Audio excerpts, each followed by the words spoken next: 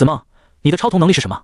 我们打算在下周进入诸天塔一层试试，应该会选武道世界。要是你能力合适的话，就组队呗。不合适吧？我的超同天赋只是能让别人进入半睡半醒的状态，可能不是很有用。无所谓，人多力量大，我们同学之间进去也好有个照应。听说隔壁班的赵昌已经突破诸天塔一层了，而且在武道世界当中拿到了地级的评分，有1000点进化点呢。他的超同好像已经进化到第2阶段了。真的假的？我们学校竟然还有人突破了诸天塔一层。我们班有个自闭症的同学头铁，独自前去诸天塔，送了2次，现在他整个人都抑郁了。听说在诸天塔死3次之后，会永久失去眼睛，变成一个瞎子。这也太可怕了吧！我这辈子都不打算去诸天塔了，要是瞎了怎么办？是啊，现在人人都能觉醒超同，平时随身附带一个小能力也挺有意思的，何必为了更强的能力，让自己的眼睛都瞎掉了？怂什么？不是要死3次吗？你死2次，第3次再也不去就行了。某中学高3 17班，一群男女同学围在一起，热切地讨论了起来。墙上挂着鲜红的字号，距离高考还有30天的时间。可是现在班上闹哄哄的现状，好像高考在众人的眼里就是个摆设一样。教室某处不起眼的角落，一个趴在课桌上睡觉的男生忽然睁开了眼睛，瞳孔当中泛起一丝金色的光芒。我是谁？我在哪？他们在说什么？3个问号同时在楚风的脑海当中浮现出，紧接着一阵陌生的记忆涌入脑海当中，让他的头感到剧痛无比。吸收记忆之后，我穿越了。过了片刻，楚风喃喃自语了一句，好不容易接受了这个事实。他穿越到了一个平行世界，这里人人都能觉醒超同，类似于小说动漫中眼瞳的能力，并成为超同者。超同者的能力根据每个人灵魂不同的特性而产生，在超同时代下，每个人的能力都是百花齐放。但是一般来说，超同者觉醒的超同都是一阶超同，虽然在能力上各不相同，但所能产生的作用也十分接近。想要获得更强的超同能力，就必须进入诸天塔。每个超同者都可以将灵魂共同连接到超同时代当中，类似于第2个世界，但是以灵魂为媒介进行接触的。而诸天塔正是超同时代的核心，能够连接多元宇宙，进入不同的世界当中进行专属的任务，根据评分获得进化点，以此进化自己的超同能力。但是进入诸天塔并不是完全没有危险，如果死亡3次以上的话，不但会剥夺超同，甚至还会永久失去视力，变成一个瞎子。所以绝大部分超同者都选择安逸的待在诸天塔一层，越往上走人就越少，相当于金字塔的结构。小风，你也觉醒超同了吗？一道透着惊喜的声音从楚风的耳边传来。林青青在这个理科班中，她是为数不多的女孩子中罕见几个长得比较漂亮，同时还具有温柔活泼属性，平时还能和男孩子玩在一起的女生没有之一。在楚风睡醒的时候，他的瞳孔泛起一层金色的光，被林青青所注意到了。班上有绿色的超同、黄色的超同、蓝色的超同，但是金色的超同却十分罕见。这一喊顿时吸引了全班的目光。楚风也觉醒超同了，不少人露出了不敢相信的目光。楚风平时的成绩在班上处于末尾，跟他玩得好的同学也没几个。到了高3的时候，同学之间的关系也没以前那么单纯，分数论的思想也逐渐让许多心思单纯的少年变得世俗。超同时代忽然卷袭全球，不少人还没从分数论的思想中转化过来，看见成绩最差的同学竟然觉醒了全班都没有的金色超同，心中不免泛起一股酸意。楚风这才注意到自己看到的场景已经跟正常人有所不同了，每个人的头上都连接着一道不同的光环。林青青头上的光环是梦幻般的蓝色，看上去就很有创造力的感觉，而其他人的颜色各不相同，给楚风的感觉也不一样。我竟然能看见别人身上的气运。稍微愣神片刻，楚风就立刻理解了自己看到的景象。超同是根据每个人的灵魂所觉醒的能力，所以只要心念一动，关于自身超同的答案就会浮现于脑海当中。突然间，楚风感觉到自己身上还储藏着一种沉睡的能力。他心思一动，接着瞳孔的颜色竟再一次发生了变化。虽然金色还是金色，但似乎变得更加深邃，仿佛瞳孔变成了双重一样。那一瞬间，不知是幻觉还是梦境，楚风竟看到林青青进入到一个类似于古武世界的场景当中，在青石铺成的街道上，他与班上的几个同学并排而行，时而交谈，时而讨论专属任务的进度。画面再次跳转，林青青竟然遭遇了一群人的攻击。楚风急忙收回心神，画面这才终止。而课室当中，林青青的眼里冒着小星星，满眼羡慕地看着自己的眼睛。哇，楚风的眼睛也太漂亮了吧，金闪闪的，还很深邃，我好羡慕。角落里刚刚还有些神气的男同学瞬间露出了不屑的目光，不就是眼睛好看了点吗？能力才是关键。楚风扫了那几个男同学一眼，发现他们头上连接的气运都是一团黑色。哼，性格决定命运，这些人活该倒霉啊。楚风暗笑一声，也没有多说什么，反正现实会教会那群小孩子怎么做人，他可没工夫跟这群人扯嘴皮子。小风，你的能力是什么啊？快告诉我呗。林青青毫不客气地在楚风的身边坐下了，语气急切地问。我也不知道，只是看到了一些不一样的东西，但我还无法理解。楚风随意几句糊弄过去了。开玩笑，超同时代，每个人的同数能力都是一个人的身份验证。如果在诸天塔中得罪了什么人，如果不暴露能力的话，那对方就很难找到自己现实中的身份。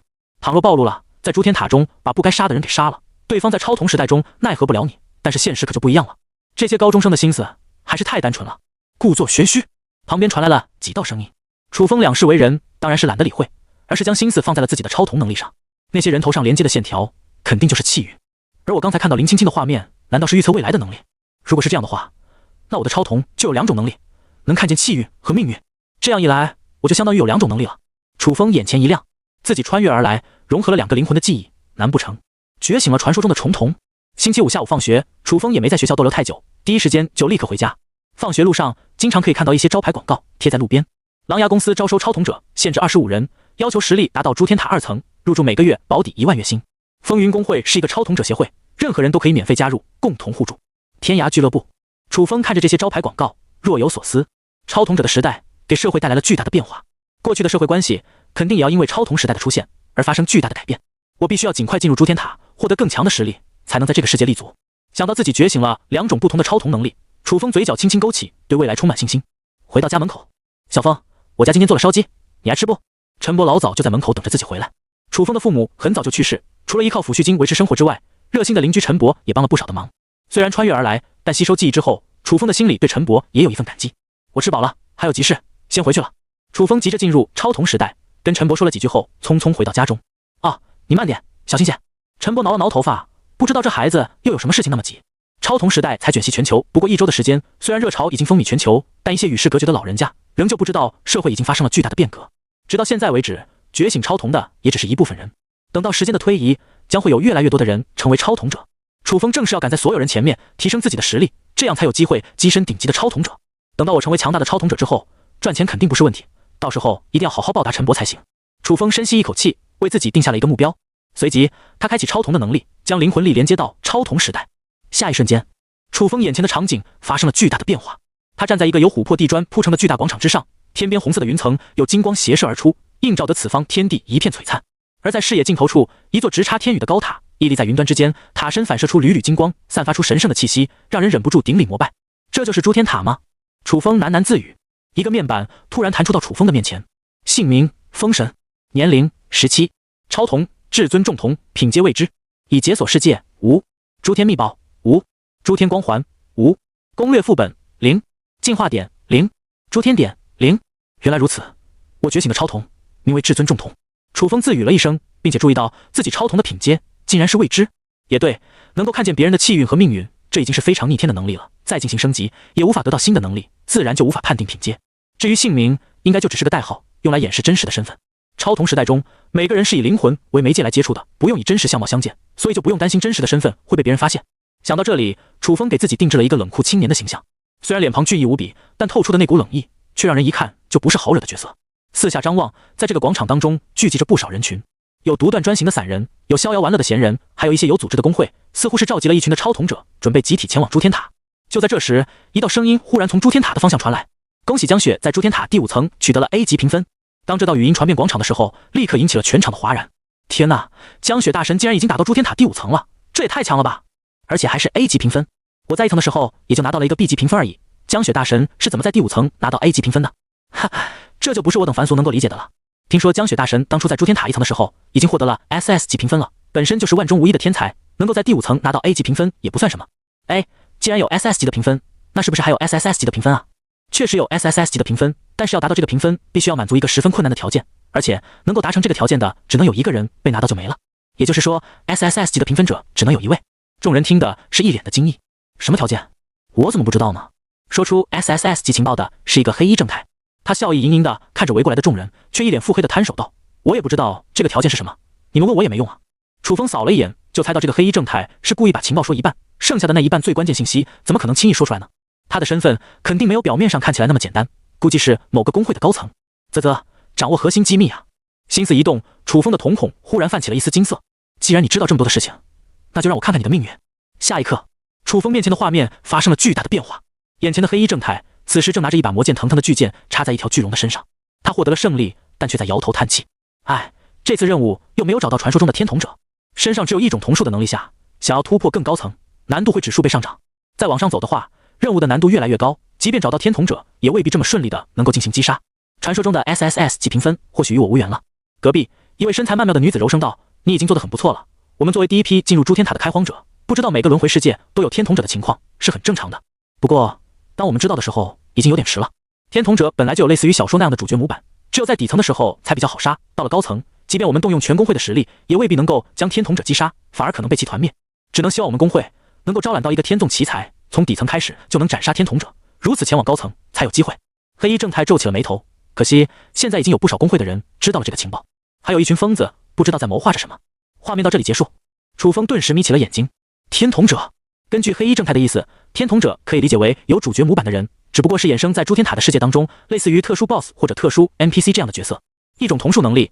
这句话暴露了黑衣正太并不满足于自己只有一种超瞳，也就是说他想要有第二种。结合这段话的意思，每一层的诸天塔都存在着一个天统者，击杀天统者非但可以获得第二种超瞳天赋，而且还能获得传说中的 SSS 级评分。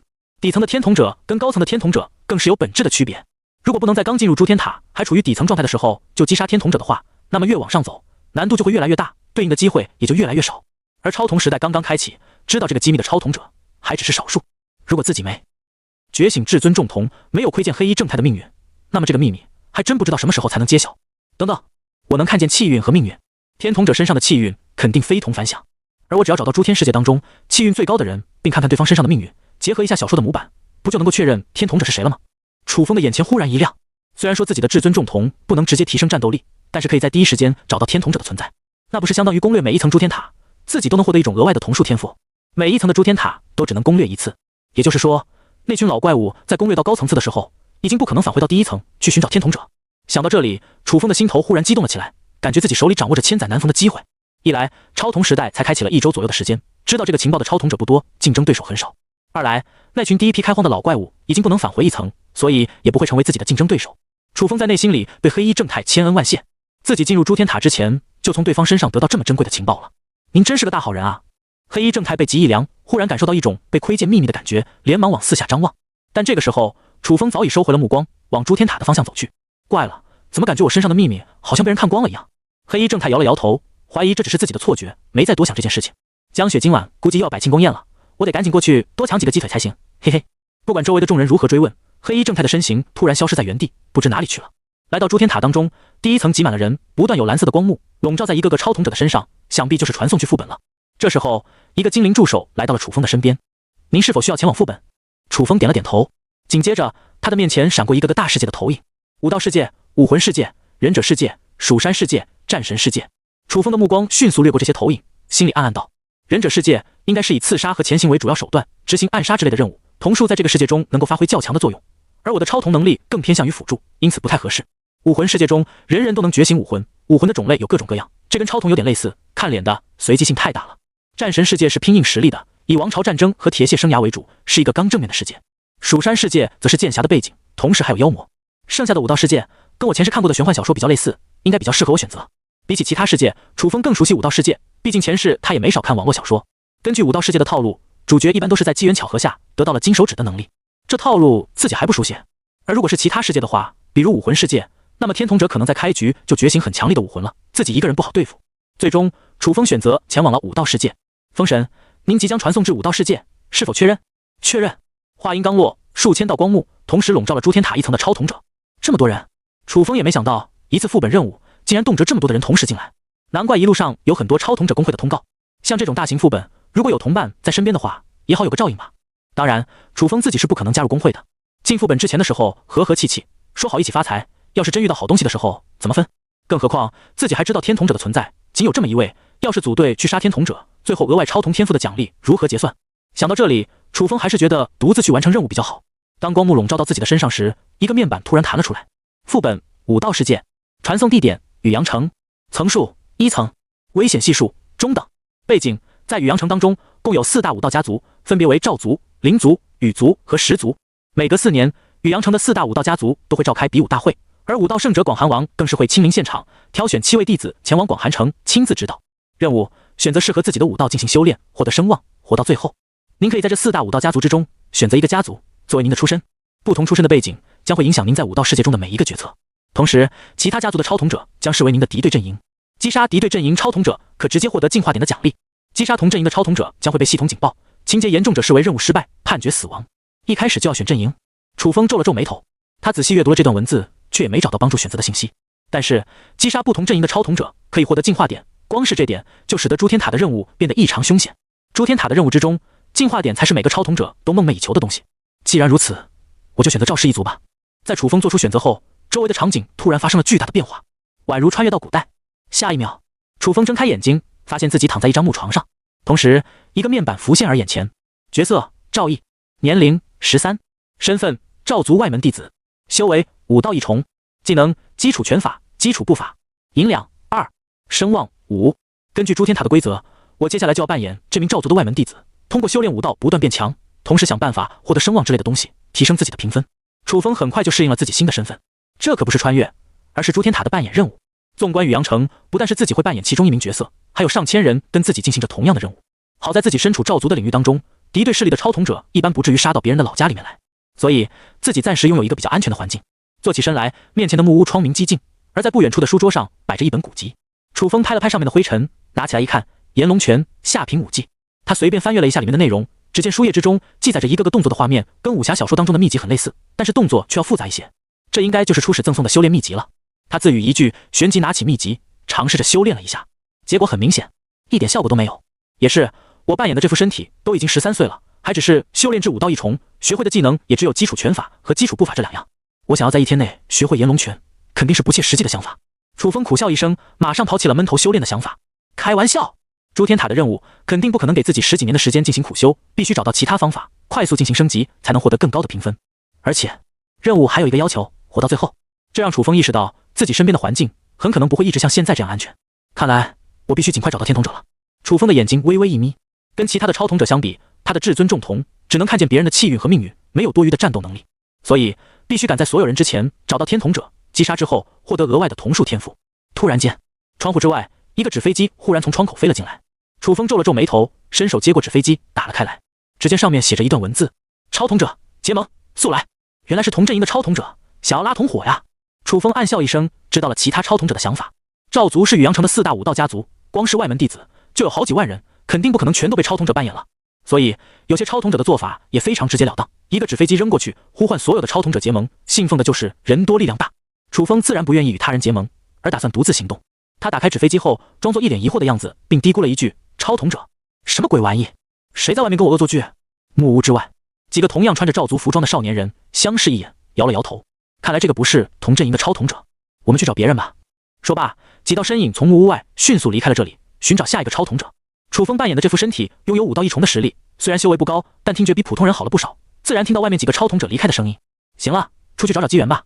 走出屋外，楚风没有表现出一丝异样，完完全全就像是融入了赵毅这个角色，一边伸着懒腰，一边朝演武场的方向走去。路过的赵族弟子大多数都在进行修炼，很少理会别人。他随便找了一个比较少人的地方，如其他的赵族弟子一样开始修炼，完全融入了角色。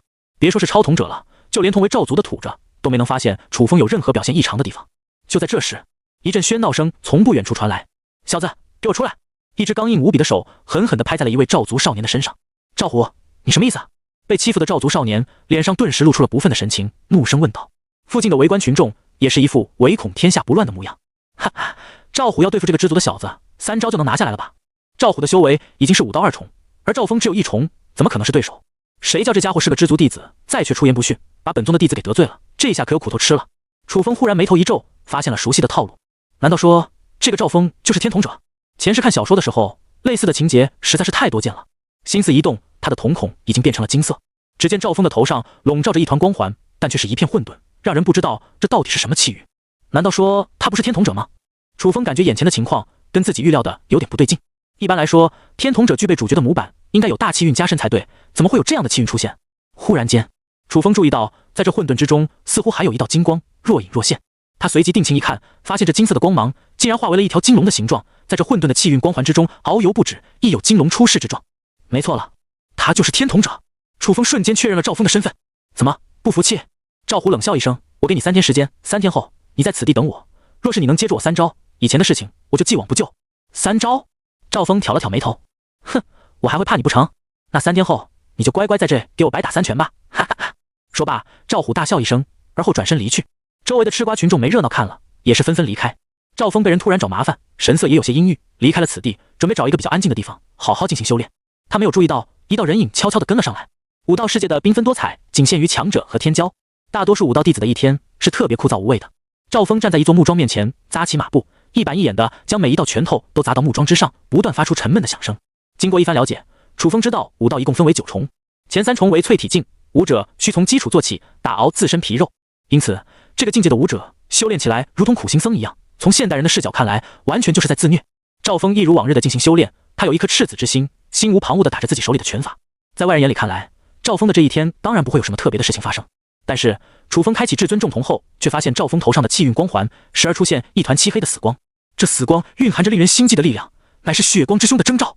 但在死光的旁边，又有一条金龙不断流转，大凶之兆和大吉之兆呈交织之状，这是要置之死地而后生啊！能够救他的，除了金手指爸爸，还有谁？看起来我确实没找错人，他就是天童者了。楚风更加确定了赵峰的身份，心头涌现出一丝激动的情绪，但很快就被他的理智所克制了下来。现在还不是出手的时候。赵族领域是禁止同族自相残杀的，如果自己在这时候上去，打不打得过赵峰另说，如果被赵族的其他高层知道，肯定也有很多麻烦，必须等待一个时机。暮色暗沉，乌云涌动，阴冷的风携带着一丝不安的气息拍在了楚风的脸上，让他眉头一皱。抬头看去，只见天空集聚了好大一团乌云，电光在厚厚的云层之间闪耀不止，如雷龙缠绕。忽的一阵雷声，更是震得人双耳嗡鸣，感到胸中有一股闷气难以吐出。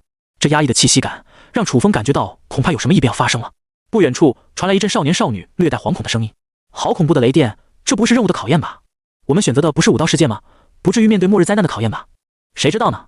你自己看看系统的说明，任务还有一个要求，就是要我们活下来。该不会是有某位武道圣者在那里渡劫吧？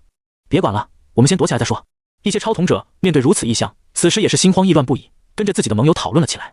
毕竟在赵族的领域，身边都是同盟的超统者，不会面对危险，所以一些超统者就没有刻意去隐瞒自己的身份。但在楚风的眼里看来，这种做法并不理智。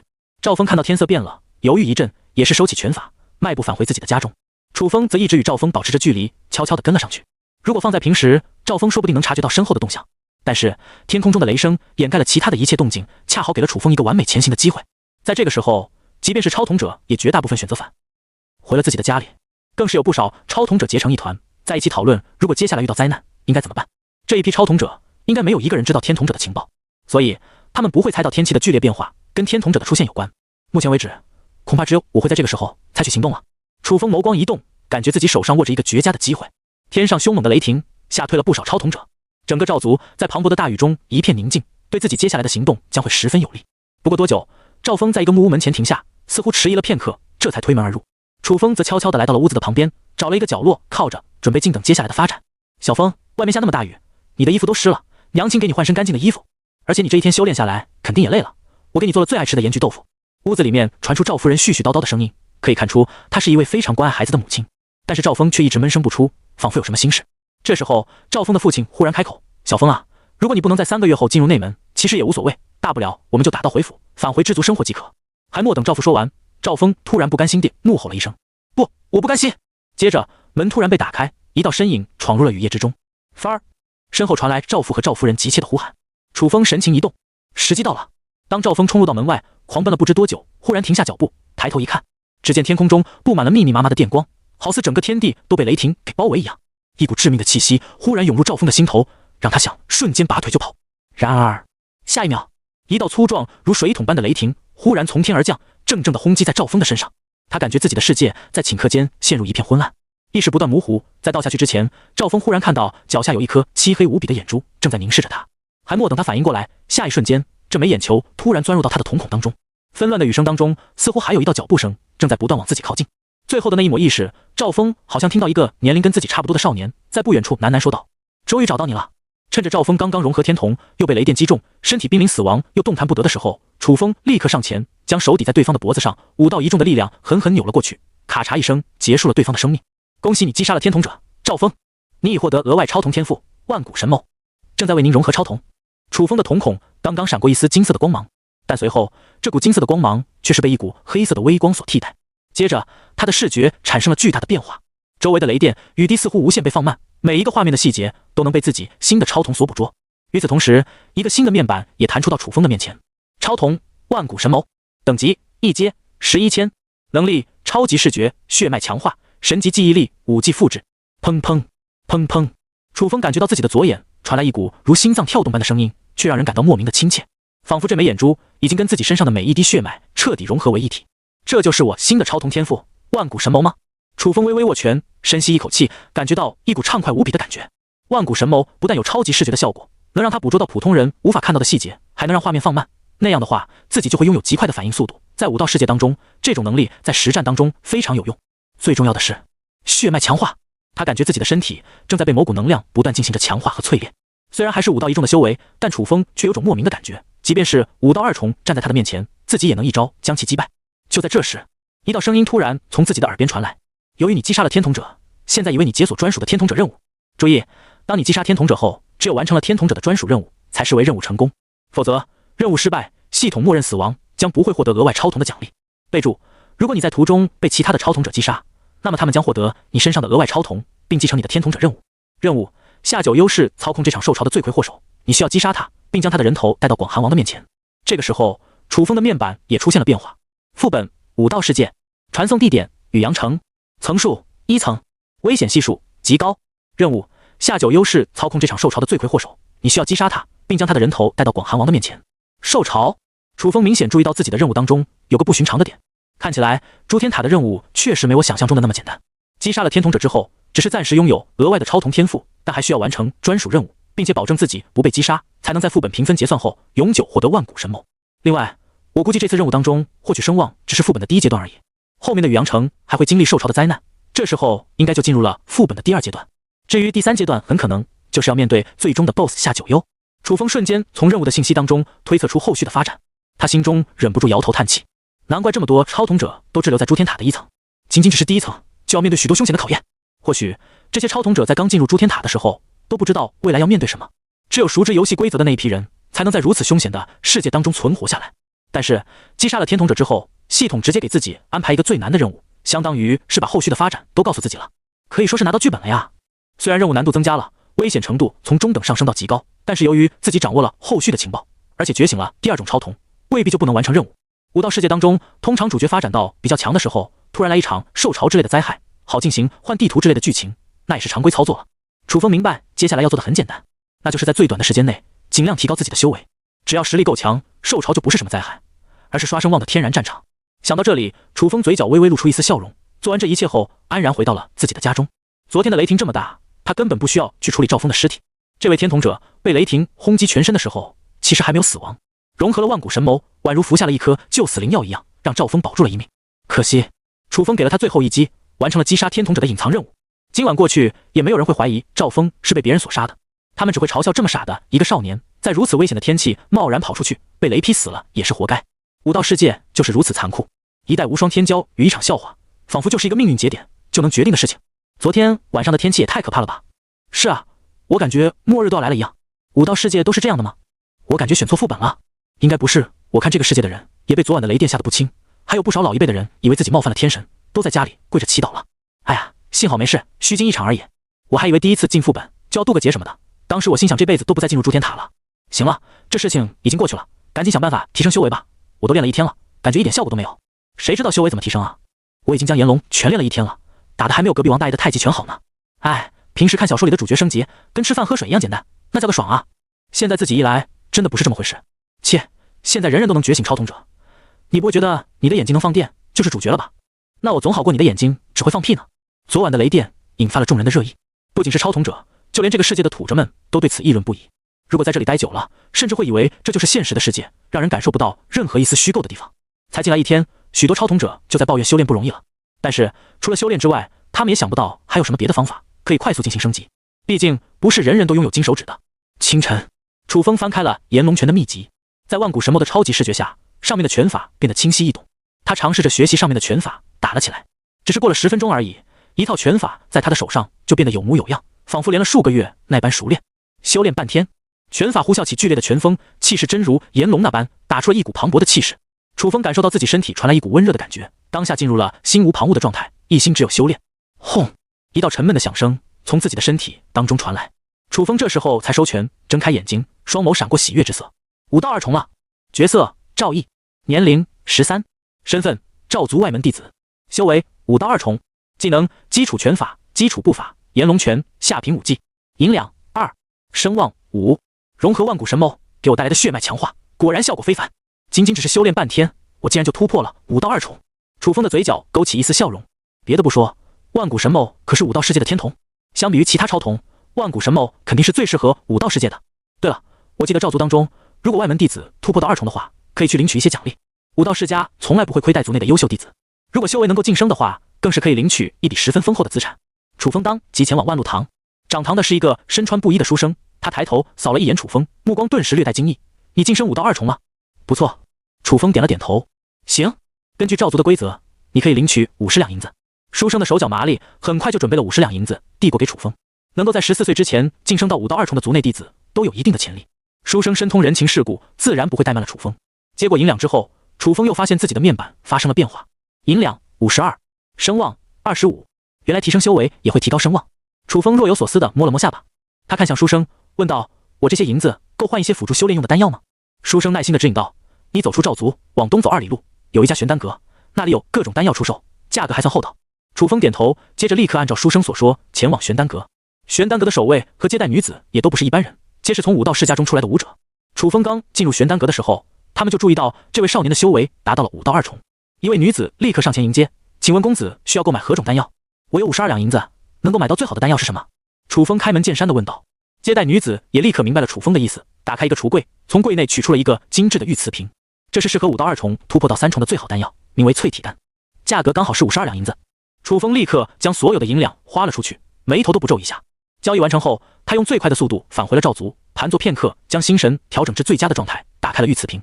所有人的初始银两应该都是2两，而晋升至5到2重能够获得50两银子，突破3重最好的辅助丹药是52两银子，这应该都是刻意安排的。幸好我没有随便用那2两银子乱买东西，要不然买丹药的钱就不够了。想到这里，楚风当即将淬体丹服下。既然晋升到5到2重就能通过规则内的奖励买到最好的丹药，那么立刻服用，效果肯定也是最好的。他是过来完成任务的，又不是来进行修炼的。如何将自己的修为在最短时间内提升到最高，是这次任务的课题。至于这样连续突破会不会贪快，哪里需要关心。丹药服用下去，一股温和的药力迅速在楚风的体内蔓延而开。他没有犹豫，立刻站起来开始打炎龙拳。晋升至5到2重，炎龙拳的威力已然能够施展出1、2。不断挥舞之间，强大的气浪随着拳风呼啸而出，在到达尽头处，竟然产生了一丝炎之气息，绚丽的火焰在空气中噼啪作响。楚风的骨头也传来一阵响声，那是丹药发挥的功效。他的修为在短时间内得到大量的进步，身体发生着不小的变化。楚风就这么一直挥舞着炎龙拳，没有任何停歇，却也不会感到疲倦。丹药的药效不断为他的四肢提供充足的能量，不将这股力量发泄出来，反而浑身上下都会有一种不畅快的感觉。经过了整整1天的修炼后，轰，又是一道沉闷的响声在楚风的体内响起，而他的修为也在此刻达到了5到3重。爽！楚风收拳之后，长吸一口气，感受着身体的加强，忍不住产生一股畅快的感觉。他现在的实力跟刚刚进入武道世界相比，有了质的飞跃，而且随着修为的提升，万古神矛的能力似乎得到了一定的成长。超级视觉之下，在没有遮挡物的情况下，楚风能将2里之内的任何物体都尽数收入眼底当中。根据赵族的规定，外门弟子在14岁之内晋升至5到3重，就可以正式成为内门弟子。内门弟子的待遇跟外门弟子有着天壤之别，除了每个月可领取更加丰富的俸禄之外，还能进入天武阁2层，学习更加强大的武技和功法。事不宜迟，楚风再次来到了万路堂。书生看见楚风又来了，不禁挠了挠头，感到有些疑惑。然而他定睛一看，却发现楚风的修为竟然已经晋升到5到3重了。这……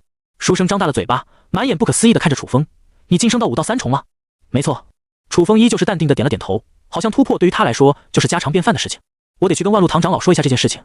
你既然已经晋升5到3重，那么就能成为内门弟子，而有关你接下来的安排，就不是我能做得了主的。书生连忙跑向堂后。很快，一个胡子花白但精神抖擞的老者从堂内跑出来。长老的目光放在楚风的身上，顿时笑了起来：“很不错，你能够在14岁之前晋升5到3重，潜力无穷。这是你的内门弟子令牌和500两银子的奖励。你可以凭借这枚令牌前往天武阁，挑选2门你看中的武技，但不要好高骛远，选择适合自己的就好。另外，每个月你可领取50两银子的俸禄。”接过内门令牌之后，楚风的面板又发生了变化。角色：赵毅，年龄13，身份：赵族内门弟子，修为5到3重，技能：基础拳法、基础步法、炎龙拳，银两500，声望125。在万路堂长老的指引下，楚风很快找到了天武阁。长老，您能不能通融一下，让我们进去啊？当楚风走到门口的时候，发现几位少年站在不远处，苦苦哀求。5到2重以上可进入天武阁1层，5到3重以上可进入2层，这是规矩。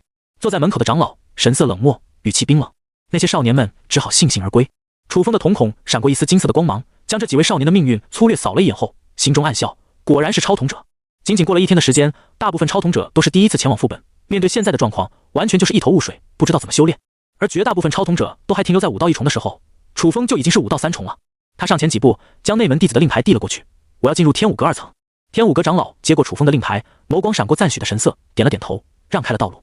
后面的几个超统者看得一脸呆滞，他是内门弟子，至少也有5到3重的修为了吧？那小子的年龄看起来跟我们差不多，会不会也是超统者啊？不可能吧？我问过其他超统者，大家的模板都是一样的，再怎么逆天，也不可能在一天就升到5到3重，应该是这个世界的天才土者。有道理。进入天武阁2层的楚风，完全没想到自己只是路过，竟然就获得了天才土者的美誉。他开启了万古神谋，在超级视觉下翻阅这里的武学秘籍。万古神谋拥有神级记忆力的能力，因此楚风只需要将秘籍翻阅一遍，就能将里面的内容全部记住。只要将这里的武学全部翻阅一遍，他的脑海里就相当于有了一座移动的天武阁。哎，这里竟然还有地图！翻阅了上百部武学之后，楚风竟发现一张地图从一本武学秘籍的书页中掉落而出。估计是某位弟子在归还武学秘籍的时候，不小心把地图放在了书里，因此也就将这张地图留在了天武阁2层。他打开地图一看，发现宇阳城的4大武道家族各占据宇阳城的4大角落，而赵族正是在东南方，北部还有一大片山脉，地图上标注了不少凶兽的图像，显然是在说明其危险性。山脉，对了，我记得击杀凶兽应该也可以获得声望值，而且兑换过来的宝血还能卖出高额的银两，可换取更加珍贵的丹药。楚风眸光一亮，自己的修为已经到了5到3重，继续留在赵族修炼，对于日后突破的帮助已然不大。若是前往横断山脉进行修炼，不但击杀凶兽能够获得较高的声望值，说不定还能获得一番机缘。风险与机遇并存，我的至尊重瞳拥有看见命运的能力，所以选择最高风险、最高回报的道路才是最适合我的。楚风很快就做出了自己的打算，不过前往横断山脉前必须要做一些准备。猎杀凶兽没有一把适合的武器，那怎么行？楚风记得在玄丹阁的旁边有一家新武拍卖会，那里有不少武者使用的武器出售。我身上只有500两银子，不知道够不够买下品玄器。武者使用的武器名为玄器，跟普通的武器有很大的不同。楚风的修为已经达到了5到3重，已经能够初步使用下品玄器，而通常武者使用的玄器价格也是昂贵的吓人。来到新武拍卖会，这位客人，您要选择什么武器？我需要一把下品玄器，弓箭类。楚风思考片刻，回答道：既然他的万古神谋能够提供超级视觉，那么弓类武器肯定是第一选择。能够在千里之外斩杀凶兽，又何必要近身肉搏呢？但拍卖会接待听到之后，却露出了为难的神色。玄器下品的武器是有不少，但是弓箭类很少人用，所以货源比较少。现在我们拍卖会只有一把玄器下品的弓箭，名为掠星弓，价格也比较昂贵，需要1000两银子。但这把弓箭注入了武道大师的纹络，可以15到3重的武者就能够发动真元攻击。一般来说，只有5到4重以上的武者才能达到真元出鞘的境界。但是掠星弓却不一般，注入了武道大师的纹络，可以使3重武者就发挥出4重武者的实力，需要1000两银子也是合情合理的。不过我身上只有500两银子。楚风皱了皱眉头，您是要去横断山脉狩猎凶兽吗？接待人员心思一动，猜到了楚风接下来的打算。正是。楚风点头。只见对方咬了咬牙，这样吧，我可以给你贷款500两银子，但是你需要在1年内归还，免息，您看怎么样？楚风有些愕然，还有这么好的事情？接待人员笑道，您的修为达到了5到3重，而且看您身上的服装，应该是赵族的内门弟子。我知道赵族内门弟子每个月都有50两的俸禄，要凑够500两银子，也就是1年的事情。况且横断山脉机缘丰富，只需要击杀几只凶兽，卖出的银两肯定超过500两了，所以这算是一种投资。楚风恍然大悟，原来是自己的内门弟子的身份提高了信誉度，带来了便利。还有一种可能，自己的声望也是有作用的。无论是天武阁长老、万路堂长老，亦或者是宇阳城的其他机构，见到自己之后态度都是比较客气的。反观其他修为还是停留在5到1重的超统者，即便跟别人搭个话，得到的态度也是冷冰冰的。所以声望值不仅能够在结算的时候获得更高的评分，行走在这个世界上也能获得很多的便利。在接待人员的安排下，楚风签署了一份贷款合约。他先支付了身上所有的银两，剩下的500两银子需要在1年之内归还。以赵族的名义作为担保，信誉也是有保障的。一把弓身为蓝色，表面有由龙般金色纹络的弓箭被楚风拿在手中，获得下品玄器掠星弓。楚风立刻前往横断山脉，准备狂刷声望值。7天后，横断山脉中，一个手持弓箭的少年穿梭在幽密的丛林之间，左眼有一道黑色的微光闪烁，显得很是深邃，似乎在看向远方。他站在了一棵高达30米的大树之上，将剑搭在弓弦上，用力拉开。弓身之上的纹络散发出一股神秘而朦胧的光芒。噗！一道迅捷的破空声穿破了森林的幽寂，朝着极远处飞速地射了过去。嗷呜！隐约间有悲鸣声从远处传来，同时楚风的面前也弹出了一道提示：恭喜你击杀了4阶凶兽赤狂熊，获得20点声望值。打开面板，只见上面的数据已经发生了一些变化。角色：赵毅，年龄13，身份：赵族内门弟子，修为5到3重巅峰，技能：基础拳法、基础步法、炎龙拳、大成、飘零步圆满，破晓流星剑圆满，银两0，声望1125。经过了7天的时间，我的身法和剑术都已经达到了圆满的境界。楚风对此进度还算感到满意。万古神谋的超级视觉下，楚风能够捕捉到更多的信息，因此修炼武学的进度也是飞快。武学分为小成、中成、大成以及圆满这4种火候。一般来说，即便很有天赋的武者，想要将一门武学修炼到大成的境界，少则也要花费数个月的时间。而楚风却是在1个星期就将一门上品身法和一门上品武技都修炼到了圆满的境界，其进度不可谓不快。实战的历练当中，楚风体内的药性也在不断被激发，修为更是达到了5到3重巅峰，就差临门一脚即可迈入4重的境界。干掉了一只凶兽后，楚风立刻移动位置，找到了下一处地方。万古神谋能够将视野延伸到很远的地方，很方便就能找到远处的凶兽。达到圆满境界的破晓流星剑，更是让楚风的剑势威力变得强大无比，能够在数里之外猎杀凶兽，避免了近战的危险。就在这时，楚风用万古神谋看到了一只达到5阶巅峰的凶兽，守在一处洞穴的附近。凶兽守洞穴，不用多说，里面必定有天才地宝。虽然我的修为只有5到3重巅峰，但是在烈星宫的真元加持下，以及圆满火候的破晓流星剑，我能够发挥出不亚于5到5重的实力。只要保持足够的距离，猎杀5阶凶兽不成问题。拉开烈星宫，一道璀璨的剑矢如流星划过丛林，立刻朝着这只凶兽射了过去。好，这一箭射到了凶兽的眼睛上，直接穿越了脑髓，当场死亡。眼睛是凶兽特别脆弱的地方，楚风利用这个办法干掉比自己强大的凶兽，屡试不爽。与此同时，楚风的声望值也达到了1225点，一只5阶的凶兽带来的收益可不小。取下凶兽最有价值的部分，楚风进入了洞穴之中。3株百年血参，1株千年血参，这应该可以让我突破到5到5重了。楚风刚进入洞穴的第一眼就看向了长在其中的天才地宝。比起丹药，野生的血参药性更加强大，普通的武者可不敢随意服用。但是经过楚风的发现，万古神谋正在逐渐改造自己身上的血脉，吸收丹药的药性几乎不会有任何副作用。他当即盘坐下来，摘下1株百年血参，脑海中闪过一部名为聚元星诀的功法。此功法比较易于修炼，升级够快。每隔4年的宇阳城比武大会将在20天后举行。听说这次大赛的奖励极其丰厚，可能有帮助突破修为的丹药作为神秘奖励。如果能在这几天冲击5到5重，甚至是5到6重的境界，那么拿下第一将不是问题。楚风心头一动，猜到了比武大会很可能才是获取声望值正道。毕竟到那个时候，不同阵营的超统者就要聚集在一个舞台之上进行比试，对应的知名度也是整个宇阳城。因此，楚风就选择了升级最快的聚元星诀，打算让自己的修为遥遥领先其他超统者，以无敌之姿完成这次扮演任务。只要完成这次任务，即便抛开 SSS 级的奖励，第2种超同天赋也是其他超统者所梦寐以求的能力。服用第1株百年血参，楚风运转聚元星诀，并开启万古神谋，观察药性在自己体内的流动。5到3重突破至4重，需要在丹田处凝聚真元。这一步需要将流于百窍之中的真元全部汇聚于一处，非常危险。但是万古神谋的超级视觉，能够看到体内真气的流传，控制起来十分方便。不出半日，楚风就将百窍真气归于丹田之中，凝聚真元。5到4重了。然而楚风的修炼并没有停下，凝聚真元之后，就正式跨入了5到4重的境界。但是这时候的真元数量还很少，需要加速凝聚。百年血参还有一丝残留药性，被真元飞速吸收。楚风感觉进度还有点慢，立刻服用了第2株血参。瞬间，他的修为又开始飞速增长了起来。经过1天时间，他已经来到了5到4重小成。第3天，4重中成。第6天，服用第3株血参。第7天，4重大成。第13天，4重巅峰。第20天，5到5重了。感受着体内的变化，楚风的脸色流露出欣喜之色。进入副本以来，仅仅用了不到1个月的时间，他就已经晋升到5到5重。其他超统者都没有这么恐怖升级速度，即便放在整个宇阳城的4大阵营当中，绝对找不到任何一个比楚风升级还快的超统者了。是时候返回赵族进行出世了。每个武道家族只有前20名的弟子才能晋级到宇阳城舞会当中，与更强的天才进行比试。经过1个月，应该有不少超统者都摸索到自己的方法。在超同天赋的加持下，前20名应该有不少都是超统者。身为超统者，竟然打不过土着，这就有点说不过去了吧？楚风取下还没有服用的千年血参后，起身返回宇阳城。哈哈，横断山脉果然是一个不错的历练之地。经过1个月，我的声望已经刷到300点了。会长都晋升至5到3重了吧？不错，要我看来，如果待在家族里面闷头修炼的话，现在能达到5到2重的境界就不错了。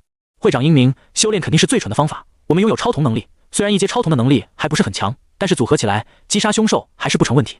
等我们将这些凶兽的宝血和精髓都运回去，卖个好价钱，说不定还能换点不错的丹药帮助突破。前面好像有个人。横断山脉中有一群身穿林氏家族的少年们组成了一个团队，共同在这附近猎杀凶兽。听他们的对话，想必是一个超统者公会。站在最前面的人瞳孔似乎泛起了一圈圈涟漪，他的视野跟楚风的万古神谋有些相似，可以看到很远的地方，并具有透视的功能。就在这时，一个身穿赵族服装，背后拿着一把弓箭的少年出现在2公里以外的地方。会长，好像是一个赵族超统者，应该也是来横断山脉历练的。会长皱了皱眉头，他们有多少人？是迟疑片刻，而后答道：只有1个人。1个？会长挑了挑眉头，大笑道：哈哈，看来我们真是走运了，这次出来不仅能猎杀凶兽，还能猎杀敌对势力的超统者。我的超统还停留在1阶，如果能升到2阶的话，那么战斗力肯定又会有质的飞跃。走，我们一起过去把他杀了。公会里的其他成员们听的都是心头涌起一股激动之情。升级超统，想想就很爽啊！即便修炼到传说中武道圣者的境界，也不过是一场扮演任务而已。升级超统的品阶却是在现实中也可以使用的，这才是真正的大头。2公里之外，楚风的眸光扫向了林氏家族的那群人，同时他的瞳孔当中泛起了一丝深邃的金色光芒。过了几秒钟，他就通过命运的能力知道了这些人的身份，乃是林氏家族的超统者，正好拿你们的人头升级我的万古神眸。楚风的嘴角轻轻勾起，随即拉开了掠星弓。对面修为最高的也不过是个5到3重的超统者，其余的手下修为大多都在1重2重左右，装备也都是基础的刀剑，根本不可能威胁到能够超远距离击杀对手的自己。嗖！第一支箭从纹络流转奇异光泽的掠星弓之中飞射而出，穿过了一大片幽暗的森林，以一个极其精准的角度直接贯穿了会长的脑袋。砰！还没等众人反应过来，会长闷哼一声，倒在了地上，一阵血雾弥漫在空气之中。其他人待在原地，愣愣地看着会长的尸体横在眼前，甚至大脑神经还没反应过来，首领就被一剑秒杀了。什么情况？工会的其他人愣了片刻，紧接着露出了一阵惊恐的表情。完了，我们碰到铁板子了。MD， 你们是猪吗？那个人敢单独在横断山脉历练，肯定不是一般的强者。快跑！楚风挑了挑眉头，看着分头逃跑的敌对超统者们，略带嘲弄地道：想跑？晚了。弓箭手从来不会担心敌人分头逃跑，只要在他的视线当中，就能收割敌人的生命。第2支箭，第3支箭，第4支箭，每一箭射出，寂静的丛林之中都传来一阵撕心裂肺的惨叫声。还在逃窜的林氏超统者脸色都一片灰白，只能在死亡的阴影之中疯狂地逃跑。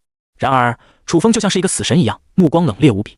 当他的万古神眸锁定了一个敌人之后，下一秒夺命的箭矢将会从掠星弓当中飞射而出，斩杀敌人的生命。只要将对手干掉，他们就会直接退出到诸天塔的大厅当中，与接下来的这次任务就没有任何关系了。如果他们已经在诸天塔阵亡过3次，那么还会永久剥夺势力。但那又怎样？从进入这里的第一天起，楚风就明白这是一个吃掉其他人的资源，迅速壮大自身，从而再去获得更多资源的游戏。这条路注定要踏着踩着无数人的尸体，成功登到山顶。因此，他对待敌人没有任何的仁慈，就如同狩猎者要吞掉猎物，才能保证自己能够延续生存和发展一样。不到几分钟的时间，17个灵族超统者全部死于楚风的剑下。通过命运的能力，楚风知道这群人是一个小型的超统者工会，不过是临时组队的，谈不上有什么大能耐。倒是这个会长是一个富二代，用钱买了一群觉醒了超统的小孩子，蛊惑他们为自己行动，让人感到十分可恶。诸天塔是一处危险的地方，这个家伙竟然花钱买通一群正在上学的孩子为他效力，哼，真是一个无耻小人。楚风的眼神冰冷了几分，对待这种人，他更是深恶痛绝。希望这群孩子被我杀了一次之后，能够明白诸天塔的危险性，不要再随便进来。好在只死一次不会剥夺他们的势力，而通过命运的能力，楚风也知道自己这次下狠心动手，能够让这群小孩意识到诸天塔不是随便都能来的地方。他们通过这次死亡的经历，会对自己的能力看得更加成熟，从而等到未来有能力的时候才会进入诸天塔。打开面板，一条条消息闪烁在消息栏目当中。斩杀了17个超统者，一共获得了4000点声望值，其中每个5到1重的超统者能提供200声望值，而修为最高的会长达到了5到3重，更是提供了800点声望值。这几乎是自己这些天斩杀凶兽所获得声望值的4倍之多了，并且1900点进化点。楚风眸光一动，系统面板突然弹出，并且给出了一个带有感叹号的提示：您的进化点已达到了升级万古神眸的标准，是否选择进化万古神眸？确认。楚风毫不犹豫地选择升级了万古神眸。很快，一个新的面板弹出：超瞳万古神眸，等级2阶9105000，能力超级视觉，血脉强化，神级记忆力，5G复制，千仞神锋，新千仞神锋消耗一定的瞳力，你可以向正前方快速发动3下斩击之刃。当你的万古神眸获得更高的等级后，所有能力都会得到增强。开启万古神眸，楚风发现自己超级视觉又有了一些变化，他的视野在没有障碍物的情况下，能够延伸至5公里以外，并且在这种视觉下，他能够看见的东西更多了。砰砰砰砰，左眼再次开始了熟悉的悸动，一股温热的感觉从万古神眸之中流出，运转于周身。楚风感觉到他身上的血脉之力似乎又得到了强化。连续服用3次百年血参后，他的体内还残留着许多的药性，沉积了下来，可能会影响日后的突破。但是万古神眸进化之后，血脉的能力也得到了提升，血参的药性正在快速被自己的身体所消化。眨眼之间，楚风的修为就来到了5重小成。虽然实力的增长并没有十分明显，但吸收完身体残留的药性之后，他可以立马服用下一株千年血参，帮助自己快速冲击5到6重。不过冲击6重的事情要先放一放，当自己回到赵族的时候，比武应该差不多开始了。事不宜迟，楚风马上赶路返回雨阳城，走了莫约6公里路。吼！一道响彻整个横断山脉的吼声在附近响起，楚风这才意识到自己现在的位置正处于横断山脉的内围。不远处，一只6阶的凶兽，体型高达3米，如一个移动的小山丘般挡住了前方的去路。尤其是它的背后长了一对翅膀，可身体却如猎豹那般，看起来就是行动极其迅捷的凶兽。移动速度极快的凶兽都是弓箭手的克星。然而，楚风只是扫了6阶凶兽一眼，接着发动千仞神锋，就拿你来试试我2阶超瞳的威力！咻咻咻！空气当中同时响起了3道刺耳无比的破空之声，银色的锋芒宛如凭空出现，从3个不同的角度朝着6阶凶兽的身体划了过去。扑哧一声巨响，这3道银色锋芒竟在一瞬间破开了6阶凶兽的身躯，直接将其斩成了3段。6阶凶兽甚至连惨叫都来不及发出，就横死当场，画面看起来血腥无比。楚风注视着眼前的这一幕，也是不由微微愣神。没想到我的万古神谋只是升到2阶，就有如此强大的威力了。以5到5重的修为，直接秒杀6阶凶兽。要知道，即便是5到7重的大师级强者，面对6阶的凶兽也会感到棘手无比。楚风能够轻易秒杀6阶凶兽，其战斗力更是可以比拟5到8重的武者。他不知道的是，如果是原来的天童者，要将万古神谋升到2阶，那也是晋升到5到圣者的时候才能发生蜕变。而楚风击杀超童者，直接用进化点升级万古神谋，提前得到了蜕变，威力自然是远远超过了这个层次的武者。恭喜你击杀了6阶凶兽，天翼剑齿虎，声望值加500。打开面板，角色赵毅，年龄13，身份赵族内门弟子，修为5到5重，小成，技能基础拳法、基础步法、炎龙拳、大成、飘零步圆满，破晓流星剑圆满，银两0，声望5725。我的修为增长太快，如果被其他超童者知道，可能会有些不妥。楚风皱了皱眉头，自己即将返回赵族进行比试，如果被其他超童者知道了自己升级速度够快，那么肯定会来讨要秘籍。他可没兴趣跟别的超童者分享秘籍，为了避免更多的麻烦事，还是隐藏一下自己的真正实力比较好。楚风的脑海当中闪过了一部名为隐气诀的武学，修炼这门武学没有太多的作用，但是可以将自己的真实修为隐蔽起来，不让别人发现。万古神谋升到了2阶之后，学习能力似乎也得到了强化，只是半天时间，楚风就将隐气诀修炼到大成火候。他心念一动，控制自己的呼吸，很快展露出现的气息就降低至5到3重，不会太过引人注目。施展圆满境界的飘零步，楚风现在的身法更是如一阵清风，赶路的速度飞快无比，短短1天就跨越了上百公里的路程，从横断山脉的内围来到了外围。再赶了1天的路，楚风身形一闪，飘然落到了雨阳城内。回来了，赶路的进度比预想中的快，距离族内比武竞选还有1天时间。楚风先来到了新武拍卖会，将身上所有的凶兽材料都取了出来。我想出售一些凶兽材料，你看这些值多少钱？面前的接待人员正是上次贷款给楚风的那一位。他见到熟悉的面孔后，也是一阵好奇，想知道楚风这1个月的时间里，在横断山脉有什么样的收获。一个5到3重的武者能杀几只2阶凶兽，应该就很不错了。换个500两银子，应该是够了。接待人员一边打开楚风递过去的袋子，一边心里暗暗想。然而，当他将袋子打开来后，瞬间傻眼了：4枚5阶凶兽的兽核，3斤4阶凶兽的宝血，以及1枚6阶凶兽的兽核。当接待人员看清楚风递过去的战利品，全都是极为高阶的凶兽后，感觉整个大脑都如同死机了一样。这都是你杀的？反应过来后，接待人员满眼不可思议地看着楚风。别跟别人说。楚风淡淡地说了一句。接待人员突然感到一股危险的感觉，心中震惊。他有着5到4重的修为，却完全看不透楚风现在的境界，仿佛站在自己面前的就是一个普通人而已。但是这股气质绝对是对方隐藏了修为，而不是没有修为。想到这里，接待人员更是觉得不可思议。对方只是个13岁的少年而已啊，竟然连6阶凶兽都能杀，难道他已经达到了武道大师的境界？接待人员的呼吸都不由急促了起来，连忙道：“你这里的东西一共可以买9700两银子，我可以给你1万两银子，因为6阶兽核有价无市，应当卖出更高的价格。那500两银子都算在这次的交易里面。”对于接待人员来说，这么一笔大单子可是不错的业绩，更何况能够因此跟一位13岁的武道大师产生交情，那更是千金难买的。区区500两银子又算什么？楚风看出了对方的心思，点了点头，没多说什么。交易达成之后，系统弹出一条提示：您的声望值加2000。虽然接待人员不会把这场交易公布出去，但是新武拍卖会的高层肯定都知道了这件事情，自己的名气肯定更高了，获得大额声望值也是理所当然的事情。拿着1万两银子，楚风直接前往玄丹阁，花费了8000两银子买下了一枚万元丹。万元丹是价值极为珍贵的丹药，可帮助自己从5到6重突破至5到7重，而5到5重到6重有千年血参作为过渡，短时间内不需要其他的丹药。完成这一切，楚风回到了自己的木屋当中，等待第2天赵族的比武。次日，上百个擂台置放于演武场上，每个年龄不超过15岁的赵族弟子都有资格来参加狩猎战。规则很简单，每个参赛者拥有3次进攻机会，攻下擂台即可进入狩猎阶段。只要成功抵御3次对手的进攻，就算是赢下了狩猎战的胜利，可以代表赵族参与雨阳城的舞会。4大家族都各有100个名额进行参赛，人数很多，如果挨个进行比试，需要花费很久的时间。我们赵族这次舞会，好像修为超过5到3重的都不超过100个啊！听说其他3大阵营都有200多个5到3重的武者，羽族甚至都出现了50个5到4重的武者了。我们赵族的超统者综合实力好像确实弱了一点，真是倒霉了，竟然选到了赵族，感觉这次扮演任务要失败了呀！楚风耳朵微微一动，听到了不远处几个赵族超统者的对话。羽族竟然出现了50个5到4重的武者，看来他们那边的超统者应该是有大佬带了，所以综合能力要强一点。在超统时代，工会的作用是很强大的，成员集体行动，可以分享各种情报，相当于在进入副本之前就掌握了攻略。幸好我有至尊重瞳，可以看到别人的命运，更是可以提前找到天统者。即便是江雪和黑衣正太所在的工会，都未必有我的眼睛厉害。想到这里，楚风顿时明白了自己超瞳拥有无数超统者都梦寐以求的能力。来到擂台之上，楚风将自己的修为释放到5到3重巅峰，距离4重只差临门一脚。根据自己所听到的情报，赵族之内超过5到3重的武者都未必有100个人，因此自己只要将修为控制在5到3重巅峰，绝对不会有哪个不识相的敢过来挑战。果不其然，楚风在擂台上站了一天，都没有人敢上前挑战。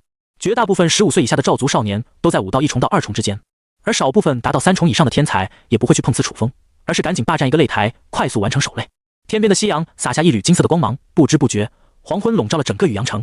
守擂战的一天也结束了。一名胡子花白的赵族长老身形翩然降落在演武场的中间，看向四周，缓缓点头：“你们是这一届赵族最强的弟子，7日之雨阳城舞会还有更加强大的对手等待着你们，所有人都可以前来找我，获得一份聚元丹的奖励，帮助你们提升到更高的层次。另外，天武阁3层暂时对你们无条件开放，获得更高层次的武学。”百强守擂战结束，楚风跟那位赵族长老接过了聚元丹。这枚丹药对于5到3重至5到5重的武者都十分有用，里面的药性非常充沛，但是吸收起来却十分温和，属于副作用较小、见效快的丹药，其价格自然也是非常昂贵。但是赵族为了在这次舞会当中可以获得更高的名次，自然是下了血本。回到小屋之中，楚风拿出了2样宝物：千年血参和聚元丹。距离比武大会还有7天时间，武道世界的第一阶段已经过了很久。如果我没猜错的话，这次舞会恐怕要有大事情发生。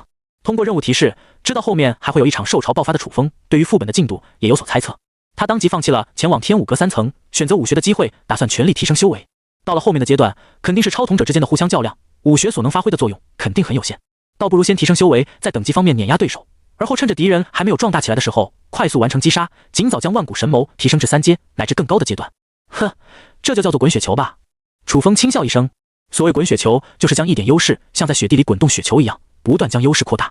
到了后面，一个小小的雪球也能滚成一个超大雪球，造成无比强大的破坏力。他当即服用聚元丹和千年血参，没有犹豫。一般来说，武者都不会选择同时服用2种帮助提升修为的丹药，尤其是千年血参的药性无比强大，并没有经过专业的炼制，吸收起来要比普通的丹药难上几倍。同时，药性的冲击力宛如脱缰的野马，稍微一个控制不对，很可能进入走火入魔的阶段，导致修为尽废。不过，楚风拥有万古神谋，在超级视觉下，他很轻易就可以掌握自己体内的情况。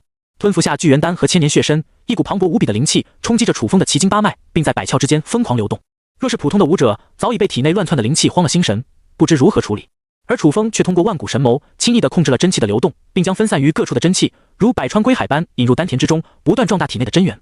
这7天时间里，楚风没有进行任何其他的活动，就盘坐在小屋之中进行修炼。聚元丹和千年血参源源不断地给楚风提供能力，即便不吃不喝，也不会感到饥饿。第7天，轰！楚风的身上掀起了一股气浪，整个小屋都颤抖了几下。他猛然睁开眼睛，瞳孔之中闪过的金色光芒更加璀璨和神异，宛如神人降世一般，多出了一股威严和不可侵犯之意。5到6重了，进度远远比楚风想象的还要快。万古神谋进化到第2阶段，血脉之力也获得了加强。普通的武者短则半年，长则1年才能将聚元丹和千年血参的药性全部吸收，但是万古神谋却能够辅助吸收丹药的作用，修炼起来完全不必担心残留的药性会影响后续的突破，升级就如吃饭喝水那么简单。赵族大部分长老的修为也不过就5到7重而已，我现在的实力已经十分接近武道大师，况且万古神谋觉醒到第2阶段，我的实战能力比表面的修为可要强多了。如果我施展出千仞神锋，那么武道大师都不一定是我的对手。楚风睁开眼睛，自语了一句，旋即起身前往演武场。这一日，雨阳城舞会正式开始，4大阵营的超统者也将在这个舞台汇聚于一处，决出高下了。清晨，晨曦刚刚笼罩雨阳城的时候，比武大会的现场就已经十分热闹，通往舞会的街道人头涌动，锣鼓震天，好一场热闹的盛事。4大家族的长老们纷纷就坐在舞会的高台之上，俯瞰比武现场的情况。不仅是武道家族的高层都来了，甚至雨阳城一些身份显赫的大人物也都亲临现场。城主大人也来了，那个身穿紫袍、目光如电的男子，好像是护国大将。你们快看，李修远大师竟然都来了，好久没看见他了呀！听说李修远都已经修炼到5到9重的境界了吧？距离武道圣者只有临门一脚啊！我记得他上一次来雨阳城已经是10年前的事情了。天哪，云霄飞车，广寒王也来了！真的假的？广寒王，那可是真正的武道圣者。这次舞会就有意思了。随着广寒王的到来，舞会的现场仿佛被燃爆了一样。真正的武道圣者，对于雨阳城的所有人来说，武道圣者就是战力的巅峰，也是他们一辈子都可望而不可及的存在。身穿金龙黑袍的广寒王从云霄飞车中缓缓走下来，他的步伐沉稳无比，远远看去就能从他魁梧的身躯之中感受到一股无比磅礴的能量，好似站在眼前的不是一个人，而是一座山一样。周围的4大家族长老、雨阳城城主、李修远大师以及其他名声赫赫的大人物，见到广寒王的到来，全都如臣子恭迎皇帝一般，显得谦卑无比。呵呵，这次雨阳城舞会的前7名，我会收为亲传弟子，所以自然是要来现场看看的。广寒王随意的摆了摆手，语气亲和，却不失上位威严。不少普通人初次见到广寒王，都不由纷纷感慨：难怪能达到如此境界，除了实力极强之外，为人也拥有君主般的气度，真是羡慕不来。比武大会的东南一角，赵族的参赛者都聚集在此处，等待舞会的开始。楚风自然也在这里。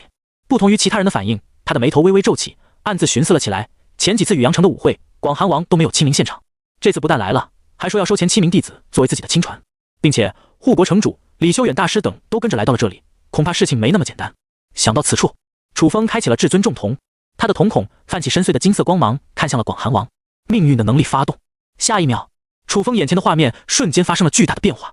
前一秒还是风平浪静的宇阳城，此刻却暗无天日。宇阳城的繁华不再，全都是断壁残垣，街道上布满了骸骨。天边一道巨大的电光从乌云当中直劈而下，落在了广寒王的双手之上，刹那间化作千万股蕾丝，朝着面前汹涌而来的兽群袭击了过去。噗呲，墨海般的凶兽遭遇天雷的攻击，立刻死伤了一片。护国将军怒喝道：“夏九幽这个家伙，竟然真的掌握了御兽之术！”广寒王神色冷冽，面对着数之不尽的凶兽，丝毫没有畏惧之情，神色极其冷静，仿佛早就知道了这件事情一样。宇阳城的天骄能救多少个回去就救多少个回去，那普通老百姓怎么办？人力有限，我们只能尽量救最有价值的天才回去。想必遭遇了这一场劫难，他们对于夏九幽肯定恨之入骨，有如此动力进行修炼，即便天资差了点，也能有所成就。好，轰隆隆，又是一阵可怖的雷声响起。画面到这里就结束了。原来广寒王早就知道了夏九幽的阴谋，这次亲临舞会现场就是要保护最有资质的天才回去。楚风立刻明白了广寒王的所思所想，夏九幽想必就是另一位武道圣者了。等等，楚风突然意识到一件事情，四大家族阵营在本次副本的剧情当中并没有明显的冲突，甚至可以说四大阵营都是偏向于广寒王一边的，共同的目标就是抵抗兽潮。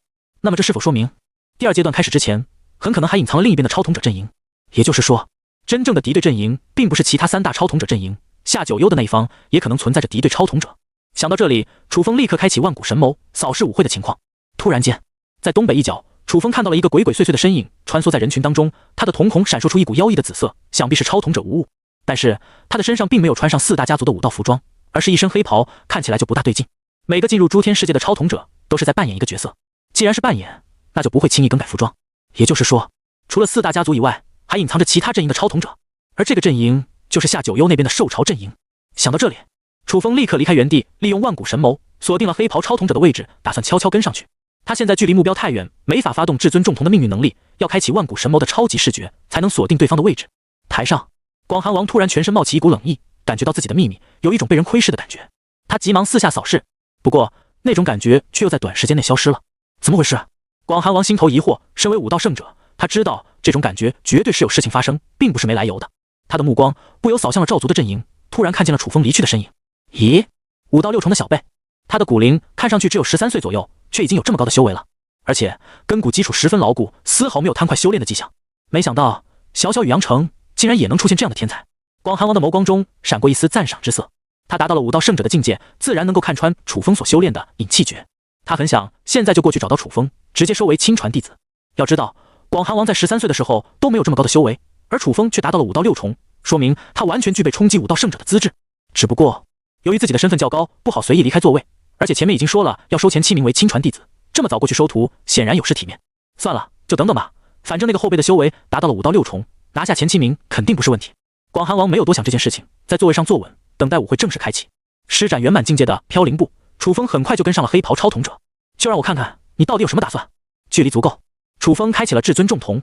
下一秒，眼前的画面切换到宇阳城的某个酒馆之内，在狭小的房间当中，有几个身份明显不是四大家族的超统者聚集在一起，似乎在密谋着什么事情。我们会在比武大会结束的时候马上发动兽潮的攻击。黑影，你先去确认灵族、石族和赵族的超统者位置。羽族已经提供给我们足够的情报，现在只需要将他们的位置锁定，兽潮一旦发动，广寒王就不得不去前线进行防守。到时候我们就联合羽族，将3大家族的超统者一网打尽，赢得这次扮演任务的胜利。明白了吗？其他人都点了点头。画面到这里就结束了。哼，原来羽族已经背叛了广寒王，而去投靠夏九幽了。楚风冷笑一声，难怪一开始的时候会区分4大阵营，原来还有背叛这条路可以选择。他更加可以肯定，羽族当中有一个超统者掌握了这次副本的攻略，知道如何让羽族倒戈向夏九幽的一方，从而取得胜利。没错，夏九幽阵营的超统者虽然人数较少，但因为能够发动兽潮，所以平均实力比4大家族的超统者可要强多了。而羽族选择叛变的路径，投靠夏九幽，并且提供情报给兽潮阵营，能够更加轻松地完成副本任务。毕竟在第2阶段开始之前，4大家族还是不同的阵营，进入第2阶段才会正式区分广寒王以及夏九幽的阵营。倘若羽族投敌，其他3大家族非但对兽潮阵营的超统者一无所知，反而还泄露了绝大部分的情报，这可以说是非常致命的事情了。既然如此，那我就必须马上将敌对的超统者解决掉。楚风神色一冷，意识到目前处境的危机，再次发动命运的能力。他知道了自己跟踪的黑袍超统者代号为黑影，超瞳能力是锁定，只要被他那双眼睛锁定的目标就会一直暴露位置。黑影的任务就是锁定三大家族所有的超统者，而后给自己的同伙提供情报。在此命运的途径之中，黑影进入了一家又一家的酒馆，与一个个同伙进行会面，而后将他锁定的超统者信息全部汇报过去。大概有20个超统者。楚风通过窥见黑影的命运画面，将他的同伙位置也全部记了下来。他取下背后的掠星弓，眼神中露出一抹杀意。根据命运的轨迹，黑影如期来到了第一家酒店。房间之中，一个超统者早就已经恭候多时了。看见黑影进来，对方立马起身，皱了皱眉头：“你没有被人跟踪吧？”“没。”话音刚落，一支箭矢突然从窗外飞来，正中黑影的眉心。黑影甚至连反应都没反应过来，就死在了当场。该死，这个蠢货！另一位超统者立刻明白黑影的行踪已经败露，忍不住破口大骂一句，连忙夺门而逃。然而他还没移动几步，第二支箭势如一道闪电般袭来，贯穿了他的心脏。楚风的修为已经达到了5到6重，配合圆满境界的破晓流星剑，加上万古神谋的锁定，区区一个5到4重的超统者根本没有任何逃跑的机会。你击杀了一位5到4重的敌对超统者，进化点加500。你击杀了一位5到3重的敌对超统者，进化点加300。打开面板，超统万古神谋，等级2阶17105千，能力超级视觉，血脉强化，神级记忆力，5技复制，千仞神锋星，还差3300点进化点就能使我的万古神谋升级到第3阶段。楚风意识到这是自己的机会，这些埋伏于雨阳城之中的兽潮超统者还不知道他们的位置已经暴露了。现在谁是猎人，谁是猎物，那可就不好说了。继续顺着黑影在命运轨迹中移动的路径，楚风连续找到了隐藏在各个角落的兽潮超统者。掠星弓拉开，夺命之剑一支支从楚风的手中飞射而出，在雨阳城的各个阴影角落收割着一个又一个敌人的生命。你击杀了一位5到2重的敌对超统者，进化点加200。你击杀了一位5到3重的敌对超统者，进化点加300。你击杀了一位5到4重的敌对超统者，进化点加500。短短半天的时间，楚风就击杀了17名兽潮阵营的超统者，而他的进化点也达到了6010。你的进化点已达到升级万古神谋的标准，是否将万古神谋提升至3阶？楚风毫不犹豫地选择了进化。下一秒，他的左眼又传来了熟悉的砰砰跳动声，一股奇异的能量随着左眼的进化传递至楚风的全身，仿佛在滋养他的血液。楚风打开面板，发现万古神谋的信息又有了新的更新。超统万古神谋，等级3阶10102000，能力超级视觉，血脉强化，神级记忆力，5技复制，千仞神锋，幽冥寒冰星。幽冥寒冰消耗大量的瞳力，你可以对目标的身体和灵魂造成幽冥之寒的冰冻效果，速度降低60%至99%。你的千仞神锋得到了进化，同一时间可以施展出8道神锋攻击，可以冻结敌人的灵魂。这个能力倒是让楚风有些意外。涉及灵魂，那毫无疑问是精神领域的攻击，但幽冥寒冰却有所不同，只要发动瞳术，能对目标的身体和灵魂都造成不小的伤害，可以说是双穿类型的攻击手段。超统者释放瞳术必然需要消耗瞳力，如果自己可以对超统者的灵魂也造成伤害，甚至是产生灵魂冻结效果的话，那更是可以让对手连超瞳能力都释放不出来，就毙命当场。前提是万古神谋的品阶要高于敌方超统者，如果是面对更高阶的超瞳，那么冻结的效果就没那么明显。粗略看了一遍万古神谋升级到3阶的新能力，楚风马不停蹄地赶到下一个藏匿地点，准备找第18个兽潮超统者的麻烦。然而当他来到附近开启万古神谋侦查环境的时候，却发现对方已经逃跑了。看来他们已经知道了同伙阵亡的消息，现在已经转移位置了吧。楚风暗道一声可惜，不过自己的万古神谋已经成功升级到3阶，就目前而言，肯定没有任何一个超统者拥有他这样的实力。即便发动兽潮，楚风也有能力进行自保。雨阳城一角，3个身穿黑袍的超统者躲在一个隐秘的角落，其中一个超统者的面色阴沉至极，脸上充满了恨意。该死的羽族，他们是双重间谍，把我们给出卖了。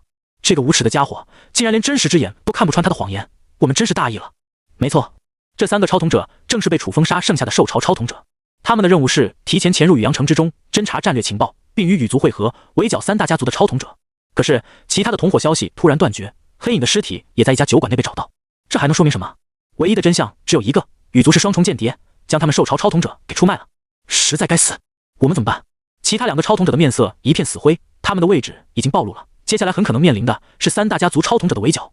飞燕，你马上利用你的超瞳传递信息过去，就说时机成熟，马上发动兽潮。我们原本的计划不是要等到舞会结束吗？舞会结束，到那个时候我们都已经死了，只有兽潮发动，局势足够混乱，我们才有机会活下来。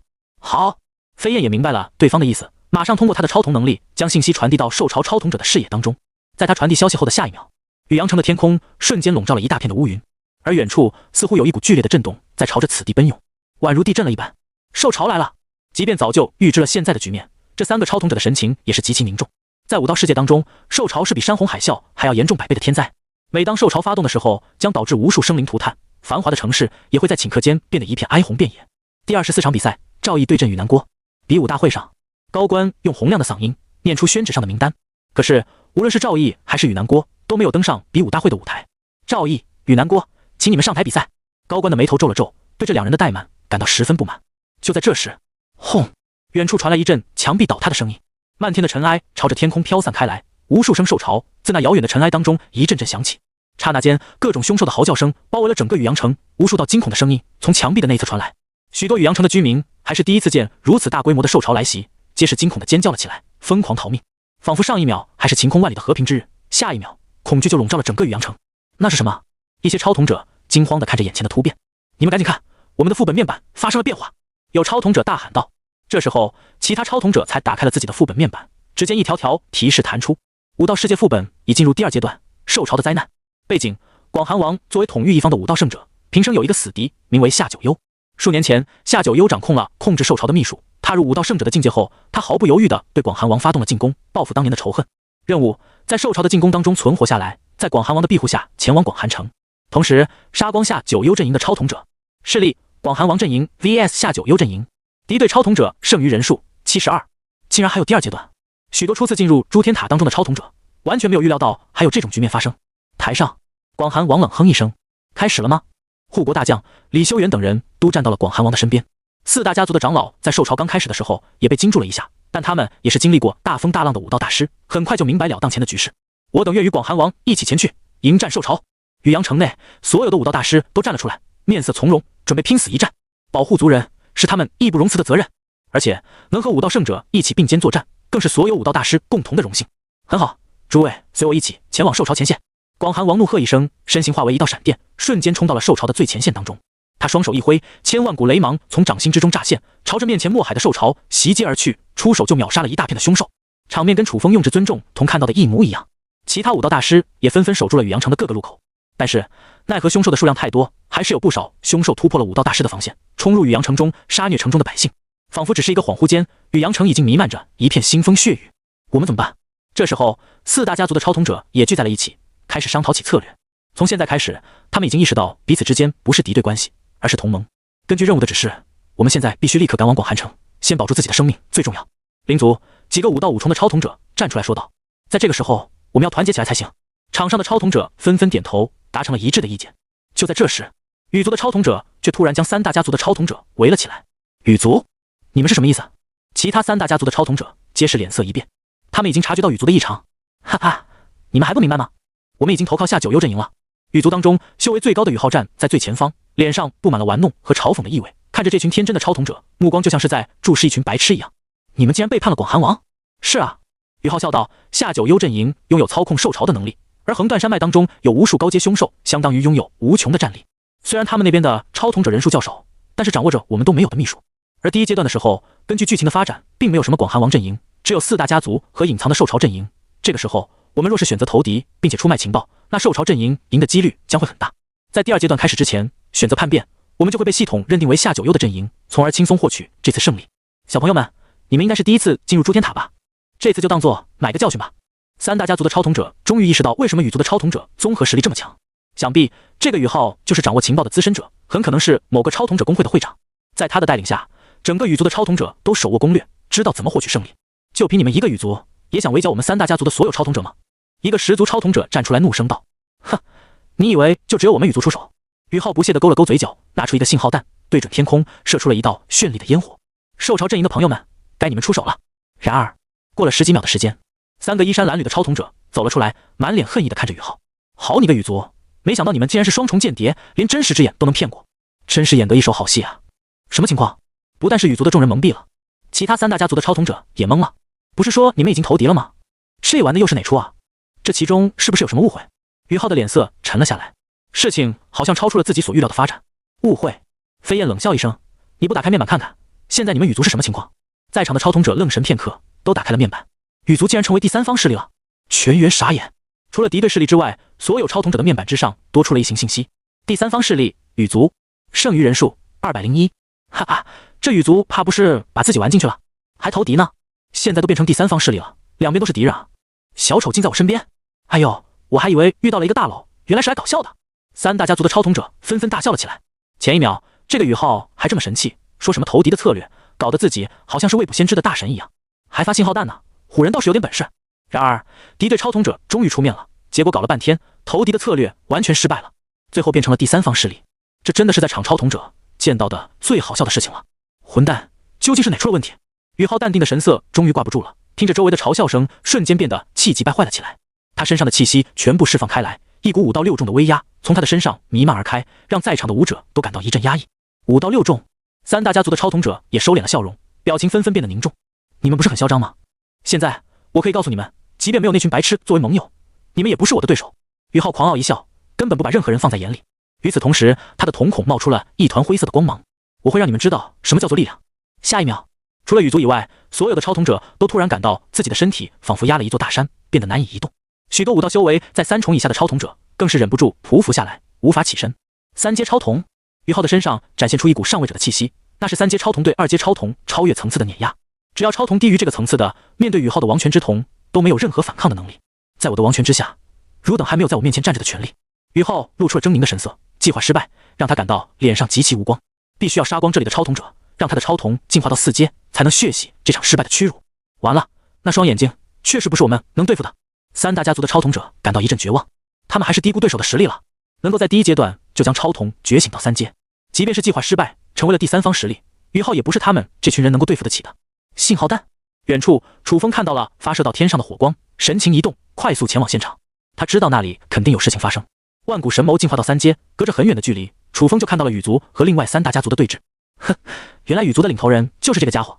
楚风露出了饶有趣味的神情，他倒是没有想到羽族竟然也有一位5到6重的超统者，并且超瞳也进化到了3阶。不过他的超瞳还是逊色于我的万古神谋太多。下一秒，楚风的瞳孔之中闪过一丝蓝色的光芒，幽冥寒冰。万古神谋第3阶段的新技能，随着楚风的瞳孔颜色变化，发动了强力的瞳术。隔着上千米的距离，还一脸得意的宇浩表情瞬间僵住，他的身上突然冒出了一股股的寒气，而笼罩在众人身上的压力也在顷刻间瓦解。哎，我们怎么能动了？在场的超统者们都一脸疑惑，效果比想象中的要好。远处的楚风心头一动，没有想到自己的万古神谋同样是3阶，却完全压制了宇浩的王权之瞳。或许是因为我有2种不同的超瞳，所以瞳力要比同等阶的超统者高出不少。还有一点，宇浩是在没有任何防备的情况下遭受了幽冥寒冰的攻击，他的身体和灵魂都被短暂冻结住，超瞳的能力更是一点都发挥不出来。紧接着，一支箭以极快的速度贯穿了宇浩的脑袋。这位羽族领头的超统者似乎还没意识到发生了什么事情，就毙命当场，彻底退出了这一场诸天任务的扮演。妈呀，发生什么事情了？谁把这个5到6重的超统者给秒了？你们看，那里好像有个赵族的武者。一位势力较好的超统者注意到远处手握弓箭的楚风，根据对方手中握着的武器，众人都可以肯定，刚才秒杀宇浩的那一箭就是楚风射的。赵族的超统者，你们赵族还有这种级别的大佬？灵族、10族的超统者都是用一脸惊异的表情看着赵族的超统者们。他们的情报显示，赵族是4大家族当中综合实力最弱的家族，没想到还隐藏着能够秒杀宇浩的超级强者。好你个赵族，竟然隐藏得这么深啊！赵族的超统者们更是一脸懵逼。然而当他们看清楚风的面貌时，忍不住惊呼道：是他，是那个土着。土着？众人的神情更加疑惑了。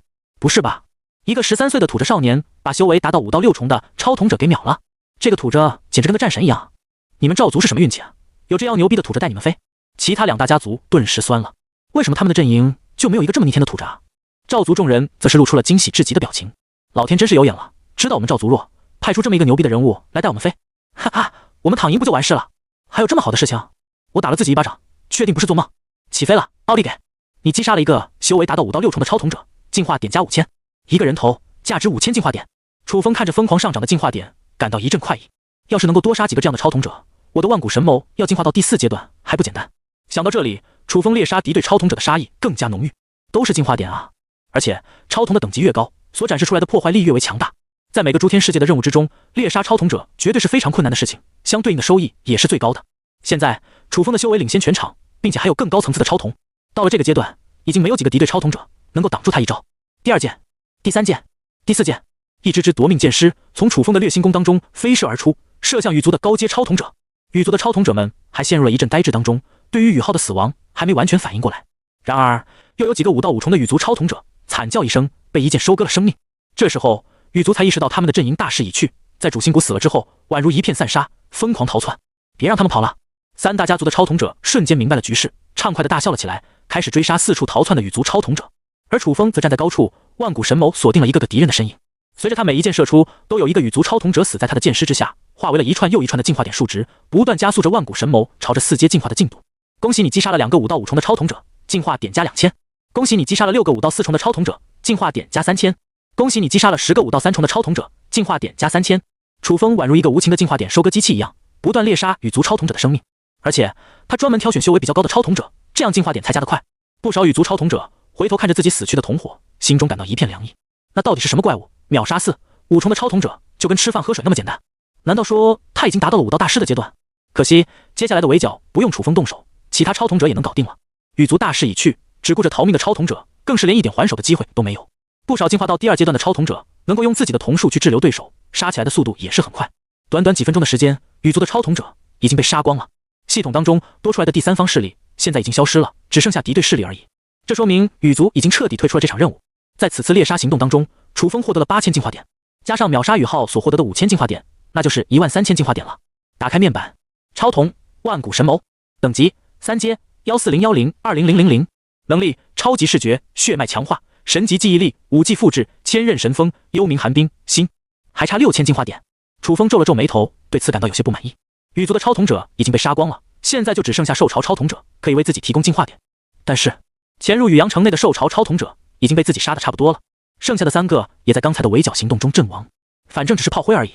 楚风并没放在心上，他得想办法将敌对势力的超统者给找到。越来越多的凶兽突破了广寒王的防线，进入到羽阳城之中。不过这些凶兽都是比较低阶的凶兽，最高也不过5重，更加高阶的凶兽广寒王会立马击杀，不会给这种级别的凶兽攻入城内的机会。这场兽潮应该是人为控制的才对。心思一动，楚风开启万古神眸的超级视觉，看向远处的城外。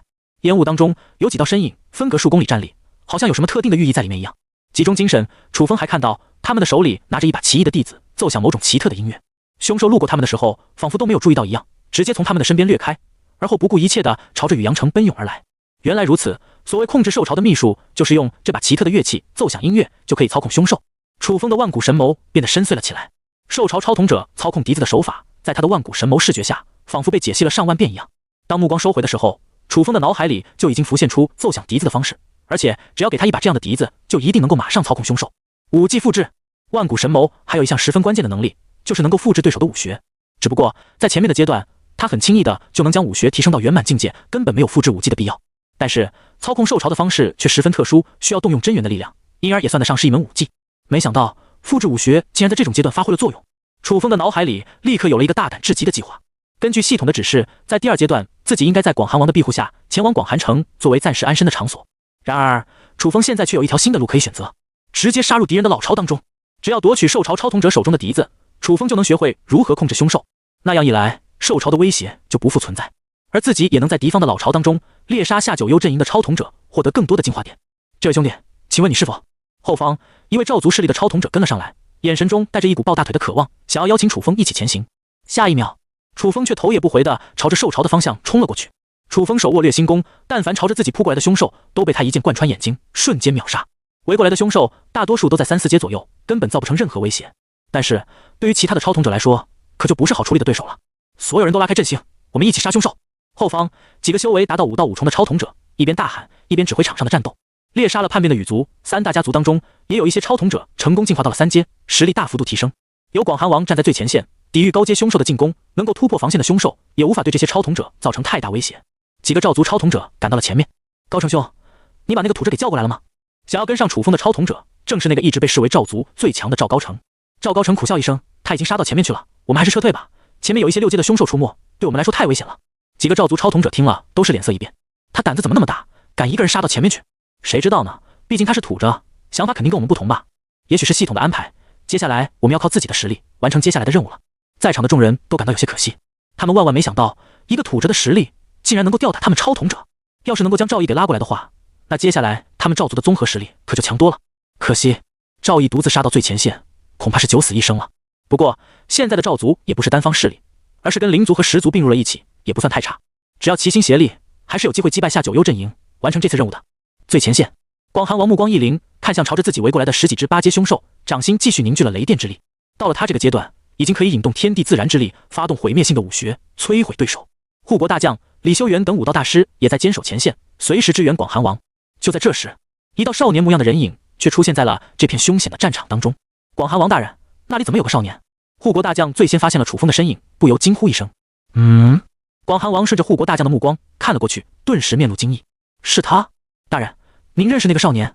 他的骨龄只有13岁，但修为却达到了5到6重，因此引起了我的注意。不过我没想到他竟然会出现在这里。什么？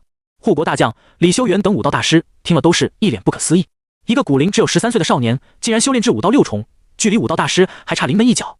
此等天赋，只要悉心培养，将来达到广寒王的境界也不是任何问题。那一定是个天才少年，我必须过去保护他的安全。李修远眸光一动，准备朝着楚风那边赶过去。就在这时，几十只高阶凶兽突然冲了过来，将在场的武道大师都拦在了这里。李修远等人神情急切，对着楚风的方向喊道：“小友，速来这边，我们会保护你的安全。”然而楚风却像是没听见一样，一个劲地往前冲。到了战场的前线，这里的凶兽等阶可是高了不少，10来只5阶凶兽已经盯上了楚风的身影，发出震耳欲聋的咆哮声，朝着目标扑了过去。不好！众人都为楚风担忧了起来。面对如此多凶兽的攻击，即便是让他们单独对付，也万万不是对手。广寒王更是心急如焚，但面对这么多高阶凶兽的进攻，他也难以脱开身。难道说，身为武道圣者，自己要眼睁睁地看着一个天才少年就这样再倒在血泊当中吗？然而下一秒，8道银色的锋刃突然从楚风的左眼当中凝聚而出，朝着不同的方向划出了数道劈链。吃了！千仞神锋将凶兽的身体瞬间隔开，传出的声音甚至在这汹涌的兽潮当中都显得异常刺耳。在座的武道大师全部都瞪大了眼睛，难以置信地看着眼前的一幕，就连广寒王都不由为此动容。这是什么武技？朝着楚风扑去的凶兽在眨眼之间就被分成了数块，血雾满天飞起，即便让这些见过无数大风大浪的武道大师看了都感到背脊一凉。好可怕的攻击！那个少年是谁啊？这么厉害！我看他的服装好像是赵族的弟子，你们赵族还有这样的天才？这我们也不知道啊。我发誓，我的族内可没有这么厉害的武技，如果有的话，老朽也早就施展出来了。就在众人发怔的时候，楚风已经冲出了雨阳城外。这也太危险了吧！外面都是兽潮，他过去干什么？赵族的长老开始急了。面对这么一个天才，他们也十分不解，为什么楚风要冲到最危险的地方去呢？广寒王眸光一动，叹了口气，或许这就是天才的思维，他估计是看到了什么不一样的地方，就让他去吧。好吧，既然广寒王发话，那么其他武道大师也没办法，他们还要站在最前线，保护雨阳城的安危，无暇去保护楚风。而且就冲楚风刚才的表现来看，他的实力甚至要超出这里绝大部分的武道大师，真的跟过去，谁保护谁还不一定呢。尘埃之中，楚风的身影已经掠过了倒塌的雨阳城城墙，朝着郊外赶了过去。到了这里，他的万古神眸已经捕获到一个兽潮超统者的人影。通过万古神眸的超级视觉，楚风已经看出了对方的实力是一个5到4重的超统者。他毫不犹豫地选择了出手。幽冥寒冰，一道幽蓝的光芒在楚风的瞳孔之中闪过。下一秒，被凝视住的兽潮超统者身体顿时变成了冰块，连同灵魂都陷入了永封的状态。你击杀了一名5到4重的敌对超统者，进化点加500。低阶的超统者甚至连幽冥寒冰的冻结都无法解开，陷入了永冻状态，自然就算是死亡了。周围的凶兽在摆脱了兽潮超统者的控制后，皆是露出了迷茫的神情。但是当他们看到了楚风后，本能的朝着人类扑了过去。楚风里都懒得理这些凶兽，直接施展身法掠过了这群凶兽的攻击。他来到兽潮超统者的尸体旁边，将掉落在地上的笛子捡了起来，随便擦了几遍之后，奏响一股奇异的音乐。还想朝着楚风扑过来的凶兽，在听到这阵音乐之后，顿时就停住了身形。成功了！看着四周停顿下来的凶兽，楚风轻笑一声，他的手上已经掌握了控制凶兽的工具。对面的超统者恐怕也没想到我能掌握他们的秘术吧。如果没有万古神眸的话，那么普通的超统者几乎没有机会能获得操控凶兽的能力。没猜错的话，这门秘术肯定是夏九幽传授给兽潮超统者，基本不可能外传。但他们肯定想不到，万古神眸拥有复制武技的能力，连同他们操控兽潮的秘术也能复制，这就是独属于天统者的特权了。此门秘术可以让听到笛声的凶兽都被控制住，根据施术者的意图行动。兽潮超统者的任务应该就是分岗站立，将横断山脉的凶兽都送入雨阳城之中。虽然凶兽进入雨阳城后就脱离了笛声的控制，但他们具备袭击人类的本能，所以依旧会带来灾难。但是这样一来，兽潮超统者就被分散为单体作战实力，很容易被逐个击破。想到这里，楚风顿时意识到自己手里掌握着绝佳的机会。若是普通的超统者，即便知道这个信息，但是没有掌控凶兽的秘术，如果贸然深入敌方巢穴，也会遭到凶兽的群攻而被秒杀。但是自己也会操控凶兽，那么就不存在面对凶兽的威胁了。而且兽潮超统者的位置分散了开来，很容易被逐个击破。楚风的修为已经修炼到全场最高的水平，并且万古神眸升级到3阶，单挑的话，没有任何一个超统者会是他的对手。这一个个分岗站位的兽潮超统者，都是等着自己去割韭菜的进化点啊！开启万古神眸，楚风的视力立刻延伸至很远的地方，隔着数里的距离，楚风看到了3点钟方向、6点钟方向以及12点钟方向，有3个兽潮超统者进入了自己弓箭的射程之内。一个5到5重， 2个5到4重。楚风拉开弓箭，施展圆满的破晓流星剑，朝着敌人的脑袋一箭射了过去。嗖嗖嗖，3道破空之声从掠星弓之中迸射而出，贯穿了敌人的脑袋。系统再次弹出了提示，而面板上的进化点又多加了2000点。兽潮超统者死亡之后，附近的凶兽立刻脱离了控制。他们还没进入雨阳城，周围也没有人类的气息，皆是神情呆滞的看了看四周，接着就回去了。即便有些凶兽嗅到了楚风身上的气息，听到笛声后，也马上放弃了进攻的意图。就这样，楚风依法炮制，施展飘零步，在横断山脉之中穿梭，找到一个个站岗的兽潮超统者，一剑贯穿他们的脑袋。这些超统者压根就没想到会有敌人深入他们的巢穴，将自己的同盟逐个击破，因此死亡的时候都没有对应的通讯手段告知同伙信息。楚风化身为一个真正的猎人，而敌对阵营的超统者皆是对猎人一无所知的猎物，在毫不知情的情况下被一个个捕杀。系统之中也不断有消息弹出：你击杀了5到5重的敌对超统者，进化点加1000；你击杀了5到4重的敌对超统者，进化点加500；你击杀了5到6重的敌对超统者，进化点加5000。岳阳城内，3大家族的超统者没有选择马上逃到广寒城内寻求庇护，而是齐心协力的开始猎杀凶兽。毕竟杀死一只高阶的凶兽获得的声望值是十分可观的，声望值若是高了，在任务结束之后将获得更丰富的奖励。其中由于楚风帮助他们消灭了羽族，一些超统者凭借击杀羽族获得的进化点将超统升级至3阶，有了对抗凶兽的资本。再加上都是同一个阵营的超统者，目标一致，他们之间配合起来也十分有默契。就在这时，一位赵族超统者突然惊呼了起来：你们快看面板，敌对超统者的数量好像在减少。啥？众人纷纷一惊，杀完了眼前的凶兽，他们也赶快打开了面板。只见敌对超统者剩余人数的栏目当中，原本一开始的时候是72人，但现在却只有25人了，这是怎么回事啊？众人一副不解的样子。你们快看，人数还在不断减少，24、23、22、21，每隔1分钟的时间，敌对超统者的人数就会减少一个。感觉这根本不像是敌对超统者的技术表，而是读秒器一样。然而这读的可是一个个鲜活的人，是跟他们一样来到武道世界当中进行扮演任务的超统者。谁知道这到底是什么情况？众人你看我，我看你，都是一副迷惑不已的模样。我们就这么躺赢了？好像是啊。根据系统的指示，兽潮应该是第2阶段的开始而已，后面我们回到广寒城当中，还要修炼和准备一段时间，然后再和敌对超统者一较高下才对。可现在看来，我们还没回广寒城，对面的超统者就要死光了啊！还有这种事情？对面不会出现什么内鬼，互相残杀起来了吧？就算真出了内鬼，只有一个，也不至于杀那么多人啊。是啊，这死亡速度给我的感觉可不是出了内鬼，而是他们集体精神错乱了，在那自相残杀。前线，广寒王的双手再次聚集了一股雷电之力，将面前的凶兽全都劈死。他扫视周围一圈，眸光一动，对着身旁的武道大师说道：诸位，你们有没有注意到现在的凶兽好像少了很多？护国大将李修缘等武道大师也发现了这点。按理来说，现在应该才是兽潮最猛烈的阶段，怎么突然就没凶兽了？突然间，李修远似乎想起了什么，该不会是那位少年破坏了夏九幽的计划吧？众人都是神情一动，想到了这个可能性。本该是兽潮最猛烈的时候，但却无缘无故的停了下来，而且时间点恰好是在楚风离开雨阳城之后才发生的事情。那么真相只有一个，阻止兽潮的人只能是楚风，真是自古英雄出少年啊！广寒王忍不住感慨了一句，遥想自己英雄少年时都不可能以一人之力阻止兽潮，楚风能够在13岁就做到这点，前途真是无可限量。最后一个，璀璨如流星般的箭矢从楚风手上的掠星弓射出，贯穿了最后一个兽潮超统者的脑袋。他打开面板，系统早已弹出了无数条提示，而进化点也早就超过了升级万古神谋4阶所需要的点数。你的进化点已达到升级万古神谋的标准，是否选择将万古神谋进化至4阶？楚风选择进化之后，一个崭新的面板出现在他的面前。超统万古神谋，等级4阶，36010-50000，能力超级视觉，血脉强化，神级记忆力，武技复制，千仞神风，幽冥寒冰，扭曲虚空，新扭曲虚空，你可以扭曲周围的虚空，将万古神谋锁定了物体传送至视野内的任何距离，目标距离越远，传送跨度越大，消耗的瞳力越高。你的千仞神风可以施展出16道神风攻击，你的幽冥寒冰得到了强化，可以冻结更强的目标敌人。扭曲虚空，楚风沉吟片刻，忽然眼前一亮，我的千仞神风拥有非常强的破坏力，但是施展速度比较慢，而且也需要飞行才能攻击对手。这个瞳术面对凶兽的时候可以发挥巨大的作用，因为凶兽的体型庞大，千仞神风很容易命中目标。但是如果对付高阶的武者，甚至是武道圣者，那就很难命中对方了。武道圣者的生命层次得到了蜕变，速度更是快到难以捕捉身影，仿佛一个照面，对方就已经将你秒杀。千仞神风想要命中这样的目标，实在太难。可是有了扭曲虚空的能力之后，楚风可以直接将千仞神风传送到敌人的身体当中，实现一招秒杀对手，配合幽冥寒冰减速敌人的移动速度，那么效果会更加明显。所有的兽潮超统者都已经被我杀光了，现在副本应该即将进入第3阶段。楚风打开面板，只见敌对超统者剩余人数的栏目当中显示的数值已经变成了0。副本的第1阶段是每个超统者根据自己所扮演的角色和阵营进行修炼，俗称发育阶段，而第2阶段就是各大阵营的超统者进行对抗。那么第3阶段应该就是要面对最终的 BOSS。就在这时，系统突然弹出了提示，夏九幽势力的超统者已全部阵亡，现在正式进入武道世界副本的第3阶段，击败夏九幽。背景：夏九幽意识到自己的计划已经被破坏了一大半，气急败坏之下，想要操控横断山脉的兽神，利用最后的手段击败广寒王。任务：配合广寒王击败夏九幽，并且活到最后。最终 BOSS 夏九幽，危险系数极高。注意，你在击杀 BOSS 时的表现将决定你的最终评分，超然的表现可以解锁特殊成就，如果临阵脱逃，评分将大打折扣。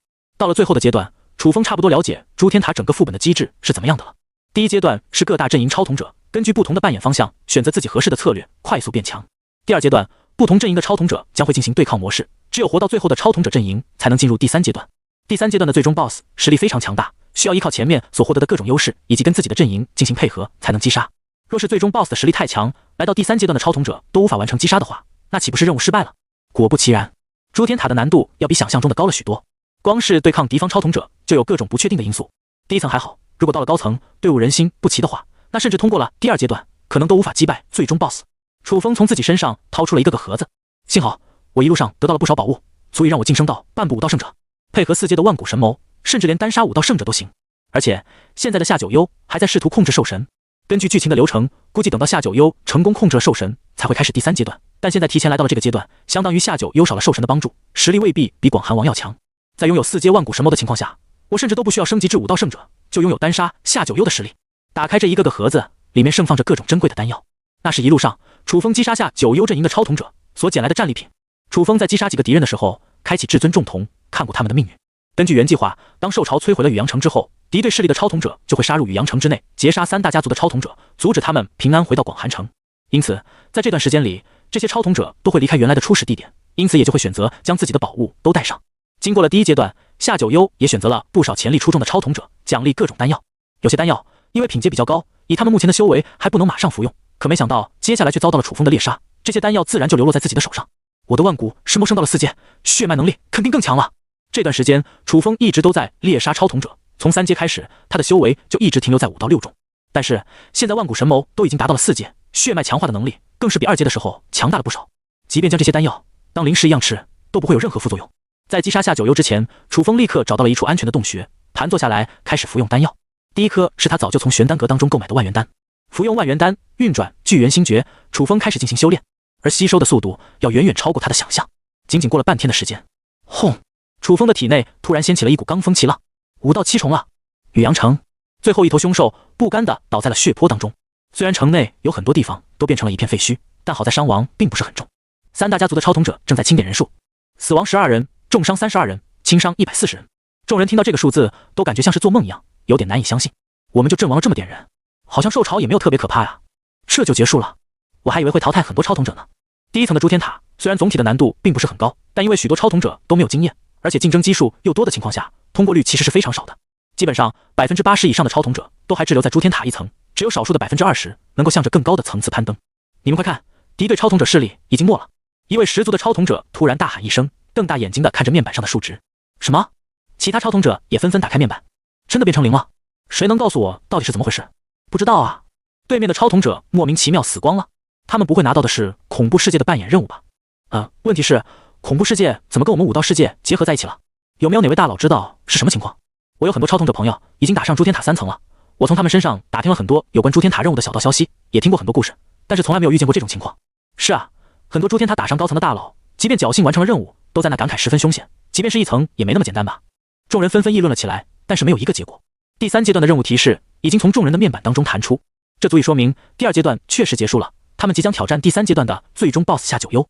然而按理来说，副本的正常发展不是回到广寒城之后才开始跟夏九幽阵营的超统者进行对抗吗？现在他们人都还在宇阳城，对面就已经死光了，这进度感觉乱了呀。前线的护国大将李修缘等武道大师也在广寒王的带领下返回至宇阳城。诸位，你们在这次的兽潮当中表现十分优异，现在宇阳城遭遇了极大的信号，你们是否有意跟吾等前往广寒城？那里有更多的武道机缘等待你们去寻找。李修远的目光平和，看着3大家族的超统者们，面带笑意。众人相视几眼，都只能答应了下来。他们现在的修为最多也不过武道5重而已。夏九幽作为广寒王的死对头，实力至少也是武道圣者，以他们现在的实力，如果不去广寒城修炼一段时间，那完全就是找死。就在这时，广寒王突然找到了赵族的超统者，语气迫切地问道：“你们可熟悉这个人？”一张图纸展现在众人的眼中，赫然是楚风所扮演的赵义人像。在场有一些武道大师，不但功立了德，还有画圣的副业，只是看了楚风一眼，就将他的面部轮廊清晰无误地画了出来。要是有时间上色，说不定跟照片一样真实。在场的超统者看到画像，立刻认出了是那个赵族的土着。我们见过他，不久前狱卒背叛我们的时候，就是他出手相助的。几个精明的超统者连忙上前，抓住了和广寒王攀谈的机会。那你们可有见到他回来？广寒王语气急切，甚至给人一种心急如焚的感觉。众人面面相觑，都不知道广寒王为什么这么着急。禀告大人，我最后看到这位赵族兄弟的时候，他是出城去了，估计是凶多吉少啊。赵高成站了出来，咬牙道：他没回来吗？可惜了。广寒王罕见的露出了惋惜的表情，摇了摇头，似乎有些失意。这一幕看得在座的超统者更是心头一动，纷纷猜测了起来。哎，你们说这个赵族的土着有没有可能是广寒王的私生子啊？你这么一说，好像还真的有可能。是啊，以赵族的底蕴，怎么可能培养出那么厉害的天才？13岁就达到了5到6种，还能一剑把那个羽族领头的超统者给秒了。而且你们看广寒王都露出了悲伤的表情，估计就是他的私生子了。赢了战争，痛失爱子，相比现在广寒王的心里也不好过吧。横断山脉之中，一直在修炼的楚风不知道自己除了土着天才之外，更是多出了一个广寒王私生子的身份。经过7天的修炼，他一路上捡来的丹药全部都服用完毕。无论怎么吞服丹药，以现在万古神谋的等阶，都能完全将药性吸收干净，并且速度无比之快，5到9重巅峰了。这一日，楚风站起身来，周身都环绕着一股强大的气息。他从5到6重修炼至半步武道圣者的境界，仅仅用了7天的时间。这要是出去，绝对会颠覆武道世界所有武者的认知。半步武道圣者，修为都仅仅只在广寒王之下了。配合我的万古神谋，现在的我，普通的武道圣者，绝对不是我的对手。如果按照天童者原本的剧情发展，万古神谋要升级到4阶，那是超越了武道圣者之上，再跨越2个大境界才能蜕变的层次了。武道圣者听起来唬人，其实放在整个武道世界当中，只是后天境界而已。在其之后，还有先天之上的一层层境界，只不过宇阳城是最贫瘠的地方，这里能够突破后天境的武者都屈指可数，所以才会给后天武者冠以武道圣者之称。万古神谋现在的品阶，甚至都已经远远领先天童者的剧本。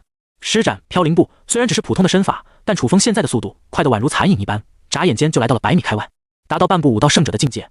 万古神谋的势力可以看到很远的地方。楚风找到一个高处，向下俯瞰，心头一动，切换到至尊重瞳。远处一道红色的气运光环弥漫于其中，还带着一些阴邪的灰气和紫气，看上去就让人感到有些不舒服。哼，酝酿阴谋和破坏的气运。楚风仅通过气运光环就判断一定是夏九幽在那里了。他当即朝着那片弥漫不安气息的地方赶了过去。不过多久，一个头戴斗笠、身穿黑袍的人出现在楚风的视野当中，对方的手里拿着一把笛子，奏响一阵奇异的音乐。而在他的面前匍匐着一只巨大的凶兽，看上去足足有山丘般大小。那凶兽目光猩红，看向黑袍人的瞳孔之中充满了不愿屈服的杀意，嘴里时不时发出阵阵低吼。但似乎由于某种压制，这只凶兽的眼神时而迷离，时而涣散，意识仿佛随时都会溃散一样。那个家伙就是最终 BOSS 夏九幽了。楚风在心里默念一句，而后找到一个视野较好的地方，发动了瞳术。幽冥寒冰，幽冥寒冰。隔着很远的距离，楚风发动了万古神谋的瞳术。远处，夏九幽的身体突然出现了一块块冰渣，他的灵魂仿佛被冻结了一样，意识短暂的空白了片刻，笛声也停止了下来。就在这时，兽神的眼神突然恢复了一片清明，挣脱了束缚，朝着夏九幽扑了过去。似乎是潜意识里察觉到袭来的攻击，夏九幽感受到一股死亡的威胁，连忙向着自己体内注入了一股强大的真元，打破身上的冰冻状态，并迅速躲过了兽神的攻击。灵魂领域，夏九幽脸色一变，意识到自己好像惹到了什么惹不起的人。灵魂领域的武学，甚至连许多先天境界的武者都施展不出来，这是先天之上的虚神强者开辟了灵虚之海才能拥有的领域。如此高境界的强者，怎么会跟自己一个后天武者产生交集？来不及让夏九幽多想，兽神脱离了笛声的控制之后，疯了似的进行攻击，差点被一个卑鄙的人类所控制，让兽神感到无比屈辱。到了他这个境界，也产生了不亚于人类的灵智，而且由于兽性很高，得知夏九幽想要控制自己，更是感到狂怒无比，几乎是用自残的方式进行攻击。很快，夏九幽就陷入了下风。站在几公里开外，楚风一直用万古神谋注视着场上的战斗。旋即，他的面前凭空出现了16道银色的锋刃，而这16道锋刃并没有立刻向前展出，而是根据楚风的意识缓缓并拢在一起，形成了一道更为强力的锋刃。千仞神锋是由万古神谋的瞳力凝聚而成的能量体，既然是能量，能够分散就能够聚合。16道千仞神锋凝聚成一道之后，威力更是提升了数倍不止。接着，楚风的面前出现了一道扭曲的虚空涟漪，扭曲虚空，这是万古神谋升级至4阶的能力。虚空涟漪吞没了千仞神锋，而隔着数里之外，一道虚空涟漪正在不远处微微晃荡。当夏九幽的动作在空中发生一个停滞的瞬间，那道虚空涟漪顿时吐出了一道千仞神锋，瞬间斩断了他的头颅。神锋千仞配合扭曲虚空，能够发动超远距离的瞬杀效果。夏九幽根本不知道自己将面临这样的敌人，没有任何手段进行防御，甚至死都不知道怎么死的，脑袋就掉在了地上。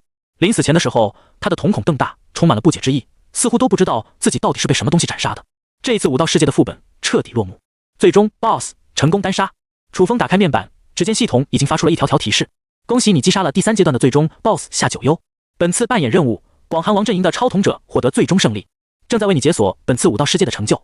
你斩杀了夏九幽的人头，获得成就最终首杀，获得诸天秘宝御兽笛1阶。你的修为全场最高达到5到9重，获得成就傲视群雄，声望值暴击奖励加6666666。你剿灭了背叛的羽族，获得成就清理门户，声望值暴击奖励加5555555。你单独参与了斩杀夏九幽的行动，获得成就绝世天骄，声望值暴击奖励加1230000。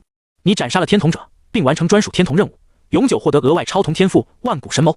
综合以上表现评分，您最终的声望值为5214800，在诸天塔一层排行榜中位列第一，获得 SSS 级评分。奖励诸天点加15000，奖励进化点加20000，已为您解锁 SSS 级评分专属奖励诸天光环1份机缘。1份机缘，当你刚进入诸天世界之中，你会获得1份机缘，请牢牢把握，错失不可复得。楚风的超统者面板赫然发生了不小的变化，姓名风神，年龄17，超童至尊重童，品阶未知，万古神谋4阶，已解锁世界武道世界，诸天秘宝御兽笛1阶，诸天光环1份机缘。攻略副本1，进化点56010，诸天点15000。你的进化点已达到升级万古神谋的标准，是否选择进化万古神谋？楚风毫不犹豫地选择了进化。砰砰砰砰，他的左眼再次传来了一阵亲切的跳动。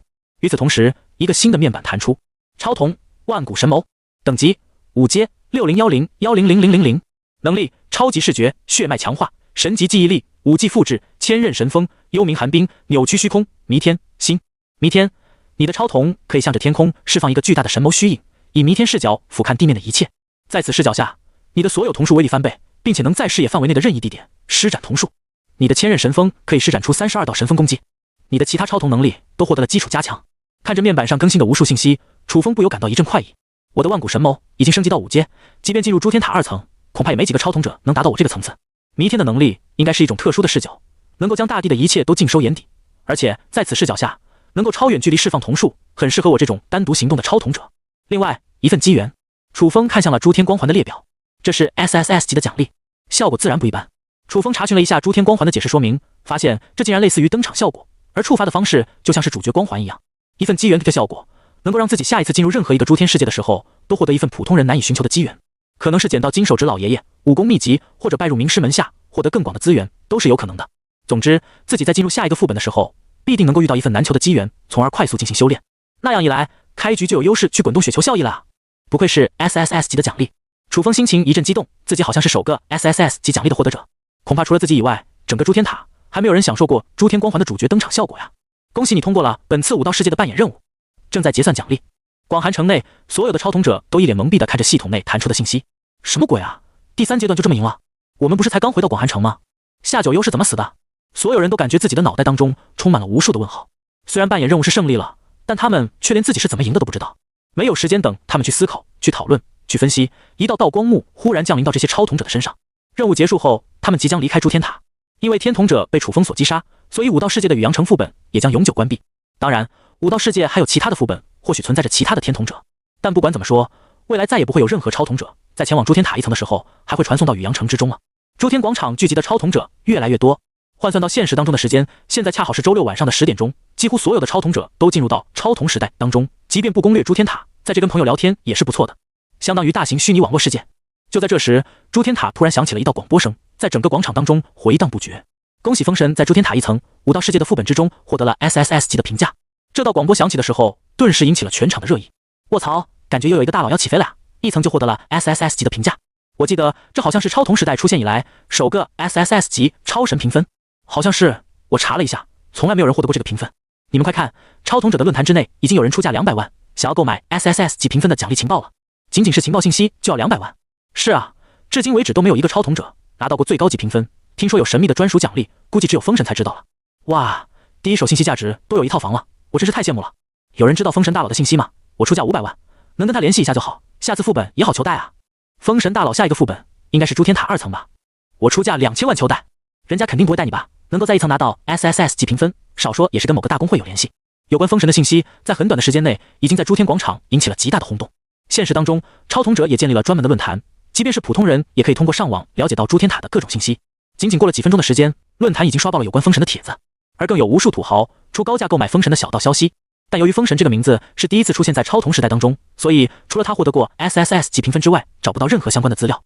只有跟着楚风一起进入武道世界的超童者，回到诸天广场后，听到武道世界竟然出现了一个 SSS 级评分的强者，再联想他们本次副本的经历，最终得到了一个惊人的结论：原来那个赵毅根本不是土着，而是传说中的封神啊！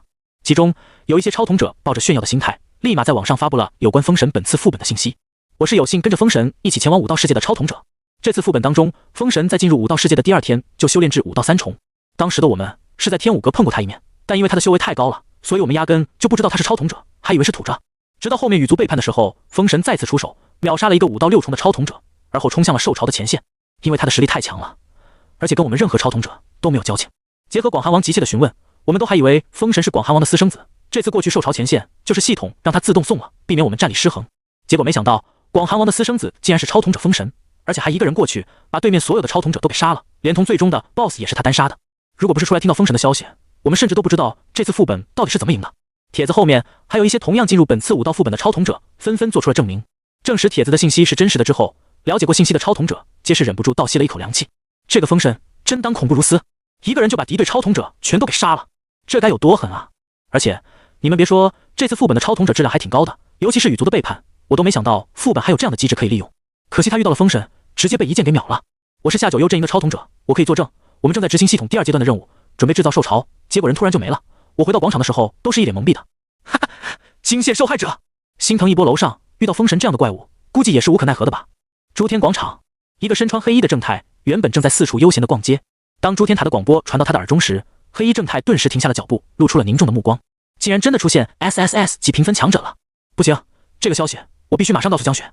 其他人看不到，此时突然停在原地的黑衣正太，瞳孔之中爆发出一阵奇异的光芒。下一刻，一道曼妙的人影出现在黑衣正太的视野正前方。虽然看不清面部的轮廊，但仅通过身材来判断，就足以看出对方是一个绝美的女子。陆平，有什么事吗？江雪语气平静地问。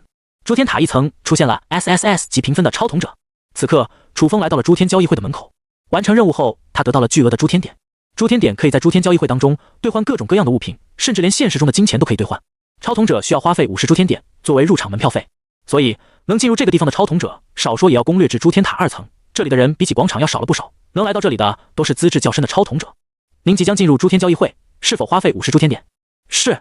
下一秒，楚风的身上凝聚了一层灰雾，连同他的说话声也变得空灵而虚幻了起来，让人听不出他的真实声音，连语气都会随即发生变化。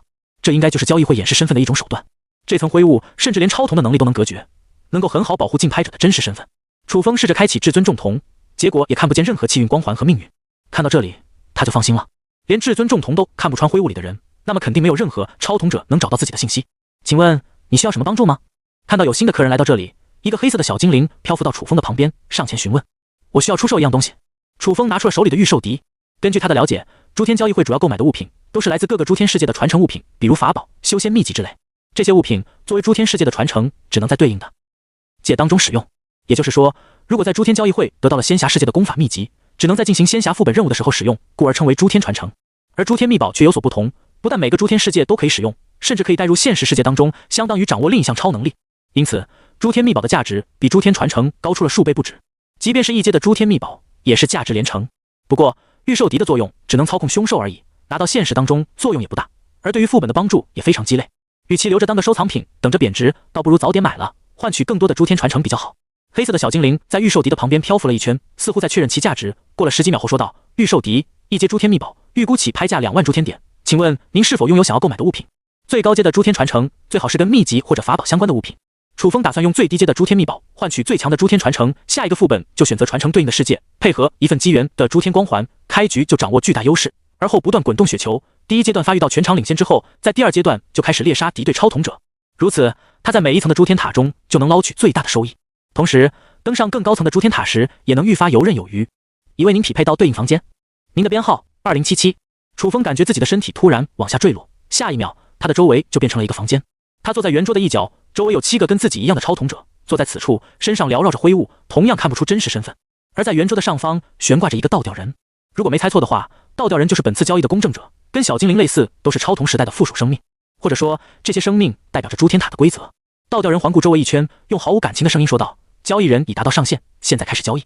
2011号，请你第一个出示交易品。” 2011拿出了一个红色的血晶，这是我在地冥魔域之中获得的9尊天魔本命血晶，在天魔世界吸收后，功力至少能突破到7尊天魔。起拍价1万诸天点。倒吊人，是否有人有意竞拍？可惜倒吊人说完话之后，一个竞拍者都没有。9尊天魔的本命血晶虽然强大，但是吸收起来却有极大的风险，因为没人竞拍，所以直接轮到下一个编号。2022千机伞，隐疾忍者身上掉落的道具，里面有很多机关，可用于杀人的暗器，亦可作为防身的护具。起拍价5000诸天点。很快，一个个竞争者跟着起价。忍者世界相对来说是偏向于低5的世界，无论是瞳术，亦或者是其他外力，在副本之中都可以发挥很大的作用。虽然千机伞的能力似乎远不如本命血晶强悍，却因为适用的场所更多，反而竞拍起价的超同者很多。最终，千机伞是以12010的诸天点价格落在了2044的手中。双生冰火武魂，诸天剑，8阶守护灵。随着交易的进行，一个个宝物都逐一亮相。虽然有几个看起来还不错的诸天传承，但是楚风最终还是没有出手。法宝、武器终究还是外物，他真正需要的是开局就能让自己拥有很高上限，并且领先全场的诸天传承。虽然传承的武器和法宝都在外力上有所帮助，但感觉还是不够。在场的竞拍者拿出的宝物价值都很高，显然也是因为自己出售的是诸天秘宝，因此匹配到的竞拍者估计都是资质很深的超同者。2077，请你出示竞拍物品。不知不觉已经轮到了楚风，他将手中的御兽笛拿了出来，环顾四周一圈，缓缓道：“这是我在武道世界当中获得的诸天秘宝，名为御兽笛，如同它的名字一样，只是能操控凶兽而已，作用比较一般。起拍价2万诸天点，25000、25500、27000、28000、3万。”当楚风拿出了诸天秘宝后，没等倒吊人开口，所有竞拍者纷纷起价，他们的目光死死地盯着楚风手里的御兽笛，有一种势在必得之意。价格一直上涨到4万诸天点，才慢了下来。虽然诸天秘宝的价值非凡，但是由于超同时代开启只有1周的时间，即便是资深者，储存的诸天点也比较有限。而且前来诸天交易会的竞拍者，基本都是带着全部家产来的，4万诸天点也确实就是极限了。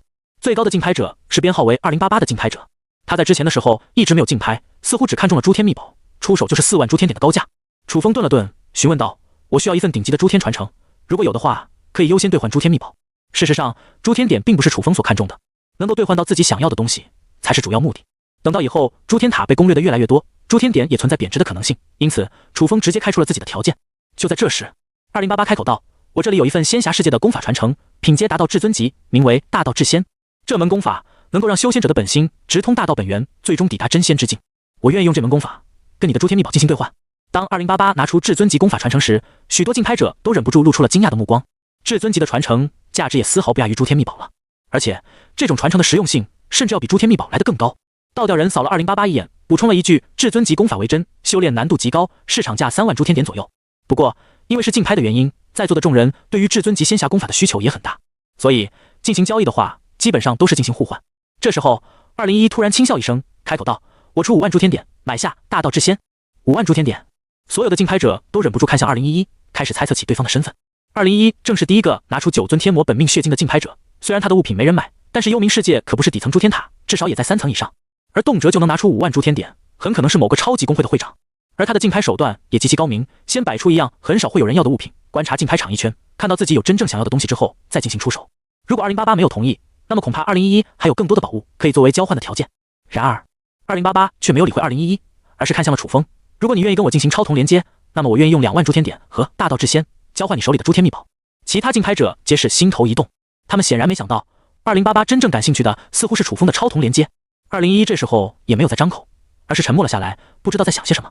楚风明显注意到周围气氛的不对劲，不过对方开出了如此丰厚的条件，他还是多问了一句：“超同连接是什么？”话音刚落，全场却显得异常的寂静。这时候倒吊人开口解释：“超同连接可沟通2个超同者的灵魂，进行一种特殊形式的沟通，类似于电话。”2088勉为其难地解释了一句：“既然如此，我同意交易。”楚风也有些意外，这个2088竟然是想要自己的好友位。超同连接其实就是超同者之间的特殊联系手段，进入诸天塔当中又没有电话之类的通讯设备，如果彼此之间要第一时间进行联系，靠的就是超同之间的连接。可是一个好友位竟然价值2万诸天点，楚风顿时感觉自己好像比想象中的还要值钱啊！只是一个超同连接，不会暴露我的真实身份。经过一番了解，超同连接只能在进入超同时代使用，现实中是无法找到对方位置的，因而不用担心自己的真实身份会暴露。能够换来2万诸天点以及至尊级仙侠功法，自然是值得的。而且201开价5万诸天点，他要多加1万诸天点才能追平竞拍价。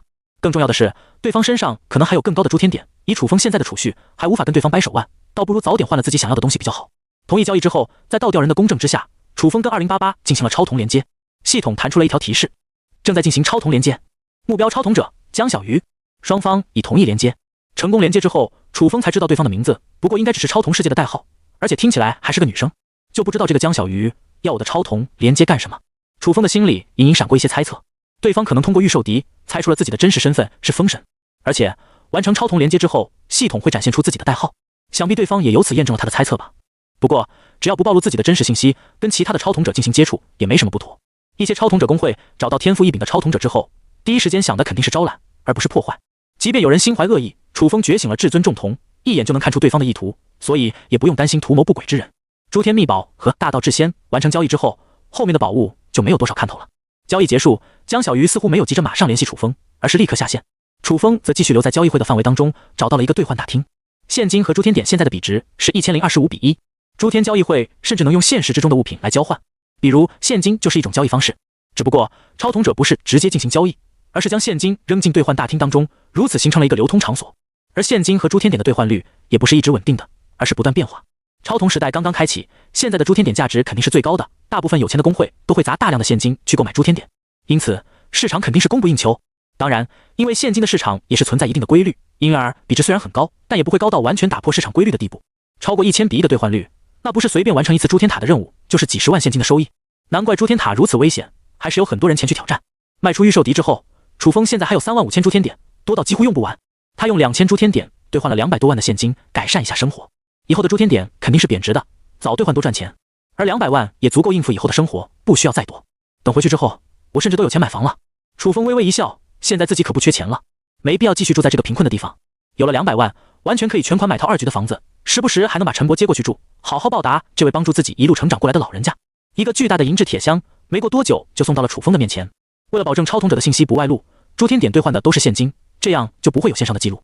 完成这一切，楚风退出了超同时代，回到现实当中。时间已经到了周六的晚上11点左右，已经过了一天时间了啊！过了一天没吃饭，但楚风却不会感到饥饿。他来到镜子前面，开启万古神谋，左眼顿时变得深邃了起来，同时超级视觉的能力也被保留了下来。我的肤色好像发生了变化，楚风感到有些惊异。在超级视觉下，他可以看到自己的身体发生着一些细微的变化，自己的力量好像强大了不少。楚风感觉自己的一拳穿破墙壁都是没有问题的。对了，万古神谋还有血脉强化的能力，虽然没有武道世界的真元，但是血脉经过强化之后，我的身体已经完全不同于普通人了。如果强化到最高境界，那我岂不是有机会成为现实当中的武者？眼前一亮，楚风想到了这个可能性。仅仅是进化到5阶，他在现实当中就已经是一个超级武者了。要是进化到最高阶段，那岂不是成为一个人形哥斯拉？面前一个巨大的银质铁箱放在了客厅当中，这是楚风之前兑换的现金。他将手放在铁箱上，轻轻一举，竟然就举起来了。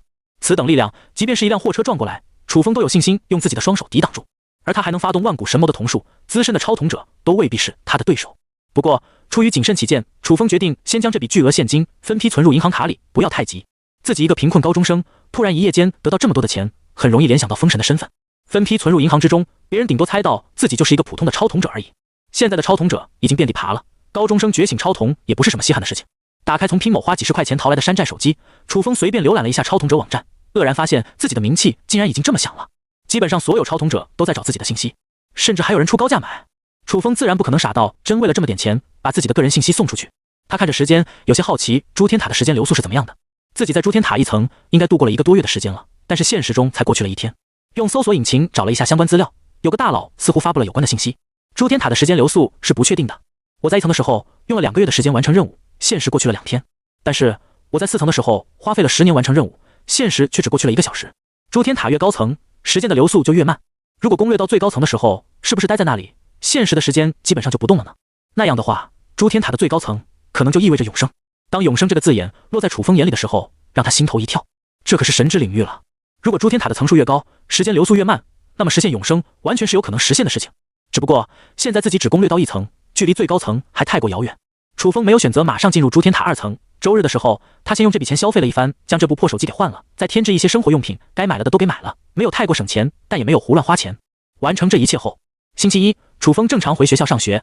哎，你们听说了吗？周六的时候出现了首个获得 SSS 级评分的超同者，代号是风神。这肯定是跟某个超级工会有关的超同者吧？第1层就拿到了最高评分，羡慕不来啊！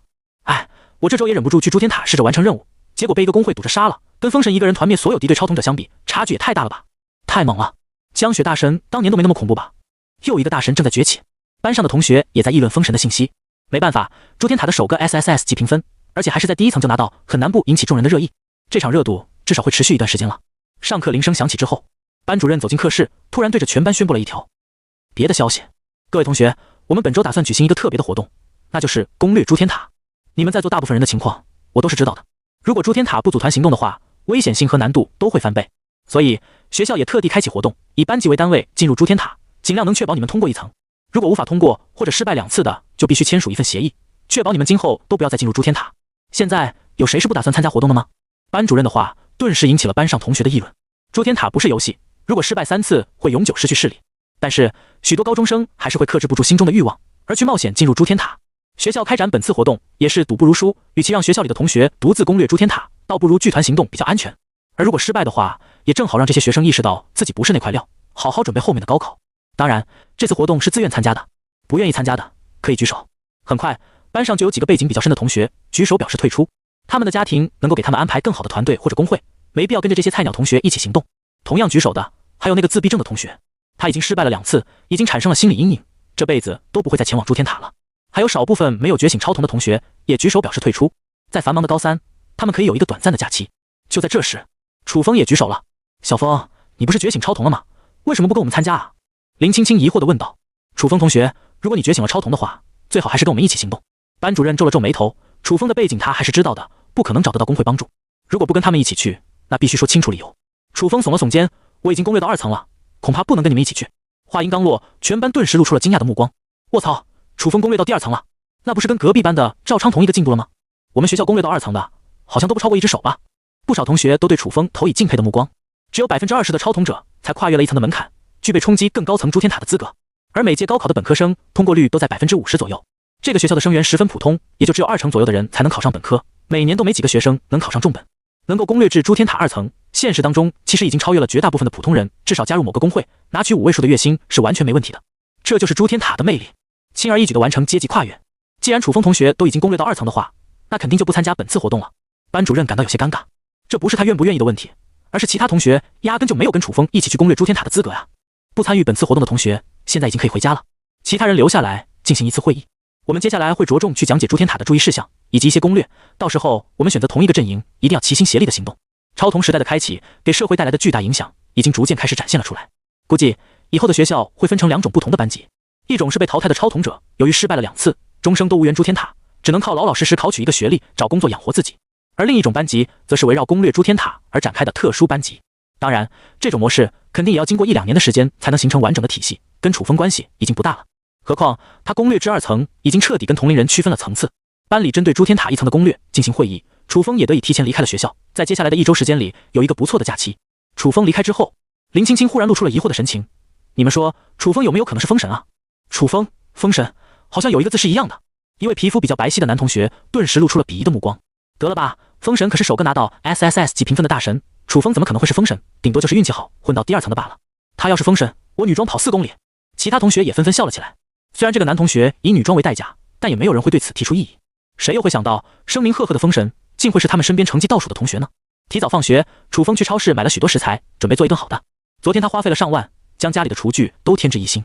前世的时候，楚风对美食的要求很高，即便穿越成为了超童者，他还是保留了这个爱好。有了万古神谋，楚风的眼力更强，能够一眼挑出上好的食材，刀工和火候的控制甚至比顶级的厨师还要更为精细。经过2-3个小时的折腾后，一顿老火全鸭宴就准备好了。陈伯，您今天吃饭了没？楚风敲了敲陈伯的门。没呢，今天吃饭比较晚。陈伯打开门，疑惑地看着楚风。小风，你今天不上学啊？楚风笑道，最近学校有特殊安排，会放1周的假期，我家里做了一顿大餐，自己一个人吃不完，您来吃点。没等陈伯多说，楚风就将他拉了过去。呀，小风，这些都是你做的？陈伯刚进门就闻到了一股香味，眼中的疑惑更浓郁了。这一顿全鸭宴还不等上百块钱啊！楚风一个学生，家里贫困，哪来的钱买这么好的食材？而且这做法可不一般。陈伯虽然不懂厨艺，但这么精致的美食，他这辈子只在5星酒店里看到过。我的厨艺一直都这么强，周末的时候去同学家，他们请客，我去做了个兼职厨师，赚了几百。楚风随便找了个借口搪塞了过去。哎呦，原来我们的小风还有这么不错的厨艺，能赚那么多钱，这本领可不小啊！陈伯笑了起来，看到楚风有能力独自赚钱了，感到欣慰而开心。陈伯，您最近的睡眠不太好。楚风开启万古神谋，注意到陈伯时不时有揉眼睛的动作，而且精神状态比较不佳。是啊，最近这眼睛不知道干嘛，老是会有一阵异样的感觉。陈伯叹了口气，我前几天去医院看了几下，也检查不出原因，应该是要觉醒超童了。楚风心思一动，没猜错的话，这是觉醒的前兆。只不过陈伯现在还未完全觉醒，这位老人家年岁也大了，提前跟他说超童时代的事情不好理解。等到陈伯觉醒了超童，再跟他解释一番吧。楚风心里暗暗道。款待陈伯吃了这顿全鸭宴，楚风的心头也舒服了不少。回报陈伯是他吸收这一世记忆以来一直想要做的事情。他对待敌人和对手的时候从来不会仁慈，但对待自己身边的人一定会尽力让他们更好。是时候攻略诸天塔2层了。有了那么长的假期，楚风也不打算虚耗光阴。下一秒，他的身影出现在超童时代的广场上，再一次进入诸天塔。现在楚风所位于的是诸天塔2层，可以看到这里的超童者明显比第1层少了许多。精灵助手再一次来到了楚风的身边，帮助他选择本次攻略的副本背景。很快，楚风的面前就闪过了一个个世界的虚影，就选择仙侠世界吧。兑换了大道至仙的传承，楚风早就决定了好下一个副本世界的背景，确认了所选的副本数百道光幕，同时笼罩至第2层的超童者身上。跟诸天塔第1层相比，这次进入副本的超童者明显变少了。楚风眸光一动，暗暗记下了这个信息。很快，一个有关副本信息的面板从眼前弹出：副本仙侠世界，传送地点罗域，层数2层，危险系数高，背景罗域之中共划分3大修真实力，分别为蜀山、佛门和修罗。每个派系都有着不同的修真理念，观念的冲突导致了战争不断。持续了数年的战争之后，罗域终于迎来了一个太平盛世。但在这表面的平静之中，背后却潜藏着无数危险的暗流。任务：选择其中一个门派，成功拜入，并在其中寻找机缘。注意事项：1. 您可以在这3大修真门派中选择一个势力作为您的出身。2. 不同的出身将对应着不同的机缘。3. 其他门派的超童者将视为您的敌对阵营。4. 击杀敌对势力的超童者可获得进化点的奖励。5. 击杀相同阵营的超童者不会获得进化点奖励，且情节严重或恶意破坏环境者将被红名标记，并有可能直接判定任务失败以及死亡。阵营吗？如果根据正常的背景设定，蜀山肯定是正派，修罗肯定是反派，一正一邪，刚好构成了2大对峙阵营。然而中间夹杂了个佛门，是什么鬼？难道说蜀山跟佛门不是同样的正派？楚风思考片刻，觉得诸天塔第2层的背景应该没有自己想象的那么简单。经过第1层的任务经历，其实不难发现，诸天塔进入的小世界之中是有其规则的。第1层传送的地点只是一个小小的雨阳城，阵营对抗围绕着4大武道家族展开。但是到了第2层，范围已经扩大到罗域了，3大门派的纷争甚至涉及了不少的国家，疆域比之诸天塔第1层更是进一步扩大，牵扯的背景肯定就更加复杂。而佛门一定就是跟蜀山一样的正派吗？只怕未必。佛有2面，魔心佛种，一佛一魔，一善一邪。这个佛门给人的感觉就像是三国杀里的内奸一样，表面上看可能是个忠臣，谁知道背后会不会同主公一斗？而这样的阵容肯定没有表面那么简单，估计有许多掌握攻略的资深超童者会将这个阵营视为特殊选择。保守起见，不能选。更何况楚风可没兴趣去扮演一个秃驴，每天又是敲钟又是念经，日子未免太过无聊了。剩下的选择就只剩下了蜀山和修罗。天童者出现在正派阵营的几率应该比较大，何况蜀山的修炼方式更加偏向于功法和真元，而修罗可能还加入了杀戮一道。虽然我的实力如果走修罗道，获得进化点的速度可能会更快，但修罗的道路却未必适合至尊功法，因此就选择蜀山阵营吧。选好阵营后，进入长达10分钟的读秒阶段。等到所有的超童者都准备完毕后，下一秒，楚风睁开眼睛，发现自己正盘坐在一个广场上，面前弹出了这次诸天任务所扮演的角色信息。角色：陆羽，年龄17，身份：蜀山测试弟子，未入门，修为无，机缘值0。机缘？楚风心神一动，这个面板比之武道世界要简单了不少。机缘或许就是这一次副本任务的关键，而自己在上一次的武道世界副本中获得了 SSS 级的评价，而奖励的诸天光环正好是一份机缘，这会不会产生什么连锁反应？环视四周，楚风发现自己的周围同样摆放着一个个蒲团，每个蒲团的上面都坐着一个跟自己年龄相旁的弟子，他们神情肃穆，或闭目养神，或阅读手中的书籍，还有一部分年龄比较小的少年四下张望，坐立不安，似乎在等待着什么。如果没猜错的话，这里应该就是蜀山的外门，而这里的弟子应该都是来参加测试大会的。楚风只是看了一眼四周，就大概判断出基本情况。参与本次副本任务的超童者应该在400人左右，这是他利用万古神谋的超级视觉，在光幕传送的那一瞬间，一眼计算出的结果。而这里的弟子却也将近达到1000人，肯定有不少土着，超童者只是一部分。楚风跟上次的任务一样，按兵不动，进行等待。进入第2层之后，这里的超童者果然都老辣了很多，不再像第1层那样急着招揽同伙或者是暴露身份。诸天塔的任务关键在于扮演，而不是阵营的对抗。进入角色，在这个世界当中找到快速变强的方法，然后迅速成为头部，并且通过优势扩大雪球效应，在第2阶段的阵营对抗之中消灭对手，才是诸天塔副本的正确攻略方式。有了第1层经验的超童者，基本上都深谙这个道理。若是不开启至尊重瞳，肯定无法猜到别人的身份。不过楚风也没有急着开启瞳术，反正这才第1阶段，说不定还会淘汰掉一些超童者，只有剩下来的精英所获取的情报才有足够的价值。等待莫约半炷香的时间，一位身穿道袍、面色漠然的老者飘然落在广场的正前方，扫视在座的弟子一眼，随手一挥，眨眼间，所有人的手上都多出了一本筑基星诀。7日之内修为达到前100名者，可山上参加拜师大会，不合格者就此下山。每个人的书里都夹着一把钥匙，上面有对应的编号。接下来你们将住在钥匙对应的木屋之中。修炼期间若是被恶意打扰，可找外门弟子反映情况。简单介绍完情况，老者就离开了这里。原来如此，难怪会有机缘值的说法。看到这里，楚风大概就猜到了这次副本的关键点就在于机缘。如果正常在木屋之中进行修炼的话，根本就不可能达到前100名，因为系统给每个超统者的模板都是一样的，最基础的废柴模板。只有瞳术天赋才是超统者真正的武器，而前100名未必非要努力修炼的比别人更强才能冲刺至这个排名。直接把竞争对手解决掉，那就不存在排名的问题了。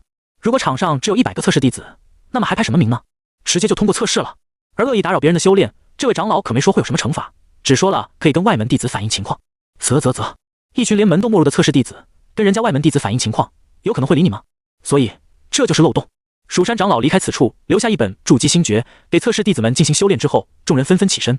很快，在场至少有200多名土着修士永远地坐在了这个蒲团上，各种精神系的控制瞳术释放而出，其中不乏有一些超瞳达到了3阶和4阶，秒杀测试弟子的土着比割韭菜还轻松。通过了第一层的超瞳者无比老辣，有些资深者甚至一眼就能判断出对方的身份。而这200多个土着修士全部都算是这次的竞争对手，也是最先一批倒下的。在场的超瞳者似乎彼此之间都有一个默契，初次的争锋先把碍眼的土着给解决掉，剩下的人数如果超过了，再找彼此的麻烦。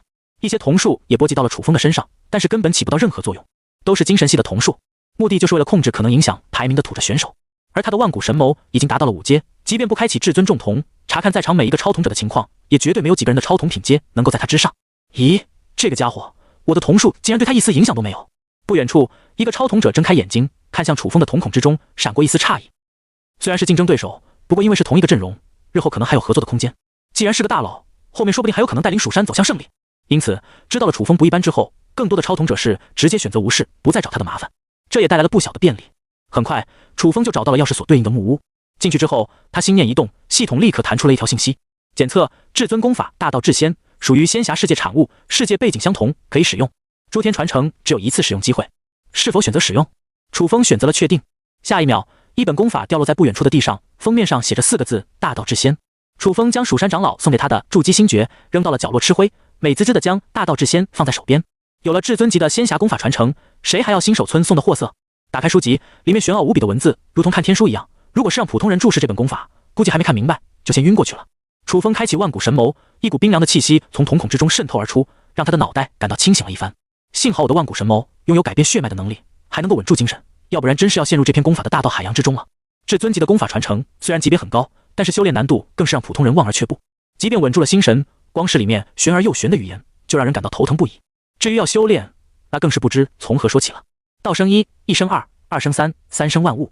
所谓的道，用大白话来翻译，就是一切的开始，是混沌开辟之前，也拥有着创造一切的可能性。大道至仙，如果从功法的名字上来直译的话，说的应该就是从零开始修炼成仙。还搞这么复杂，其实从头至尾不就是一步网文吗？但是道又是至高无上的真意，直达红尘仙，甚至是比这更高的境界。要抛开基础，从最高的境界开始，一路修炼成仙，其难度肯定是比真正的从零开始要困难数万倍不止。不愧是至尊级的功法，修炼难度极高。可若是能够入门，那后面的升级说不定比吃饭喝水还要简单。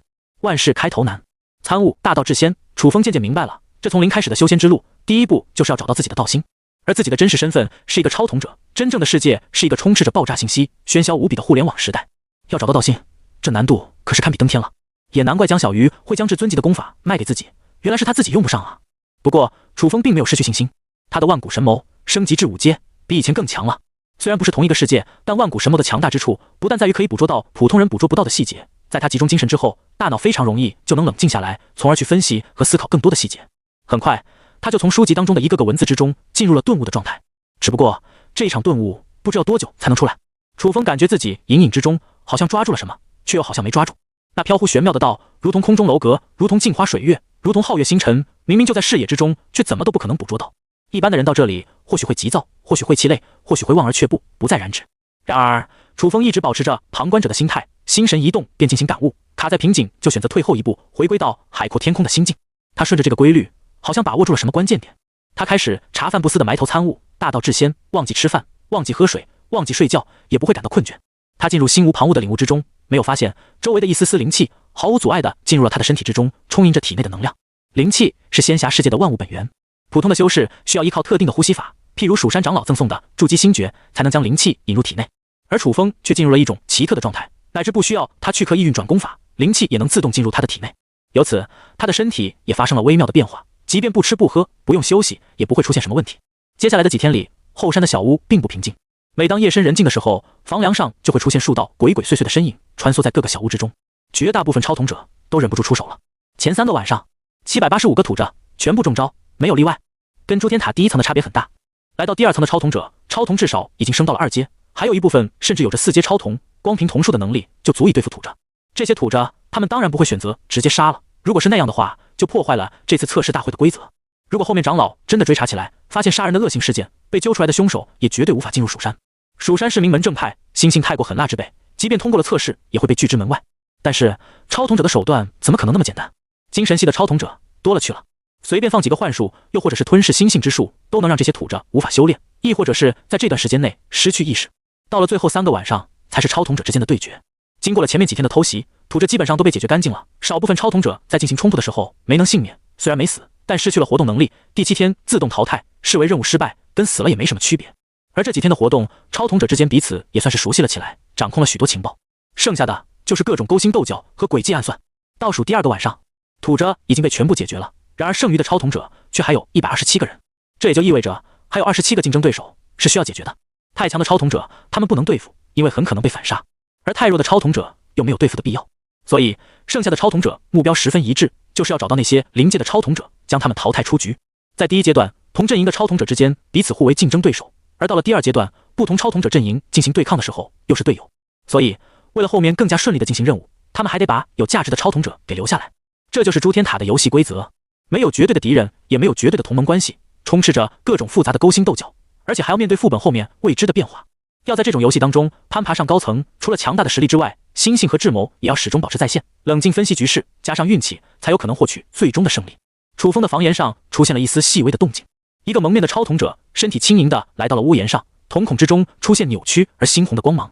然而当他掀开一块瓦片，发现是楚风之后，眉头微微一皱。这位蒙面超统者之前用范围型瞳术秒杀了一大片超统者，然而却发现自己的能力对楚风无效。他通过几天的修炼，开辟了气海，能够沟通天地灵气，略微感知，却发现楚风的身上没有任何灵力波动。不应该啊，难道他完全没有修炼的天赋？对此一窍不通，心里闪过这个疑惑。蒙面超统者最终还是没有选择对楚风动手。一来他不确定楚风的底细到底如何，二来如果对方的修为确实跟表面一样的话，那2天后就自动淘汰了，没有出手去解决的必要。因此蒙面超统者选择了其他的目标，试着去动手。就在这时，楚风睁开了眼睛，他的身上突然涌现出一股强大的气息，却又在极短的时间内收敛了回去。气海9重了，原来如此。要想修成这大道至仙，必须先找到一条属于自己的道路，铸成基础的道基，而后才能进行修炼。现在我已经初步构造了我的道基，不过具体要走什么道，还是一片混沌的状态。即便是这样，我也已经进入了半步筑基境，剩下只需要有足够的灵气，我就可以晋升为筑基境。不愧是至尊级功法，果然强大无比。感受着自己修为气息的变化，楚风忍不住感慨了一句：大道至仙的门槛极高，但是一旦能够摸清门道，眨眼间就能光速修炼至气海9重巅峰，简直不要太强。翌日清晨，今天已经是修炼的第7天了。那位蜀山长老再次来到了广场之上，肃声道：所有人都过来使用测试水晶，取修为最高的前100名加入门派。该水晶能够测试体内的真元数量，即便同修为境界也可分出高下。现在你们一个个上来。在场被超统者命中的几百个弟子都露出了尴尬的神情，他们不知道发生了什么，只感觉一眨眼7天就过去了，怎么就突然开始测试水晶了？这7天都干了什么？睡觉去了。昨天晚上精神系的超统者就已经将其他人的控制给解除开来了，这7天时间里他们都无法控制自己的意识，因此也没有进行任何修炼，体内的灵气还是空的，当然是自动被淘汰了。虽然没有直接杀掉，但用精神系的瞳术直接控住，这完全可以说是杀人诛心了。怎么回事？这么多弟子一点修为都没有，这次测试大会来的都是什么货色？蜀山长老看着测试的结果，脸上的表情渐渐挂不住了，愤怒地斥责了几句。这一个个弟子走到测试水晶的面前，检测的结果却完全没有半点灵气。如果只是这么几个，还能说天赋不好，但是这一次竟有几百个弟子毫无测试天赋。蜀山长老眼睛都要看傻了，他主持了这么多年的测试大会，从来就没见过这么差的一届测试大会，简直就是历史最烂测试大会，没有之一。终于几个超统者上去测试之后，这才有了一些结果。不过测试出的修为也多是在气海1重到2重之间，这只能说是最基础的修炼天赋了。毕竟系统给出的模板本就是最差的那一批。有少数超统者的能力适用于仙侠世界的修炼，这才能修炼至3重。由此可见，如果不提前把一批天赋较高的土着给干掉，那这场测试大会跟他们这群超统者确实没什么关系。轮到楚风测试，楚风将手放上去，忽然间测试水晶爆发出一阵璀璨的光芒。气海9重，蜀山长老大吃一惊。经过了前面几百个废物的地狱级心理考验，这位长老都快对本届的测试大会绝望了。没想到这一群废铁当中，竟然还真的出了一块金子。傻眼的不仅是蜀山长老，所有的土着弟子，包括超统者，都是用一脸惊异的目光看着楚风。在他们印象当中，稍微有天赋一点的土着应该都被干掉了。这是一开始所有超统者都默认的潜规则。根据正常情况，修为最高的也不会超过气海4重，副本给所有人的模板都是一样的，怎么会跑出个气海9重的怪物出来？那天晚上的蒙面超统者看清楚气海9重的弟子是楚风之后，更是惊讶的张大了嘴巴，感觉像是在做梦一样。不对啊，他昨天晚上才感知到对方的身上没有任何灵气波动的气息，怎么时隔一个晚上，对方就已经气海9重了？楚风的出现如同外星降临的哥斯拉，让在座所有超统者的三观都被狠狠冲击了一遍。你叫什么名字？蜀山长老温和地问道。晚辈名叫陆羽。楚风乖乖地将自己扮演角色的名字说了出来。其他超统者当然也听得出这是扮演的角色，不过他们实在好奇，这位超统者究竟是怎么在7天时间里一下子就修炼至气海9重的。问过名字后，长老就没有多说什么。经过测试，测试结果排在前100名的弟子跟着蜀山长老山上进行拜师仪式，而其他的弟子只能被驱逐下山。土着自然是打道回府，完成了身为 NPC 的过场任务，而被淘汰的超统者在下山的那一瞬间就被系统彻底抹除，像是橡皮擦过一样，人就这么没了。其他的土着也没有任何反应，就像是这件事情从来没发生过一样。前100名通过测试的弟子全部都是超统者，无一例外。或许诸天塔一层土着还有这么一丝希望跟超统者进行对抗，然而到了第2层之后，这些卑鄙的外乡人不是超统者，对付这些土着完全就是来自异世界的碾压，胜利是毫无悬念的。剩下的游戏就只有这些超统者的对抗而已。拜师大会，9位气息不凡的长老坐于上方，略带压迫的目光投在这100名弟子的身上，似乎是在检验。第一个超统者上前，陆枫气海3重，第3长老愿意收为弟子。周宇航气海1重，第7长老愿意收为弟子。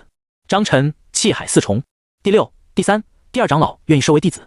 当多位长老进行竞争的时候，由弟子自行选择。其他超统者都向着张晨投去了略带羡慕的目光，能够自己选择心仪的长老，简直不要太爽啊！不过坐在最中间的掌门却始终没有发话。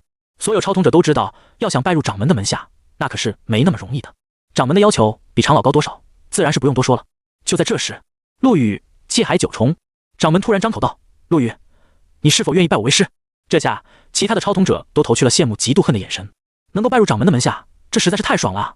楚风正要答应，突然旁边传来了一道笑声：“小友，我看你骨骼惊奇，天赋异禀，是否愿意拜我为师？”谁啊？竟然敢跟掌门抢弟子！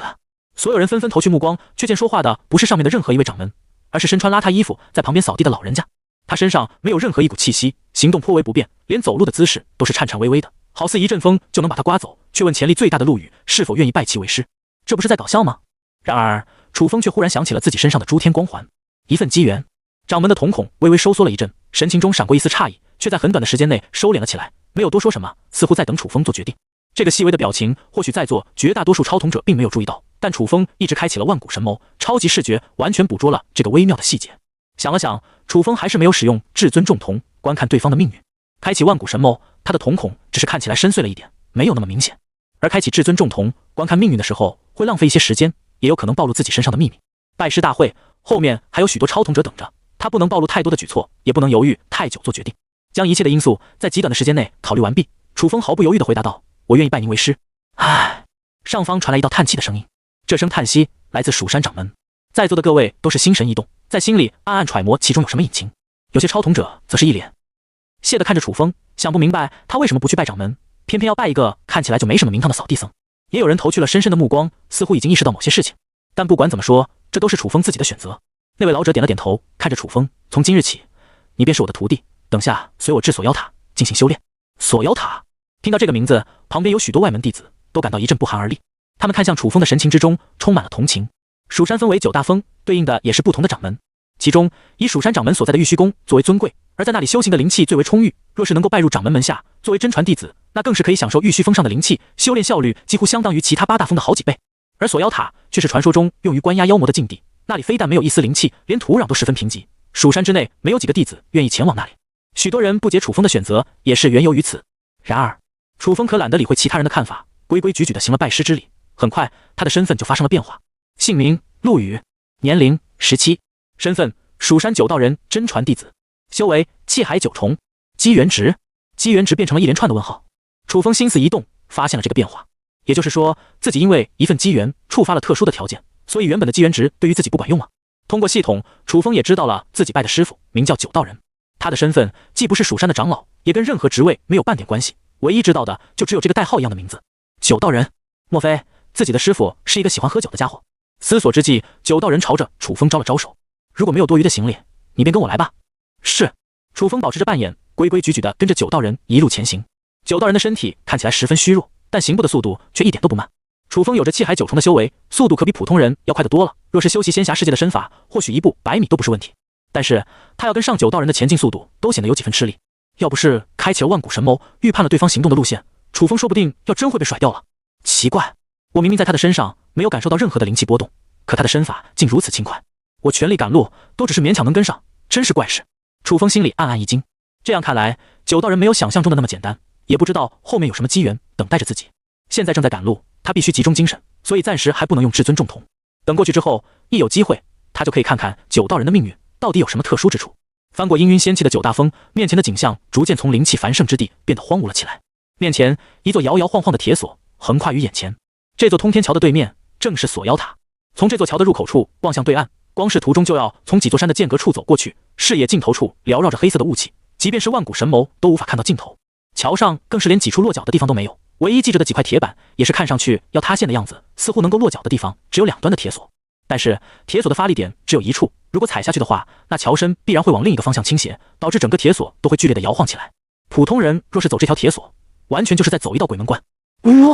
桥下忽然回响起一阵鬼哭狼嚎的声音，阴风携带着一丝亡魂怨气扑在脸上，让人感到愈发的不安。走吧。9道人的声音没有任何波动，无视了周围的一切景象，仿佛跨过这座通天铁索，对于2人来说都不是什么问题。他率先踏上了铁索桥，身体稳稳地落在了桥上，整座铁索只是略微摇晃了一下，紧接着就恢复了平静。身法的考验，楚风心神一动，也跟着迈步过去。这个时候，他的万古神谋开始飞速分析了起来。9道人先上去的任何动作细节都被万古神谋所捕捉，而后魔旁调动气海之中的灵气，楚风进入了参悟大道至仙时那种心无旁骛的状态，一边学习着9道人的身法，一边同步施展而开，踏入铁索桥上。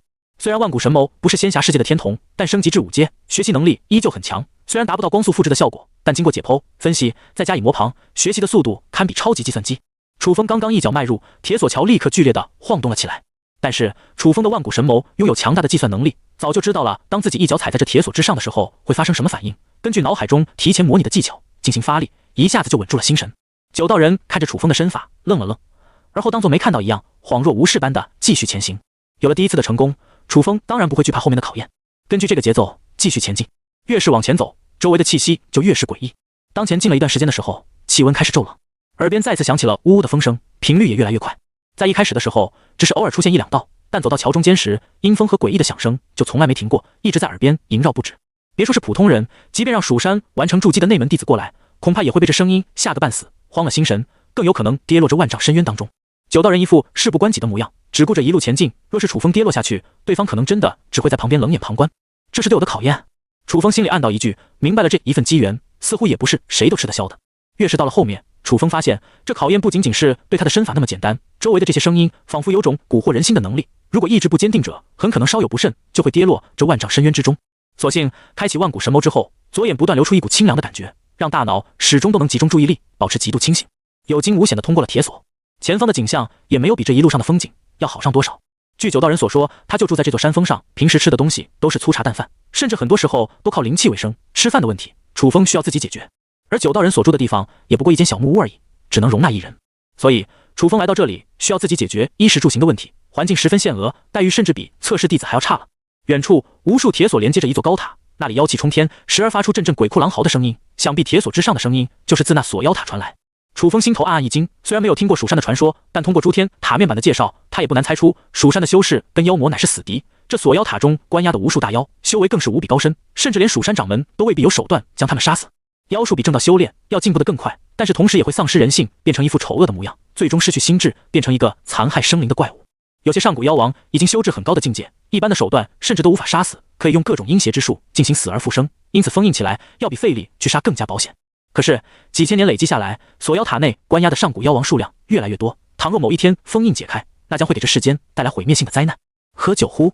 正当楚风望着远处的锁妖塔愣神之际，忽然间酒道人不知从哪弄来了一个酒壶，递至自己的面前。这酒我能喝吗？楚风有些疑惑地挠了挠头，自己现在扮演的角色应该还是个未成年吧？即便是在古代，未成年饮酒也是不提倡的。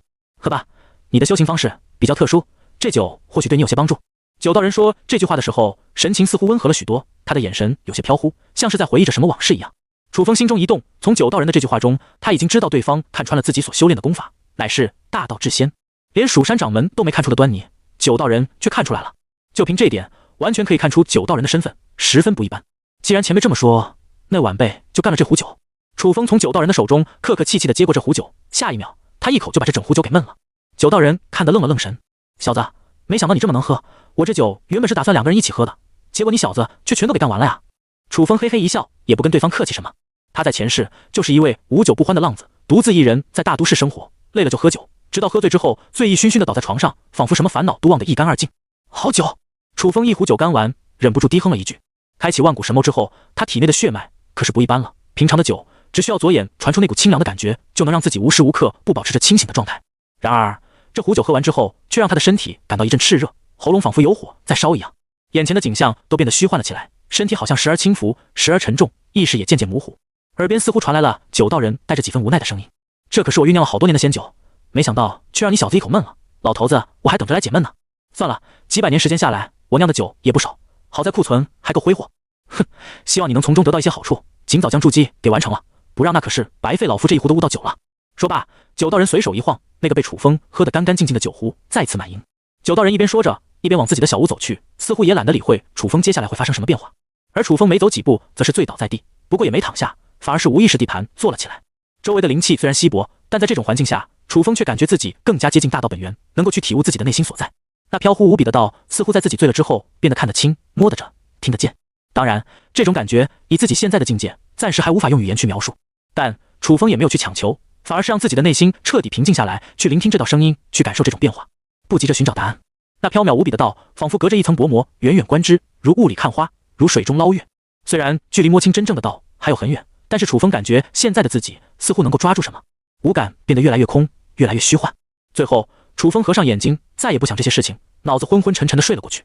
不知过了多久，当他迷迷糊糊地睁开了眼睛，开启万古神谋，那时自己此刻的状态不由一愣，筑基境中期了，这酒竟然能够让我的道心更加空明。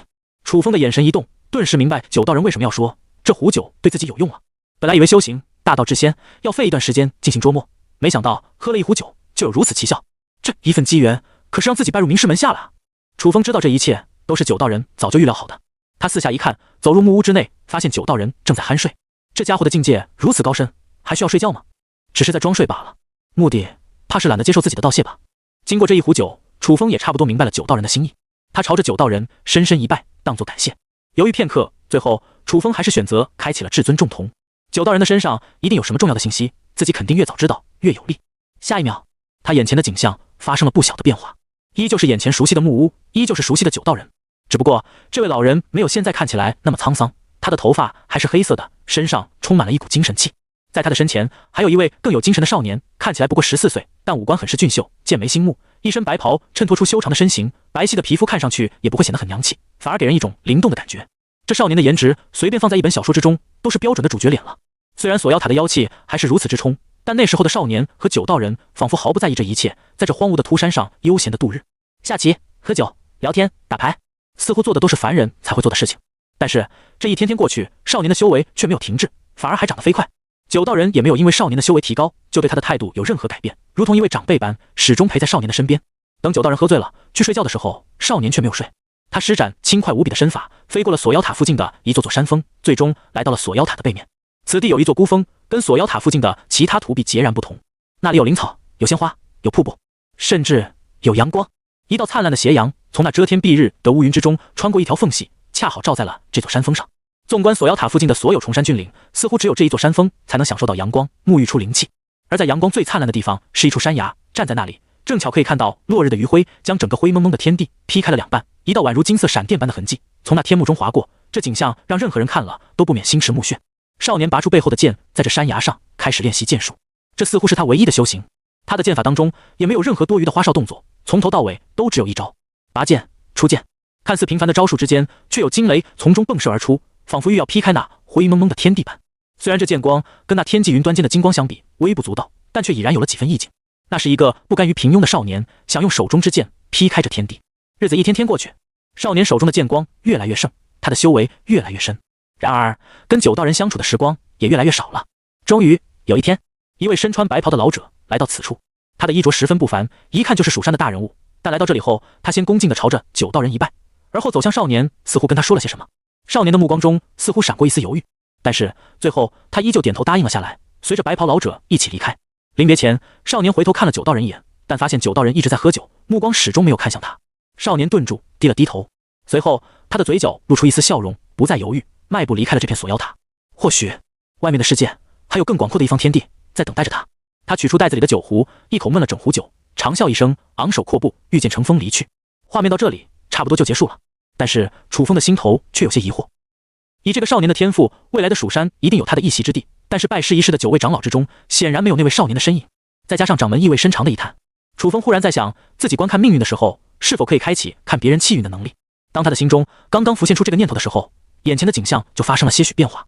少年的背影依旧在渐渐离开，但是他的头上却多出了一道金色的光芒，仿佛剑光。然而在金色剑光的四处却是无边无际的黑暗，像是要将他彻底包围一样。那金色的剑光虽然很是璀璨，但在这黑暗的包围当中却显得无比渺小，仿佛随时都会被吞没。楚风心神一动，从这气运之象来看，少年纵使天赋异禀，未来的道途恐怕是穷凶极恶，凶多吉少啊！也不知道后来到底发生了什么。但画面到这里就此中断了。楚风的至尊重瞳在一定时间内只能对同一目标使用一次，下次再要对九道人使用的话，就不知要隔多长时间了。不过他倒是预感自己或许还有再次观看九道人命运的时候，现在先不用着急。楚风感觉自己所修行的道路跟那少年有些相似，都是明悟道心，而后就能飞快地突破境界。也难怪九道人会收自己为徒，原来是他修炼了大道至仙，恰巧跟九道人前徒弟的路子对上了。可以看得出来，九道人对那位少年是有遗憾的。不过自己来到这诸天塔，只是为了完成扮演任务而已。楚风先在这锁妖塔的附近随处转转，没有第一时间前往少年修行剑法所去的落日山崖。以九道人的境界，看似是在睡觉，其实对锁妖塔附近所发生的一切事情肯定都了如指掌。若是自己直接过去，目的性太明确了，容易遭到怀疑。必须要将这附近都逛一圈，然后当作是碰巧找到锁妖塔，还要表现出一丝吃惊，这样才符合正常人的反应。将接下来的行动在大脑里构思了片刻，楚风施展身法，开始执行自己预想的计划。晃眼间，3个月已经过去了。这段时间，楚风一直待在锁妖塔附近，哪都没去，也没有多做其他更多的事情，继续维持着悠闲的日子。偶尔感到饿了，就跑去落日剑崖吸收一波灵气冲击，接着又跑回去跟九道人下棋。虽然看似什么都没做，但是时不时能喝到九道人送的酒，对于大道至仙的修炼有着不小的好处。修行速度不但没落下，反而还比预想中的要快。而且平时的下棋、打牌似乎也别有寓意在其中。楚风发现九道人无论在娱乐的任何领域都有很深的造诣，至今为止他还没赢过九道人一盘棋。斗地主倒是能靠运气赢几把，但是要靠脑力的棋类运动，那可就完全是被碾压了。不知道是不是错觉，跟九道人下棋仿佛就像是在问道一样。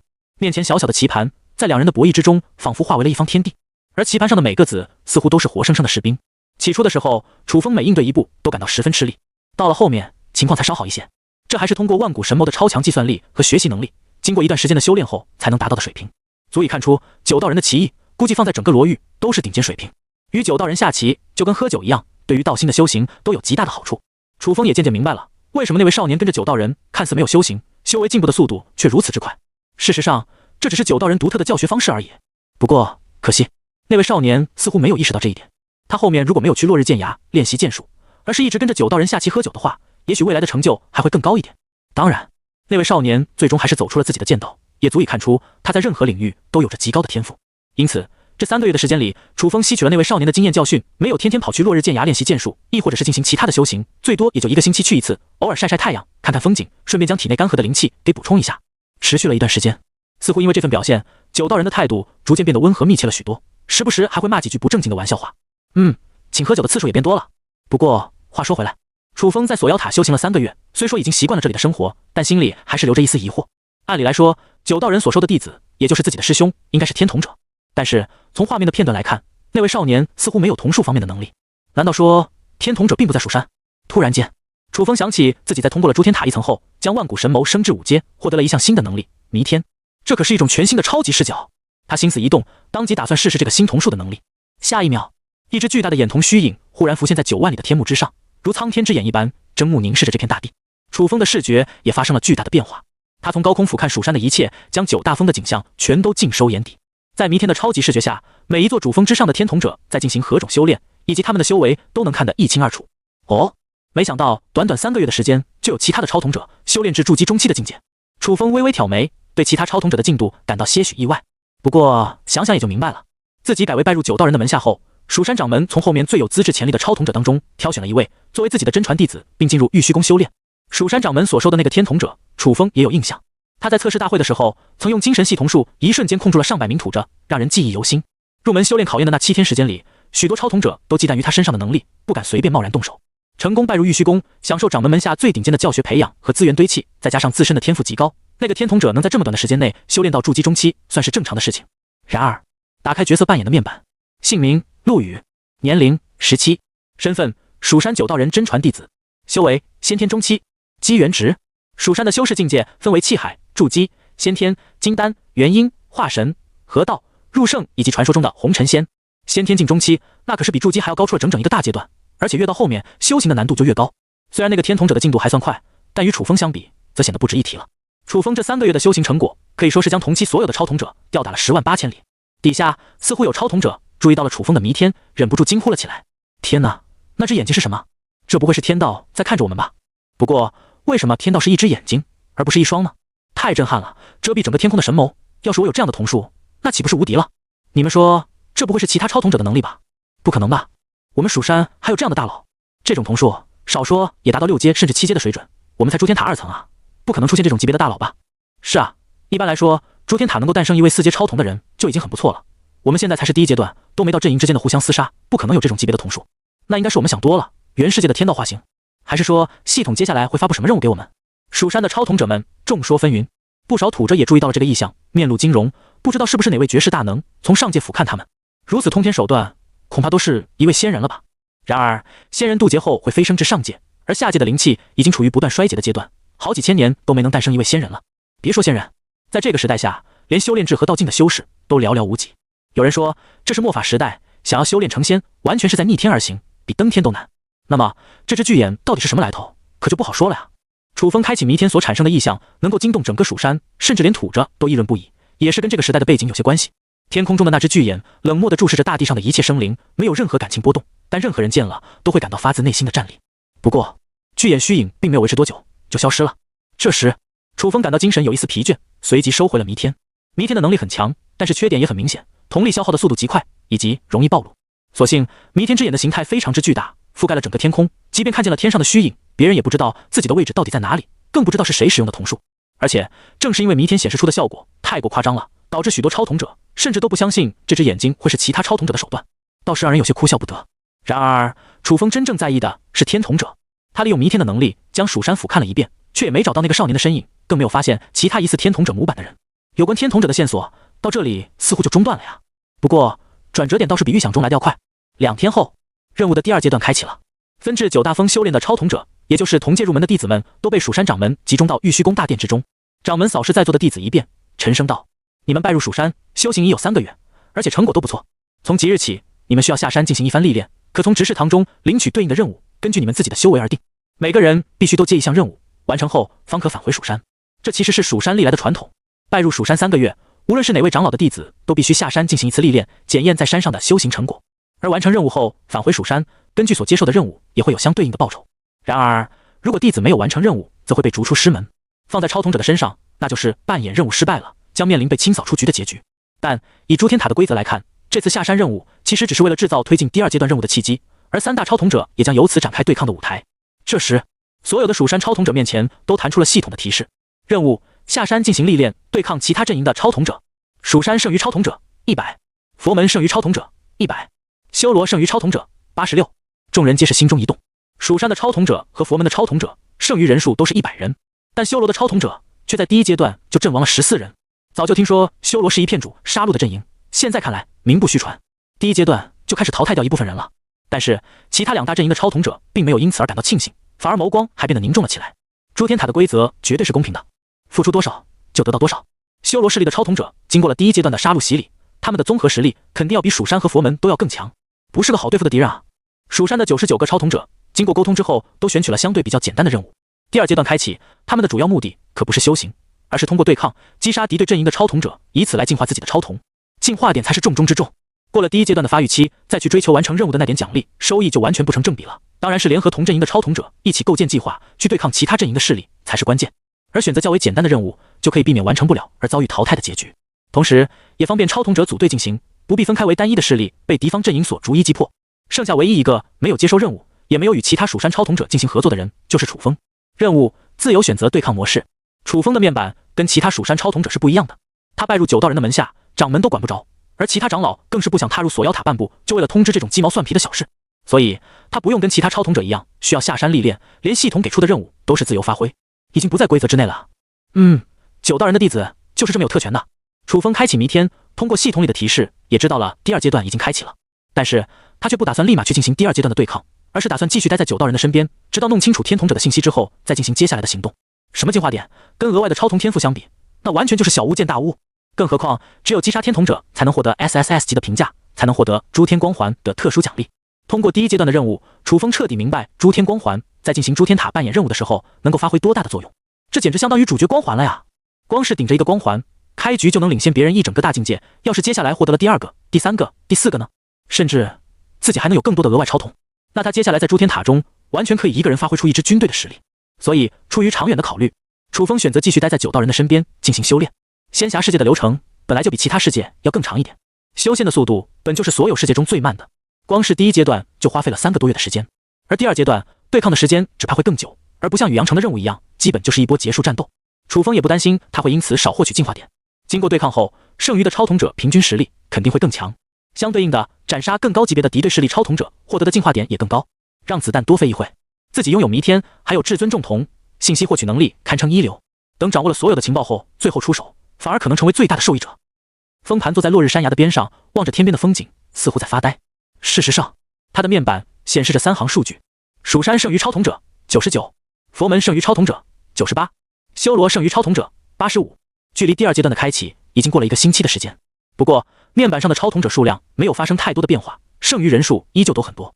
楚风猜测3大势力应该都有外出历练的任务，他们可能是要先花费一段的时间完成任务，然后再进行对抗吧。仙侠世界的舞台已经扩大到了整个罗域，面积也不像宇阳城那么小。或许仙侠世界是诸天塔当中挑战难度最高的世界了。思索之际，楚风的背后突然传出一道声音：“小子，在这看风景吗？”9道人来到他的身边，递了一壶酒过去。楚风也不客气，手刚接过来就打开了瓶盖，将这酒一口给闷了，而后笑道：“是啊，这天边的景色甚好，时不时来这看看也不错。山下可热闹了，你就待在这里，不打算出去走走？这里风景好看，又有酒喝，我为什么要出去？那来2盘棋。”行。回到木屋之中，9道人将棋盘拿了出来，拍了拍上面的灰尘。时隔1个月，楚风再次和9道人进行一局博弈，双方的子力猛烈厮杀了起来，在战场上僵持了许久。9道人也没有以前走得那么快，时不时还要停下来思考几步，才能想出应对之法。比起刚跟9道人下棋的时候，楚风的棋艺可以说是有了翻天覆地的变化。最后一步，9道人走出了个天地绝杀阵，将楚风的子力全部困在了一个小小的空间当中，笑道：“你现在还领悟不到那个境界，不出去也好。”楚风沉默片刻，才露出了笑容：“您说的对，喝个酒，好好睡一觉。”9道人一边朝着小屋走去，一边向着身后的楚风挥了挥手。这个时候，楚风的心中已经多出了许多感悟，他距离先天境巅峰的境界也越来越近。若是能够突破这金丹境，加上万古神魔5阶的能力，没有任何一个超统者会是他的对手。不过，楚风忽然注意到9道人的精神似乎比上次见面时要差了不少，再加上他一般都是不会主动来找自己的，即便对那个少年也是一样。但是这次过来找自己聊天，还问要不要去山下的事情，意味着什么呢？楚风心里闪过了这份疑惑，不过很快他就将这个疑惑抛到了脑后。最近的棋艺得到进展之后，似乎道心也通明了不少，正是冲击金丹境的最佳时刻。他盘坐下来，用心领悟，开始修行。罗域，狼牙山脉，灵气极其充裕的宝地。一群身穿道袍的少年与一群和尚分成了2波不同的阵营，似乎在进行对峙。蜀山的施主，这狼牙山脉的资源本就很丰富，不如我们各退一步，平分这山脉的资源，如何？佛门的一名超统者站了出来，和颜悦色地道：“平分不是不行，但这里是我们先占的底盘，你们凭什么无条件就能分一杯羹？”蜀山阵营拜入玉虚峰，修为最高的精神群控看向对方的眼神中充满了警惕之色。他知道对方的真实身份。佛门阵营为首的超统者代号浩峰，是一个超统者公司的董事长儿子。凌天公司在超统时代开启之前，这家公司的市值就达到了上百亿。当超统时代来临的时候，凌天公司也很快用大笔资金砸出了一个强大的超统者军团，组成了工会。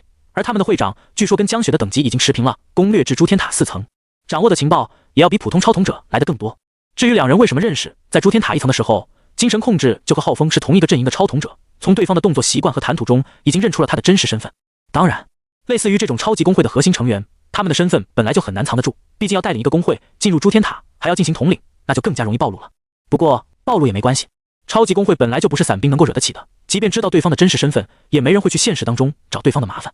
浩峰似乎也认出了精神控制，然而他却并没有在意这点，而是继续以一个统领者的身份劝导道：现在我们还有一个共同的敌对势力修罗没有解决。根据我的情报，这次选择修罗势力的超统者综合实力都十分强大。一般来说，前往这个副本，当第一阶段过去后，修罗能剩下50个超统者就已经是非常难得的事情了。然而这一次的修罗剩余人数却还有那么多，他们的修炼方式以杀戮为主，本身就要比我们快得多了。如果不先联合将修罗干掉，反而是现在起冲突，那么最后便宜的只会是修罗而已。我们虽然被系统分到了不同的阵营，但在第二阶段，在解决掉修罗阵营之前，我们都应该是盟友的关系，互相帮助，难道不对吗？浩峰的话显得很诚恳，而且挑不出一丝毛病。何况狼牙山脉的灵气他们也用不完，如果拒绝佛门的超统者，反而还显得理亏。可见浩峰的话术很是高明。精神控制保持着沉默，他没法从对方的语气和姿态中找到任何端倪。但是据他所知，浩峰绝对不是什么简单的角色，任何一个超级公司都掌握着最新的副本情报。浩峰作为凌天工会董事长的儿子，没理由会用这么简单的方式做事。当然，浩峰的话也丝毫没错。在面对修罗这等强敌，若是他们现在就起冲突的话，那真要跟后面的胜利无缘了。好吧，这片宝地我们可以分一半给你们修炼，但是如果你敢耍任何心机，那我可绝对不会放过你。蜀山最后还是选择妥协了，只要双方不发生冲突，对于他们来说也没有实质性的损失。只是在诸天塔的游戏规则中，敌人变强了，那自己就相对应变弱了。但是面对着修罗这种强敌，他们也不好去拒绝佛门的主动结盟，否则面子说不过去。放心吧，我以浩峰之名保证，当然是说到做到。浩峰的笑容显得极其有自信，甚至将自己的代号都主动暴露了出来。当然，蜀山既然有人认出了自己的身份，那也没必要藏着掖着，这样反而能让蜀山的超统者集体哑口无言，找不出任何借口去拒绝他的要求。见蜀山没人吱声，浩峰当然是默认他们同意了，随即招呼身后的几十位佛门弟子，找个风水好的地方开始修炼。天南，你就这么让那群家伙无条件占领我们先找到的地盘？一个平头的超统者走到天南的身边，很是不服气。这片宝地是蜀山超统者集思广益，好不容易通过宗门的任务线索找到的一片灵气充裕之地，在这里修行速度可以快10倍不止。玉虚宫仅仅是提升了5倍的速度，就让天南拥有先天境中期的领先修为，而狼牙山脉的灵气还更加充裕了，在此地修行好处无穷，却白便宜了那群秃驴。蜀山的许多超统者虽然都没有表态，但从他们的脸色当中也看不到任何好感。天南无奈道：难道你们没发现我们这一路上都没发现修罗的任何超统者痕迹吗？平头被这么提了一嘴，不由愣住。宗门的任务十分多样化，他们一路走过来，罗域很多地方基本都走了一趟，而且蜀山当中也有不少探测型的超统者，他们一起抱团行动，方圆百里的任何动向都逃不过耳目。若是有修罗超统者出现，早该被注意到了。第二阶段既然已经开启，那么修罗超统者也应该加入了这个舞台才对。但是下山历练已经经过了半个多月的时间，却连修罗的半个人影都没看见，难不成他们集体掉线，或者是直接待在泉水里挂机了？显然不可能。这一届的修罗超统者可都是一群狠角色，不然留到第二阶段的人也不会这么多。在修罗阵营当中，极有可能也有一位身份跟浩峰那样的超统者，组织工会里的成员统一行动，按照攻略来走。一般来说，有工会带和没工会带，那完全是两个游戏了。至今为止，修罗还没有一个人露面，这肯定不可能是虚晃一枪那么简单，背后或许还有更大的计谋。只不过限制于信息差，他们不知道修罗到底在盘算什么。天南选择与佛门合作，也是出于无奈的唯一选择，可以说是与虎谋皮啊。佛门。当浩峰回到这里之后，神色立刻变得严肃了起来。我帮你们从蜀山的手中争取了这次机会，你们全员都赶紧将那个佛印的方式都练习好，并且修为能提升多快就提升多快。这次行动，我们尽量不要有任何损失，否则都会耽误后面的进度。哼，只要能够在第二阶段结束之前将那个魔头给放出来，并且用佛印进行控制的话，即便是修罗，也不过是一群任人宰割的杂鱼罢了。是，佛门的绝大部分超统者都是凌天工会的成员，即便混入了少部分的散兵，也只能听命于他们的安排。浩峰轻轻露出了笑容，只要这个情报不泄露，蜀山就不会有任何一个人知道，他们这次保留兵力乃是要进行一个更大的计划，破坏力甚至可能比修罗都要强。而佛门正好为这层计划披上了一层很好的保护衣。谁能想到佛门之中还有这样的存在？恐怕连修罗那群人都不知道吧。必须多亏有着第一手消息，浩峰才能知道佛门原来还隐藏着这么大的一个秘密，足以成为攻略本次副本的关键。如果不出意外的话，这是他执行这个攻略的首秀。夜幕，蜀山山脚下，几个拿着火把的蜀山弟子在这附近进行巡逻。忽然他们的身体僵直了下来，仿佛变成了一动不动的木头人，连眼睛都不会眨一下。夜幕之中，一道人影从水波一样的涟漪中走出，显化成形。那是一个眼神凶厉的女人，身穿着黑色皮衣，脸上刻着虎豹的刺青，她的瞳孔之中绽放出一片幽暗的光华，仿佛漩涡一般，将几名蜀山弟子的目光都吸入了进去。片刻后，这些蜀山弟子似乎跟失了魂似的倒在地上。处理了。后面的阴影之中，一个全身都覆盖着甲味的男子迈着沉重的步伐走到了几名蜀山弟子的身前，从盔甲之中露出了一道橙黄的光芒。下一秒，几个蜀山弟子的身体就从眼前永远消失了。月华，你的能力应该还有效吧？女子回过头去，对着身前的空气说了一句。很快，那片空气当中，一道略带柔弱的声音回应道：“只要有月色存在，我们的瞳力消耗就不会很高，应该能够掩护你们到锁妖塔。”女子点了点头。根据情报，蜀山的那群长老们平时也不会去锁妖塔那个地方。那位老者看似身份很恐怖，是蜀山的开宗老祖，但事实上，经过了100年前的那件事情，他的本命已经消失了。虽然还有些能耐，但肯定敌不过我们的联手对抗。只要我们能解放锁妖塔，让那些上古大妖重新降临人间，掀开一场杀戮，我们就能借助血之大阵完成修罗的降神仪式。到时候，蜀山和修罗那群人，即便修行到再高的境界，也不过是一群蝼蚁而已。事实上，面前的空气当中藏着修罗所有的超统者，他们这一次来到蜀山的真正目标，正是开启锁妖塔，解放那里的上古大妖。根据情报，修罗早就知道蜀山的超统者都下山去历练了，而蜀山的长老可没有超统的能力。只要借助月色的掩护，他们就能悄然无声地潜入蜀山，并进入锁妖塔的范围之中。一般来说，蜀山的长老也不会随便前往锁妖塔，甚至会使用特定的符箓将那片地狱给隔开来。这反而给了修罗的超统者一个绝佳的入侵机会。只要锁妖塔没有驻守蜀山的超统者，那么他们就能顺利根据计划开启锁妖塔，就能让人类回想起那一天被上古大妖支配的恐惧。修罗超统者的行动是早已准备好的。月华的能力十分特殊，能够将瞳术与天上的月亮产生联系。只要有月光的地方，月华就能使用皓月之瞳，隐藏月光下所有他想要隐藏的人或物。到了蜀山门口，一个冷漠的青年则从月华的保护罩中走了出来，破壁之瞳展现出一道银色的冷芒。蜀山的护宗大阵立刻打开了一个缺口，可容纳修罗的众人从这里通过。进去之后，经过的蜀山弟子都陷入了呆滞的状态中，无法自拔。如果是强行打破护宗大阵，那必然会惊动整个蜀山。然而，超统者的能力却可以打破仙侠世界的固有规则，做到一些不可思议的事情。当超统者组成一个团队进行配合的时候，所发挥出的能力可不止1+1那么简单。这也是为什么公会这么热衷于招揽超统者。每种不同能力的超统者在掌握最先进情报的状况下，前去攻略诸天塔，通过不同能力之间的配合，往往能将收益最大化。这就好比公会是职业战队，而普通散兵组成的团体只是刚好匹配到一起上分的玩家而已，甚至什么段位的都有，良莠不齐，作用自然大打折扣。明眼人都早已看出，未来发展团体势力才是正解，因而有钱人都开始砸钱创办公会了。这就跟创业似的，只有当老板才能走得更远。修罗的超统者一路过关斩将，宛如八仙过海，各显神通，终于来到了锁妖塔。漫天的乌云遮蔽了月光，月华的瞳术十分特殊，在没有月光的情况下，瞳力消耗的速度会非常之快。来到锁妖塔，他已经没有任何瞳力。一道水波涟漪以月华为中心，朝着四周退去。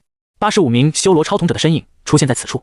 但是，既然已经来到锁妖塔，就不用再担心再被蜀山长老发现了，因为他们平时根本不会来这里。而那位传说中的老人，他们已经想好了方法去应付。这计划可谓万无一失。行动！女子一声令下，很快，修罗的超统者朝着锁妖塔的方向冲了过去。然而，他们全员却没注意到，在落日山崖的方向，有一个少年盘坐在山崖上，看向他们的目光当中充满了疑惑。楚风心里闪现出10000个小问号。修罗的超统者直接超到蜀山的大本营了，谁给他们这个胆子的？这里有9道人坐镇，蜀山长老支援到这里也不过一盏茶的功夫，而且锁妖塔还很危险，怎么想的呀？不管怎么说，这都是一群经验宝宝啊！既然都送上门来了，那不要简直白不要。开启万古神谋，楚风一眼扫过去，顿时发现这群人当中，修为最高的达到了先天后期，没比玉虚峰的那个超统者高多少。不过，若是论平均修为的话，这85个修罗超统者之中，却有10人达到了先天境，这倒是比蜀山要强了不少。然而，楚风的身上陡然出现一股更强的气息。通过那一盘棋的感悟，他的修为已经达到金丹境了。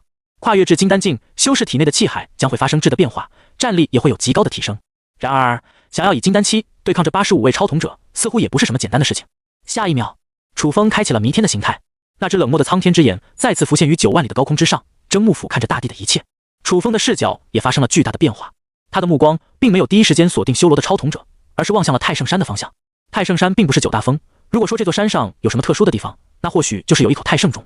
然而，这太圣冢却是蜀山的境中，只有发生重大危情的时候才会敲响。在弥天形态下，楚风的瞳术将会得到极大的加强。一道锋刃从巨眼的前面浮现而出，如果楚风想的话，那这道锋刃甚至可以跨越100丈，连一座山峰都能削平了。但是他要做的并不是用千仞神锋的能力去进行攻击，刚好1尺之长的锋刃凝聚完毕，周围立刻卷起了虚空涟漪，将锋刃吞没，正是扭曲虚空的能力。发动掠空铜斩，当！一道悠扬的钟声化作浩浩荡荡的余音，在整个蜀山回荡不止。九大峰的长老以及玉虚峰的掌门全都被惊动，瞬间化作一道流光，聚集于太圣山。而蜀山的外门、内门，甚至是在外游历的核心弟子，都听到了这道钟声，皆是进入了备战的状况。蜀山与妖魔的战斗持续了数千年，即便度过了将近100年的和平年代，这些弟子也早就形成了应对危机的本能。听到太圣钟的钟声响起，所有蜀山长老都赶到了钟声敲响的地方。映入眼帘的只有一口摇摇晃晃的钟，周围却不见人影。难道是有蜀山弟子恶作剧？徐长老看到太圣钟的旁边一道人影都没有，瞬间忍不住脱口骂了一句：“不！”掌门忽然指向天空，神情严肃地道：“你们看那边。”所有长老随着掌门的目光看去，却见9万里天穹之上，那只睥睨一切的苍天之眼再一次出现了。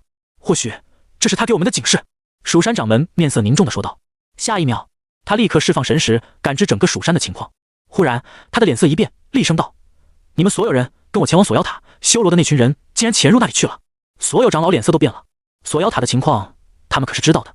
9道人其实已经早就丧失了当年的功力，哪有能力去应付修罗来的敌人？他们之所以不派任何人前往锁妖塔看守，只派了一个9道人，其实就是一个幌子，让敌人误以为9道人还有作战的能力，使得敌人不战自退。9道人当年的境界实在是太高了，放在这罗域当中，没有任何一人是他的对手。即便经过了那件事情，忌惮9道人的修士依旧很多。让9道人去看守锁妖塔，性质跟空城计类似，他们想要借的是蜀山老祖昔年的威慑力。没想到这次修罗竟然这么莽，直接来硬的。锁妖塔是无人看守的状态，一旦那里的上古妖王全部被释放出来，那整个罗域都要陷入生灵涂炭的灾难之中。见鬼了，谁能告诉我这是什么情况？太圣中他们发现我们了。月华，怎么回事？蜀山的人是怎么发现我们的？我不知道，我都是按照计划行事的。你们叫我干什么，我都做了。难道说情报失误了？蜀山的那群超统者不是都下山去历练了吗？他们是怎么发现我们存在的？黑衣女子的神情骤然冰冷了下来。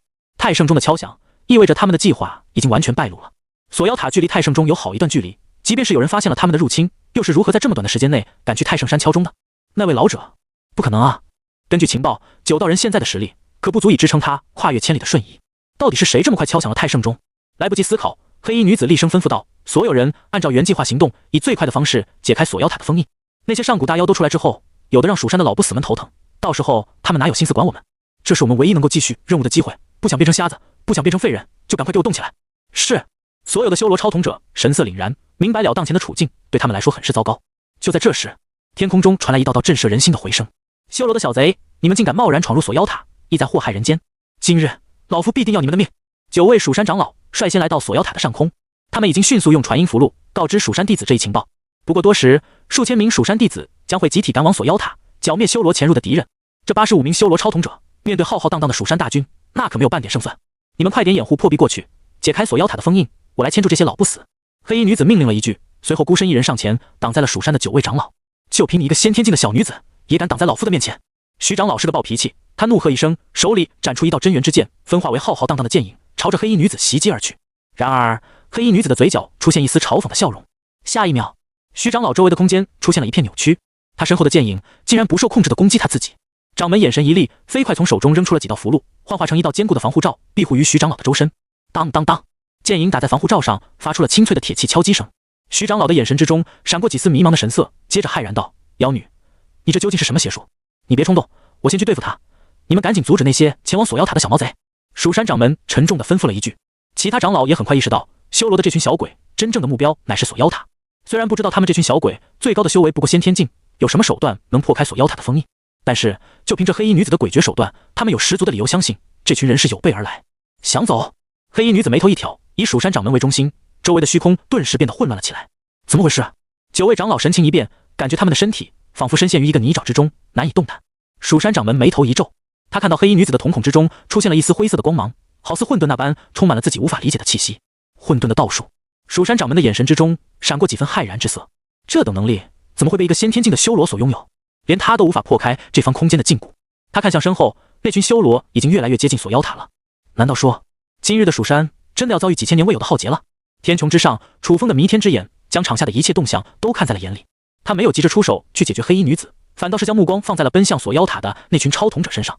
中间一个神情冷漠的男子在众人的庇护下前行，如果没猜错的话，他就是黑衣女子所说的破壁。听名字就跟解除禁制之类的能力有关。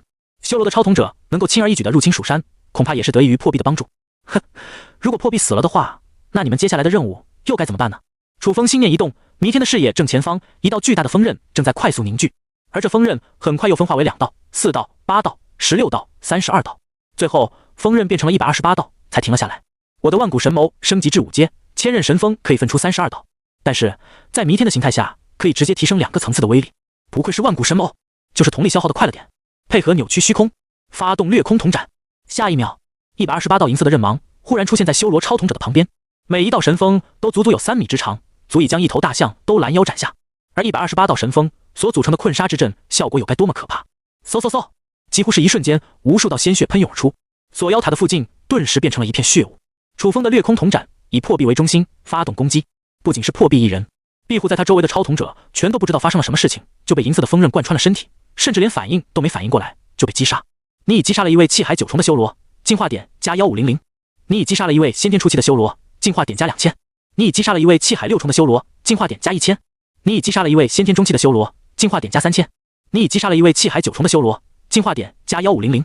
楚风的面前闪过了无数条信息，弥天形态下的掠空瞳斩威力之巨大，甚至要远远超乎自己的想象。看着面前一片狼藉的景象，楚风都被自己的实力震撼得愣神片刻。虽然不知道他这一招击杀了多少修罗，但是在场还能活动的敌人已经只剩下个位数了。达到先天境的修罗，距离破壁的位置最近，因而也是最靠近掠空瞳斩的中心位置，几乎全部覆灭。最后剩下的那几个气海境修罗也是满眼呆滞，愣愣地看着周围地狱般的景象，仿佛失了神似的。楚风关闭了万古神谋，起身，他的眼睛现在有些干涩，也感到十分疲倦，这是很少出现过的情况。弥天形态的掠空瞳斩完全称得上是楚风的绝杀技了，消耗的瞳力自然也是最多的。事实上，楚风能够在万古神谋只有5阶的时候发动威力如此之强的瞳术，还要归功于他的至尊重瞳。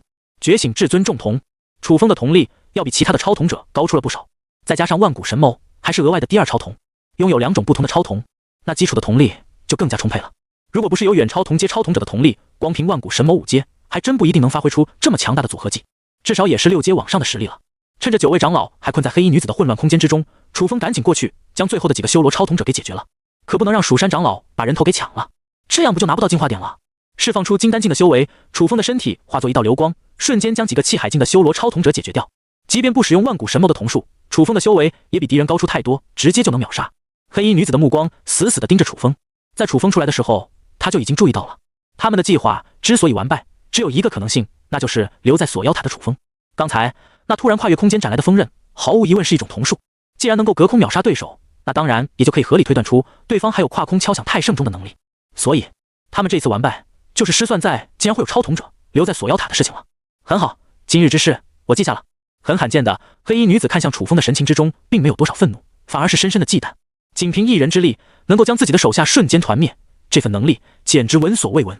黑衣女子能够成为这次修罗的统领，背后也有工会的支撑，自然猜到楚风的身份和实力都十分不俗。她只能暗自在心里骂了一句倒霉，而后身体的四周出现一片涟漪，瞬间逃遁至万里开外。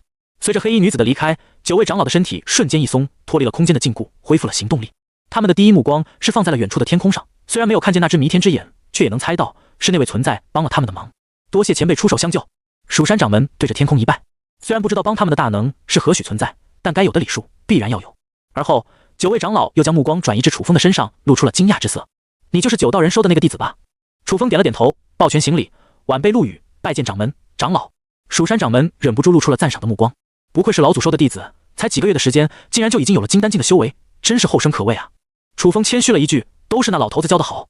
听到老头子的称呼，掌门似乎愣了愣，不过他旋即大笑道，你跟那个小子倒是有几分相似之处，既然如此，那我就送你一件法宝吧。说话间，一把剑身由翠玉打造的宝剑随着蜀山掌门一指，化作流光遁入楚风的手中。这件，楚风眸光一动，他认得这件正是从9道人命运中看到的那位少年所使用的佩剑。蜀山掌门淡淡道，我感觉你跟这把剑有缘，反正放在山门里也没人会用，倒不如送给你吧，或许也是了却那老头子的一桩心愿和遗憾。楚风也不客气，道谢一声便接过这把剑，正好他的修为也到金丹境了，有一把法器，实力也会上涨一点。蜀山掌门转过身去，目光远远地看向9道人所居住的那个小木屋。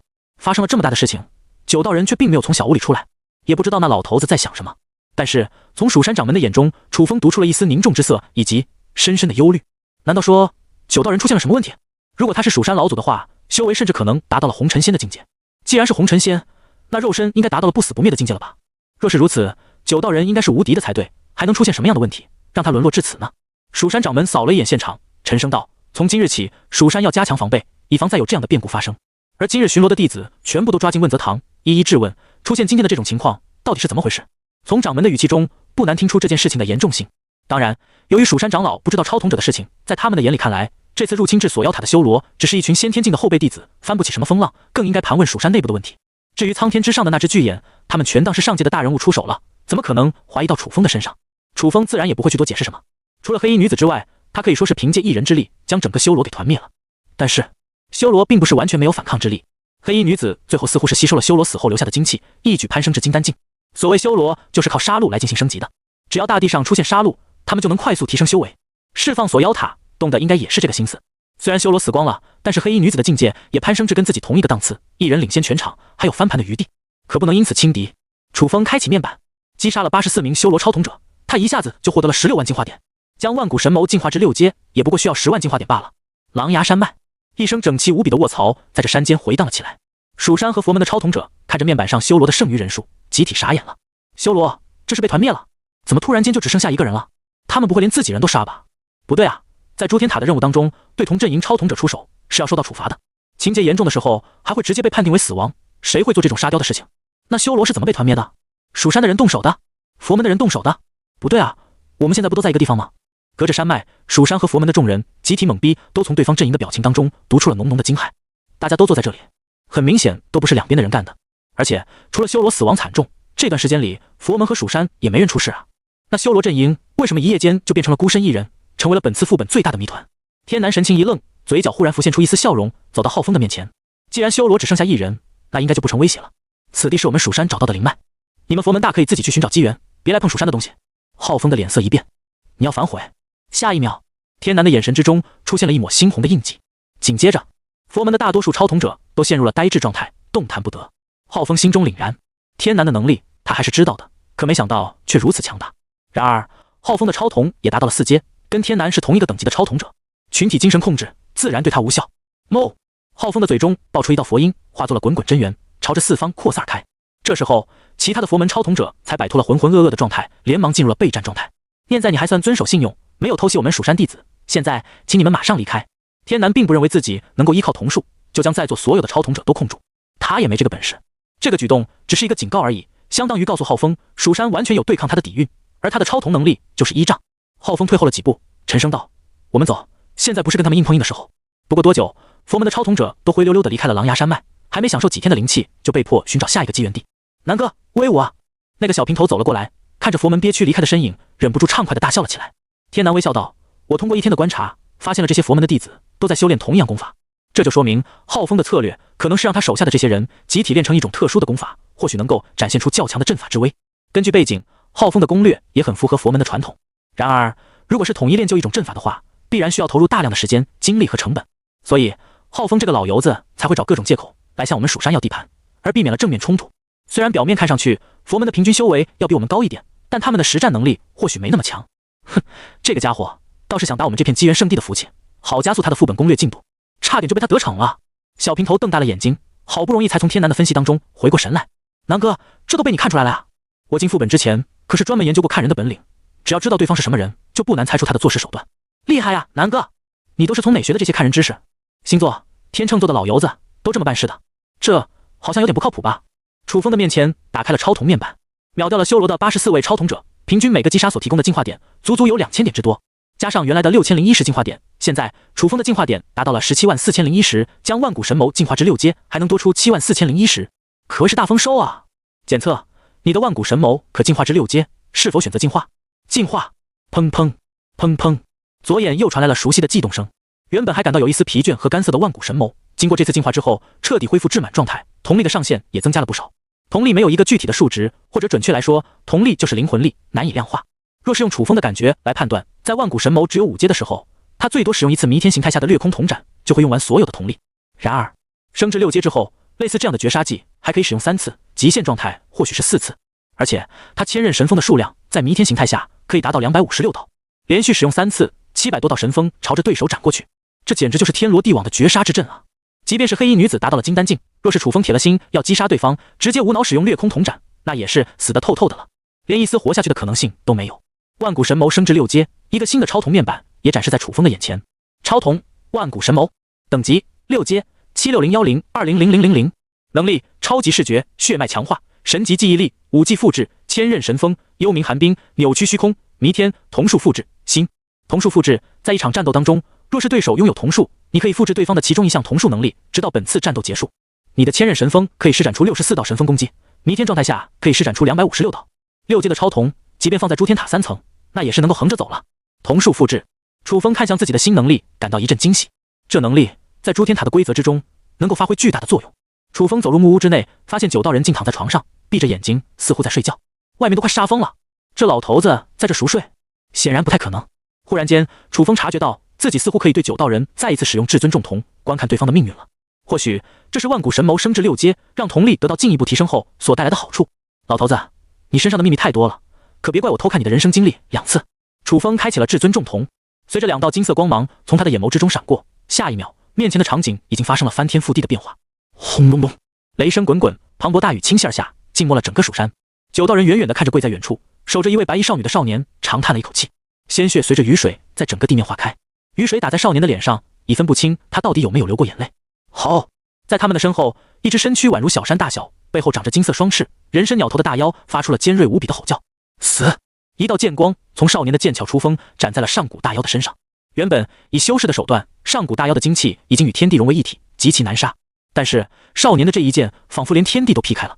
那只大妖被剑光分成了2半，化为一片黑色的雾气。一剑斩杀上古大妖。9道人的眼眸中露出惊异之色，但旋即又无奈地叹了口气，走上前去，似乎想要劝说些什么，但是最终欲言又止，最后只是陪伴在对方的身边。我要这世间所有的妖魔都灰飞烟灭。少年咬了咬牙，眼中闪过一丝猩红之色。他缓缓走下了蜀山。9道人看着少年离去的背影，并没有上前阻拦，只是停留在原地站立了许久。画面再次一阵变化，这一次9道人化作一道流光飞遁，下方的罗玉快速倒退，而穿过一片云雾后，眼前露出了狰狞无比的景象。山河破败，巨大的剑影化作万丈之长的沟壑，在大地上留下无数道狰狞无比的痕迹。妖魔的叫声在这附近回荡不绝，但皆是令人毛骨悚然的惨叫。几只长着翅膀的上古大妖惊恐地从远处飞遁而来，仿佛遇到了什么煞星一样。然而一道猩红的人影忽然闪过了这几只大妖的身体，天空变成了一片血雾。那道人影9道人熟悉得很，是他最心爱的弟子。然而昔日那个少年英俊的脸庞早已不复存在，此刻的他面庞透露出的神情，甚至比上古大妖还要可怖。那猩红的目光扫过9道人的时候，让他这个做师傅的都感觉到一阵来自灵魂的战栗，仿佛有根冰冷的刺狠狠地从背后刺入心中。那少年看向9道人的眸光中，似乎露出了几分迷惑，又似乎露出了几分痛楚之色。最后他像是不愿意回忆什么，快速走开了，又或者是从9道人的身上感受到一丝危机。9道人的背后背着一把剑，那把剑正在微微颤抖。然而他最后叹了口气，终究还是回去了。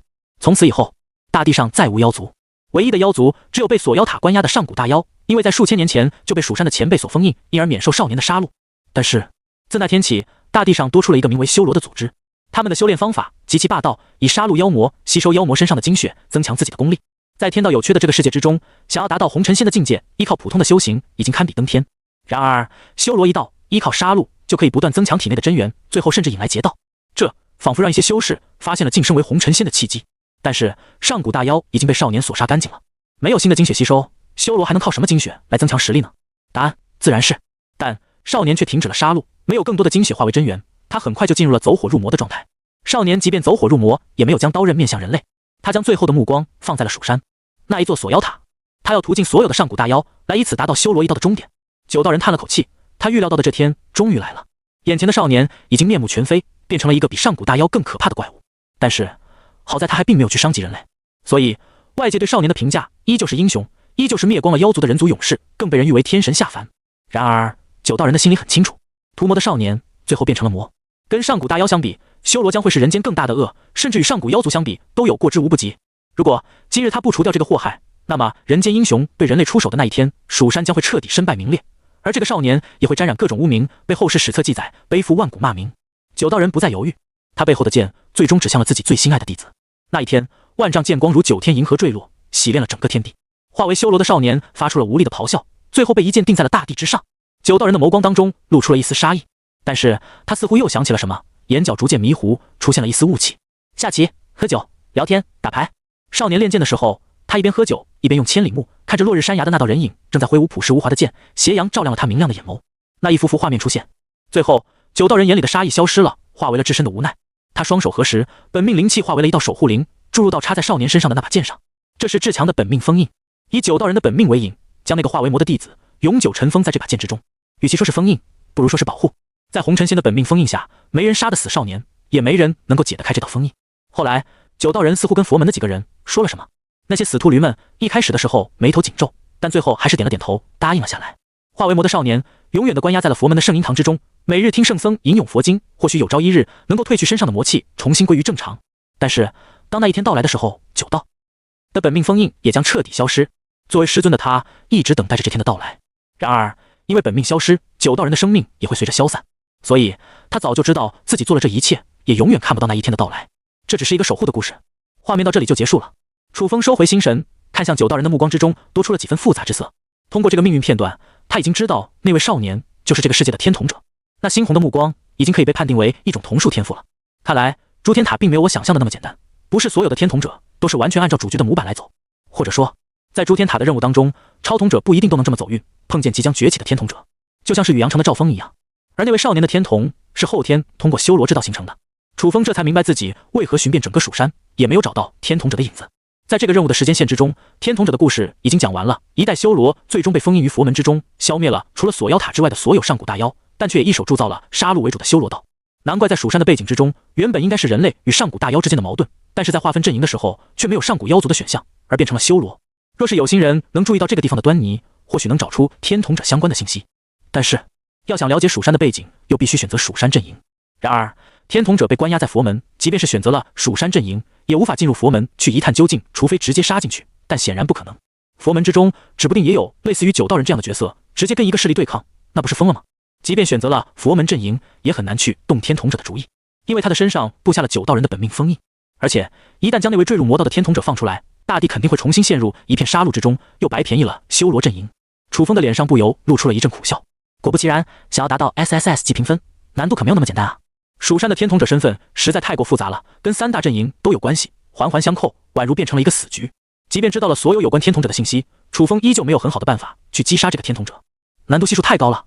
更何况放出来之后，那位少年只有九道人才镇得住，然而本命封印一旦解开，九道人也会羽化，那相当于是放出了一个谁都处理不了的终极大 BOSS。咳嗨嗨！突然间，九道人发出了一阵咳嗽声。楚风的心神被拉了回来，脸色沉重地走到了这位老人的身边，询问道：“你的身体是不是出现什么问题了？在对方来找自己下棋的时候，就应该注意到这个情况。只不过在楚风的潜意识当中，九道人乃是一位绝世高人，他怎么可能会出事呢？但看完了九道人的故事之后，楚风心里很清楚，这位老人将他毕生的修为都贡献了出去，只为保护那个心爱的弟子。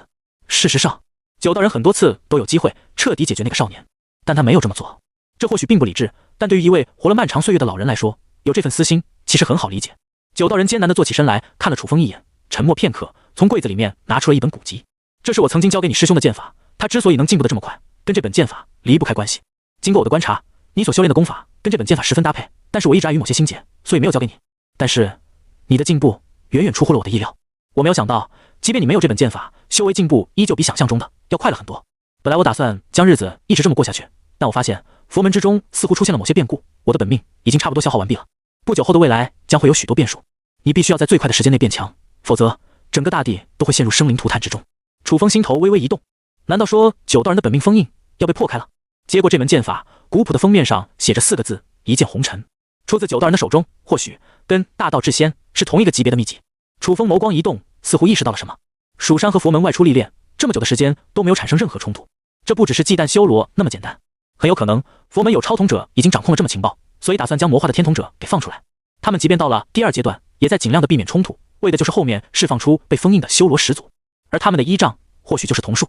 这个世界没人值得了修罗始祖，但外来的超童者可就不一定了。若是佛门的超童者能够用瞳术去操控修罗的话，相当于掌控了仙侠世界的最强战力，横推整个副本都不成问题了。再加上修罗的超童者基本上被自己团灭之后，他们释放修罗始祖就更加没有顾忌了。佛门超童者释放修罗始祖，唯一担心的只会是大地陷入杀戮之中，修罗的超童者成长速度会就此起飞，从而翻盘。至于控制修罗，对于外来的超童者来说，只要瞳力足够，这就不是太大的问题。而且佛门的超童者一旦成功解放修罗，那么也就意味着九道人会羽化。楚风的眸光顿时放在了九道人的身上，不知为何，他的心中忽然涌现出一股不舍之情。诸天塔明明是个任务而已，自己早晚有一天都会离开的，但是为什么得知九道人命不久矣的时候，他的内心会翻涌出一种名为悲伤的情绪？是了，他在这个世界已经停留了好几个月的时间，不知不觉已经隐隐把周围的人当作现实中真实的人物。而且跟九道人的相处，对方一丝一毫的关心都不是假的，都是发自肺腑的真心。这里的一花一木都被赋予了真实的生命，遵循着独特的自然规律。这里的每一个人也都不是只会重复一段话的 NPC， 而是一个个活生生的有血有肉的人物。九道人忽然一笑，用手肘撑起了身体，吃力地坐了起来，拍了拍棋盘上的灰尘。小子，来跟老头子我来几盘棋吧。佛门，大雄宝殿。浩峰的眼眸中闪过一丝紫色的光芒。你！主持方丈心中泛起大骇，怒声道：你究竟是什么人，竟然习得了如此妖术？麻烦的老秃驴，还在抵抗？浩峰皱了皱眉头，神情中闪过一丝不耐之色。旋即他瞳孔中紫光大盛，如同有魔力的漩涡一般，将方丈的心神全部吸了进去。片刻后，佛门最后一个高层也倒在了浩峰的面前。终于搞定这一切了，你们都出来吧。身后几十个超童者闻声进入大雄宝殿之中。没错，浩峰的超童能力乃是摄魂，只要给他足够的时间，就能控制目标的心魂。这3个月内，浩峰根据攻略，每天都通过大雄宝殿的一条密道，进入了关押修罗所在的往生堂，已经彻底控制了修罗。只不过，就在他今日准备再次进去的时候，没想到佛门的方丈已经洞察到了他的异常，埋伏了他一手。无奈之下，浩峰只能呼唤队友，并且用瞳术强行摧毁方丈的心魂。会长，我们现在怎么办？一个超童者来到了浩峰的身边，询问道。虽然暂时让方丈失去了行动能力，但他们已经是对佛门的高层出手了，事情早晚会暴露。眼下看来，计划不得不提前了。浩峰沉声道：事到如今，我们只有尽快启动计划了。幸好我们有老天庇佑，修罗的那群家伙不知道为什么突然团灭了。那样的话，我们就可以毫无顾忌地启动修罗计划。修罗只剩下一个超童者，翻不起什么风浪。只要我们控制了那个魔头，那么这个副本我们要拿到 SS 级的评价，完全不是任何问题。会长英明！底下的一票子员工都开始拍起了马屁。浩峰笑了笑，来到大雄宝殿一处不起眼的角落，只见那里藏着一尊布满灰尘的佛像。他走过去，缓缓旋转佛身，轰隆隆，一个密道从众人的眼中展现而出。走吧，那个老秃驴没过多久就会清醒过来，佛门的人也很快就会注意到这里的异常。顿了顿，浩峰手掌一翻，一枚红色的血晶出现在他的掌心之中。待会进去之后，你们每个人都吸取这枚血晶的力量，应该够你们所有人暂时提升至先天境中期的灵力。然后我们同时饮用般若佛陀涅槃真经，暂时化去魔头的煞气，消融他身上的魔性。而控制了魔头之后，我们先撤离此地，再让魔头复苏，让佛门的老秃驴先去送一波。这么纯净的佛血，若是被魔头吸收的话，应该能够很快让他的实力恢复至巅峰了。这枚血晶乃是浩峰进入副本之前就从诸天交易会换得的仙侠世界传承，能够暂时提高自身的修为，是一件价值极其高昂的一次性用品。到了万不得已的情况下，这枚血晶就可以用来加快进度，直接让工会所有的超童者都提升至足够的修为，开展计划。虽然有点小插曲，但都无伤大雅。万事俱备，凌天工会的成员们开始按照进副本之前就已经拟好的计划行动了起来。来到往生堂，一尊通体缠绕玄黑印记、面庞狰狞无比的魔头被无数道佛印组成的锁链缠绕，而在他的身体之中插入了一把翠玉打造的巨剑，剑身之上有数道绿色的光幕缭绕，那正是九道人的本命封印。哼，佛门这群老秃驴也没个好东西，嘴脸可真是够虚伪的。浩峰撇了撇嘴角，对佛门的那些和尚不屑一顾。根据九道人的要求，将修罗送入佛门，是想让佛音净化他的魔心。然而佛门的人因为惧怕魔头重新出世，非但没有安排圣僧过去饮用圣经，反而还用各种佛咒多施加了一层封印，关押至往生堂，真是要多怕死有多怕死。经过这几个月跟佛门之人的相处，浩峰也知道那群道貌岸然的家伙实则都是一群什么货色。至于佛门后面会面临怎样的灾难，浩峰当然不会有任何关心，他对这个世界压根就没有任何归属感，只想着尽快按照计划来将 SS 级评价拿到手，获得超级丰厚的奖励。接着工会里的成员们依次接过浩峰手中的血晶，提升了修为，而后来到对应的位置开始饮用般若佛陀涅槃真经，一声声浩大的佛印在往生堂内回响，修罗身上的玄黑印记一点一点褪去。果然有效，副本攻略成不欺我。浩峰的眼神当中闪过一丝喜色。般若佛陀涅槃真经是一种强行净化妖魔的手段，但跟圣经的饮用却有所不同。这种方式只能暂时褪去修罗身上的魔性，但只要停止饮用，对方身上的魔性很快就会恢复。然而九道人所布下的本命封印封锁的是修罗身上的魔性，而且这道封印还有一个特殊的机制，一旦魔性彻底解除，封印也会永久消失。所以对这尊修罗使用般若佛陀涅槃真经，在佛门之中是绝对禁止的事情。当然在这群超童者的眼里，这就成为了一个可以利用的副本机制。而出乎了浩峰的意料，修罗身上的玄黑印记褪去的速度十分之快，而他身体当中的那把剑化为了漫天的绚丽光华，缓缓向着四周飘散而去。他身体中的那把剑也在逐渐化为虚影。九道人的本命封印终于要解开了。蜀山锁妖塔，九道人的身体正在快速的干涸，如同脱水的树木一样不断失去生机。楚风就坐在九道人的旁边，看着他的生命一点一点流逝。他没有多说什么，只是静静地坐在这位老人的旁边，进行最后的陪伴。喝酒吗？楚风轻声问了一句。他知道九道人平生最喜欢的事情就是喝酒，无酒不欢，无酒不醉。他平生收的徒弟也不多，好像就这么2个，但最喜欢跟徒弟一起做的事情，那就是喝酒。呵，这个老酒鬼，如果在死前不喝2口的话，或许也会死不瞑目吧。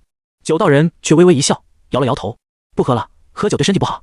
在这最后的时间里，我想再把这破破烂烂的身体多支撑一会儿，然后多看你2眼。楚风沉默了，接着酒道人的手轻轻抬起，在桌子上点了一下，一个酒壶凭空出现在桌上。你还年轻，多喝酒没什么大碍，未来这片大地的灾难，只有你才有能力去拯救。其实我并不希望你看到修仙尽头的真相，但是很抱歉，作为蜀山掌门，这或许是我对人世间的一点责任心，所以让你去承担了这份责任。希望你喝下这杯酒之后不会怪我。酒道人走了，他生时潇洒一世，无酒不欢颜，一手创立蜀山，是每个修士都遥望不可及的红尘仙。走的时候却滴酒不沾，说的也是一大堆沉重的话题，让人感觉他就是个普普通通的老头子一样，哪有什么红尘仙的风采。整个蜀山响起了丧钟，9大长老在这一天集体来到了锁妖塔，为酒道人哀悼，将他葬在落日山崖吧。楚风缓缓道，这个提议得到了蜀山高层一致的同意。在金色的黄昏下，落日山崖多了一座无名的石碑。说来蜀山也没人知道酒道人的俗名到底是什么，蜀山的高层都叫酒道人的尊称，一些知道酒道人身份的弟子叫他老祖，唯独2个弟子都叫他糟老头子。一代红尘仙最后化为一抔黄土的时候，却连个名都没落下，反正都归于一片尘土了，又需要什么名字呢？蜀山的高层一个个走到坟前，许多在蜀山藏头不露面的隐士高人，说得出身份的，说不出身份的，都来到了落日山崖，走至酒道人的坟前，一一祭拜。他活着的时候，锁妖塔冷冷清清，只有1个弟子作为陪伴，但他死后，锁妖塔却变得分外热闹。说来也真是讽刺，等到祭祀结束，一个个蜀山高层都离开了此处，只留下楚风独自留在原地，打开了酒道人生前留下的最后一壶酒，将一半撒至坟头敬酒道人，另一半再一口喝下。他也不在乎这壶酒有怎样神奇的功效，又或者是少喝一点会获得什么样的好处，只是想在这老头子走了之后，用自己喜欢的方式敬他一杯罢了。剩下的半瓶酒，楚风一饮而尽。说来也奇怪，这酒葫芦看起来外表也不怎么大，壶内却像是别有乾坤洞天，怎么喝也喝不完。好在看完了酒道人送他的那本《红尘一剑》，楚风的道心又有了新的感悟。他已经是化神后期的修士了，容得下这么多的酒量。咕噜咕噜，虽然话是那么说，但是这壶酒也太多了，多到仿佛喝不完，不把你灌醉，那就不罢休一样。即便是化神境修士的身体，那也顶不住啊。当他终于喝完壶里的最后一滴酒，眼前的景象变得模糊和朦胧了起来。楚风的境界越来越高后，即便喝再多的酒，这种感觉也已经很久没出现过。他更多的是将悟道酒当成了一种修仙的灵药，但是这一壶的酒下肚，那真是跟喝断片了一样，甚至什么都无法思考，就要醉得不省人事。楚风的意识越来越空，他实在支撑不住，醉倒在地。在倒下去的那一瞬间，他突然看见了修仙尽头的道究竟是什么。蜀山外，当当当，太盛钟的钟声再一次响起，整个蜀山都进入了戒备状态。发生了什么事情？好像是佛门那边出问题了。那魔气也太恐怖了吧，是不是有什么上古大妖出事了？你瞎说什么？上古大妖都在我们蜀山的锁妖塔里，外面的妖魔已经被那个人杀光了。那这魔气，我靠，该不是那个人复苏了吧？等等，掌门，长老之前好像说是去进行一场特别的祭拜，该不会我们的老祖去世了吧？老祖，兄弟，你快给我们说说，这是什么情况？太盛钟敲响，所有的蜀山弟子，在外历练的，在外吃喝玩乐的，还是在外快要死的，都必须第一时间返回蜀山。那几十个外出接受宗门任务历练的蜀山超统者也不例外。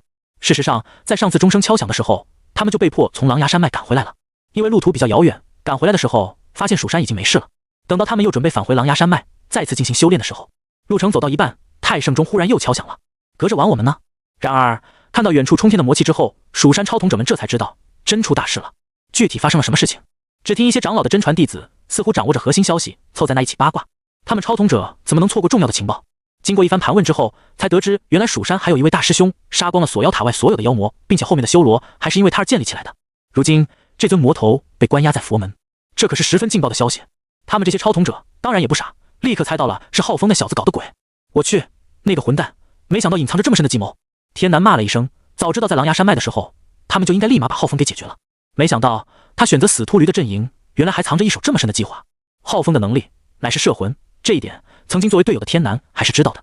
超统者尚且可以用瞳力去抵抗，但是原世界的土着那可就不好说了。管你是佛祖还是魔头，只要有对应的计划，并且手上还有适宜的诸天传承，要掌控副本的最强战力，可不是什么困难的事情。说白了，他们身为超统者，是玩家，可以利用这个世界的规则，用不同的方式完成任务。如果都是老老实实按照副本任务来，那还分什么一级到 SSS 级啊？直接平推就完事了。资深工会在掌握先进情报的情况下，进入副本完全不是散兵能够应付的。天南有些无奈，他虽然也是实力很强劲的超统者，但背后没有一个可靠的工会，所以在情报获取方面，他还是差了浩峰太多。就在这时，远处几十道狼狈的身影忽然跑到了蜀山山门外。蜀山的朋友，能否接纳我们一下？佛门灭亡了，我们已经是佛门唯一剩下来的弟子了。如果不介意的话，能否让我们归于蜀山？哪来的逃亡者？在蜀山门外大喊大叫的。这里的弟子定睛一看，只见山门外几十个衣衫褴褛、狼狈不堪的和尚，逃命似的来到了蜀山山脚，脸上还带着劫后余生的惊恐和庆幸。当天南的目光落在那群和尚的时候，顿时愣住了。为首的那个和尚，他可认得，这不是浩峰吗？事情要回到半天前开始说起。从某种意义来说，浩峰的计划确实成功了，几乎每一步都是按照攻略来行动。但是在9道人的本命消失的那一刻，修罗并没有跟他们想象的一样，很快就复苏了，反而是陷入了沉睡。一代修罗就这么被般若佛陀涅槃真经给净化了。浩峰傻眼了，他看着眼前这个闭着眼睛一动不动的少年，突然想骂人：你他妈不是修罗吗？能不能有点修罗的样子啊？赶紧找回魔心啊！这破佛音也能将曾经灭掉大地上所有上古大妖的修罗给彻底净化了。意外就出现在这一刻，浩峰万万没想到，一代修罗的魔心就这么被自己的工会成员念个经，然后就彻底恢复正常了。其他工会成员也是摸不着头脑，他们的每一步行动都是按照计划来的，好像也没出太多的错误。可是结果却出错了，就好像明明根据攻略打到最后一关，眼看着就要面对最终 BOSS， 结果这个 BOSS 却卡墙里出不来了一样。这怎么办？要么回档，要么骂娘。可惜诸天塔并没有回档的功能，所以他们只能骂娘了。偏偏就在这个时候，往生堂外面的甬道还传来了密密麻麻的脚步声。佛门的内鬼就在那里面，方丈变成这样，就是他们搞的鬼。马上将这里彻底封锁，不要让这群孽障给跑了。没想到我们佛门竟然混进了这些败类，必须立刻清除。听着外面的声音，浩峰的脸色顿时变了。会长，怎么办？这群超统者也急了，面对整个佛门的围剿，他们纵然是超统者，也不可能打得过呀。他们虽然是凌天公司的员工，但也不想就这么白白浪费掉一次诸天塔的机会。有些人还是已经失败过一次的，这次再失败的话，那就失去了第2次攻略机会了。如果再死一次，那会彻底失去任何的超统能力，从此变成一个没用的瞎子。所以超统者攻略诸天塔的机会其实并不多，只有2次。没有谁会用第3次机会去攻略诸天塔，除非他不要眼睛了。感受着周围气氛的变化，浩峰脸上淡定的神情也挂不住了。你他妈不是修罗吗？但是给我支棱起来啊！气急败坏之下，浩峰忍不住踢了修罗2脚。当然，这种修老式电视机的手段用来修复魔心哪里管用？四下查看，浩峰的目光忽然落在了地上被用剩的血晶之上。如果以背景来说，这枚血晶吸取了生灵的精血，以此凝聚大量的灵气，跟修罗的修炼方式倒是有一点相似之处。虽然已经被自己工会的成员吸了个七七八八，但他们吸收的主要是里面的灵气，而血晶当中还有一股蕴含煞气的血气，这或许是用来唤醒修罗的所以。浩峰心一横，将地上的血晶抓了起来，扔进了少年的嘴里。给我吞进去！砰！就在这时，往生堂的大门被后面赶来的佛门弟子暴力打开。然而，落入他们眼帘之中的是一尊通体布满玄黑印记、眼眸猩红无比的修罗，而在他的旁边横七竖八的倒了一大片的尸体，金色的佛血不断被他吸收，最后化为了浓浓的煞气，魔气冲天起。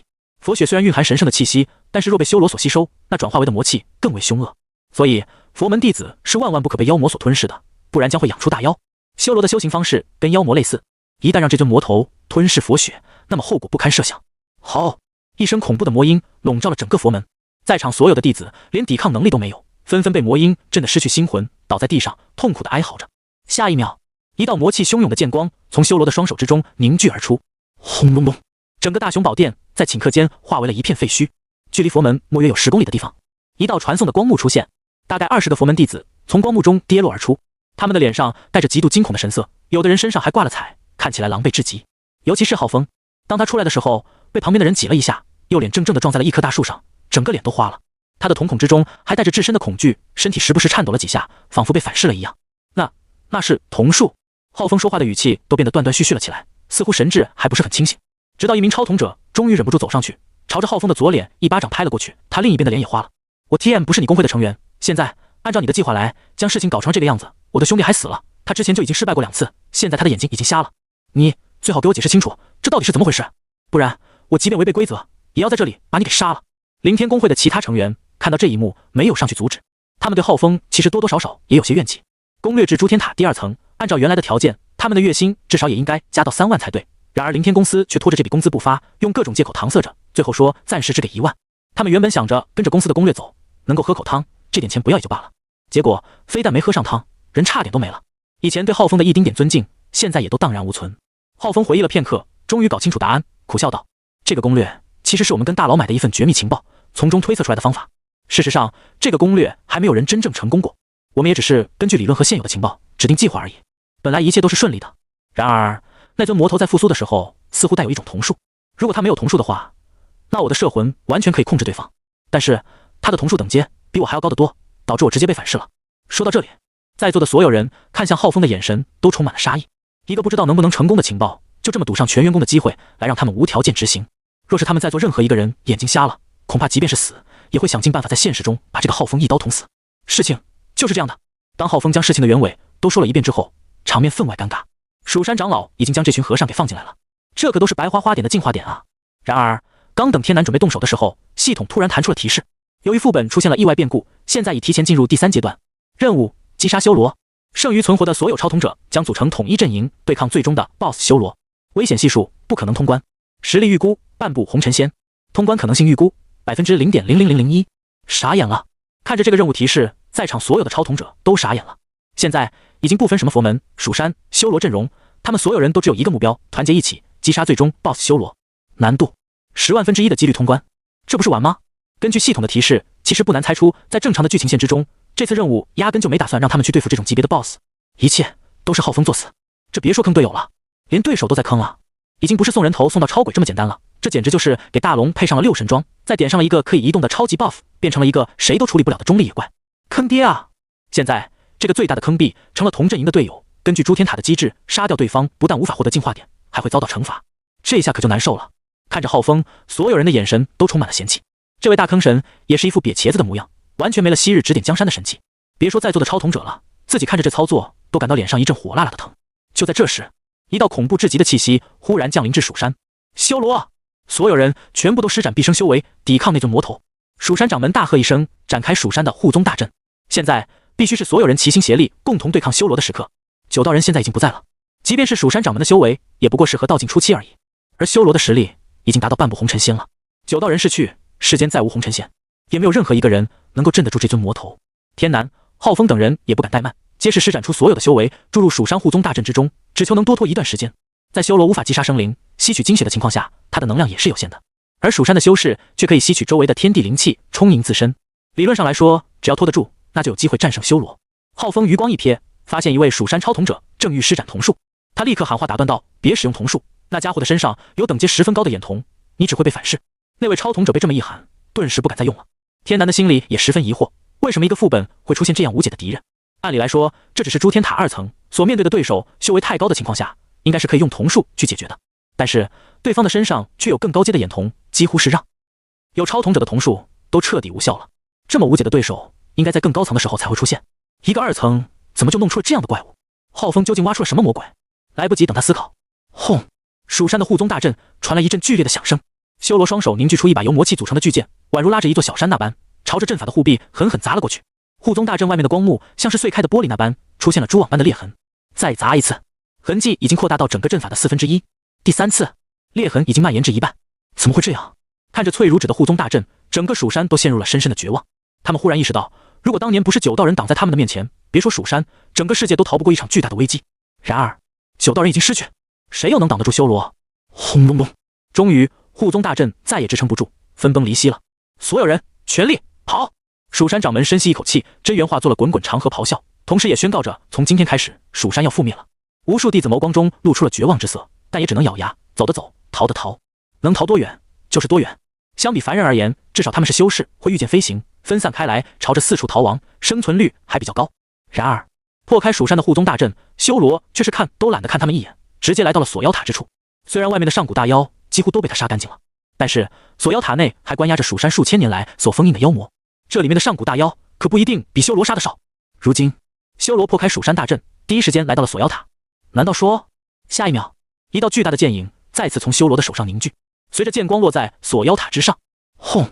尘封了数千年的锁妖塔终于被解开了。几十尊上古大妖从锁妖塔内冲了出来，发出了摄人心魂的尖笑声，震慑方圆百里。那一日，人类终于回想起被妖魔支配的恐惧，重新得到了自由。这些上古大妖第一时间做的事情就是疯狂地报复，报复这些关押了他们数千年的人类。鲜血顿时弥漫了大地，罗域所有的土地都在被上古大妖肆意的践踏、破坏和毁灭。仅仅过了1天的时间，人类的城市就化为了一片废墟。释放了锁妖塔，修罗却什么都没干，只是选择了一个位置，静静站立，周围不断有精血融入他的体内。等到上古大妖都离开后，锁妖塔恢复了一片寂静，没有一道人影。远处，一尊身体如山丘般大小的修罗坐在某个地方，闭上眼睛，不知有何打算。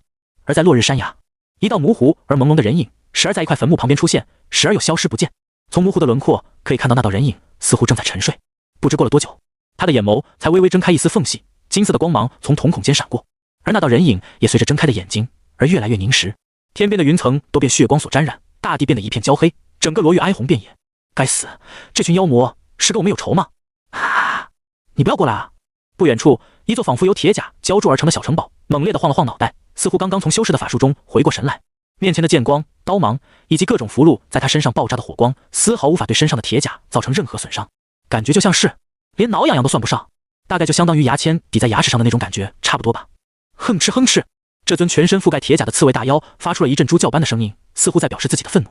接着，他移动山丘般的身躯，身体缩成一团，仿佛一个巨大的铁轮一般，朝着浩峰、天南等超统者卷了过去。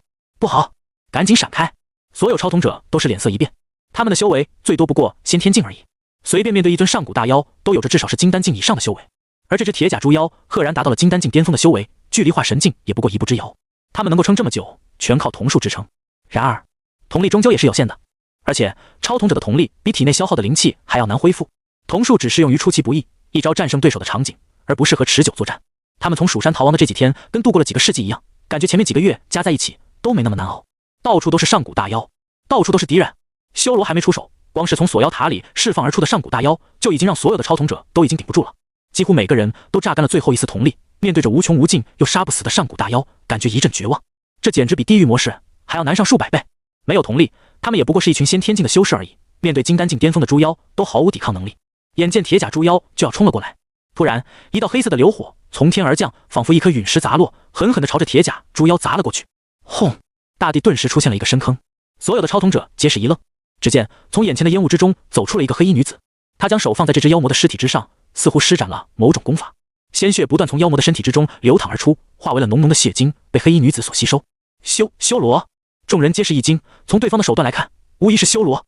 在他们的潜意识当中，修罗就是敌人，正准备出手。等等！忽然，天南叫住了身边的人，眸光一动，道：“他应该是修罗的超统者，现在已经跟我们是同一个阵营的人了。”听到这话，其他人才反应了过来，还算你有点见识。黑衣女子吸收完精血，回过头来扫了天南一眼：“你应该就是他们的领头人吧？算是，请问您怎么称呼？”“墨白。”“好的，墨白巨。”天南用郑重的语气称呼对方。墨白这个名号，他听说过，也是一个大公会的核心成员。虽然现在的层数并不是很高，但手上掌握的资料和情报不会比浩峰差多少，并且对方的修为竟然已经达到了合道境，这甚至比预想中的都要快了。现在的情况是修罗的天然战场，他们这些超统者想要存活下去，现在必须紧紧抱住墨白这根巨腿了。叫人家一声巨，那也是理所应当的。墨白似乎也听惯了这些称呼，没怎么动容，而是打开神识，扫了在座的众人一眼。最高只有先天境。听到这句话，所有人一阵无语。潜台词差不多是：你们这么菜，姐姐我带不动啊。天南神色一动，忽然大声道：“诸位，在这种情况下，我们想要活下来，那就只有一个办法，帮助墨白小姐晋升至半步红尘仙的境界，让她的实力跟修罗持平，这样我们才有赢面。现在整个大界陷入了生灵涂炭之中，虽然环境十分恶劣，但却是修罗天然的战场。我们用所有的手段辅助墨白小姐，帮助她击杀更多的上古大妖，然后吸取精血，变得强大。或许这就是我们胜利的唯一机会。”在场的众人皆是神情一震。没错，修罗还剩下一个人，而这片战场又对修罗有着极大的帮助。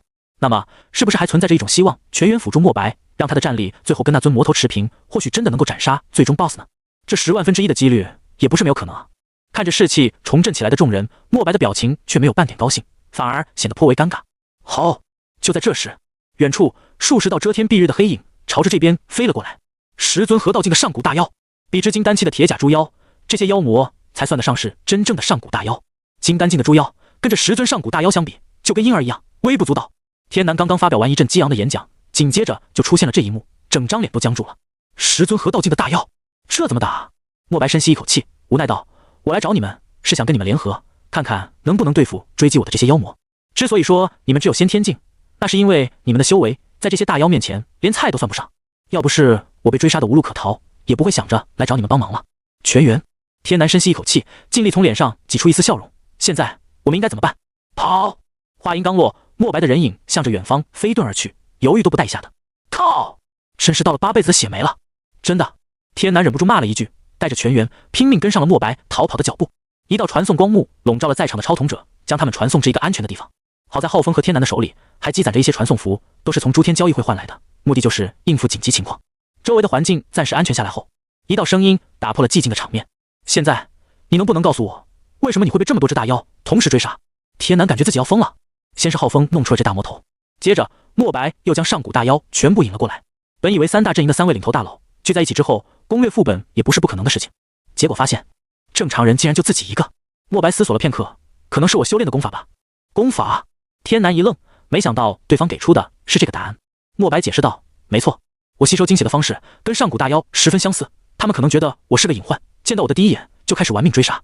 如果只有1-2只河道境的上古大妖过来，我还能同属挨个杀掉，但是一次性来10个，那我就打不过了，毕竟我不姓叶。本来我还想把你们杀了，将我的超瞳进化至5阶，那样或许还能对付一下上古大妖，结果系统却将我们都划分为同一个阵营了，这就很绝望。众人，所以在莫白眼里，自己成为他的队友反而还是更没有价值的事情，不如换成进化点，这也太打击人了。忽然间，浩峰似乎想到了什么关键点，出声道：诸位，你们有没有发现一个异常点？所有人都回过头去，但只是看着他，没有说话。毕竟这个大坑底已经没人想理了。但是浩峰似乎真的找到了什么关键点，强行厚着脸皮讲解道：我注意到一个异常点，修罗出事之后并没有去主动攻击人类，而是释放出上古大妖，这其中应该有原因。被浩峰这么一提，其他人不禁一怔，这似乎是一个关键点啊。在座的所有人都将情报交换了一遍，连同9道人和这位弟子的故事也从天南的转述之中，大概将100年之前蜀山所发生的那一场事件完整的梳理了一遍。浩峰将大脑里的思绪整理了一顿，忽而眼前一亮，找到了答案。在蜀山的时候，修罗即便破开了护宗大阵，也没有攻击我们。或许在他的本能当中，就是不能杀害人类的，而且他跟上古大妖还是死敌。但是这次他去锁妖塔放出了上古大妖，却让他们肆意的去杀害人类。这或许是借上古大妖之手杀害人类的生灵，以此满足修罗吸取精血的本性。所以即便成为了修罗，9道人的弟子还残留着一丝人性。人性、魔性同时在修罗的体内存在，所以他才会做出这么让人费解的事情。莫白皱了皱眉头，难道我们要主动去唤醒那个魔头的人性？这也太冒险了吧，几率极低。这又不是动漫，而是诸天塔的任务。要是真有这个可能性，系统对完成任务的评估就不会给出10万分之一的可能性了。更何况在座也没有能够使用嘴遁的超瞳者，会说话的眼睛也挺可怕的吧？难道说我们要做的事情是保护人类？天南做出了猜测。如果修罗是需要上古大妖帮他杀人，以此获得精血，那么是不是把散落在罗域各处的人类都保护起来，阻止流血，就有可能阻止修罗呢？但是这个猜测很快就被否决了。上古大妖刚刚出世的时候，罗域已经陷入了巨大的灾难之中，保守估计这里的人都死了差不多1/3，修士都活不下去，他们还是依靠着超瞳才能勉强苟到现在，自身难保，还想着保护其他人，这无异于痴人说梦。就在众人还在想着有什么办法能够通关这个副本，就在这时，天空之上几十只上古大妖忽然凭空降临至此。糟了，那是会隐形的妖王。感受着这股强大的气息，连素来淡定的莫白脸色都变了。在几十尊上古大妖的中间，围绕着一只翅膀仿佛遮蔽天日的大鹏鸟，而它的双翼被称为隐形的翅膀，能够隐藏自己乃至同族的身形，庇护于这巨大的羽翼之下，悄然无息地来到此地，针对莫白发动了致命的空降。浩峰、天南等人皆是脸色一变，马上抽出了传送符箓，准备转移这里的所有人。但是当他们捏碎传送符箓的时候，却发现周围的空间都被封锁了。那只妖王的修为达到了入圣之境，能够封锁周围的虚空，你们的传送符箓是没用的。莫白一边说一边凝聚瞳力，他的双眸之中再次出现了一抹混沌的气息，而后周围的虚空多了一层强大的保护罩。这几十尊上古大妖连同着妖王共同发出猛烈的攻击，仿佛这方天地都要塌陷了。唯一安全的地方只有莫白发动瞳术所释放出的这个小小的范围，周围皆是一片恐怖的风暴，感觉只要从这片混沌的护盾之中走出去，马上就会被妖王的飓风秒杀。我的瞳力支撑不了多久，你们快想想办法。莫白的声音已经有些乏力，他的脸上溢出了不少汗水，脸色也逐渐变得苍白了起来。可以想象抵抗这么恐怖的攻击，他的瞳力消耗的要多快有多快。我们也没办法呀。浩峰和天南都露出了一阵苦笑，他们的瞳力也在之前逃命的时候用得七七八八了，现在想帮忙也是有心无力。在这绝望之际，天南不知为何忽然想起了那个拜入9道人门下的弟子。说来，自从副本进入第2阶段之后，他好像就再也没有看到那个超瞳者的身影。按理来说，他刚入蜀山就有7海9重的修为，更是拜入了9道人的门下，应该在这次副本大放异彩才对，怎么一直都没出现呢？脑海里刚刚浮现过这个念头，天南的目光忽然朝着蜀山的方向看去，他顿时愣住。只见蜀山那边一道白色的剑光化作了巨大无比的涟漪，扩散开来，遮蔽了整个天空。那道光落在了天南的眼中，仿佛希望。蜀山锁妖塔。当楚风睁开眼睛的时候，他的身影也变得彻底凝实了起来。他忽而叹了口气，这一醉仿佛跨越了数千万年，窥见了仙路尽头的无上大道。他似乎也明白9道人为什么并不愿意让他提前看到尽头的答案。所谓道的真相，其实在大道至仙的第一页就已经说明白了。道即是空，就像是一张白纸一样，万物由道而生。只不过修士在追求道的途中，喜欢用自己的理解为道附上各种含义，就像是在一张白纸上作画一样。因为付出了思考，所以白纸上的图案越来越丰富，而道也似乎变得越来越清晰。然而道的本意并没有任何变化。最后当修士悟透红尘的时候，会发现道还是那个道，从始至终没有变过，依旧是空。世间的一切都遵循道的规律，生命从出生到死亡，再到归于黄土，周而复始，进行着一个又一个的轮回，即便是红尘仙也不例外。曾有人言，踏入红尘，不死不灭。然而即便是九道人，也有归于黄土的一天，最后一切通向的结局都是空。只不过在这过程当中，因为修士对道的意义进行了各种不同的思考，在这白纸赋予了特殊的图案，因此变得有意义。而这意义超脱了空的局限性，跨越了普通生命的层次，最后达到了红尘仙的境界。您老之所以不想让我这么快喝这瓶酒，恐怕也是因为想让我再沉淀个100年，再来看见这最后的意义吧。楚风来到坟头，叹了口气，明白了这位老头子的心意。事实上，如果九道人愿意的话，只需要1瓶酒就能快速的培育出一位红尘。因为他的道是特殊的，超脱了天地灵气的束缚，以酒入道，因而才能潇洒天地间而无拘无束。但是九道人最终还是选择了用最朴实无华的方式去培养每一个弟子。到最后的意义并不是关键的钥匙，在这其中的思考才是。这一瞬间，楚风身上的气息发生了神秘莫测的变化，他给人的感觉像是站在这个世上，却又显得无比飘忽不定，仿佛随时都会消失一样。打开面板，自己所扮演的角色个人信息已经发生了变化，姓名、年龄、身份、修为、红尘、机缘值。跨入红尘，超越天地，无拘无束，自然不会被俗名和年龄所束缚。也难怪九道人没有名字，而红尘是修士的最高境界。但是在系统的显示中，红尘并无仙字，因此红尘也只是一个境界而已，只不过在修士的眼里是最高境界，故而加了个仙字。但不管世人怎么认为，红尘就是红尘，不是红尘仙也无法做到真正的不死不灭。这就是修仙尽头的真相。楚风缓缓拿起了地上的剑，站在落日山崖上，站在金色的黄昏里，整个罗域的天空都被漫天妖气所覆盖，唯一的阳光竟是这所妖塔的落日山崖。他站在这唯一被阳光笼罩的山崖，将手放在剑柄之上，朴实的一剑出鞘斩出，一道白色的剑光忽而从这剑尖那端划出，化为了万丈剑芒，扫向八荒，席卷至万里之外。这剑光穿过了整个罗域，路途上一个个正在将人间变成炼狱的上古大妖，被这白色剑光扫过的时候，身体瞬间化为了齑粉。远处的大妖感受到这股气息，更是夺命似的逃跑。然而剑光扫去的速度看似很慢，却仿佛跨越了时间。那些大妖甚至感觉自己的身体都移动不过半分，剑光就已经贯穿了他们，黑色的妖气弥漫而开，却又在顷刻间消逝。距离蜀山万里开外之地，墨白的瞳力已经到了极限，他现在几乎都是靠着惊人的意志力才能强行开启混沌防护罩。外面的上古大妖眼睛死死盯着墨白，发动着疯狂的攻击，仿佛不将他撕碎不可善罢甘休那般。忽然间，一道白色的剑光横扫过这里，贯穿了上古妖王的身体，连同这附近的几十尊上古大妖皆是被这剑光瞬间斩灭。然而当剑光快要穿过在座超统者的时候，却立刻消散而开，没有对他们造成任何的伤害。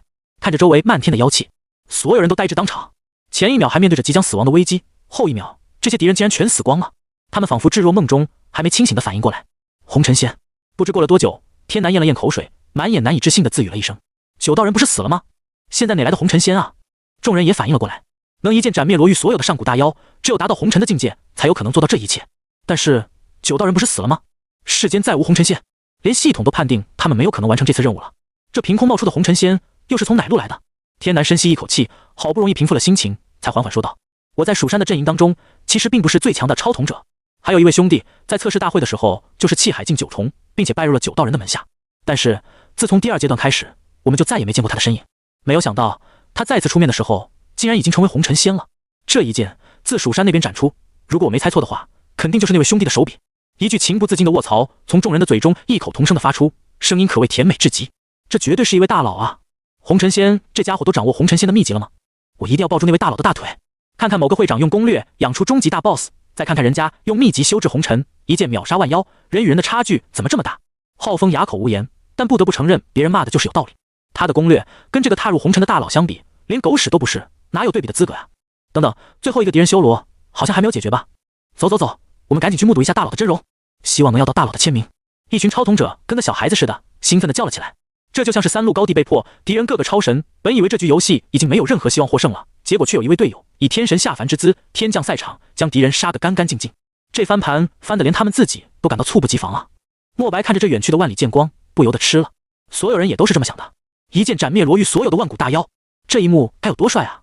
蜀山万妖被楚风一剑斩尽，修罗瞬间坐起身来，目光盯着楚风手里的那把剑，眼神之中出现了浓浓的畏惧之色。他似乎认出了这把剑，也从这剑光之中的气息感受到一股莫名的熟悉。然而，落日山崖的那个少年却让他感到畏惧无比，仿佛只需要一个照面，那个少年就能把自己秒杀。楚风缓缓转过身去，面向着那尊修罗。想当年，那个少年也曾经站在自己所处的位置，使用着同样的剑法。然而，世事无常，现在他让罗玉陷入近乎毁灭的灾难，成为了一个千古罪人。说他是9道人的弟子，也不过给那位红尘抹黑而已。如果你当初没有选择那么极端的道路，又或者是好好听师傅的话，或许就不会有今天这样的局面。这一剑正好作为你最后的归宿。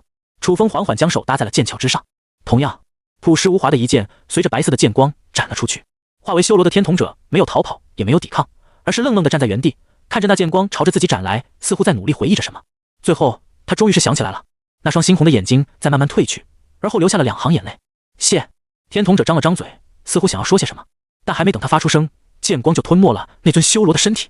他的身体被白色的剑光分成了2半，甚至连同后面的天地，仿佛都要被这一剑劈成2半。一剑，天地之间，再无修罗。远处，那群超统者通过传送符箓出现在蜀山的不远处。当他们降临此地的时候，恰好看到那仿佛贯穿天穹的一剑从下自上一剑斩出，直接将修罗分成了2半。这画面的震撼感难以形容，别说其他超统者了，浩峰、天南，就连墨白的脸上都浮现出浓浓的震惊。那不可一世的修罗，在那个少年的面前，连一剑都挡不住。他们甚至都无法去思考楚风是如何做到这一切，眼神中只剩下浓浓的崇拜，就跟仰望大佬的眼神一样。接下来，一连串的提示从诸位超统者的面前弹了出来。恭喜你们击杀了最终 BOSS 修罗，成功通过了仙侠副本，现在正在为您结算奖励。真的赢了？直到这时候，其他超统者才如梦初醒。修罗被那位大佬一剑斩杀，这就意味着他们通过了这次不可能完成的任务。哇，我的奖励是 A 级评分。B 级评分啊，我从来没有拿过这么高的评分。你也是 B 级？是啊，巧了，我也是。有没有 B 级以下的？好像没有，全部都是 B 级往上走的。应该是因为我们完成了不可能完成的任务，所以大家的评分都很高啊。莫白巨，你的评分是多少啊？ S。 啊，我酸了。莫白巨的评分也太高了吧，这不是正常吗？多亏了人家的保护，你们才能活下来，否则怕是已经死了。那位大佬的评分是多少？我觉得至少是 SS 级了。你们说会不会是传说中的 SSS 级啊？这不好说，目前 SSS 级只有一个叫做封神的大佬在第1层的时候拿到过这个级别的奖励。嘿嘿，说不定我们正在见证新的 SSS 级大佬崛起啊。楚风打开面板，只见系统不断弹出一条条提示：恭喜你击杀了天童者特殊 BOSS 9道人的弟子，正在为你解锁本次仙侠世界的成就。你拜入了9道人的门下，获得成就红尘真传，奖励诸天秘宝，问道9壶3阶。你的修为全场最高，达到了红尘，获得成就问道红尘，奖励机缘直加。你解开了蜀山的隐藏事件，获得成就9道人的往事，奖励仙侠世界诸天传承落日真剑至尊。你斩杀了锁妖塔所有的上古大妖，获得成就斩妖，奖励仙侠世界诸天传承万妖丹7阶。你斩杀了天童者，永久获得额外超童天赋修罗之瞳，可在具体的超童面板中查阅相关属性。综合以上表现评分，您获得了 SSS 评分，奖励诸天点加45000，奖励进化点加50000，已为您解锁 SSS 级评分专属奖励诸天光环身世不俗。身世不俗，当你开始选择诸天扮演角色的时候，可获得特殊身份，扮演一个身份与众不同的角色，或许能够得到一些特殊的体验。楚风的超童者面板也发生了不小的变化，姓名封神，年龄17，超童至尊众童，品阶未知，万古神谋6阶，修罗之瞳1阶，已解锁世界5道世界仙侠世界。诸天秘宝问道9壶3阶，诸天传承大道至仙至尊，落日真剑至尊，万妖丹7阶。诸天光环一份机缘，身世不俗。攻略副本2，进化点136010，诸天点78000。这次奖励可是比诸天塔1层要丰厚了不少。看着琳琅满目的列表，楚风还算略微满意的点了点头。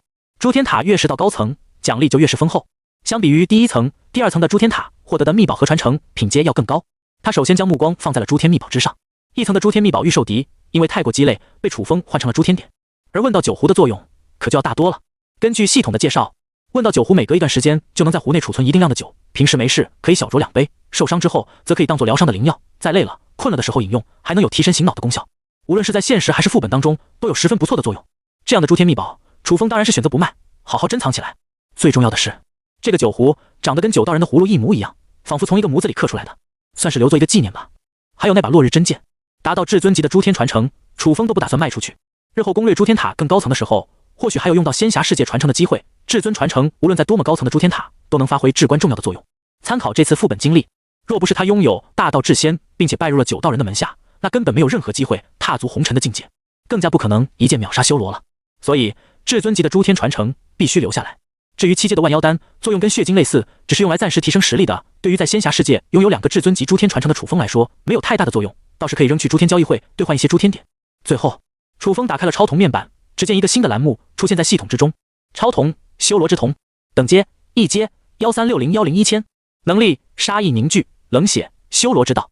杀意凝聚，开启修罗之瞳时，你将得到极强的杀意加成，杀意越高，专注度越高，获得额外的瞳力上限。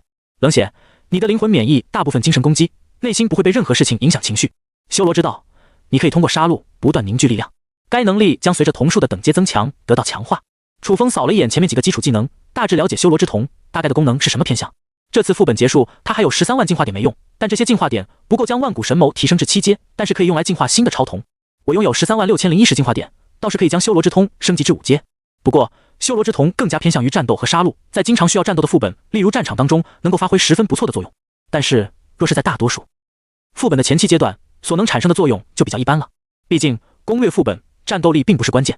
通过这几次的任务，楚风的经验告诉他，副本的前2个阶段十分重要。搜集情报、发育，找到独特的攻略点。就比如自己拜入了9道人的门下，通过各种机缘，直接将修为提升至红尘。其他超瞳者才先天境，即便他们的瞳数等阶可能比较高，但是副本有其特定的背景，在这背景之下获得的实力才是取胜的关键。别人已经发育到最高境界，你的超瞳再怎么强，那也很能拉平距离。超瞳不过是一种辅助手段，至于后面的战斗，其实在前面2个阶段的布局之中就已经差不多了。副本之中需要正面战斗的地方，往往都到了后面的2、3阶段。这样看来，修罗之瞳可以说是战斗力极其强大的超瞳，但在诸天塔副本的大多数情况下，却显得无用武之地。因此，他没有选择第一时间将修罗之瞳的等阶点满，而是先花费了26000进化点，将其进化至4阶，为自己预留了10万进化点。这其中是有原因的。通过将万古神谋进化至6阶，楚风发现超瞳在第5阶前后似乎存在着一个巨大的分水岭。进化至第5阶的时候，万古神谋得到了弥天的新能力，超瞳能力也获得了蜕变。由此，或许可以推断出，当超瞳进化至5阶的时候，能力将得到一个质的飞跃。不止如此，进化超瞳的时候，还会将亏损的瞳力瞬间补满，留着进化点不用，相当于手握一瓶瞬间回满蓝量的药剂，这在关键时刻也十分有用。还有一点就是，楚风这一次的副本有些特殊，天瞳者是作为最终 BOSS 出现的，因此击杀了天瞳者之后，才拿到了第2种瞳术天赋，要在下一个副本才能用。但是天瞳在其所在的世界之中可以发挥巨大的作用，比如万古神谋在武道世界可以增加修炼速度，对比同期的超瞳者那就是无敌的，去到仙侠世界就变成普通的超瞳了。将目光放长远来看，在诸天塔第3层的副本，楚风或许还会继续得到第3种超瞳。那样一来，若是他手里还留着足够的进化点，就可以将那个世界的天瞳瞬间进化至5阶，立刻得到最强的能力。如此，他就更容易在副本当中掌握绝对的主导权。手上留着足够的进化点，以备不时之需，是更加稳妥的选择。花费了26000进化点，很快几条提示从面板中弹出：你的修罗之瞳已进化至2阶，你的修罗之瞳已进化至3阶，你的修罗之瞳已进化至4阶。接着，楚风的超瞳属性面板也发生了变化。超瞳，修罗之瞳，等阶4阶110010500000，能力杀意凝聚，冷血，修罗之道，修罗之印，嗜血，杀意显形。修罗之印，心，你的周身覆盖一层修罗之印，能够抵挡攻击，强化自身力量。嗜血，心，你可以通过血液恢复自身的伤势。杀意显形，心，当你的杀意凝聚至一定等级的时候，你可以将杀意化为各种武器形态，或是以真元的形式攻击对手。这修罗之瞳能够提升我的实战能力和生存能力，倒是十分不错。楚风对这几项能力倒是感到意外的满意。获取情报方面，他有至尊重瞳，能够直接看到别人的命运，已经十分强大。在远程攻击手段和学习能力方面，有达到6阶的万古神谋，分析能力极其强大，更是可以开启弥天掌握全局。现在缺的正是一些防御手段。有了修罗之瞳后，无论是修罗之印还是嗜血，都能很大幅度的提升自己的生存能力。在第2阶段的战斗之中，修罗之瞳还能越杀越强，堪称无敌。自己手里还有11万进化点，在诸天塔第3层的副本任务之中，如果能够击杀天瞳者，又可以快速获得一个5阶的额外超瞳。如果没这个机会，那将万古神谋升级至7阶也是一个选项。副本的奖励和一些后续都处理完后，楚风心念一动，回到了超瞳时代。楚风回到超瞳时代的广场之上，正在这时，诸天塔突然响起了一道广播声，在整个广场当中回荡不绝。恭喜封神在诸天塔2层仙侠世界的副本之中获得了 SSS 级的评价。又是熟悉的广播，又是熟悉的味道，又是熟悉的名字。卧槽！广场上的超瞳者再一次听到封神之名拿到 SSS 级评价时，集体沸腾了。我没听错吧？又是这个大佬拿到了 SSS 级的评价，这已经连续2次了吧？虽然诸天塔2层不算很高，但是连续拿到2次 SSS 级评价就有点离谱了。哪路来的神仙？有大佬知道情报吗？我认识几个超级工会的员工，据说那些工会的高层都在四处打听封神这个人物。这几天封神都没有露面，还以为是在避风头，没想到转眼又拿到一个 SSS 级评价了。哇，我做梦都想舔到这样的大佬啊！切，就你这一层都不敢进去的胆小鬼，即便给你舔到了，你又能怎样？还指望人家大佬带你？诸天塔那几十个劫后余生被大佬带通关，从仙侠副本中退出的超统者，听到这道广播后顿时愣住。以他们的智商，当然不难猜测出，带自己飞的那个超级大佬就是封神啊！我的老天！浩峰激动地跺了跺脚，怒捶胸口，露出一副痛心至极的表情。亏大发了，我应该去结识一下那位大佬，再不济的话，掏出一点情报，也够跟其他公会换到很多东西啊。虽然封神在此之前只拿到了一个 SSS 级评分，但因为这是首个 SSS 级评分，所以相关情报有着极其重要的作用。必要情况下，他们还可以考虑付出大代价，将封神拉入他们的公会，结交个朋友也是好的。在诸天塔底层的时候，拿到越高的评价，后续的潜力就是越高的。如果在一层都只能勉强混个地级、一级的评分，那上了更高层也不过是杂鱼炮灰罢了。但是封神非但在一层拿到了 SSS 级评分，就连2层也拿到了，而中间也就隔了1个星期，这足以说明封神手中很可能掌握着取得最高评分的关键情报。而这份情报又能引起多少超级公会的轰动？同一时间，天南、墨白的脸上也浮现出动容之色。原来他是封神，难怪能够在测试大会的时候就以气海9重赶到修为，被9道人收为弟子。如果是封神的话，那一切都说得通了。拿到 SSS 级评价，他的手上肯定有不少的诸天点，能够用来兑换品阶极高的诸天传承。再加上 SSS 级评价，还有一些特殊的专属奖励，能够达到红尘的境界，也是有可能实现的事情了。墨白的瞳孔一凝，轻叹一口气。本来以后还想找个机会将这口恶气出一顿，如果对方是封神的话，那就没事了。连续拿到2次 SSS 级评分，这样的妖孽，谁知道背后到底有什么超级公会垫着？以后在副本之中遇到这样的人，他也只能有多远就绕多远，不碰到就是万幸。人在诸天塔，刚下副本，楚风走出来的时候，这道广播响起，顿时整个广场的人都在议论自己了。随便一走都是封神、封神、封神的声音，太吓人了。人红是非多，还是先走为妙。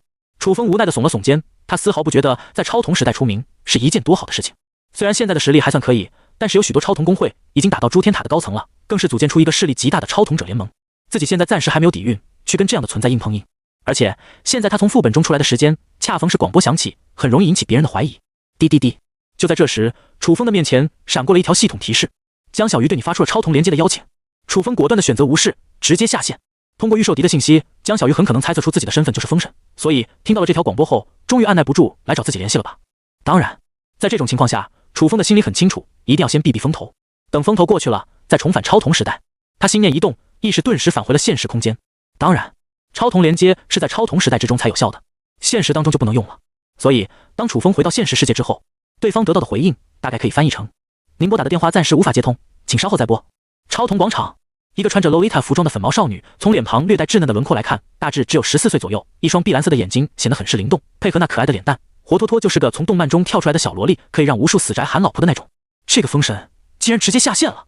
看见连接被取消，少女嘴角撇了撇，露出了不高兴的神情。旁边传来一道略带无奈的声音：小鱼，你也太急了，人家才刚从副本中出来，肯定不愿意接你的超童连接。那又怎样？江小鱼兜了兜嘴，不就是拿到了2次 SSS 级的评价吗？就这么不把别人放在眼里了？学姐，你下次也拿个 SSS 级评分，挫挫这个封神的锐气。面对这个心智还不大成熟的妹妹，江雪也只能耐心劝道：行了，你也别那么小家子气。不过，你能通过预售敌的信息猜出对方封神的身份，倒是挺厉害的。嘿嘿，那你也不看看我是谁？江小鱼咧嘴笑了起来，跟个男孩子似的挠了挠头发。对了，封神通过的副本是仙侠副本对吧？江雪妈撒了一番下巴，像是忽然想起了什么关键的因素，露出了思索的表情。是啊，怎么了？江小鱼有些疑惑。虽然他通关了仙侠副本，不过如果他是第一次通过这种副本，而且拿到的还是 SSS 级评分，恐怕以后会有需要你的地方。江雪眸光一动，或许我们可以以此作为跟封神联系的条件。回到现实之中，楚风的肚子立刻传来了咕咕咕的叫声。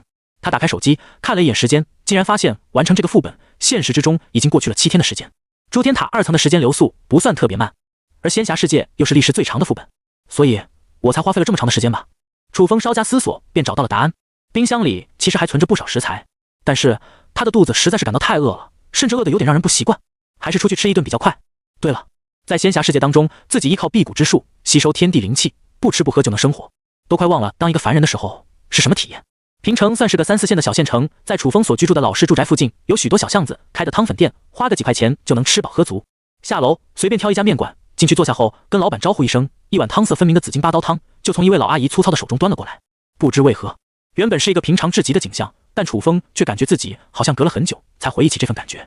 铁质的灶台，简陋的木桌，桌上摆放着一次性筷子筒、辣椒酱、陈醋，还有一小罐香葱。店里的人忙上忙下，今天好像是周末，老板的小孩也来帮忙了，时不时从旁边传来呵斥孩子去写作业的声音，而在厨房内还传出一阵婴儿的哭声。据说这家店的老板娘半年前生了个3女儿，他们还因为生的是个女孩不是男孩而争吵过一阵。这一切的世俗之景再正常不过，但落在楚风的眼中，传入他的耳里，却显得异样的陌生，感觉就好像有一层隔阂将他和现实的世界隔开了一样。轻声一叹，无意识中，楚风随手一挥，一个酒葫芦如变戏法般出现在桌上，那正是问道酒壶。他从桌上的袋子中取出了一次性纸杯，装了一口悟道酒，一饮而尽。悟道酒的口感跟白酒类似，喝了也是十分上头。没有修饰的身体，悟道酒灌入喉咙之中，立刻传来一阵火辣辣的感觉，让他忍不住咳嗽了2声，立刻感到头昏脑胀。好在开启了万古神眸后，一丝冰凉的感觉从左眼流出，让他的大脑瞬间冰冷了下来，精神好转了许多。而后开启修罗之瞳，发动冷血的能力，楚风体内这股强大的酒劲这才算是缓了过来。没有修饰的身体，这酒可真是难顶啊！他在心里苦笑了一声，回过神来，却见店里的人们一脸震惊地看着他。妈妈，妈妈，那个哥哥的魔术我也想学！小女孩兴奋地叫了起来。别闹，那可不是你在电视上看的魔术。老板娘立刻呵斥了女儿一句，而后掐着讨好的笑容走向楚风。哎呀，这位小帅哥，你吃这么点东西够饱吗？要不阿姨给你多添2碗，不用花钱，当是我请客了。楚风嘴角含笑，摇了摇头。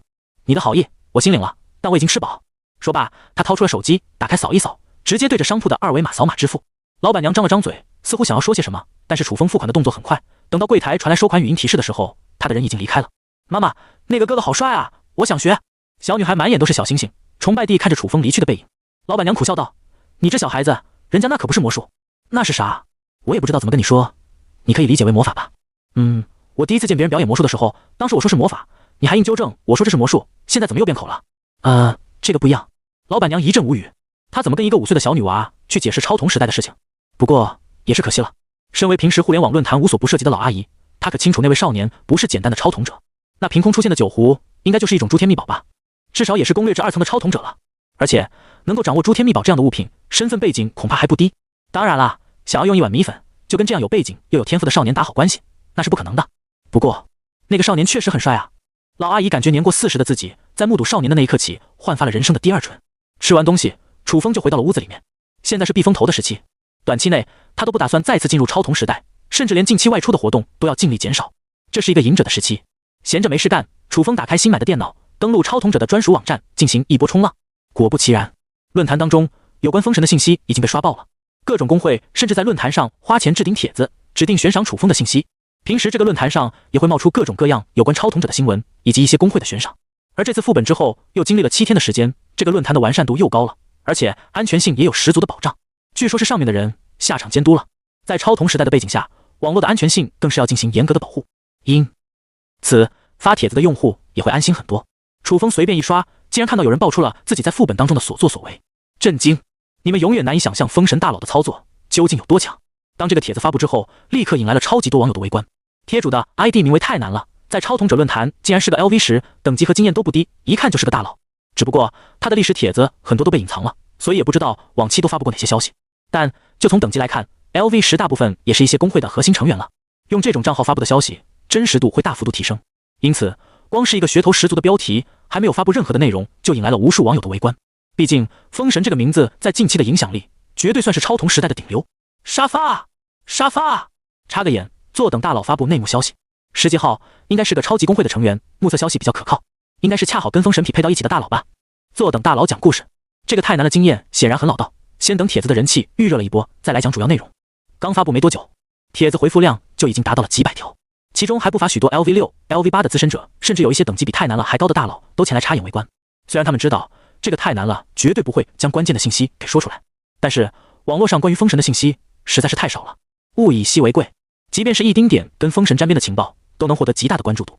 等到帖子的回复量达到2000，阅览次数已经将近10万的时候，太难了终于开始讲述他在这次副本的故事，更多是以旁观者的角度去叙述封神的形象。本次副本我有幸跟封神大佬分到了同一个阵营，我对他的第一印象是在测试大会的时候，当时有个拜师大会，我们的修为普遍都是气海3重左右的境界，然而那时候的封神却已经有气海9重的修为了。从那时候开始，我就知道这个大佬的身份绝对不简单。然而在拜师大会的时候，掌门主动收封神为徒，但是封神没有接受，而是拜入了9道人的门下。从那天起，直到第3阶段 BOSS 被封神一剑秒杀，我都没有再看见过那位大佬的身影。帖子的上半段内容到这里暂停了，所有的看官都是聚精会神地阅读着论坛内的这段文字。别说普通超童者了，随便一个副本扔给他们都能当做故事段子看。太难了，还故意卖了个关子，更是将有关封神故事的期待值给拉满了。就连一些工会的大佬都坐在电脑前面，急切的等待。求更新啊！快点，我来不及点开后续了。银票已给，求大佬速度。过了莫约5分钟的时间，天难了才将第2段的内容给发出来。由于封神大佬选择拜入了9道人门下，我倒是捡了个便宜，得以拜入玉虚宫，并且在第2阶段来临的时候修炼至先天中期。这时候副本开始了第2阶段的任务，我们每个蜀山弟子都必须从宗门之中选择一项任务下山历练。事实上，这只是给了我们一个舞台去对抗其他2大阵营的超统者罢了，懂的都懂。这里补充一句，由于封神拜入了9道人的门下，不在蜀山长老的管辖之内，所以可以自由选择要不要下山进行第2阶段，这也是为什么我们一直没跟封神合作的原因。然而第2阶段后来的发展却并非我们所预想的那样，根据副本进度，3大阵营的超统者在罗域之中展开激烈的战斗。一开始的时候，我们跟佛门先约定好和平相处，共同对抗修罗，谁也没想到第2天来的时候，修罗就瞬间团灭了。而蜀山的太圣钟在那一天敲响，我们没在狼牙山脉修炼几天，就接到宗门的通知，要求我们赶回去。当然我们在此之前已经把佛门给赶跑了。事后我们通过询问蜀山弟子，这才知道原来修罗在那一天入侵了锁妖塔，但是行动失败了，差点全军覆没。当时封神拜入了9道人的门下，前往锁妖塔进行修炼。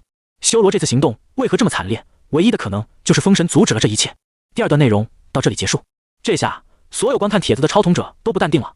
你的意思是说，封神一个人将所有的修罗超统者都干掉了？这也太狠了吧！哇靠，那封神得强到什么地步才能一人团灭修罗？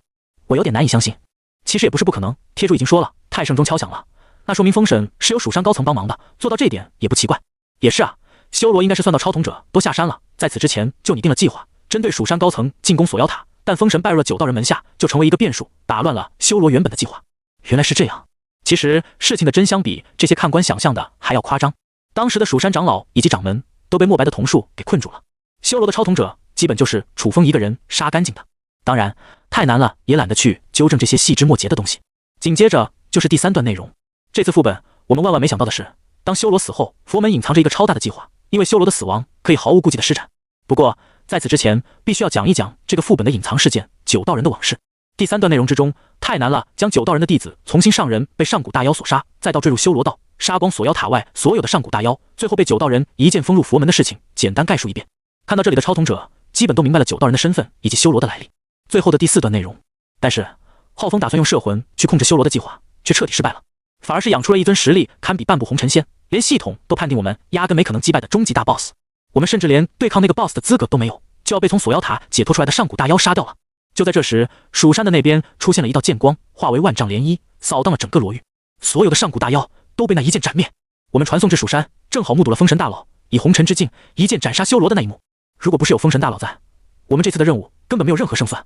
最后我们所有人都托封神大佬的福，不但通关了这次诸天塔任务，还集体得到了很高的副本评价，赞美封神大佬，么么哒。看完了太难了发的内容，所有看官都静静地坐在电脑前面，久久无法平静，即便是一些工会大佬都忍不住动容了。太难了的叙述方式十分高明，完全是在以旁观者的角度去看待这件事情。关于封神真正的信息透露的并不多，从字里行间唯一可以得到的消息基本上就可以概括成一句话：封神大佬牛逼。没错，谁能想到一个诸天塔2层的副本竟然能有这么曲折的经历。光是听说修罗出世解放锁妖塔的那一幕，隔着屏幕的看官从这段简单的描述中就可以想象到当时的场景是多么令人绝望。在屏幕经过了短暂的宁静之后，无数条帖子开始疯狂刷屏。我的天啊，一个诸天塔2层的副本，半步红尘的 BOSS 都给弄出来了，这根本就是地狱难度的。如果贴主的信息无误，那么这个封神实力绝对超级恐怖。何止是恐怖啊，如果他来我们公会，1半的股份都能给他，甚至会长位都可以让了。我手底下就有一个公会，目前最高攻略至诸天塔5层，个人觉得团队经验算是十分丰厚了。然而你让我们公会最出色的成员过去组团，都绝对无法通过这个副本。是啊，这才诸天塔2层弄出这种级别的 BOSS， 全军覆没才是常态吧。封神真的一剑把那个半步红尘的 BOSS 给秒杀了吗？应该是真的，因为封神拜入了9道人的门下，而9道人就是一位红尘仙。这次副本的关键是机缘值，封神得到了最大的机缘，能够晋升红尘，应该也是有机会的。我可以想象到那一幕有多震撼人心了，简直就是救世主啊！哈哈，那个浩峰真是笑死我了，一个公会的核心成员想要进行一次全新的攻略首秀，结果把自己都给玩进去了。要不是封神，他就没一次机会了吧？听说那个公会已经撤销了浩峰的核心成员位置，就算他人通关了，但是底下有一群员工也丧失了一次机会。论最佳 MVP 和史上最坑神的差距，别拿什么浩峰跟封神比了，他配吗？楚风看着论坛里的帖子，笑着摇了摇头，这个太难了，还真是个老油条啊。他以自己的称号为噱头，但讲的其实完全就是副本的故事。真正关于封神有价值的信息几乎是只字不提，就比如说弥天之眼。其实事后他们要是回忆一下的话，很容易联想到当时出现在蜀山正上空的那只眼睛，极有可能是自己的超瞳能力之一。但是太难了，却没有暴露这个信息，而是选择保留了下来。传递的意思也很简单：封神大佬，我用你的噱头博得关注，请见谅了，但我绝对不会暴露你的任何信息，以后若是有机会还能交个朋友。最后的那句么么哒，啧，老舔狗了。对于太难了来说，他将自己的副本经历暴露出去，也不是完全没有好处。一些有价值的信息，比如说超瞳能力之类，肯定会有公会出高价去买。但是就知道关于自己的几个超瞳能力，实质作用又能有多少呢？没多少。可因为现在的情报市场，即便是这些劣质消息，在极其紧缺的状况下，第一手售出绝对能拿到惊人的数字。太难了的这个帖子是在为以后用劣质情报捞取大额好处做铺垫。当然啦，他也懒得去管人家工会成员想什么。目前自己所暴露出的信息还很难对现实生活造成什么威胁。而且杀死了修罗之后，他还获得了第3种超瞳天赋，再加上至尊重瞳的能力是自己身上最大的秘密，这些关键信息都没有暴露，那么透露出这么一部分情报，反而还具有误导敌人判断的作用，相当于烟雾弹似的。更何况身世不俗，这个诸天光环能够让楚风在下次进入诸天塔扮演的时候获得特殊的身份，等于说他的起始模板跟别的超瞳者不一样了。这个信息差足以让他进入诸天塔第3层的时候占据绝对的优势。叮！就在这时，旁边的手机传来一道信息提示音，将楚风的心神给拉了回来。是学校发来的，请各位同学在明天早上7点之前返校，准时到班上集中，正常上课。对了，自己进入仙侠副本之前，学校好像是要组织学生以班级为单位，集体去参加诸天塔任务，也不知道情况怎么样了。关于学校要正常上课这档事，出于个人利益来说，楚风当然是乐于看见的。大隐隐于市，这段时间封神的风头实在是太盛了，不适合再前往诸天塔，去学校避避风头，算是十分不错的选择。次日清晨，楚风背着书包，穿着校服，跟正常的高中生一样回到学校进行上课。然而当他刚到班上的时候，却发现这里的气氛有点不对，死气沉沉的，全班的人跟打了败仗一样，闷闷地坐在原位上，彼此之间也没有互相聊天。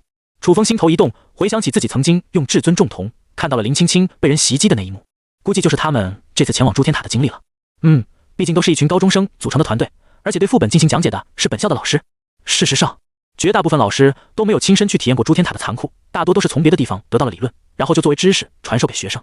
这种方式在应对平时的一些课业还能敷衍一下，但是对于诸天塔这种需要舞弄真枪实刀的战场来说，这些凭空而来的理论知识完全都是花拳绣腿罢了。班主任来到课室的时候，看着班上的氛围也颇为尴尬。从今天开始，你们还有20天左右的时间好好上课，不要再想诸天塔的事情，将来考个大学，通过毕业证找个工作才是正道。所有的同学都默不吭声，幻想破灭对于他们这个年纪的少年来说是巨大的打击。接下来你们就自习吧，现在讲课对于这些刚打了败仗的高中生而言，肯定也听不下去多少，反正高考也就只剩下20来天了，干脆让他们自由复习就行。楚风从书包当中拿出课本，开启万古神谋，将所有内容都过了一遍，而后闭眼进行一番回忆。课本上的所有知识都仿佛放映机一样投射于大脑当中，书上的任何一个知识点毫无遗漏地被万古神谋记了下来。这就是神级记忆力的强大之处。有这份能力，他就算之前的成绩倒数，但只要看一遍课本，马上就能成为分分钟总分上600的顶级学霸。当然，高考对于他来说肯定已经没意思了，他现在的主要任务已经变成了攻略诸天塔。将书本都扫了一遍，楚风就已经没事做了。神游之际，他舔了舔干涩的嘴唇，忍不住想喝酒，右手一晃，问道酒壶出现在他的手中，打开瓶盖就对着嘴一口灌去。当然，因为楚风的座位是在最后一排，而且独自一个人坐，周围的同学要么在自习，要么在神游，要么开启了自闭和抑郁模式，没人注意到他这个动作。过了片刻，楚风突然意识到，这好像是在课室，用这葫芦喝酒是不是有点不大好？不对，这也就是个葫芦罢了，谁知道里面装的是不是白开水呢？就在这时，讲台上班主任的声音传了过来：楚风同学，你等下来我办公室一趟。全班同学都转过头去。楚风愣了愣，将问道酒壶放在一边，淡定地站起身来。怕啥？到时候找借口说这酒壶只是一种全新的潮流款式，里面装的是白开水不就行了？班主任走出课室，楚风跟了上去，但他随后发现班主任似乎并不打算带着自己去办公室，而是下了楼，穿过几个拐角，来到了僻静无人的艺术楼，进入一间被废弃的课室，将窗户和门牢牢关上。他转过身来，用颇为严肃的目光看着楚风：你是不是通过诸天塔2层了？楚风愣住，正犹豫着怎么搪塞这个问题。班主任又补充了几句：在这个特殊时期，我们所有的教职员工都签署了绝对的保密协议，绝对不会泄露你的情况，所以你只需要简单回答就行。说着，他从包里取出一份文件，打开。楚风用万古神谋快速扫了一眼，上面写着的都是一些相关工作。保密协议，从右下角的红色印章来看，能够确定这份文件是真的，而且应该是近期上面发布的最新协议，具有可靠性。既然如此，楚风也就不再隐瞒。是，我现在通过了2层。果然，我就猜到你这7天肯定不会在家无所事事。班主任叹了口气：你现在跟班上的同学肯定都不是同一个层次的人了。你拿出酒壶的那一幕，我已经看到了，估计是朱天秘宝吧？放心，我基本的职业道德还是有的，不会将这些东西说出去。楚风没有说话，算是默认了。超童时代的到来，或许你看得比我更清楚。不过，身为老师，我还是必须尽自己的职责，跟你说一下这件事情。这段时间，国家已经开始建立以超童者为主要生源的大学，现在需要我们每个教师对学生的情况进行核实。根据目前的要求，只要通过了朱天塔1层，就可以无条件进入超童者高校，并且还有一定的补贴。你通过了朱天塔2层，即便是顶级的学府，应该都有机会进去了。现在，我只需要确定你本人的意愿，是否要将信息上报过去，直接申请加入超童高校。楚风眸光一动，信息上报是指什么？只需要透露你的朱天塔攻略至几层就行，其他的信息都不用写，到时候自然会有人来确定你的情况，安全性倒是没有问题，毕竟是上面的人办事。但是楚风在犹豫到底要不要进入高校，以自己现在的实力，就算走出校园单干也没有任何问题。班主任语重心长地道：我看得出你并不想跟别人合作组团去攻略副本，但是你需要有你自己的人脉，以及身边有能够帮到你的人。高校是一个很好的平台，那里跟工会不一样，你不需要按照他们的要求执行任务，就能无条件分享到一些情报。同时你在现实当中认识一些靠得住的超童者朋友，未来在朱天塔出了什么差错，也不至于在现实中得不到帮助。作为过来人，我必须跟你说，无论你有多么强大的能力，都是很难完全依靠自己单干的。而且你现在也应该能感觉到，你跟现实有一些隔阂吧？听到这句话，楚风的神情微微一怔。没错，从仙侠世界回到现实中的时候，他就已经感觉到了，自己在那个副本中度过了一段十分难忘的岁月，因此在平时的一举一动间，还保留了许多当时的习惯，比如喝酒。即便酒道人不在身边了，他依旧会感到很想喝酒，尤其是闲下来或者思绪飘忽的时候。他在感悟的时候，离不开酒道人的悟道酒。回到现实发呆的时候，因为有问到酒壶，所以也会忍不住拿出来喝。之前在汤粉店以及课室的时候，就分别暴露过一次了。长期下去可没有任何好处。班主任语气沉重地道：这尚且还只是在朱天塔第2层而已，到了第3层、第4层，你在那个世界所驻留的时间只会更长，从几个月到几年，再到数十年，甚至上百年都有可能。而你从朱天塔回来之后，还能适应现实生活吗？这是一个很严肃的问题。楚风在经历朱天塔2层的时候就已经感受到了，因为朱天塔的世界太过真实，那里面的人物情感也不是虚假的。到了更高层，在朱天塔的副本任务中度过100年时间的话，回到现实之中，还分得清到底哪个才是真实世界吗？现实中的自己只是一个凡人而已，不是仙人，瞳术能力也是万万不能乱用的，却还保留了那时候的习惯，这个影响长期下来十分不利。班主任语重心长地道：所以这些问题都需要有人去帮你解决。而对于你的潜力来说，加入工会并不是一个很好的选择，而超童者高校的模式应该是最适合你的。楚风犹豫一番，最后同意了下来。好的，曲老师，我确认我攻略了朱天塔2层，并且有申请高校的意愿。对比工会来说，高校的模式还是十分自由的，而且不用付出什么，就可以在进入副本之前获得大量的情报，这一点倒是楚风看中的事情。那我就帮你申请了。曲老师的表情也柔和了下来，不再那么严肃。你先回去上课吧，如果这段时间需要请假，可以随时来找我。好，楚风点了点头。从对方的语气之中，他可以感受到自己的班主任是个心地善良的人。不过保险起见，回去之前，楚风趁着曲老师转身的时候，悄悄打开了至尊重瞳，观看对方的命运。随着2道深邃的金色光芒从楚风的双眸之间闪过，眼前的画面立刻发生了变化。一个宽敞大气的办公室内，木桌、柜台的摆放装饰简单而不失典雅。10几个身穿军装的士兵严肃地站在办公室的四周，从他们瞳孔中闪过的微芒来看，几乎可以确定都是超童者。曲老师在一个身穿制服的秘书带领下来到了办公室。坐在办公桌座位的男子神情严肃，展现出的气质与身份十分不凡，板着一张国字脸。他扫过了手边的文件，而后将目光放在曲老师的身上。我们有关人员已经确认了你攻略至超童者3层的信息。由于你的身份很特殊，是人民教师，所以我们决定跟你的合作模式也要进行一些调整。根据你自己的意愿，你想继续留在学校教书，这个我们不会反对。但是如果你想从事这些工作的话，那还是要先将保密协议签署一下，而我们也会对你的工作进行一定程度的监督。好，曲老师没有一丝反对，很快就在文件上签署了自己的名字。画面到这里就结束了。楚风感到略微意外，没想到显山不漏水的曲老师已经攻略至朱天塔3层了。难怪学校没有请其他的资深超童者，而是让曲老师直接给全班同学讲解朱天塔的各种事项。原来是因为他本身就是个资深者。当然这也有一定的弊端，那就是曲老师虽然讲述的内容肯定没问题，但是他不能亲自带着学生们去攻略朱天塔。而这群高中生聚在一起的团体本身的执行力就不是很强，毕竟一群平时作业都很难完成的学生，到了朱天塔之后，真要让他们按照平时所学的内容去办事，那才真是有鬼了。从这里也可以看出，并不是组成一个团队攻略朱天塔就一定好，有些团队不过是一群乌合之众罢了，甚至还不如一般的散兵。5个青铜一起开黑，还是改变不了他们是5个青铜的事实。所以曲老师到班上的时候，看着同学们打了败仗，才会那么尴尬吧？被学校寄予厚望，可结果却有点不尽人意。看到这些画面，楚风基本可以确定曲老师是一名跟上面有过相关合作的资深超统者，工作各方面都受到监督，因此也不用担心自己的身份信息会暴露出去，这就可以完全放心了。接下来的这段时间，楚风正常的进行上课，班上的学习氛围比刚穿越过来的时候可要好多了。同学们都在拼命的赶着功课，想要考上一个好的学校。原本有一些同学还为自己觉醒了学习类的超童而感到一阵沮丧，但此刻却是庆幸不已。他们的童术能在考试当中发挥至关重要的作用，因为学校组织的这次以班级为单位的超统者任务彻底失败，而且成绩极差，只有极少数的几个班勉强混过了副本，其他班级都是一片残兵败将。许多高中生也以此彻底清醒了过来，接受现实，好好上课。虽然浪费了一次宝贵的经验，但这对于绝大多数平凡的人来说，也算是认清现实的一次历练。看似平静的日常生活之中，却有许多不平常的事情在校园内的各个角落发生。在学校上课的时候，楚风时不时开启万古神眸，能够发现学校外面进来了一些身份有些特殊的人。他们的服装统一，但看起来不是校园的工作服，也不是军装，而是一种黑色的便装，设计上类似于制服和军装的结合，远远看去就能感受到一股威严的感觉。楚风猜测，这应该是上面的人准备开始管理校园内的超统者了。果不其然，在一节自习课内，曲老师突然发下了一张表格，让大家填写是否觉醒了超童。当然，具体的能力肯定不会让大家填写，这有可能暴露身份。然而，经过上一次的任务之后，班上有哪些同学觉醒了超童，大家都已经心知肚明了。这就是楚风觉得不好的地方。同学之间在现实彼此都认识，要是一起组队去诸天塔发生分歧，未来的保密工作又如何落实？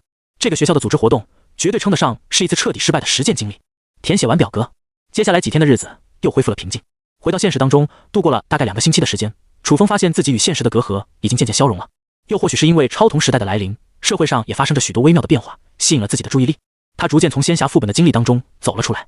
这2个星期的时间，楚风将诸天交易会兑换来的200万现金批量存入银行卡之中。他还去看了几套房子，最终全款入了西之江旁边的一套房，2户2厅1卫。由于是小县城的缘故，即便是江边的房子，每平米也就10800，户型大概在74平米左右，加上装修总价也不会超过100万，而且足够他一个人居住。楚风也想过要不要将陈伯也接过去，但想到自己的特殊身份，也就只好作罢了。以陈伯的性格，他在那栋老房子住惯了，搬过来肯定也不适应，再加上自己以后可能还会遭遇危险，不能把身边的人给牵扯进来，直接全款买下这套房。楚风的卡里还有100多万，足够他尽情的去生活。这段时间他在网上疯狂购物，各种电子产品都买了一遍，而且都是质量不低的中高端产品。他用这笔钱拼命去生活，找到了现实的感觉。平时的饮食也十分讲究，挑选的都是上等食材，每一周都至少有2天的大餐，吃不完也没关系，把陈伯也叫过来，回报他以前对自己的一切照顾。从生活中的一丝一毫中，楚风感觉自己的心境已经差不多平复了，不再受到仙侠副本经历的影响。论坛上有关于封神的热度也在慢慢冷却下来。到了今天，封神的帖子不再到处可见，更多新的副本信息在吸引着超统者的目光。6月1日周末，儿童节，学校破天荒的放了1天的假期，给同学们好好调整。距离高考还有1个星期左右的时间，楚风心头一动，觉得现在的情况已经可以让自己进去超童时代了。他手里还有78000诸天点没有使用，因此打算去诸天交易会等场所看看情况。心念一动，下一秒，楚风睁开眼睛，已经来到了诸天塔远处的广场之上。周围形态各异的超统者从他的身边走过，各种谈话的声音从耳边传来。楚风正准备向着诸天交易会的方向走去，就在这时，他的眼前突然又跳出一段文字：江小鱼对你发出了超童连接的邀请。楚风犹豫了一下，最后还是选择进行了连接。他身上虽然有秘密，但别人何尝又没有？总不至于一辈子都不去接触其他的超统者。接通之后，一个小萝莉的形象，类似于虚拟人影，出现在自己的视野当中。江小鱼似乎愣了一下，显然没想到对方忽然就接了。反正这几天他闲得没事做，就一直试着连接楚风。这并不是他脑子有坑，而是江雪的嘱咐。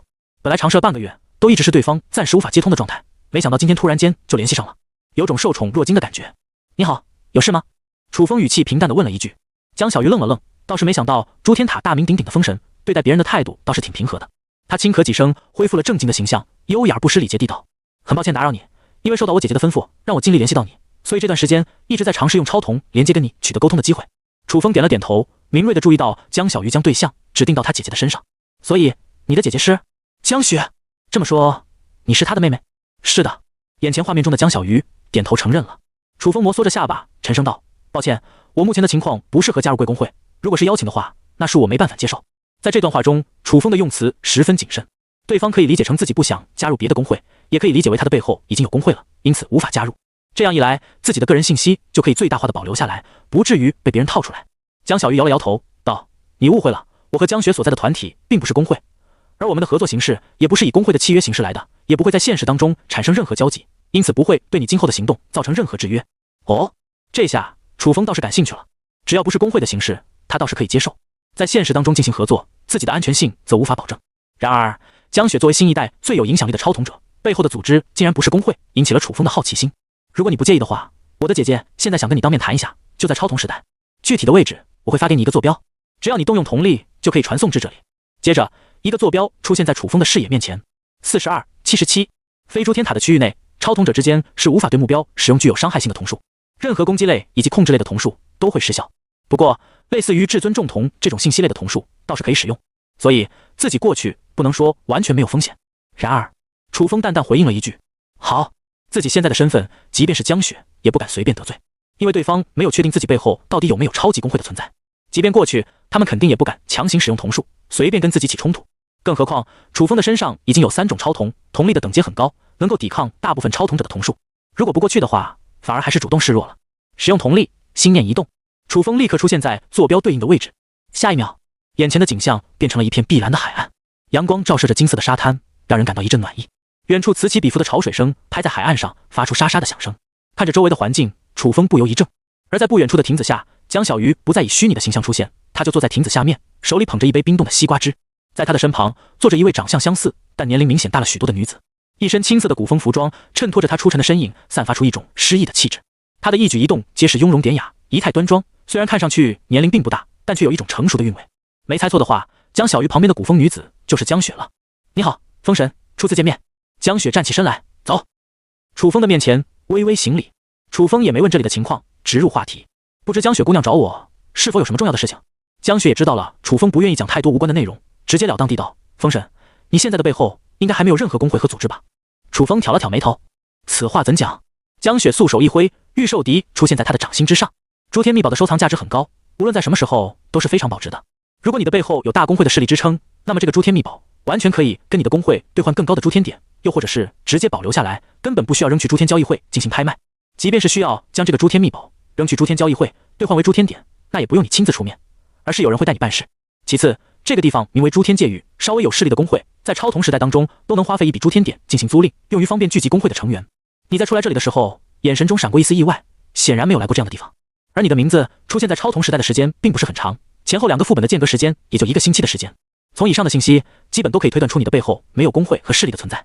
对方的分析以自己出售的御兽笛为切入点，再结合2次通关副本的时间线，逻辑十分清晰，许多点也对得上。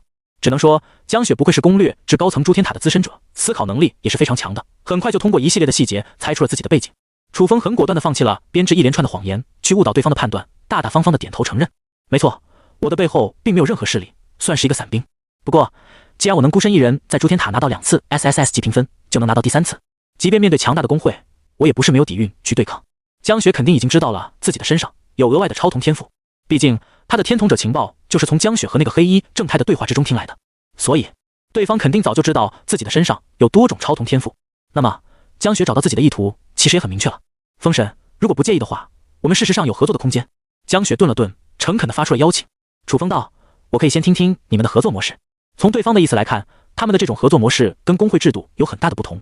工会是直接在现实中签署合同，大家在同一个地方进行工作，有任务的时候没有特殊情况就要去执行，按月发工资。如果在任务中出现了意外情况，还有相对应的保险措施，基本上就是拿工资给人打工的模式。而江雪所说的合作更偏向于双方平等互利的模式，所以楚风打算先听听对方接下来怎么说。江雪素手一挥，一张金色的契约浮现于2人的面前。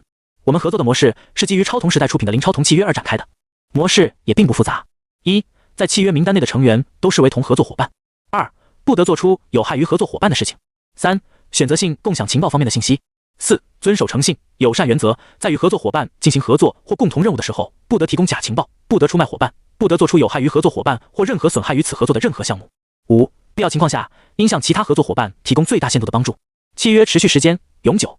若主动申请解除契约，可在全员经过一致投票、经过半数同意的情况下，签署保密契约后申请和平解除该契约。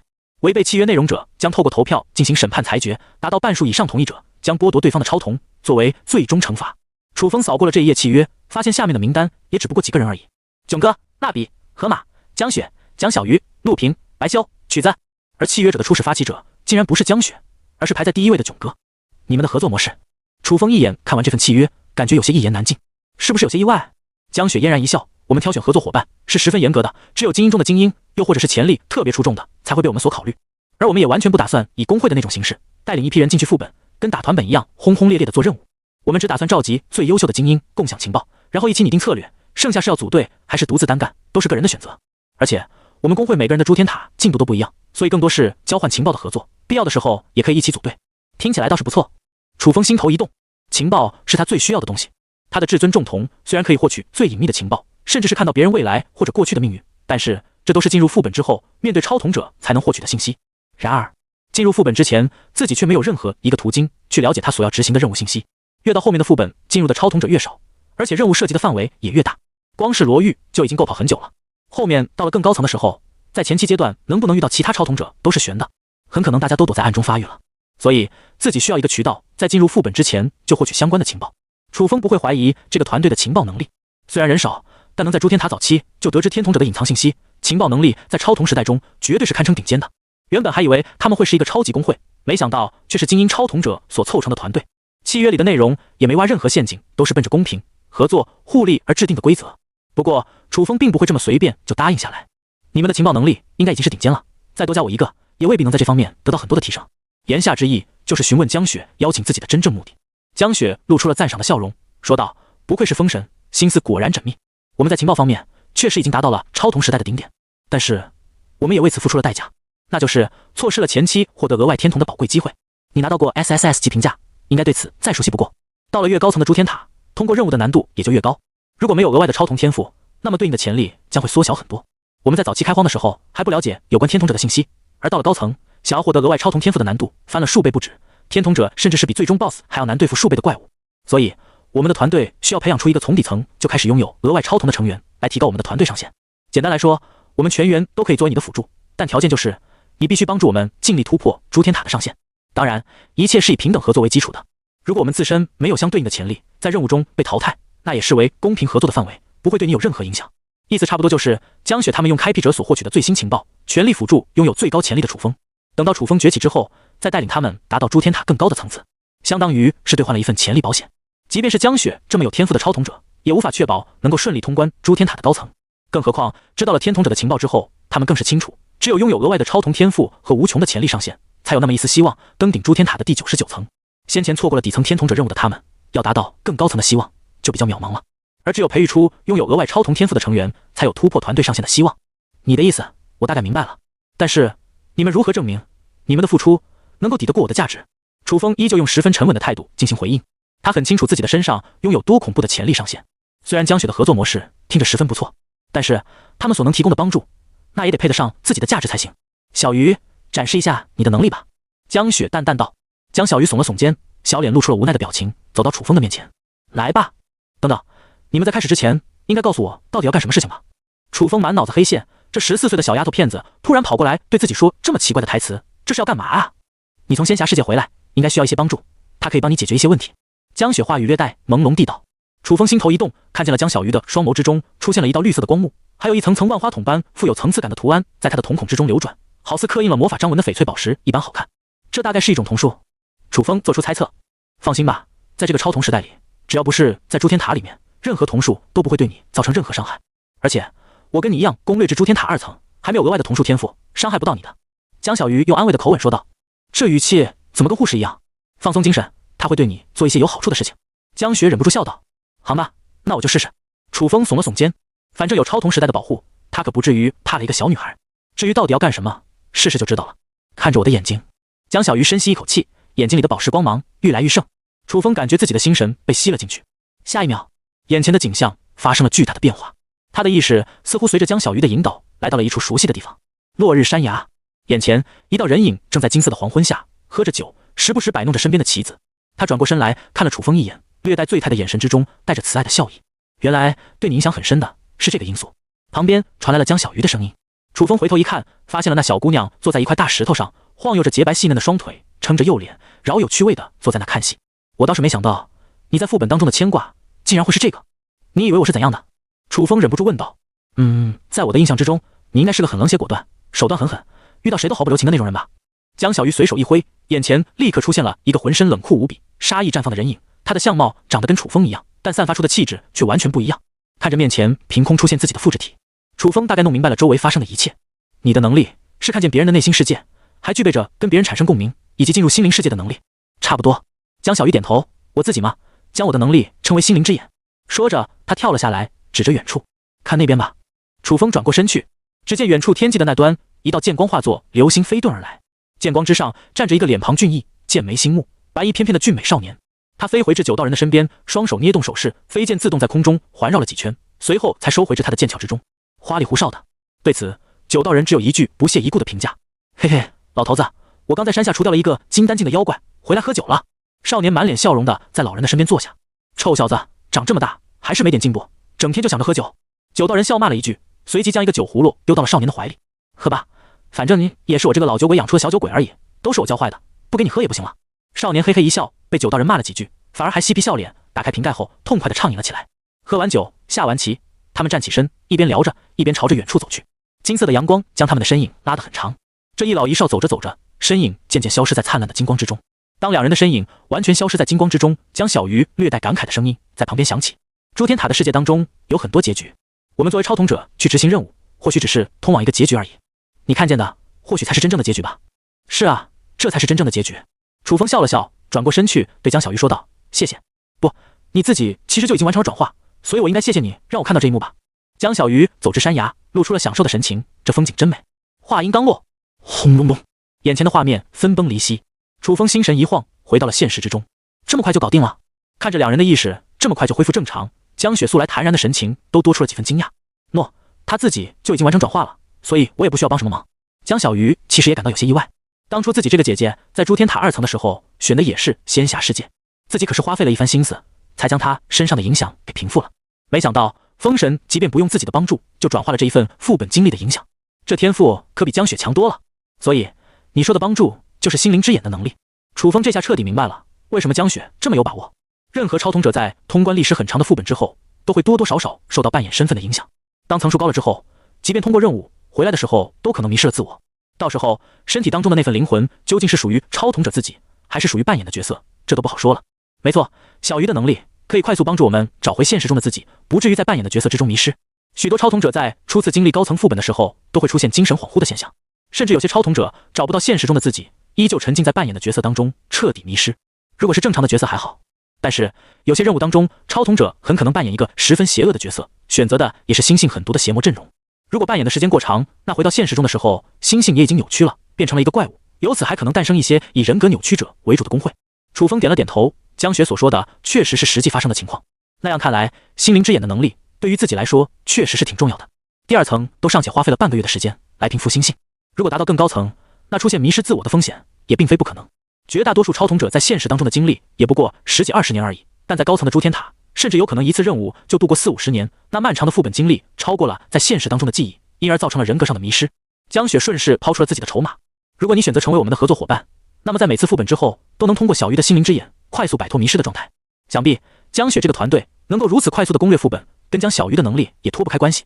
团队里的成员经过心灵之眼的进化之后，能够快速的调整状态去进行下一个副本，否则单单是消除副本经历的影响就需要花费不少的时间。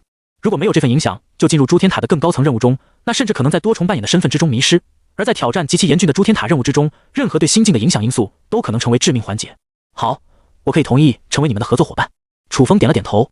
经过多重的考量以及对江雪和江小鱼两姐妹的观察，这个团队更加偏向于超统者互助的模式，符合自己对安全性和自由性的要求。他们之间没有太多的阶级关系，也不会被很多规则所束缚，因为恪守诚信、公平的原则，所以在合作当中也少了许多顾忌。还有一点，江雪和江小鱼都知道自己封神的身份，若是选择成为这份契约中的合作伙伴，那么根据契约的内容，他们就不能暴露自己的信息，因为这属于对自己不利的行为，违背了契约的内容。在这份契约之上签下了自己的名字。很快，楚风的灵魂力似乎受到了超同时代的监督，必须遵守着某种规则和公道。当他签完这份契约后，江雪看过来的目光才像真正看待自己人一样。风神，你下一次应该要攻略诸天塔3层了，我手中有一份情报，是关于诸天塔3层出现的限定副本信息。一份文件在楚风的面前展示而开。副本：大周皇朝。任务：超统者扮演皇朝内的角色，选择服侍的皇子，确立阵营，通过一系列手段和周围的环境获得皇权值，以此帮助对应的皇子获得皇位。特殊之处：第一阶段禁止超统者之间的厮杀，而且皇朝之中有隐藏的内鬼阵容，但是在第2阶段开始之前，在系统规则要求下都不能击杀，否则视为淘汰。限定副本将在下一个月开启，奖励莫约在普通诸天塔3层副本的 2.5 倍左右，结算时奖励诸天秘宝和诸天传承的几率大幅度提高。由于限定副本的次数较少，因此情报稀缺，后面的走向还有一些变数。目前的情报若是无法解决第2阶段的敌人，皇朝将会有内乱发生。限定副本，楚风抓住了这个关键字眼。江雪解释道：“是的，经过我们的研究，到了诸天塔3层，每隔1个月就会出现一个限定副本，而大周皇朝的世界就是一个限定副本。限定副本的任务阶段和规则跟其他的副本比较不一样，想要通过任务的难度和要求也就更高了。而且，就算是同一个限定副本发布的任务和进度，可能都会有所变化，对于超统者的挑战性更高，但是奖励也更加丰富。我正好认识一个超统者，他的手里有大周王朝的详细资料，可以以此兑换为情报，全部给你。这只是其中的一部分介绍，你可以看看是不适合你。每个超统者由于能力不同，适合的副本也不同。”楚风扫了文件一眼，眼前一亮。大周皇权的任务有点类似于皇宫之中的勾心斗角，在这种环境下，至尊重瞳能够发挥极其不错的作用。就比如说内鬼，依靠至尊重瞳的能力，分分钟就可以将这些内鬼给揪出来。至于后面的阶段，说到什么皇朝内斗之类的任务，那不正好让修罗之瞳有了用武之地？这个副本我可以试试，具体的情报需要我支付什么样的条件？楚风顿了顿，对大周皇权的副本产生了兴趣。当然，他很清楚自己要这份情报是需要支付一定的条件。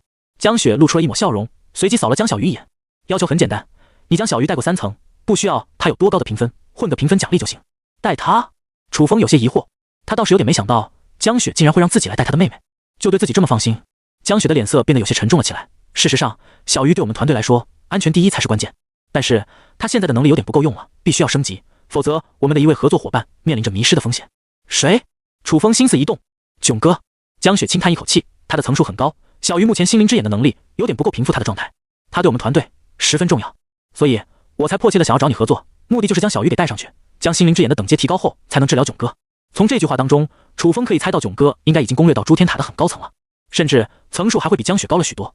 但是江小鱼一直被视为团队里的心灵治疗师，奶妈一般都是将安全放在第一位考虑的，所以不会随便让下副本。谁知道他们后来发现奶妈的奶量不够了，需要升级才行。然而团队里的人都打上了诸天塔的高层，没办法亲自带他。江小鱼的瞳术对攻略副本的意义不大，所以他们也不放心让这小女孩随便进入诸天塔，必须找一个可靠的人来带才行。这个人必须是合作伙伴，有契约的保护，而且实力还要很强，能包带过。结合御兽敌所传递的信息，目前最佳人选除了封神之外就没有别人了。否则江雪也不会花费这么大周章，也想把自己拉入这个团队之中。从这一点之中，楚风也可以看出这个团队倒是真心互相扶持的。行，我可以答应这个要求。楚风点头同意了。一来大周皇朝的副本自己的至尊重瞳有许多用得上的地方，二来由于前面阶段的特殊规定，即便是不同阵营的超统者也禁止厮杀，完全按照皇权制的规定来决定胜负，所以江小鱼的人身安全不用自己担心，他也可以毫无顾忌的在副本当中展开自己的计划。那么兑换这个情报我还需要一点时间联系，以后有空的话我会将其他的合作伙伴介绍给你。江雪微微鞠躬，态度很是诚恳。限定副本的开启还有大约半个月的时间，楚风接下来正好将高考的事情给搞定了，再进副本。对了，你们的组织就没有名称什么的吗？总是叫合作伙伴，应该不大好吧？楚风心头一动，问道。嗨嗨，我们嘛，暂时打算将这个团队称为成神群吧。江小鱼似乎也觉得这名字有点太中二了，连她这个年纪的女孩说出来都感觉怪尴尬的。成神群，楚风也感到有点无语。你应该听说过诸天塔的时间流速吧？江小鱼微微昂起脑袋，越到高层，对应现实的时间流速就会越慢。有人说，如果攻略至99层，说不定就获得永生了呢，而永生就意味着成神了呀。所以我们这个组织的目标就是攻略至诸天塔的最顶层，成为永生之神。然后嘛，因为我们都是在超童时代联系的，而且都是通过超童连接交换手里的情报，有点像是一个聊天群一样。综合考虑了一下，就叫做诸天塔成神群了。后面3个字就是简称。楚风不由一怔，这群人还真是有意思。身为诸天塔的开荒大佬，名字取的倒是一点都不讲究逼格，要多接地气就有接地气。经过一番了解，这个成神群收的成员要么是天赋极其出众的天才，能够拿到很高的评价，比如江雪，以及聊天中所知的陆平都是这样的人物。还有一些进度十分快的开荒者，目前知道的有囧哥，至于河马和蜡笔，江雪也提了一下，但是重视程度明显不如囧哥。剩下的包括一些能力比较特殊的超童者，比如江小鱼的心灵之眼，能够帮助那批开荒者快速调整状态，能够节省2次进副本间隔的时间，也会被考虑进来。有点像是大佬为了攻略至诸天塔最顶层，而专门打造出一个特殊的团队一样。跟工会的性质有些许不同，工会最主要的目标是扩大影响力，只需要核心成员打上高层就行，以赚钱为主，其他底下的成员相当于韭菜。相比之下，成神群的规模虽然远远不如工会，但能够加入这里的都是作用很大的群成员，缺一不可，更像一支为实现梦想目标而组成的团队。深入了解一番，楚风对这个成神群产生了一定的兴趣。诸天塔第3层已经是确定去限定副本，尽可能的在低层的时候就拿到最多的奖励。江雪也开始为情报的事情操办了起来。在获得真正的情报之前，楚风还不知道大周皇朝副本的全貌是怎样，因此手里的那笔诸天点暂时不打算花出去，等了解完副本的情报，再针对性的去选择对应的诸天传承。谈完正事的事情之后，楚风就下线了休息了。高考前的最后1个月，时间就像是不存在一样，晃眼间就过去了。尤其是还剩下最后1周的情况下，那日子更像是滑不溜秋的鲶鱼，准备复考的学子们拼命用双手去抓。然而无论怎么用力，都阻止不了时间从手缝之间流走。这个星期还有一场模拟考试，楚风利用万古神谋的瞳力，根据神级记忆力的超级能力，将知识点、难题和做题本都过了一遍后，考试如有神助，拿到了650分。跟以往倒数的成绩相比，他的排名直冲上1000名，已经到了年级前30。当然啦，还有一些本身就是学霸的，又觉醒了学霸型的瞳力，那这个肯定就没法比了。超童时代，所有人的学习能力都会提高，那么在未来当中，成绩的价值其实就没那么高了。诸天塔的攻略层数和官方认证，或许会成为决定社会地位高低的因素。就在高考还只剩下最后1天的时候，自习课上，一个身穿黑衣便服的男子忽然来到了班上，沉声道：“请问楚风在这个班上吗？”楚风抬起头来，正好看见讲台上看班的曲老师正用眼神向自己示意。我就是。楚风站起身来，好，你跟我来一下，我会简单给你做个测试。听到黑衣便服的话，班上的同学皆是向着楚风抛去了羡慕嫉妒恨的目光。他们通过课下的八卦都知道，这些黑衣便服是上面专门派来检测有天赋攻略诸天塔的高中生。之前就听楚风说他已经攻略至诸天塔2层了，肯定要被超童者高校特招了吧。相比之下，全班同学在上一次任务集体吃了个败仗，被打得溃不成军，让他们深深体会到了诸天塔的残忍。切，有啥好羡慕的，他也不过就打上诸天塔2层而已，上个普通的超童者大学应该就是顶点了吧。部分同学在课桌底下满嘴酸味的嘀咕了一句，然而没人理会他的话。大家都知道，能够成功通关诸天塔的超童者，未来跟他们肯定不是一个层次的人了。这种话不过是吃不到葡萄就说葡萄酸罢了。同学，你可以放心，我们有保密协议，而且在超童时代签订了超童契约，安全性方面可以完全放心。而你只需要开启你的童术，我们会有专业的仪器检测你的超童等阶，只要情况基本上符合了，就能为你分配对应的学院。黑衣便服的手中拿着一个特殊的仪器，或许这就是新研发出的新型仪器，能够检测超童的等阶，倒是让楚风感到有些意外。根据他的猜测，这种机器应该就是用来检测瞳力的，根据瞳力数据来判断超童对应的等阶。楚风忽然想到一个问题，自己现在拥有3种不同的超童，那检测出的瞳力还准不准啊？施展弥天的时候，楚风就很明显的感觉到自己瞳力的基础值应该算是比较高的。根据黑衣便服的要求，他在一个小凳子上坐了下来，操作也十分简单。黑衣便服拿着手里的仪器，对着楚风的瞳孔微微照了一下，很快一串数据在仪器上显示而出。黑衣便服定睛一看，瞬间惊呆了。哇！一句粗鄙之语，差点因克制不住内心的惊愕之情脱口而出。好在黑衣便服的素质过硬，还是忍住了没说出口。他看着测试仪上的数据，愣神了片刻，终于忍不住开口道：“你确定你是攻略至诸天塔2层？”“我确定。”楚风点了点头。关于这些信息，他也没必要隐瞒。可是你的瞳力波动已经差不多达到8阶的水平了。黑衣便服看向楚风的眼神都不一样了，充满了敬佩。虽然不知道究竟是什么情况，但这种波动的瞳力简直可以用恐怖来形容。放到其他公会，那也是核心成员中的顶级大佬了吧？楚风愣了愣，也显然没想到自己的测试数据竟然会这么高。但他很快反应过来，解释道：“这应该是我的先天瞳力比较高，但实际上我的超瞳等阶并没有达到这么夸张的地步。”哦，原来是这样。黑衣便服听了，这才恍然大悟。他张了张口，似乎想问些什么，但又觉得似乎有些不妥，于是就忍住了。进行登记之后，黑衣便服递来一张表格，你将这里的相关信息填写一下，之后会有短信发来，通知你分配到哪一所学院。高考你就不用参加了，上完课就可以彻底放假，到时候就耐心的等待短信通知吧。楚风扫了表格一眼，这些内容基本都不涉及超童者的能力信息，都是填写户籍、身份证、电话号码之类的常规资料，没有任何问题。他一边写一边随口问道：“你觉得我这个瞳力指数能够分配到什么样的学院？”黑衣便服脸色一抽，带着复杂的神色扫了楚风一眼。说句实话，你这个瞳力要是上面不盯着你就不错了，至于学院到时候看看吧，这个我也不好说。意思就是这个瞳力已经是很危险的数值了，都要突破最高上限了。你还问你能分配到什么学院？楚风无奈的耸了耸肩，怪自己的瞳力太高喽。不过自己既然主动申请上报了信息，那说明不是危险人物，不用担心给社会带来威胁。听说排名第1的清北学府现在也被改成超童者学院了，以自己的成绩要考上最顶级的学府，难度肯定很高。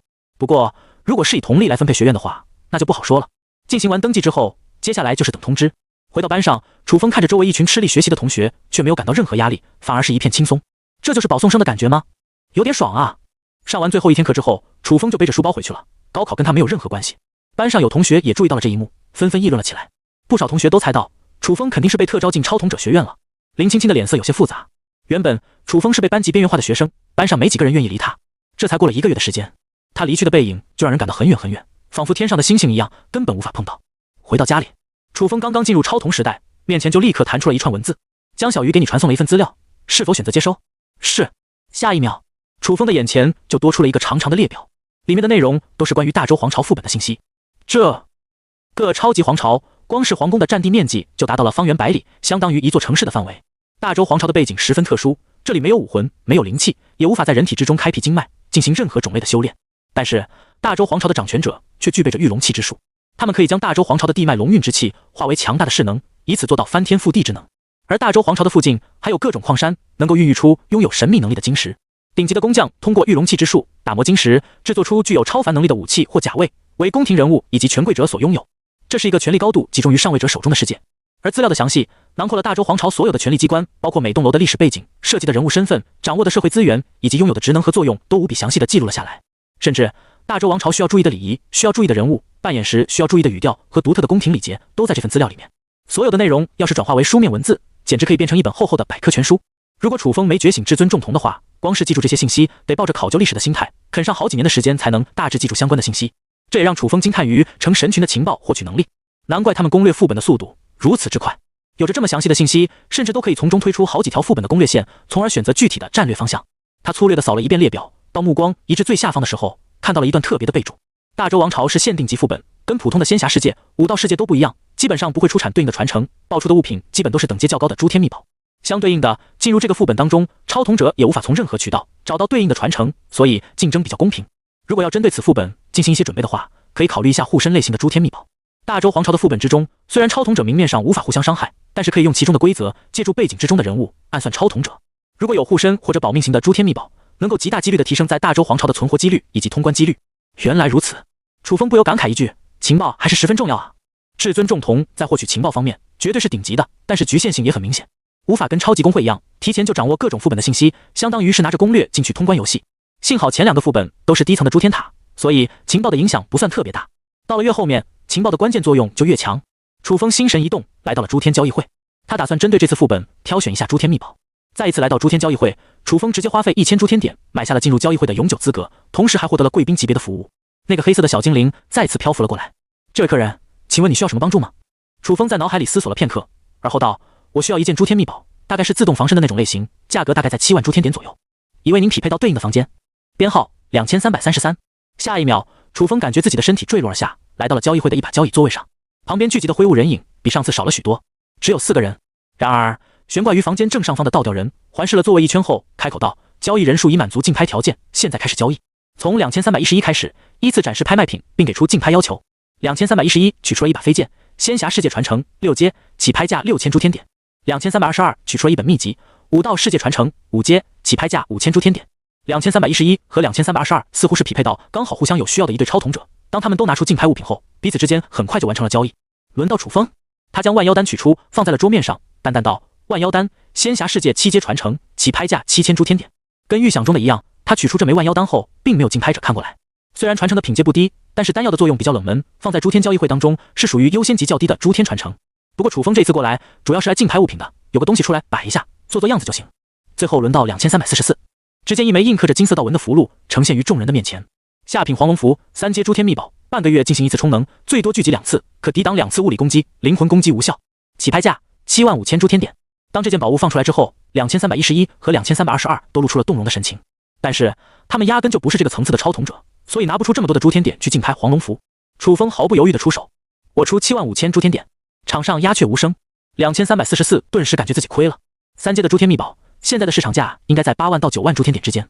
当然，拍卖会的竞拍价一般都会压低一点，但是经过竞拍者的不断起价，最后的价格可能还会更高。毕竟诸天秘宝有价无市。然而自己似乎来的时间有点不太巧。3阶的诸天秘宝价值太高，而且这段时间的大佬比较少，正好只有一个超统者有需求，所以就草草分配了一下。前面的2311和2322压根就不具备竞拍黄龙符的资格，但是拍卖至少要在3个人以上才会展开，所以他们2个就是被拉过来凑数的。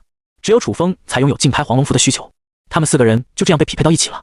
如此看来，这已经不是竞拍了，变成了楚风专属的购物场所。这或许就是买下永久资格享受的 VIP 及贵宾服务。倒吊人环视了一圈后，淡淡道：2333出价最高，成功拍卖3阶诸天秘宝黄龙符。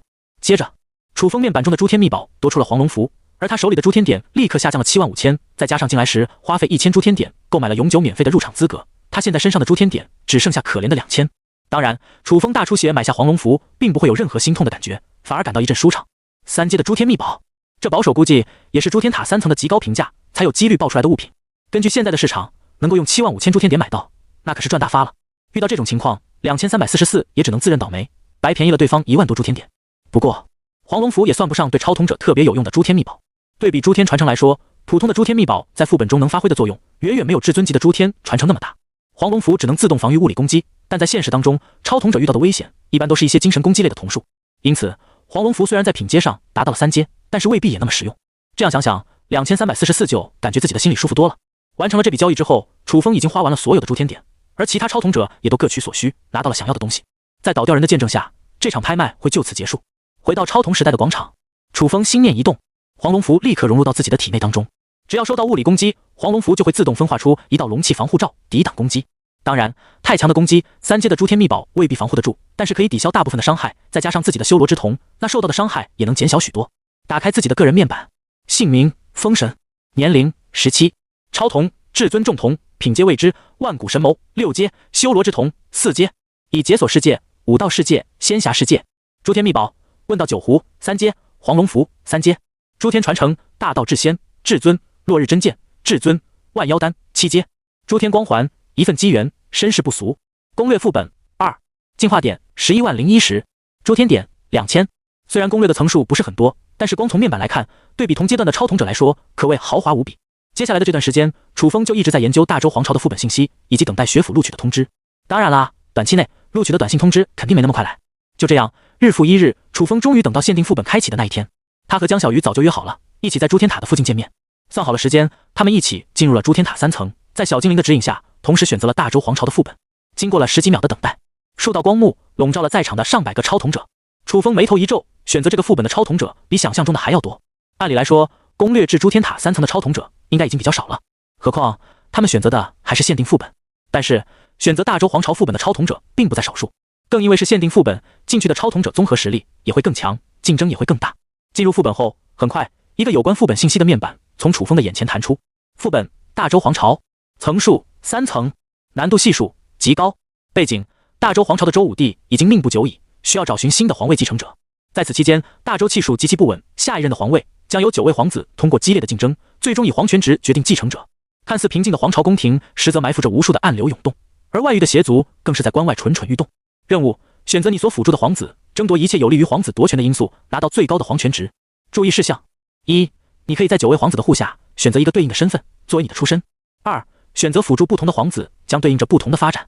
3. 在第一阶段内，不允许对9大皇子阵营的超统者出手，除非对方做出了有害于皇朝的事情，你必须找到证据证明其内鬼身份，经过系统确认后可进行击杀。4. 只有获得第一阶段胜利的阵营才可以进入下一阶段。5. 记住，出身的阵营不代表你最终辅助的皇子，所以不要随便相信身边的人。6. 不要随便背叛你所选择的皇子，墙头草很难有好下场。就在这时，楚风的视野之中忽然多出了一个特别的选项：检测，你的身上有身世不俗的诸天光环，已为你开启以下2个选项： 1. 选择9大皇子的其中一位，扮演普通权贵。2. 扮演9皇子。提示：选择特殊身份进行扮演，将会获得与众不同的发展路线，前途不一定光明，请谨慎进行选择。楚风眉头微微一皱，根据自己所获得的情报，在大周皇朝的背景当中，9皇子可以说是最惨的一位皇子，他的母亲被打入了冷宫，身边也没有任何靠得住的人脉，而因为是周武帝在外面的私生子，血统更是被其他的皇族被认定为来历不干净，在皇宫之中受尽了冷眼和嘲讽。再加上他是13岁之后才在外面被人找到是皇室血脉，接回了皇宫之中。由于没有在宫中长大，更加不懂皇宫的各种勾心斗角和权势纷争，很快就被其他几个皇子一同排挤，基本上就是被边缘化的存在。而且其他皇子从小的皇宫之中长大，受到长辈们的悉心教导，能够娴熟的使用御龙气之术，在战斗力和影响力方面更是完全没有任何可比性。啧，若是选择扮演这么凄惨的9皇子，还真是一种新奇的体验。沉思片刻，他的眼前忽然出现了一行文字：江小鱼，风神，我们接下来选择哪位皇子？按照江雪的吩咐，接下来江小鱼需要无条件的服从楚风的话，任何步骤都必须按照他说的严格执行。你跟我一起选择9皇子。楚风果断做出了选择。好歹怎么说，身世不俗也是诸天光环，面临的挑战越大，获得的奖励回报也就越丰厚。楚风从来就不是一个惧怕挑战的人。9皇子，江小鱼不由一愣。他当然也了解过大周皇朝的信息，更是知道9皇子一般是没有任何一个超统者去选的。第一次有这么些倒霉蛋，选到9皇子之后被淘汰出来，肠子都悔青了。根据大周皇朝的情报，确实也很难找到9皇子在这皇宫之中究竟有何优势。所以事实上，大周皇朝是8位皇子共同竞争皇位，9皇子只是一个名义上的竞争者而已。不愧是封神，攻略方式果然跟别人不一样。然而江小鱼听到楚风选择9皇子，非但没有感到太多的困惑，反而理所应当的点了点头，认为就应该是这样的。这才是连续2次拿到 SSS 级评价的大佬作风啊！选择的道路就是这么的与众不同。待会你进入副本之后，根据每个月的俸禄，天天去巨星楼做客，只要你待在那里，时不时找那里的权贵聊天，天黑就回家，就能一路安全的通过副本，明白了吗？楚风利用超瞳连接，将要嘱咐的内容都通过文字的形式发送了过去。了解。江小鱼立刻回复。巨星楼是皇宫内最大的茶楼，那里的茶水和小食都精致无比，但价格对于权贵来说并不算十分高昂。以超瞳者扮演的权贵身份，光是每个月的俸禄就能在巨星楼从早待到晚。由于巨星楼背后的势力很大，更是和皇宫的牌面和威严挂钩，所以基本上没有人会在那里闹事。而且茶楼跟皇权争夺的关系也并不是很大，不会让其他超瞳者有过多的怀疑。江小鱼就待在那里躺赢就完事了。在本次副本之中，还有一个关键的评价标准，那就是皇权值。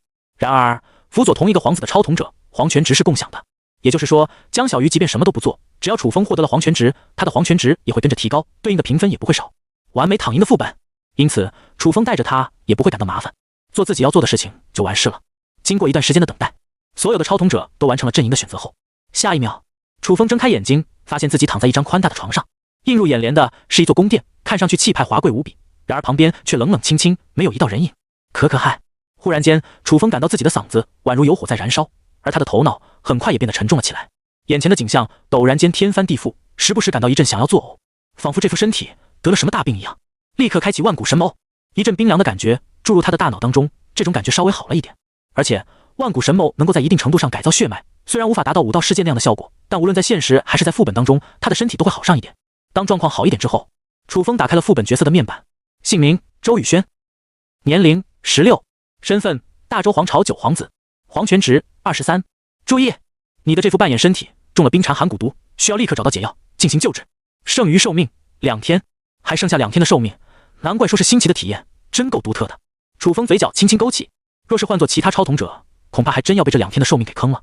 然而自己可就不一样了，心念一动，他反手就从系统之中取出了问道酒壶，咕噜噜的灌了一口。问道酒有治疗的作用，仅是喝下一口，体内的毒性就被压制了不少。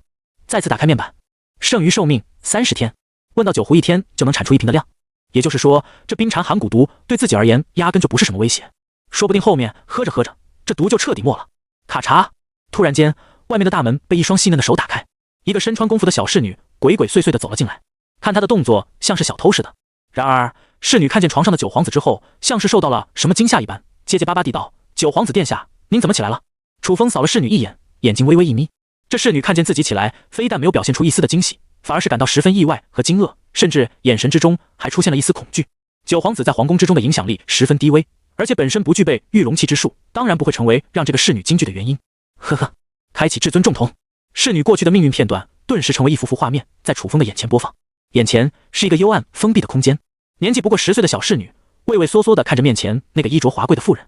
虽然光线很是幽暗，但楚风不难看出，那妇人的衣袍上面刻着九星揽月，在她的右手手背上刻着一道凤雏的印记。根据资料的内容，楚风想起来了，这个妇人是周武帝最挚爱的宠妾洛幽妃，但据说她也是皇宫之中心肠最毒的女人，没有之一。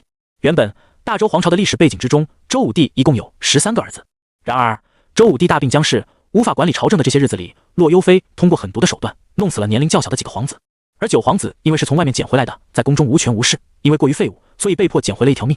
只见洛幽妃转过身来，一道冰冷无比的目光落在了小侍女的身上，从口袋里掏出了一瓶毒药。你把这个倒入九皇子平时喝的汤羹中，不得有误。小侍女面色惨白，娘，这种事情奴婢恐怕做不到。洛幽妃的眼睛眯了起来，一股杀意释放而出，是做不到还是不想做？小侍女内心惊恐无比，她哪里不知道这女人心里打的是什么心思？但是让年仅10岁的她去毒死从小服侍到大的九皇子殿下，以她现在的心灵，完全无法接受这种事情。如果你不想做的话，你可以现在在这里代替九皇子殿下将这瓶子里的东西喝下去。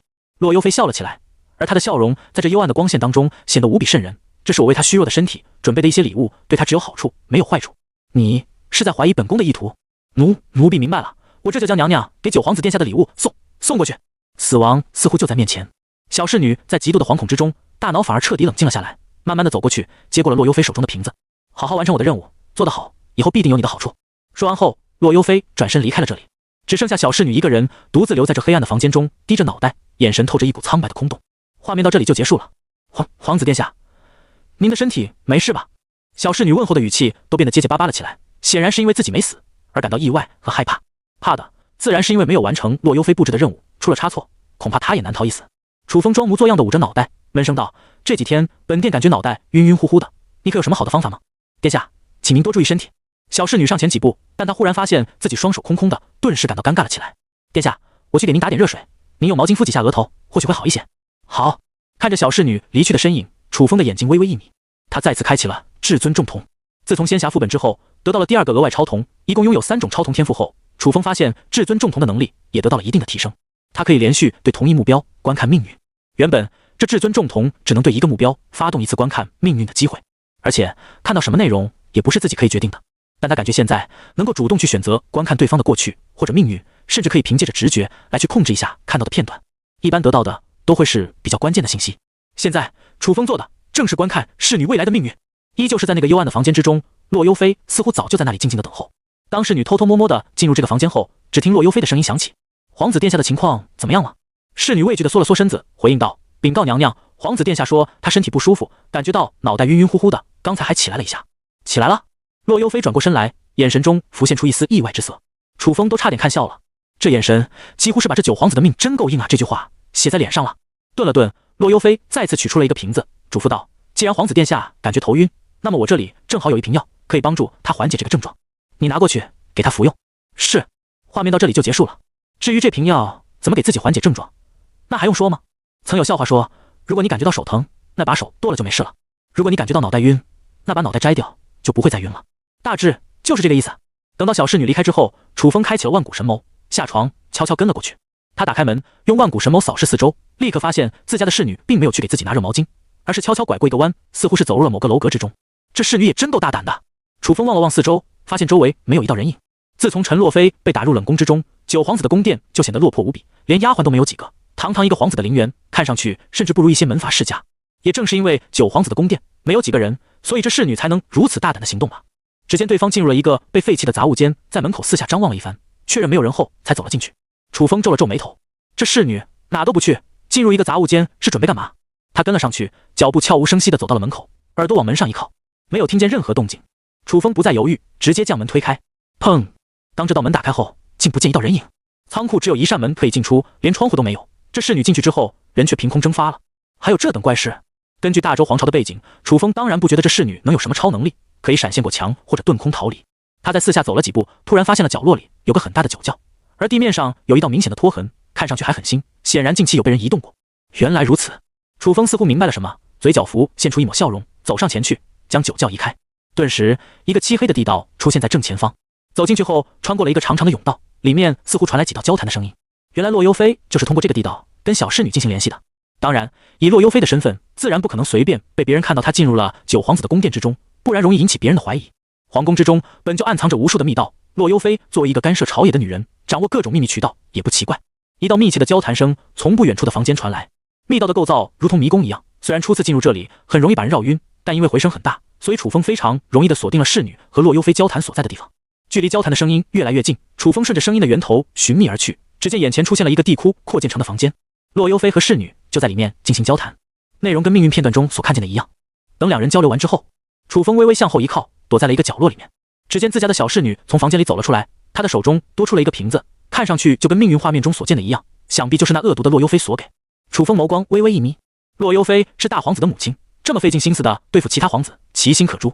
而大皇子也因为有洛幽菲的帮助，在朝廷之中的支持率也是最高的，但背地里不满的官员也有很多。绝大部分超统者都有可能会选择大皇子，毕竟从资料来看，辅助大皇子继承皇位的可能性也确实够高。洛幽菲对于大皇子十分重要，这样的敌人想要来害自己，楚风当然不会放过。等侍女走了之后，洛幽菲似乎在里面停留了一番，而后才出来。当他正准备顺着原来的道路返回自己的宫殿之中，忽然看见面前多出了一道人影，顿时吓了一跳。你看清面前的来者，竟然是那个废物皇子。洛幽菲眼神中闪过一丝慌乱，但很快就恢复了镇定的神情。九殿下，您怎么会在这里？楚风笑了起来。这个问题应该由我来问你才对吧？洛幽菲眉头微微一皱。九皇子依旧是那个九皇子，长相没有一丝改变，但是气质好像却发生了翻天覆地的变化，就跟完全变了一个人一样。以前的九皇子在他的眼里完全就是个没有威胁的废物，遇到皇宫里的任何人，甚至包括婢女，都是一副柔柔弱弱讨好的样子，丝毫没有作为皇子的气派。也正因为如此，洛幽菲一直没把九皇子当成威胁，所以才没动手。直到他知道了那件事情以后，看着站在自己面前的九皇子，洛幽菲心中一动，九皇子根本就没中自己的毒，否则他现在已经下不了床了。但是这个废物是怎么跟过来的？无数的疑问在洛幽菲的心头浮现而出。接下来，只见楚风从口袋之中拿出了一个小瓶子，听说这是你要拿来送我的礼物。洛幽菲神色一变，这正是他刚才交给侍女的那瓶毒药，怎么现在出现在九皇子的手上？那侍女中了7日9全散，应该完全不敢背叛自己才对。为什么这瓶药会出现在九皇子的手上？事实上，在侍女出来的那一瞬间，楚风就用万古神谋锁定了对方。等到侍女将这瓶药放在兜里的那一瞬间，他就发动了扭曲虚空的能力，将这瓶药转移到自己的手上。扭曲虚空有着隔空取物的能力，如果配合弥天，甚至能跨越千里，将别人的东西给偷过来。楚风打开瓶子，将里面的粉末倒了出来，脸上摆出了一副人畜无害的笑容。幽妃娘娘，如果我没看错的话，这应该是1日丧命散吧？啧，这瓶毒药用7种不同的毒虫提炼7749日，无色无味，杀人于无影。你就打算送我这种东西？洛幽妃的眼神之中爆出了一股冷冽的杀意。他已经知道九皇子一直以来的表现都是装的，既然你已经发现了，那就别怪我不客气了。一股龙韵之气凝聚于洛幽妃的指尖，化作了几点寒芒，朝着楚风的眼珠子袭击了过去。在他的眼中，九皇子也不过是一个不会使用御龙气之术的废物，即便有些头脑，也对自己丝毫构不成威胁。愚蠢！楚风冷笑一声，他的万古神眸闪现过一道蓝色的光芒，幽冥寒冰。下一秒，洛幽妃爆发出一阵痛苦的惨叫声。你这究竟是什么能力？洛幽妃的全身都凝结了一层冰霜，感觉一股发自灵魂的冷意将她的神智都要吞噬了。手中的龙韵之气还没凝聚完毕，就瞬间消散。她的身子跪在了地上，看向楚风的眼神当中充满了惊惧。九皇子的这个能力堪称诡异无比，甚至根本就不是御龙气之术。难不成他是域外邪族？但这不可能。楚风的眉头微微一皱，突然发现这其中或许有些不对劲的地方。洛幽妃这个女人心狠手辣，思维也是缜密之极。她虽然身为皇后，但干涉朝野其实已经违反了宫廷的秩序。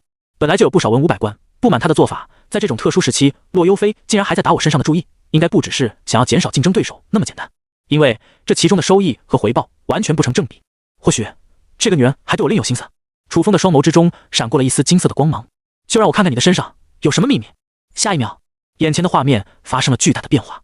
在一间地牢当中，洛幽妃走到了一个身穿白衣、满身都是血痕的妇人旁边，冷声道：“姓陈的，赶紧说出龙渊秘藏的秘密在哪里，否则我就将你的儿子挫骨扬灰。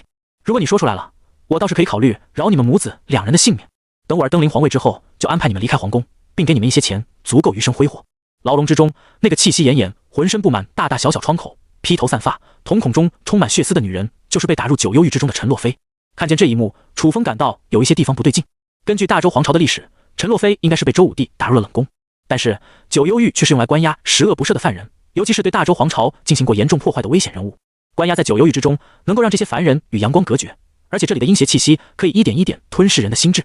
陈洛妃虽然在外面跟周武帝生下了九皇子，但她也不过是一介草民出身，能够做出什么事情才被打入九幽狱之中？结合时间来看，陈洛妃应该是在不久前被洛幽妃关押至此，而在不久后，她就对九皇子下毒了。这中间很可能隐藏着什么秘密。只见洛幽妃打开了牢笼，一把抓住了陈洛妃的下巴，用极其恶毒的眼神瞪着她。武帝将逝，我大周皇朝必须要确立一任的皇帝。眼下武帝将自己锁在了密室不出，普天之下，现在只有你知道龙渊秘藏到底在哪里。我大周皇朝必须要拥有天命，才能稳固江山。你这女人就不为天下黎民百姓的生命想想？哈哈哈哈！陈洛妃发出了一阵惨白的笑声。你笑什么？洛幽妃瞪着她。陈洛妃一边惨笑一边道：好一个天下黎民百姓！我说了，我从来都不知道龙渊秘藏，也不知道你说的东西到底是什么。你难道就不担心你儿子的性命？洛幽妃声音冰冷。我已经沦落至此，自身难保，还怎么去担心我儿子的性命？陈洛妃露出了绝望之情。你要杀我，便快点杀，何必那么多废话？洛幽妃松开手，癫狂的表情逐渐褪去，一步一步地朝着铁笼外走去。我知道，你比谁都疼你这个唯一的儿子。7天之内，我必定会让你说出龙渊秘藏的下落。你就在这乖乖等着吧。砰！铁笼被一股狠力关上，发出了一阵巨响。画面到这里就结束了。龙渊秘藏，楚风再次开启了至尊重瞳。这一次，他心念一动，指定要看到龙渊秘藏的相关信息，依旧是观看过去的命运。只不过这一次的画面又有所不同了。一座雕工精细无比的梳妆镜面前，洛幽妃指尖轻捻，将胭脂粉点在了脸上。就在这时，一道黑色的身影忽然出现在洛幽妃的房间之中。什么人？洛幽妃从镜子之中看到了突然出现在身后的人影，手中瞬间凝聚龙气，就要朝着对方袭击而去。然而这龙气打在那道黑影的身上，却被一道诡异的波纹所抵挡。呵呵，不要心急，我并不是你的敌人。黑影发出了一阵沙哑的笑声。你是什么人？洛幽妃惊疑不定。黑影没有说话，他将手伸进衣兜里，一张信封从他的手中飞出，落在了洛幽妃的梳妆台上。这是我送给你的一点小礼物，或许这对辅佐贵皇子登临帝位能有帮助。说罢，黑影消失在了原地。洛幽飞皱了皱眉头，打开信封，只见上面写着一段话：知道龙渊秘藏的还有陈洛飞。顿时间，洛幽飞的眼中爆射一道金芒。画面到这里就结束了。通过这两段信息，楚风终于知道这个恶毒的女人到底打的是什么算盘。夺天命者，夺天下。龙渊秘藏就是大周皇朝历代以来的天命，但是周武帝却将这个天命给藏了起来。按理来说，龙渊秘藏应该由大皇子来继承，结果周武帝却临时变卦，要求执掌皇朝龙气最盛的那个皇子才能继承皇位。就连龙渊秘藏都被周武帝秘密地转移至另一个地方，不在皇宫之中。洛幽飞身为皇后，本以为大皇子继承帝位是板上钉钉的事情，没想到周武帝临时变卦，顿时急了。一开始的时候，他当然也在筹备帮助大皇子聚集皇朝龙气的事情，结果半路出来了一个黑影，告诉洛幽飞龙渊秘藏的相关信息。万万没想到，天命的下落竟和陈洛飞有关系。而洛幽飞将九皇子的母亲从冷宫打入九幽狱，目的就是要逼出这个情报。之所以给九皇子下毒，那也是要逼迫洛幽飞说出秘密，以保护他的儿子。不过看起来，陈洛飞也是一个极其聪明的女子，她早就知道了自己即便说出秘密，也会被这恶毒的女人杀害，一直死死地守住这个秘密，反而还能保护九皇子的性命。于是就有了侍女给自己的下毒的那一幕。看着倒在地上结成冰霜、发自灵魂战栗的洛幽飞，楚风大概可以确定自己的幽冥寒冰已经对这个女人的灵魂造成了巨大的伤害。深入灵魂的冰冻之感，应该可以让她的脑袋好好清醒一下吧。洛幽飞刚从灵魂坠入冰窟的状态中缓了过来，抬头就看见了一双漠然无情、宛如幽冥那般的眼睛。修罗之瞳，一股无比强大的煞气从楚风的身上陡然凝聚。那一瞬间，洛幽飞感觉自己就像是在面对一个杀神一样。虽然不知道眼前这个废物皇子究竟是哪来这么强大的实力，但他可以肯定，对方一个念头就能让自己死掉。接下来我问你什么，你就答什么。楚风的语气变得冰冷了起来。洛幽飞心头一凛，本能的求生欲让他如小鸡啄米般点头。告诉你龙渊秘藏的那个人，你知道他什么信息？轰！仿佛有一道九天雷霆在脑海中轰炸而开。洛幽飞脑子嗡的一声，目光充满惊恐地看着楚风。你是怎么知道的？我让你问问题了吗？一股杀意从楚风的眼眸之中迸射而出。洛幽飞吓得半死。越是喜欢恐吓别人的人，其实遇到真正危险的时候就越是胆小。你能保证我说出这些东西饶我一命吗？可以。半个小时之后，洛幽飞死了，他的尸体被埋葬在陵园内某个未知的角落。反正林子那么大，洛幽飞失踪了好几天，除非全皇宫的人掘地三尺。不过就算他们拼命去找，恐怕也很难在自己的陵园找到洛幽飞的尸体吧。毕竟自己的身份不过是个废物皇子罢了，有什么能耐可以杀掉掌握御龙气之术的洛幽飞呢？刚才经过了一番盘问，原来这个蠢女人也不过是给人当枪使唤的而已。她对那个黑影一无所知，却因为对方提了一嘴陈洛飞知道龙渊秘藏的下落，就开始对九皇子下手了。至于黑影到底是什么身份，事实上洛幽飞压根就不知道，也没去了解。为了获得龙渊秘藏的下落，帮助大皇子成功登基，这个女人放弃了思考，不择手段。洛幽飞就跟个毒瘤一样干涉朝野，让本就处于动荡之中的大周皇朝乱上加乱。但不得不说，他对大皇子来说还是个相当得力的助手。这样的人物，楚风当然是尽快杀掉。接下来他要去九幽狱一趟，至少自己必须去确认陈洛飞到底知不知道关于龙渊秘藏的事情。当他正朝着九幽狱的方向走去时，突然间面前弹出了一行文字：江小鱼，封神，我已经按照你说的要求在茶楼这边做好了，你那里的情况怎么样？楚风回应道：中间出了点小插曲，但是影响并不是很大。江小鱼，那你有空打算来茶楼吗？我至少知道一下你扮演的角色是谁。放心，我不会干涉你的任务，也不会暴露你的身份。楚风有些无语，我现在已经到了皇宫里面，正在调查一些事情，恐怕不大方便。江小鱼看着这句话，揉了揉眼睛，才确定自己没看错。大佬，我们这才进去多久？你已经进入皇宫了？想要进入皇宫之中，至少需要三品大臣的身份，而超统者获得的初始身份，虽然可能因为服侍的皇子不同而获得不同的身份，但在地位上大概就跟六品大臣相当。更何况，三品大臣只不过是在特别允许的情况下获得入朝的资格。想要在皇宫内比较自由的活动，至少需要一品大臣的身份。入住皇宫后，限制才没那么多。这才刚开局，楚风就已经溜进了皇宫之中。只能说，不愧是连续拿到2次 SSS 级评分的大佬啊！楚风忽然想到了什么，发送了一条信息过去：你在聚星楼听到的任何你觉得有价值的消息，都可以发送给我。江小鱼，你在皇宫之内获得的情报不是更多吗？楚风，不一定，我接下来可能会进行一些特别的调查，未必有太多的渠道打听大周皇朝的小道消息。接下来的这段日子里，其他阵营的超统者为了获得更高的皇权值，开始掌控大周皇朝大大小小的资源。到时候，如果你听说有什么新贵或者风云人物出现，星号就是我们的竞争对手。你打听出他们的相关事迹，然后每天回报给我就行。收到。江小鱼感到有些高兴，还以为自己是来打酱油的，没想到还是能发挥一些作用。而他的能力是心灵之眼，除了能够共享精神世界之外，还具有极强的亲和力。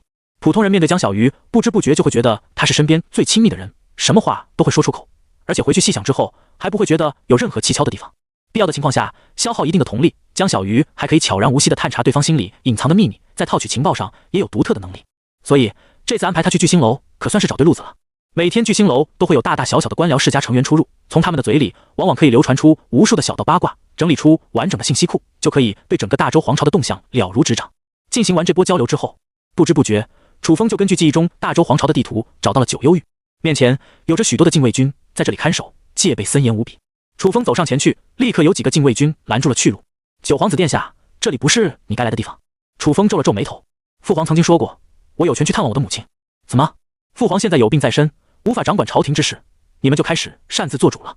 这几个禁卫军一听，露出了为难之情。让他进来吧。一道沙哑的声音从不远处响起。只见对面走来了一个老太监，目光深深地看了楚风一眼，道：既然是九皇子殿下要来看望洛妃娘娘，那自然是不能拒绝的，请吧。楚风点了点头，迈步进去，跟着这个老太监踏入了阴森黑暗的九幽域之中。进入九幽域，随着几个狱卒的带领，楚风和老太监一起走进了一个房间之中。洛妃娘娘就躺在床上，似乎陷入了昏迷之中。楚风开启万古神眸，在超级视觉下，他可以看到陈洛妃的生机十分微弱。这九幽域的寒气十分渗人，光是待在这里，楚风就感觉一阵不舒服，更不要说洛幽妃还是个普通的柔弱女子。老太监神情一怔，眼神晃动之中，连忙找了个借口道：九皇子殿下，洛妃娘娘的身体似乎有点顶不住九幽域的寒气，所以已经晕倒了。我们会派人送上一些疗伤的灵药，治疗娘娘身上的病，请殿下隔日再来吧。让我在这多看了她两眼吧。楚风故意让自己的声音哽咽了起来，时不时还抽泣几声，露出悲伤的表情，就像一个孝顺的儿子看到母亲遭遇这等境遇，感到心里难过至极一样。老太监默不作声的在旁边看着，相当于是默认了一样。楚风走到陈洛妃的身边，背对着其他人，在别人看不到的角落开启了至尊重瞳。下一秒，眼前的画面发生了巨大的变化。郊外，在一条长长的道路上，陈洛妃骑在一匹神异的骏马之上，双臂搂着面前这个放荡不羁的男子身上。虽然陈洛妃搂着的男子身上的服装很一般，但却透露出一股君主之气，时而会展现出天子般的威严。楚风一眼就认出来了，这个男子就是16年前的周武帝。他曾乔装成一个江湖浪子，去凡俗之间游玩了1个月，就是在此期间跟陈洛妃发生了关系。当时周武帝的身份是一个猎人，以打猎为生，拥有御龙骑之术的他，化身为一个百发百中、一箭双雕的弓箭手，博得了陈洛妃的放心。他带着他一起去郊外狩猎各种山珍野味，到了晚上，如果无法赶回来的话，就在外面的篝火旁边搭帐篷一起睡觉。想必九皇子能出生在世上，也是因为那些充满激情的野外夜晚。两人骑着马走着走着，天就已经黑了。周武帝悄悄地使用了御龙气之术，找到了附近的一个山洞，带着陈洛妃进去度过今夜，省略一些动作描写的片段。睡梦之前，周武帝在陈洛妃的耳边呢喃：我的爱妃，朕将这山河都跟你留在了这里。单纯的陈洛妃还不知道这个男子的身份，笑道：还朕，你以为你是大周皇朝的皇帝了，还封妃子呢？没个正经。那天晚上，周武帝就不见了。只不过不知道的是，陈洛妃当时竟然怀上了九皇子。还是事后有朝廷之中的人在外面发现了皇室的血统之后，上报给周武帝，这才把人从外面找了出来。因为周武帝的安全工作没做好，导致陈洛妃回到村子当中，被村里人各种奚落、嘲讽、指指点点，说她是个荡妇，怀上的孩子也是不干净的种。不但是全村的人，就连陈洛妃的家人都开始嫌弃她、排挤她、厌恶她，把她当成一个下贱的人，就连村里的大夫都不愿意帮她看病。还是一个90岁的老中医，因为心地善良，听说了陈洛妃的事情后，跑了10公里的路，赶到村里将孩子接生了出来。不然这母子二人怕不是都没命了。周武帝一直都对陈洛妃和九皇子心中有愧，将母子二人接入了皇宫之中，本是想悉心照料，没想到却将他们卷入了纷争之中。画面结束。虽然这些片段不算太连贯，但是楚风依旧根据这些画面猜出了龙渊秘藏的位置，就在周武帝和陈洛妃发生关系的那个山洞。只不过龙渊秘藏不是在当时放的，据说周武帝在大病之时的时候还出去了一趟，回来的时候就晕在了马背上，谁也不知道周武帝悄悄溜出皇宫是为了做什么事情。但是根据这些片段，楚风可以确定，或许周武帝正是将龙渊秘藏留在了那个山洞之中，因为他曾向陈洛妃许诺，这片江山要与他共同留在那里。虽然周武帝的妃子很多，但皇宫之中选出的妃子大部分都是依靠官僚世家选配的，甚至有些妃子都由不得周武帝自己做主。只有在外面认识的陈洛妃，周武帝付出了属于一个男人的真心，对于陈洛妃的愧疚会让周武帝记住一辈子，这更是成为了他将龙渊秘藏遗留在那个山洞中的理由。结合种种因素以及至尊重瞳所看到的画面，龙渊秘藏的位置，楚风已经找到了龙渊秘藏。他缓缓转过身去，露出了通红的眼睛，迈着疲惫的步伐走出了牢狱之中。希望你们能够好好照料我的母亲。九皇子殿下，在下这就派人去找一些灵药，救治洛妃娘娘。老太监连忙鞠躬，似乎将姿态放得很低。只不过楚风心里很清楚，这卑微的姿态不是面对自己的，而是背后的洛幽妃。在没有套出龙渊秘藏的情报时，洛幽妃绝对不会允许九皇子的母亲就这么死去。老太监肯定也没想到洛妃娘娘的情况那么糟糕，要是洛幽妃回来，到这个情报肯定迁怒到他头上吧。只不过洛幽菲已经死了，当然陈洛菲现在对于楚风自己来说也没什么用，他只是在扮演九皇子的身份，想办法争取更多的皇权值而已。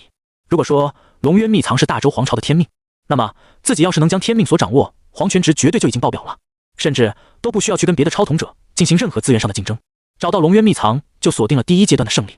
回到宫殿之中，打开房门，忽然看见小侍女就在自己的房间之内。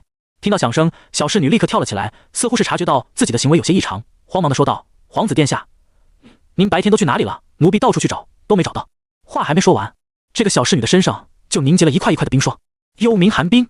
楚风直接使用了最强的瞳力，冰封了这个小侍女的灵魂。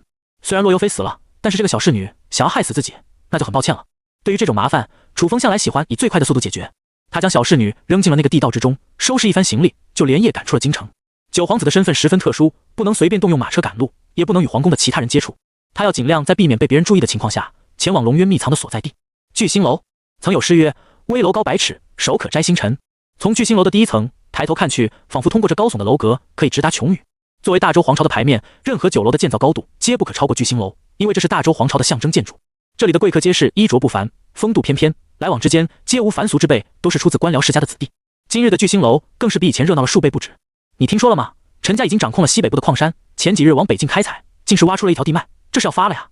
据说周家跟玄机楼进行了合作，研发出各种新型的机关术，拿到朝廷之中展示，受到了文武百官的一致推崇。很多官僚世家都有意投靠大皇子啊！以我看，接下来的大周皇朝恐怕是要交由大皇子继承了。这么多的世家都朝着大皇子靠去，而陈家和周家都是大皇子护下的门阀，相当新开发出的灵脉矿山以及新研发出的机关战甲术都归属于大皇子。大周皇朝的龙运掌握在大皇子手中啊！朝廷之中怕是有不少大臣现在都会支持大皇子登基吧？是啊，这本就是名正言顺的事情。这些内容不但从各位贵客的讨论声中透露出来，一位白衣青年更是与坐在对面的青衣少女滔滔不绝地说起了这些小道消息。姑娘，我敢保证，大周皇朝内的大事小事都逃不过我的耳目，只要你愿意听，只要你喜欢，我都可以将所有的内容告诉你。江小鱼点头微笑了一下，也没有多说什么。虽然这个人凡事烦了点，但如果自己就在聚星楼内整天喝茶吃小点，然后在这里坐一整天，似乎也很无聊啊。不过既然是封神的要求，那也没办法了。从白衣青年的身上，江小鱼倒是知道了大周皇朝不少的动向。这几天的时间，大周皇朝每天都有劲爆的消息传出，各种灵石矿山如不要钱那样的被开采了出来，还有一些重要的资源也都在往几个很明显的家族势力聚拢而去。很显然，这些都是超统者的手笔，皇权值的竞争已经开始了。而这些消息，江小鱼通过超统连接，以文字的形式全部发送给楚风。皇宫外一个荒僻的小镇，楚风已经换上了普通的衣服，正在路边的一个小摊上吃面。就在这时，他的眼前如期弹出了一连串的信息。看着江小鱼发来的信息，楚风对大周皇朝的副本情况大致也把控的差不多了。绝大部分超统者选择的都是大皇子的阵营，而他们依靠控制北部的矿产资源，研发出机关战甲，以及快速修习御龙器之术，摧毁其他家族的关键人物，把控命脉，立马就控制了大周皇朝的核心资源。一旦让他们控制核心资源，朝廷对他们的支持率就会提升，而后化为皇权值成为通过第一阶段的因素。如果我猜的没错，那么周武帝留下的龙渊秘藏必然在那个山洞之中。只要掌握天命，大周皇朝就会在我手上，到时候其他的超统者获得再多的皇权值都没有任何作用。楚风倒是对其他超统者的行动感到不以为意。系统既然选择让自己扮演九皇子，那肯定就是有原因的。其中的关键点应该就是洛幽菲引出的龙渊秘藏线。通过这个线索，超统者可以挖掘到陈洛菲和周武帝当年的经历，再通过各种情报找到龙渊秘藏的下落，一举取得第一阶段的胜利。扮演九皇子的攻略大致就是如此。对于普通的超统者来说，要挖出这么隐秘的情报，难度无比之高。即便有一份机缘和身世不俗，也很难找出这么隐秘的攻略。但是楚风因为觉醒了至尊重瞳，所以当一份机缘、身世不俗的光环效果触发后，他就能够快速找到各种攻略诸天塔任务的关键线路。通过大周皇朝的地图，楚风至少还要走上半个月的时间才能到达那个山洞。可惜了，如果不是碍于皇子的身份，直接乘坐马车过去，或许会节省不少时间。皇宫之中，大皇子殿下，我们赵家愿意与您交好。等到大皇子殿下继承皇位，这江山的繁盛指日可待啊！臣等定当尽力辅佐大皇子殿下承袭皇位。这几天的时间，无数朝臣、门阀、世家皆来大皇子的府邸，表达忠心之意。气派的府邸之内，有如此多的权贵进进出出，更是显得一片繁盛。哈哈，诸位真是客气了。大皇子近期也是如沐春风，得意无比。不知为何，最近的好事仿佛都落在了自己的头上。护下的许多门阀世家都有了突破性的进展，仿佛跟收盘子一样，将大周皇朝的核心资源都兼收并蓄了进来。府邸四周的龙气也在疯狂上涨，似乎天下大事都有着往大皇子身上聚拢的意思。接客一直到夜半，大皇子忽然眉头一皱，对府邸里的几个仆人问道：“你们最近可有看到我母亲的身影？”回皇子殿下，奴才这些天都没看到幽妃娘娘的身影。几个仆人皆是摇头。大皇子眉头一皱，忽然感觉到有些不对劲，派人去查探一下。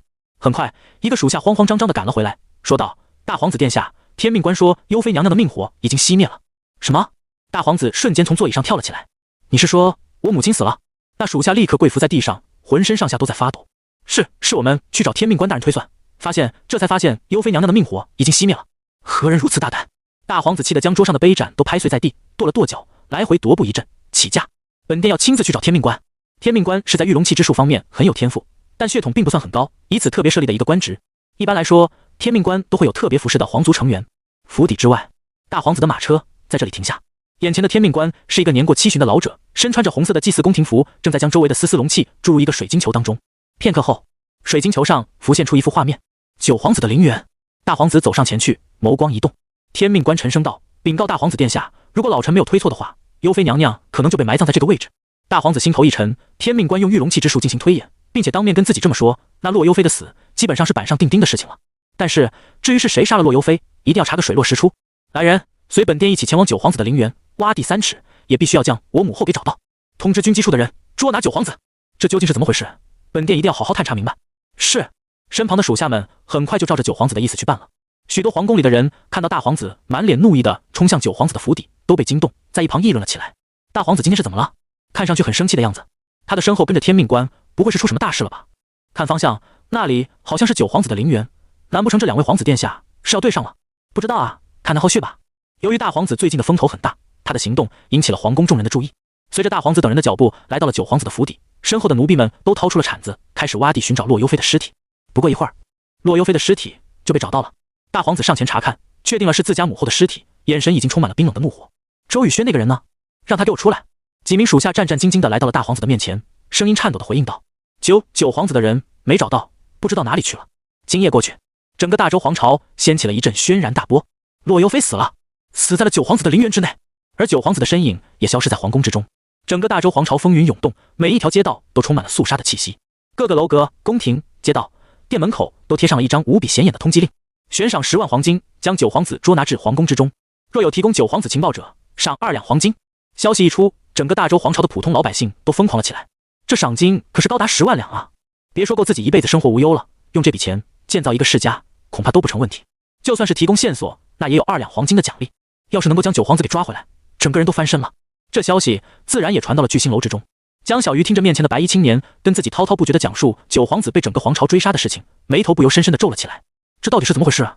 他打开面板，只见那一行数据依旧是没有任何变化。皇权值23。这段时间皇权值完全没有任何变化。封神的皇权值跟我应该是互通的，这皇权值并没有任何变化。难道说他那边出了什么意外情况？结合几天前楚风已经进入皇宫的事情，江小鱼立刻就联想到九皇子会被整个皇朝追杀，很可能就和封神脱不开关系。他当即发送了一条信息过去：封神，我听说九皇子被整个皇朝通缉了，你那边有什么状况吗？在吗？封神，收到我的信息，给我一个留言回复呗。然而在聚星楼坐了1天的时间，直到外面的黄昏落下，酒楼的客人越来越少，即将关门了，江小鱼也没有收到楚风的回复。对面的白衣青年很明显也注意到江小鱼今天的心情不好，时不时浮现出焦虑的表情，连忙点了一杯蜂蜜柚子茶递过去。月姑娘，虽然在下不知道你最近有什么烦心的事情，但这甜甜的茶水或许能让你的心情有所好转，谢谢。江小鱼接过茶杯，喝了一口，感觉心情稍微舒缓了一点。聚星楼的茶饮和小点都不简单，看似是普通的蜂蜜柚子茶，然而所选的蜂蜜和柚子都出产自灵气充裕的宝地，喝了之后对人的身体健康有很大的好处。你真是个好人啊！江小鱼看着白衣青年，这句心里话忍住没说出口。郊外一处隐秘的洞穴之中，里面微微透发出一股金色的光芒。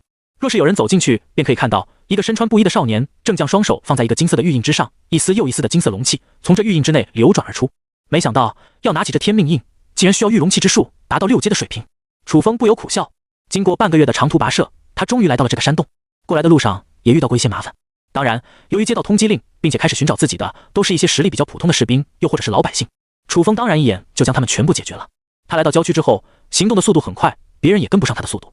找到了山洞，利用万古神谋的超级视觉，楚风一下子就将周武帝埋藏在这里的龙渊秘藏给找了出来，就是这个金色的玉印。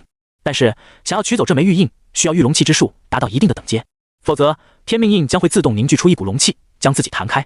通过万古神谋的超级分析，楚风的学习能力堪称一流，而且他的身上本身就流转着皇族的血脉，御龙气之术的天赋很高。九皇子一直学不会御龙气之术，绝对不是他本身没有资质，而是脑子不好使，无法自学。再加上皇宫之中基本没有一个皇族的人亲近九皇子，自然无人传授此道。但是经过万古神谋的超级解析，楚风已经无师自通，学会了御容器之术的使用方法。轰！面前的天命印爆发出一阵璀璨的光芒，成功了！楚风伸过手去，成功将天命印握住。那一瞬间，他感觉自己掌控了整个大周皇朝的江山。几乎是在这一瞬间，楚风感受到这片山河的地脉龙运都与他的身体连接在了一起。这就是大周皇朝天子的感受吗？难怪叫做天命印。手持此印，真当掌握了整个大周皇朝的山河一般。楚风深吸一口气，从这份特别的体验当中感受到一股极其畅快的感觉，仿佛只要自己心念一动，整个大周皇朝的龙运之气都会汇聚于自己的身边。届时翻江倒海，舞动山河，都由自己说了算。打开面板，虽然黄泉值还没有任何的变化，但是倘若他将自己手持天命印的消息传播出去，并且展示于世人的眼前，那么光是这天命印就能为自己迎来无尽的黄泉值。是时候去皇宫一趟了。起身后，楚风心念一动，周围的龙运之气立刻显化为一辆神异无比的战车。他坐在战车之上，朝着大周皇朝的皇宫飞遁而去。听说九皇子真的将幽妃娘娘给杀了，这可是一个天大的消息啊！大皇子这些日子堪称如日中天，九皇子竟然把大皇子的娘亲给杀了，这是不要命了啊！那个废物竟然也敢跟大皇子对着，到底是怎么想的？嘘，别谈这件事情了。不久后，大皇子很可能就要继承皇位，你还在这哪壶不开提哪壶，到时候小心吃不了兜着走。各位，大周皇朝最近的龙运之气越来越衰微了，恐怕真的要决定下一任的皇帝了。皇上为什么迟迟还不出面啊？是啊，早点将下一任的皇位确立下来，选定天命印的继承者，这才让我等好放心。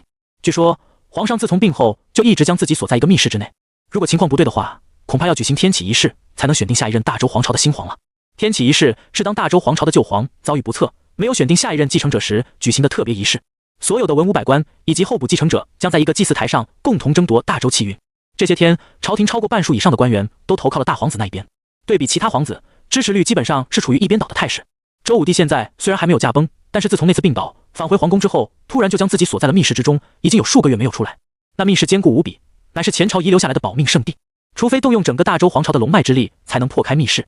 然而要聚集大周皇朝的所有龙气，又必须拿到天命印。换句话来说，天命印就是这个密室的钥匙。现在大多数的文武百官以及其他几个皇子都以为天命印还在周武帝的手上，被锁在了密室之中。然而随着大周龙运的异象可以看出，周武帝的生机已经越来越低了。一国不能无主，因此大周皇朝需要确立一位新皇，重新聚集整个国家的龙脉，打开密室，将天命印回收，举行天启仪式。在称帝的那一瞬间，下一任的新皇能在极短的时间内凝聚整个大周皇朝的龙运，不需要天命印也能打开密室。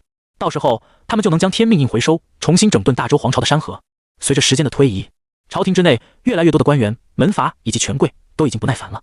在众臣的提议下，翌日8位皇子以及各大官僚世家、朝廷重臣、门阀权贵皆聚集于大周祭祀台上举行天启仪式。天空之中，8道强大的龙运之气交织在一起，宛如互相缠斗的金龙，要分出一个高下。然而大皇子头上的那一条气运金龙，体型明显比其他7位皇子大了数倍，神异的目光睥睨下方，颇有无敌之势。其他几条金龙虽然有与之争锋的意思，然而凝聚的阵势就有点不够看了。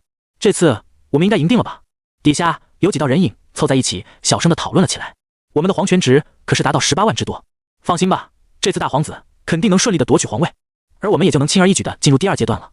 你们也不要因此松懈，除了大周皇朝的阵营之外，还有域外邪族的阵营，他们无条件进入第2阶段，在第3阶段开始之前，我们还必须把这些内鬼找出来，才能保证最后战斗的胜利。明白？这几个都是大皇子阵营的超统者。事实上，这次副本之中，绝大多数的超统者选择的都是大皇子阵营，因为比较容易通关。当然，也有一些热衷于挑战的超统者选择了其他皇子，但并没有什么好的攻略，皇权值比起大皇子的阵营就要差得多了。天空之中，大皇子的气运金龙已经彻底碾压了其他几位皇子，他的嘴角浮现出一丝笑容。结束了。就当大皇子准备将其他几条气运金龙吞噬的时候，突然一道神异无比的战车如一道璀璨的金色流星划过，冲入了天启仪式当中，将大皇子欲要吞噬的气运金龙硬生生击退。什么人？大皇子怒喝一声，定睛一看，愣住了。九皇子，这个废物不是在杀了自己的母亲之后已经失踪了吗？当场上发生了这个意外的变故后，在场的所有人都惊呆了。九皇子，他怎么会在这里？他不久前好像还杀了洛幽妃，竟然还敢出现在天启仪式当中，谁给他的这个胆子？做出如此胆大包天的事情，不找个地方好好躲起来，非要来这里送死，我都不知道他是怎么想的。楚风出现引起了众人的惊呼，基本上没人想到被整个皇朝追杀的九皇子竟然会在天启仪式举行的今天出现在众人的面前。看见楚风的那一瞬间，大皇子整个人的表情都狰狞了起来，眼眸之中爆出一股可怕的杀意。很好，你今天出现在这里，我会杀了你，来为我的母后报仇。大皇子双手翻动，整个天地都掀起了一阵猛烈的罡风，无穷无尽的龙运之气让这方天地风云涌动。他双手挥舞之间，掌控了天地大势，仿佛随意一掌都可以将龙气化作滔滔不绝的巨浪，冲溃敌军。没想到大皇子的御龙气之术竟然都达到了5阶的水平，这进度已经有武帝当年的风范了吧？难怪能够这么快将大周的气运聚揽于手中。大皇子在御龙气之术的天赋也达到了十分惊人的地步。那个九皇子也不知道怎么想的，竟然主动找死。文武百官、围观群众、门阀子弟，只要是站在天启祭祀台附近的人，目睹这一幕，基本上没有任何人会看好九皇子。大皇子执掌龙气，翻云倒海，倒转乾坤的一幕，实在是太过震撼了。相比之下，九皇子只不过是周武帝在外面的私生子而已，即便有皇族的血统，也丝毫没有皇家成员的气质。他留在皇宫之中，反而还视为大周皇室的耻辱。眼见这海啸般汹涌而来的龙气，就要将渺小如扁舟的九皇子吞灭，楚风连眼皮都懒得抬一下，翻手取出天命印。震！这一记暴喝回荡在整个天地间，宛如神灵之言，定住了山河。那龙气化成的巨浪瞬间被镇住，消散而开。楚风翻手取出天命印，无边的龙气立刻汇聚于他的四周。他轻轻一指，磅礴如大海那般的龙气立刻从9天垂落，镇压而下，将大皇子的身体死死压在了祭祀台上。怎么可能？大皇子瞪着双目，满眼不可置信地看着面前的九皇子，眼睛之中充满了血丝。天命印怎么会在你的手上？场面鸦雀无声。经过了短暂的寂静之后，接着底下的人群如炸开了锅那般沸腾起来。天命印，那真的是天命印？为什么这么重要的东西会在九皇子的手上？难不成武帝早就准备让九皇子继承皇位了？不可能，九皇子只不过是一个废物罢了。而且陈洛妃不过是一个乡野女子，血统肮脏又卑贱，怎么可以让这种女人的血污了我们皇室的正统？所有支持大皇子的皇室成员脸上都是一片的惊愕、不解、惶恐、愤怒。他们不但是对天命印出现在九皇子的手中感到无法理解，心里还产生出一种莫名的恐惧感。他们自然是怕自己选错了边，如果真的让九皇子登临皇位，那些昔日欺压大皇子、掌控大周皇朝核心资源的旧臣绝对会遭到针对。他们必须要保证大皇子能顺利登基，这样才能保证自己的门阀在朝廷之中的影响力。大皇子风头无比之盛，又是周武帝的嫡长子，御龙气之术在所有皇子之中无可匹敌。综合种种因素，这次天启仪式如果没有意外的话，那应该就是大皇子成功登基才对。可惜意外出现了，谁也没有想到，半个月前被整个大周皇朝通缉的九皇子，竟然出现在天启仪式的现场，而且他还带回了周武帝的天命印。这到底是怎么回事啊？无耻小偷，你也配拥有我们大周皇朝的天命印？快把那东西给我！大皇子死死地盯着楚风手里的天命印，几乎是歇斯底里地咆哮了起来。这疯狂的姿态还真有他母亲的风范，不愧是疯子生下来的种，疯起来也是一模一样的丑陋面容。周围无数官员、朝臣、门阀、权贵的声讨也铺天盖地而来。没错，这天命印一定是九皇子偷的。无耻小儿，大周皇室的至尊宝物，岂是你有资格触碰的？你杀了幽妃娘娘，残害皇后，又偷走了天命印，是大周皇朝的罪人。如果你不想祸害众生，那就赶紧把天命印交出来。交出天命印，看在你知错能改的份上，或许还能保留你一个全尸以及你母亲的命。你可不要不知好歹，与整个大周皇朝作对。楚风冷眼环视着四周，视野经过之处，这一片片黑压压的人影都是敌人。他们的神情又愤怒又可笑，好像想把自己吃了，又好像怕被自己吃掉。一群蠢货！蕴含龙气的声音从楚风的口中爆喝而出，镇压寰宇，全场都安静了下来。天命在手，天下我有。楚风手持天命印，已经相当于将半个大周的山河掌控在手中了。只见九皇子冷冽的眼神扫过底下的众人一圈，所有人感受到那冰冷到极点的眼神，都感到身体一阵的寒凉。其中有一些超统者的瞳孔绽放微光，施展瞳术，想要控制楚风。然而楚风的万古神谋达到了6阶的水准，任何的精神控制类瞳术对自己施展，仿佛就像是将石头砸入大海当中一样，连一丝波浪都难以掀起。大皇子阵营的超统者脸色顿时僵住了。如果瞳术也对九皇子没用的话，那他们根本就没有任何手段能够施展。在这个世界当中，力量是掌握在上位者手中的，他们超统者不过是用一群计谋配合瞳术，帮助他们选择的皇子登临皇位。连御龙气之术都不会施展，不依靠瞳术的情况下，如何跟楚风对抗？不过是蚍蜉撼大树罢了。你们说，我杀了幽妃娘娘，残害皇室正统的成员，又偷走了天命印，那你们可给我看好，这其中究竟发生了什么情况？天命印翻转，一道光幕投至天幕上空，形成了一幅巨大的画面。画面当中，洛幽妃教唆自家的小侍女给九皇子放毒，对陈洛妃威逼利诱，以及与黑影之间的对话，全部出现在屏幕上。当画面结束的时候，所有人的脸上都浮现出不可思议的表情。原来是幽妃娘娘想要毒害九皇子，结果被九皇子识破了计谋，给反杀了。大皇子看着这屏幕当中的画面，脖子上的青筋都气得凸了出来，狂吼道：不可能，这一定是你用了什么妖术给我们看的画面，都是假的，都是假的，我要杀了你！说罢，大皇子再次催动御龙气之术，朝着楚风冲了过去。不自量力！楚风摇了摇头，手持天命印，环绕于大皇子周围的龙气立刻被天命印所吞噬，反而化为了楚风身边的龙气。你！大皇子气得半死，执掌天命者得天下，天下在手，又怎么可能是大皇子的御龙气之术可以对付的？楚风看着趴在地上动弹不得的大皇子，冷冷道：如果不是念在你好歹是皇室血亲的份上，我杀你只需要动一动手指。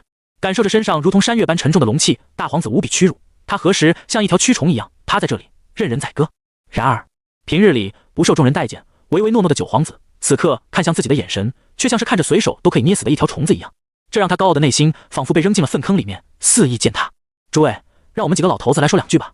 就在这时，场上走出了几个身穿红祭祀官服的老者。天命官，所有人都是微微一愣。天命官对于大周皇朝来说有着十分关键的作用，虽然他们的血统并不是很高，但因为在御龙气之术有着非常高的造诣和天赋，所以在大周皇朝的地位实际上相当不俗。其中一位老者板着面孔，用完全功利的立场道：如果老身没看错的话，九皇子刚才所施展的乃是寰宇回溯之术。寰宇回溯之术，当这个名词出现后，立刻引起了全场的轩然大波。这可是最高级的御龙气之术啊！九皇子是怎么学会的？他拥有天命印，做到这样的事情不是很正常吗？不，这你就想错了。天命印作为御龙气之术的无上神物，需要很高的造诣才能使用。没错，而且九皇子虽然能用天命印镇压大皇子，但不一定能施展出寰宇回溯之术，道术不是依靠外物就能自动修炼而成的。也就是说，即便没有天命印，九皇子在御龙气之术依旧可以碾压大皇子。恐怕就是这样了。先皇曾经说过，御龙气之术是皇族的根本，气运之道造诣越深，治国能力越强。我们大周皇朝能够延续万年的统治，也是因为历代先皇都遵循一个选择，御龙气造诣高者继承皇位，所以皇权才如此稳固。如果根据真正的正统来确立皇位，那么九皇子才应该是继承天命的候选人啊！大皇子听着周围众臣的讨论，面色更是苍白如纸。他意识到自己身上聚集的龙气似乎也在一点一点的降低，也就是说，已经有不少人开始想要投靠九皇子了。接着，那位天命官忽然露出了怒容。我们身为天命官，非常清楚，寰宇回溯之术只能回溯现实，这些画面不是九皇子故意给我们看的，而是现实之中真实发生的事情。或许你们只注意到洛幽妃那个女人想要害死九皇子的一幕，然而她跟黑影的那段对话才是关键。黑影。这时候，其他人才注意到画面当中，洛幽妃在她的卧室之中跟一个黑影进行了一番对话。本来还以为他们有冲突，结果黑影似乎给洛幽妃留下了什么东西，就此离去了。是的，这个黑影乃是域外邪族的邪皇成员。这位天命官深吸一口气，郑重道：什么？听到邪皇成员，附近的群臣瞬间炸开了。域外邪族跟大周皇朝乃是死敌之间的关系，然而双方共存了上万年的时间，没有发生太大的冲突，其实是由于一个非常微妙的平衡。域外邪族的皇族成员所拥有的能力比大周皇朝的御龙气之术还要诡异多端，并且在哪里都可以使用。当然，在大周皇朝的国土之中，域外邪族难以插手。然而，如果去到外面，没有了大周皇朝国土的龙运庇护，域外邪族的能力可就要强得多了。大周皇朝一直攻不出去，域外邪族一直攻不进来，是双方维持多年稳定的关键所在。但是，每当大周皇朝更替皇位的时候，域外邪族就会蠢蠢欲动，因为这是大周皇朝龙运最不稳定的时刻。这个时候，域外邪族的活动也是最多的。看到这一幕，大皇子整个人的脸刷一下就白了。他并不知道这件事情纯粹是这个愚蠢的母亲私自行动，但是现在他跟众人狡辩，这件事情跟自己没关系，有用吗？谁会信呢？抬起头来，却见所有的人都用厌恶、恶心、仇恨的眼神看着自己。洛幽妃竟然私自勾结外域的邪族，其心可诛啊！没想到大皇子为了登临皇位，竟然连外域的邪族都勾结上了，非我同族，其心必异。幸好九皇子出面回说了这么重要的事情，不然我们大周皇朝可是要落入一个叛徒的手上了。支持九皇子登基，应该将大皇子关押至九幽狱当中，好好盘问我们皇室之中还出现了多少的内鬼和叛徒。没错，将大皇子打下去，剥夺皇室身份。一些本就想要扭头偏向九皇子的朝臣，立刻找到了一个台阶，通过指责大皇子私自勾结域外邪族，顺理成章的支持九皇子。以他们家族在朝廷中的根基，只要选对了立场，未来还能继续扩大影响力。至于哪位皇子，他们哪里会那么在意，更多的是在乎利益罢了。轰隆隆！就在这时，皇宫内部突然传来了一阵剧烈的响声。所有人将目光投去，立刻露出了惊讶无比的表情。皇上出来了！只见一位身穿龙袍、白发苍苍、生机干涸的老者，乘坐着一辆龙气组成的战车来到了此地。周武帝，这位昔年威震四方的皇帝，此刻却已经是老态龙钟，仿佛随时都会去世一样。但是他的双目依旧闪烁出金芒，尤其是看向楚风的眼神之中，更是充满了赞赏和肯定之色，仿佛就像是看着自己接下来的新号人一样。楚风不卑不亢，直接转过身去，正面回应周武帝的目光。当两道眼神交在一起的时候，楚风微微一愣。他看见周武帝的双眸之中绽放着一道璀璨无比的金色光芒，那是天瞳者。轰隆隆，密室的门再次被关上。周武帝特地让我进入密室说话，恐怕这背后隐藏着什么惊天的秘密。楚风心神一动，感觉到周武帝这段时间如此神秘，恐怕别有原因。果不其然，周武帝拖着半截埋入黄土的身体，缓缓在一个石床上坐下。萱儿，我真没想到你竟然会将天命印找到。他叹了口气，接着道：事实上，这枚天命印已经快要没用了。楚风微微一怔，他倒是没想到自己找到的这枚天命印，周武帝竟然说快要没用了。接着周武帝解释道：是不是感到很意外？你手持天命印，应该知道它究竟有多可怕。但是越是可怕的武器，如果落在外人手中，那带来的灾害就越大。我早就知道洛幽妃那个蠢女人肯定会被域外邪族的人所利用，当时我已经意识到了，如果将整个大周皇朝的命运都托付于一枚小小的玉印之上，那皇朝的延续必定不会长远。因此，我做了一个惊天的打算，那就是将天命印融入我的身体之中。这一下就忍不住轮到楚风动容了。难怪周武帝会被选为天统者，他早就考虑到天命印的威力实在是太大了，大到只要手持此印就能毁灭整个大周皇朝。利剑往往都是双刃的，能够斩去敌人的同时，也能杀死自己。为了更加稳固皇朝统治的延续，周武帝做出了一个十分大胆的决定，将天命印融入自己的身体之中。而后，他可以将天命印承袭给自己的子嗣，由皇帝亲自去挑选继承者，并且将天命印融于体内，那样被外人所利用的可能性将会降至最低。而以后皇朝之中也不会出现洛幽妃那样的女人危害朝政，甚至有可能偷取天命印，最后流入外域邪族的手中，导致整个大周皇朝都陷入了毁灭之中。周武帝叹了口气，可惜将天命印融入体内乃是逆天之行，我因为强行要逆天而为，所以剩下的寿命已经不多了。天命印一半的威能其实已经融入了我的眼睛当中，这枚天命印早就没有那么强的威能了。不过你在御龙气之术的造诣远远超乎了我的想象，因此手持天命印仍然让众人以为天命印还是完整的。实际上这枚天命印的威力已经只剩下原来的一半不到了，剩下的一半就应该交由你来炼化了。由于我已经炼化了一半，所以接下来你再炼化就不会受到跟我一样的遭遇。何况你的御龙气之术造诣甚至还在我之上，炼化天命的风险更低。雪儿，你愿意继承我的使命，将天命印融入体内，不断传承下去，并且维护大周皇朝的统治吗？周武帝看着楚风，认真地问道，仿佛他的肩上扛着这山河的命运。楚风郑重地点了点头，父皇，今后的天下江山，我定会攘外除恶，扫清孽障，换来一个清明的太平盛世。周武帝听了这话，不由一顿，而后哈哈大笑了起来。好一个清明的太平盛世，不愧是我儿，我一直觉得自己有愧于你们母子，然而你的气魄让我觉得接下来的一切都可以放心了。父皇这就将我体内的天命传授于你。说罢，周武帝的身体渐渐消散成漫天的光之粒子，而后这些光之粒子汇聚成金色的龙气之海，全部涌向了楚风的双眸之中。那一刻，楚风感觉自己的眼睛看到了整个大周皇朝的龙脉走向。俯瞰这方神州大地，似乎一条金色的乾龙趴在大地之上沉睡。下一秒，楚风的面前弹出了一行文字：你已接受了周武帝的传承，获得额外的超童天赋天命之瞳。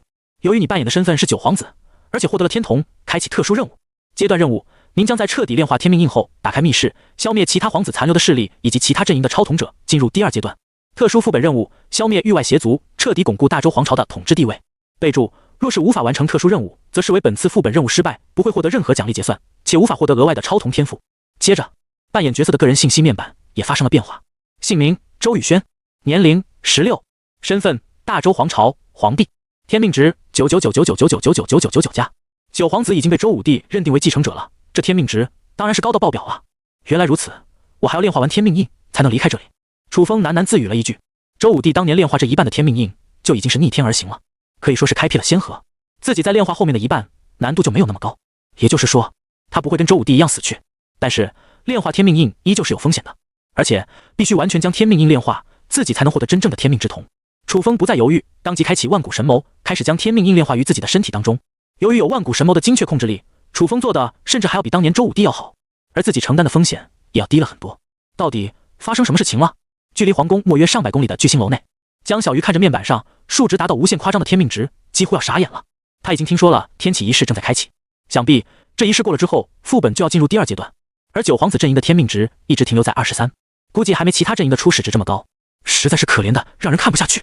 没想到，几乎是突然之间，这天命值就起飞了，而且数值瞬间爆到了看不到尽头的夸张地步。这究竟发生了什么事情？江小鱼看着自己的面板，感到像是做梦那般不可思议。PS 修改了一下新超瞳的名称，感觉王权之瞳跟这个副本不是很配，还是天命的逼格比较高一点。然后金色的超瞳跟至尊重瞳有点重复了，感觉有点影响阅读体验，所以会有一丁点的改动。风神，快告诉我发生了什么？怎么突然多出了这么多的皇权值啊？江小鱼差点兴奋地从座椅上跳了起来，连忙再给楚风发了一条消息。不过等了许久，对方依旧没有回复。江小鱼忍不住都起了嘴，气呼呼地道：这个风神到底都在干什么呀？做出了那么大的事情，这么久了也没有回个信息给我。就在这时，一道人影坐在了江小鱼的对面，是那个白衣青年。他的脸上充满了激动之色，身体刚坐下来就急不可耐地对着江小鱼说道：月姑娘，这皇城之中可是传来了极其劲爆的消息啊！难道是关于九皇子的消息？江小鱼似乎想到了什么，眼前一亮，赶紧跟我说说这到底是怎么回事啊？白衣青年露出了一丝诧异的目光，显然是没想到江小鱼猜到了这件事情跟九皇子有关，但他也没有多想什么，急忙解释：皇宫之中正在举行天启仪式，本来大皇子获得了众位朝臣的支持，几乎是将大周皇朝一半的龙运都掌控于手中。大家都以为九皇子将要赢得这次天启仪式，吞并其他几位皇子的龙运之气，以此继承皇位。谁知道半路杀出个九皇子，手持天命印力压大皇子，甚至还施展出寰宇回溯之术，这是十分高深的御龙气之术，能够将现实中发生的事情给彻底回溯出来。结果发现，大皇子的母亲，也就是幽妃娘娘，竟然私自与外域邪族勾结，甚至想要杀害洛妃娘娘以及九皇子。谁也没想到，前几天被满城通缉的九皇子带回了天命印，还将这些秘密全都暴露了出来。最后，武帝竟是从密室之中出面，将九皇子叫了进去。如果不出意外的话，这天下的江山将要由九皇子来继承了。江小鱼听了白衣青年的讲述，张了张嘴巴，感到内心震撼无比。不愧是封神啊，直接让九皇子取得了天命印，锁定皇位了。难怪封神从始至终都没有去跟其他的超统者争夺资源，而面板上的皇权值也没有任何变化。这只是因为封神有独特的攻略路线，所以不需要跟别人走一样的道路。其他的超统者还在辛辛苦苦的到处寻找资源，跑到各种地方控制矿石资源，费尽心思的勾心斗角，结果全不如封神一个人帮助九皇子找到了天命印。即便给其他超统者10倍的时间获得的皇权值，恐怕也没有楚风找来的天命印那么有用。直接锁定皇位，掌控整个大周皇朝的龙运，甚至还让周武帝出面。在他们获得的资料当中，当第一阶段将要结束的时候，9位皇子会一起在天启仪式之上争夺下一任的皇位。获得天启仪式胜利的皇子就自动获取了大周皇朝所有的龙运，而其他的超统者也将会被淘汰。整个阶段之中，周武帝都是没有出面的，这本身就应该是一件十分蹊跷的事情。原来想要让周武帝出面，那就必须找到天命印，这是一条特别的攻略路线。至于为什么是九皇子，那江小鱼就猜不出来了。只能说封神的攻略果然不是自己可以揣摩的。眨眼之间，23皇权值就变成了无穷数，不鸣则已，一鸣惊人啊！只不过江小鱼不知道为什么，直到现在封神都没有回复自己的消息。这家伙攻略个副本就已经忙到连回复消息的时间都没有了吗？楚风确实很忙。江小鱼连续2次给自己发信息的时候，他都在搞定天命印这个东西。无论是炼化天命印，还是参悟御龙气之术，都是需要全程集中精神力的事情。他看到江小鱼发来的信息似乎不是什么关键内容，当然就没有理会了。经过长达7天时间的炼化，天命印之中的龙气不断注入楚风的体内，所以他即便不吃不喝，一直保持炼化的状态，也不会有任何问题。7天结束后，轰！一道神秘莫测的气息从楚风的身上陡然散发而出，他的瞳孔也多出了一双银色的眼眸，跟周武帝的天瞳略有不同。楚风的天命之瞳看起来更加多出了几分神秘之色，仿佛可以洞悉未来的世界那般。与此同时，他的眼前也多出了一个超瞳面板。超瞳天命之瞳，等阶1阶11001011000，能力观天命，天命推演。观天命，你可以看到全局的天命运势，涉及的范围越大，消耗的瞳力越多。天命推演，消耗一定的瞳力，你可以推演周围天命运势的发展过程，推演的越深，消耗的瞳力越多，是跟天命气运有关的瞳数。楚风心头一动，做出了判断。天命气运跟命运有所不同，自己的至尊重瞳能够看见别人的命运，针对的是个体；而天命气运则是立足于全局，观看整个区域事件的整体发展趋势，看的更多是一种大潮流的方向。跟至尊重瞳相比，天命之瞳的观天命看到的天命气运会更加抽象，获得的信息也没有那么具体。但是这恰好弥补了至尊重瞳需要找到对应关键人物的缺点，相当于补足了至尊重瞳所无法看到的地方。天命之瞳能够从全局观看事物的发展，而且还具备演算的能力。根据天命印的能力，未来我在副本之中如果获得了一定的支持率、有影响力和声望的话，或许还能将这些影响力转化为天命气运，就跟御龙气之术一样，可以碾压对手。相比修罗之瞳，天命之瞳的功能性似乎要更强一点。想到这里，楚风当即不再犹豫，花费了所有的进化点。他打算直接将天命之瞳升级至5阶。你消耗了1000进化点，将天命之瞳升级至2阶。你消耗了5000进化点，将天命之瞳升级至3阶。你消耗了2万进化点，将天命之瞳升级至4阶。你消耗了5万进化点，将天命之瞳升级至5阶。一下子消耗了76000进化点，楚风刚获得的天命之瞳瞬间升级至5阶。一个崭新的面板出现在楚风的视野之中，超瞳天命之瞳，等阶5阶3401050000，能力观天命，天命推演，具天命星，天命之威星，御天命之术星，寰宇回溯之术星，具天命。当你在一个世界之中获得了支持力和影响力时，可将这部分气运化为天命之气，凝聚于周身。天命之威释放天子般的威势，可震慑对手。你聚集了越多的天命，天命之威的威慑力越强。当你的天命达到最高上限时，仅靠天命之威就可以震死敌人。御天命之术，你可以将天命化为一股可以掌控的力量，等阶越高，天命转化率越高，威能上限越高，使用能力类型越广。寰宇回溯之术，消耗一定的天命，你可以回溯某个地点、某个时段所发生的事情，消耗的瞳力将因为回溯的内容长度而指数倍上升。楚风看着面板上的能力，不由眼前一亮。具天命和御天命之术可以说是复刻了天命印的能力。自己在大周皇朝身为皇帝，那影响力绝对是顶级的水平。整个大周皇朝来支持自己，身上的天命可以说直接爆满了。而天命之威能够释放出比天子之气更强的能力，震慑对手，可以说是精神控制类的瞳术。精神控制类的瞳术乃是瞳术的核心，但缺点也很明显，对于瞳力的要求很高。获得了3种额外超瞳，现在楚风已经有4种超瞳天赋，瞳力已经突破天际了。这时候如果给自己来一个精神类控制的瞳术，那绝对可以发挥巨大的作用。正好缺的那一块被补上了。而天命之威最高可发挥出的威力，有点类似于霸王色霸气，即便不用出手，就能令比自己弱小的对手昏厥，甚至是直接将对方吓死。环宇回溯之术则跟至尊重瞳可以配合得上，也可以弥补一些不足之处。至尊重瞳必须要有目标对象的时候，才可以看见对方身上的命运，并且从中找到关键的信息。然而，如果不能找到目标，或者目标已经死亡的情况下，那至尊重瞳的能力再逆天也无法使用了。这个时候，天命之瞳的环宇回溯之术就能弥补这一块的空缺。当然，天命之瞳也并不是没有缺点，那就是回溯的内容和时间越长，消耗的瞳力会呈指数倍上涨。所以，楚风必须要提前知道自己想要了解的内容大概发生在什么时候，有针对性的去使用环宇回溯之术，才能找到想要回溯的信息。后面或许还能出现瞳术之间的配合。自己用至尊重瞳先将关键目标的命运看一遍，再推测出事件发生的大致事件，而后使用天命之瞳将全局的事件再看一遍，那样获得的信息就会更加全貌而具体。就在这时，一道声音回响于楚风的耳边：你已彻底炼化天命印，获得天命之瞳。副本即将进入第2阶段，任务：找到隐藏于大周皇朝之中的邪族超统者，将内鬼剿灭，增强国力。备注：如果你没有在第2阶段将内鬼清除，邪族将会入侵大周皇朝，请做好准备。随着语音的提示结束后，轰隆隆，密室的大门被打开了。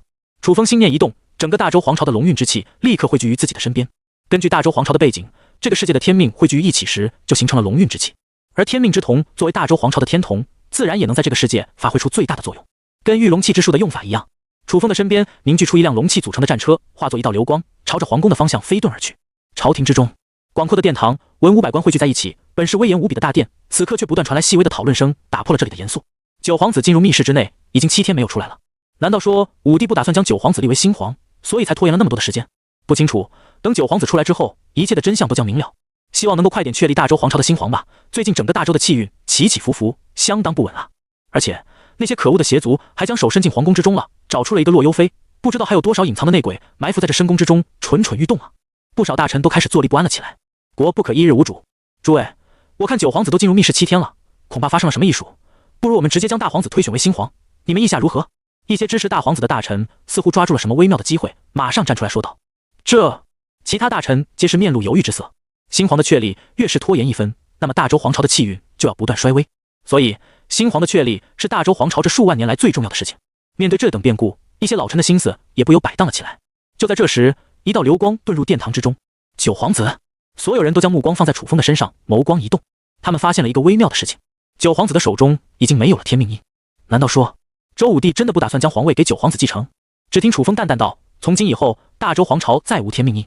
父皇英明，提前预知依靠外物容易让大周皇朝陷入危险之中，所以提前将天命印融入己身，但也因此被天命所反噬。如今天命印已被我彻底炼化，与我的眼睛融为一体。根据父皇的遗诏，今后的大周皇朝将由我来统治。什么？此言一出，朝廷中的大臣皆是露出了难以置信之色。先皇竟然是将天命印融入了身体当中。据传言，天命印乃是上古时期留下的神物，真的能够融入人体之中吗？九皇子殿下，您如何证明您所说的就是皇上的遗诏？没错。底下一些大皇子阵营的官员顿时怒声呵斥道：九皇子殿下，请您让皇上当面跟我们说这件事，否则只是你凭空而言，如何证明？是啊，炼化天命印这么大的事情，怎么会不通知我们？哼，说不定是皇上想要另立新皇，收回九皇子手中的天命令。结果，楚风眉头微微一挑，看着那位臣子冷声道：你好大的胆子，竟然污蔑我杀了先皇！说话的那位是一个贼眉鼠眼的小老头，身上穿的官服倒是看起来人模人样，然而那副尖嘴猴腮的模样看起来就像个奸臣，而且自己的身份好歹怎么说也是即将登基的新皇，谁给这老东西勇气来污蔑自己谋杀先皇？有问题！楚风心神一动，开启至尊重瞳，获得了第4种瞳术之后，他感觉至尊重瞳的能力又得到了一些强化，正好拿这个家伙试一试。下一秒，楚风眼前的画面发生了巨大的变化。夜晚，月黑风高，奸臣老头在街上散步，夜风吹来，似乎很是悠闲。就在这时，几道人影突然出现在奸臣的身边。什么人？奸臣转过身去，却见面前出现一个身穿黑衣的男子，他的瞳孔之中绽放出一丝漆黑的微光，不似普通人的黑色瞳孔。那人的瞳孔看起来很是妖异，仿佛一口深不见底的黑洞，可以吞噬一切。鲁相公，你想不想让鲁家晋升为大周皇朝的第1权贵？只听那人的声音缓缓响起。哦，鲁相公微微挑了挑眉毛。我鲁家虽然不算朝廷之中的第一家族，但这个大周的兴盛与我家族的机关术脱不开关系。我不觉得我鲁家的影响力要比所谓的一流门阀要逊色多少。那人冷笑一声：你笑什么？鲁相公皱眉。那人摇了摇头，语气中带着一丝嘲讽：就是因为你鲁家的机关术奠定了大周皇朝的统治稳固和繁荣，却因为你们是一群玩弄机关木头的匠人，所以在朝野之中的身份不高，不觉得有些屈才了吗？鲁相公皱眉不语。那人接着道：如果你愿意让这个皇朝改头换面一番，或许新皇会特别重视鲁家，有的是一跃飞上风池的机会。改朝换代，就凭你？鲁相公冷笑。实际上他已经动了一些心思，只不过在确认黑衣人身份之前，他绝对不能随便表态。我当然不行，不过加上域外邪族，那可就不一定了。黑衣人也看出了鲁相公的真正意思，再深入试探了一步。哈哈，外域邪族可破不开我大周皇朝的龙之长城。鲁相公看似在嘲笑，实际上如果他真的心向大周，那肯定是立刻派人将黑衣人给抓起来，送到九幽狱严刑拷问。然而他故意提到龙之长城的防御性，实则是为了继续试探黑衣人到底还有什么本事和底细。要知道，龙之长城那可是大周皇朝的第一防线，外域邪族即便全军出动，发动强大的攻势，也未必能突破龙之长城的防线。黑衣人摇头道，有时候防护罩的规模不是看起来越大越好，任何的防御只需要露出一个破绽，那就可以轻松击溃。他眼眸之中的深邃黑色微光似乎更加妖异了。下一刻，黑衣人缓缓朝着旁边扫了一眼，不远处的地面突然出现了一个深坑，没有炸裂的声音，也没有挖过的痕迹，似乎只是在那一瞬间，这片土地就被虚空吞噬，凭空露出了一个巨大的洞。鲁相公看得心头噗噗直跳，这到底是什么邪术？纵然大周皇朝之中御龙气之术的作用奇妙无比，可以做到各种超凡的事情，然而也没有眼前这个人一眼在平地制造一个深坑来的诡异。黑衣人道，这个深坑将来会是龙之长城的大洞。这个皇朝稳固了太久，滋生出无数的腐朽，乃至鲁家这样立过汗马功劳的家族都不得受到重用。以我看，这样的皇朝将来改头换面也是历史车轮的必然进程罢了。鲁相公默然不语，希望你能好好考虑，我会慢慢等待你的答复。说完，黑衣人凭空消失在了原地。来人，将那个坑给我填上。等到对方走后，鲁相公深吸一口气，传令下去，先将鲁家的异常情况给处理了。至于日后怎么做，他眼睛一眯，似乎做出了考虑。画面到这里就结束了。原来如此，楚风心中冷笑。这个鲁相公是当今大周皇朝者名机关家族鲁家的家主，皇室采集的稀有矿石材料都会送到鲁家当中，由这群手艺精湛无比的匠人进行精心打磨，以此制造出功能强大无比的机关战甲，维护大周皇朝的统治。可以说，鲁家在大周皇朝当中的重要性很高，但是名义上的地位却没有给够。鲁家人由于历史的血统不高，被皇室轻视，自然埋藏了一股怨气，成为了背叛皇朝的导火线。当然，对于楚风来说，鲁相公以及鲁家想要做什么都不算什么大事，他现在拥有了天命之瞳，足以镇压整个皇朝。关键还是那个黑衣人，他的超瞳似乎有吞噬虚空的能力，破坏力十分强大。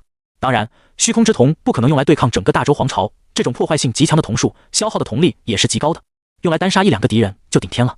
关键在于虚空之瞳能够破坏大周皇朝的墙壁，让域外邪族攻进来。没想到从鲁相公的身上还找到了邪族超瞳者的身影。楚风的身上忽然爆发出一股惊天的龙运之气，而他的声音附带天命之威，对着在座的群臣说道：本殿将会在7天之内捉拿大周皇朝所有的内鬼，而后再进行登基大典。内鬼不除，我是不登基。这大周的江山归本殿统领的时候，必将清明干净，内外一致。楚风的话一旦激起千层浪，很快就从皇宫之中传了出去，惊动了整个大周皇朝的黎民百姓。你听说了吗？先皇去世是因为将天命印融入了体内，现在已经传给九皇子了。哇，那天命印不是没了吗？没是没了，但是九皇子身上的力量似乎不亚于手持天命印的时候，武帝的这个决策还是够英明的啊。不错，天命印有可能会被外域邪族盗窃，导致整个大周皇朝覆灭，将此宝物炼化于血脉当中，不失为一种更加稳妥的办法。听说九皇子没有立刻登基，而是要先扫除隐藏在皇室之中的邪族内鬼。什么？大周何时混进了内鬼？你还真别说，那一天九皇子用寰宇回溯之术发现了洛幽妃跟一个黑影交谈，被后面年老的天命官认出是域外邪族，这手都伸进皇宫里面去了。恐怕这些年域外邪族在暗地里动了不少手脚啊。这样看来，恐怕外域邪族对我大周的渗入已经很深了。九皇子真能实现他的诺言吗？若是九皇子能够将皇室之中的内鬼全部都找出来，那我全力支持九皇子登基。消息很快就传遍了整个大周皇朝，自然也传入了聚星楼之中，从白衣青年的嘴中到了江小鱼的耳朵里。这肯定是封神的手笔了。江小鱼感慨无比，他进入副本之前已经猜到封神肯定会做出一些让自己瞠目结舌的操作，结果这操作太猛了，猛到自己都无法理解了呀。选了一个最冷门的九皇子，打出最震撼人心的操作，还要将内鬼全部都给揪出来。要知道，九皇子的阵营之中只有楚风和江小鱼两个人，毕竟皇权值从始至终都没有掌过，封神在搞秘密攻略，江小鱼在摸鱼，那这个阵营只有他们两个人的情况下，分到的评分是超级高的。也就是说，即便江小鱼全程摸鱼，那也会拿到超高的评分。成神群讲究合作公平，封神帮了我这么大的忙，姐姐肯定要出血本，才能回报封神的这份付出了。江小鱼默默道。楚风站在大周皇朝最高的殿堂顶端，从这里一眼就可以将整个皇宫尽收于眼底。他的双眸之中闪过了一道银色的微芒，下一秒，眼前的世界仿佛发生了巨大的变化，无尽的金色龙气在这皇宫之中流淌，宛如一条条河水一样。这就是大周的气运吗？楚风喃喃低语了一句。他扫了一眼，发现这金色徜徉的龙运之海中有几道灰黑的线条凝聚于皇宫的几个角落，其中鲁家的气运明显就是灰色的，甚至还暗藏着一丝杀机。这些灰色的线条多半就是大周气运的漏洞所在了。楚风的眼睛微微一眯。次日，群臣上朝，由于大周皇朝暂时无主，楚风虽然还没有正式登基，但已经接受了临时皇位的位置，坐入了龙椅之上。鲁相公，你们鲁家好像有什么情况吗？刚一上朝，等群臣行觐见之礼后，楚风冷冽的眼神扫向了鲁相公。鲁相公心头立刻咯噔一声，有种被看穿秘密的感觉，但是他只能强撑着笑意。皇上，您多虑了，我们鲁家对大周忠心耿耿，又怎么会有情况呢？楚风的笑容中带着一丝嘲弄。鲁相公，我还没说你们鲁家有什么情况，怎么这就表忠心了？鲁相公心头一沉，这个九皇子的话术好厉害，传令给军机处，让禁卫军去查神武关、白虎关、玉虚关和百鸟关，任何一个角落都不能放过，尤其是地下。此言一出，朝廷之上的重臣心头都是一动，面面相觑，都从彼此之间的眼神中读出了惊色。楚风所说的这4道关卡，乃是进出大周皇朝的重要要塞。如果最外部的龙之城墙无法抵御外域邪族，那么这4道神关就是大周皇朝的第2道防线。就在半个月前，鲁家还去4神关检查了一下基础设施。本来4神关是3个月视察一次，3年小修一次，5年大修一次，而鲁家距离小修神武关不过2个月的时间，却在近期大修4神关，不得不让人联想到了什么。众人的眼神扫向鲁相公，虽然这个尖脸老头的面容极力维持着淡定，但从他眼神之中已经无法遏制的惶恐之色，任谁都可以看出这其中有问题了。禁卫军得到命令后，立刻前去4神关查看。不过半个时辰的时间，消息就从4神关传了回来，禀告皇上，经过我们禁卫军的仔细盘查，发现4神关之中鲁家设计的机关防线有了巨大的问题。皇上请看，一个构造奇特无比的机关战甲被扔到了朝廷之上文武百官的面前。众人一看，发现这机甲的构造确实出现了问题。本来普通人穿上这机关战甲能够获得强大无比的行动力和战斗力，是对抗外域邪族的重要武器。结果这机甲的各个零件衔接都生涩无比，让人上去之后连行动都难。不止如此，皇上请看，御林将军走上前去，将机甲拆下后取出了里面的燃料。鲁家机关术的机甲是用北部盛产的龙鳞晶石进行发能的，然而这些晶石被换成了极其容易燃爆的黑油。稍微略懂机关术的人就知道，黑油乃是极其容易引爆的危险能源，完全不适用于机关战甲。而且机关战甲的发动会在高速运转之中产生极大的热量，很可能会点燃黑油，造成爆炸。如果外域邪族进攻大周皇朝，我们4神关的战士使用此机关战甲进行抵抗，那会在顷刻间爆炸，甚至整个神关都会被冲毁。只要外域邪族打破了第1道龙之长城的防线，那么第2道守卫最森严的4神关将形同虚设。说到这里，文武百官的背脊都是一凉。结合洛幽飞与黑影的计划，任谁都能想到外域邪族已经在蓄谋攻打大周皇朝了。没想到对大周皇朝起关键作用的鲁家竟然成为了背叛者。御林将军还愣着干什么？将鲁家的人全部都抓起来，关押下去。到时候我会亲自审问。楚风的声音相当于宣判了鲁家的命运。鲁相公面如死灰，整个皇宫都掀起了一股风云涌动。鲁家所有的成员，甚至是每一个侍女，都没有逃过被捉拿的命运。一些无关的鲁家人员都要将鲁相公给骂死了。这个家伙搞什么不好，非要去沾染外域邪族的人，简直愚蠢至极。现在外域邪族还没攻进来，自己的家族就先完蛋了。整个鲁家没有几个人是不痛恨鲁相公的。然而事情到这里还没有结束。接下来楚风通过至尊重瞳和天命之瞳的能力，将几个背叛的门阀世家以及私自沟通了外域邪族的重要官员给抓了出来。不止如此，隐藏在大周皇朝之中的域外邪族也终于暴露了出来。在楚风的指引下，禁卫军集体出动，捉拿了5个域外邪族的人。只不过这些邪族的能力也是够诡异，刚刚被抓出，身体就化为了一团黑色的雾气，而后引爆。好几十个禁卫军都在这次行动当中受了重伤，这也让大周皇朝的众人彻底警惕了起来。域外邪族的能力确实是不好对付的，甚至用御龙气之术都难以招架。同时在众人的心目之中，九皇子已然化身为名捕侦探。前一阵子整个皇朝都还在议论九皇子登基的事情，但现在都在吹他的侦查能力实在强大无比。你们听说了吗？有好几个门阀世家都被抄了。是啊，没想到鲁家都已经叛变了。表面看似平静无比的大周皇朝，实则已经有那么多暗流涌动了。九皇子真当是比我想象的还要英明神武，这么隐蔽的消息他是怎么都找出来的？或许是天命印融入了九皇子的体内，给他带来了不一样的能力，甚至要比单纯的使用天命印还要强大了许多。我大周若能有如此盛名的皇帝，那天下江山的繁荣兴盛指日可待啊！支持九皇子登基。没错，只有九皇子才有资格做我们下一任的新皇。在大周皇朝的另外一个角落，该死，事情怎么会变成这个样子？如果楚风在这里的话，就会认出这个黑衣人正是那天去跟鲁相公谈论篡夺之事的超统者。他的代号是湮灭，在本次大周皇朝的副本之中选择了域外邪族的阵容。他的超统能力就如同代号一样，可以在视野范围内制造一个虚空塌陷的漏洞，陷入湮灭范围之内的物体都会被塌陷的虚空所吞噬。拥有这种级别的超统，湮灭也是一个大佬了。虽然背后没有超级工会，但是以他的影响力，却号召了一群资深者共同进行本次的限定副本。根据湮灭的能力来看，他若是选择外域邪族，能够第一时间突破大周皇朝最外层的防线，很轻易就能帮助同阵营的超统者潜伏到内部进行勘察。本来计划也是这么走的，他们很顺利地潜入了大周皇朝，并且在背地里勾结了许多有利益冲突的门阀世家。本来事情到这里，他们都准备通知域外邪族的同伙，差不多就可以对大周皇朝发动第一轮进攻了。结果没想到半路杀出个九皇子，竟然开局就把他们的布局给全部撕毁了。现在四神官的机关战甲都被换成了正常的版本，鲁家的人也被拘留了起来。不光如此，还有好几个能够帮得上大忙的门阀世家，几乎都已经全军覆没了。而且大周皇朝已经全面封锁，任何人想要进去都必须出示通行证以及自己的身份。邪族阵营的超统者也别想轻易逃离大周皇朝，现在的处境是进退两难，而且基本可以说是无路可退啊。湮灭咬了咬牙，幽灵，你掩护着我进入皇宫，我跟九皇子强行换了。被称作为幽灵的超统者，跟蜀山的月华差不多，也有着能够隐蔽队友行踪的能力。这类超统者通常是组队最吃香的选择。幽灵的语气透出一股担忧，要是换了九皇子的话，那你也不可能逃出皇宫。只见对方摇了摇头，九皇子已经融入了天命之瞳，说明大周皇朝的阵营当中必然有着一位极其厉害的超统者，找到了一个特殊的攻略方式。虽然我对付不了他，但可以对付九皇子。如果我成功将九皇子换掉的话，那么大周皇朝相当于就丢失了天命印，丢失了整个山河的根基。哼，他们估计也想不到我的身上还有这种能力吧。如果不将九皇子杀了，那他迟早都能找到我们隐藏的地点。虽然我可能无法通关这次副本，但局面变成这样，也可以说是我的判断失误，将你们一起牵扯进来了。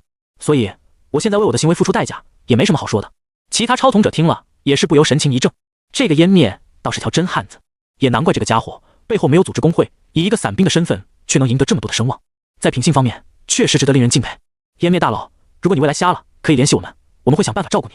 一位超统者站出来说道，其他超统者也纷纷点头。当一个超统者废了之后，对于其他超统者来说就没有利益上的冲突和威胁了，所以他们说会帮助湮灭，那也是发自真心的。少来了！这个粗狂的汉子摆了摆手，冷声道，一个副本而已，哪来那么多感情？成王败寇乃是家常便饭而已，即便我瞎了，那也有的是搞定我自己的办法。幽灵，跟我走。就这样，湮灭的背影逐渐消失在邪族超统者的视野之中，颇有一股风萧萧兮易水寒，壮士一去兮不复还的感觉。翌日，朝廷之上，群臣觐见。当众臣入朝之礼结束，一个个大臣走上前去，忠心耿耿地道：“皇上，臣等有本启奏。”说吧。楚风轻轻点头：“皇上，您在这几天攘除奸凶，除邪去害，还我大周皇朝一个清明的朝廷。现在多个暗地跟外域邪族串通谋反的毒瘤已经被您一个个拔除，臣等认为现在正是皇上举行正式登基仪式的大好时候。”其他大臣也纷纷上前：“臣等望皇上正式启动登基仪式，加冕新皇，号召天下。”一时间，无穷无尽的龙气汇聚于大周皇室的正上空，一条完整凝实的金龙在大周皇宫的正殿上方盘旋不已，那是大周安顺的象征。如今的朝廷之中，所有的大臣都对九皇子的手段敬佩不已，上下一心，皆心向九皇子。之前还有一些门阀势力，因为一些利益原因，不想让九皇子登基。然而，经过这几天的除奸行动后，他们很确信，如今的大周暗流涌动，域外邪族更是虎视眈眈。如果没有九皇子找出这几个家族背地里私通外地的阴谋，那大周恐怕还将陷入水深火热的战争之中，最后整个天下可能都哀鸿遍野，一片死尸。是非大局观，这些做大臣的还是分得清楚。比起国家大事，一些小家的既得利益就显得不是那么重要了。楚风轻轻摆手，微笑道：“诸位爱卿，不急，还有几条虫子没有解决。”轰！就在这时，一个惊天的异变发生了。楚风坐下的龙椅突然变成了一个漆黑的深坑，连同着九皇子以及坐下的龙椅，皆是在一瞬间坍塌不见。大殿内的所有大臣面露惊色。什么人？御林将军暴喝一声，龙气凝聚于口中，化为滚滚真元，朝着四周扩散而去。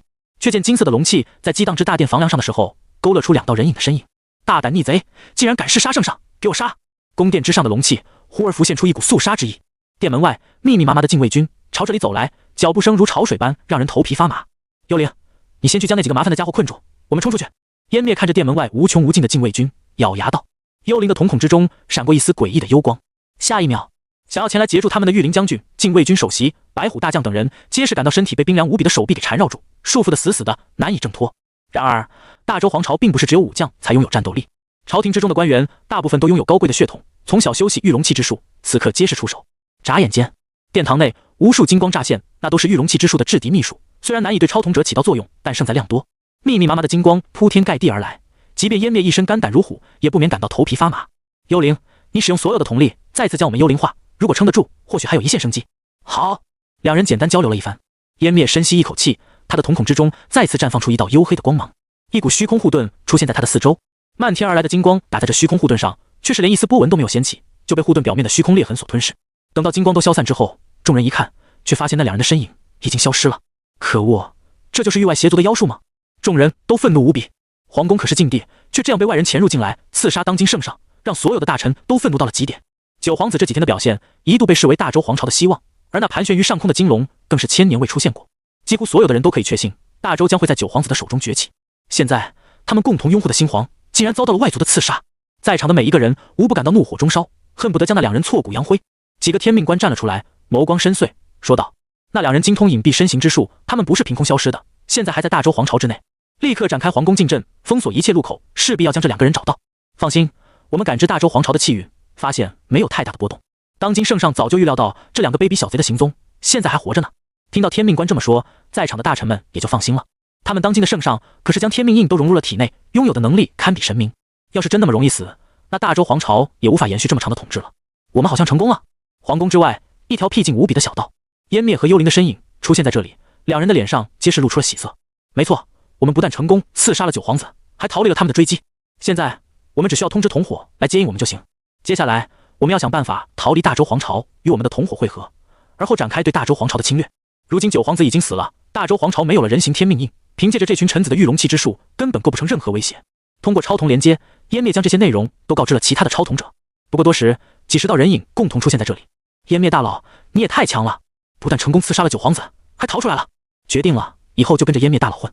湮灭的心情也甚是不错，摇头笑道：“哈哈，幽灵小姐姐的能力也立了大功啊！如果不是有她帮助我，仅靠我一个人，那是绝对不可能从重重包围中杀出来的。”就当众人都欢笑一片，共同商业互吹起来的时候，一道轻笑声从旁边传来：“在座的朋友，我很好奇，是什么事情能让你们高兴成这样？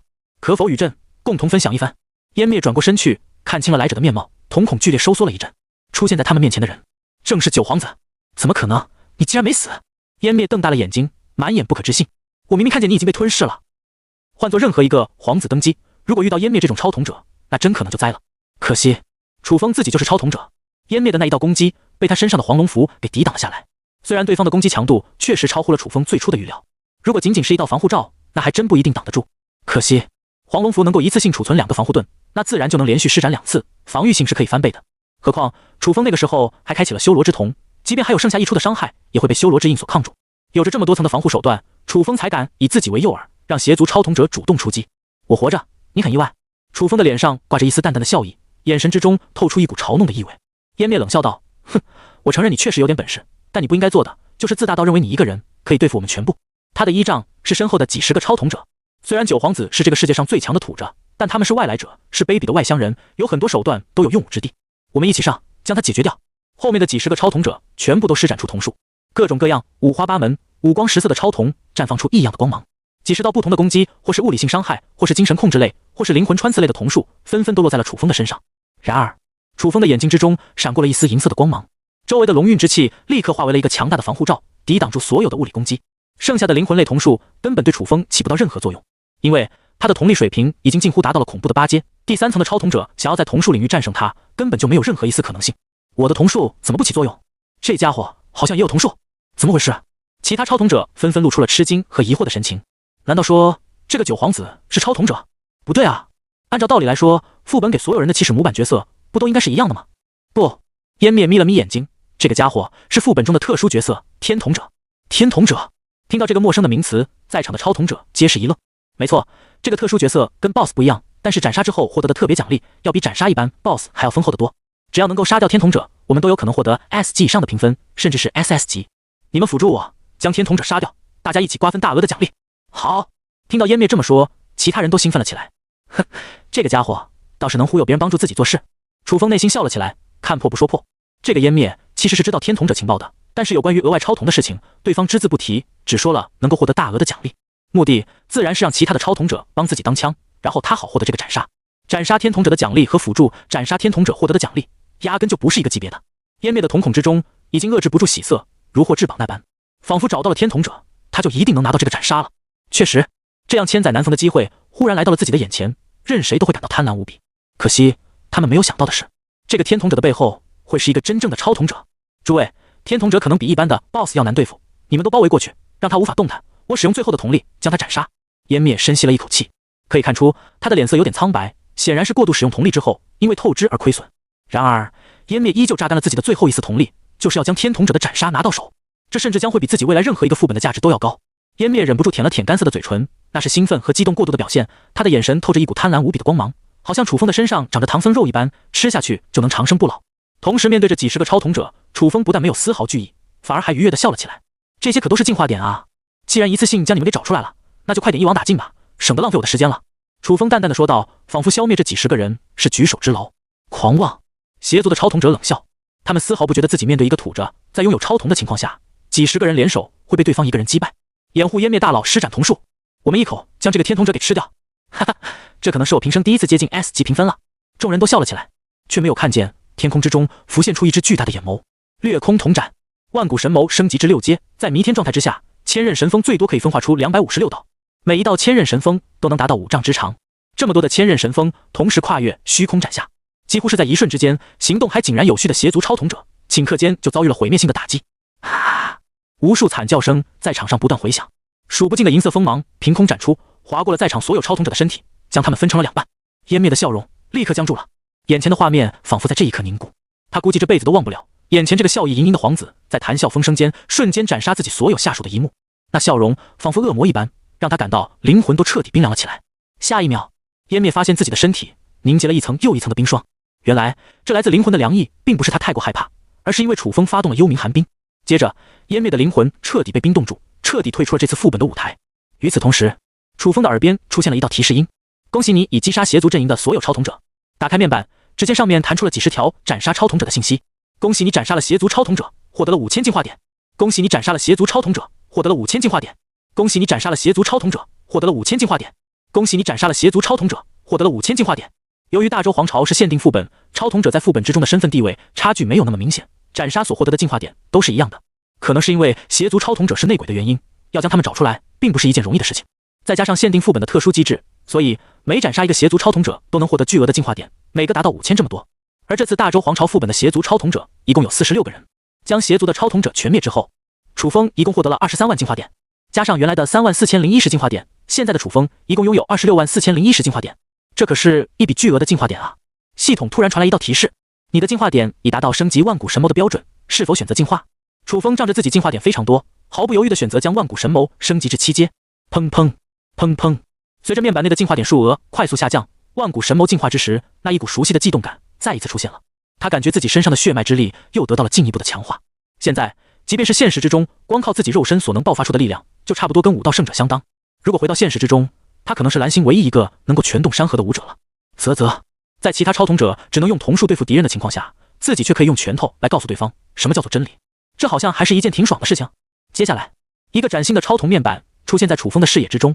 超瞳万古神眸，等级7阶，6401050000，能力超级视觉，血脉强化，神级记忆力，武技复制，千仞神锋，幽冥寒冰，扭曲虚空，弥天，瞳术复制，一梦万古，星，一梦万古，残缺，神灵之眼，是远古天庭遗留下来的眼睛，可以通过梦境进入远古天庭的遗址，在那里或许你能遇到一些特殊的机缘。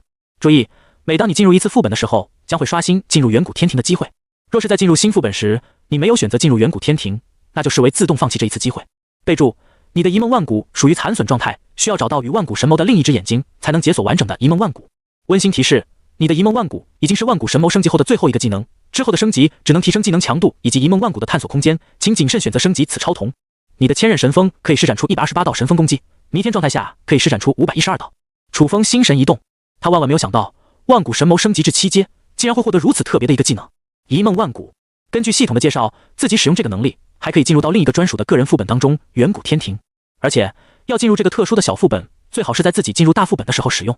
从各种注意事项来看，楚风不难猜测，进入远古天庭肯定是有危险的，但同样也有着丰厚的机缘。如果在副本当中，那么自己应该是扮演的角色，进入远古天庭，那样就能在掌握特殊能力的情况下，应付远古天庭可能存在的危险。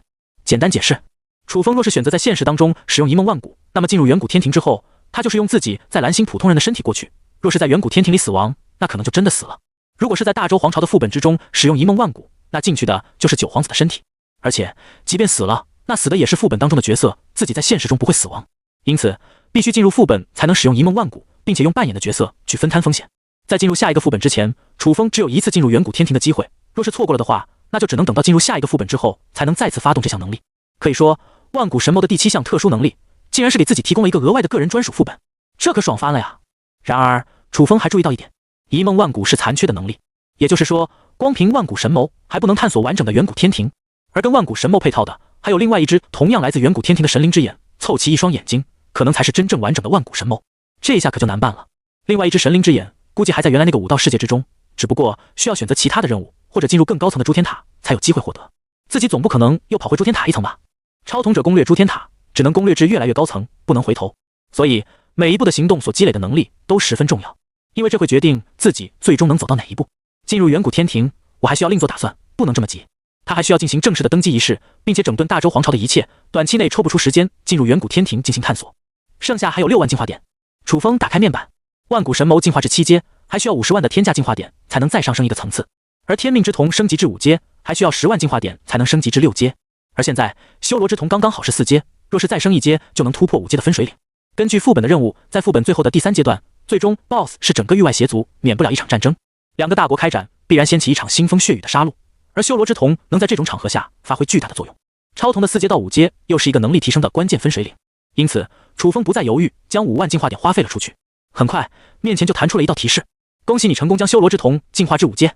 而后，一个崭新的面板出现在楚风的视野之中：超瞳修罗之瞳，等阶5阶，14010101000，能力杀意凝聚，冷血，修罗之印，嗜血，杀意显形，杀意领域，新杀意领域。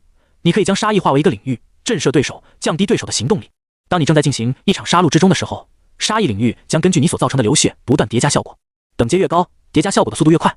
这个能力在战争之中的时候十分有用。楚风心思一动，立刻对修罗之瞳的新能力做出了判断。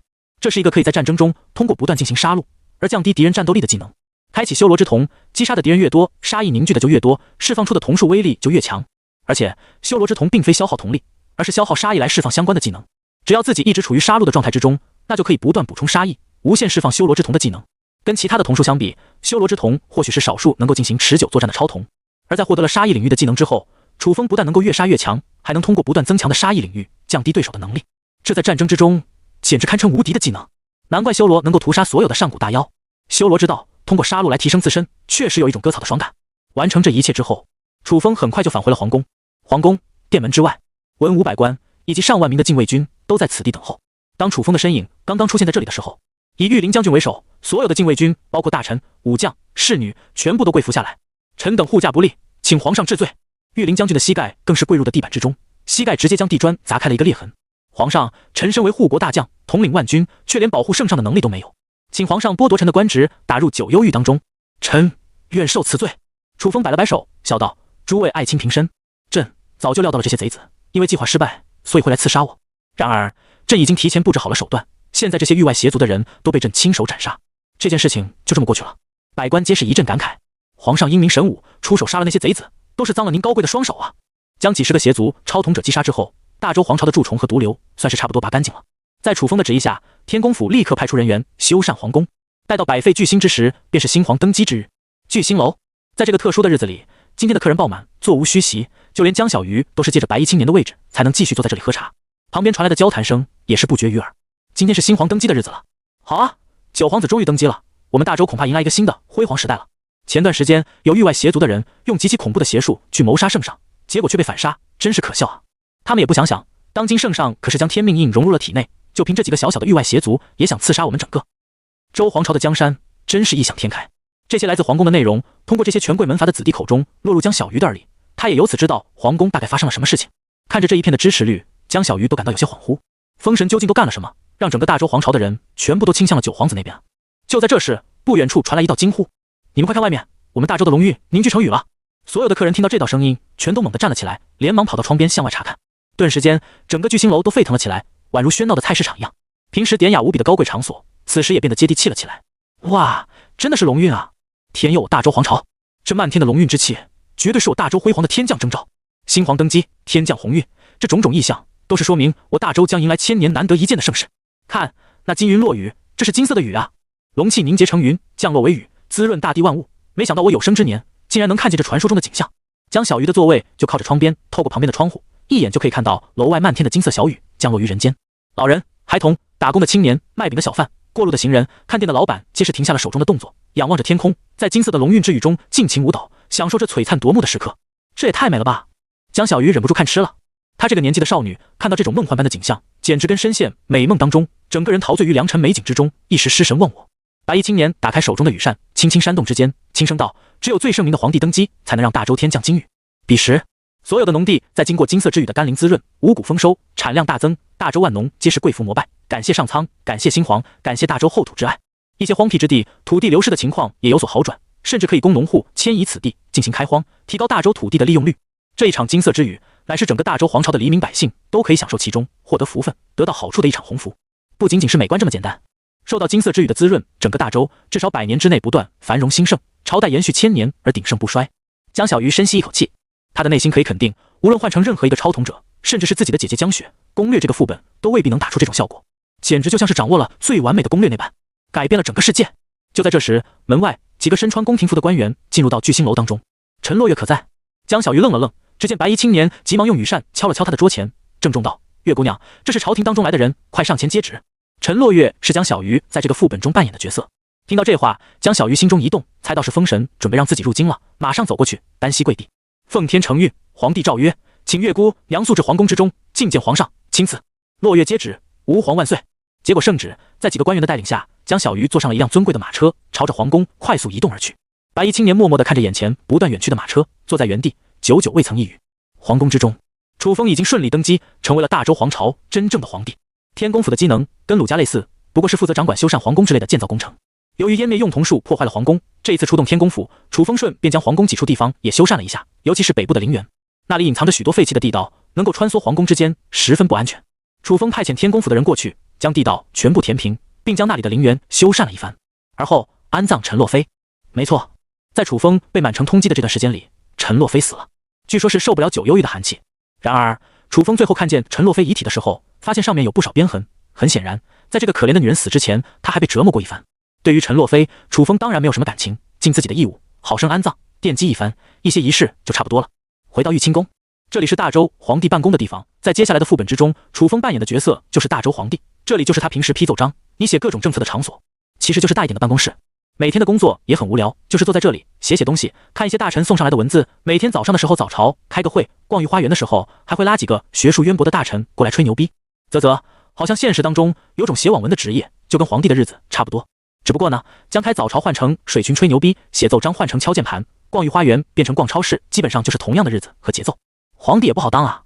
就在这时，一个太监走到这里，禀告道：“皇上，陈落月姑娘已经来了，是否现在就见？”楚风点了点头，让她进来吧。很快，在几个侍卫的带领下，陈落月款款走了进来。楚风眉头一挑，这个14岁的小丫头，这次进入副本扮演的角色倒是个大美人，颇有闭月羞花的美貌。他招了招手，让其他人退了下去。不知皇上找我来有什么事情吗？江小鱼的目光四下扫视，却没有看见这里有其他的人影，当下有点疑惑。照理来说，当今圣上的最得力助手应该就是封神才对，他也应该时刻陪在皇上的身边，怎么不见人影？楚风看着江小鱼飘忽的眼神，不由在心里暗笑一声。行了，在我面前你就别那么多礼数了，我这次来是需要用到你心灵之眼的能力。江小鱼抬起头来，用不可思议的表情看着楚风。你是封神？楚风拖着下巴，满眼玩味地看着江小鱼那惊愕的眼神，笑而不语。你怎么变成9皇子了？怎么做到的？江小鱼忍不住惊呼出声。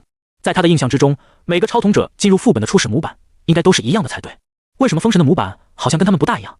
这直接扮演9皇子了，别人还怎么玩啊？他该不会是朱天塔的亲儿子吧？楚风懒得回答这个问题，直接说明了自己的意图。在9幽狱当中，还关押着几个背叛了大周皇朝的门阀世家。当然，由于这几个家族很大，而且在皇朝之中的影响力不是一点半点，有些家族还掌握着特殊的御容器之术。我不能将这些家族一网打尽，何况这么大的一个家族，有些成员也是心向大周，没有背叛的意图，这次不过是被牵连进来了。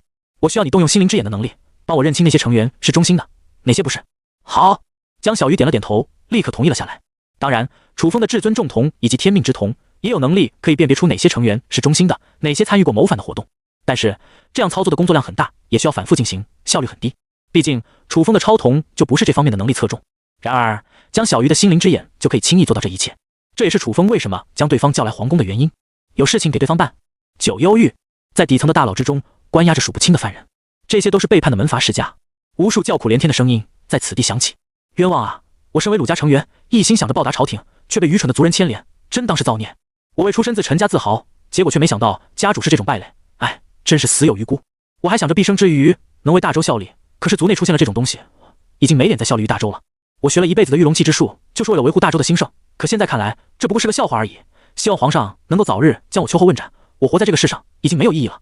9幽狱当中，还有许多心向大周、致力于报答朝廷的子弟，内心充满了无数的冤屈、悔恨和无奈。他们觉得自己什么都没有做错，但因为家族的高层背叛了大周皇朝，却遭遇此等待遇，这真的是连喊冤都不知道怎么喊了。犯下如此大逆不道的事情，被株连9族，那也是罪有应得。就在这时，大牢突然打开了，几位面容冷酷的狱卒随便往这里一指，挑选了50人左右，道：“你们都过去接受审讯。”在场的众人面面相觑。审讯？家族背叛大周皇朝，不是全族的人都要被杀光吗？这么说，他们还有活下来的希望？一时之间，整个九幽狱都沸腾了起来。50个犯人在狱卒的带领下来到了一个房间，只见房间的尽头坐着一个貌美无比的女子，她的眼睛绽放绿色的华光，瞳孔中流转的万花筒图案看上去绚丽玄奇。这姑娘是谁啊？不知道，好像没见过。原本审讯的不是那个死老头吗？怎么换成了一个这么漂亮又年轻的姑娘？我突然好像觉得，如果审讯的时候被皮鞭抽打，好像也不是什么难以接受的事情了，甚至有点小期待。啧，你这个家伙的口味真是够特别的，待会吃火钳子的时候，看你还笑不笑得出来。看人都到齐了，江小鱼空灵的声音在这个房间回响。第一个问题，你们是否对大周皇朝忠心耿耿？众人一愣，有这么审讯的吗？快点回答，在这愣着干什么？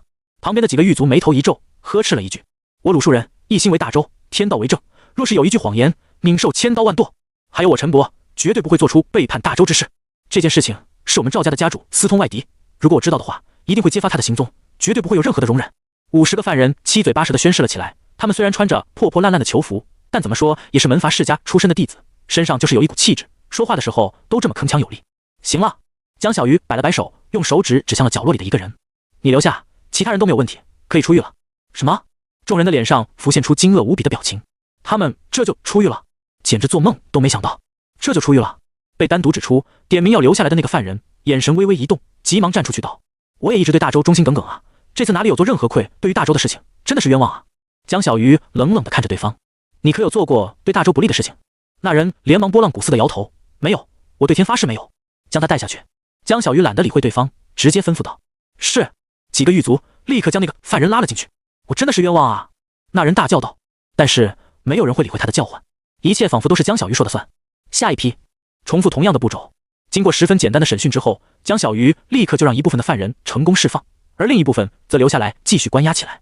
至于被释放的人究竟是什么原因被释放，被继续留下来的人究竟又要面临什么问题，到目前为止还没有人知道这个答案。然而关于江小鱼的事情已经在九幽狱的地牢之中传疯了。哎，我听说今年已经有好几千个人被放出去了。什么？真的假的？具体是怎么回事？据说有一个绝美的女子专门来审讯，她一句话就可以断定我们是留下还是离开。她到底是什么人啊？不知道。有一点情报可以透露给你们，对大周表忠心，表得越慷慨淋漓的人，释放的概率就越高。太好了，我们终于有希望出去了。牢狱之内，这些门阀世家的弟子本来已经以为自己死定了，此刻一扇透着希望之光的大门仿佛正在缓缓向着他们敞开。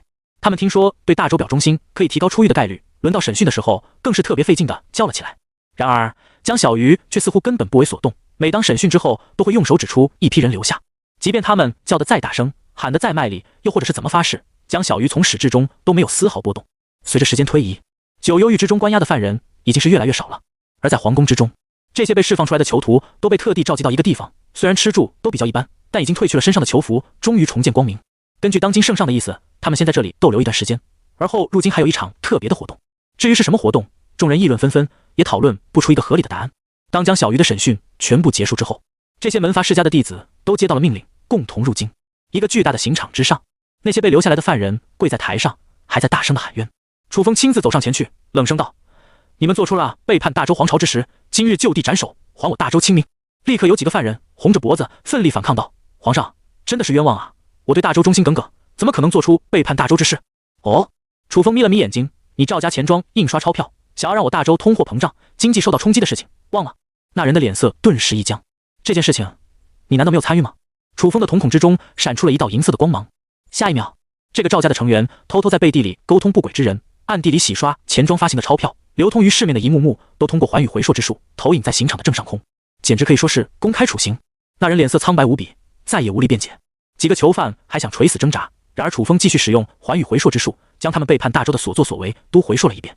现在场上已经没有囚犯还在抵抗了，全部如同瘪了嘴的鸭子，死寂一片，默认了自己做过背叛于大周的事情。最后刑场的四周爆发出一阵欢呼声。圣上英明，原来我们的皇上是要逐个审查出背叛过大周的人啊！我们这些无愧于大周的人真的是含冤昭雪了。没想到圣上竟然真的亲自出手，为我们一个个洗刷冤屈，不放过任何一个内鬼，但也不会乱杀任何一个清白无辜的人。这样的好皇帝真的是大周历史之中从未有过的千古一帝。我甘愿为大周出生入死，赴汤蹈火，在所不辞。这一片被释放出来的门阀弟子都是一片热血沸腾，热泪盈眶。他们从没想过自己有生之年竟然能遇到这么好的一位皇帝，生在大周，死而无憾。自那日，几个门阀世家的家族成员得以含冤昭雪之后，大周皇朝恢复得更加兴盛了。入住皇宫之中的门阀对于大周都有至关重要的作用，如果真将他们一刀割了，那即便天降金，大周皇朝也有好一阵子才能缓过来。然而江小鱼的心灵之眼恰好能够大规模看出别人是否有说谎，简直是个行走的谎言检测仪。如此一来，就很容易辨别出哪些人是冤枉的，哪些人背叛过大周。将叛徒全部清扫干净之后，剩下的这些门阀子弟上下一心，更是因为楚风的圣明之举，变得誓死效忠于朝廷，甚至愿意奉献出生命。这也让楚风的威望攀升到巅峰。所有皇宫成员更是将当今的皇上奉若神人，比之周武帝在位时期还要兴盛。而大周的气数，经过了这几十个邪族超统者的搅乱后，却在楚风登基之后，用极短的时间就恢复了过来，而且还要比以前更加兴盛。这段时间，楚风先养大周的气数，没有那么急着进行下一阶段。当他正在办公的时候，一个太监忽然过来说道：“禀告皇上，鲁家的太师祖鲁胜义想要觐见。”准。楚风点了点头。根据脑海里的资料，他知道鲁胜义是鲁家的太祖爷人物，周武帝在位时期就被大周皇朝称为历史上可以排进前10的工匠大师，而在10年前的时候就已经退休了。鲁家被集体抄家的时候，鲁胜义可以说是少数几个可以避免被抓的，因为他已经脱离了皇宫的利益关系链当中。现在这位老祖既然要来见自己，对于这位会被史册记载的伟大人物，楚风自然不会怠慢。鲁胜义的身体消瘦无比，然而腰背却看起来十分硬朗，精神抖擞，大步跨来，完全看起来不像一位年过100岁的老人。皇上，您的体内是否有一道符箓，叫做黄龙符？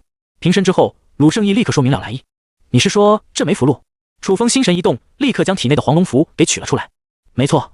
鲁胜义接过黄龙符，进行一番确认，而后他抬起头来，这黄龙符乃是出自我们鲁家真传，不过由于制造黄龙符所需要的材质十分特殊，所以这100年都没有任何产量。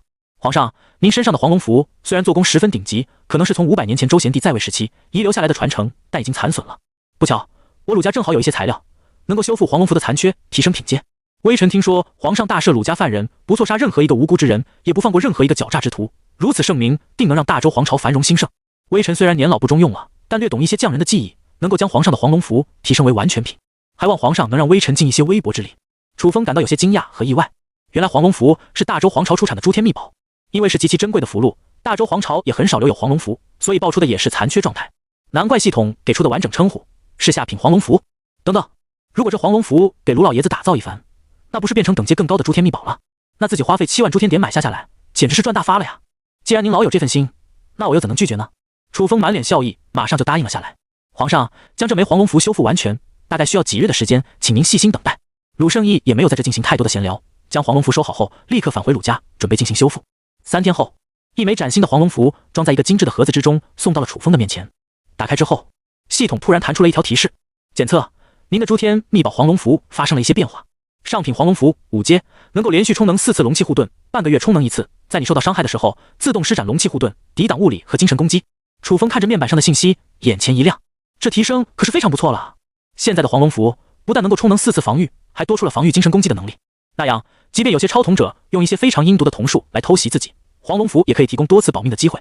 在现实当中，自己的安全性又得到了很大的保证，甚至以后自己就算是被下毒之类的，黄龙符也会直接防御。收好黄龙符，楚风心头一动，自己现在应该可以尝试着去远古天庭了。大周皇朝的副本已经到了尾声，不久之后，他就会尽快发动对邪族的进攻，完成副本任务，不能白白浪费这一次探索远古天庭的机会。黄龙符升级之后，也直接充能了4层，可以抵御4次攻击，所以楚风进入远古天庭探索的安全性也能得到大幅度的保证。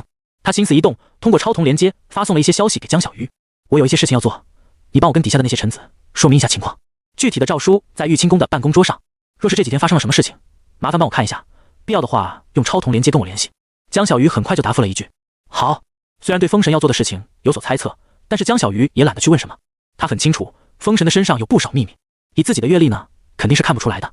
到时候回去的时候，跟姐姐江雪汇报一下这次副本的经历，没准还能知道些什么。至于风神接下来的行动，江小鱼就不去深究了。聪明的他从来不会去主动探寻别人的秘密。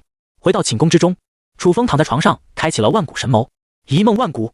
接着，楚风感觉自己的身体在不断下沉，下一秒，他的身体一晃，坠落到一个软绵绵的物体之上。定睛一看，发现这竟是类似于云雾那样的凝固物。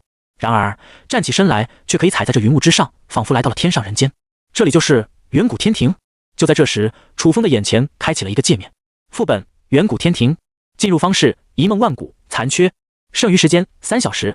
注意，你在远古天庭遭到的伤害将会直接反馈于现在进入的身体，请谨慎行动。备注：你可以在遭遇危险时选择立刻返回，又或者是等到剩余时间过了之后自动返回。当你下一次进入远古天庭的时候，会回到你上一次所在的位置。竟然只有3个小时！楚风皱了皱眉头，感觉给自己的时间有点少了。事不宜迟，他开启万古神眸，立刻在远处看到了一座恢宏的大殿，在视野正前方，2座龙柱巍峨高大，然而却有一半塌陷了下来。或许这里遭遇过一场天大的浩劫，曾经雄伟无比的建筑，现在都只剩下断壁残垣。楚风进入宫殿之中，经过的街道都变成了一片废墟，还有几座略微完整的建筑，进去之后也是一片残败的景象。溜达了一圈，楚风也没有看见任何有价值的东西，不由皱起了眉头。不知不觉间，1个小时就已经过去了。楚风不再犹豫，立刻开启了弥天的形态。那只巨大的神灵之眼浮现上空，俯瞰周围的一切。然而视野的可视范围却没有楚风想象中的那么大。开启弥天形态，他依旧只能俯瞰这一片宫殿的区域，而在更远的地方，则是布上了一层灰蒙蒙的雾气。或许这就是边界。因为自己是用一梦万古的能力进入了远古天庭的世界之中，相当于是一场真实的梦境。然而梦境是有边界的，边界之外，他看不到，也过不去。四下扫视，楚风忽然看到，在这片宫阙楼阁的一个角落，有一座巨大的祭坛，上面插着一把形状奇特无比的武器，周围有骇人的雷芒在旁边缠绕。根据万古神眸的能力，楚风不难分析出，这武器一定是一把诸天秘宝。原来如此，远古天庭的机缘恐怕就是遗落在这里的宝物了。而且在这里出产的宝物应该都是诸天秘宝，甚至能够带回现实当中使用。楚风当即收回了弥天形态，朝着那座祭坛的方向赶了过去。这片宫阙的规模十分庞大，祭坛的位置离自己很远，跑过去也要花费不少的时间。楚风心念一动，他的身上还储藏着部分的龙运，可以幻化为飞车向前遁空而去。饶是如此，当楚风赶到祭坛的时候，时间只剩下半个小时了。这雷电，楚风稍微上前，立刻预感到强大的危险。这把武器周身缠绕的雷电，可以给自己带来致命的打击。九皇子的身体虽然融入了天命印，但肉身没有太大的加成，只是经过了万古神眸的改造，若是被这雷电碰一下，恐怕会瞬间变成齑粉。即便是自己的身上有黄龙符和修罗之印的保护，也未必能抗住如此恐怖的雷电。楚风的眉头微微皱起，到底该怎么样才能弄到这把武器呢？越是困难，楚风就越不想放弃。周围放射出来的雷电是以这把武器为中心，光是自然产生的雷电，威力就如此可怕，那这把武器的强度简直难以想象。楚风的心头直跳，面对眼前触手可及的至宝，他不甘心就此错过。有了，我的扭曲虚空不是可以跨空将其他地方的物体通过空间转移过来吗？眼前一亮，楚风的心里立刻有了一个主意。只不过过程可能会有一点的危险，然而不经受风险的考验，又怎么会有高额的回报？自己的身上还有升级过的黄龙符，已经进行了4次充能，只要将武器转移过来的那一瞬间，用黄龙符抵御第一波攻击，而后开启修罗之瞳，或许就能将伤害给抵挡下来。祭坛附近的雷霆之力如此恐怖，应该是这把武器在这里凝聚了很久，才有如此威能。然而若是自己用扭曲虚空的能力将武器转移过来，那么第一时间所释放的雷电威力，或许没有驻留在这附近的强大，也就有了操作的空间。试试吧。楚风深吸一口气，下一秒，他将瞳力凝聚于万古神眸。很快，在这把武器的周围出现了一道道扭曲的虚空涟漪，像是要将其吞噬。就在虚空涟漪快要将武器吞没进去的时候，楚风突然感觉到大脑传来了一阵疲惫的感觉，他的瞳力正在飞速消耗。这家伙的来头也太大了，我4种超瞳天赋的瞳力竟然都支撑不住。要知道，在进入大周皇朝的副本之前，楚风就已经是瞳力差不多达到8阶的水平，拥有了新的天命之瞳，楚风的瞳力肯定又得到了不少的提高，或许都达到9阶的水准了。然而仅仅是对这把武器使用扭曲虚空，瞳力几乎都是在1秒钟的时间就差不多消耗一空了。但是这反而让楚风感到更加兴奋，如果这一切能够成功的话，他绝对能够获得一把了不得的武器型诸天秘宝。给我来！楚风低吼一声，全力催动扭曲虚空，那一片片水波般的虚空涟漪立刻将武器吞没。下一秒，这把武器从旁边的一道虚空破开，来到了楚风的手上。刚刚进入楚风手中的时候，这把武器就立刻向四周放射强大的雷电，一道闪光从眼前乍现而出，紧接着化作了毁灭性的力量轰击在楚风的身上。这道雷电即便是让半步红尘仙境界的修罗硬抗的都会受到伤害。然而楚风的周身立刻弹出了一道金色龙气化为的防护罩，将他的身体保护在其中。噗呲噗呲，这雷芒却像是解锁了毒龙钻的能力，刚刚触及到防护罩的时候，就立刻破开了一个洞，从里面钻进去，想要直接斩杀楚风。一股危机的感觉笼罩了楚风的全身，他几乎是条件反射性般的将剩余的3层黄龙符充能一次性使用而出，并且他开启了修罗之瞳，身上凝聚了一条条墨黑的印记。在这电光火石之间，楚风似乎在与死亡竞速，他感觉到金色的雷芒已经接触了自己的身体，一股麻痹无比的感觉正在笼罩他的全身。然而万古神眸提升了他的身体活动能力，扛着这份痛感，楚风猛地抓住了武器的柄身。你已经获得了。还没等系统的提示完全弹出来，楚风立刻心神一动，将新到手的诸天秘宝收回了系统之中。只是刹那间，狂暴的雷芒就在原地爆炸，但是楚风的身影已经消失在远古天庭，返回至大周皇朝的寝宫之中。成功了！回到寝宫的时候，楚风长呼一口气，胸口噗噗直跳，直到现在都感到心有余悸。在他的预想之中，这把武器所释放出的雷电应该是长期衍生的雷电能量，才能拥有如此恐怖的威力。然而没想到的是，仅仅是将武器用扭曲虚空转移过来的那一秒，释放出的威力都如此强大，只是瞬间就穿破了自己4层黄龙符的防御。好在楚风在接触到武器的那一秒，获得了诸天秘宝的使用权后，立刻收回至系统当中，而后快速退出远古天庭，整个动作形如流水，一气呵成，这才躲过了致命的雷芒，安全的返回至大周皇朝。楚风扫视自身，修罗之印也已经褪去了一半，显然是抵抗雷电伤害时消耗的印记。如果不是自己有修罗之瞳和黄龙符，那恐怕根本没有任何可能去获得这种级别的诸天秘宝。打开面板，诸天秘宝三尖两刃刀，品阶至尊级，残缺，完整度 15%， 功能释放强大的天劫之雷，轰击对手造成毁灭性的伤害。注意，该武器会自动引动天劫之雷，伤及范围内的所有人，请超统者在没有足够防护手段的时候谨慎使用。竟然是至尊级的诸天秘宝！楚风大惊，他是万万没想到自己在远古天庭捡到的这个诸天秘宝竟然能达到至尊级如此恐怖的等阶，仅仅是残缺状态都差点能把自己秒了，难怪用扭曲虚空去强行弄过来都要消耗这么多的瞳力，原来这诸天秘宝的来头要比自己想象的恐怖了100倍不止啊！楚风深吸一口气，这才平复了心中的激动之意。万万没想到远古天庭的探索价值竟然如此巨大。也对，毕竟是远古天庭遗留下来的宝物，级别怎么说也不会太低。当然，楚风手上的三尖两刃刀还是残缺的状态，威力跟真正的至尊级诸天秘宝相比，肯定差之甚远。完整度只有 15%， 能够发挥1/5的威力就已经不错了。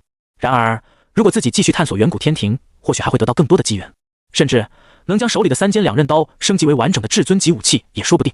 当楚风看到注意事项的时候，眉头微微一皱。三尖两刃刀可以说是攻击力最为极端的诸天秘宝，不仅能够秒杀敌人，连自己都能秒。在没有足够的条件下，如果贸然拿出这把武器，很可能在秒掉敌人之前，自己的人就已经没了。所以这把武器只有在特殊条件下才能使用，这倒是很大的限制。三尖两刃刀的威力实在太强了，楚风刚拿到手中，这雷电就差点要了自己的命。所以现实之中使用三尖两刃刀的几率很低，即便是在副本当中使用，也必须是升到很高的等级，比如达到红尘这样的境界使用此武器不会有问题。不能在副本前期就掏出来毁天灭地，或许就是这把武器唯一的缺陷。要使用这把至尊级的诸天秘宝，现在大致有2个途径：一，在副本当中升级至最高的境界，获得了强大的实力之后，控制三尖两刃刀就不是问题；二，在大量的杀戮之中使用，通过修罗之瞳不断凝聚修罗之印，抵消这把武器对自己造成的伤害，以此获得使用的权利。当然，未来我的超瞳升级之后，或许还有新的办法可以将这把武器安全的召唤而出，但目前来看，我只有在这2种场合才能使用三尖两刃刀。只是略微思考一番，楚风就明白了自己应该怎样去使用这至尊级的诸天秘宝。虽然很危险，但并不是完全没有途径。翌日，楚风正常上朝，底下的江小鱼倒是有些意外。昨天晚上风神还说可能有些事情，不过今天又恢复正常了。那么问题来了，昨晚夜深人静的时候，风神到底在做什么事情呢？江小鱼忍不住浮想联翩了起来。群臣觐见完毕，楚风忽然开口道：“诸位爱卿，朕有一件大事，想要出动举国之力。”此话一出，群臣立刻提起了精神，意识到圣上或许有重大的决策了。不知皇上的意思是？一些臣子心中一动，在底下出声疑问。楚风淡淡道：“外域邪族祸害我大周已久，昔日念在他们安分，人不犯我，我不犯人。然而这些邪族却将脏手伸入皇宫之中，甚至让朕的母后失去了生命。这笔账，朕定要跟这域外邪族之人清算个明白。”话音刚落，朝廷之上的众臣都露出了震惊的表情。他们万万没想到，圣上继位不过1个月的时间，竟然就做出了主动攻打域外邪族的重大决策。至于为什么做出如此大的决定，还记得在不久之前，圣上还参加了陈洛妃的祭奠仪式。可怜的洛妃娘娘之所以会死，是因为域外邪族插手皇宫内政，教唆洛幽妃残害陈洛妃，以此逼出有关天命印的信息。所以说，洛妃娘娘的死实际上是域外邪族一手造成的。圣上继位之后，心中铭记这份仇恨，想要攻打域外邪族，也不难理解。臣斗胆冒昧地说一句，皇上，域外邪族精通邪术，难以对付。我大周几千年来都难以扩宽疆土，就是因为外域邪族太过阴邪，只有御龙气之术能够抵抗他们的邪术。然而，御龙气之术是建立在大周龙运之气的基础上才能够施展。如果我们主动去进攻域外邪族，就相当于少了御龙气之术的固本之基，怕是打不下来啊！请皇上三思。大部分的大臣也都出言相劝。虽然楚风的威望在大周皇朝已经达到了顶点，但对于如此严肃的事件，还是有不少大臣无法立刻同意。楚风摆了摆手，道：“各位不用担心御龙气之术的问题，因为战争爆发的那一天，朕将会亲自上阵，带头冲锋。你们跟在朕的身边，依旧能够使用御龙气之术，朕充当你们行走的大周龙运。”什么？所有人听了都忍不住惊呼了起来。皇上，不可呀！您是我们大周的唯一希望，龙体贵重无比，怎么能够亲自上战场那么险恶的地方？皇上，您的身体融入了天命印，恕老臣难以赞成这个做法。在座的大臣都无法接受皇上亲自前往战场，带头冲锋。他们的眼中，楚风就是整个大周皇朝，要是他死了，那就相当于整个国家都完蛋了。忽然间，楚风的周围凝聚了一股强大无比的龙运之气，接着一把覆盖着万千雷芒的三尖两刃刀从他的手中浮现而出。顿时间，强大的电光立刻充斥于楚风的身边，电流打在殿堂的四周，发出了一阵扑哧扑哧的响声。这还是因为皇宫之中布下了龙运组成的防护大阵，才使得这里的物体不会被破坏。如若不然，在楚风拿出3尖2刃刀的那一瞬间，整个皇宫可能都会被这股狂暴的力量湮灭。皇上，那是什么？感受到这股恐怖无比的力量，所有的大臣都瞪大了眼睛，看着楚风手里的3尖2刃刀，瞳孔中充满了震撼之色。楚风缓缓道：“朕在昨日做了一个特别的梦，仙人抚我顶，特地送我这神兵利器，告知朕可以利用此神兵消灭邪族，剿灭大周皇朝的唯一一个敌人。朕梦醒之后，身边确实多了这一把无上神兵，能够助朕上战场杀敌。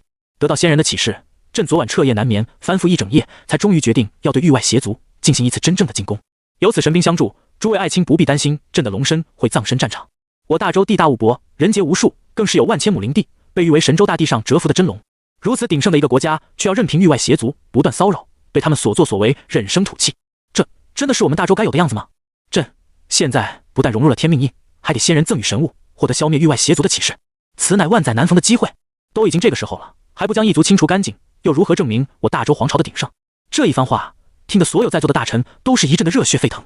没错，域外邪族的孽畜都能将手伸进大周的皇宫之中了，大周皇朝何曾受过这种屈辱？如今大周不仅融合了天命印，又得到仙人赠送的这一把神兵，那真是出征的最佳时刻了。这是上天的旨意啊！消灭异族，容我大周！消灭异族，容我大周！一时间，殿堂之中全都是激昂愤慨的声音。虽然大周皇朝没有与邪族真正开战，但是这几千年来，邪族一直在背地里搞了不少小动作。然而，受限于御龙气之术的使用范围，他们一直都不敢出动出击大周。现在不一样了，楚风将天命印融入体内，已经变成了行走的大周龙运。只要他在战场上，那么所有的大周皇室成员都能使用御龙气之术。再加上楚风利用御龙气之术掩护自身拿出的3尖2刃刀，神兵之威震慑四方，更是成为了让百官同意出征的关键因素。楚风见得势头对了，立刻收回了3尖2刃刀。他需要开启天命之瞳，汇聚大周皇朝的龙运，才能控制这把至尊级的诸天秘宝。然而，消耗的瞳力速度也是极快，因此达到了自己预想中的效果后，楚风立刻就将诸天秘宝收回了系统之中。这一幕更是看得在座的大臣一阵称奇。皇上，仙人送您的武器现在变到哪里去了？楚风笑着解释，这武器已经能够融入朕的体内，随心念决定要不要召唤而出。话毕，楚风伸出手来，3尖2刃刀再次出现在他的手上，而后又消失不见，宛如变戏法那般。不少大臣更是对此确信无比了。拥有如此神奇的功能，不是仙人赠送的神物，那还有其他别的解释吗？连仙人都卷顾大周了，攻打域外邪族，还有什么好犹豫的？干他就完了。没过几天，大周皇朝要出兵攻打域外邪族的消息就传遍了大街小巷，饭馆茶楼、菜场集市、街头摆摊，基本上大周的每一个角落，上到年过70的老人，下至7、8岁的孩童，都在讨论这件事情。圣上真的决定要攻打外域邪族了？战争会死很多人吧？大周皇朝真的能打赢吗？这几天由于征兵，我们的纳税又重了，要不是几天前下了一场金色之雨，那产量或许都不够征兵的赋税了。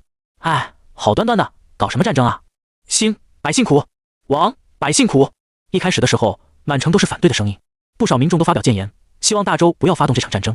然而，接下来楚风在大殿上说的话，以及梦中得到仙人启示，又获得了神兵的事情传出去后，立刻改变了整个大周的看法。不少人听到别人转述皇上在朝廷所说的话，都是感到体内有着一股沸腾的热血。没错，他们身为大周的男儿，从小就为生在这片土地而自豪。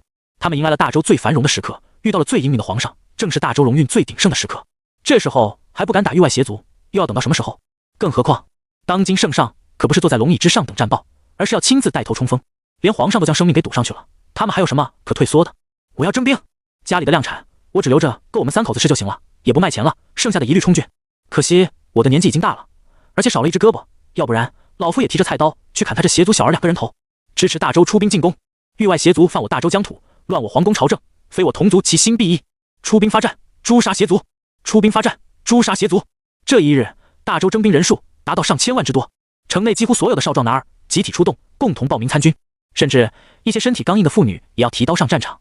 最小去保命参军的孩子年龄只有12岁，有着一身高强的武艺，可惜再三考虑，还是没有破格录取。只是1天时间，皇宫之中就多出了一片密密麻麻、看不到尽头、人山人海的大周军队，战鼓震天，千万战士列阵于前，呈4角龙鳞阵型。御林将军在东北，白虎将军在西北，禁卫军首席在东南，鏖战将军在西南，各自组成4角之首，率领军队组成4角龙鳞大阵，庇护皇上于中间，呈方形大队，准备出城。齐天的战鼓之声在敲打了半个时辰后，终于敲完了最后一下。轰隆隆，伴随着城门的打开，楚风覆盖真龙之气的声音在场上回响。诸位战士，共同随朕出征外域，剿灭邪族！剿灭邪族！剿灭邪族！一声声嘹亮的声音响彻于整个大周皇朝，冲天士气化为了一条腾跃的金龙，在军队的上方盘旋不止。只见这金龙目光绽放金雷，凝视于邪族的方向，杀意腾腾。这一只蛰伏于神州大地上的真龙，终于要腾跃而起，展现出它可怖的獠牙。数千万名士兵浩浩荡荡地冲出了皇城之外，剑指邪族。这一战必然要让邪族从此在神州大地上彻底消失。邪族领域，邪气冲天。主城堡内，邪族首领坐在宝殿之中，似在打盹。就在这时，一个小侍从毛毛躁躁地冲进了殿堂之中，大声喊了起来：“不好啦！大周皇朝全军出击，杀过来了！”什么？邪族首领立刻睁开了眼睛。你是说大周皇朝的军队杀过来了？报告首领，好像有上千万名士兵之多，好可怕！那名小弟慌慌张张地道。好！邪族首领不禁反喜，反而大笑了起来。我说大周皇朝新皇登基，降落金羽，还以为他们又出了什么了不得的皇帝，没想到竟然是个傻子。他难道不知道没有御龙器之术，他们大周的皇室在我们的眼里狗屁都不是？来人，从燕邪城抓上万名下等贱民，将他们全部都熬成邪气弹，派遣4名大祭司组成祭祀之阵，将邪气弹空投到大周皇朝的军队当中。他们既然来送死，那就休怪我们无情了。是。邪族首领传令下去，没过半天的时间，北部的燕邪城就变成了一片废墟。上万名可怜的下等邪族人被祭祀官抓了起来，活活的丢到了一个大熔炉之中，用邪火进行炼制。经过邪火的高温，被扔进去的邪族全部都化为了一股脓流，而后被祭祀官用某种仪式炼制成一颗黑色的炸弹包。大周皇朝的军队凝聚出一条金龙的虚影，仿佛一条腾跃而起的金龙，朝着邪族的领域快速飞去。楚风作为军队的阵眼，开启天命之瞳，将大周的龙气引到了这里。虽然凝聚的龙气远远不及在大周皇朝时的强大，但足以让这里的武将天命官使用出御龙气之术，施展4角龙鳞之阵。这支军队的行动速度在阵法的加持下无比之快，千万士兵仿佛都拥有挥霍不尽的力量，行军速度可用1日千里来形容。只是半天的时间，大周皇朝的军队就深入了邪族的领域。停！一道附带真龙之气的声音在整个大阵响起，所有的士兵几乎是在听到命令的那一瞬间同时停下，仿佛整个军队的心都连结在了一起，行动高度一致，完全找不出任何可以挑剔的地方。看着远处漆黑无比的天空，楚风开启天命之瞳，立刻看到眼前有阴暗晦涩的气运朝着己方的军队涌动而来。根据地图情报，那里是邪族的燕邪城，听说是一片下等邪族聚集的地方。邪族的邪术喜欢祭献他们同族的生命来达成某种仪式，方法令人感到残忍无比。楚风看到这背后隐藏的暗流涌动，正想着自己的军队袭来。哼，想偷袭？楚风立刻开启了至尊重瞳，并释放弥天形态。乌云密布的天空之中出现了一只巨大无比的神灵之眼，冷漠俯瞰着下方的一切。在弥天的视觉之下，楚风立刻看到燕邪城的下方有几个身穿祭祀服的邪族正在汇聚一道仪式阵法，打算将某个充满阴邪气息的黑球传送至大周皇朝的军队之中。通过万古神谋的超级解析能力，楚风立刻就认出这个黑球乃是炼制了上万名邪族生灵所制造出的可怕杀气，一旦在军队引爆，至少能够减少1/3的士兵。哼！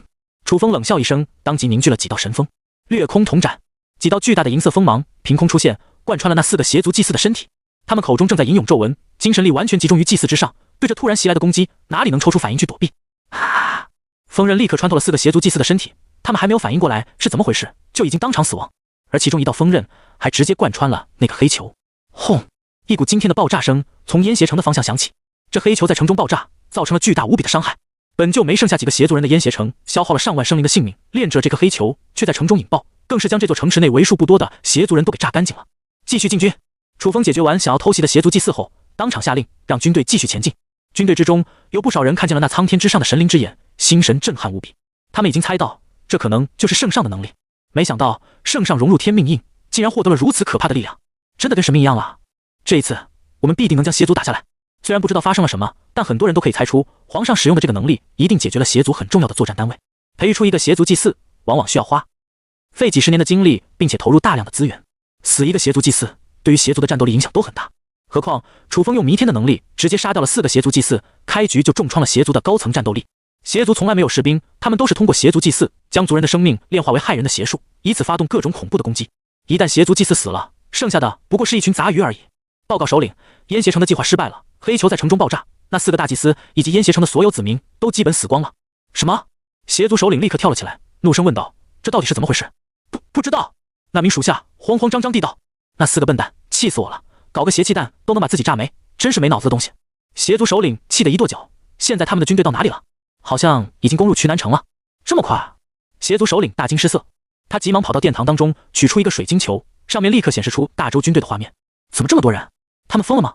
基本上将整个大周皇朝的人都拉过来参军了，这不怕我将他们的人给杀光？不对，大周距离这里起码有数万里之远，他们是怎么这么快冲入这里的？水晶球的画面很快就给了邪族首领答案。坐在军队正中心的楚风站在一座高高的龙台之上，眼眸绽放出一道银色的光芒，无边无际的龙运之气汇聚于军队的正上空，形成了一条盘旋于9条之上的金龙，不断为下方的战士提供龙气。站立于4角的将军施展龙气战技，率领着身后的士兵杀穿了邪族的一道道防线。邪族的主要作战单位大祭司根本无法组织任何有效的进攻，就被逐个击破。而因为邪族向来漠视底层邪族人的生死，所以剩下的邪族根本形成不了统一的战线，就被彻底击溃。这些死去的邪族全部化为强大的杀意，汇聚于楚风的双眸之中。他的身上也凝聚出一道道修罗之印。清扫了这座城池，下一个目标就是邪族的主城了。所有军队列阵于前，继续前进。楚风一声令下，所有还分布在各处的士兵瞬间返回他们原本阵法所安排的位置，又再次形成了一个完整的方形阵。而天上的金龙也拟画出冲锋的姿态。接着，这支军队仿佛腾龙而跃，以无可阻挡的姿态向着主城区冲了过去。邪族首领看见这杀过来的大周军队，感觉脑子彻底宕机了。他们是怎么在大周皇朝之外使用御龙气之术的？等等，坐在龙台上的那个家伙是皇帝。皇帝亲自上阵，带头冲锋，有没有搞错？邪族首领感觉自己压根就无法理解这一幕。任何战争都不可能将皇帝老子给拉到战场上吧？这不怕死的吗？但是邪族首领的表情非但没有任何喜色，还变得彻底难看了起来。他终于明白，这次大周皇朝是要玩真的了。立刻将所有的大祭司都召集过来，开启主城防御大阵，先组织这群家伙第一时间攻入主城之内，等待援兵。还有，将其他小城市的邪族人都抓过来，全部炼制成邪气弹。我们还有几百万下等邪族，将他们抓起来，都给炼了，老子就不行。几十颗邪气弹炸不死这些蝼蚁。然而，当邪族首领的命令刚刚发布下去后，一名属下立刻慌张地跑了回来，报告首领，底层邪族人都已经四散跑光了，怕是抓不回来了。这些临阵脱逃的败类，简直不配做我们邪族人。邪族首领气急败坏，那中层的邪族呢？也跑了。上层基本上要被大周军队杀光了。邪族首领深吸一口气，而后咬牙道：既然他们执意要来找死，就别怪我不客气了。下一秒，邪族首领在自己的右手上划了一刀，漆黑的血液流淌在地面上，组成了一道诡异无比的图案。伴随着他的口中吟唱神秘的咒文，轰隆隆，地面突然传来了一阵剧烈的震动，整个邪族的大地仿佛被掀起来了一样。无数头可怕无比的魔神巨象突然从主城的建筑之下拔地而起，宛如一座座小山那般，周身缭绕着可怕的阴邪气息，给人一种无比强大的压迫感。而这样的魔神足足有上千座，毕竟邪族主城延续了几千年，最后的底蕴手段搬出来，绝对是毁天灭地的级别。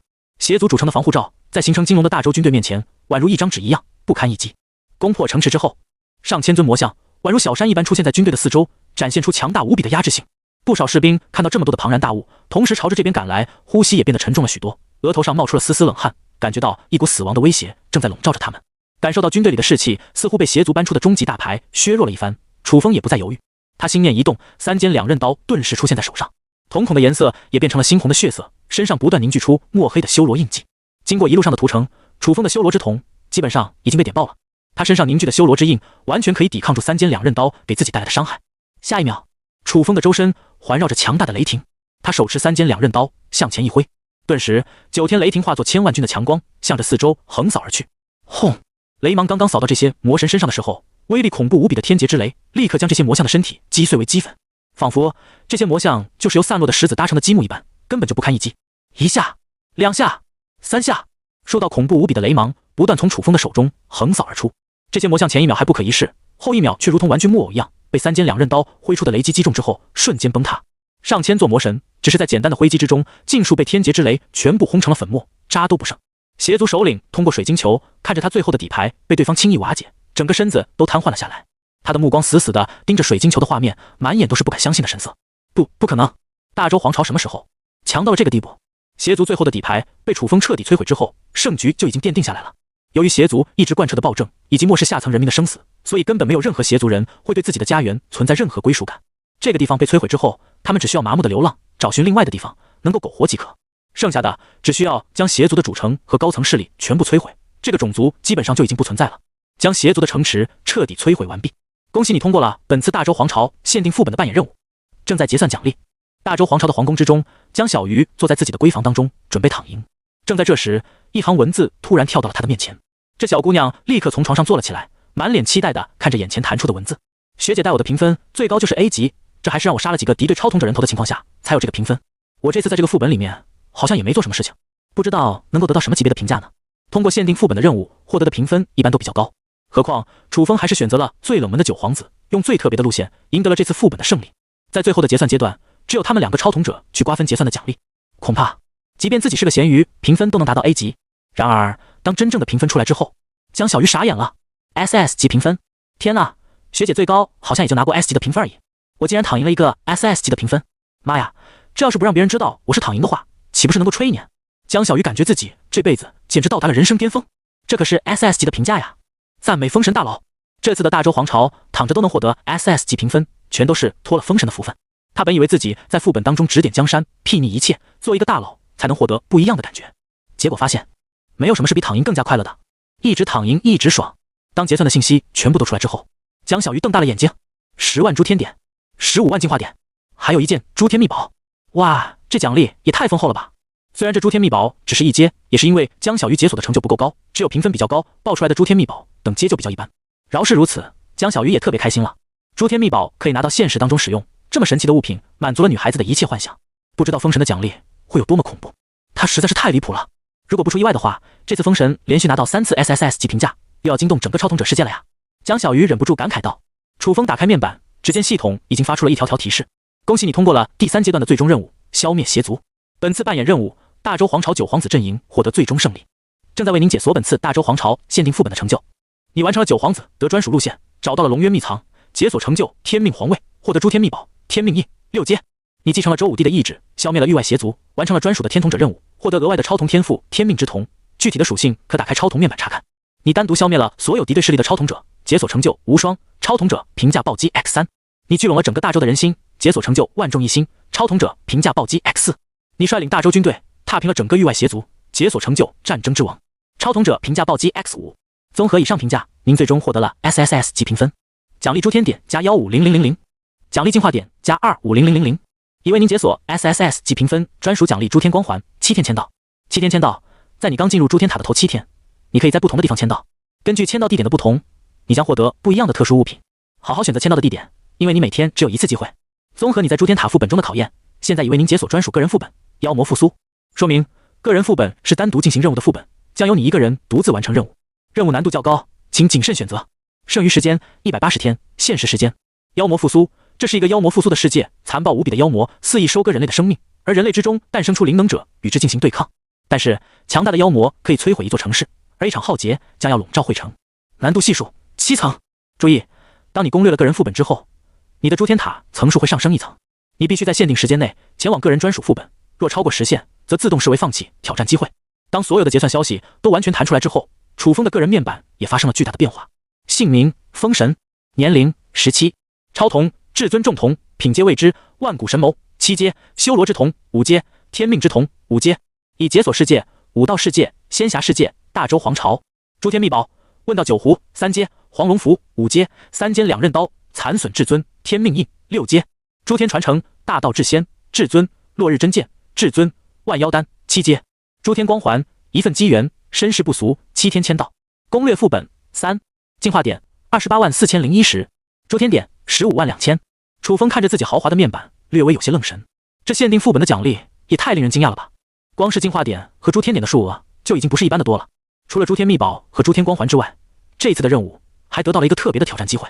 楚风将目光移到了个人专属副本之上，没想到我这次攻略诸天塔，竟然还获得了一次个人专属副本的挑战机会。楚风心头一动，这应该是由于自己解锁的成就很多，诸天塔对自己的实力进行评估后专门开放的挑战权限，别的超统者应该很少能获得这种机会。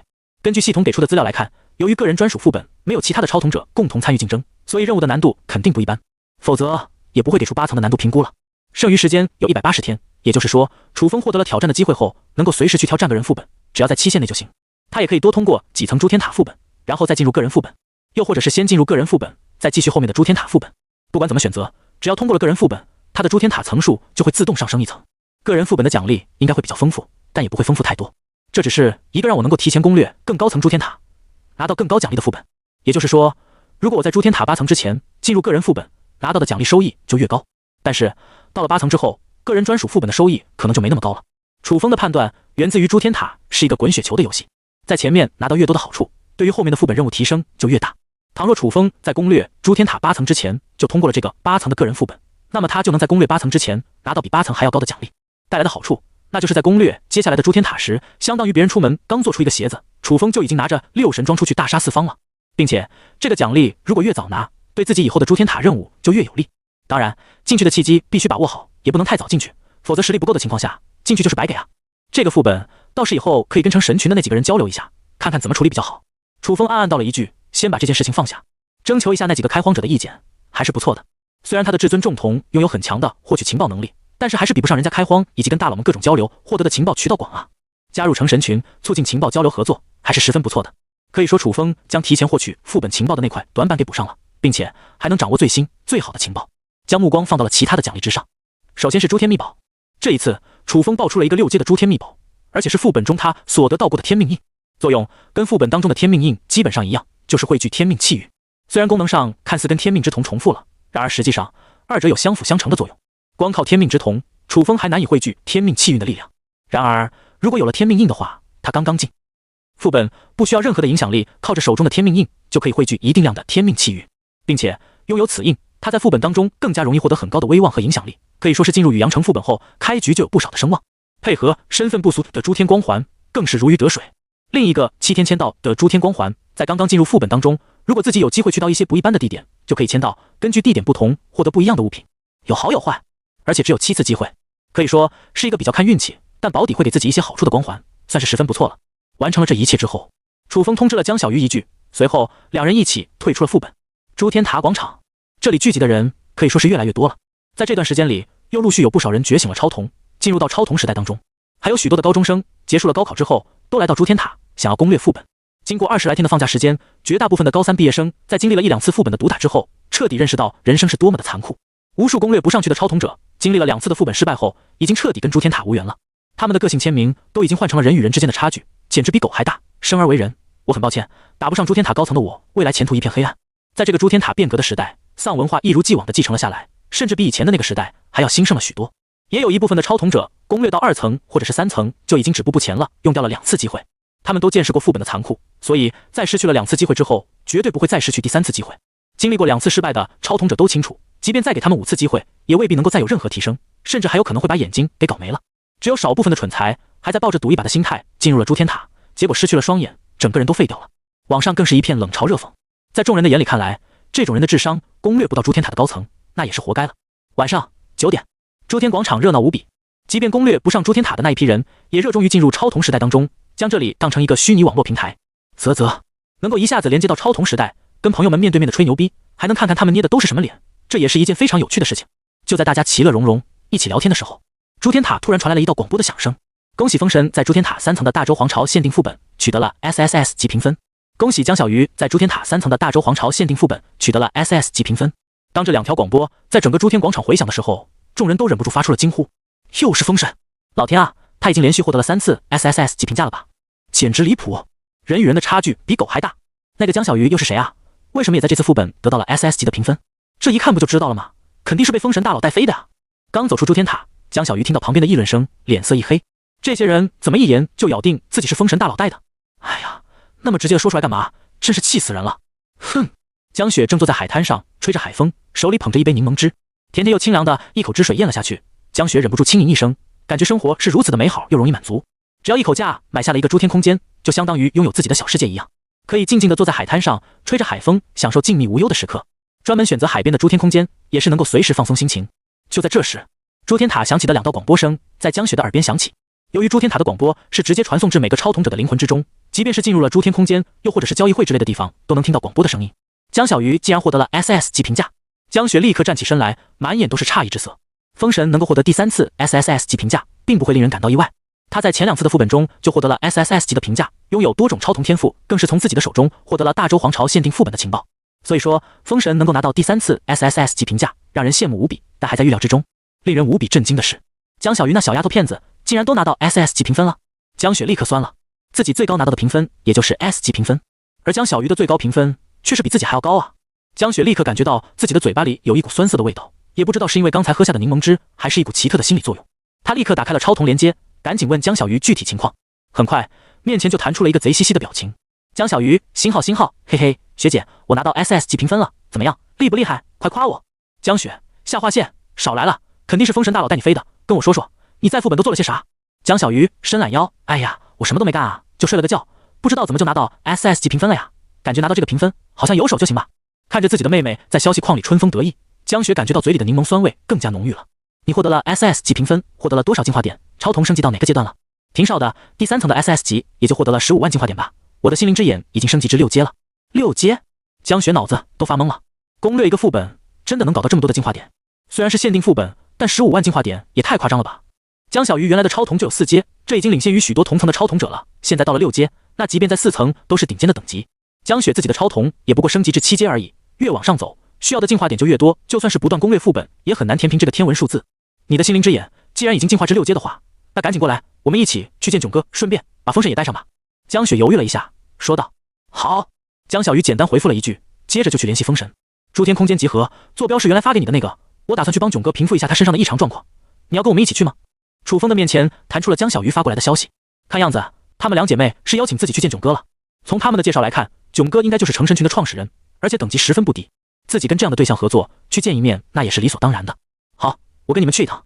楚风心里也有些好奇，像是囧哥这样的超级大佬，竟然也会受到副本的影响。不过人生经历对于个人的影响确实是潜移默化的，诸天塔的经历不能用简单的游戏来概括，而是一段真实的人生，并且是扮演其他角色的人生。越是高层的副本，就越需要深入的扮演角色，迷失的风险也就越高。楚风当然有自信从迷失当中快速调整过来，其他心智强大的强者应该也可以快速恢复过来才是。所以说，囧哥又是因为什么原因，还需要将小鱼的心灵之眼进行升级之后才能恢复呢？传送至成神群的专属诸天空间，一阵海风随着潮水拍打而来的声音吹到了楚风的脸上，将他一头飘逸的长发微微撩起。在不远处的小亭子下，今天的江雪和江小鱼都穿着风格相近的古风长裙，海风微微吹起的时候，她们的裙子随着微风飘了起来，裙下的脚踝和小腿白得像2根青葱的大白菜，当然只是捏出来的造型而已。诸天塔的世界不能轻易相信啊！风神，谢谢你带我妹妹取得了这么高的评分，我的情报价值可远远没有 SS 级评分那么高，这份人情我会想办法还上。江雪看到楚风过来之后，立刻上前认真的说道。楚风本来还想客套些什么，不过想到成神群的宗旨就是平等互利的合作，他也就点了点头，没有多说。走吧。在江雪的带领下，楚风和江小鱼一起走入了一个海边的小旅馆。3个人上了楼，只见江雪拿出一张房卡，在某个房间滴了一下，推门而入。只见客厅的木质沙发上躺着一个身穿惺忪睡衣的中年男子，他的身材中等平庸，穿着短裤，皮肤黝黑的双腿长着飘逸的腿毛，右手和左手分别带着2块金闪闪的劳力士，以一种瘫痪的方式倒在沙发的一侧。听到了动静，中年男子转过头来，只见他的脸上贴着一张面具，赫然是一个囧字。楚风不由一愣，难怪这家伙叫做囧哥，原来大家都看不到他的脸，只能看到他脸上贴着的一个囧字面具，所以得到了这个称呼。唉，当众人进来之后，就听到了囧哥瘫痪在沙发上传来一道叹息声。他带着劳力士的手自然垂下，一边看着窗外的风景，一边感叹道：超同者的生活就是每天都攻略一层副本，这种朴实无华且枯燥的生活，真是死路一条啊！这就是你们说的影响吗？楚风有点无语，这算啥？开启了凡尔赛模式吗？江雪也不忍苦笑了起来，解释道：囧哥在第8层攻略的副本，应该扮演的是一个枯燥的有钱人，所以他回来之后就变成了这个样子。是的，而且整天都不好好说话，一直在跟我们玩凡尔赛文学。江小鱼补充了一句：这影响好像还是挺大的。江雪轻咳一声，本来囧哥在诸天塔的完整代号就是凡尔赛囧，平时说话的语气当中都透出一股凡学的气息。现在他从那个世界扮演回来后，就一发不可收拾了。好家伙，楚风只能在心里直呼好家伙，感情这是副本扮演找到了一个最契合自己灵魂的角色，所以深陷其中无法自拔了呀。囧哥转过头来打量了楚风一眼，我们成神群的大佬真是越来越多了，以后的妹子恐怕也要越来越多了，到时候整个群都是绝色美女的时候，那我们群就起飞了。可惜我一个人的精力有限，手臂也有限，无法照顾群里的每一个女孩。江小鱼翻了一个白眼，一边走过去一边嘟囔：幸好将你锁在这里，要不然就你这个样子，要是走到大街上，分分钟被射死了呀。小鱼，你能帮囧哥搞定吗？江雪的神情中透出一股担忧，从他的表情，楚风不难看出囧哥的情况可能是越来越严重了。可以理解，毕竟一时装逼一时爽，一直装逼一直爽。凡学作为装逼的极高境界，确实会让人产生一股上瘾的感觉。江小鱼走上前去，开启心灵之眼。囧哥刚想说些什么，但是看到江小鱼眼睛的那一瞬间，他忽然闭嘴了。楚风和江雪就在旁边看着，也没有出声打扰。虽然气氛挺安静的，但两人好像也不会觉得尴尬，保持着一份距离，反而特别自在舒服。过了几分钟之后，江小鱼的脸上露出了喜色，成功了。囧哥摸了摸自己的脑袋，准确来说是那个大大的囧字。他抬起头来，环视周围一圈，忍不住道：你们这么急着把我叫醒干什么？我还想多休息一段时间，天天刷副本，累死人了。江小鱼听到这句话，呆滞了一下，突然有种泄气的感觉，委屈巴巴地跑到了江雪的身旁。学姐，那家伙也太坏了，他根本就随时都可以解除这种影响，之前都是故意不去排除，实际上是想要摸鱼。好了，囧哥没事就好。江雪倒是长呼一口气，转头看着囧哥，这段日子我们都比较担心你的状态，所以我将风神找了过来，希望他能带小鱼通过诸天塔3层升级心灵之眼，好解除你身上的影响。风神是哪一位啊？我怎么好像没听说过？囧哥摸了摸疑惑的头脑，说道：就是新崛起的一位大佬，他现在才通过诸天塔的3层，却每一层都拿到了 SSS 级的评分，震惊了整个诸天塔。江小鱼满脸兴奋地解释了起来，就跟女孩子向闺蜜们炫耀新买的名牌包包一样，我这次能够拿到 SS 级评分，全都是分身大佬带飞的，牛逼啊！囧哥忍不住惊呼一声，我们群里还真来了这么厉害的一个大佬，连续3次 SSS 级评分，还能带着小鱼拿到 SS 级评分，这实力都已经远远超乎我的想象了。现在我都不知道该怎么回报才好。江雪忍不住苦笑一声，没事，你也是为了我才花这么大心思把人家拉过来的。囧哥的目光转向了楚风，这个人情我帮江雪还上了，如果你有什么问题，或者是想要知道的东西，都可以来问我。目前诸天塔最新的情报都在我手里，不在我手里的都在我朋友的手上。虽然我也就是个普通的散户而已，但是你目前遇到的问题，我基本上都能帮你解答，再不济也能提供一些有价值的信息。楚风犹豫了一阵，最终还是将自己获得个人专属副本挑战机会的事情给说了出来。你是说，你得到了一个专属副本的挑战机会？还有这种事情？听完楚风简述了一遍妖魔复苏的副本，江雪的脸上充满了惊讶的神情。江小鱼在旁边咽了咽口水，妖魔复苏这一听就不是什么好惹的副本，而且还是诸天塔8层的难度，这也太恐怖了吧！看起来江小鱼和江雪都对个人专属副本的事情一无所知。然而囧哥却没有任何感到意外的表示，他那张囧字的大脸也看不出任何的表情，让楚风难以揣摩对方的想法。当然楚风也不好直接见面就对囧哥使用至尊重瞳，而且他的直觉告诉自己绝对不能对这个男人使用至尊重瞳，否则自己身上最大的秘密很可能会暴露。听完楚风的讲述之后，囧哥开口道，如果你对自己有信心的话，有机会挑战个人专属副本，我还是十分推荐的，毕竟我就挑战过，奖励也十分不俗。什么？江雪和江小鱼都同时动容，囧哥，你什么时候去挑战过个人专属副本的？我们怎么不知道？楚风也露出了意外的神情，没想到对方竟然连个人副本都去过了，这进度也太令人感到夸张了吧。囧哥没有理会这个问题，直接进行解释。首先，这个副本的挑战难度肯定是毋庸置疑的，奖励不能说很爆炸，但是确实要比普通的诸天塔8层要丰厚。如果你越早通过这种副本，那好处就越多。难度嘛，就相当于普通的诸天塔8层，不会说很难，但是对于你现在这个层次是有一定挑战难度的。而获得的奖励，如果表现好的话，大概可以跟诸天塔9层甚至是层的高评价奖励比拟。我当时去的并不是妖魔复苏的副本，所以也不知道具体的情报，但我可以问问其他的朋友，根据别人的个人副本经验，帮你推测一下有可能遇到的问题，这当做你帮小鱼带过第3层获得 SS 级评价的回报，你看怎么样？好，楚风点了点头，答应了下来。在进入大周皇朝的副本之前，江雪把限定副本的相关信息告诉自己，还给出了无比详细的资料，本身就已经是很有价值的情报了。待江小鱼获得了 SS 级评价的价值，固然要比副本情报的价值要高，但楚风也不能奢求太多。更何况囧哥如果说要给自己提供个人专属副本的情报，那这份情报的价值加上江雪之前的付出，足以抵得过一个诸天塔3层的 SS 级评价了。等过几天我会给你答复，到时候你再过来吧。囧哥面向楚风说了一句好，楚风点头答应了下来。接着囧哥站起身来，朝着门外走了出去。好久没出去过了，等联系几个朋友，我就去攻略诸天塔9层的副本试试。江小鱼不由在江雪的旁边小声嘀咕道，姐，你知不知道囧哥到底有多少朋友？怎么感觉好像他认识的人有很多一样？江雪无奈的摇头，他的层次哪里是我可以揣摩的？楚风见这里应该没自己什么事情，主动提出了离开的意思。我打算先退出这里，等到囧哥的情报来了之后再进行联系吧。好，两姐妹点了点头，目送楚风的身影退出了这片诸天空间。回到卧室之中，楚风第一时间就是打开手机看了看日期。这次副本的攻略时间倒是比较短，只用了3天的时间。上一个仙侠世界的副本，楚风使用了7天的时间。大周皇朝的副本全程比仙侠世界要略短，但是也短不到哪里去，却因为诸天塔的更高层，时间流速变慢了，所以现实中的时间反而没那么快。真正令楚风惊讶的是，那个囧哥到底是怎样用到如此夸张的速度，光速攻略诸天塔？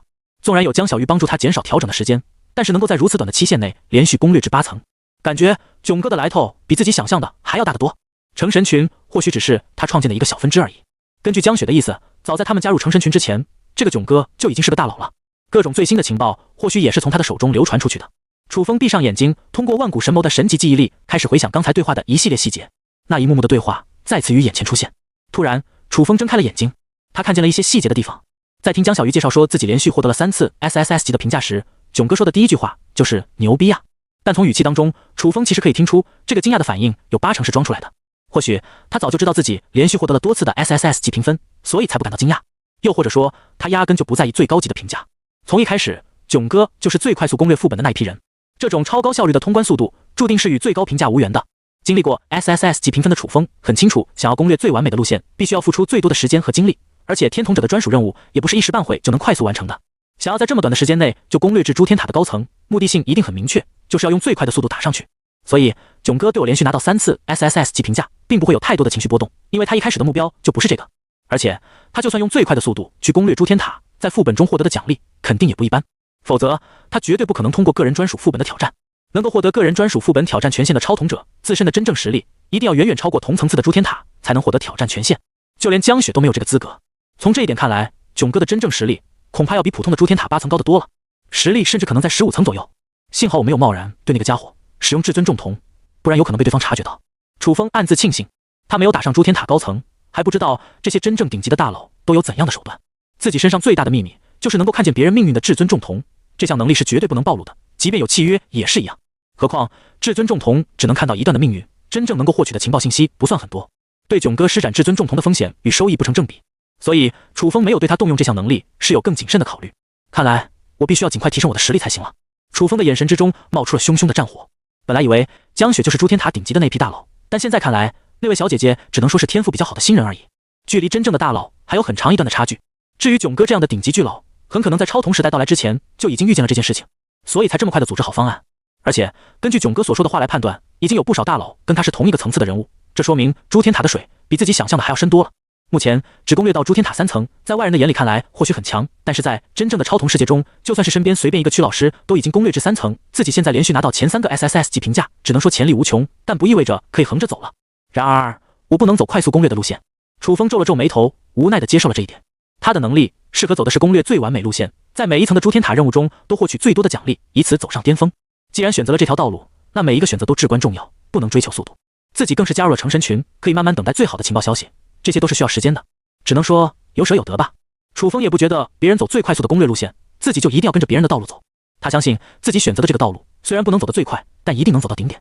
接下来的时间，楚风都没有去超童时代。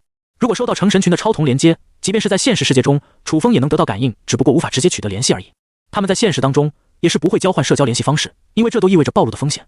超童世界的关系仅在超童时代中联系。在囧哥给自己提供个人专属副本情报的这段期间，楚风都在享受生活。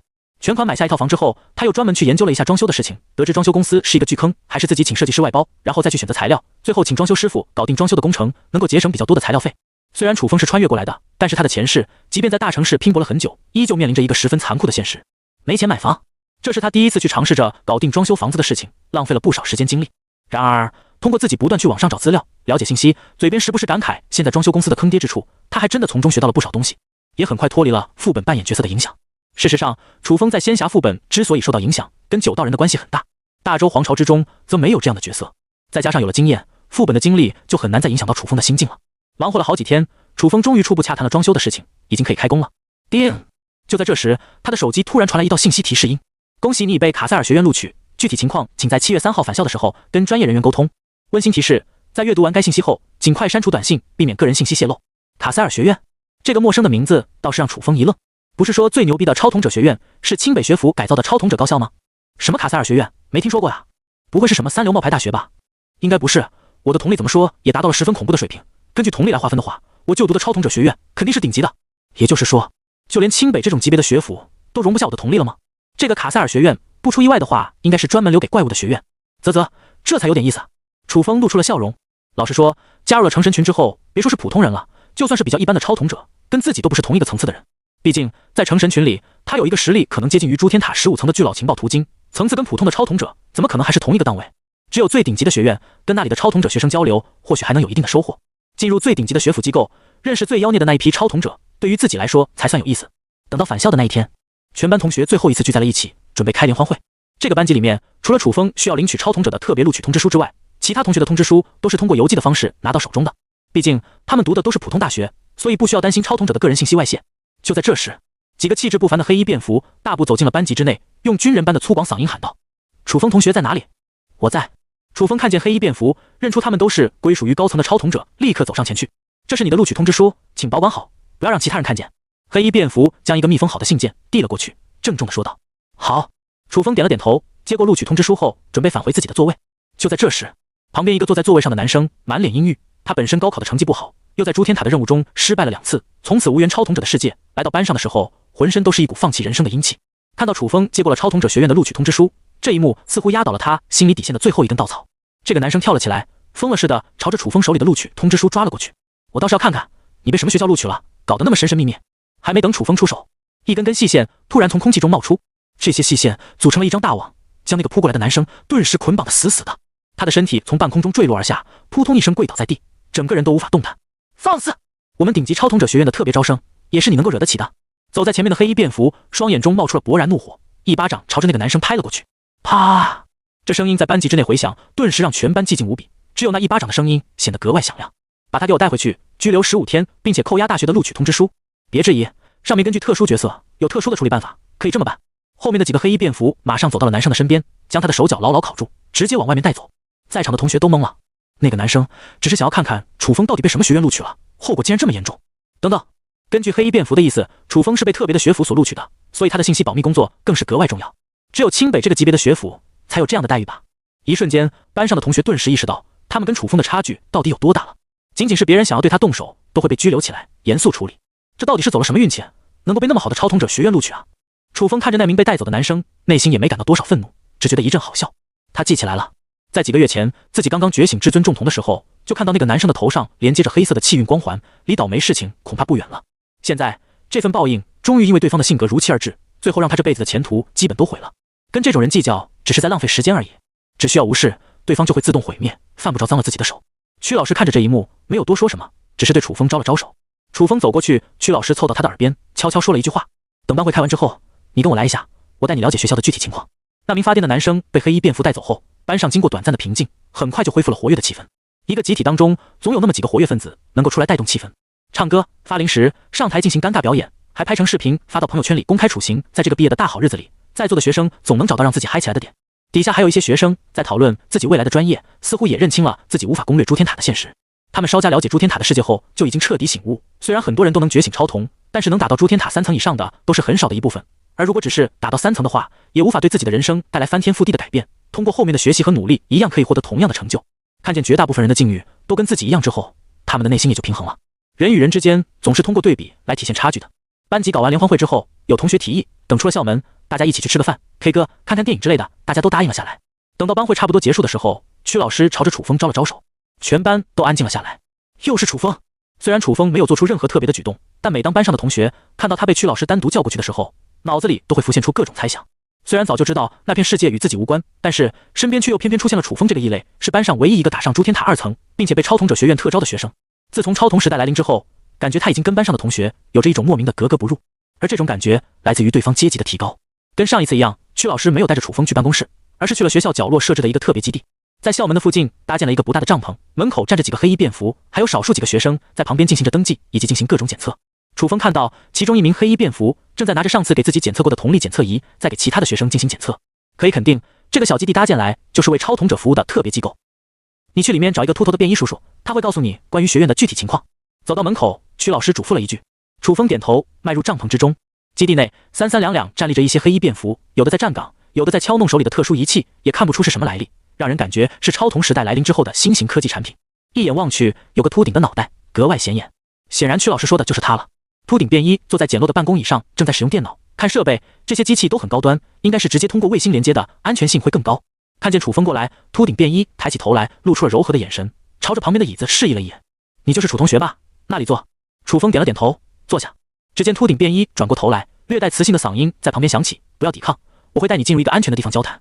下一秒，楚风看见对方的眼睛变成了一种空洞的灰色，他的灵魂略微感受到一股入侵的感觉，下意识的想要释放瞳力去对抗，但想起了秃顶的嘱咐，楚风又让自己的瞳力平息了下来，接受这个变化。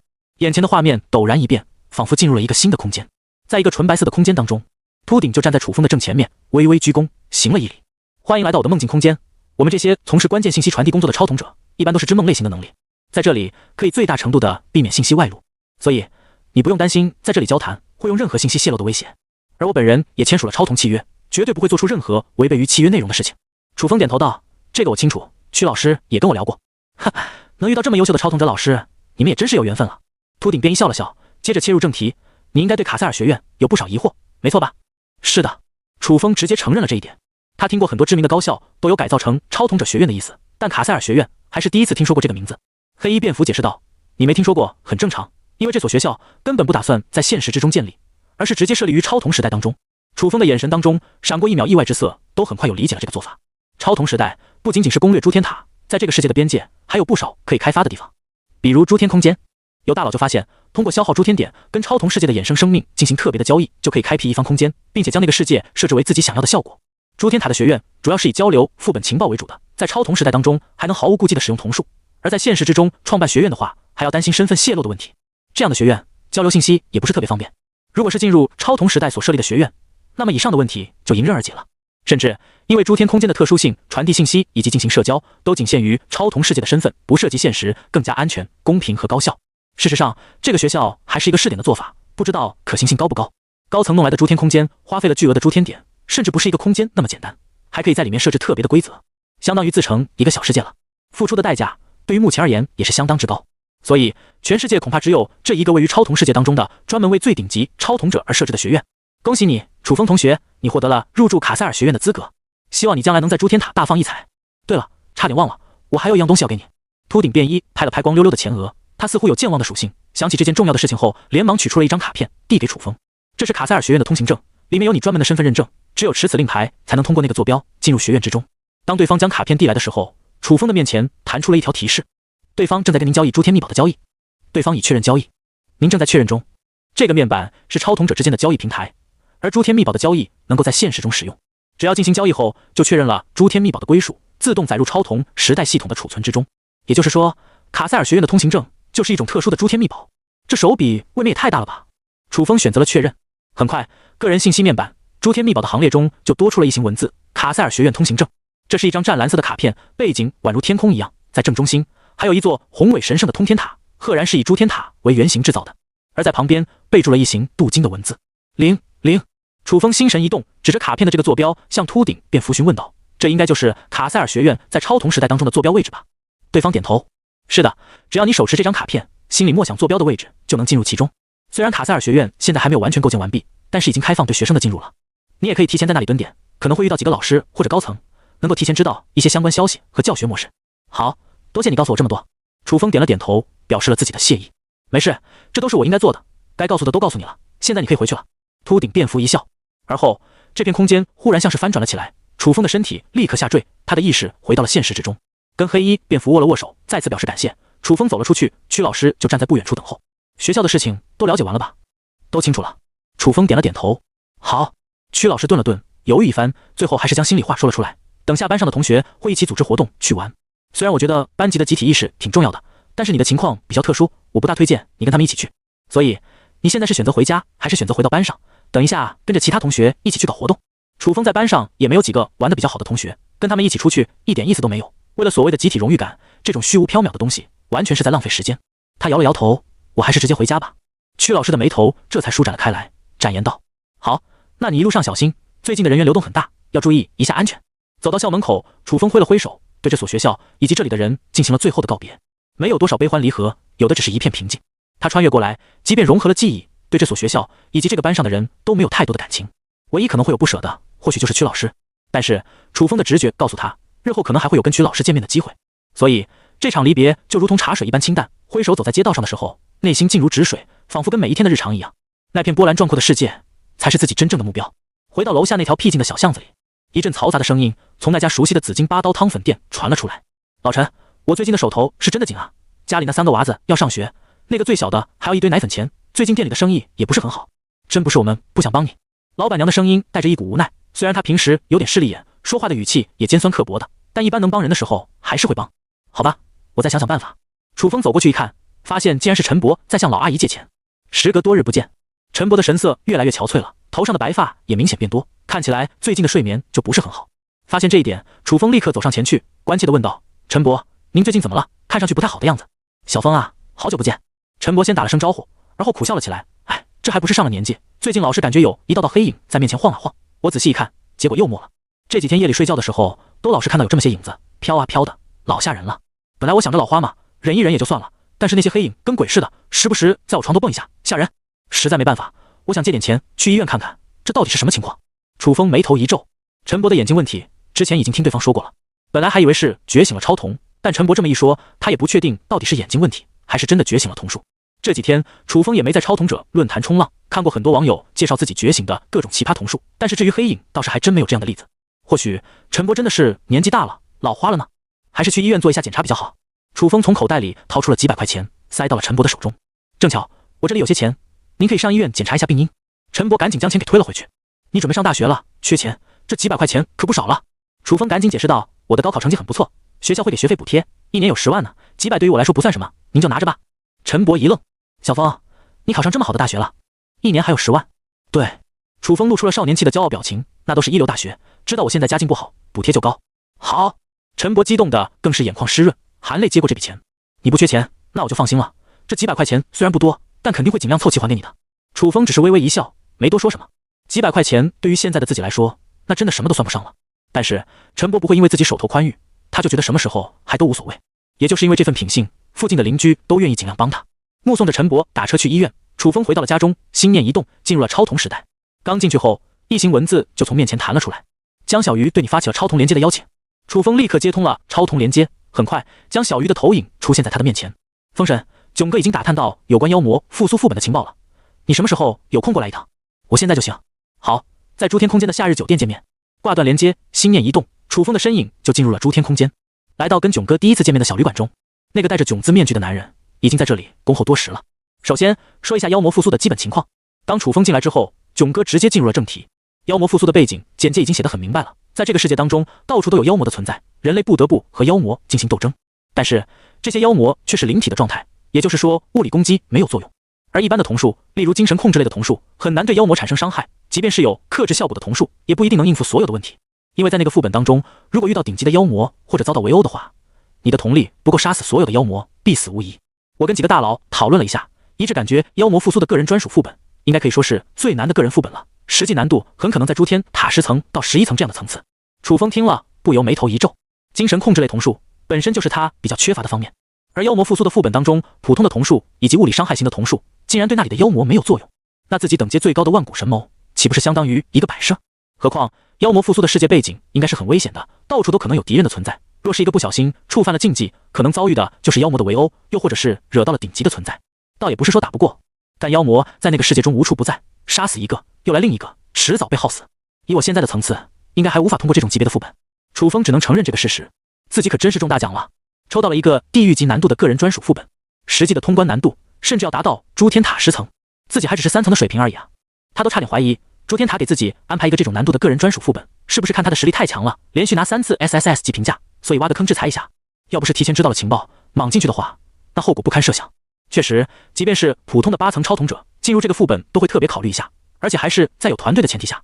囧哥的意思很明显，这种地狱级难度的副本有个团队还好，毕竟自己的瞳力耗光了，还能有其他超童者帮忙。如果是个人专属副本，那难度又上升了一个档次。不过你也不用急，如果这副本的难度这么高，那相对应的奖励不会低，在诸天塔10层之前进入，你都能从中获得巨大的好处。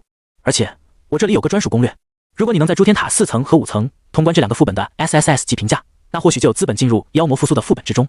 什么攻略？楚风有些吃惊，囧哥应该不知道自己的超童能力才对，但他是如何确定攻略了这2层副本就一定能顺利通关妖魔复苏的？这2个副本分别是4层的忍者世界和5层的邪神世界。你的意思是说，攻略这2个副本的天童者任务，就能获得在妖魔复苏世界中可以发挥作用的超童？楚风心思一动，立刻猜出了囧哥的意图。聪明！囧哥赞赏了一句，第5层邪神世界的天童还没有人能够取到，但据说那个额外超童的能力就是控制邪灵类的存在。如果物理性的瞳术对于妖魔复苏中的妖魔起不到实质的攻击作用，那就可以判断那里的妖魔属于邪灵类，能够被邪神世界的天童所控制。再不济，应该也能阻碍一下或者造成伤害。毕竟这些世界都是一脉相承的，那对应天童所能发挥出的作用肯定就更大了。但是要通关邪神世界，必须要拿到忍者世界的轮回之瞳，因为邪神世界的副本机制十分特殊，如果没有轮回之瞳的话，你无法主导自己的行动，也就没有办法主动去接触天童者。无法主导自己的行动，楚风感到有些疑惑。这个副本有那么特别吗？应该是某种保护机制，毕竟这是属于难度系数较高的世界，你在第5层挑战，相对应的就会产生保护机制，让你尽量不会死亡。然而要在第1层就完成天童者任务的话，难度更是翻倍了。囧哥顿了顿，关于邪神世界的内容，我以后再跟你介绍。现在先说说忍者世界。忍者世界的副本难度并不是很高，但是对应的 SSS 级评价是最难拿的，因为那个天童者拥有的瞳术十分特别，叫做轮回之瞳。就算你找到了天童者，将他击杀，那么一切都会刷新到你一开始进入副本的时候。因为在4层忍者世界的真正背景当中，你所在的任务地点发生的一切都不过是这个天童者用轮回之瞳所制造的一片幻境而已。这个天童者叫做幻夜鸦，他因为当年执行一项特别的任务，奉命于忍者帝国，充当双层间谍的身份，受家族之命监视帝国高层的同时，又受帝国之命监视家族。后来他为了顾全大局，就将自己的家族给屠尽。然而也就是在那一天晚上，他的眼睛进化成了轮回之瞳。当回过神来，发现这一残忍至极的事实后，幻夜鸦就发动了轮回之瞳的能力，重新改变了他们家族的命运。事实上，这一场轮回不过是个梦境而已，现实已经发生，即便用轮回倒转，那也不过只能重演悲剧的发生而已。但是，因为对方有轮回之瞳，在对方制造的世界里，你永远都杀不死他。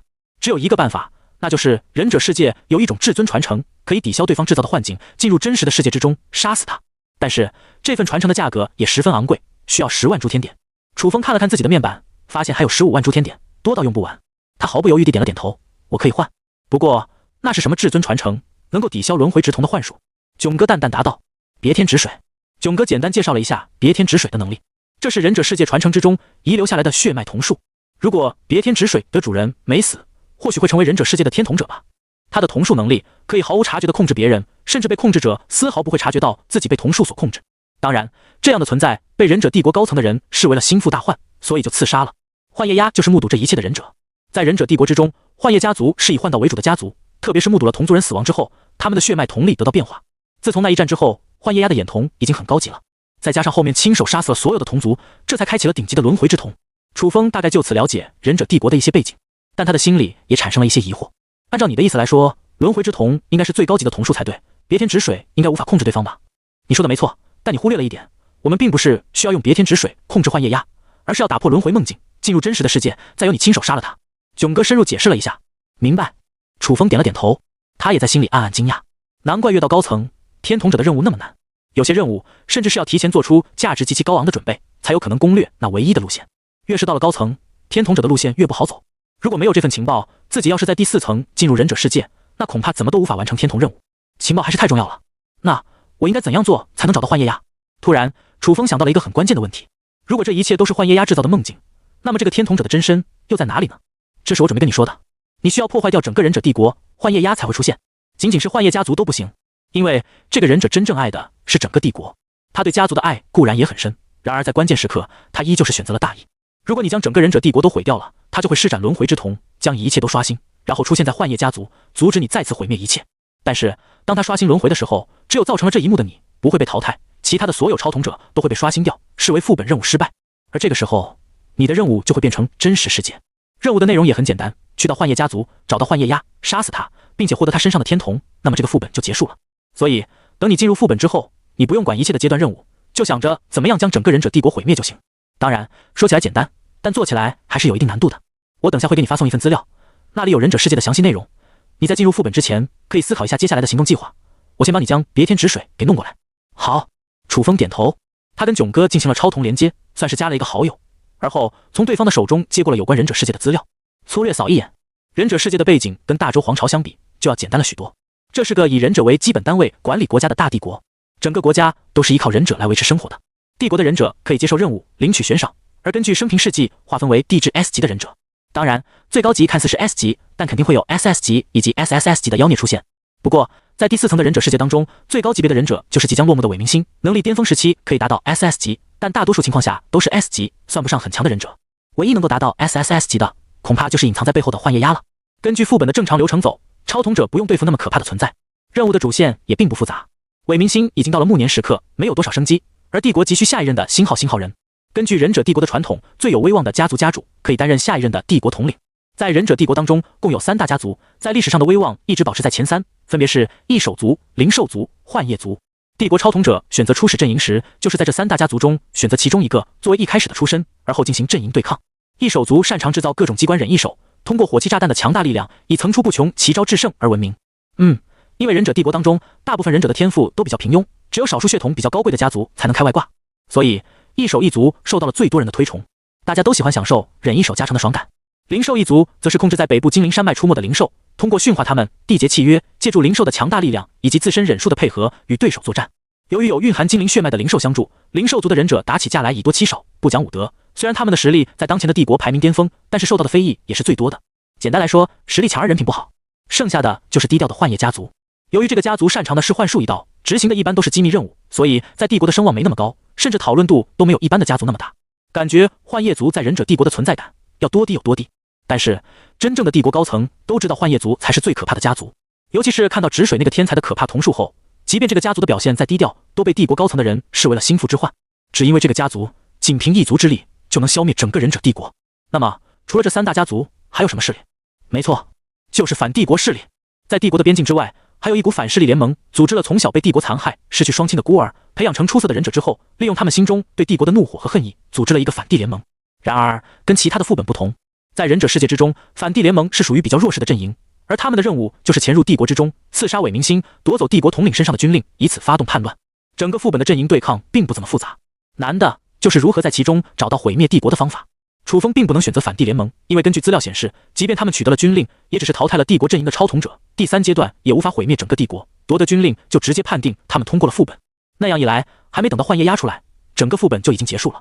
所以这次任务之中，想要毁灭忍者帝国，既不能直接选择反帝联盟平推帝国，还要提防反帝联盟的超统者入侵帝国，夺走伪明一星身上的军令，没那么简单啊。对了，照你这么说，那别天止水的价值可以跟一个额外超统媲美，这样的诸天传承真的能弄过来吗？楚风忽然想到了什么，提出了疑惑。这样看来，囧哥的回报那就完全抵得过自己帮助江小鱼获得 SS 级评价的付出。要弄来这种级别的东西，即便是交易会也很难办到吧？囧哥微笑道，那是对于诸天塔4层以下的超统者来说，别天止水的至尊传承有可能等同于额外超统。然而，如果这样的资源掌握在顶级大佬的手上，那就是另外的价值了。楚风差不多明白了对方的意思，毕竟那些大佬已经攻略到更高层，不可能返回底层再去完成这项任务，所以他们如果得到别天止水，那肯定是用来交换其他的东西，比如说人情。何况别天止水的价值也无法等同于额外超统。首先，这至尊传承是一次性消耗品，虽然品质是至尊，但用一次就没了。其次，攻略天童路线的难度又是何等之高，又不是拿到了别天止水就一定能完成天童者的攻略路线，摧毁整个忍者帝国的难度就足以劝退绝大部分的超统者。能够花费10万诸天点来购买别天止水，其实已经是等价交换了。在囧哥弄别天止水的这段时间里，楚风闲着没事干，打算去卡塞尔学院看看。他心念一动，身体立刻发生了移动。下一秒，楚风就发现自己的身体来到了一处神圣的庭院，四周的建筑偏向于中世纪哥特式的风格，那一砖一瓦的材质皆不一般，在阳光的照射下反射缕缕金光。你已进入坐标000卡塞尔学院，检测你是第一个进入这里的学生，获得专属身份名牌001。当你跟卡塞尔学院的其他超统者进行连接时，你可以自动选择显示的代号是诸天塔称号还是卡塞尔学院编号。楚风倒是有些意外，进入卡塞尔学院竟然还有特殊的身份名牌号，而且如果看到对眼的人进行超同连接后，也可以选择直接在对方的面板显示自己的身份名牌，而不是诸天塔身份。他可以选择暴露自己是封神的身份，也可以选择隐瞒。当然，楚风还是尽量保留自己封神的来历，越少人知道越好。超同者的世界十分可怕，只要别人知道一点相关的信息，很可能就顺着蛛丝马迹找过来了。保守起见，没有在万不得已的情况下，楚风都先用001号的身份名牌跟其他的同学打交道。欢迎来到卡塞尔学院，你是第一个来这里的学生。就在这时，一道声音突然在楚风的身后响起。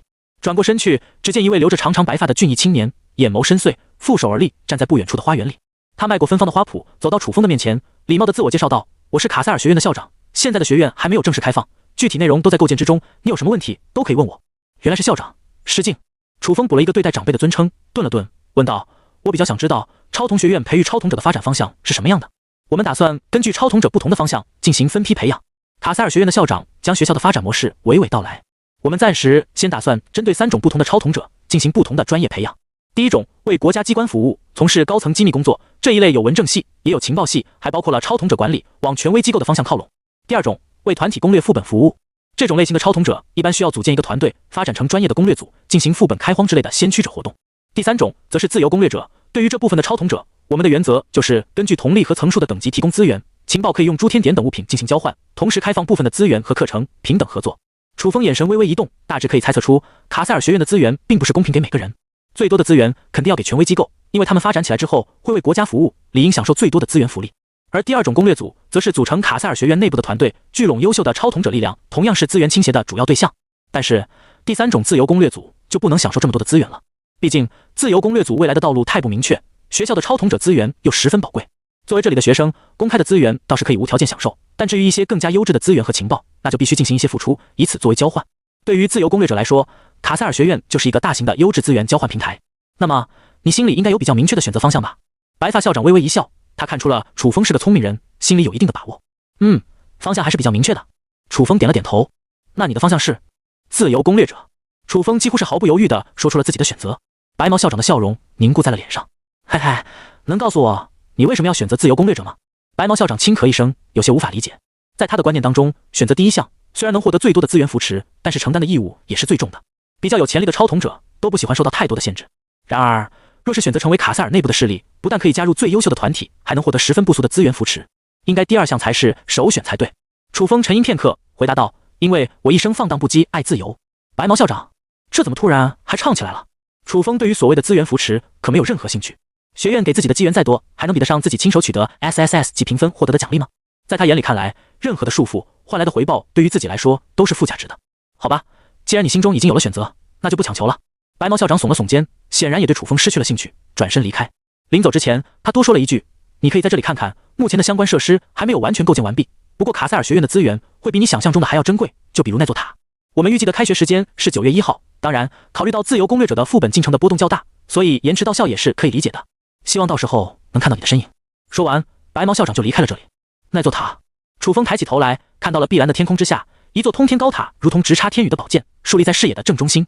即便周围的建筑再高，也无法遮蔽住那座通天塔的影子，就像是没有任何遮挡物能遮蔽天空。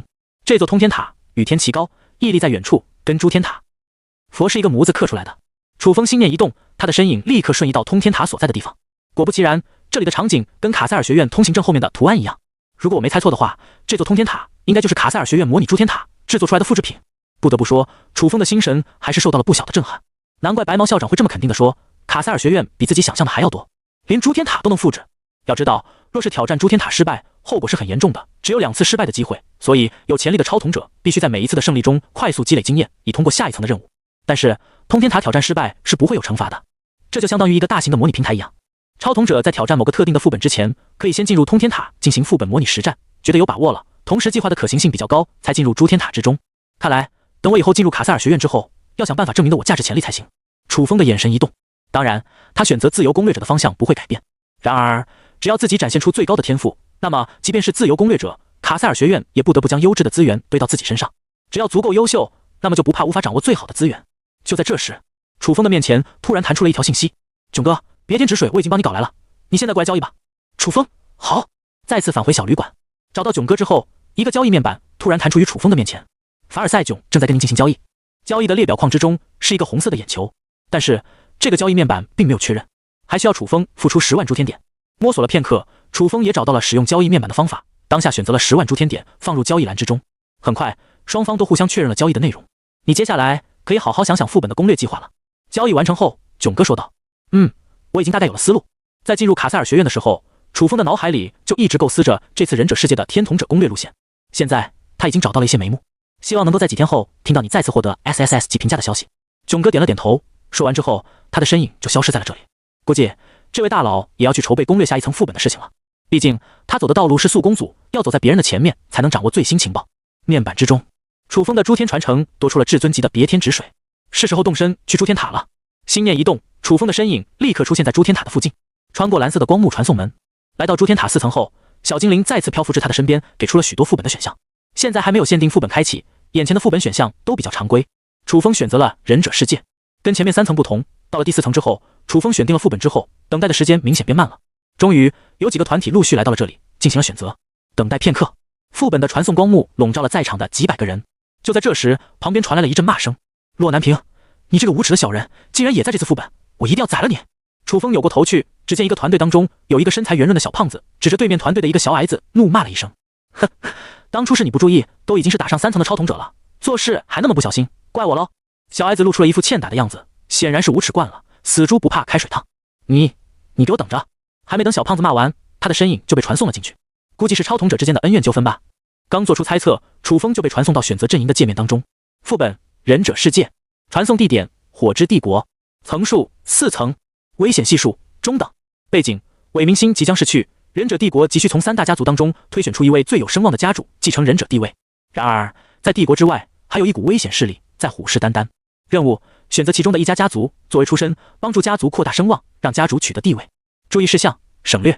检测你触发了身世不俗的诸天光环，你可以在以下2个选项中选择其中一个扮演角色： 1. 扮演3大忍者家族中的普通成员； 2. 扮演忍者家族的家主，一手天宇、御灵九歌、幻夜月，请选择其中的一项。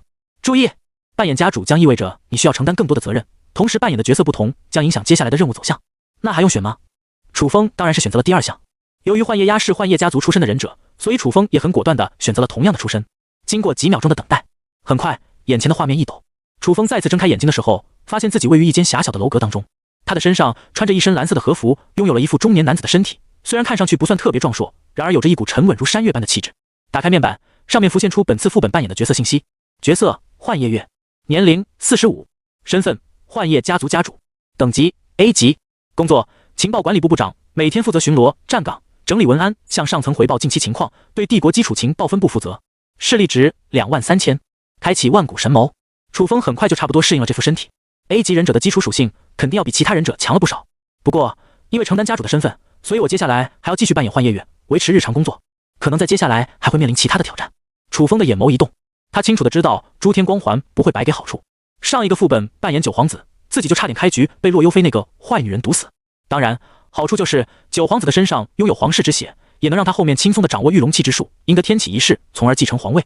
根据忍者世界的副本信息，情报部分部部长并不算是一个很高级的职位，从工作的信息就可以看出任务比较繁重，但处理的都是一些细枝末节的事情，有点像是被边缘化的职务。反观另外2个家主的家主，御灵九哥已经是帝国忍者军部总指挥，一手天宇则是帝国忍者军部军火部总管。这2个职位都对忍者帝国的军队有着巨大的掌控权，相比之下，幻夜月这个小小的情报分部部长就显得权位很低了。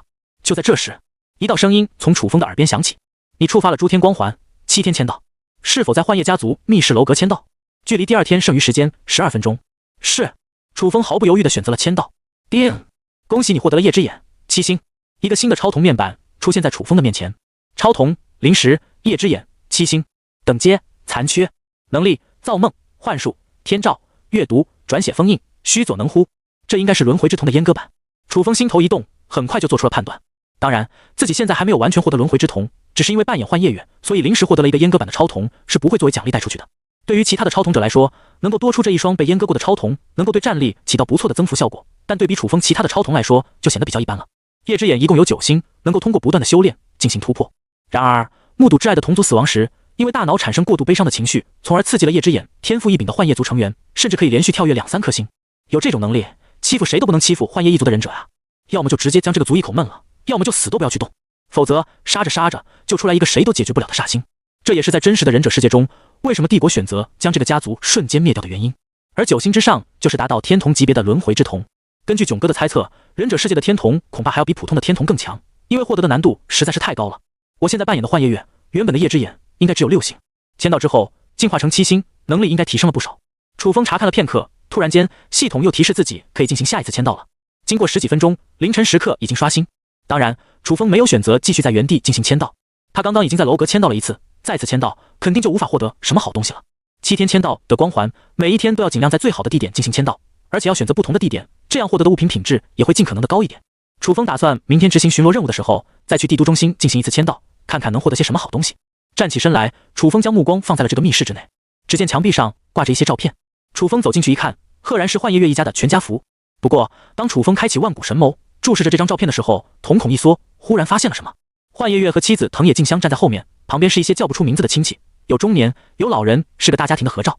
藤野静香是个慈爱的母亲，拍照的时候身体微微往前倾，将手放在小儿子幻夜佐的小脑袋上。然而，令楚风真正在意的是，藤野静香的另一只手是悬空的，看动作应该是在摸一个身高更高一点的男孩。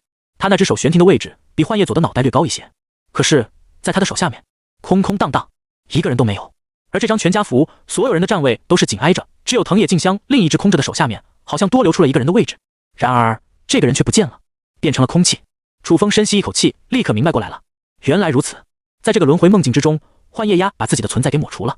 他的身份是幻夜月的儿子，同时也是下一任幻夜家族的继承者。我这次进入副本，扮演的竟然是幻夜鸦的父亲。在真实的世界中，他把自己的老子给杀了。在这个副本的剧情当中，我要扮演他的老子，将他给杀了。这是要上演一出父慈子孝的剧本节奏啊！深夜，一只巨大的神灵之眼浮现在夜空上，月光照耀下，这只巨眼显得神秘无比，正是楚风开启的弥天形态。整个忍者帝国的情况在弥天视觉下，宛如一张可以随意拉近距离、画面比 8K 还清晰的全景图。只要他想要拉大，即便是地上的一只蚂蚁的爬行轨迹，都逃不过这只眼睛的视觉。从这个角度看去，帝国的主城是一片巍峨耸立的木质建筑，占据了这片城池最高的地形。而帝国统领所在的最高办公室，可以从窗口俯瞰帝国的全貌。在主城的楼阁之间，暗藏着无数机关，只要身份可疑的敌人敢在危悚的楼阁间偷偷前行，就会遭到无数机关的暗算。突然间，视野之中出现了10几道身影，趁着月黑风高的时刻，快速向着北部移动，看方向是想要出城。他们的服装清一色是灵兽族的普通成员，然而训练有素，行动敏捷，目的性统一明确，看样子就是超统者的阵营。北部应该是冲着精灵山脉去的。这批人估计是灵兽族的忍者，看起来他们这个团体的目标是想要快点控制更高级别的灵兽，形成强大的战斗力，然后再进行作战。可以猜出，他们其中有一个领袖从诸天交易会购买了忍者世界的传承，估计是控制灵兽之类的，所以选择了灵兽一族。楚风甚至都不需要开启至尊重瞳，通过这些超统者移动的轨迹，就将他们的行动给摸清楚了。难怪只是10几个超统者的团体，对比真正的资深超统者，他们的攻略还是太过一般了。在楚风这种级别的超统者眼里，这种攻略副本的方法，无异于拿2个钩子英雄去打下路，想着你一勾我一勾，将敌方英雄勾进防御塔，就能打出线上优势。这显然是很低端的策略。以楚风现在的层次，只要他使用掠空铜斩，就可以轻而易举地消灭这10几个超统者。然而，楚风并没有选择这么做。在他的计划当中，御兽一族是一个可以利用的势力，毕竟他们可以控制灵兽，这种力量用来摧毁一个帝国机构是十分有用的。目睹着这10几个人出了帝国的城门，朝着北部的山脉移动而去，楚风继续用弥天之眼监视着帝国的一切动向。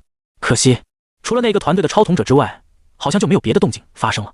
大部分来到4层的超统者都知道，一开始的时候要先扮演角色，不要轻易暴露身份给其他阵营或者团队的超统者，弄清楚情况之后才能开展计划。楚风将视角拉到了幻夜家族的地盘之上，跟其他2大家族相比，幻夜家族距离帝国主城的位置比较偏远，周围都是高耸的地势，三面环山，留下一个出口，只能通往帝国主城的方向，像是一个差点被堵死的盆地一样。如果这个家族发生了任何情况，帝国立刻可以出兵，从这3座山上凭空降临，再用帝国的忍具火炮将唯一的出口堵死，形成一道天然的火力宣泄口。将幻夜家族划分到这个鸟不拉屎的地方，基本上就是跟个狗笼子一样，半关起来，生怕你跑出去乱咬人，稍微有点异样的动向就可以关起来一阵乱揍。而因为地形偏向于盆地，所以幻夜家族的领地之中多长草木，地面潮湿，建筑的府邸都是往上架高了一个地形，这样下雨的时候不会让雨水淹没到屋子里来。在门口挂着的几盏守夜灯的照耀下，走来了2个服装颇为不凡的幻夜族人，他们的年龄偏高，脸上带着忧虑的神色，在这大半夜的睡不着觉，出来聊天显然也不会聊什么闲事。楚风再次拉近距离，在万古神魔的超级分析下，根据这2个人的嘴型就可以判断出他们交谈的大致内容。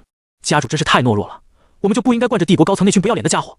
是啊，我们幻夜家族的老祖怎么说也是开创了这个帝国的先驱者，凭什么到了我们这一代就分到这个鬼地方？家主可是 A 级忍者，若是再往上走一步的话，实力应该无限接近 S 级了，完全可以接任地位，可现在却屈尊于一个小小的情报分部部长。以我看，这帝国根本就没把我们幻夜家当人，只要韦明星那家伙死了，家主在这帝国当中就少有敌手，正是发动叛乱将军令抢过来的好机会，不知道家主到底在犹豫什么。嘘，你说这句话小声点，万一这附近有潜入进来的帝国走狗，被他们听到你说了这句话，那我们整个家族都要完蛋。哎，明天早上开族会的时候，我们再多劝家主几句吧。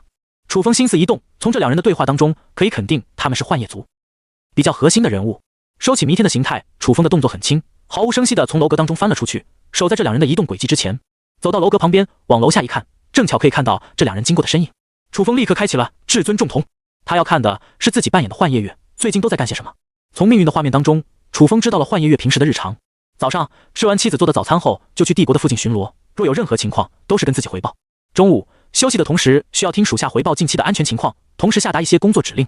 到了下午，则进行一些忍者的体能训练，同时也要整理一下文件，汇报上去，证明自己今天没有摸鱼。晚上回去吃饭后，还要跟族内的人开会。当然，平时这个时间应该都是陪伴家人的时光。但是，由于近期族内有许多高层都对帝国提出了抗议，心存极大的不满。简单来说，他们想要造反。幻夜月是个比较优柔寡断的家主，虽然他知道帝国会不断损害家族的利益，但是一直没有勇气去做出谋反篡位的事情，同时也不想将战火蔓延整个帝国。作为家主，他还需要考虑更多的事情，于是就有了最近的族会。搞懂了幻夜月的日常，楚风打算接下来的一段时间先照常扮演这个角色，接着看看后面的签到能够获得什么物品。楚风大概知道了目前自己和幻夜家族的处境，心中有底，便翻了回去，继续静坐。等到日出天明的时候，外面传来了妻子藤野静香的声音：“亲爱的，出来吃早饭了。”楚风用略带威严的嗓音回应了这句话。离开楼阁密室，从狭窄的日式楼道走下去，一道阳光透过日式的推拉门洒满了整个客厅。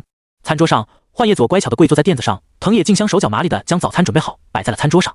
虽然穿着略带土气的围裙，但从面容就可以看出藤野静香保养得非常好，上了30的年纪，脸蛋看上去却比许多20岁的小姑娘还年轻。由于嫁给了幻夜家族的家主，她的气质显得更加持重和优雅，有着一种独属于程星号星号性的韵味。早餐很简单，2个煎鸡蛋，外加1杯牛奶。除了幻夜佐的盘子里多加了1根火腿肠，像他这样年纪的孩子，确实应该多吃点，发育的才快。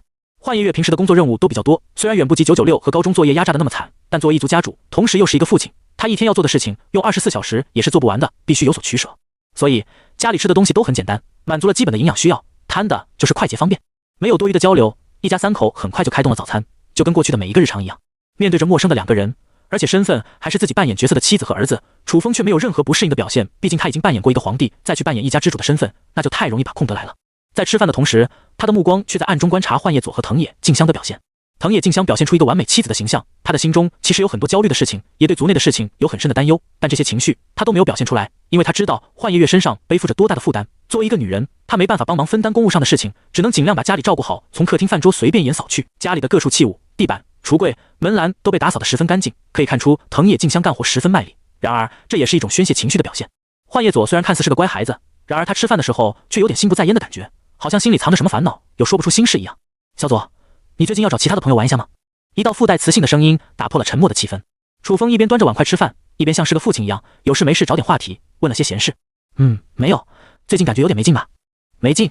是啊，就是想找人玩，但是又不知道找谁，总感觉空空的。幻叶佐低着脑袋吃了2口，忽然嘴里蹦出一句话：要是妈妈能再给我生个哥哥就好了。藤野静香扑哧一声，笑着摸了一下幻叶佐的小脑袋。小家伙，你在说什么呢？再生也只能帮你生个弟弟，怎么生个哥哥出来？楚风表面不动声色，心里又对自己的猜想肯定了几分。从这些迹象都可以看出，虽然幻叶鸦将自己的存在给抹除了，但是这个幻境之中的人都会感觉到异常。吃完早饭，藤野静香送幻叶佐去了忍者学院。穿好考勤用的服装之后，楚风也出了门，按照根据副本的资料继续幻叶月以前的工作。可以说，这项日常工作还真是挺无聊的，就是围绕着主城走一圈，再跟自己的下属们打个招呼，问问情况。其实这些问题压根就是多余，要是真有什么异常发生，这些忍者要么冲上去解决，要么就叫别的忍者一起解决了，哪里还需要自己一个个去问？但是呢，他的工作就是重复这些表面功夫，这就是帝国高层对于幻叶家族的另外一种压制方法。巡逻一圈下来，楚风进了主城的情报办公室，按照惯例听属下们回报近期的一些事情。对了，幻叶月大人，我们昨天晚上在通往北部的楼阁当中发现了一些木屑和脚印，推测有忍者高速移动过的痕迹。您看，其中一名忍者来到了自己的办公桌前，将用塑料袋包好的一些木屑递到了楚风的面前。楚风开启了万古神眸，扫了木屑一眼，沉声道：这是天武阁弄过来的吧？是。那名忍者愣了愣，显然是没想到楚风竟然一眼就看出了来头，感到有些诧异。万古神眸能够分析万物，认出这种特殊的木材是用来打造帝国高级军务处的天武阁。这种木材一般比较坚固，没有那么容易磨损，除非忍者高速移动的时候将其微微摩擦了一块下来。他立刻想到了昨天夜里出城的那几个忍者。部长，您怎么看？楚风敲了敲桌面，道：这几天先让人加强巡逻戒备。是。说完，那名忍者就退下了。不愧是忍者帝国，什么风吹草动，真是都能捕捉得到。楚风不由在心里骂了一句，连擦掉的一些小木块都能引起怀疑。不愧是专门搞刺杀情报的这群人弄出来的帝国，整个高层都是一批训练有素的人才。就在这时，门外有人又敲了敲门。部长，大统领让您去他的办公室一趟。楚风眉头微微一皱，帝国大统领，那不是半只脚踏入棺材的韦明星吗？本来韦明星都已经声称自己要退位了，但在最近他又活跃了起来，重新坐上了帝位，顶着一副快要入土的身体，还在那统揽大局。而幻叶家族就是被韦明星给边缘化的，这死老头子主动找自己，恐怕多半没什么好事。然而楚风也乐得过去，他这次前往的可是整个忍者帝国最高层的地方，在那里签到，或许能得到什么好东西也说不定。韦明星就坐在尽头的办公桌上，他穿着一身单薄的衣裳，腰间配着一把剑，脸上有着一道明显的狰狞刀疤，即便身体已经很虚弱了，身上还是散发出一股骇人的杀气，仿佛就是一把随时都会出鞘，能将敌人一刀斩成2段的剑一样。楚风推门走入，见过大统领，坐吧。韦明星用沙哑的声音说道。他顿了顿，而后拿出一份文件，开口道：最近帝国的支出变高了，由于外面的反帝势力蠢蠢欲动，所以我们需要一手一足更新一批军火，这是一笔不小的开支。接下来我们会酌情削减给幻叶家族的拨款，希望你能通知族内的成员，也酌情理解帝国的做法。楚风拿过这份文件，粗略扫了一眼，眸光一眯。帝国打算花重金拨款给一手一族，制造一种新型的忍一手，声称是对抗反帝势力的投资。当然，对方反帝势力不过是个借口而已，他们真正的目标恐怕还是针对幻叶家族吧。更何况一手族现在还有超统者的加入，指不定又搞来了什么诸天传承，让韦明星这个老机灵鬼看到了好处。这番话既能够消幻叶族一刀，又能够增强自家走狗的实力，可谓是一举两得了。在阅读这份文件的时候，楚风稍微低了一下脑袋，双眸之中闪过一丝金色的光芒。开启至尊重瞳，他倒是要看看韦明星这个老头子究竟跟一手族的人有了什么勾结。眼前的画面来到了一手族的机关密室当中，一个穿着工匠服的基层忍者手里拿着一把构造奇特的伞，向站在不远处的韦明星介绍道：大统领，您看，这是我们最新研发出来的忍一手千机伞。这把伞不仅可以用来抵挡各种暗器，因为表面材质有反光的属性，所以甚至能够用来阻挡幻术之类的攻击。不仅如此，里面还暗藏了多种暗器，毒镖、旋转飞刀、火药都能通过这些隐秘的部位发射而出。最后，千机伞还能转化为各种形态。说着，工匠手里的千机伞时而变成一把锋锐无比的刀，时而变成一把长剑，时而又变成了一把剑，有多种不同的变化形态，能够适应不同的忍者以及不同的作战场景。这忍一手能够给帝国的忍者带来很大的战力增幅。韦明星的眼里闪过一丝金芒，毫不遮掩赞赏之意。大统领，您过奖了，这些都是我们忍者分内的事情而已。工匠忍者微微一笑，显得很有把握。一个如此年轻的基层忍者，面对大统领这样的任务，却显得风轻云淡，从容不迫，不卑不亢，这还能说明什么呢？对方星号是个超统者了。但是你说的这个千机伞制作成本有点高，帝国现在正是经济收缩的时候，怕是难以拿出大笔资金批量生产。韦明星皱了皱眉头，工匠忍者立刻道：“这把千机伞不但能够用作暗器，还能用来防御幻术，所以这可以替代幻夜族的能力。”哦，这下韦明星忍不住动容了。伞面有特殊材质作为反光，若是敌方使用瞳术来释放幻术的话，还会被这把伞所反噬。以我看，既然找到了更加高效的作战方式，那么幻夜族也没有什么存在的必要了。那工匠露出了意味深长的笑容。表面上这句话是在说千机伞的作用一定程度上可以替代幻夜族，但实际上这话里暗藏的意思是可以往幻夜族身上砍一刀，用来批量制作千机伞，再利用千机伞反过去对付幻夜一族。这心机可谓是阴险至极。听到这里，就连韦明星看待工匠的目光都不由深沉了几分。顿了片刻，他才缓缓开口：“你的提议我会好好考虑，希望能用我族的忍一手振兴帝国的荣光。”工匠十分标准的行了一礼。画面到这里就结束了。楚风冷笑了起来，原来这伞不仅是用来剥削幻夜族的借口，还是用来压制幻夜族的武器。幻夜族可以说是三大家族最难的一族了，虽然拥有最可怕的武器，但是却遭到了帝国的针对，势力值也是最低的。不过楚风这次完成天统者的路线，他就不需要在意势力值的问题，甚至如果能让幻夜族跟帝国起冲突的话，反而还能将其变为毁灭整个帝国的武器。对了，系统，我要在这里进行签到。楚风突然想起来，今天自己还有一次签到的机会没有使用，好不容易能找个机会来到帝国大统领的办公室，这可以说是最高级别的地方了，当然不能错过这次签到机会。叮，你在大统领办公室签到，获得奥义禁术身外化身。身外化身，你可以将自己身体和灵魂的能量分为两份，分别进行不同的活动。此分身有一定的危险性，需要灵魂强大者才能使用，否则在分身回归融合记忆的时候，有可能会出现错乱和暴走的情况。原来是分身术，楚风心中了然。不过这个身外化身还不是一般的分身术，而是将自己身体的能量和灵魂一分为二，相当于制造出另外一个自己，不过两个本体的实力都会削弱一半。你还有什么疑问吗？韦明星问道。没有了。楚风摇了摇头，我可以理解帝国的做法。韦明星的眼皮微微抬了一下，显然是没想到楚风竟然这么轻易的就接受了这个结果。他犹豫了片刻，又发现好像不到什么可说的，只能闷闷道：“你回去吧。”楚风离开了大统领办公室，经过下午的情报整理工作之后，就离开了主城，来到一个无人的角落。楚风释放了身外化身，他的身旁出现了一团烟雾，烟雾之中走出一个跟楚风一模一样的人影。楚风试着联系了一下，发现他跟自己分身的心意是相通的，点了点头。他的本体直接返回幻夜族，准备跟族人开会，而另一个本体则是打算悄悄潜入一手族的基地当中，打探一下千机伞的情报，最好还能摸一把回来。偌大的幻夜府邸内堂，10几个身份不低的老一辈长者都已经早早在自己的座位上跪坐下来，静静等候。当今的幻夜家族的家主实则灵魂换成了楚风的幻夜月，此时就坐在最上首，气氛格外安静。左边的座位上，一名脸上布满皱纹、面色古板、莫约50多岁的男子严肃地开口道：“我主张动员家族的一切力量，想办法推翻帝国的统治，直接夺取帝位。理由很简单，现在的帝国根本就是跟我们家族过不去，我们想要扩大势力、扩大影响力，根本是不可能的事情。再被这么打压下去，我们曾经如此辉煌的家族就要真的沦为阶下囚了。支持革命！”左边的座位一致支持主战，这也是目前幻夜家族最主流的声音。然而，对面的一个老妇人戴着老花镜，身穿昭和式的衣袍，对左派提出的意见极力反对。当年的先祖和其他几名忍者一手开创了帝国，就是希望天下能够和平安顺。你如果要主动挑起战争，那无疑是违背了先祖当年的意愿。为了一时的利益，做出这等残害天下生灵、违背祖德的事情，恕老身无法接受。那古板男子冷声道：“这可不是我们要挑起战争，而是他们逼的。”一时间，内堂顿时充斥着争吵的声音。起初还是两个人互相唇枪舌剑，各自找角度反驳对方的观点。到了后面，几个老一辈的核心成员也开口之后，局面就越来越控制不住了。最后，这里已经变成了一场骂战，就跟聊天群里的键盘侠都用嘴巴去问候对方了一样。安静！楚风冷喝一声，开启了七星的夜之眼。所有的成员都安静了下来，面带震惊地看着楚风。家主大人，你已经开启夜之眼7星了。古板男子的声音透着惊喜。夜之眼的6星到7，存在着一个巨大的分水岭。简单来说，就是能不能用瞳力开机甲的问题了。而且7星的夜之眼还更容易让敌人陷入阅读的幻觉当中，无法自拔。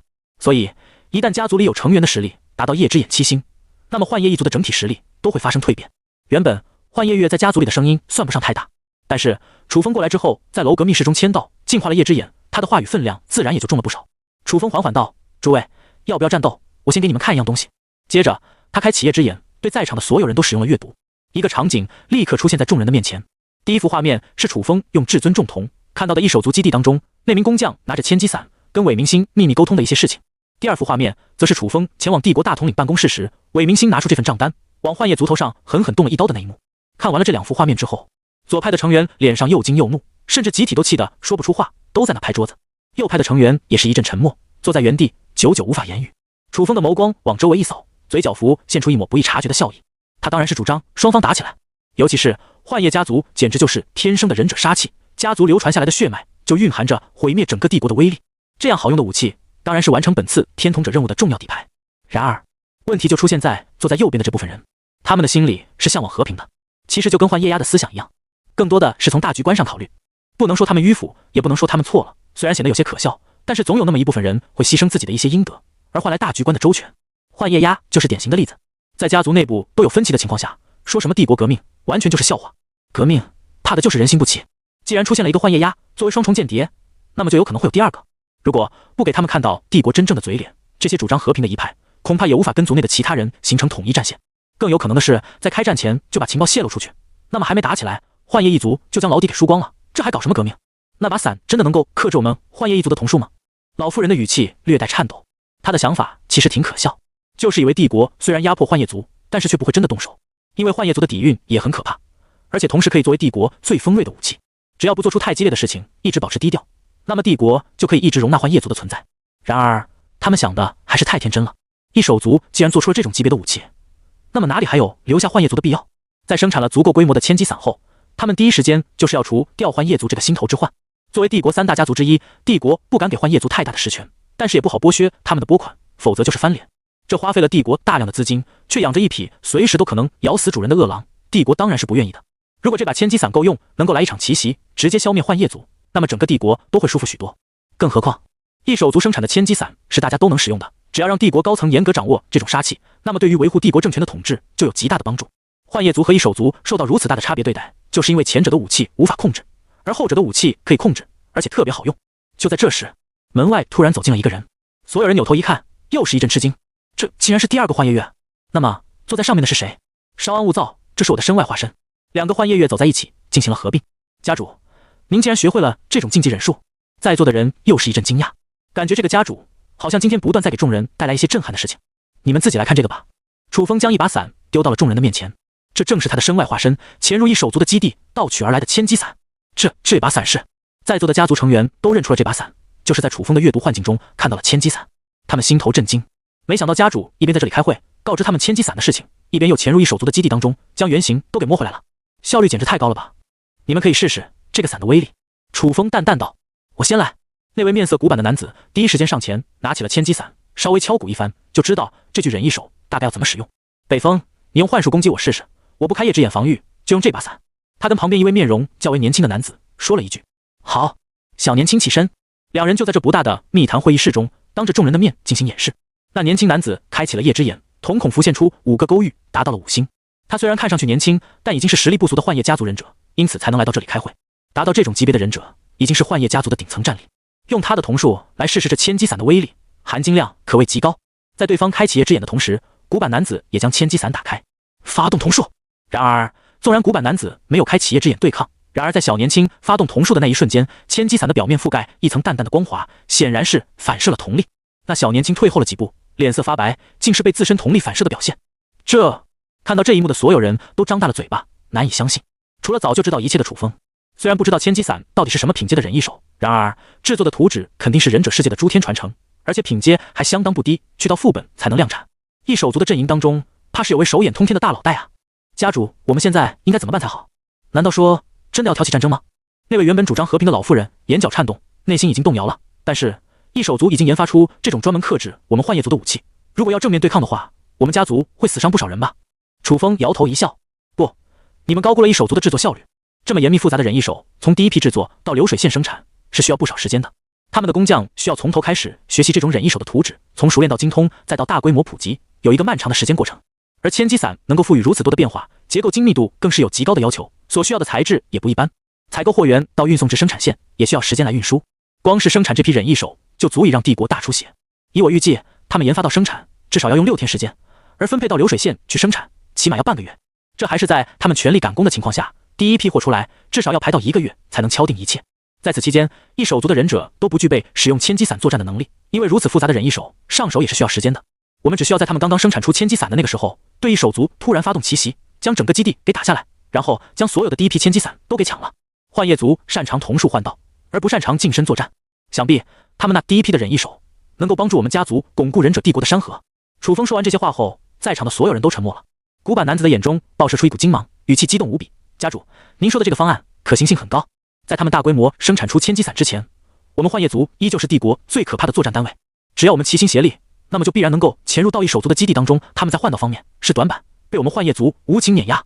如果将他们的千机伞都抢过来，那么我们就真的有推翻帝国的资本了。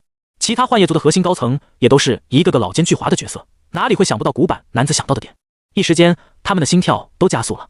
只有少数的和平派还在坚守初心，犹豫不决。诸位，帝国的和平需要掌握在正确的统治者手中。如今坐在最高位置的屁股已经不干净了，让他们将地位让给真正有贤能治理帝国的人，才是维护这片山河的正确选择。你们都应该明白，这个位置应该让给谁来做吧？说出这段话的时候，楚风拿出了上一个副本扮演皇帝的威严，他的眼眸之中闪过银色的光芒，散发出天命威压。在场的其他人都感到一股莫名的战栗，仿佛忍不住就要跪拜在家主的面前，称呼其为吾皇。什么时候他们的家主也有这般威严了？所有人都是心头骇然。在他们的印象当中，幻夜月应该是个比较软弱、优柔寡断的家主，可是今天却展示出完全不一样的一面，如同一只潜藏在暗处的猛虎，忽然露出了锋利的獠牙，让人感到恐惧。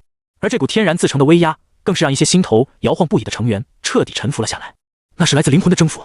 而联想这一系列计划，所有人直到今天才恍然大悟，原来我们的家主一直都是这么狠的角色啊！我同意。古板男子率先开口，同意了楚风的方案。帝国一直欺压我们软弱，无视我们100年历史中为帝国做出的贡献，也确实该换个地位了。小年轻的嗓音虽然没有那么成熟粗犷，却更加铿锵有力。在场的许多成员早就憋着一股闷气，想要宣泄而出。我也同意，同意，干他的帝国，加我一个。最后，就连原本主张和平的那一批人都同意了这个计划。分裂的幻夜族内部，如今被楚风的一系列操作聚拢在了一起，形成了对抗帝国的一股力量。楚风扫视一圈，确认没有内鬼，当即将一手足基地的图纸以及攻略路线绘制成图纸，摆在了众人的面前，开始制定幻夜族的反攻计划。关于反攻的会议一直开到了大半夜才结束，基本上是按照楚风的方向走。当然，一些细节的地方，族内的成员还提出了一些建议进行修改。他们作为忍者世界的土着，考虑的会比楚风更加周到，在原来的方案中做了小修小补。当然，仅仅是制定好计划还远远不够。接下来，这些高层还必须去跟自己的家属进行思想沟通，同时让他们派系的人都统一支持这个计划，才能行得通。商讨完毕，楚风回到了密室楼阁之中，静坐片刻。不过多久，天明了。要是普通人这么熬夜，第二天上班肯定顶不住。但楚风的瞳力加强之后，他的精神一直都很强，就算3天3夜不睡也没有问题。加上幻夜月的身体本身就是 A 级忍者的素质够顶，一晚上不睡也不会有任何影响。按照昨天的习惯，楚风用过早饭之后就准备继续出勤。亲爱的，出门前，藤野静香连忙放下手中的餐盘，走到楚风的面前，为他整理了一下衣领，早点回来。好。楚风保持着家主的威严，轻轻点头。他临走的时候，回头看了一眼，发现藤野静香的眼中充满了深深的忧虑之情。想必昨天晚上的事情也流传到妻子的耳中，这无疑是很冒险的举动。然而，楚风也无法对此做些什么。他来到这里只是为了完成扮演任务而已。出了门，楚风心神一动，使用了身外化身。巡逻这种浪费时间的任务，交给分身去做就行了。他的本体则使用变身术，悄悄潜入了灵兽族的家族之中。3大家族之中，灵兽族是占地最广的家族了。他们除了自己的府邸之外，整个西部的大草原都属于灵兽族的领地。因为要驯养灵兽吗？需要场子，自然是没有意义的。楚风潜入到灵兽族最核心的地带，一头头长相神俊无比，背后长着一对雪白大翅膀，叫不出名字的灵兽在此地翱翔盘旋。这里一般是不允许其他忍者进入的，当然难不到楚风。以他的瞳力，随便施展一个幻术，就能让其他忍者察觉不到自己的存在。系统，我在这里签到。叮，你在灵兽族圣地签到，获得圣灵笛。圣灵笛，灵兽族祖传秘宝，能够大规模的控制灵兽，只有在关键时刻，灵兽族才会祭出此宝。另外，圣灵笛还能吹出禁忌之曲，让所有灵兽陷入暴乱失控之中。注意，请勿随便吹响禁忌之曲，当灵兽失控时，即便圣灵笛也不能再夺回控制权。好东西啊！楚风眼前一亮，没想到在这里签到，竟然还能获得灵兽族的祖传秘宝，这岂不是说自己不是灵兽族的忍者出身，却已经有了顶尖灵兽族忍者的能力？虽然这里面可能有运气的成分，然而签到获得这种级别的好东西，那可真是赚大发了。决定了，明天就去一手族的基地签到一下，看看能获得什么好东西。学会了身外化身，楚风的行动可就方便多了。一天的工作让分身去顶替，自己的本体就到处乱跑，各种勘察情报，说不定还能先把一些敌对势力的超统者给锁定了。黄昏落幕，楚风的身外化身圆满地完成了今天的工作，与本体合一。分身所经历的事情很快变成了另一股记忆，进入楚风的脑海之中。身外化身之所以如此危险，就是因为分身所经历的事情在与本体合一之后，记忆是会叠加了。灵魂不强的忍者有失控的风险，所以身外化身就变成了禁忌忍术。然而，对于灵魂力本身就十分强大的超统者来说，身外化身的这点影响压根就不是任何问题，更别说楚风还有穿越的经历，圣灵笛还能让灵兽暴走，这还真是意外之喜了。所有在帝国之内的灵兽都会成为我接下来的武器。楚风感觉自己离天统者的任务又更近了一步。回到家里，楚风正准备继续去密室休息，就在这时，藤野静香突然来到了楚风的面前。她穿着松垮的浴袍，光着脚踩在榻榻米上，头发沾着些许水珠滴落在地面上。虽然光线有点暗，但是这昏黄的灯光照上去，藤野静香的脸更红了。刚泡完温泉，她的血流速度加快，本来就很光滑的皮肤变得更细腻了。亲爱的，藤野静香微微向前，浴袍一摆，那光滑洁白的小腿迈出了一步，几滴未擦干的水顺着她的脚踝流下，落在了地板上。你这是？楚风的眉头皱了皱。今晚上可以陪我吗？藤野静香低着脑袋，语气软绵绵的。她今天精心准备过，跟平时持家的形象截然不同，显得更加有魅力。配合那一身松垮的浴袍，更是极其容易让男人产生一种来自原始的征服欲望。一股香味从藤野静香的身上飘来，愈发让人感到迷醉。有那么一瞬间，楚风的大脑真被荷尔蒙冲击了几下。然而，开启万古神眸，一股冰凉的感觉顿时将心中的欲望压制了下去。他压低了声音：“我这几天公务繁忙，而且族内还有很多重要的事情，现在还不是陪你的时候。”藤野静香抬起头，眼眶湿润：“可你接下来要做危险的事情，能不能陪我？就这一次？”楚风皱了皱眉头，他扮演的是幻夜月，同时也是藤野静香的丈夫，按理来说这也是扮演的内容，但是他内心有着一股抗拒感。毕竟，在自己的心中，朱天塔的世界就跟大型虚拟网游差不多，不能将这里的人当作真实的。如果在这里发生关系，那跟抱着个娃娃发泄欲望有何区别？就在这时，门外突然传来了一阵敲门声。家主，北部的矿山附近，异手族的忍者跟灵兽族的忍者发生了冲突。楚风眸光一动，想起了进入副本之前，有2个不同公会的成员互相进行了骂战。他需要去搞清楚这是什么情况。抱歉，我现在有很重要的事情。不顾藤野静香的感受，楚风立刻离开了府邸，跟着那名幻夜族的忍者一起去了北部矿山。砰砰砰！一阵火光从忍者帝国北部的矿山冒了出来。洛南平，今天我非要杀了你不可！哦！火光当中，一个身穿夜行服的忍者从烟雾当中跳跃而出，可以看出他身上的衣服破破烂烂，脸上还挂了彩，十分狼狈。紧跟其后，一只体型硕大如小山丘的灵兽，毛发雪白，长着榔头，却有着狮子般壮硕的身体，背后长着双翼，显然是血统不凡的灵兽。在那只灵兽的背后，还有一名忍者看着洛南平，眼眸中怒火中烧。你们几个一起用爆弹炸了他！洛南平的脸色十分难看，显然是低估了对手的难缠程度。哼，你和你们公会的那些卑鄙小人一样，都是一群贪得无厌的老鼠罢了。我这次准备的灵兽大礼就是送给你的。哈哈，没想到你竟然敢选一手一族，你们那制作出来的破铜烂铁，在我的白毛侍郎面前根本不值一提。身后还有几个灵兽族的忍者，操控着血统不凡的灵兽，向着一手族的忍者扑了过去。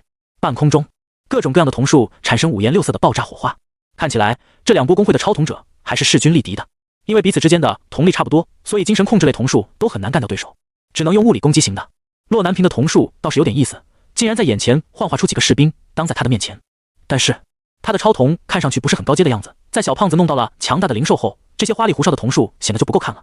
楚风赶到现场的时候，就看到一手族的超统者陷入了下风，而对手正是灵兽族的超统者。他们这2公会到底是什么原因，在前期就开始厮杀了？楚风皱着眉头。虽然说帝国不同的3大阵营彼此之间也是敌对关系，但明面上还有个反帝联盟的超统者阵营没有解决掉。跟其他的副本不同，反帝联盟的超统者人数可能还比较多。根据他的观察，3大帝国的超统者总人数加起来也就100人左右。然而在以往几次忍者世界的副本中，反帝联盟都达到几百人。这外患还没解决，就内忧了，简直是在乱打。楚风的眼眸之中闪过了一丝金色的光芒，还是先搞清楚这2个人到底是什么原因才这样打起来了。眼前的画面切换成一个超统者的交易面板。这时候的孙南平和小胖子还都是保持着朱天塔的捏脸形态，他们2个似乎是在进行交易。小胖子选择了8万朱天点之后，还莫等孙南平放物品，就点击了确认。这个孙南平啊，倒是个贪心的家伙。本来这次交易涉及了8万朱天点，就不是什么小数目。然而这小胖子的做事方式那么马虎，恰好给了孙南平这个卑鄙的家伙一个不要脸的机会。没错，他贼兮兮的眼珠子一转，没往交易栏里放任何物品，当场就点击确认，白嫖了小胖子8万朱天点。这可是8万朱天点啊！小胖子当场人就傻了，还没等他反应过来，对方的人就消失当场，直接下线了。他愣住了，打开面板，他下意识的想要用超铜连接质问一下孙南平是什么意思，结果对方已取消了你的超铜连接。这大概就是按下发送键的下一秒，发现自己的消息框旁边有个红色感叹号的那种感觉吧。小胖子怒了，他愤怒至极，普天之下怎么会有如此厚颜无耻之人？他打开了电脑，噼里啪啦的就在键盘上将孙南平无耻的事情发在了超统者论坛上，还用光了所有的银票，将这个帖子置顶了1个月，就是想要让孙南平在超统者的世界中社死。结果得到的却是一群人的冷嘲热讽，他们反而觉得孙南平没有做错任何事情，反而是小胖子做事的方式就很愚蠢。再信任的人也不能这么来，更何况是超统者之间的交易。看到能白拿你8万铢天点，哪个傻子会放过这个机会啊？一时间，帖子下面的回复都是清一色的嘲笑小胖子的智商。小胖子心态崩了，他摸了8万铢天点，花光了所有的银票，射死的竟然是自己，这种感觉真是太酸爽了。他发誓，要是下次副本再遇到洛南平这个家伙，一定要将他挫骨扬灰，把这家伙弄成一个瞎子废人，自己就花钱过去，让他穿上女装，跳书祭舞，极乐净土，猛男星宝岛，再拍成视频，全平台发送。总之，能把对方弄得要多惨有多惨，甚至不惜一切代价。画面到这里就结束了。看完小胖子的经历，楚风在心里为这个傻得可爱又可怜的孩子默默祈祷了一番，而后开启万古神谋。楚风的眼眸当中闪过一丝寒冰的蓝色，幽冥寒冰。下一秒，小胖子顿时感觉到灵魂一凉，整个人的身体都冻出了冰渣子。哇！还没等他骂出口，冰块已经封住了他的嘴巴，那圆圆润润的身体也从灵兽的背上滚了下来。要是跌落在地面上，恐怕就只剩下一地的碎冰冰了。会长，几个同阵营的超统者看见小胖子掉了下去，连忙驾驭着灵兽将那个大冰块抱住。好凉！几个超统者都感到一阵扑面而来的寒气。孙南平见到这一幕，不由一怔，自己的阵营当中应该没有那么牛逼的超统者吧？估计是这小胖子得罪了什么人，所以遭报应了。哈哈哈哈！等你先解冻，再跟我说这个吧。孙南平畅快地大笑了起来，尽显小人嘴脸，一副得意的样子。趁着灵兽族的超统者抢救小胖子的这段时间里，一手族的忍者迅速拉着一车的货物快速离开了这里。楚风扭过头去，看着那一车的货物，点了点头。今天帮你们保住了一命，希望能够快点把我们幻夜族的千机伞给做出来。楚风当然不可能有那么好心，无缘无故的去帮助一手族的忍者，但根据自己的计划，他们还不能就这么被淘汰。要是帝国3大阵营的超统者死得太快，被反帝联盟的超统者知道了消息，率领反帝联盟的大部队强行杀过来，凭借楚风一个人的统领，可没办法将几百个超统者给全部杀了。这不是2层的那群新手，到了第4层，几百个超统者组成的作战单位都是一批精锐中的精锐，难度可不是一个弥天形态的掠空铜斩可以解决的。剩下的灵兽族，楚风再次开启至尊重瞳，看看他们的计划是什么。跟自己预想的一样，灵兽族的超统者利用诸天传承，在北部的精灵山脉弄来了许多血统珍贵的灵兽。他们屁股下坐着的这几只，只是其中的一小部分而已。这个小胖子虽然是傻了点，但是能耐还是有的，弄来了不亚于圣灵笛的诸天传承。当然，不管是哪一种御兽方式，只要他们的计划是将精灵山脉的灵兽一批又一批的运送至帝国主城附近，那都是楚风的武器。他的手中有圣灵笛，帝国之中所有的灵兽同时发生暴走，这会是一个什么样的场景？楚风有点期待了。小胖子和洛南平的恩怨，对于毁灭帝国的计划来说，那当然是好事，但是不能在现阶段解决，还必须留着。根据忍者世界的背景，即便一手族的忍者量产出千机伞，也不会是灵兽族的对手。灵兽的体积太大，先天防御点满了，天生就克制一手族的千机伞。但是，一手族只要成功将这批货物从矿山转移到帝国之中，那么他们的势力值就会得到大幅度的提升。有韦明星这老头子护着，小胖子也没办法针对，只能在帝国之外堵路。于是就有了这么一幕。楚风看着停留在原地的灵兽族超统者，猜到他们是要在这里拦截一手族忍者的这批制作原材。他将自己的身外化身留在了这里，只要一手族陷入劣势，分身就可以去帮忙。身外化身作为竞技忍术，准确来说是将本体一分为2，连灵魂都会分半，所以依旧可以使用楚风的超瞳瞳术，只不过威力会减半。但对于瞳力已经高出天际的楚风来说，别说分半了，即便只剩下1/4，对付这批超统者也绰绰有余。真身则继续回到主城，继续工作。当楚风赶回去的时候，刚好天亮了。昨晚上的事情，在楚风的安排下，没有惊动帝国的其他高层。至于为什么幻夜家族的成员会提前知道，当然是因为楚风的安排。毕竟一手族制造的千机伞已经被幻夜家族预定了，自然会派出成员监视他们的行踪。而因为楚风的吩咐，帝国知道这个情报的忍者都被幻术洗去了记忆。事后，洛南平公会的超统者或许也感觉到有些异常，但是也没多想。在解决掉反帝联盟之前，帝国3大家族的超统者阵营还没必要因此翻脸。外敌在前，或许也有幻夜家族的超统者不愿意看到内斗发生吧。当然了，其他2大家族也没把幻夜家族放在眼里。根据当前的势力值面板，一手族125777，灵兽族89766，幻夜族21188。副本经过了这么几天，幻夜族的势力值非但没涨，反而还倒退了。面对这样一个阵营，只要没有明面上的冲突，又或者是短时间数据没有太大的变化，其他2大阵营暂时不会放在眼里。在他们看来，幻夜家族就是打酱油的，估计是一些情报不充足的超统者误选了这个阵营，真是老倒霉了。由于分身还有其他的任务要执行，所以接下来的几天，楚风的本体又不得不执行无聊的任务。到了黄昏的时候，在家门口牌回了几下，楚风最终还是没有回去。他不太愿意跟藤野静香发生那种关系，虽然是副本，但没有必要做的事情还是避着比较好。今天的签到机会还留着没用，楚风索性以有其他任务为借口，没有回去过夜，而是悄悄溜进了一手族的领地当中进行签到。叮，你在一手族机关楼进行签到，获得忍一手立体机动装置。楚风的身边多了2个铁质的箱子，他敲弄了一番，发现这个铁箱子可以发射钩索，嵌入墙体之中，通过特殊燃料的机能，快速将自己拉到墙体所在的方向。只狼里也有类似的玩意，不止巨人。根据资料，立体机动装置是100年前帝国经常用到的武器，但是因为催动装置所用的燃料比较珍贵，损耗的能源太大，而且对于行动本来就很高速的忍者来说，这种装置的加成并不是很大。而且，有了这种装置，忍者还更容易潜入重要的秘密机构当中，所以立体机动装置也就在50年前被废弃使用了。楚风心念一动，身旁的装置立刻被收进了系统之中，不会暴露出来。7天签到，已经用了4天。第5天深夜，在一个无人的时刻，楚风使用立体机动装置爬上了军机大楼内阁深处。系统，我在这里签到。叮，你在军机大楼内阁签到，获得高级变形术，这还算是个比较有用的忍术。高级变形术能够将模样完全拟化成另一个人的形态，甚至连身上的气质都能原封不动地复制出来，并且高级变形术可以一直维持下去，不会因为受伤又或者是能量不够的原因而变回原样。这种忍术倒是适合楚风去扮演其他角色。开启弥天，夜空中那只巨大的神灵之眼俯瞰忍者帝国的一切。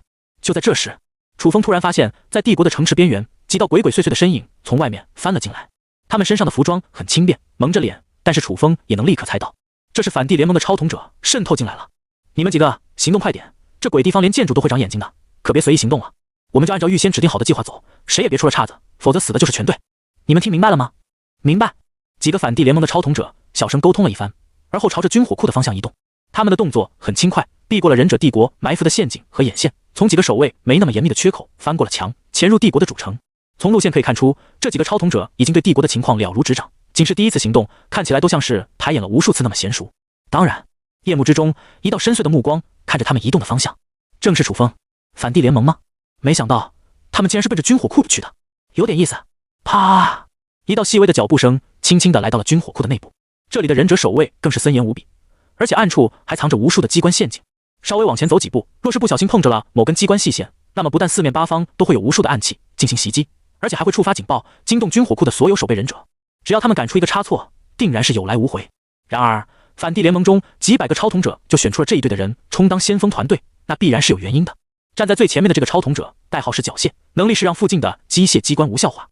随着他的眼眸中绽放出一丝玄青色的光芒，很快，这附近的墙壁之中传来咔嚓咔嚓的声音，这都是暗器被缴械的能力给无效化的反应。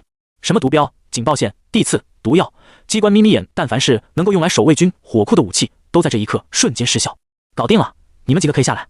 第一个跳下来的是一个穿着紧身服、行动敏捷无比的女人。顺着她贴身的衣物看去，可以看到那完美的曲线和发育。当然，这些都不是重点。女人跳下来的那一瞬间，她的瞳孔中浮现出复杂的纹理，仿佛映入她视野当中的是完全另一种视觉效果。军火库的种种结构、建造以及这里分布的忍者，全部都落入了女人的眼睛当中，被逐个找到关键位置。阿慧，这里的情况你都已经确认了吧？缴械沉声问道。阿慧的超级是能力比较特殊，所以队里的人都不会叫她的外号。事实上，解析构造的超瞳也有不少，但是很少能够像阿慧那样一眼就将所有的结构分析完毕，并且连敌人分布在什么位置都能立刻锁定的超统者还是少数。这种超统者也是团队最受欢迎的。确认了。阿慧的声音很清冷，她的气质可不像名字那样容易亲近。那行，你们下来吧。蹭蹭蹭，随着几道脚步声落下，原本的2道人影立刻变成了5道。缴械的目光向后一扫，随即神情变了。阿强呢？他没跟你们下来吗？众人一愣，随即往旁边看去，却发现没了阿强的身影。嗨嗨，我在这。阿强小心翼翼地翻了下来。你的动作怎么这么慢？虚晃我们一枪啊！缴械皱了皱眉头，显然有些不满。阿强憨笑道：我这不是怕我的动作太大了，惊动了这里的忍者，所以放慢了点吗？听到这个理由，缴械的神色倒是缓了下来，没多说什么。他们这个团体一共有6个人，缴械负责破坏机关暗器，阿慧勘察情报，忧患则是精神控制类的超统者，在被敌人发现的情况下立刻控制局势。爆破的瞳术是爆发型，同时也是一张底牌，遇到突发情况，他的瞳术可以制造大爆炸，为众人创造逃生的空间。叶子是个小姑娘，听名字就知道是个奶妈。剩下的就是阿强了。阿强其实没有什么厉害的瞳术，但是他很有钱，每次进副本都能买到最好的诸天传承。虽然他的瞳术很废，但进来的时候力量就被点满了，同时还有钢筋水泥般强大的身躯。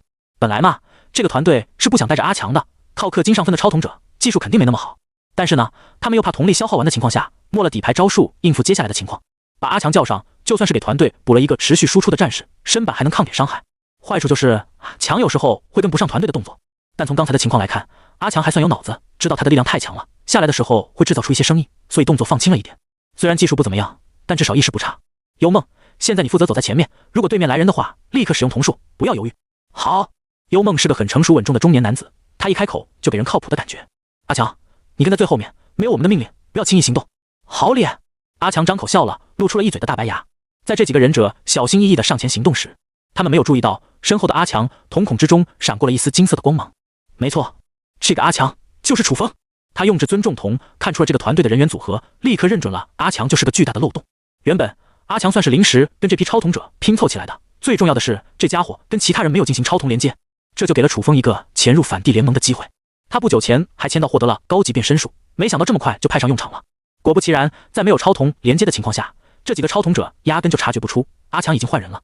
有意思，反帝联盟竟然派出了一支先锋团队潜入帝国军火库盗取起爆符，在起爆符足够的情况下，他们可以顶点爆破城门，打开一个口子，让反帝联盟的军队攻入进去。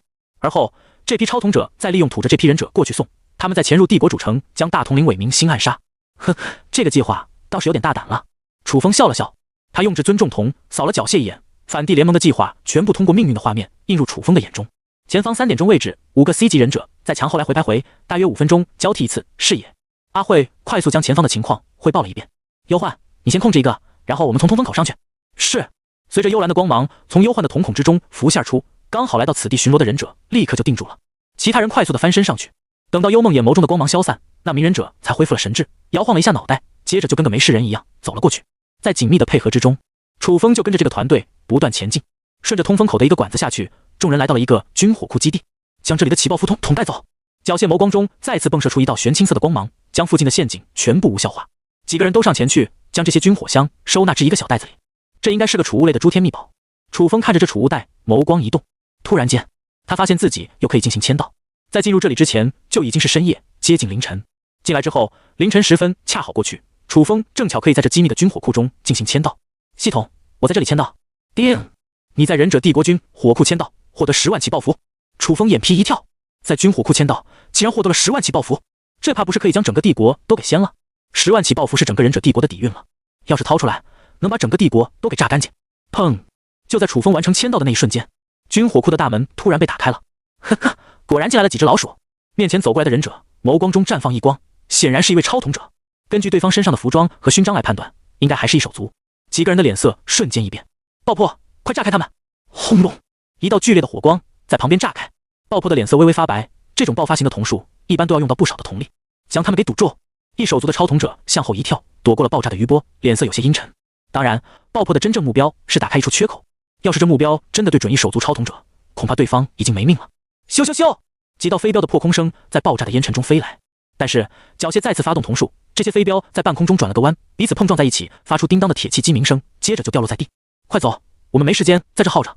缴械迅速的摆了摆手，叫着身后的兄弟们快速退后。幽梦的瞳孔中不断闪出光芒，视野所及处的土着忍者都被定住了。普通的忍者灵魂力也不必凡人要上多少，自然扛不住超瞳者的瞳术，但是面对超瞳者精神控制类瞳术就很吃亏。在军火库的附近已经有不少一手足的超瞳者朝着这边赶了过来，他们嗅到了进化点的味道。如果这批超瞳者真的包围过来，那么就凭缴械这几个人绝对会陷入苦战。然而皎洁的皓月旁边还有一只巨大的神灵之眼无情地俯瞰下方，不对，是2只，还有一只弥天之眼在另一个地方。楚风使用了身外化身后能够施展出2个弥天，当然产生的瞳术效果跟没有使用身外化身的时候一样，不会有很多的增幅，但是从视觉上看去的效果却更加震撼。幽冥寒冰，楚风发动了自己少有的一个精神控制类的瞳术，下一秒几个准备赶去军火库的忍者立刻变成了冰雕，他们的瞳力跟楚风相差太大，根本来不及任何抵抗，就已经直接淘汰掉了。你击杀了5个敌对势力的超瞳者，获得5000进化点。不多，毕竟只是第一阶段，阶段越前，击杀敌对势力超瞳者所获得的进化点也就越少，对比大周皇朝的限定副本就有点不够看了。当然蚊子肉再少也是肉，有这个机会楚风自然不会放过的。该死，那几个支援的怎么还没过来？追在身后的一手足忍者脸色阴晴不定，他一开始就用监视之眼察觉到有反帝联盟的超瞳者入侵了帝国的军火库，所以早早就在这防备好了。当然他只通知了自己家族的忍者以及几个超瞳者前去包围，毕竟这可是进化点，总不能惊动所有人，让其他陌生的超瞳者也来分这杯羹吧。用超瞳连接联系了几个同伙，本来已经说他们过来了，结果再次联系竟然没有音讯。就在这时，一道银色的锋刃突然从背后袭击过来，他刚感觉到危险，锋刃就贯穿了他的脑颅，连反应都反应不过来，闷哼一声惨死当场。又是1000进化点入账，没有了超瞳者的阻碍，剩余的土着忍者都被幽梦一个个控制。精神控制类的超瞳者就是专门吊打土着的，一眼秒一个，准到不行。他们连夜逃遁，终于摆脱了忍者的追杀，从原先的地方翻了出去，拼命地跑，缴械的目光时而闪烁些许光幕。楚风暗暗观察了一眼，如果没猜错的话，这个领头的应该是在用超瞳连接联系同伙，请求支援。果不其然，一个几百人的大部队赶到了这里接应。你们没事吧？反帝联盟的大本营中，一个皮肤黝黑的光头走了出来，皱着眉头。还好，没人死，但是起爆符还没来得及收几个，就被抓出来了。缴械的目光有些难看。该死，如果破不了那座城门的话，我们的计划可就困难多了。反帝联盟这次盗取起爆符，就是想要将忍者帝国的城门炸开，然后他们直接攻进去。如果有城墙的庇护，那么每次都只能溜进去几个人，效率很低。要是被发现一个，那就有可能团灭。反帝联盟的想法也很绝，就是将城门彻底炸开后，靠着人数优势硬刚正面，简单又粗暴。哎呀，你们说的起爆符是这些东西吗？就在这时，一道声音在旁边响起，众人扭头看去，瞬间傻眼了。阿强的身后，不知什么时候堆满了小山一般的起爆符。操，究竟是什么人，老是坏老子的计划？小胖子郁闷至极。身为克制异手族超统者的灵兽族，他们特地到北部矿山拦截异手族运输的这批货物，结果每次快要得手的时候，都不知从哪冒出来一个超统者，直接用瞳术将自己冻成了冰雕。还好是冰雕，不是沙雕，可以融化，要不然他就跟这次任务说再见了。最近这段时间，小胖子甚至不惜派人守在附近，都要看看到底是谁在朝自己放瞳术。可惜几次试验之后，结果无。小胖子终于认了，他意识到躲在暗处超统者在实力上肯定是完全碾压自己，之所以出手阻止他，还是为了维护帝国现在的平衡。在忍者世界的副本之中，3大家族的超统者需要消灭了反帝联盟，才能获得任务的胜利。现在就打起来的话，其实对谁都没好处。经过了几次尝试，小胖子终于放弃了。他走到平原上，对着这片区域大声喊道：“阁下，我知道你在这里，能否露面？我们好好谈一下情况。”声音很大，在这片区域回响，但是没人鸟他。小胖子这就感到很难受了，他心里有跟这个超统者合作的意思。从对方的表现来看，必定个高手。不过为什么这样的高手会选择幻夜一族呢？看着这可怜的势力值，小胖子也十分不解，这么一个大高手就白白浪费了一次机会。然而楚风留在这里的分身早就已经回去了，异手族的制作材料都已经运送回帝国，小胖子也停止了对异手族的攻击，那么他的分身自然就没必要在那里浪费时间。而监视千机伞制造的活动自然是交给幻夜家族的成员去进行的。知道了帝国的动作之后，基本上所有幻夜家族的成员前所未有的团结在了一起，他们终于看清了帝国丑陋的面貌，甚至比想象中的还要可憎。这样的帝国有什么俯视的必要？那么在幻夜家族灭亡之前，先将整个帝国拉过来陪葬吧。当幻夜家族形成了统一的战线之后，展示出的威力只会比所有人想象中的更加可怕。你这是从哪弄过来的？帝国之外，反帝联盟组织的大本营，几百个超统者看着阿强身后堆叠如山的起爆符，全都拉长了下巴，震撼到说不出话来。哦，我自己也有储物的诸天秘宝，在你们跟他们缠斗的时候，我悄悄的全部都收起来了。这句话是胡编乱造的，但过得去就行。楚风心念一动，这10万起爆符又凭空消失，像是变魔术一样。没想到你竟然还有这么便捷的储物秘宝，早说啊！缴械长呼一口气，笑着过去拍了拍楚风的肩膀。我还以为这次行动大伙儿都白忙活了，没想到兄弟你倒是给了我们一个惊喜。哈哈哈，我也没做什么事情。阿强憨笑了一声，笑得无比憨实，让大伙看了都乐了。谁会怀疑这么天真的狗大户呢？果不其然，氪金的魅力是无法想象的。要不是这位哥们装备优良，那这次他们的潜入帝国行动真的是要无功而返了呀。兄弟，你的起爆符给我怎么样？我会派人将城门给炸了，到时候赢了副本，你也能获得副本的奖励。光头看着楚风，眼中带着异光，这可是10万起爆符，足够他们突破城门。楚风忽然一笑，我最近手头有点缺出天点了，不知道您能不能跟我交易一番？光头笑容一僵，你想要多少？哼，这4层的副本要是能够赢下来的话，少说那也有好几万诸天点了。这样我也不嫌多，今晚的任务这么凶险，还是我冒死将起爆符拿回来的。你们每人给我200诸天点，作为一点小报酬，我将10万起爆符给你们，这总没问题吧？楚风一副老奸商的样子，众人面面相觑，都是暗道一声好家伙。这才第一阶段，反帝联盟的超统者都还有500个人呢，要是每人都交上去200的话，那岂不是都10万诸天点了？这个阿强倒是狮子开大口啊！只不过分摊到每个超统者的身上，那就是200诸天点，跟毛毛雨一样，换成现金也没多少。行，200就200，你们都将诸天点打给我，我跟他交易吧。光头也懒得说什么，在超统者的世界，大家都是以利益为主的，也没人会责怪阿强的贪心。相反的，大家对阿强的看法还改观了。这个表面憨厚的家伙，实则有点小心机啊。10万诸天点看起来很多，但是分摊到每个人身上又不算多，觉得可以接受。而那家伙获得的好处可就不少了，难怪能在混乱的场面当中摸出10万起爆符过来。小看这个憨憨了。等到眼前这些人都聚在一起，互相筹款，10万诸天点凑齐之后，光头来到楚风的面前，说道：“好了，开始交易吧。”眼前立刻弹出一条信息：“北虎邀请你进行交易。”选择确认，交易面板顿时在面前弹出。北虎扫了对方的面板一眼，忽然愣住， 001，这是什么代号？没错，在交易之前，楚风就将自己的称号设置为001，目的自然就是不让他们知道自己是风神。加入卡塞尔学院就是有这个特殊的好处。进行一番交易，楚风将10万起爆符的使用权全部给了北虎，相对应的，他也获得了10万诸天点，这可是一笔巨额。好了，我还要去其他地方转转，就先告辞了。楚风笑了笑，接着往跟帝国相反的方向走去。大佬，他会不会有问题？一个小弟走到了北虎的身边，悄悄问道。不清楚，不过看他的方向是朝着帝国相反的方向去的。如果他是帝国派来的内鬼，肯定不会选择走那里，估计就是个氪金过副本，但是比较担心怕死的家伙。反正他给我们10万起爆符也足够有价值了，而且那家伙的瞳术一般般，到后面起不了多大作用，让他混过副本就行。我们干我们自己的，好吧？那个小弟其实有点酸气，在他眼里看来，阿强纯属就是运气好，弄来了10万起爆符，就能从他们手上敲来10万诸天点，这简直是让人嫉妒啊！楚风离开之后，最后前往的地方就是断月崖。传说幻夜鸦的那个朋友就是从这里掉了下去。他有一个大胆的猜想，花费了1天的时间，楚风走到了断月崖。这悬崖足足有100丈之高，瀑布流淌而下，击打的水声如雷声那般沉闷。从这里摔落下去，如果没有任何保护措施的话，那就死定了。楚风静坐在这里等了一夜。他离开反帝联盟的大本营，一是为了支开大部队的视野，想办法回到帝国之中；二是为了前往断月崖。根据忍者副本的资料，在这里签到，或许凌晨时刻悄然过去。楚风的系统立刻提示签到已经刷新了。系统，我在这里签到。叮，你在断月崖签到，获得别天止水。别天止水，你可以对别人发动一次至高幻术，在这个副本中，你将控制一个目标，直到本次副本结束，对方都不会察觉到被你所控制。备注：至高幻术与至高幻术之间会互相抵消效果，请不要对太强的敌人使用。果然如此，楚风的系统之中又多出了一个别天止水。当然，签到获得的物品并非诸天传承，有一定的局限性，那就是在本次副本结束后，签到获得的物品都不能带回去。所以，楚风从囧哥的手中购买了别天止水是不会亏的。若是用不上的话，大不了再卖出去就是了。然而，这次副本之中，楚风手持着另一颗别天止水，还有其他的用途。这么好的东西，一个当然不够。获得又一颗别天止水，现在的楚风才有100%完成天童者路线的信心。他心念微微一动，天空的另一端出现了一只巨大的神灵之眼。然而，这只神灵之眼却没有出现在楚风的正上空，而是出现在帝国那边。没错，楚风将心意传递过去，很快回到了帝国的分身就领会了意思。他正是要用分身的弥天加扭曲虚空，直接将自己传送回去。随着身边出现了一层层水波般的虚空涟漪，下一秒，楚风感觉到身形一晃，接着他的人就跌落在一个地面，回到帝国主城了。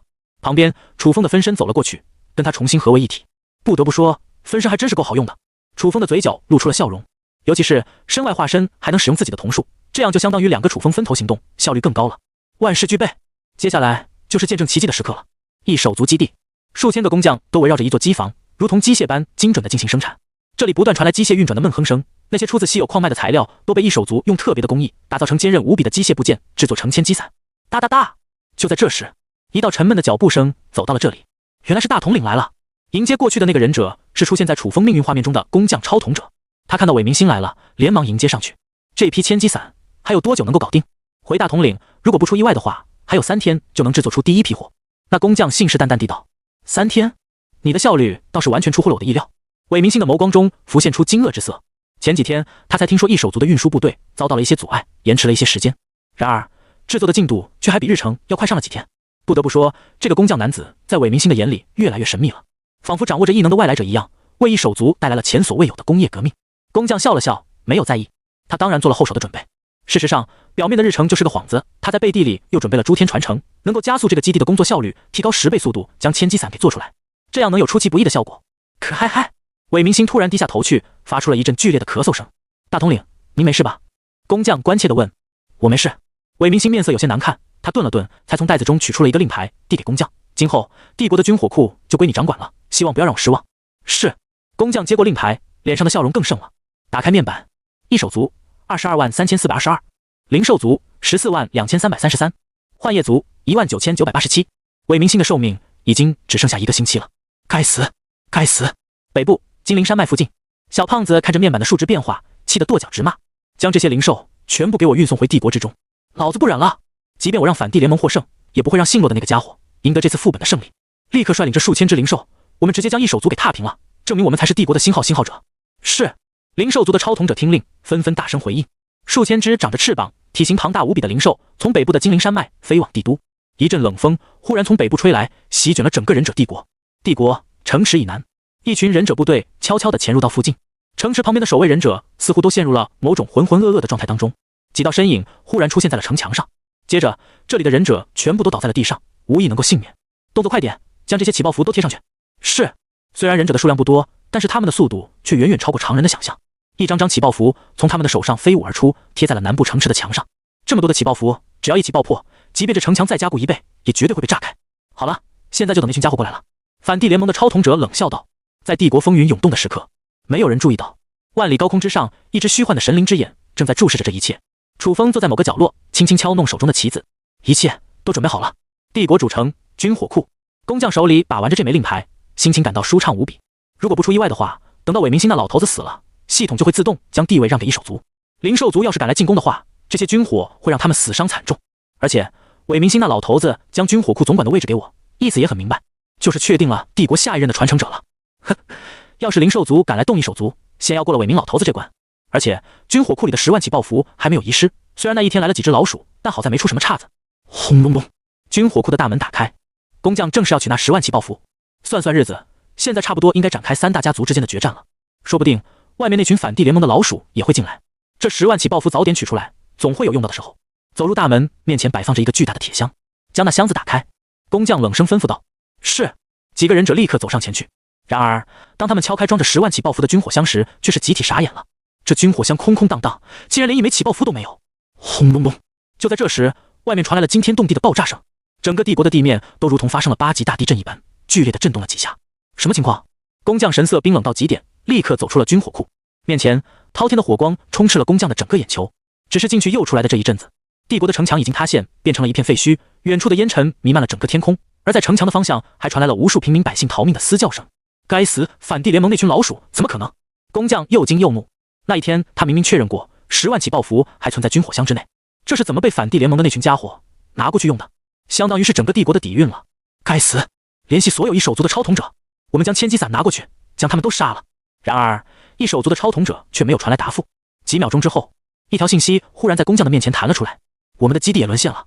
什么？工匠呆滞了。谁干的？是幻夜族的忍者。幻夜族？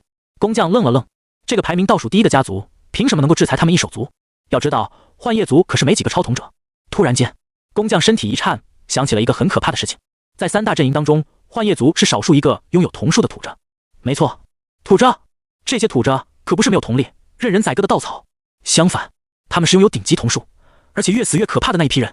最重要的是，在幻夜一族，疑似还有一个十分恐怖的超统者，庇护异手族将千机伞的制作材料运输了过去。起初他还以为这不过是超统者之间的私怨，但现在看来，那个隐藏在幻夜族当中的超统者才是这次副本中最可怕的对手。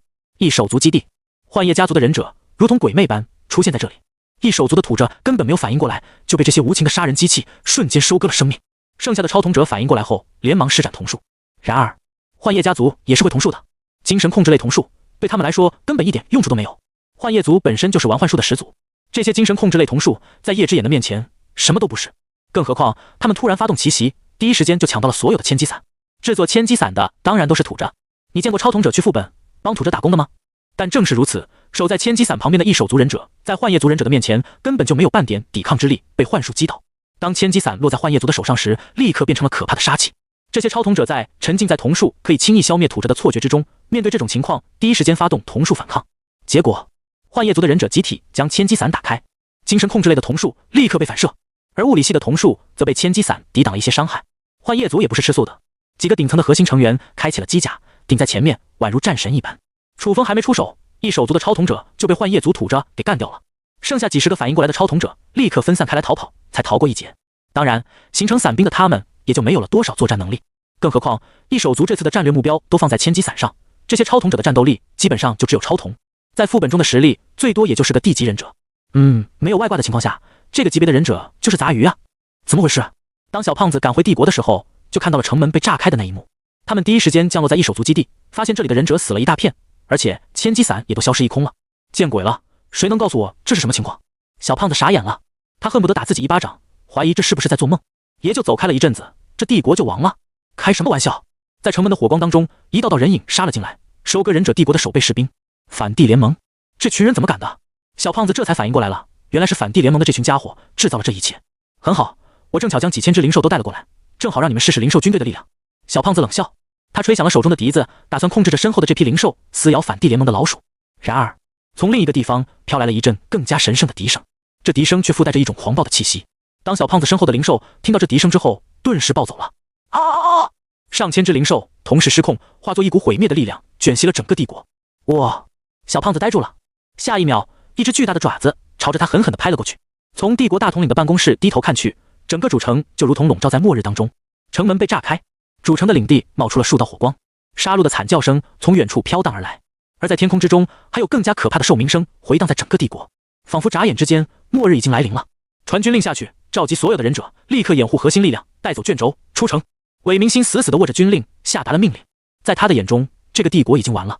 然而，帝国的核心力量不能就这么浪费了，只要逃出去，再次召集一批精锐的忍者部队，培育成军队，将来还有打造成另一个帝国东山再起的机会。事实上，忍者帝国就是在火与战争中发展起来的，这里的土地和根基并不是忍者帝国的命脉，忍术以及核心的杀戮武器才是。然而，身后却没有忍者回应韦明星的话。什么人？就在这时，他听到了一阵阴沉的脚步声。吱呀！办公室的木门被打开，只见一个中年男子进入了这里。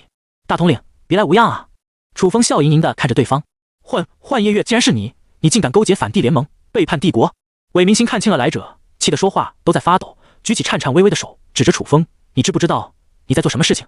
你这个大逆不道的家伙，毁灭帝国的罪人！”啧，不愧是大统领，死到临头还在给别人扣帽子。楚风冷笑了起来。若不是你跟异手族的那群家伙勾结，想要开发出克制我们幻夜族的忍一手，我也不至于拉着整个帝国来陪葬。你竟然知道这一切！韦明星死死地盯着楚风，把手上的军令给我，可以留你一个全尸。楚风淡淡道：“哈哈哈，我韦明星坐在地位上，就算半只脚入土了，也不是你一个小小 A 级能够惹得起的。”韦明星肆虐地笑了起来，他的手已经扶在了剑鞘上。这一刻 ，SS 级忍者爆发出了他临死前最后的力量。你拉着整个帝国跟你幻夜族培养，那老身就拉着这身烂骨头跟你同归于尽。楚风看着对方愤怒的面孔，摇了摇头，只感到一阵可笑。你有这身本领，还不如去跟反帝联盟的那群敌人死磕，一边叫着你的部下撤退，一边又在这里大放豪言，不知道的人还以为你多有骨气。我本来只是想要节省点东西而已，但现在看来没这个必要。一个红色的眼球出现在楚风的手上，这是韦明星眸光中闪过一道剧烈的恐惧感，他的身体刚想要动弹，下一秒就发现自己的意识已经凝固住了。别天止水，发动！在这只强幻术的操控下 ，SS 级的韦明星连一点反抗的能力都没有，就变成了楚风随意控制的傀儡。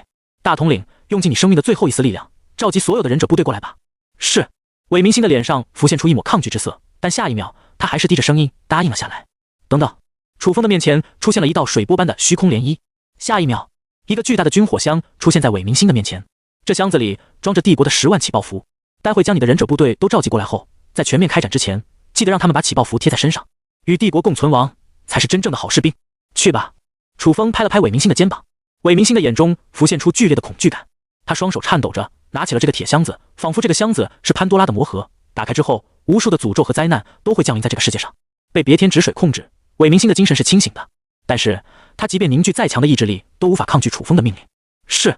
最后，韦明星举着这军火箱，一步步地走出了办公室。是不是很好奇这军火箱是怎么来的？送给反帝联盟的10万起爆符是签到获得的，然而军火箱里的10万起爆符却是楚风用扭曲虚空后面偷走的。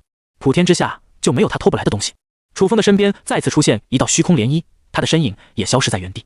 兄弟们，我们杀过去！忍者帝国的起爆符都被我们偷过来了，现在他们的军火根本就没有多少库存，只要看见是个忍者，星号他们就完事了。光头超统者大喝一声，身后的反帝联盟军团杀入了城池当中，肆意地破坏着帝国的一切。哈哈，没想到这帝国竟然如此不堪一击，我还以为刚正面有多难呢，结果对面跟人机一样，随便让我们乱杀啊！是啊，这感觉真是太爽了。反帝联盟的超统者都笑了起来。突然间，前面出现了一个忍者大部队，而韦明星就站在最前面，手里的刀刃都已经出鞘，指着面前的敌人。为了帝国不怕死的战士们，杀光他们！可笑！光头的嘴角浮现出一丝不屑的笑容。他们可是超统者，就凭这些剩下的忍者，即便由韦明星带领，又能将他们怎么样？然而，当那群忍者冲过来的时候，一道白昼般的光芒却在光头的眼前闪过，这光实在太过刺眼，让他的瞳术都施展不出来，眼睛忍不住闭上。然而，当他反应过来后，脸上充满了惊恐的表情，立刻狂吼了一声：“快跑！”话音刚落，这10万死士忍者身上带着起爆符，宛如人形炸弹一样，朝着这群超统者扑了过去。超统者的瞳术根本无法阻挡这漫天的忍者带着起爆符冲过去，跟他们同归于尽。下一秒，一朵巨大的蘑菇云冲天起，笼罩了半片帝国主城，遥而去。帝国的半片城池已经消失不见了，变成了一个深深的窟窿，而另外的半座城池也被发狂的灵兽践踏成一片废墟。楚风打开面板，只见上面已经没有什么势力值了，一切归零。异手族零，灵兽族零，幻夜族零，这片帝国都已经没有了，还有什么势力值呢？就在这时，帝国的画面骤然停顿，而一切的景象宛如导放的录像带一样飞速倒退。楚风再次睁开眼睛的时候，发现他又回到了幻夜族的密室楼阁之中。站起身来，他看到了挂在墙上的全家福照片，宛如第一次来到这间楼阁的时候。只不过，楚风注意到照片中那个空空荡荡的位置却多出了一个人，幻夜呀！他回到了照片当中，这个天童者长得跟幻夜佐有点像，只不过看上去更加老成，小小年纪，脸上就有了2道沟壑很深的法令纹，而藤野静香的手就放在这2个小脑袋上，嘴角挂着淡淡的微笑。楚风的嘴角轻轻勾起，轮回开始了。诸天塔，数百个身影突然同时出现在这里。当他们面对面的时候，皆是从彼此的眼神之中读出了浓浓的震惊。你们是从忍者副本出来的？是啊，你也是。副本里面发生了什么？不知道，我就记得整个帝国被毁灭，然后突然时空静止了，接着我就出来了。我是被灵兽拍死的。嗨嗨，说起来比较丢人，我冲锋的时候第一时间就死了。众人一头雾水，完全不知道到底发生了什么事情。等等，我们的面板没有弹出副本失败的提示。一道惊异的声音从旁边传来。洛南平打开了面板，看着自己的剩余挑战次数，感到疑惑不已。通常任务失败之后，个人面板上就会出现一个剩余挑战次数，来显示他们距离瞎子还差多少次失败。洛南平就在副本中失败过一次，所以他有这个面板。但是当他打开面板后，却发现这个次数却并没有任何变化。我的面板也没出现剩余挑战次数。一个没输过的超统者也是惊讶出声。小胖子这时候也没心思去骂洛南平了，连忙打开面板。怪了，真的不算失败，这难道是诸天塔出现 bug 了？到底是怎么回事？不仅如此，在忍者副本前面死亡的那一批超统者，本来他们的次数都已经减1了，但是当轮回再次启动之后，他们的次数竟然又重新刷新了。刷新了？这到底是什么情况？当然，知道这个内幕的超统者是极少数中的极少数，他们自然不会轻易的将这么珍贵的情报说出去，而是打算一点点将情报抛出去，然后高价出售，赚的就是大公会的诸天点。至于瞎了的超统者会怎么样，那就是个未知数了。毕竟进入第4层的这一批，要么是没有输过的超统者，要么就是只失败过一次，所以关于瞎掉的超统者会不会恢复视力，这个就是不知道的事情了。不管怎么说，从今天起，关于忍者副本出现巨大 bug 的信息都会在超统者的世界中掀起轩然大波。先将这大消息炒热，再抛售核心情报，是这些老机灵鬼一贯的作风。第2个轮回世界中的忍者帝国是一片死城，虽然表面上看起来跟楚风第一次用弥天看到的场景差不多，但稍加留意就会发现整个帝国都没有人。楚风收回弥天形态，从密室楼阁走出去，打开门，只见客厅当中盘坐着一个气质深沉的青年，他背对着楚风，闭眸进行调息。虽然比照片上的那个小男孩大一点，已然有了成年人的身材，然而从那2条沟壑很深的法令纹就可以看出，面前的青年就是幻夜鸦。这就是你再次制造的轮回幻境，看起来倒是不错。楚风轻笑一声，他的精神已经沟通了系统当中的别天止水，准备随时都打破这个幻境。幻夜鸦突然开口了：“你不需要用这个世界的身份跟我说话，我早就想跟你见面。”他转过来，面对着楚风，瞳孔中的图案泛起了一圈又一圈的水波，看上去诡异无比。要不是你顶着我父亲的这副身体，或许我会有点高兴跟你谈谈。毕竟我对你们那个世界的事情倒是有点兴趣。楚风愣了愣，眉头忽然皱起：“你是怎么知道我们那个世界？”“谁知道呢？”幻夜鸦耸了耸肩，或许是这个幻境自动刷新了无数次，目睹着你们那边的人在这个帝国中进行着一次又一次重复而又枯燥的游戏，所以就知道了吧。楚风深吸一口气，他的眼眸当中出现了一道金色的光芒。至尊重瞳，他怀疑这是幻夜鸦对自己释放的幻术，直接用至尊重瞳可以确认对方到底有没有说谎。眼前的画面发生了变化，幻夜鸦就坐在这个空间当中，用那双漠然的轮回之瞳看着外面的忍者帝国中一批又一批的超统者进来，进行着勾心斗角、互相暗算的游戏，一次又一次。这些超统者虽然扮演的角色都差不多，但是从他们的瞳数之中可以认出他们都是不同的超统者。这幻夜鸦竟然真的能看见副本中进来的角色，这到底是怎么回事啊？楚风的眉头深深的皱了起来。在他的观念当中，这些副本世界中的角色都是一群不断可以刷新的 NPC 而已，但是 NPC 竟然看见了真实的世界，眼前这个人到底是不是天统者？楚风产生了怀疑。他拥有身世不俗的诸天光环，可以扮演特殊的角色，不能排除眼前这个天统者可能背地里是个超统者。你怀疑我是你同类？幻夜鸦似乎看出了楚风的心中所想，不屑地戳笑一声。如果是这样的话，那我就不会因为你扮演我父亲的身份而感到有些生气。随你便。楚风开启了万古神眸，让自己的大脑彻底冷静下来。虽然对幻夜鸦能看到副本的世界而感到意外无比，但他依旧是自己的敌人。面对敌人，就不能被对方的语言所影响，杀了他才是自己要做的事情。我看出你心中的杀意了，那么你打算怎么破掉我的轮回世界？幻夜鸦淡淡的看着楚风，你的别天止水已经用掉1颗了，如果用至高幻术还能破掉我的轮回世界，然而你却用这张底牌对付了伪明星。在我的轮回幻境当中，我想要怎么拿捏你就怎么拿捏你。对了，要是你死了，应该会直接判定为一次副本失败吧，因为你进入了另外一个副本世界。话音刚落，幻夜鸦的瞳孔一缩，这方天地的轮回世界骤然颠倒了过来，仿佛天和地之间发生了180度的翻转。楚风的身体立刻离开了地面，无限的往下方的天空坠落而去。如果这个世界是一场轮回幻境的话，那么跟远古天庭应该一样，是有边界的。只要调出边界，这次副本就应该自动算作失败了。心念一动，楚风不再犹豫，从系统当中取出了又一颗别天止水。砰！这方空间在楚风拿出别天止水的那一瞬间，层层分裂。下一秒，眼前的场景又再一次发生了巨大的变化。脚下是一片荒芜的大地，而在附近散落着一堆碎裂的木块。幻夜鸦就站在木屑的周围，依旧是背对着楚风。呵呵，这才是真实的世界吧？楚风冷笑一声，没有幻夜族，没有忍者帝国，更连一个人都没有。从始至终，只有一个落魄的天童者，在这里一遍又一遍地重复着轮回，进行一场自我催眠的欺骗。他觉醒了轮回之瞳的那一刻，就毁灭了幻夜族，毁灭了帝国，连同着这里的所有生灵。可以毫不犹豫地说，幻夜鸦做了他一辈子都无法赎回的错误。他在帝国和家族当中只能选择一个。原本以为选择了帝国是选择了和平与大义，结果他却成为了屠杀万千生灵的罪人。最后竟是只能制造出一个轮回幻境来进行着自我欺骗，变成了最堕落的那种人。幻夜鸦转过身来，看着楚风，瞳孔当中冷漠无比，仿佛不夹杂任何一丝人类的感情。他淡淡道：“你对轮回之瞳的力量又了解多少？只要能够破了你的轮回幻境就行。”楚风依然不惧，丝毫不打算被对方的言语所影响。哼！幻夜鸦冷笑一声：“所以你才会这么口出狂言吧？”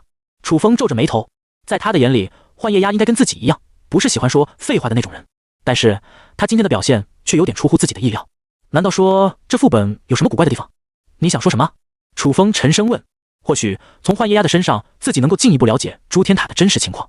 幻夜鸦沉默了片刻，罢了，告诉你也无妨，毕竟你估计是最后一个聆听者。如果不将一些东西说出来，或许以后就没有机会。轮回之瞳是真正达到神之境界的眼睛，别说是转生死者，甚至是改变过去都没有问题。我在觉醒轮回之瞳的那一瞬间，本来是打算牺牲自己，改变过去所发生的一切。只可惜，当我使用了那个瞳术之后，这个世界却发生了我意想不到的变化。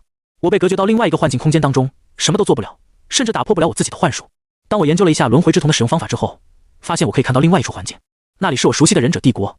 但不同的是，有很多像你这样的外来者，似乎以一种不可思议的方式进入了这个世界，同时进行扮演的任务。我很好奇的，这到底是怎么回事？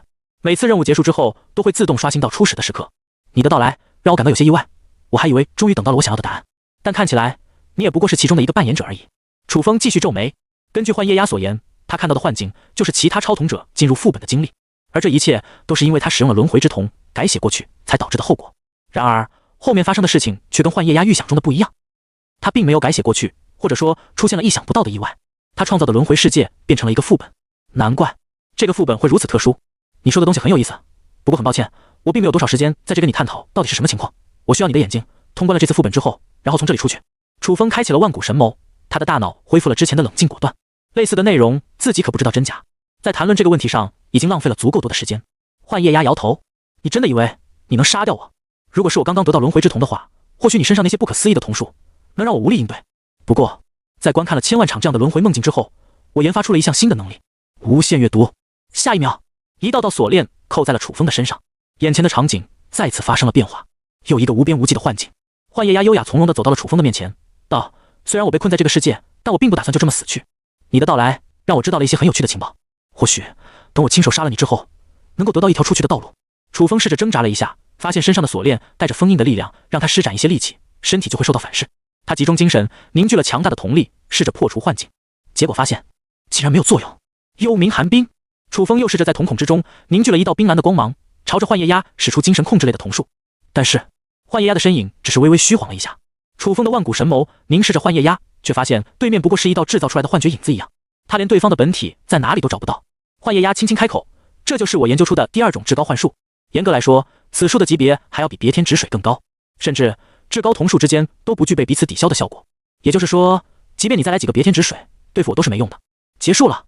幻夜鸦眼眸一动，数道墨黑的尖刺突然从周围的地面浮现而出，朝着楚风刺了过去。在无限阅读中死亡，身体也会遭到同样的伤害。这是一场真实的梦境。黑色的尖刺已经贯穿了身体。下一秒，可嗨嗨！幻夜鸦突然吐出了几口血，他的瞳孔剧烈收缩，只见自己的身体不知道什么时候出现在了楚风的位置，两人的位置互换了。楚风在原本幻夜鸦所站的位置，优雅从容地走了过来，笑意盈盈地看着他。无限阅读是吧？你的瞳术真是好用，所以我要了。他的左眼变成了一圈又一圈的涟漪。幻夜鸦注视着楚风的左眼，露出了一丝苦涩的笑容。没想到你竟然还藏着这么一手新的超瞳天赋——轮回之瞳。万古神眸升级至6阶的时候，获得了一项十分强大的瞳术，楚风一直没有使用过。瞳术复制，这个技能能够复制对方瞳术的一项能力，虽然只有一项，但足以作为最大的保命底牌使用而出。面对高阶的瞳术使用者，楚风真正的底牌根本就不是别天止水，而是他可以复制对方的瞳术，以彼之道还之彼身。无限阅读强吗？确实很强，但是这个至高瞳术有个致命的缺点，那就是不能抵消。无限阅读创造的是一个真实的梦境，两个真实的幻境叠加在一起，那也是真实的幻境。到了那个地步，幻境就已经不是幻境了，而是现实。两个现实发生的事情，自然是判定成叠加的现实。于是乎，先使用至高幻术的那一方绝对是吃亏的，因为后手使用可以反手掌握主动权。只要楚风逼出对方使用真正的底牌，那么他就能将对方的底牌化为己用，反制对方。幻夜鸦失算就失算在这一点上了。墨黑的尖刺贯穿了幻夜鸦的身体。幻夜族的忍者，瞳术方面的能力很强，但是自身的防御力和生命恢复速度都算是很平庸的水平，比一般的忍者强不到哪里去。更何况使用了无限阅读之后，幻夜鸦就没有任何瞳力了，也施展不了其他的瞳术。又不是人人都跟楚风一样觉醒了多种超瞳，先天瞳力就很高。这位天瞳者在失去了最后的底牌之后笑了笑，像是放弃又像是释然。你是一个有趣的敌人，我自以为自己能够改写命运，但最终的命运是被改写的命运所杀死，或许这就是我的宿命。幻夜鸦闭上了眼睛，希望你在得到了我的这只眼睛后，能够代替我的去看到这个世界的真相。下一秒，砰，梦境破碎了。楚风独自一人站在荒原之上，眼前是幻夜家族被破坏后的府邸，而遥望远处，那片帝国也变成了一片废墟。楚风看着这一幕，忽然沉默了下来。这一片被毁灭的帝国映入他的眼中，第一次显得如此的真实，仿佛就是一个被彻底破坏了的真实世界，就跟诸天塔外的世界一样。他摇了摇头，收回心神，不再去想这些无关紧要的事情。打开面板，只见系统已经弹出了提示：恭喜你通过了轮回副本的任务，真实世界正在为你解锁本次轮回副本的成就。你击杀了轮回副本的天瞳者，获得额外超瞳天赋轮回之瞳，具体信息可打开超瞳面板进行查看。你解锁了轮回副本的所有成就，获得了 SSS 级评价，奖励诸天点+0，奖励进化点+0，已为您解锁 SSS 级评分专属奖励特殊权限无限马甲。无限马甲，你可以自由编辑你的显示称号。特殊说明，本权限只对个别超瞳者开放，请不要对外声称这是贵宾级服务，以免降低档次。原来如此，楚风看着本次副本诸天点和进化点的奖励，有点明白了。在他破掉轮回的那一瞬间，已经进入了另外一个副本，忍者世界的副本任务，一切都取消了，相当于是从一个任务当中跳到了另外一个隐藏的任务，而且连副本世界都进行了变化。在幻夜鸦所在副本世界中，本来是不存在任何一条挑战任务的，只有毁灭了整个忍者帝国后才能进入这条线。而这个副本世界，诸天塔就没打算发布任务，自然就不会有多余的奖励，只有额外的超瞳天赋以及判定为 SSS 级评价后固定会获得的专属奖励。这次的 SSS 级奖励也不再是诸天光环，而是一个特殊权限无限马甲，这倒是有利于自己隐藏真实身份。以后进入副本，就算跟别人进行交易，只要改个马甲，对方就不知道自己的真实身份了，还算是一个比较实用的权限能力。打开超瞳面板，一个崭新的界面出现在楚风的眼前。超瞳轮回之瞳，等阶1阶290010101000，能力轮回幻境。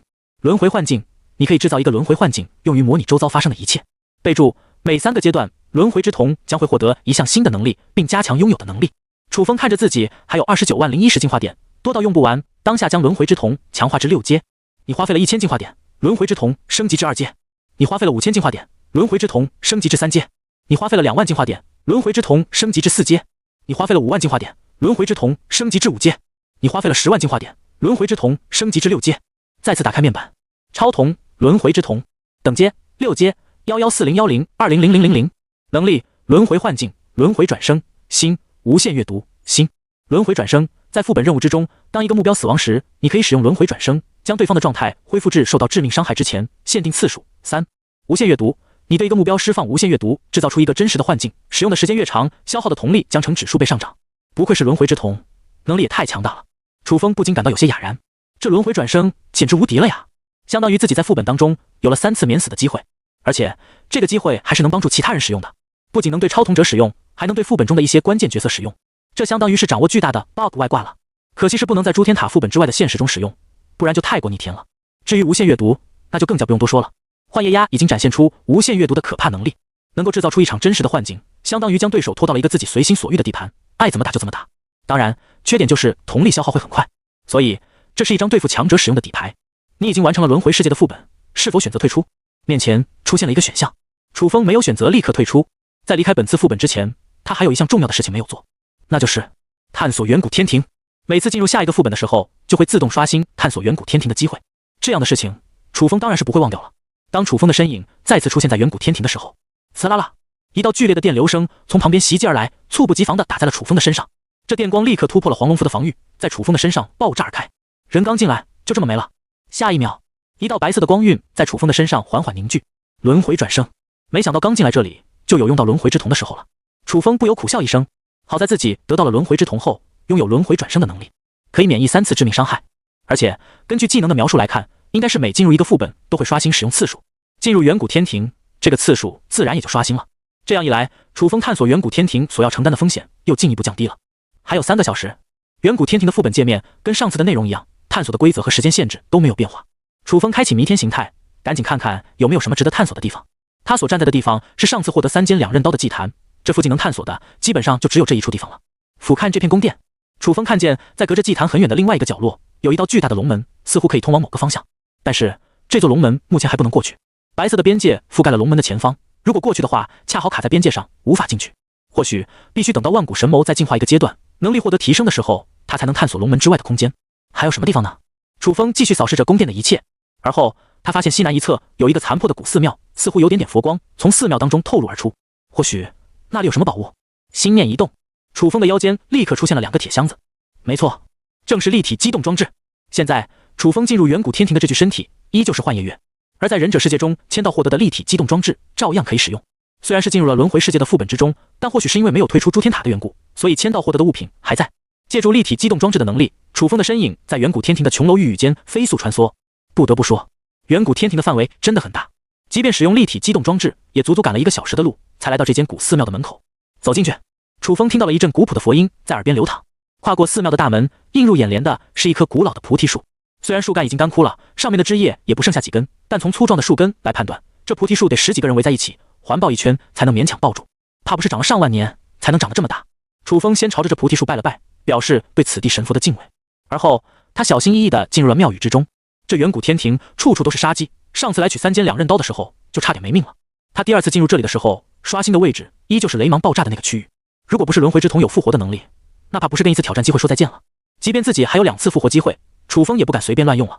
要是跑到什么必死无疑的地方，那即便退出了，下次也无法进来。再进来还是原来的位置，只会无限重复死亡而已。小心谨慎的行动。楚风开启了天命之瞳，观察这里的气场流动。面前的寺庙变成了一片被圣洁佛光沐浴的宝地，而在一尊佛像的下面，似乎还有一张方形的金色物体在角落里夜夜生辉。这是开启观天命才能看到的特殊视觉。楚风确定了这里没有危险，放开脚步走了进去。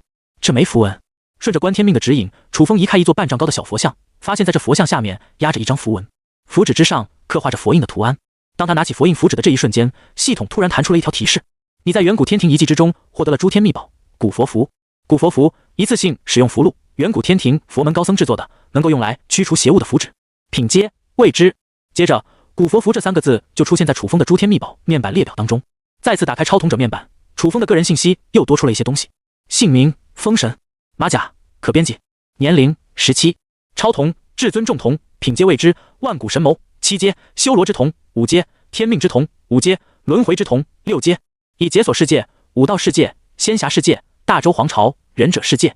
诸天秘宝问道九壶3阶，黄龙符5阶，3尖2刃刀残损至尊，天命印6阶，卡塞尔学院通行证特殊，古佛符未知。诸天传承大道至仙至尊，落日真剑至尊，万妖丹7阶。诸天光环一份机缘，身世不俗7天签到。攻略副本4，进化点11401010，诸天点152000。这枚古佛符能够用来消灭邪物，倒是对我接下来的副本能产生很大帮助。可惜只有1枚，邪神世界和妖魔世界的副本任务都有可能用到这枚符箓，必须尽量省着点才行了。虽然品阶是未知，但是楚风心里很清楚，远古天庭的宝物怎么可能会是一堆反品。至于马甲，楚风现在暂时还不去设置，他获得副本 SSS 级评价的时候就用封神的称号即可，省得让人知道自己的马甲可以变来变去的。跟其他的超统者打交道，再用万变的马甲，反正那些第一次接触的超统者也不可能知道自己的称号可以变来变去，只要在副本和现实中不要被别人随便认出来就行。超童世界倒是无所谓，获得了古佛印之后，这片宫殿基本上就没有什么值得探索的地方了。用立体机动装置在这里闲逛了一阵子，等到限定时间过了，楚风的身影自动退了出去，回到诸天塔。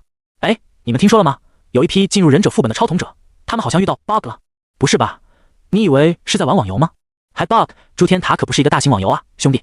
那你怎么解释那群从忍者副本刷出来的超统者，副本失败次数没有增加？对了，我还听他们说，忍者副本突然陷入了一场大灾难当中，所有的超统者都受到了打击，但是有的人活到后面，却发现那个世界忽然停顿了。停顿，就是画面突然静止，接着他们就像是被卡出来了一样，突然出现在诸天塔。我的天，还有这种事情？那里面到底发生了什么情况？不知道。现在就有一批超统者，只是在论坛上挂了情报，据说是2个公会的大佬都出来作证了，他们还是死敌的关系。我怎么感觉有炒作的因素在里面呢？先观望一下事情的发展吧。洛南平和那个小胖子都深谙超统者世界的规则。小胖子经历了那场教训之后，恶补了一大堆课本，尤其是将《厚黑学》这本书反复啃咬了好几遍，再刷了10次的《资本论》，再次回到超统者的世界，玩起这套来可就有心机了。2个公会的高层也都是懂人，一起炒作，先将一些噱头的消息抛出去，核心的情报，比如副本经历以及片段之类的资料，那肯定都是要高价抛售的。这些消息刚流传出来，立刻就在超统时代引发了巨大的谈论度。一些没有进入诸天塔的超统者也对此津津乐道，就像是讨论小说情节一样。毕竟发生在自己身边的这些奇闻异事，来到这个信息传播速度超级之快的超统时代，掀起的讨论度自然是极其之高的。不少没有进入超统时代的超统者，在网上论坛冲浪的时候，刷到这条消息，也快速传播到朋友圈当中，引发了大量的关注。一时间，进入超统时代的人越来越多，无数超统者聚在一起，七嘴八舌地讨论着这件事情。就在这时，诸天广播忽然又发出了一条通告：恭喜封神在第4层的轮回副本之中获得了 SSS 级的评价。又是封神，刚刚吃了一个大瓜，正是超统时代流量爆炸的时候。现在封神获得 SSS 级的评价，再一次于所有人的耳中盘旋。这下整个超统时代都沸腾了起来。又是封神啊，这已经是第4个 SSS 级评价了。大佬，请你看看我，封神大佬的腿部缺挂件吗？连续4次 SSS 级评价，这是要逆天的节奏啊！等等，轮回副本是什么鬼玩意？为什么我们没有听说过？不知道，一些打到比较高层的超统者都对轮回副本有些耳生，没听过这个副本啊。封神获得 SSS 级评分的事情也落入了洛南平和小胖子的耳中。时间有点巧合，正巧他们从忍者副本中被刷新出来，封神就取得了 SSS 级的评分，这其中会不会有什么联系？但是小胖子和洛南平并不知道天统者路线，事实上他们也有听说过关于天统者的情报，这条重大消息也慢慢从核心高层公会的手中流传了出来。但是以他们现在的层次，哪里可能知道忍者世界的具体天统者路线怎么走，更加不知道忍者世界还连接着一个特殊的轮回世界。所以大部分人只觉得这是巧合而已。很多时候一些大事都是集中出现的，忍者世界的事情跟轮回副本能有什么关系？同一时间，当封神获得第4个 SSS 级评价的消息通过传播回响在每个超统者耳边的时候，卡塞尔学院白毛校长坐在落地窗前的办公桌上，轻轻地喝了口伯爵红茶，他的脸上忽然浮现出笑意。封神有点意思，希望我们学校的001不会让人失望。姐，封神好快啊！江小鱼刚喝完一杯柠檬茶，就忍不住惊呼了起来。江雪的眸光微微一动，随即叹了口气，他确实很强大，只用了这么点时间，竟然就通过了忍者世界的副本了。才1个小时吧？江小鱼的眼神都写满了崇拜。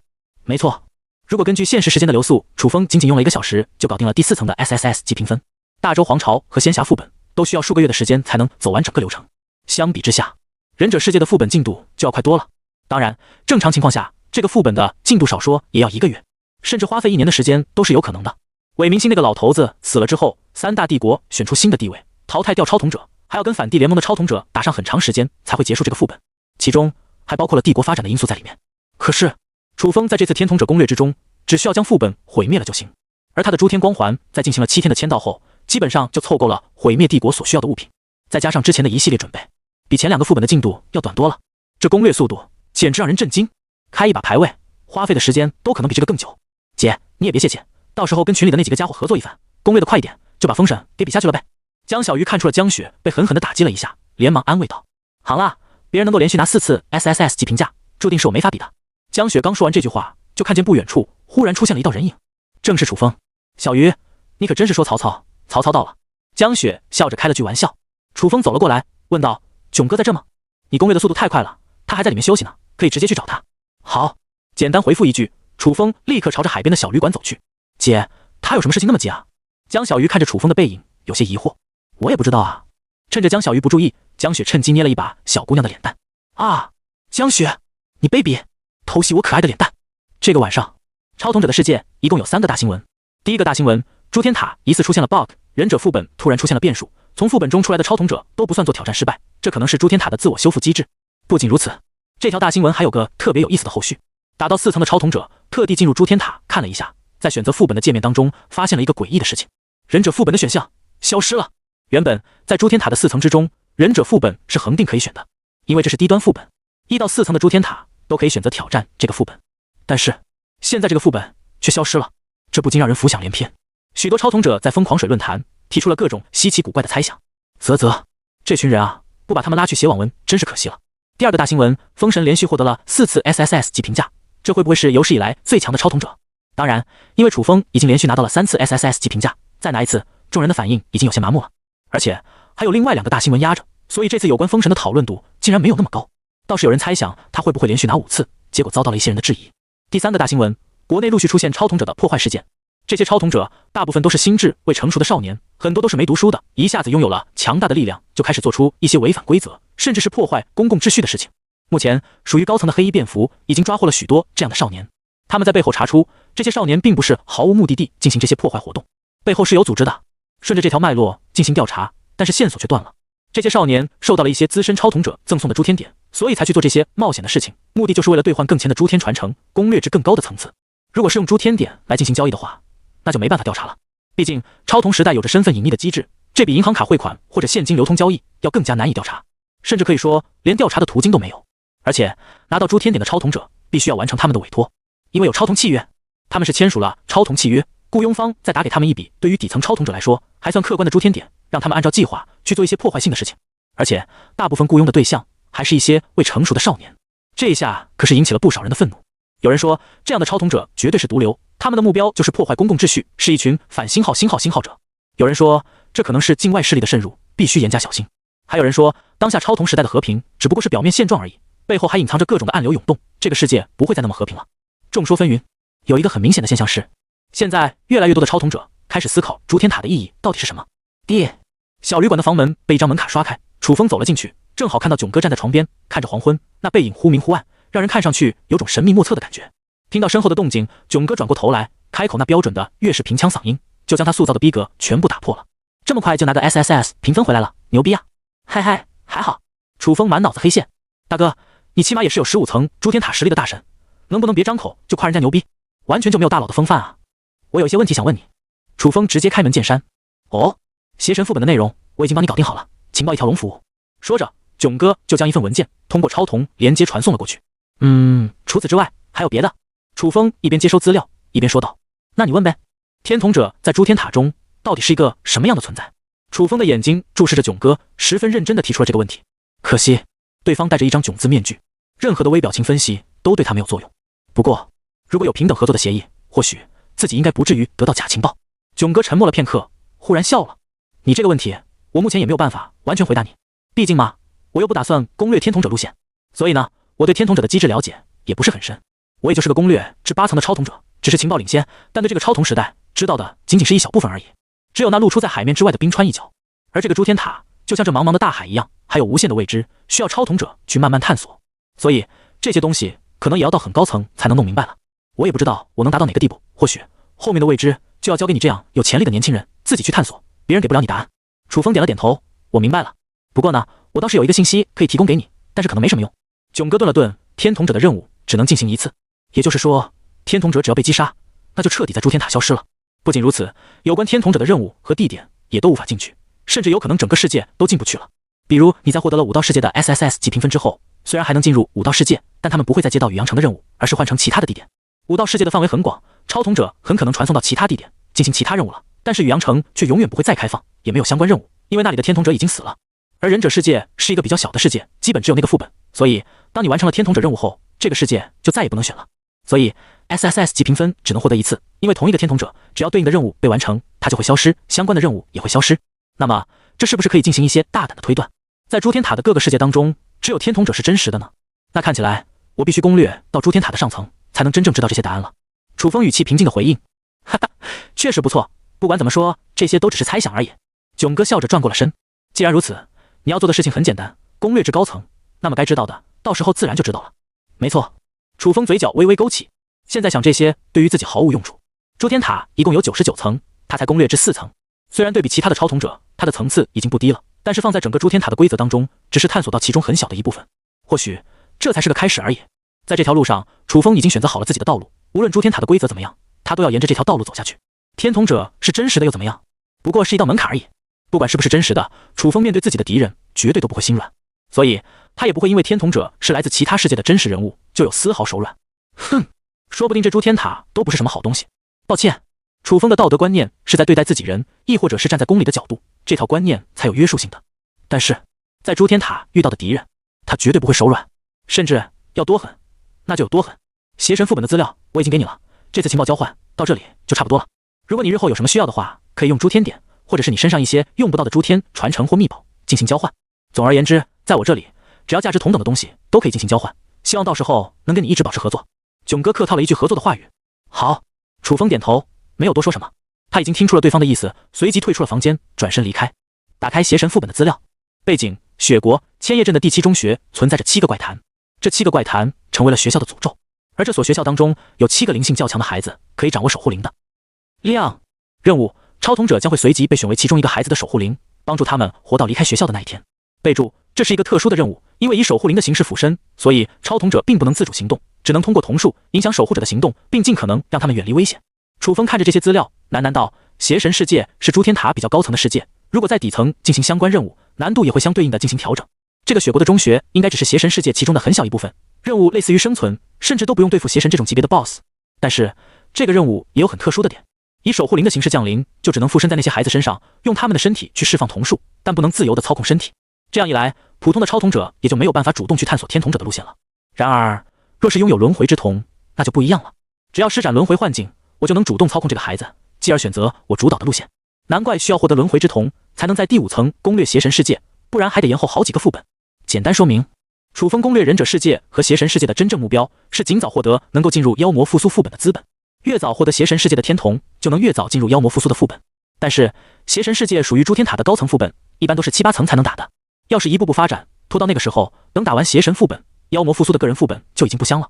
所以呢，囧哥的这条路线就是在4层的时候拿到轮回之瞳，而后在诸天塔的第5层就能做完邪神世界的天统者任务，拿到与妖魔邪物相关的瞳术，到第6层的阶段已经可以进入妖魔复苏的个人副本，拿到不亚于诸天塔10层的奖励，这样就能在前期捞取最大的好处。一旦在7层的时候攻略了难度相当于诸天塔10层的妖魔复苏副本，那么后面几层的任务只要不出意外，拿到 SSS 级评分也是板上钉钉的事情。这就是楚风为什么会选择这条攻略路径的原因。而邪神副本还有一个比较特殊的点，由于主线是帮助守护的孩子成功活到离开学校的那一天，所以在这次副本中没有很明显的超统者势力划分，只有7个超统者附身在7个不同的孩子身上，超统者可以彼此合作，共同活到副本的最后拿取奖励。但是可别就此以为其他超统者都是队友，在生存的副本之中，若是其他超统者死亡，那么分到手上的奖励也会变多，就怕其他超统者表面上说是要合作，实际上背地里阴了一手，这都是有可能的。没有阵营划分，可以合作也可以互相残杀，有好处可以捞的时候，对方肯定说变脸就变脸了。至于邪神世界的天统者，则是跟7个怪谈有关。资料中，在雪国的副本开始之前，有一个邪神教派的成员盯上了这所中学的一个体质特殊的孩子，名叫凌寒。九幽邪体天生就蕴含着极强的邪神容纳性，若是以此身体炼制一世，就可以变成一个巨大的邪神降临载体。然而这个邪神教派的成员却高估了自己的实力，他在炼制九幽邪体的时候反而被凌寒给吞了。但是这个善良的女孩吞噬了邪恶的灵魂，也诞生出残暴的灵魂，一善一恶2个灵魂在凌寒的体内对抗，同时身旁还有专门饲养邪神的特殊祭祀阵法。在这种激烈的对抗下，凌寒的灵魂分化为这学校的7大怪谈，其中有好的怪谈，也有恶的怪谈，分别对应善恶各3个灵魂，以及一个中立的混沌灵魂。如果要找到天统者路线，就必须利用好的怪谈，杀死恶的怪谈，以此让凌寒的灵魂回归正常，女孩就会出现。到那个时候，被分化成的7大怪谈消散后，会再次凝聚成一股阴邪的力量，试图重新侵蚀凌寒，将它再次变成邪神降临的载体。楚风只需要作为守护灵抵挡这股阴邪的力量，并且将其转化为自己的灵魂力，从而诞生出新的天瞳，那么这次副本的天统者任务就完成了。知道了自己要做什么，楚风直接就进入了诸天塔5层，准备选择邪神世界。这位师傅啊，你是不是走错路了？怎么都1个小时了，还没到市中心人民医院？公路上，陈伯看着窗外的景色越来越暗，而周围的地段越来越偏僻，忍不住开口问了一句。事实上，陈伯也发现了有些不对劲的地方，但他打的这辆车是出租车，通常都是有相关单位机构的，安全性怎么也比顺风车有了很多保证。再说了，打劫自己一个没钱的老头子，哪来的什么价值？不好意思了，老人家。那司机转过身来，摘下了墨镜，露出的那双瞳孔中忽然绽放出妖异的光芒。你的能力有些特殊，委屈你作为我们开启那扇门的钥匙了。陈伯一愣，他压根就听不懂对方在说什么。能力、钥匙，这些都什么乱七八糟的玩意？然而当陈伯注视着对方的目光，却突然感到一阵头晕目眩，他的意识缓缓下沉，眼眸闭上，朝着座位的一侧躺了下去。司机重新将墨镜戴上，整理了一下口罩，他一脚踩在油门，出租车在高速路上猛地加速，宛如脱缰的野马，朝着远处荒僻的郊区飞快行驶而去。楚风一边前往诸天塔，一边继续看着邪神副本的资料。在邪神副本的设定当中，只有怪谈才能对付怪谈，瞳术是无用的。怪谈并非生命，更像是一种恐怖游戏的规则。在不知道规则的前提下，怪谈听起来确实挺瘆人的。但是如果预先知道游戏规则，而且还知道利用方式的话，那么怪谈就没那么可怕了。这种小游戏跟诸天塔的任务比起来可差远了。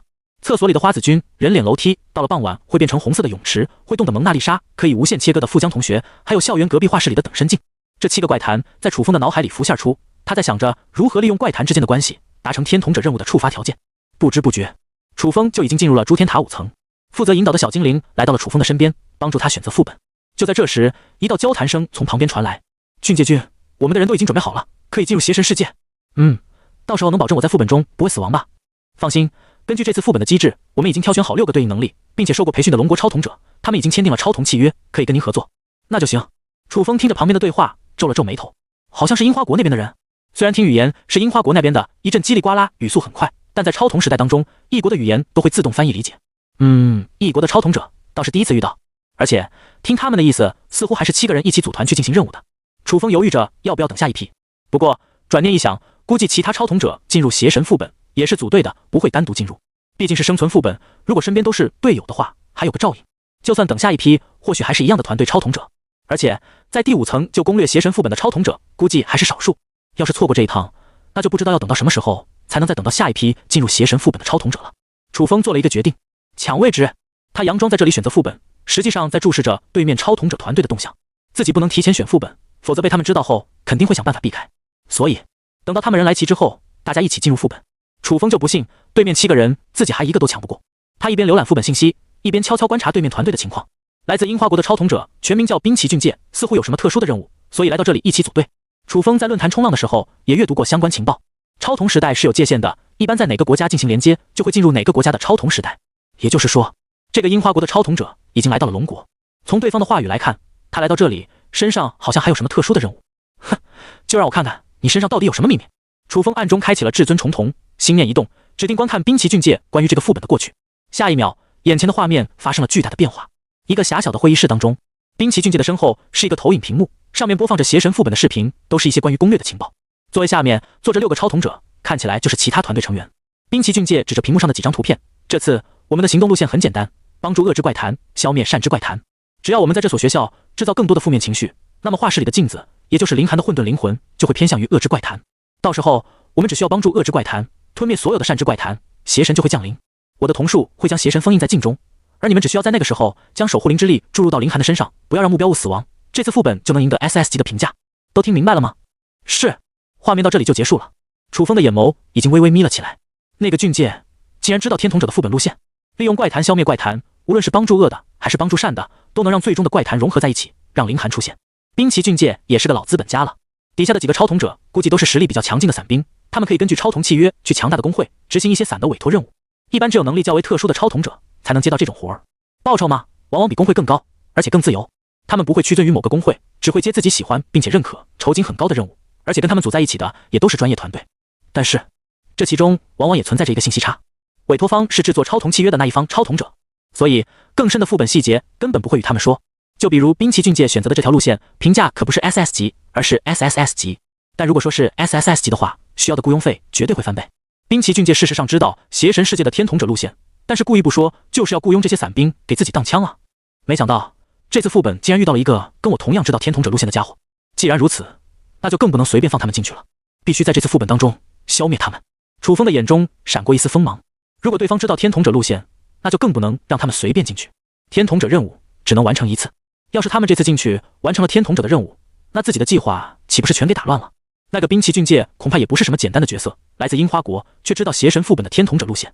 如果不是我有至尊重瞳的话，恐怕都发现不了这点。我再看看他的瞳术能力是什么。楚风现在拥有了5种超瞳，至尊重瞳的能力也得到了一次提升，可以对同一个目标连续使用3次至尊重瞳。第2次，楚风选择看对方的能力。画面翻转，在一个同样以妖魔为背景的副本之中，滨崎俊介的身边出现了一只通体散发着幽紫鬼火的邪灵，如一个战斗傀儡一般，朝着对面的几个妖魔撕咬而去。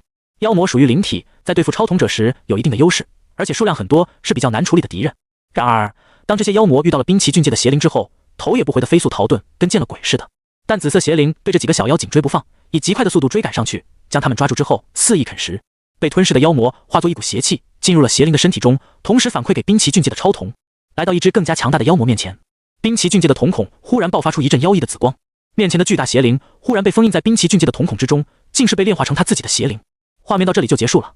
第3次命运，楚风看了兵旗俊介的未来，出现在至尊重瞳中的画面比较模糊，大致是兵旗俊介附身在了一个男孩的身上，在学校里组织了一批调皮捣蛋的男生，制造负面情绪，从而影响中立混沌的怪谈。其中还有他去跟一些怪谈沟通的画面。至于其他的画面，仿佛盖上了一层纱布，无比朦胧，难以看清。估计是因为有楚风这个存在的介入，所以至尊重瞳只会看到一些必然发生的事情，至于其他的不确定信息则无法显示出来。未来有无数条发展情况，至尊重瞳看到的也只是一些片段信息，而不是整个事件的发展结果。这些信息可以帮助楚风去做出一些决策，但是无法看到整个未来的结局。然而对于楚风来说，只要掌握重要的情报就已经足够有用了。就在这时，5道身影忽然出现在诸天塔的5层，来到了兵旗俊介的身边。人都到齐了，都到了，可以开始了。行，我们现在立刻进入副本。那几个超统者以兵旗俊介为中心，简单交流了一番，都打开了选择副本的界面，选择邪神副本，确认。7道光幕忽然从天而降，笼罩了诸天塔5层的7个超统者。然而围绕着兵旗俊介，其中一个超统者露出了懵逼的表情。你已经选择了邪神副本，正在等待其他超统者确认。什么情况？自己怎么没跟其他超统者会合？他急忙使用超统连接，想要确认情况，结果目标正在其他诸天塔领域，无法进行超统连接。啥？他感觉脑子一片空白。队友在其他领域，那自己进入的这个界面又是什么鬼东西？该死，那个家伙怎么搞的？另一边，兵旗俊介发出了咆哮。他们已经约定好了，进入副本选择界面的时候就始终保持超统连接，结果却发现队里有个呆瓜出了岔子，没跟上来，连接不上了。进入同一个副本的超统者，若是进行过超统连接的话，那就可以联系。但是处于2个副本，又或者是副本之外的超统者是无法进行彼此联系的。简单来说，信号覆盖不到。兵旗俊介面色难看了下来，他团队里的其中一名成员忽然联系不到了，而自己这边又进入了副本。只有一种可能，某个超统者跟他们同时选择了邪神副本，因此将他们的一个队友给挤掉了。根据概率学来说，一个人挤掉他们7人中的一个，与7个人同时将对方挤掉，显然是前者的概率要大得多啊。兵旗俊介，你不会招惹了什么仇家，被他们给盯上了吧？超统连接之中传来了一个女子的声音，语气略冷，有些不善。本来对方是个来自樱花国的超统者，就已经让其他人有些警惕，要不是看在酬金太过丰厚的份上，他们才不会接这个任务。兵旗俊介的行动如此小心，而且还跑到异国的领域进行副本任务，恐怕就是被人给盯上了，因此才做出跑到异国聘请其他超统者共同完成任务的策略。以兵旗俊介的手笔来看，他至少是一个超级工会的核心成员，如此身份的超统者遇到针对也是正常的。不，如果真是我敌人的话，那根本不可能只进来6个。兵旗俊介否认了这个可能性，但更多的还是安抚人心，估计就是一个散兵，无意间跟我们同时选了任务，按照原来的计划走，少了他也只要进度正常就不会有问题。女子冷淡地道，希望一切都能跟你说的一样顺利。通话到这里就结束了。兵旗俊介的眸光眯了眯，不知道是哪个蠢货中途打乱了一下我的计划。到了副本之中，我定要让你好看。当楚风进入了副本的待定界面后，一个信息面板弹出于眼前。副本邪神世界，背景雪国千叶镇的第7中学存在着7个怪谈，而这所学校当中有7个灵性较强的孩子，可以掌握守护灵的力量。任务：超统者将会随即被选为其中一个孩子的守护灵，帮助他们活到离开学校的那一天。危险系数极高。注：由于本次任务比较特殊，所以不触发任何诸天光环的效果。注2：此次副本之中，超统者没有阵营划分，击杀对方不会获得进化点奖励，也不会有惩罚。注3：你守护的孩子若是死亡，则判定为副本失败，已为您随机分配到一个守护对象。守护者：全谷裕太。雪国千叶镇，飞舞的雪花卷袭着大地，这个本就没什么人口的国家，以及人口更加稀少的小镇，显得更加凄冷清凉。而就是这么一个地方，在山路的转角处，竟然还建立了一所学校——第7中学，某个男生宿舍。吃老子一拳！砰！拳头砸到墙壁上，发出一道沉闷的声音。全谷裕太从床上弹了起来，看着自己的拳头打到了床边的墙壁上，忽然感到一阵疼痛。原来是个梦，好痛！还好这个13岁的小男孩身体瘦瘦小小，胳膊纤细，本身就没什么力量，打在墙上的这一拳也软绵绵的，要不然足够痛上一个星期。小正太抱着自己的拳头，疼得眼泪汪汪，但是嘴角却忍不住流露出一丝笑意。这不是他有什么特别的癖好。全谷裕太做了一个美梦，他一觉醒来，突然掌握了强大的力量，能够一眼秒杀欺负班上女同学的那些小混混。忍了他们那么久，能够出这口气，简直不要太爽。第7中学是个收养问题儿童或孤儿特地创建的学校，说是关押问题少年，倒不如说是将这些少年与正常的孩子隔绝起来，放到另外一个地方自生自灭。全谷裕太并不是因为犯了什么事被送过来的，他是孤儿，因为从小就没人领养，到了一定的年龄就被送到这间学校。在问题儿童聚成一团，到处惹事的学校中，他是弱势群体。到了这间学校后，他就没少遭到别人的欺负。掀开身上单薄的被子，颧骨玉泰那没有多少肉的小腿上还贴着好几个创口贴，有些伤疤甚至一个贴都贴不住，还有些疤痕没有痊愈就露出在外面。他的膝盖上有着明显的淤青。对于一个习惯受伤的少年来说，能够做一个拥有强大力量的梦，满足心中渴望的幻想，就算拳头痛上1个月，那也是值得的了。哎，要是那个梦再做多会就好了。颧骨玉泰发了会呆，突然一怔，叮咚，一阵上课铃如同警钟在他的耳边敲响，小男孩顿时跳了起来，急匆匆地跑了出去。完蛋，上课迟到了！颧骨同学，是吧？教导主任一屁股坐在办公桌上，那满身的肥肉都随之抖动了一下。他摘下了金色框的眼睛，从桌上抓过一杯水，喝了一口，接着露出凶恶的目光，瞪着颧骨玉泰，看得这小少年心里直发毛。不好意思，我今天睡得太死了。完蛋！颧骨玉泰感觉今天真是倒了血霉。早上起来迟到了2节课不说，还被最凶恶的教导主任给抓住了。这后果怕是要掉层皮了。违背校规，你应该知道要受到什么处罚吧？我今早上正好看到校门口有根枝叶掉了下来，这家伙用来惩罚你，再好不过。教导主任抚心耗去，在桌底下敲弄了一番，忽然抽出了一根藤条，那上面还带着刺，这要是抽上去，怕是得掉层皮。当胖子拿出藤条，转过身去，目光恰好看到颧骨玉泰眼睛的时候，忽然一愣，那双眼睛不知何时变得锋锐无比，瞳孔之中还有一道幽蓝的光芒闪过，宛如被魔鬼盯住了一下。教导主任立刻冻得蜷缩在地上，嘴里直冒寒气。你给我滚出去罚站！去外面扫雪滚！颧骨玉泰吓了一跳，连忙跑出去了。那家伙的神情实在是太可怕了，宛如发狂的野兽，想要把人吃了一样。颧骨玉泰不敢再多看教导主任一眼，从杂物间取出扫把之后，逃命似的跑到校门口扫雪。这一路上，校园里冷冷清清的，一个人都没有。那些嚣张的恶霸最近也是安分了不少，原因要归功于教导主任的以凶治凶的方法。要不是他极力去惩罚那些不守纪律的问题少年，恐怕学校就没办法上课了。当然，下课时间他们就什么都不管了，哪怕有同学被欺负，也是睁一只眼闭一只眼，管不了那么多。而且千叶镇这个贫穷的地方，给学校的资金又能有多少？撑死不要闹出事，就顶天了。冰天雪地里，颧骨玉泰穿着一条短裤以及一件夏天的外套，就在这里扫雪。虽然被冻惯了，但是课室和宿舍里好歹也有地热暖气，而直接到外面扫雪，正常情况下都要被冻傻了。只不过颧骨玉泰觉得今天自己的身体好像发生了什么特别的变化，穿着这么少的衣服，光着脚在外面扫雪，竟然不会感到冷。而且随着他挥舞扫把的次数越来越多，身体的力量竟然还越来越充沛了。难不成我真的要变成梦里的超人了？颧骨玉泰的脑子里不由浮现出这些荒诞的想法。扫着扫着，叮铃铃，下课的铃声准时响起。一群荷尔蒙过剩，早就耐不住上课枯燥的男孩全部都冲出了教室。哎，那不是颧骨那小子吗？怎么在扫雪啊？一道戏谑的声音从旁边传来。他要是没扫完的话，应该会受到惩罚吧？话音刚落，一个雪球就朝着颧骨玉泰砸了过来。你们什么意思？颧骨玉泰也怒了，自己好不容易扫的雪，却被这群混小子捣乱。饶是他身子瘦弱了点，也不服气。怎么还有脾气跟我们冲了？突然间，一个身高1米8、体重200的大个儿将眼前的几人推倒一边，走了出来。颧骨玉泰有些害怕。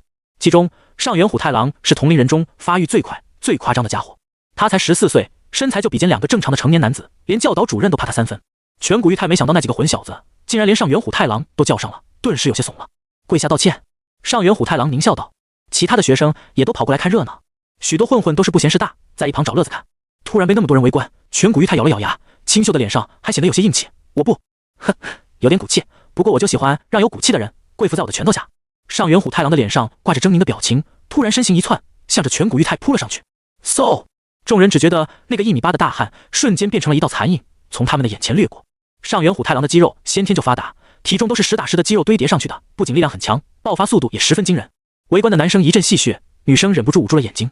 颧骨那小子完蛋了吧？是啊，招惹了上元虎太郎那个煞星，他今天能活着回去就不错了。嘿嘿，不知道他会不会跟教导主任打上，要是那样，可就有乐子看了。颧骨玉泰那不到1米5的身子，短裤下的小腿比女生还细，跟上元虎太郎比起来，就像是猛虎跟布娃娃的区别。眼见着布娃娃就要被扑过去的猛虎撕碎了，几乎所有人都能预见颧骨玉泰被吊打的一幕。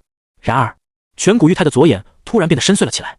上元虎太郎的动作在别人眼里看来很快，但在他的眼中却比乌龟还要慢，而他的动作之中也露出了许多破绽，被自己所看到。那一刻，颧骨玉泰深吸了一口气，他微微侧身一步，躲过了上元虎太郎的这一扑，左后腿猛然发力，朝着对方的裤裆就来了一招最阴险狠毒的下阴腿。啊！一道惨叫声传遍了整个学校，围观的小混混们全部瞪大了眼睛，难以置信地看着眼前的一幕。这叫声并不是来自颧骨玉泰，而是从上元虎太郎的嘴里发出来的。谁也难以想象，这个1米8的大汉是怎么扯出这分贝高达180的海豚音出来。班上最能尖叫的女生都要自愧不如啊！你竟然使出这种下三滥的招数！上元虎太郎捂着裆部，露出了痛苦至极的表情。所有的男生都露出了同情的表情。我去，颧骨的这一脚也太狠了吧，还能这么打人的！嘿嘿，上元那家伙怕是这辈子都不会放过那小子了吧。同时，不少人也对颧骨玉太改观了。这家伙竟然打赢了上元虎太郎！颧骨玉太回过神来的时候，看了看自己的双手，又低头看着自己的脚。刚才那个感觉好像不是假的，真的踢中了。自己竟然能打过其中最厉害的上元虎太郎，这感觉简直就像是做梦一样。等等，昨天的梦好像成真了呀！颧骨玉太愣愣地看着眼前的这一幕，他记得昨晚上做梦的时候也出现过这个画面。难不成自己觉醒了预见未来的能力？从附近书刊能够借来翻过的1-2本小漫画，就有男主角是个废柴，突然有一天觉醒了强大能力，从此打倒邪恶反派，走向人生巅峰，迎娶白富美的故事。虽然这种剧情很俗套，已经烂大街了，但是对于颧骨玉太这样从小生活在黑暗环境里的少年来说，仿佛一个全新的世界在自己的面前打开了。他站在那，愣愣地看着被自己踢得站不起身的上元虎太郎，宛如做梦。你给我等着，我一定会回来的。上元虎太郎捂着裆部，一瘸一拐地离开了这里，临走前还不忘记放下一段狠话。其实要是真忍住几下，等疼痛感过去了，上元虎太郎还是能再打的。但被这么多人围观的情况下，他被一个小矮子踢中了那个最脆弱的部分，拉不下这个脸啊！这口恶气，上元虎太郎当然不会放下，以后一定得找个机会把颧骨这小矮子给办了。也不知道他哪学来的招数，这么狠毒，阴损啊！真的被打跑了。跟着上元虎太郎一起过来的那几个小混混也看傻了。颧骨玉太转过身来注视着他们，这群小混混立马心里发毛了。他们几个加起来也打不过上元虎太郎啊！走！一群乌合之众没了主心骨之后，一溜烟似的就逃了，哪里还敢久留？很快，场上就只剩下颧骨玉太一个人站着发呆。最后，这少年仰天大笑了起来，笑得无比畅快，笑得肆虐无比，笑得2行泪从他的眼角流了下来。那一刻，少年的心情说不出是兴奋、激动、畅快，还是一股报复中得志的感觉。以前经历过的各种酸甜苦辣，在这一刻仿佛打翻的五味瓶搅拌在一起，说不出到底是那种味道了。角落里，6个年龄相仿的少年聚在一起，4男2女，他们的神情之中透着完全超过这个年龄的冷漠，眸光中带着一丝锋锐和杀意，注视着校门口那个大笑的男孩。怎么样，要不要过去先将他给淘汰了？一个扎着马尾的小女孩冷冷地注视着颧骨玉太，她应该就是进来的超统者了。众人都看着身后长相颇为俊俏，皮肤很是白皙，但眼神有些妖异的少年。滨崎俊介犹豫了一下，最后还是摇了摇头。那个家伙应该就是个愣头青，什么事情都不知道就进入了邪神副本。他的瞳术是力量和战斗系的，能够增强超统者本身的体质，但是这种超瞳放在邪神副本当中，那是一点用处都没有。我也不知道这种傻子是怎么攻略至超统者5层的。继续完成我们的任务吧，反正那家伙只要活过这些日子就能通关了。我们真正的目标不是这个，不需要管他，省得惹是生非。好，商讨完毕，6个超统者分头在校园里行动了起来。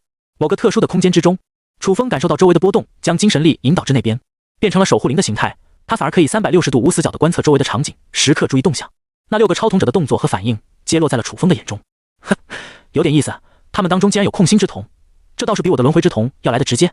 楚风笑了笑，事实上他要是发动轮回幻境，可以直接控制颧骨玉太，夺得身体的控制权。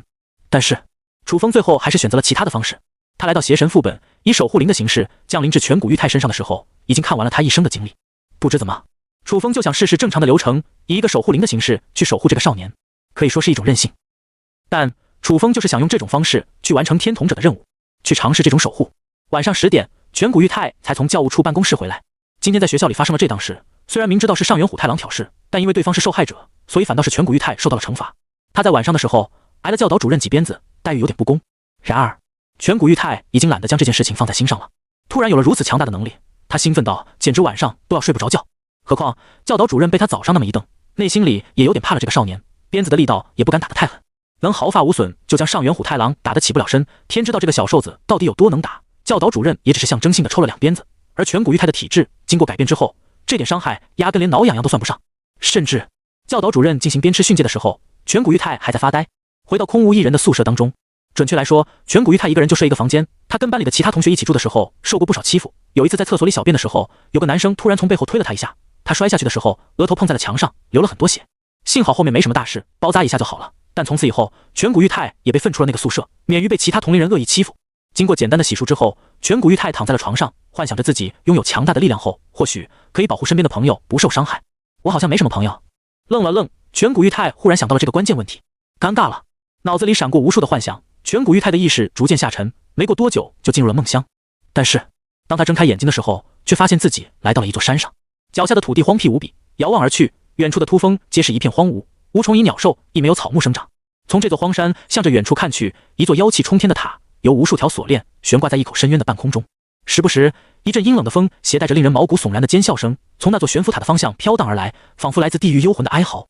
颧骨玉太有些害怕，退后了几步，忽然撞到了一个人的身体上。什么人？小正太猛地往后跳了一下，惊慌地转过头去，却见一个衣着邋遢的老人家，手上拿着一个酒壶，笑眯眯地看着他。哼，你从我这里继承了力量，还问我是什么人吗？老人家抓着酒葫芦往嘴里灌了一口，指着颧骨玉太：你最近是不是发现自己得到了什么能力？颧骨玉太愣了愣神，立刻反应了过来，眼睛焕发出一阵神采。我的能力是从您身上来的，你跟我有缘，所以我将力量传给了你。不过你能够使用的只是其中很小很小的一部分而已，若是想要施展更强大的能力，你还必须学会如何使用它。那老人不缓不慢地道：我可以拜您为师吗？颧骨玉太激动无比。老人没多说什么，只是点了点头，行过拜师之礼。颧骨玉太恭恭敬敬地站了起来。我的身上还有什么力量？怎样使用？以后会变得很厉害吗？小正太憋着一大堆的问题，连珠炮似的问出口，而后才尴尬地挠了挠头，意识到自己一下子问的太多了。老人却也不在意，笑了笑，解释道：你真正的力量是一股灵魂力，可以转化为不同能力的瞳术运用而出。瞳术？就比如这样。那老人随便朝着另一座山峰一眼瞥了过去，一道跨越100丈的银色锋刃顿时将远处的山峰削成了2半。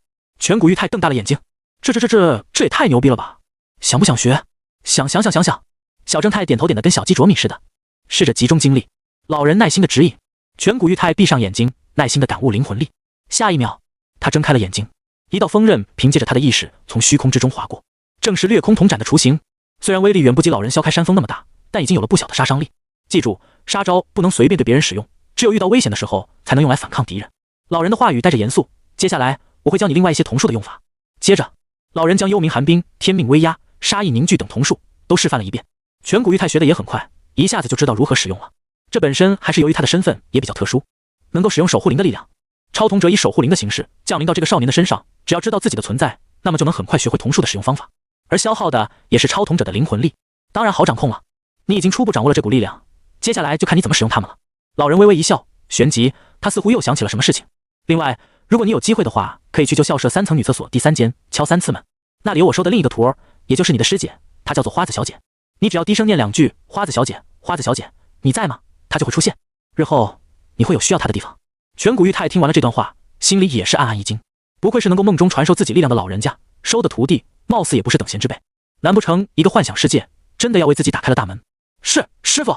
颧骨玉太也没有任何怀疑，立刻就答应了下来。这所学校还有需要用到你力量的地方，到时候我会给你一些启示，你只需要按照这些指引去做就行。说着，这老人的身影竟在慢慢消散。颧骨玉太心里一紧，连忙跟了上去。请问前辈，我还不知道你的名字是什么？那老人转过头来，拿出酒葫芦，痛快地喝了一口，微笑道：你可以叫我9道人。第二天，颧骨玉太回到了班上，他刚刚推开课室门，忽然顿住。全班的同学几乎是在颧骨玉太进来的那一瞬间，目光不约而同地投向了他。那一道道目光中带着敬佩，带着惊愕，带着害怕，带着崇拜，但无论是哪种目光，都说明了一个事实：他颧骨玉太，一个身材瘦小，在其中默默无闻，被欺负也无人关注，班上没有几个同学会在意的边缘化人物，此刻却成为了全校备受瞩目的焦点。那一脚让上元虎太郎直接废掉的一幕，更是让在座的许多同学都记忆深刻。颧骨玉太讪讪一笑，回到了座位上，挠了挠乱蓬蓬的头发，感觉有点不适应。虽然自己是一下子获得了很强的力量，但是突然被全班同学这么盯着，好害羞啊！叮铃铃，上课的钟声在早上8点钟响起。不过多久，一个身穿着皮鞋西装、梳着地中海头发的中年男老师从门口走了进来。他今天的服装很正式，一改以前随意的搭配，而在身后还跟着一个略微腼腆的女生，看样子应该是转校来的。然而，当这名女生进入班上之后，又瞬间代替了颧骨玉太，成为了全班的焦点。好可爱的女生啊！怎么会有长得比我还可爱的班花出现？这不科学！我的天，这种颜值级别的女孩怎么会来到其中？上川兄，你打一下我，看看是不是在做梦？这样的女生真的来到我们班了？啪！我已经打了自己一巴掌了，有点疼。你确定要试试吗？嗨，你们几个现在还在上课，能不能不要做出这么夸张的反应？这位新转来的女同学宛如皓月之上的仙女降临人间，刚来到班上就吸引了全班的注意力。从今天起，富江同学就是我们班上的一员了，你们可要好好相处，不要打扰人家啊！男老师轻咳了几声，本来想说不要欺负人家的，但想到富江的颜值，又将欺负改为了打扰。谁会欺负这种女生？那是找死吧！大家好，我叫富江。富江挂着不失礼貌的微笑，虽然这笑容没有什么可挑剔的地方，却在无形中显现出距离感。不得不说，他的皮肤真的很白，身材较为消瘦，然而却在14岁的年龄就有了高中生的身材，发育也颇为饱满。令人奇异的是，他的左眼下方有一颗泪痣，点缀在脸上，看起来有些妖异，但却多出了一种别样的魅惑力。进行自我介绍的时候，富江平静的神情之中带着一些无形的骄傲，那拒人于千里之外的态度就是骄傲的外放表现。但是这骄傲却并没有将别的男同学劝退，反而还让他们陷入了鬼迷心窍之中，目光呆滞地盯着富江，像是中邪了一样。一些女同学立刻露出了鄙夷的神色，倒也有些嫉妒的成分在里面。然而凭着外表的一副面孔，就将这些男生迷成这个样子，其中还不乏有些小男女还在背地里谈恋爱，却发现男朋友花痴似的盯着别的女同学看，恨不得冲过去一脚将对方踩醒。富江同学，你到最后一排那里去坐吧。男老师有些怕把这种妖孽及颜值的女生放在班里，其他男生上课都不用听课了，注意力全都被这个小妖精给勾走了。而最后一排的座位正巧在颧骨玉泰的后面。这个女孩子有点问题。颧骨玉泰暗暗皱眉，对方刚进入班级的时候，自己起初也因为对方的颜值被惊艳了一下，但是不知为何，他本能却觉得这个女孩身上的气质有些诡异，让人感到不适。那无形中散发出的魅力，更像是一种刻意引导心神的东西。颧骨玉泰感觉左眼一直传来冰凉的感觉，压制住他心中的那股欲望情绪，让他能够更加冷静地看待周遭发生的一切。富江走过颧骨玉泰身边的时候，发现这个男生竟然是班上唯一一个对自己没有表现出太大兴趣的人。他的眉毛微微一挑，不动声色地坐在了最后一排。显然男老师低估了富江的魅力。当他开始讲课的时候，班上的男生总是会时不时回过头去偷看富江。或许在这些男生的自我感受之中，他们回头偷偷瞄富江的举动很小，但在班主任站在讲台的这个角度看去，这些小动作显得滑稽又可笑，就像是一只鸭子明明就是要扭头的，却还装作别人不知道一样，充满着别扭的刻意。一节课下来，班上至少有10几个男生下课后都被叫去了办公室进行思想教育工作，另一些没有被叫去的男生早就克制不住荷尔蒙，从座位上冲了过去，想要第一时间抢得跟富江的交流权。令人没想到的是，富江竟然将椅子拉到了颧骨玉泰的身边，坐了下来，故意做出了清纯女生的样子，凑了过去。你好，我叫富江，可以知道你的名字吗？说话的同时，富江的语气还有一丝小停顿，露出了害羞的表情，低了低头。从侧面看去，可以看到富江白皙的脸蛋透出了一股红晕。我列个大草！班上的其他男生心里顿时有无数匹草泥马奔腾而过。原来富江转到这个班上是因为喜欢颧骨玉泰，可不是吗？这么漂亮的一个女孩，只要出道分分钟就是当红的一线明星，何必要来到其中这个鸟不拉屎的破学校？而且一上来就跟颧骨玉泰勾搭上了，显然是早就有了明确的目标。明白了这一切，所有的男生都酸了，心中一股醋意使劲翻涌。嫉妒，嫉妒啊！这么可爱的一个女生，怎么就跑到了别的男人怀里？颧骨玉泰有什么好的？有几个男生心里已经产生出要找颧骨玉泰麻烦的心思。然而当他们回忆起昨天上元虎太郎被鹰隼撩中的那一脚，顿时又怂了。连其中一哥都没抗住那一脚，他们这群杂鱼上去那不是找死吗？打又打不过，老婆又被抢走了，好气啊！砰！突然间颧骨玉泰从桌位上站了起来，所有人都为之一愣。怎么了？富江吓了一跳，委屈巴巴地看着颧骨玉泰，就像是被对方突发性的举动给吓了一跳。从动作和反应看去，富江就像是个楚楚可怜的小女生，很容易受到惊吓，这更是能勾起别人的保护欲。颧骨玉泰深吸一口气，脸色复杂地看着富江，一字一句地道：同学，我要去上厕所。富江，班上的男同学看着颧骨玉泰离开班级的背影，宛如瞻仰战神。而后他们立刻拉过身旁的椅子，在富江的周围坐了下来，瞬间将此地包围得水泄不通。课室之外，当颧骨玉泰走到一个无人的地方时，双脚一软，倒在了地上，脸上都是冷汗，直直地踹着大气。这是什么怪物？吓死人了！他的瞳孔之中有金色的光芒闪过。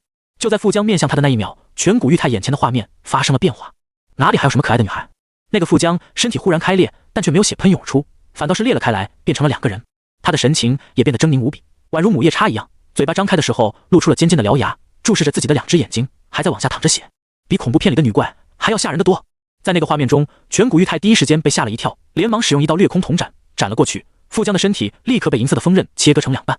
但是这个怪物却没有就此死去，反而在尖叫一声后分裂成了好几个富江，一模一样的面孔，一模一样的身材，一模一样的狰狞面孔，如魔鬼般爬向了自己。下一秒，画面又恢复过来了，富江同学就坐在自己的面前，笑意盈盈地看着自己，容颜依旧美丽的让人挑不出一点瑕疵。但是颧骨玉泰已经发觉了这个女生的异常，瞬间选择跑开了。当时他的左眼不断传出冰凉的感觉，这才压制了他内心的恐惧反应，从而镇定地提出了上厕所的要求。饶是如此，从教室里出来之后，颧骨玉泰的背后已经被冷汗浸湿了。那个画面估计是一个警示，或许是我的同术能力。颧骨玉泰并不傻，他可不认为自己看到的会是一些幻觉那么简单。昨晚上的9道人都已经告诉自己了，他的体内沉睡着很强的灵魂力，可以用瞳术的形式施展而出，并且启示。没错，9道人在梦醒之前告诉自己要按照启示行动，或许这个画面就是启示的片段，自己能够看到对方真实的情况，又或者是预测未来。其实颧骨玉泰的猜测已经跟事实很接近了，像他这个年龄的少年能够如此快速地理解这一幕，已经是超常发挥了。其中下课的时间很长，足足有半个小时，毕竟一早上也就2节课而已。在这么长的时间里，颧骨玉泰有着足够的时间来去平复心情。校园里怎么会来了这么一个女怪物？而且我正好是在这个时候获得了新的能力。还有9道人告诉我，他的一个徒弟是花子君，在旧校舍的3层厕所，还有那奇怪的召唤仪式，不会有什么神秘的力量在学校里面出现了吧？虽然还不清楚到底发生了什么，但是胡乱脑补之下，已经离真相十分接近了。颧骨玉太深吸一口气，决定现在就去旧校舍召唤传说中的花子小姐。九道人说他需要用到花子的力量，或许就是现在了。其中，旧校舍是被废弃的一栋教学楼，不只是设备老旧那么简单，在那里出现过很多的事故，因而也留下了许多的传说。一开始，同学们只当这些怪谈是校园的恐怖故事，但不知不觉中就没人再敢提起这些传说了，成为了其中的口。而旧校舍也早在许多年前就被封锁了起来，不准学生随便进入。这其中或许有什么原因。来到旧校舍的附近，颧骨玉太四下张望了一番，在这处废弃的校园附近，一个人影都没有。而在雪国这个落后的地方，自然也没钱到处装监控摄像头。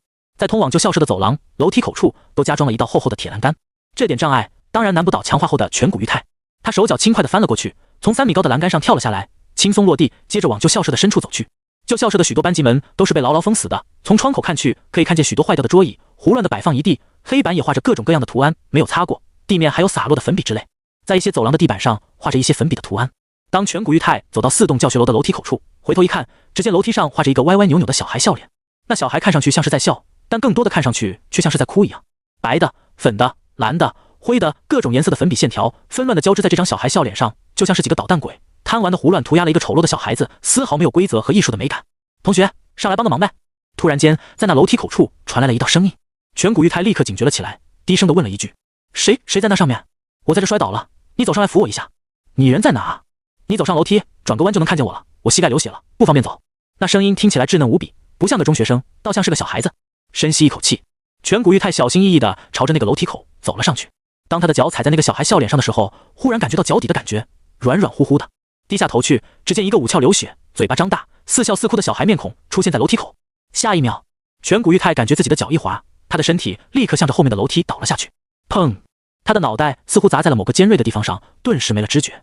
怎么回事？再次睁开眼睛的时候，颧骨玉太发现自己又回到了旧校舍的走廊门口。我刚才不是从那个楼梯口摔下来了吗？他很快就回忆起自己在楼梯口听到了一道声音，接着走过去，踩到了一个人脸上，不小心失足就滑了下来。当时脑袋好像还撞在了一个尖锐的锥体上。要是正常情况下，自己应该没命了吧？等等，我的身体应该跟以前已经不一样了。以我现在的能力，即便从那个楼梯摔下来，应该也有能力反应过来，稳住身形才对。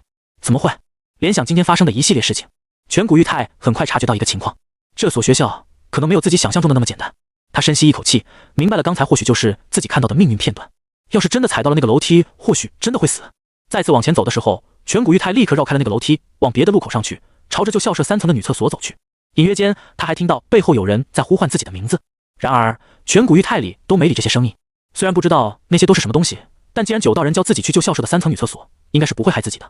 行动之前，他还专门用梦境里的方法试验了一下，能不能使出这些瞳术。随着他的瞳孔一阵变化，十分顺利地使用了掠空瞳斩，将不远处的一根钢管斩成了2段。能力是真的。他顺着九道人的话，上了旧校舍的第3层，进入女厕所。一道阳光透过厕所尽头的窗户照射了进来。这里的大多数厕所门都已经坏掉了，有的门直接裂开，有的门甚至已经坍塌了下来。但是，唯独窗户旁边的那个厕所门是没有坏的，跟崭新的一样。只不过，那扇门关着，似乎有人蹲在里面一样。颧骨玉太走了过去，按照九道人说的方式，在那扇门敲了3次，轻声道：花子小姐，花子小姐，你在吗？没有动静。颧骨玉太皱了皱眉头，难道自己召唤的方式不对？还是说敲门的力道太小了？又或者是声音太小，对方听不见，不够精神？喂，是你叫我吗？一道带着中性的少年音突然从颧骨玉太的身后响起。回过头去，却见一个12岁左右的少年，身上穿着旧式学生制服，头上戴着海军帽。在他的身旁缭绕着2团鬼火，一蓝一红。那双琥珀色的目光带着一丝玩味和戏谑，打量着颧骨玉太，似乎在等着欣赏对方露出惊讶至极的表情，并且指着自己大声道：你是什么东西？怎么会出现在这里？是人是鬼？然而过了几秒，颧骨玉太并没有表现任何的诧异，反倒是用古怪的目光打量了自己2眼。你真的是花子？噗！花子的表情挂不住了，拿着这2团鬼火扔到了颧骨玉太的面前。喂，你看看正常人身边会飘着这2团东西的吗？我不是花子，难不成这2团发光的东西是？你见到我怎么不惊讶、不害怕、不说话，还质疑我的身份？你一点都不好玩，无聊死了。哼，这语气确实有点花子小姐的味道了。但是颧骨玉太皱着眉头，可我师父说花子小姐是个女的，但是你看起来就是个男孩子，只是名字像女的而已。恰好我长得也很可爱，所以以为我是女孩子的人很多，流传的传说版本大部分也都是女的。但我确实是个男孩子，要不是我是幽灵形态出现的，还可以给你看看那脸。花子漂浮了起来，试图证明自己确实是个幽灵，同时盯着对方的脸，企图从那张脸上找到一点正常的、好玩的、带着惊讶的表情。结果对方还是很淡定。好吧，你说的有点道理，算是说服我了。花子，这次来的客人是个奇怪的家伙。那么，请说说你的愿望吧。花子的脸上终于露出了正经的表情。不过，希望你在此之前已经做出了付出足够代价的准备。愿望？花子再次噎了一下，看着对方一无所知的脸，瞬间无语了。不是吧，阿 Sir， 你连我的传说都没听过，就随便来召唤我了吗？是我师父叫我来的，他说你是他的徒弟。少年，我觉得你是被人坑了。花子翻了个大大的白眼。是哪个傻子能把一个怪谈说成是自己的徒弟？看着这人傻傻乎乎的样子，花子可以说是完全确定了，这个所谓的师父估计是听了某个传说，特地叫他过来试一试的。试试就试试啊，少年，你根本就不知道你在跟什么存在打交道。幸好我不是其他几个怪谈，要不然你怕是就没命了。行了，既然你没有愿望的话，那就赶紧回去吧。花子的语气透出了几分不耐烦。好不容易被召唤出来，结果却来了个呆子，一点有意思的事情都没有。但是当他再次注视着颧骨玉太的眼睛时，忽然愣住了。这个少年的瞳孔忽然泛起了一圈又一圈的涟漪，那双眼睛仿佛比怪谈还诡异。下一秒，花子竟然发现自己来到了一个白茫茫的空间。哟，你好！旁边传来了一道老人的声音。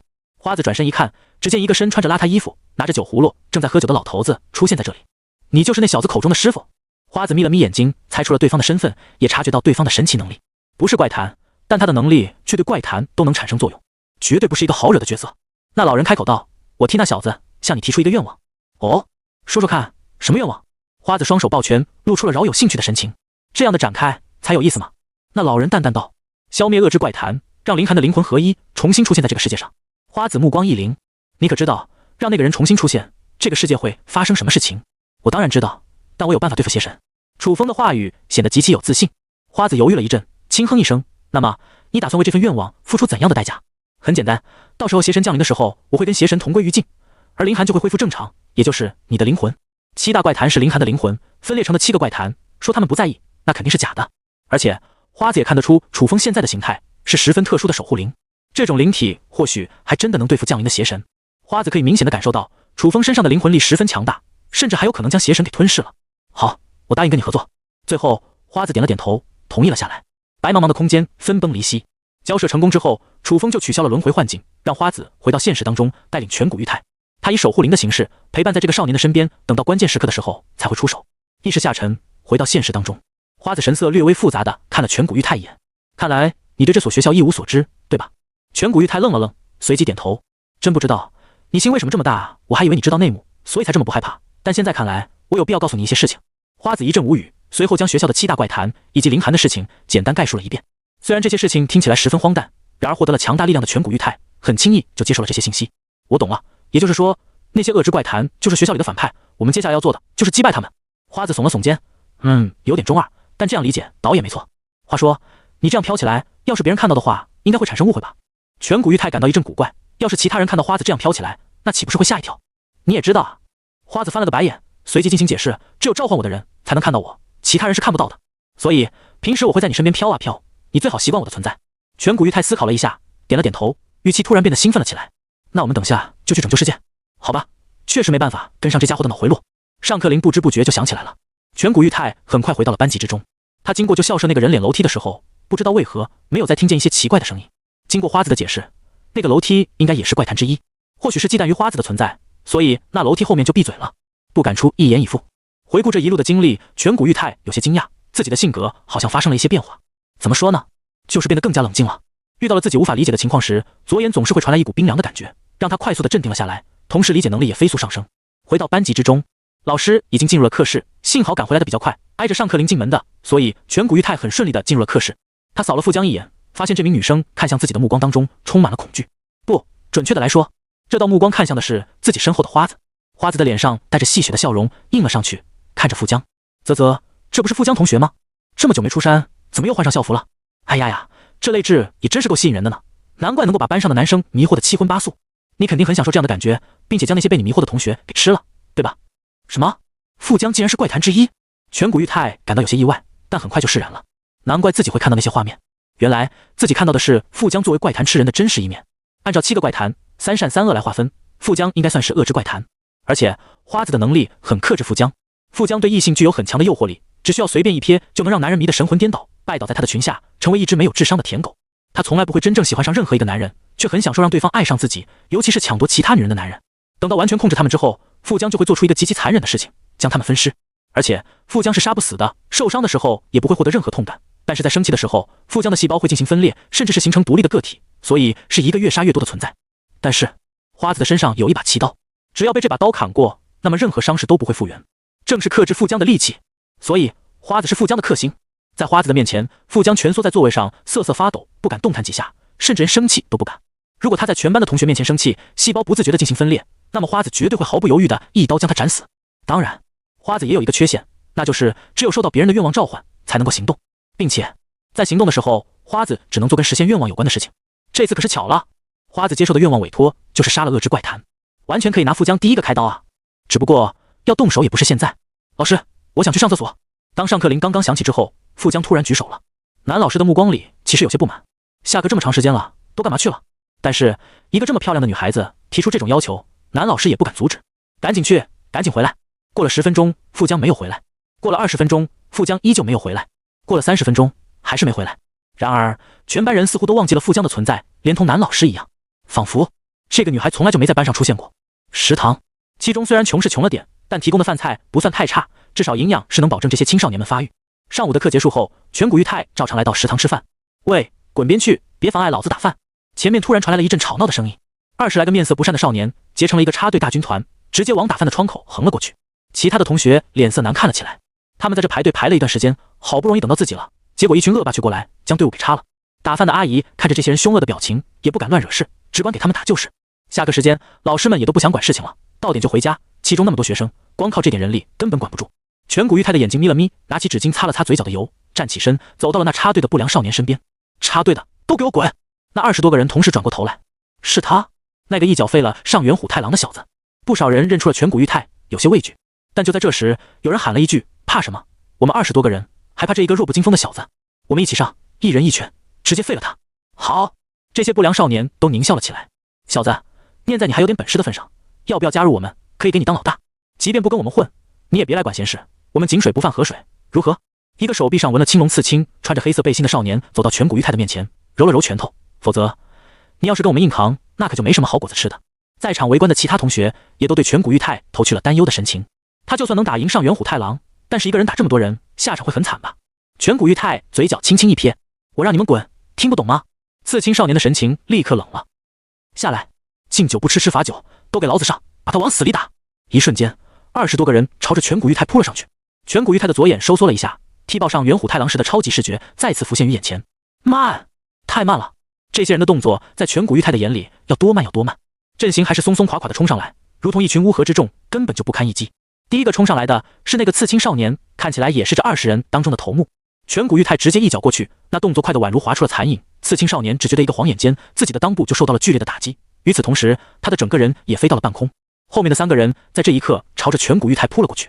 然而，这个瘦小的身影突然一晃，仿佛游鱼一样，从3个人的缝隙中划过，接着又是往扑过来的2人分别踢出一脚，全都是裆部攻击，一脚一个准。眨眼间，在场已经有3个少年跪了，他们嘴中发出了闷哼，倒在地上，感觉某种尊严随着这一脚也消失了。砰砰砰！第4脚、第5脚、第6脚，全谷裕太轻松地在人群中穿梭，每次躲过一道攻击，那些少年面对的就是那令人蛋疼的裆部攻击。众人傻眼了，大哥，你能不能别老打那里啊？没过多久，一群的少年都倒在了地上，捂着同一个地方，哀嚎不已。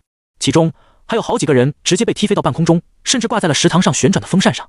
幸好现在是冬天，大扇叶的旋转风扇并没有开，要是再被削一下，那酸爽简直难以想象啊！剩下还没被打的几个少年也都慌了，下意识地捂着裆部，看着身边的同僚都被这一脚踢的老弟都要废掉，忍不住感到身子一软。谁让你们惹这个煞星的？快跑！几个少年真的怕了，他们这个年纪就是喜欢跟同样的人抱成一团，以为认了谁做大哥，拉着一群同伙结伴，共同去做一些欺负弱小的事情，就是学校里的扛把子了。事实上，这些想法都很幼稚。他们聚拢在一起的都是一群混混，一群散沙，沙子跟沙子堆在了一起，还是一堆沙子，翻不起什么风浪。一旦有什么不对头的事情，立马就跑了，谁还管这么多？食堂里的男女同学们看向全谷裕太的眼神瞬间变了，仿佛看到一个救世主出现在自己的面前。全谷君好帅啊！后面一群女生尖叫着惊呼了起来。兄弟，多谢你帮我们打赢这群混混了，下次出手的时候带我一个。太强了，一个人踢爆对面20多个人，你做我们的大哥吧。收徒步，5岁的时候有个算命老先生说我骨骼惊奇，是练武奇才。去，还练武奇才，先把你那满肚子赘肉给减掉了再说。被食堂里的一群陌生同学捧着，全谷玉太挠了挠头，脸颊一红，感到有些不好意思。围着他的同学来自不同的班级、年级，甚至有一些打扮得很漂亮的大姐姐，也对自己投来了欣赏的表情，甚至还有一些小萝莉主动过来握手。这前所未有的感觉，简直是斯巴拉西，棒极了！全谷玉太最后是将自己还没吃完的饭盒拿到了天台上，才解决完了。要是继续待在食堂的话，怕不是会被一群男女同学围死。那还咋吃饭啊？花子突然出现在全谷玉太的背后，笑嘻嘻地道：“啧，没想到你竟然还会害羞，我还以为你一直这么淡定呢。去，我只是觉得你吓人的方式太无聊了，好吧？”全谷玉太摆了摆手，一脸嫌弃。虽然在危机时刻有万古神谋帮助他冷静大脑，但在多数情况下，全谷玉太还是表现出这个年龄该有的反应。进行了2个小时左右的午休后，下午上课铃准时响起。全谷玉太刚刚走到班上，就发现教导主任堵在了门口，目光落在自己的身上，那眼神锋锐的，仿佛一把刀向着自己刺了过来。你过来一下。教导主任甚至称呼都没有，指着全谷玉太，直接让他过去办公室。不用多想，肯定是因为自己惹事了。但全谷玉太也不怕，那是别人先犯错的，只要好好解释，大不了就被惩罚一下。然而，去到办公室的时候，全谷玉太发现这里多出了几个身穿警服的警察。你在班上跟这几个人打架，对吧？教导主任扔出了几张照片，全谷玉太认出了照片上的同学，就是今天中午在食堂打的那几个混混。同时，几个警察眯起了眼睛，在暗中观察着全谷玉太的表情，似乎一点细节都不肯放过。全谷玉太没有任何犹豫，直接点头：“是我打的。”教导主任不安地揉搓了一下手掌，最后艰难地抬起头来，一字一句地道：“你知不知道他们几个死了？死了！”全谷玉太张了张嘴，因为内心太过惊愕，瞳孔也有明显的放大。他们死了？你不知道？我确实不知道。当时他们在食堂插队，我让他们走开，结果他们要打我，我就反打了他们。全谷玉太将中午发生的事情原封不动地都说了一遍。一旁几个警官手里拿着本子，记录着全谷玉太说的话。他心里很清楚，要不是因为自己是未成年，而且没有直接证据证明那些少年的死亡跟自己有关，或许现在他就不是在学校里回答这些问题，而是审讯室。你说中午的时候还有一些学生在食堂围观，对吧？是的，将他们叫过来吧。这一个下午并不平静，陆陆续续的有一些少年被叫到了办公室当中，其中食堂里有一些目击者都在极力为全谷玉太辩护，他们的口供十分统一，都是全谷玉太反打了那些少年一遍就被他们围住了，最后还是将东西拿去天台吃。警官眯了眯眼睛问道：“你在天台的那段时间确实是在吃东西？”没错，吃完之后我立刻就将饭盒拿回到食堂当中给阿姨清洗。全谷玉太十分冷静地将自己的活动都说了一遍。人在做，天在看，他就不信自己行得正，做得直，只要说实话，还能出什么事情不成？后面也有阿姨作为证人，确认了全谷玉太在不久之后将饭盒归还至饭堂。这个年纪的孩子吃东西还会剩下点饭菜，所以拿回去的时候饭盒还剩下一些剩菜没吃。如果是直接倒掉的话，那么饭盒不会出现还有剩菜的情况。由此可以确定，全谷玉太这段时间有着充分的不在场证明。而吃完饭之后，全谷玉太就直接回宿舍休息了。门口的监控录像记录了他回去的时间点，各种信息都对得上。这样一来，全谷玉太的不在场证明就已经充足了，彻底摆脱了嫌疑。他们是怎么死的？最后，全谷玉太录完了所有的口供，忍不住问了一句。进行审讯的警官犹豫了片刻，还是决定将实情告诉这个少年。他们从旧校舍的楼梯口摔了下去，后脑被一个尖锐的物体贯穿，死了。虽然现场没有任何指纹的痕迹，但是好几个跟你一样年纪的孩子都以同样的方式死去，这件事情十分可疑。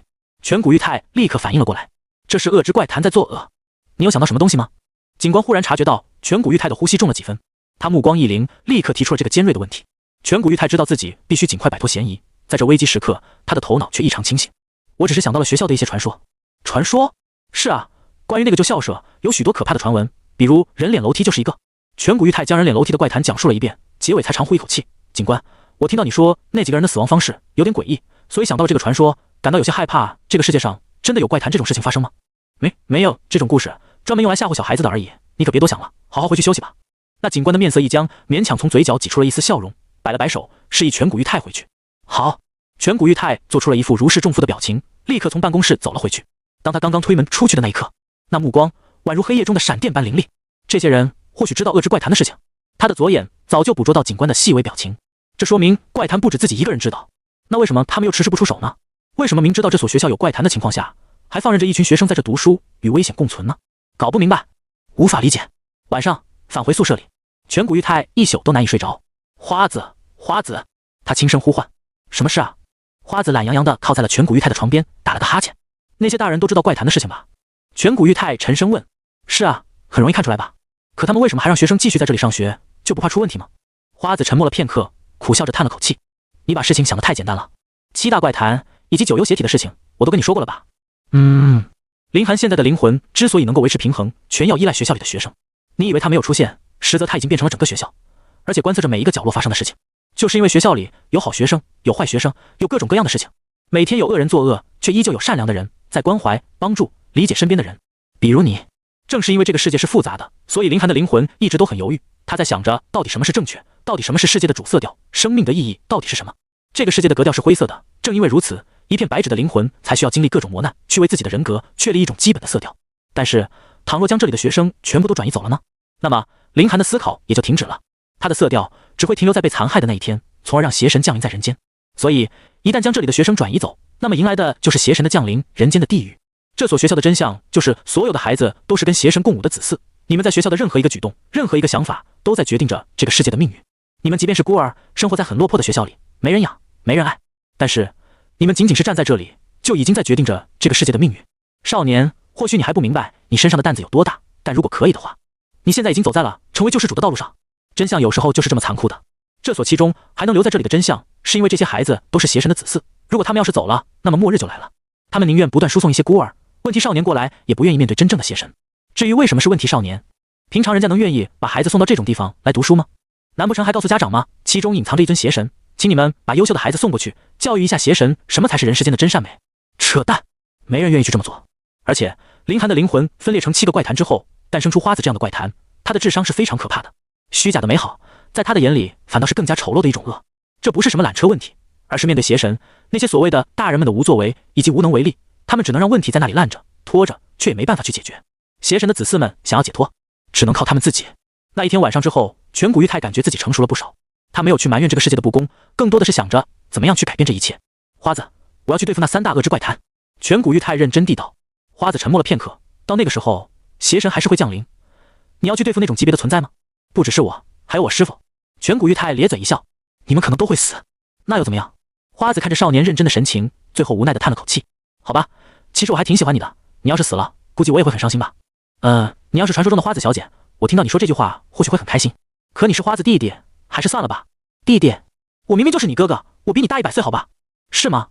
这所其中建立了已经有上百年的时间，7大怪谈基本都诞生在旧校舍，那时候还在用老的教学楼，林寒就是那个时期的学生。而7大怪谈诞生之后，旧校舍就被废弃了，从后院划出了一小块区域，作为新校舍的地点。若是论面积范围，旧校舍起码是新校舍的3倍之多，甚至还不止。全谷裕太沉默了片刻，认真地说道：花子，我的愿望就是消灭恶之怪谈，并且终止邪神的降临，你会帮我的，对吧？看着那少年稚嫩而又坚毅的脸庞，花子心中微微一动，他最后还是点了点头。我会帮你。好，告诉我该怎么做。只有怪谈才能对付怪谈。花子眼神闪烁了一下。人脸楼梯主要是会说话，用蕴含蛊惑之力的声音诱导别人踏上楼梯，只要踩到那张人脸上，基本上100%会摔死。我的菜刀能够用来切割腹浆，但是切不了楼梯，所以要去请动另一个怪谈才行。不过怪谈要杀死怪谈也是十分困难的事情，尤其是那个人脸楼梯，只能遏制住他，但不可能杀得死。真正还是要靠你们，让林寒的中立灵魂感受到善意，从而做出选择，那么怪谈之间的战争才会从平衡的天秤中倾向善良的一方。全谷裕太有些明白了花子的意思，点了点头。这样也好，至少不能再让那个楼梯害死同学，制造负面影响。那你现在需要立刻前往旧校舍，找到画室走廊上挂着的蒙娜丽莎。花子不再犹豫，直接给出了攻略方式。是怪谈吗？但还算是好的怪谈，而且可以对付人脸楼梯，只不过不太好交涉。不管了，能对付就行，之后的事情之后再说吧。全谷裕太从床上翻了下来，准备悄悄翻出去，前往旧校舍进行怪谈消灭行动。少年人的行动力就是好啊。花子投去了羡慕的目光。只不过有时候正义的行动需要付出意想不到的代价。全谷裕太发现自己的记忆力好了许多，他清楚地记得每个监控摄像的位置。其中建立新校舍的时候，获得了一笔还算可观的建造基金，也是为了看住这里的孩子，所以在门口以及走廊的各个角落装有摄像头。全谷裕太小心翼翼地绕开了监控摄像头，卡着视野盲区从阳台翻了下去，跳到一个花圃上，再向下一个跳跃，直接从2楼一跃而下，落地的时候打了个滚，没受伤。就在这时，一道强光手电筒突然从远处照射了过来。全谷裕太的反应极其之快，在黑暗中如同一只野猫掠过，动作矫捷迅速的一个下滑铲躲到了一根柱子后面。什么人在呢？不远处传来一道中年男性富有磁性的声音。全谷裕太偷偷往那边的人影看了一眼，发现对方的身上穿着警察便服，胸口绣着勋章。今天下午他还在教导主任的办公室见过对方，有印象。警卫队竟然没走。全谷裕太皱了皱眉头，感到事情有些棘手。他倒是没想到这些警察竟然直接留在了其中，或许是他们知道了邪神的情报。这个警察的感官道很敏锐，感觉这附近有人，赶紧过来扫视了一圈。对方的脚步声越来越近，全谷裕太有些紧张，他的左眼再次传来一阵冰凉的感觉，呼吸顿时平缓了下来。他尽力让心跳放慢，仔细听着警察的脚步声，以此判断对方的位置，并一步步向旁边移动。绕着这根柱子转了一圈，颧骨玉太一直躲在柱子后面，跟对方保持着平行的位置，俗称卡视野。最后警察没看到人，还以为是错觉，随后往别的地方巡逻去了。等到脚步声走远之后，颧骨玉太小心翼翼地来到了通往旧校舍的廊道入口，可却发现那里站着几个警察负责守夜。不仅如此，那路口还装上了新的铁栏杆，摆明就是不想让学生再进去那个危险的地方了。封死了旧校舍的路口，又有许多警察在那看着，颧骨玉太的眉头忍不住皱了起来，思考着怎样进入旧校舍。花子忽然飘到了一边，指着一个铁栏杆：“你从那里翻出学校，然后顺着这个草地往旧校舍走，从后面的栏杆翻过去，应该没问题。”学校里的围墙足足有3米之高，但是难不倒被强化过的颧骨玉太。黑暗中，颧骨玉太朝着花子点了点头，示意自己清楚，无声无息地行动着。他悄声翻过围墙，动作快的就像是一道影子瞬间掠过，没有发出任何响声。其他警察在深夜无光的时候巡逻的也没那么仔细，看不到围墙之外的草丛之中，一个人影正在从他们的不远处快速移动。旁边还传来一道打趣的声音：“旧校舍都死了人了，那些学生大半夜的可没胆子再进入这恐怖的地方吧？难说呢，那些贼娃子大胆得很，没父母教育，什么事情都干得出来。我们赶紧把好关，别再出事了。”回应的是一道略带严肃的声音。从这些的交谈声中，颧骨玉太可以确定他们没有察觉到自己的行动。绕过了最难的一道守卫关卡，颧骨玉太从旧校舍的栏杆翻了过去，来到了一个旧操场上。映入他眼中的是一个被废弃的泳池，其中的旧操场很大，各种设施都有，还有学生在这里游过泳。可是自从这泳池淹死过人之后，就被封锁住了。颧骨玉太走过去，忽然愣住，那泳池早就被废弃了，很久都没使用过。本该长满了荒芜的杂草，此刻却不知道为什么突然注满了水。在月光的照射下，那些水反射着猩红的光。突然间，那泳池里掀起了一股红色的浪潮，朝着颧骨玉太扑了过去。小心！花子连忙将颧骨玉太往旁边一推，拿起菜刀往这猩红的血水狂砍了过去。刀能断，水水自流，但是花子的刀却赋予了一种神奇的能力，被刀切割过之后，那血水竟然在半空中停住，像是失去了控制一样洒在了地面上。接下来，血水忽然凝聚成一个庞大的怪物，面色不善地注视着花子，冷笑道：“哼，这不是花子君吗？竟然附身在了一个小正太的身上。听说你最喜欢的是萝莉，不是最讨厌帮男孩子实现愿望吗？我的事情你还管不着？”花子冷笑：“别这样嘛，我们都是一个灵魂里面分出来的，应该是自己人才对，怎么胳膊往外拐啊？”血水凝聚成一个怪物的姿态，有点像是被染红的小型哥斯拉，那一张一合的嘴中发出了沙哑而难听的声音。让我想想，今天就校舍又被人脸楼梯收了几个男生的性命，往我的泳池里注入了很多新鲜的血液。如果我没猜错的话，你应该要找蒙娜丽莎来对付楼梯吧？我的事情你可管不着。花子冷笑一声，不想死的话就给我滚开。血水哥斯拉的脸色也拉了下来。你以为我会怕你？或许富江会畏惧你3分，但我可不会。花子扭头看向了颧骨玉太，沉声道：“你去找画室里的蒙娜丽莎，我来对付她。”下一秒，血水忽然冲着花子扑了过去。善恶的怪谈之间也算是仇家了，彼此见面都是分外眼红，恨不得马上解决了对方。一个蓝色的鬼火飘到了颧骨玉太的身边，接着这团鬼火竟然说话了：“带着我走。”好。颧骨玉太不再犹豫，趁着鲜血泳池跟花子缠斗的空隙，朝着旧校舍狂奔而去。想走？鲜血哥斯拉狞笑一声，分出了一道血水，朝着颧骨玉太卷了过去。掠空统斩！颧骨玉太二话不说，向后一扫，顿时一道银色的锋芒从下而上的往血水袭来的中间斩了过去，分成了2半。这攻击强度竟然跟花子一样。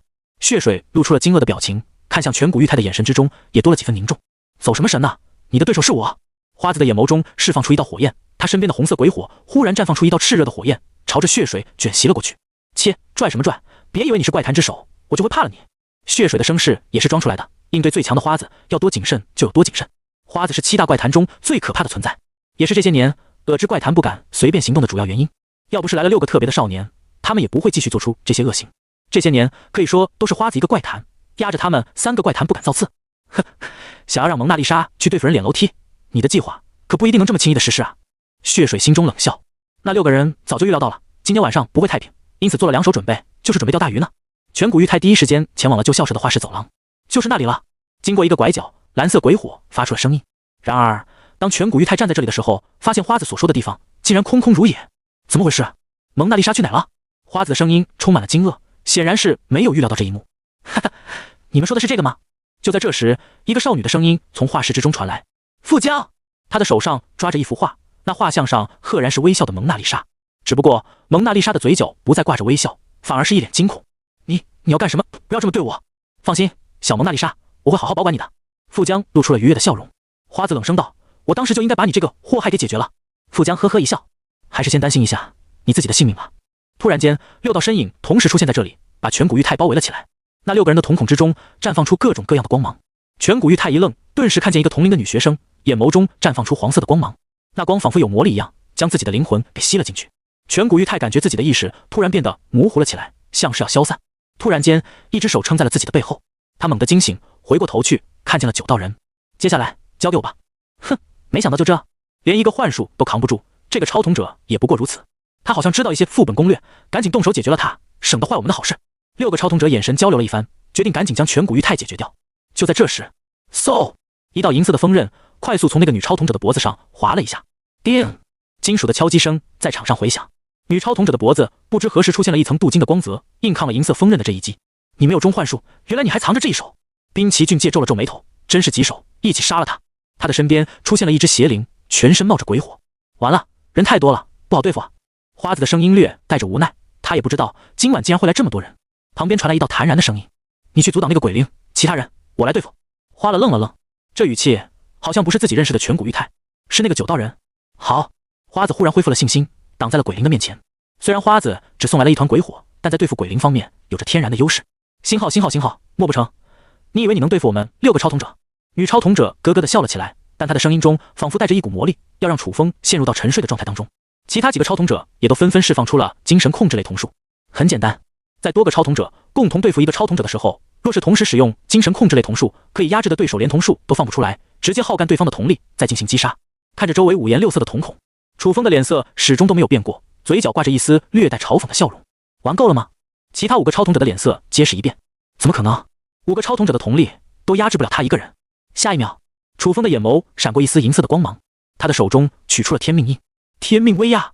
下一秒，一股金色的气息从天命印之中迸发而出，化为了强大的龙运之气，环绕于楚风的周身。他的身上陡然出现了一股强大无比的皇权威势，如同高高在上的皇帝一样，浑身散发出无尽龙威。那龙威凝聚成气，将5个超统者死死地压在了地上。扑通，膝盖砸在地上，发出几道沉闷的响声。竟是没有一个人能撑得住楚风的天命威压，全部都跪伏在地，连起身的能力都没有。怎么可能会有这种级别的瞳力压制？几个超统者的神色终于变了，他们意识到自己恐怕惹上了了不得的人物。滨崎骏见眸光一动，顿时操控着邪灵朝着楚风扑了过去。然而花子的鬼火却化为了一道幽蓝的火焰，在黑暗的走廊中划出了一道绚烂的图案，挡住了邪灵。玩够了！楚风冷漠的声音在场中回响。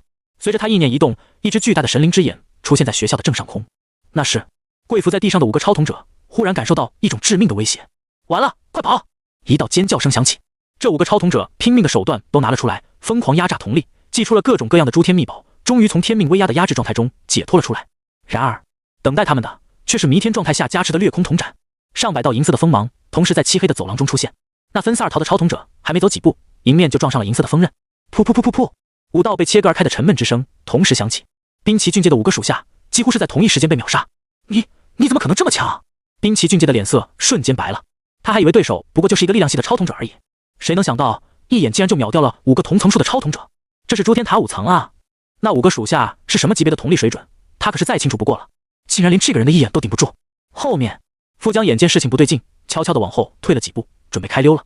就在这时，楚风回过头去，朝着富江一眼瞥去。在意识消失的那1秒之前，富江看见了那个男子的瞳孔之中出现了一圈又一圈地涟漪，接着他的意识永远都陷入了幻术当中，无法动弹。两种瞳术，你是封神？这一刻，滨崎骏介终于想起了他来到龙国之时听到的一些传说，有一个极其强大的超统者，身份未知，却连续拿到了4次 SSS 级评价，那意味着5种不同的超瞳天赋啊！知道天瞳者情报的滨崎骏介十分清楚，5种不同的超瞳意味着多么可怕的能力，在同层数的诸天塔中意味着无敌，即便是一个人单枪匹马也能秒掉一个超统者团队，甚至是顶级超统者工会的可怕存在。起初他还不敢相信龙国竟然出现了这么可怕的敌人，还以为是谣传而已，没想到对方竟然跟自己进入了一个邪神世界。那一刻，滨崎骏介感觉自己的背后都被冷汗浸湿了。在副本认出我的，你应该是第一个。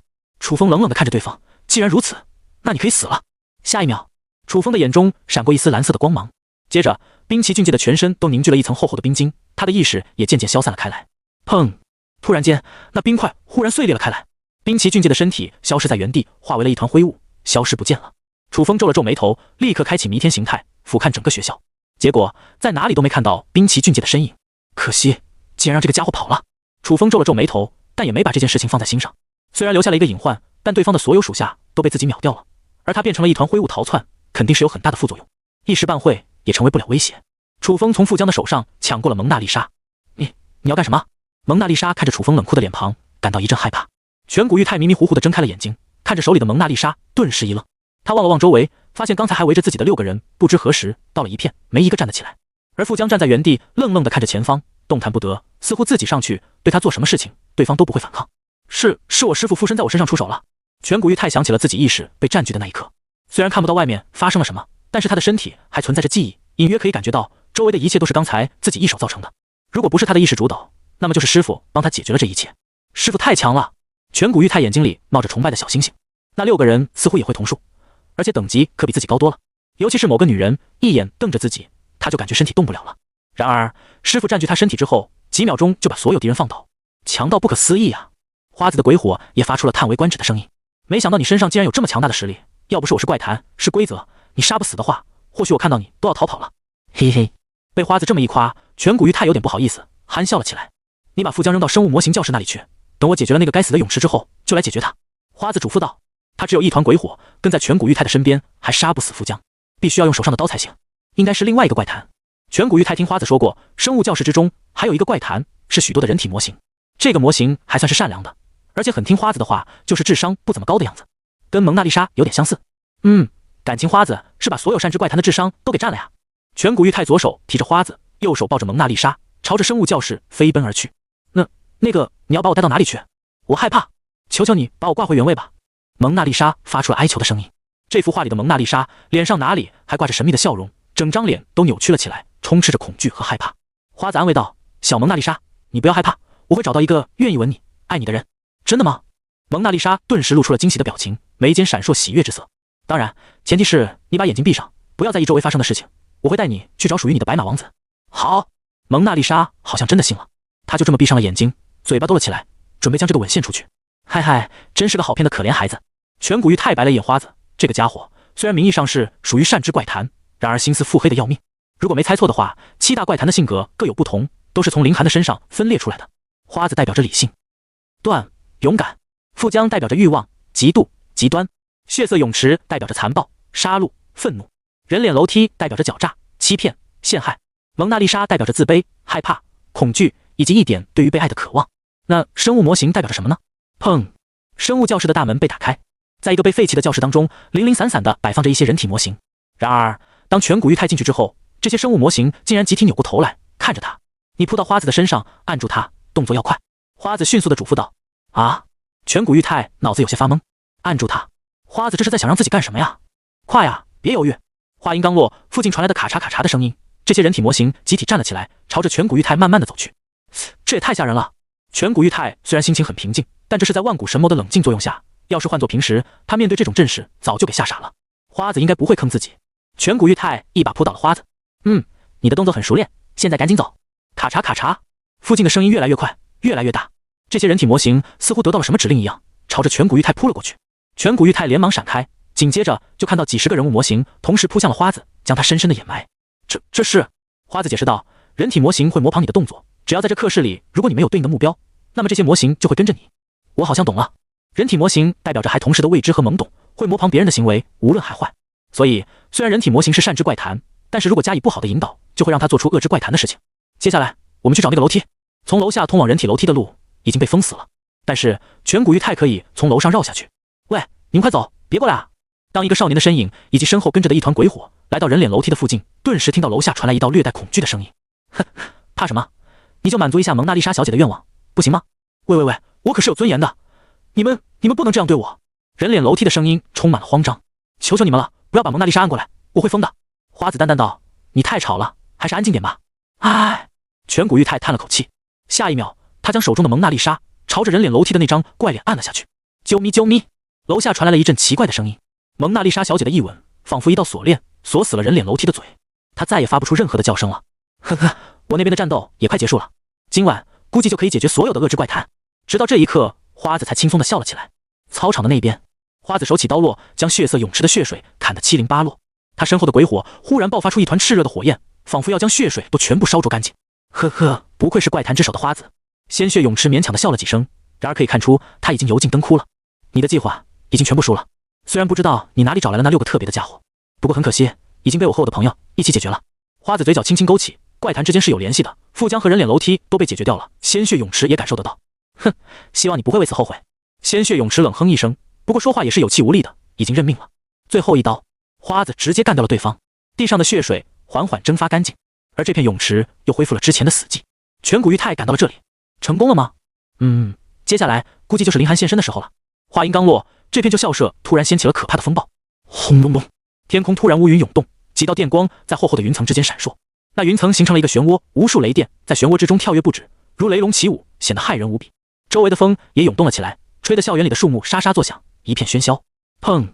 就校舍上面一道门被砸开的声音从那边传了出来，全谷裕太顿时扭过头去，看到了一个面无表情的女孩从画室之中走了出来。林寒虽然没有见过对方，但全谷裕太却感受到一股强大的力量储存在林寒的体内，甚至比怪谈之手的花子还要强上了几十倍。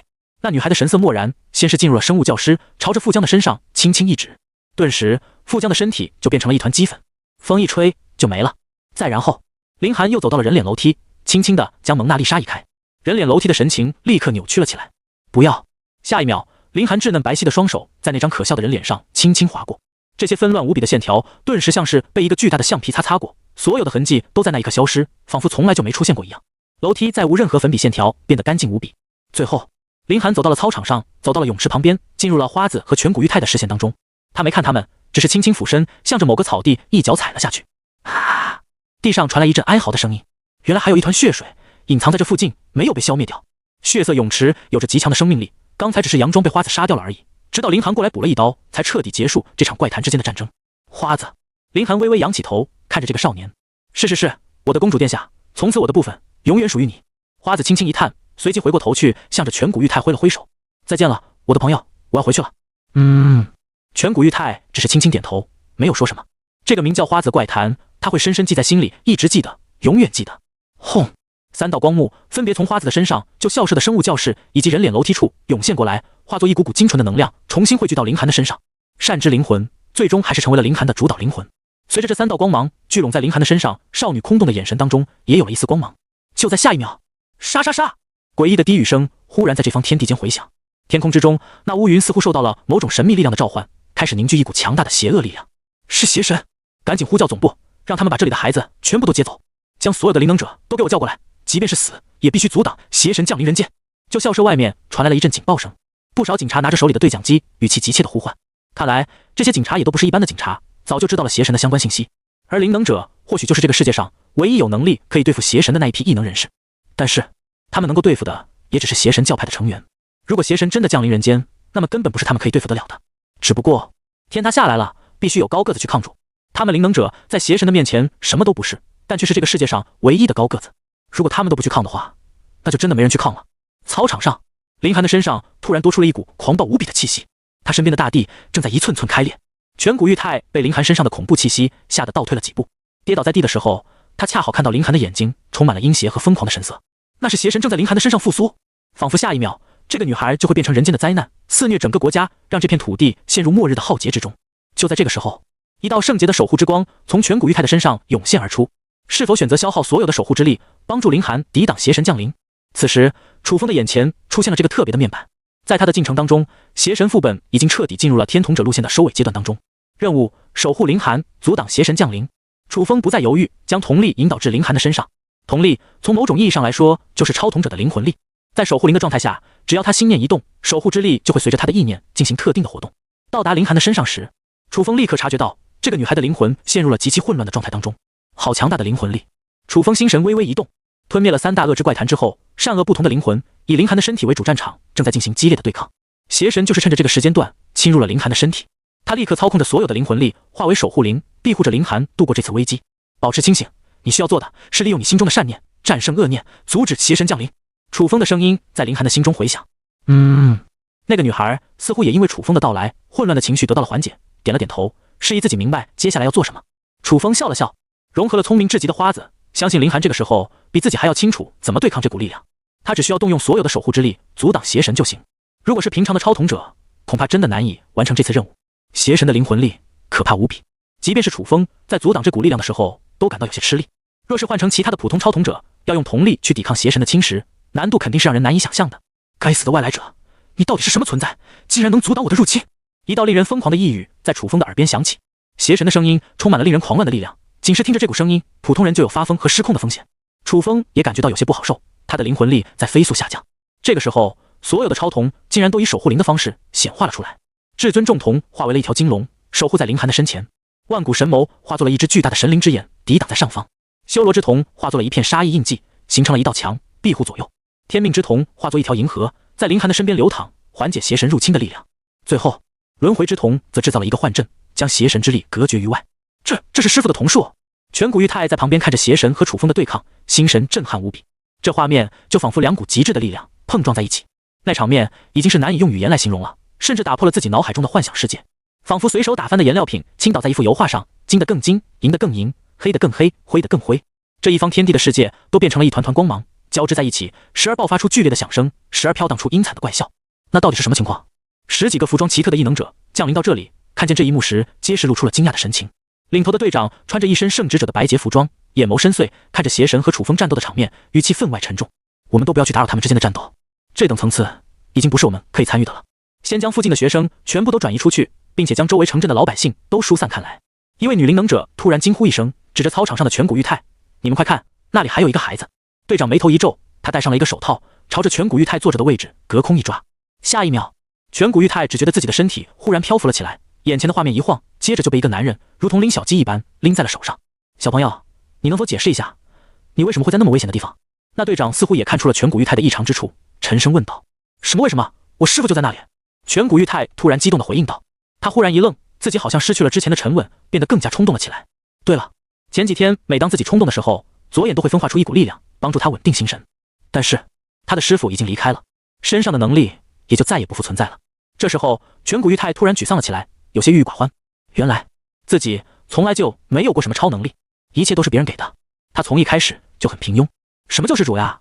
如果没有师傅，没有花子，那自己只不过是个死小孩，一个连上元虎太郎都打不过，身边的朋友被人欺负，也没办法去保护的弱者吧。全古玉泰的情绪忽然低沉了下来。灵能者队长眼眸一动，意识到少年和那边的存在可能有着某种瓜葛，但估计这孩子也搞不清楚对方是什么，可能只是被当成工具罢了。你去死吧！突然间，身后传来了一道狠毒至极的声音。你是？全古玉泰转过头去，顿时发现了这人是之前在旧校舍走廊里对自己发动突袭的那个领头者滨崎俊介。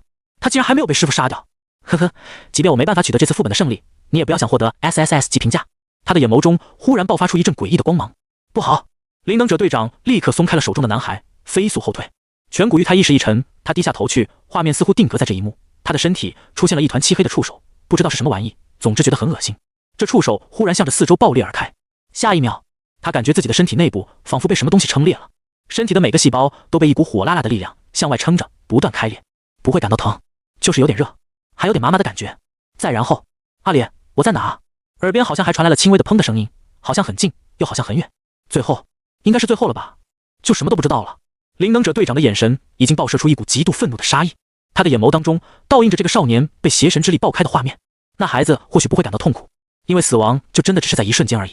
但是用这种残酷无比的方法去对付一个孩子，口中说着什么副本之类让人听不懂的话，实在是让人愤怒到极点啊！他的身影化作一道光，朝着滨崎俊介冲了过去。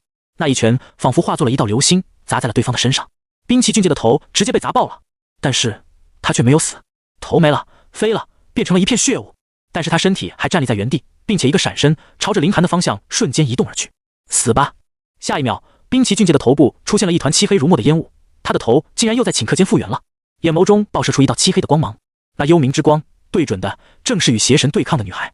紧接着，凌寒的身体爆裂而开，邪神的气息降临于人间。就在同一时间，上百道银色的锋刃同时贯穿了滨崎俊介的身体。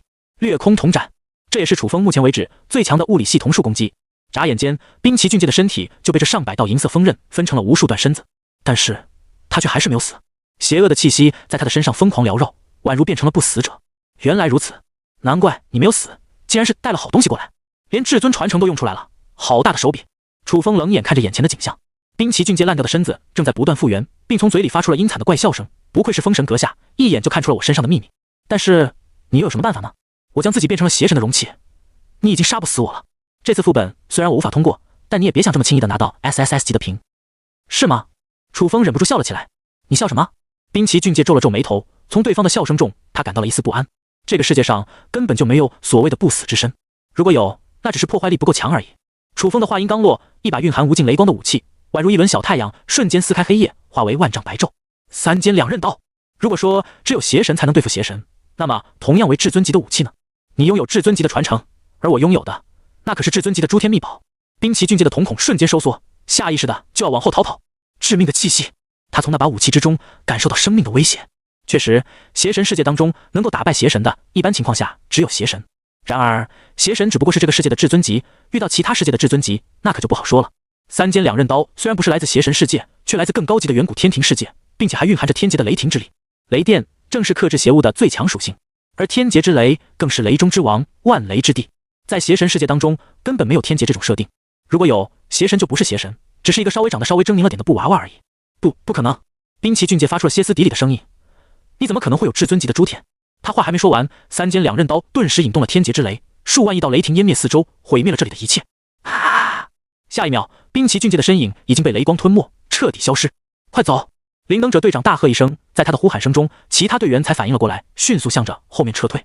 数万道雷霆如潮水般向着周围的地面弥漫开来，制造了无比恐怖的攻击。眨眼之间，操场就变成了一口巨大的深坑。好恐怖的攻击力！躲过了这一击，回过头去，目睹眼前景象的灵能者们皆是神情大骇，尤其是队长，他原本都快要绝望了，竟然出现了2尊邪神，这是要毁灭世界的节奏。结果，一把更加恐怖的武器却出现在这里，毁灭了一切。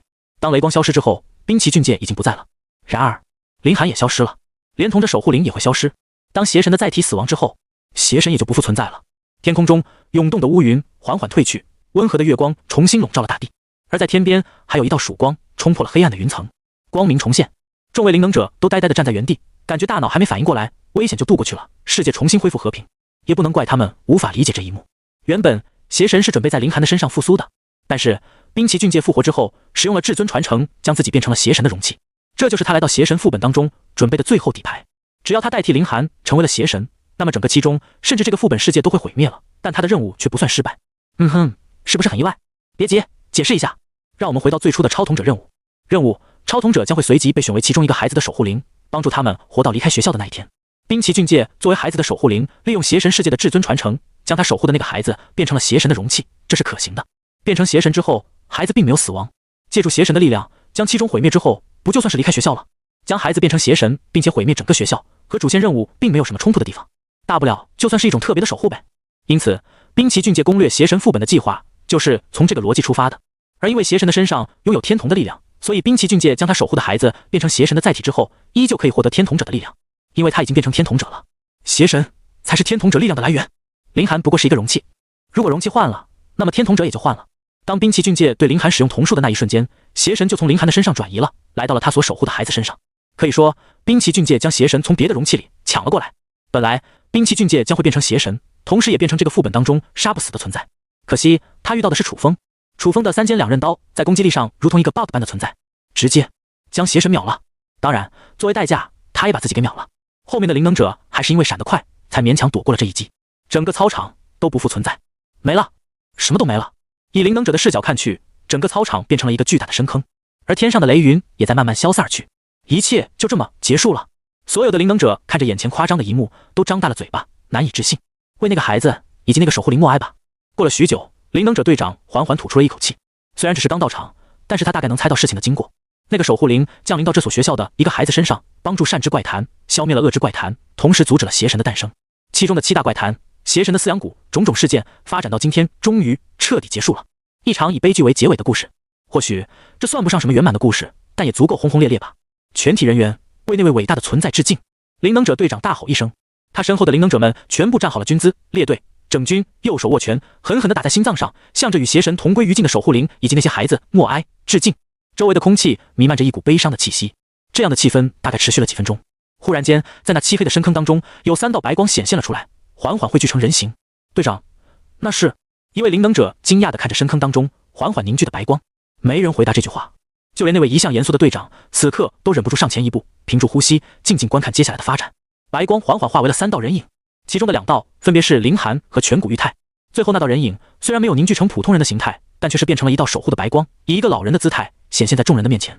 正是楚风幻化成的9道人，他留着3次转生的机会，分别给了自己、凌寒以及颧骨玉太。这次冰崎俊介那个疯子可算是失策了，他估计怎么都没想到楚风的底牌这么多，层出不穷，还能帮助目标和自己复活。兵器俊介想要杀死楚风守护的孩子，以及凌寒，让这次副本没有赢家的想法，算是彻底落空了。当实力强到一定境界的时候，任何的阴谋诡计都会化为浮云。颧骨玉太茫然地睁开了眼睛，看着四周，怎么回事？自己刚才不是死了吗？突然又复活了。他转过头去，看到了同样从白光中出现的凌寒，又看见了九道人，立刻露出了惊喜的表情。师傅，楚风笑了笑，少年，该长大了，你被我庇护了那么久，该学会保护别人了。说罢，他将目光放在了凌寒的身上，示意颧骨玉太看过去。那个女孩神情还有些恍惚，或许是因为刚刚被轮回转生复活，又或许是还在融合怪谈的记忆。总之，凌寒的脑子有些乱。怪谈的记忆或许会保留下来，但是要接受、消化并理解它们，可不是什么简单的事情。所以，你会保护好她的，对吧？颧骨玉太听到这句话，愣了一下，突然苦笑了起来。师傅，其实我的身上并没有什么强大的力量，都是你在帮我的，对吧？楚风没有回答这句话。那少年已经看出来了，有时候真相是残酷的。你以为自己是救世主，结果发现这只是别人给你机会演的一出戏，一切都是假的。这样的结果比什么都没有，好像要更加伤人。小子，谁说你没本事的？突然间，一个长相俊秀的青年走到了颧骨玉太的背后，拍了一下他的肩膀。我们队长刚刚说，你的身上有很不错的灵能潜力，可以考虑加入我们。真的？颧骨玉太扭过头去，有些不敢相信。你以为我们的队长是谁？青年凑到小正太的耳边，那家伙可是出了名的严格筛选队友，我当年是同组第一成绩出现的，刚加入的时候愣是被那家伙训得一无是处，能被他看中，嘿，你身上的天赋肯定很不错。楚风这时也开口了，从始至终我帮你，只有对付那6个敌人的时候，他们跟我是仇家。如果不是你拥有掌控守护灵的天赋，你也无法使用我身上的力量。原来是这样。颧骨玉太这才恍然大悟，小脸顿时变红了。刚才说了这么丧气的话，还是在师傅面前说的，太丢人了。呼！颧骨玉太站了出来，深吸一口气，来到凌寒的身边，从今以后我会保护好你的。凌寒素白的小脸抬了起来，看着少年脸上露出这股格外认真的表情，忽然笑了起来，笑得很纯真。好啊。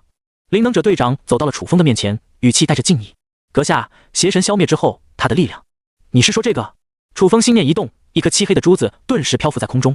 虽然气息已经很微弱了，但是这颗珠子当中依旧有着无比邪恶的力量，只是正在沉睡。但是沉睡并不意味着彻底被消灭了。从某种意义上来说，邪神也是一种类似于规则的存在，跟怪谈有点类似，只是依靠强大的外力未必能将其杀死，必须有特定的方法才行。如果不介意的话，能否将这颗珠子给我们灵能者联盟处理？楚风摇了摇头，我准备彻底消灭这玩意，你们不用拦着，这是我的宿命。好吧。队长也看出了对方的决然，不好多说什么了。事实上，他们灵能者也没有完全可靠的方法能够彻底杀死邪神。如果这一位真的有心，或许还真能消灭邪神，只是要付出代价。颧骨玉太从两人的对话当中意识到了什么，眼眶中忽然涌现出泪水，上前了几步，但最后他还是什么都没说，低着脑袋。小子，成长的路上要学会分别，你以后会有新的伙伴。老人的脸上带着慈祥的微笑。少年猛然抬起头，想要做最后的告别，然而下一秒，那白色的影子突然消散而开，消失在空中，留下的只有一片白茫茫的泡影。颧骨玉太在原地站了片刻，朝着那白光中留下的影子用力地鞠了一躬。师傅，谢谢你。一滴滴眼泪从少年的脸庞中滑落而下，声音在空旷的操场上回响了很久。一只稚嫩的、小小的、素白的手轻轻地靠了过来，握住了少年。雪国又下雪了，风雪淹没了这片天地。但是离去的时候，少年的背影并不是孤孤单单的一个人。楚风来到了一个圣洁的殿堂之中，传说这里是守护灵的世界。当完成使命的守护灵能够进入神之殿堂，获得英灵之位。这个时候，楚风不再是单纯的灵体，如果他想的话，可以借助神之殿堂的力量，让自己暂时拥有完整的形态。在他的面前悬浮着一颗邪恶的种子，这是杀死兵旗俊介的时候从他身上获得的邪神种子。种子之中蕴含着邪神的力量，如果放任这颗种子留在人间，早晚还能孕育出新的邪神。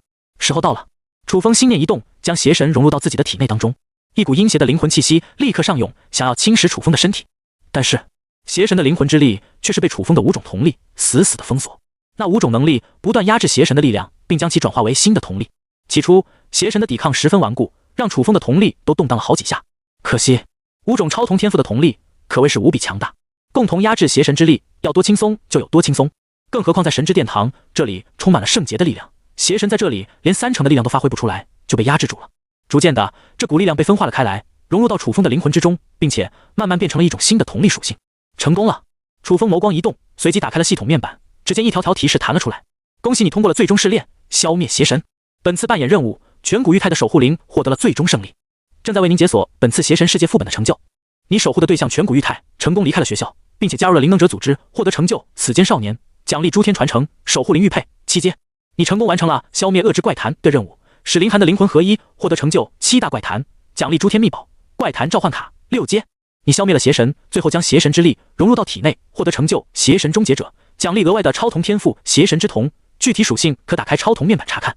本次副本，你是唯一一个活到最后的超童者，获得成就幸存者，综合奖励暴击 X2，奖励诸天点加300000，奖励进化点加350000，已为您解锁 SSS 级评分专属奖励诸天空间9999，诸天空间9999。你在超童时代当中，可在此坐标开辟一个独属于你的诸天空间。备注：你可以将现实之中的东西储存在诸天空间之中，这是一个独属于你的小世界，好好去打造它吧。邪神之瞳，楚风心神一动，打开超童面板。超童，邪神之瞳，等阶特殊，幽冥系超童，已拥有一只。当你拥有3种不同的幽冥系超童时，将会融合为至尊级的幽冥系超童。能力：血祭仪式，邪神操控，灵魂锁定，邪神降临。血祭仪式，当你使用大规模的生灵进行血祭仪式时，将会获得邪神之力。消耗邪神之力，可施展诅咒、召唤邪物、疯狂一语以及其他超童能力。邪神操控，消耗血祭仪式或灵魂力，强行控制邪神。灵魂锁定，锁定一个目标的灵魂气息，无论对方在任何位置，都会被锁定追踪。锁定之时，将会持续消耗固定的瞳力。邪神降临，消耗100万血祭仪式之力，让邪神降临至身体当中，获得完整的邪神力量。备注：你有可能被邪神吞没神智，甚至有失控的风险，建议不要在现实之中使用，而且做好随时挂掉的准备。原来如此，幽冥系的超童升级路线并不需要花费进化点，而是要去获得更多的相关超童，这应该是极其罕见的超童能力。难怪滨崎俊介这个家伙会这么早知道天童者的相关信息，原来他的超童面板就跟别人不一样。呵呵，也算是一个有外挂的家伙吧。楚风笑了笑，对此感到有些意外。幽冥系的超童升级路线是凑够其他相关属性的超童，那就是走融合的路线了。起始的高度很高，一开始就拥有4种很强的能力，而且不需要升级，但后续的提升难度也很大，可谓是有得有失。楚风还注意到一点，既然幽冥系的超童是相关的，那么幽冥系的副本是不是也是相关的呢？比方说邪神世界可能跟妖魔复苏的世界有着某种关联。不管怎么说，有了邪神之瞳后，进入妖魔复苏的副本就有了不少的底牌。再次打开个人面板，只见上面又多出了不少东西：姓名风神，马甲可编辑，年龄17，超童至尊重瞳，品阶未知，万古神谋7阶，修罗之瞳5阶，天命之瞳5阶，轮回之瞳6阶，邪神之瞳幽冥系。已解锁世界：武道世界、仙侠世界、大周皇朝、忍者世界、邪神世界。诸天秘宝：问道九壶3阶，黄龙符5阶，3尖两刃刀，残损至尊，天命印6阶，卡塞尔学院通行证特殊，古佛符未知，怪谈召唤卡6阶。诸天传承：大道至仙至尊，落日真剑至尊，万妖丹7阶，守护灵玉佩7阶。诸天光环：一份机缘，身世不俗，7天签到。诸天空间9999，攻略副本5，进化点414010，诸天点452000，可惜了，还差10万进化点才能将我的万古神谋升级至8阶。楚风叹了口气，远古天庭的那片宫殿已经被自己探索的差不多了，再想探索更多的东西，就必须要升级万古神谋才行，或者是找到与之配套的另一只神灵之眼。不过关于那另一只神灵之眼，目前还没有任何线索，而远古天庭能够找到许多强大无比的诸天秘宝，作用不比升级超童要差。楚风想了想，最后还是选择进入了远古天庭之中，探索机会不能浪费啊。汇成某个5星级的高档酒店之中，风神，我记住你了。滨崎俊介从床上醒来，眼眸中还携带着一股疯狂的意味，他极力深吸了好几口气，才让自己的心情平复了下来。虽然从某种意义上说，这个来自樱花国的工会高层就是一个疯子，但他的头脑最终还是冷静了下来，不会被副本的扮演角色所影响。从邪神世界之中退出来后，邪神的影响还在侵蚀着他的神智。来到镜子面前，滨崎俊介打开水龙头，用力洗了一把脸，抬起头来，水珠从他的脸庞间滑落，那长长的齐刘海下，一双略带疯狂之意的眼眸充斥着令人可怕的神色，正在盯着眼前的镜子。过了许久，滨崎俊介的疯狂神色逐渐消退而去了，毕竟离开了副本，邪神的影响会慢慢消失。他犹豫了片刻，等状态恢复了之后，打了一通电话。那个老人，你们给我弄过来了吗？已经弄过来了，但是我的幻术对他越来越难以起作用了。电话里的声音还夹杂着一阵汽车驾驶的引擎声，可以判断对方是在开车，而且车速很快。在计划里的地点等我。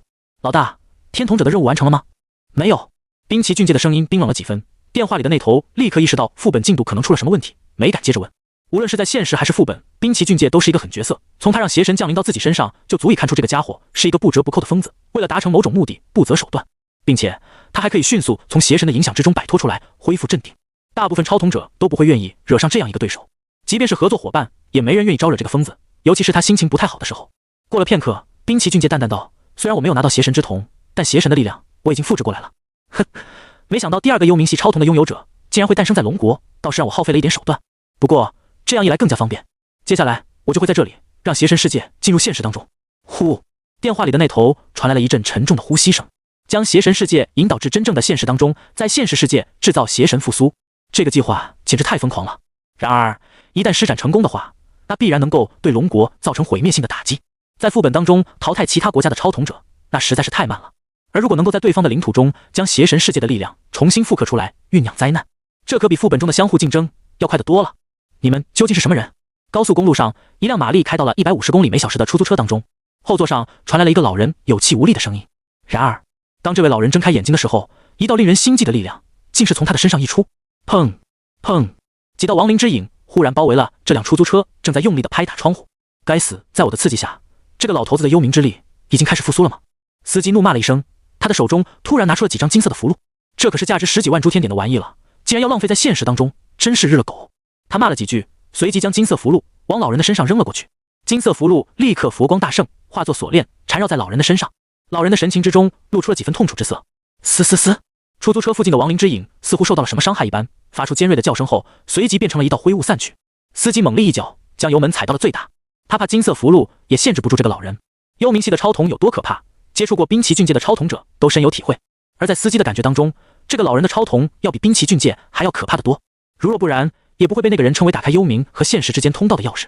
幸好惠城只是一个2线城市，他们分头行动，如果车开得足够快，只需要1-2个小时就能横穿这座城市。下了高速公路后，出租车的速度渐渐缓慢了下来，进入一个废弃的道路，从一条偏僻的小道开向了城乡。马镇这块地方是惠城专门划分来搞工厂的用地，由于这里比较落后，除了乡下之外，基本都是靠近公路的地方，还有些人流量。这样的地方交通条件较好，但是人口不多，环境一般般，商业也发展不起来，用来划分为工业用地正是首选。10几年前，马镇建立了许多的化工厂，但因为后面排放的气体污染超过了安全标准，所以很多工厂都被停掉了，许多工厂也没来得及重建或者拆迁，就变成了一块废地。若是新的工厂要在这里建立，还得把之前建立的工厂拆掉，再将这里的污染解决掉，没人愿意干这种费力不讨好的活儿，于是这里就变成了一块荒芜的地方，也没人监管。出租车缓缓驶入了这个被废弃的工厂当中，将老人从车上抬了下来。老人半闭着的眼睛，时而闪烁死寂的幽冥之光，身上更是不断散发出阴冷的气息。可怕，仅仅是初步觉醒，都拥有如此可怕的能力，幽冥系的超统者真不是一般人能惹得起的。司机的头上已经渗出了不少的冷汗。好在他的视野当中出现了一道熟悉的人影，冰崎俊介。司机的内心终于平静了下来，长呼一口气。人我已经带过来了，还浪费了我身上一份价值10几万诸天点的秘宝符箓，这些损失组织应该能报销吧？冰崎俊介点了点头，当然，组织会记住每个超统者的努力，不会亏待你们。那就好。司机笑了，下一秒，他的笑容突然凝固在脸上。他低下头去，看到了自己的腹部出现了一团漆黑的痕迹。你，他瞪大了眼睛看着冰崎俊介，你在这次捕获亡灵之瞳的行动中英勇殉职，你将登上组织的荣誉堂，被后人铭记。再见了。冰崎俊介勾了勾嘴角，他缓缓从对方的身边走过，身后传来砰的一阵响声，接着就是漫天的墨汁从那副身体中喷射而出，染得这片空地一片漆黑。你是什么人？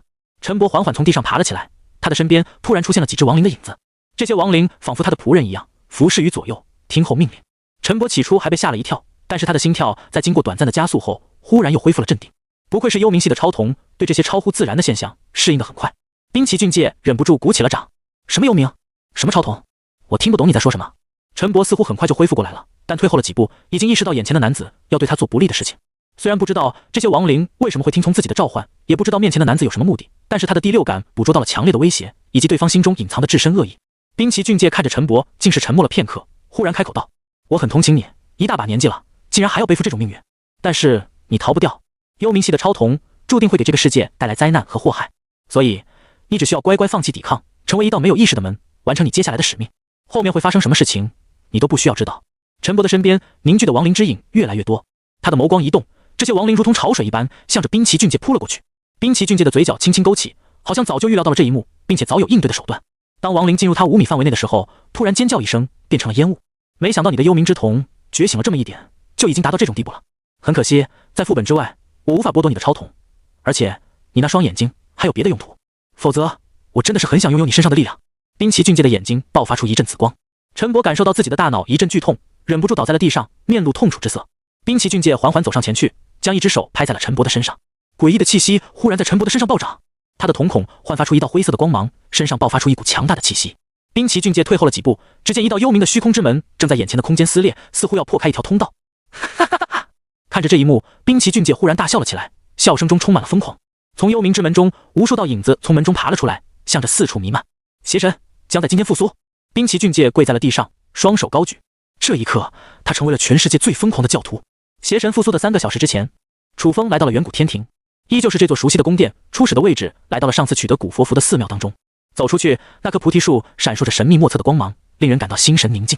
再次开启弥天视野，俯瞰整个远古天庭，这里的一切跟上次来的时候基本没有发生任何的变化，就好像来到了一幅静止的画面当中。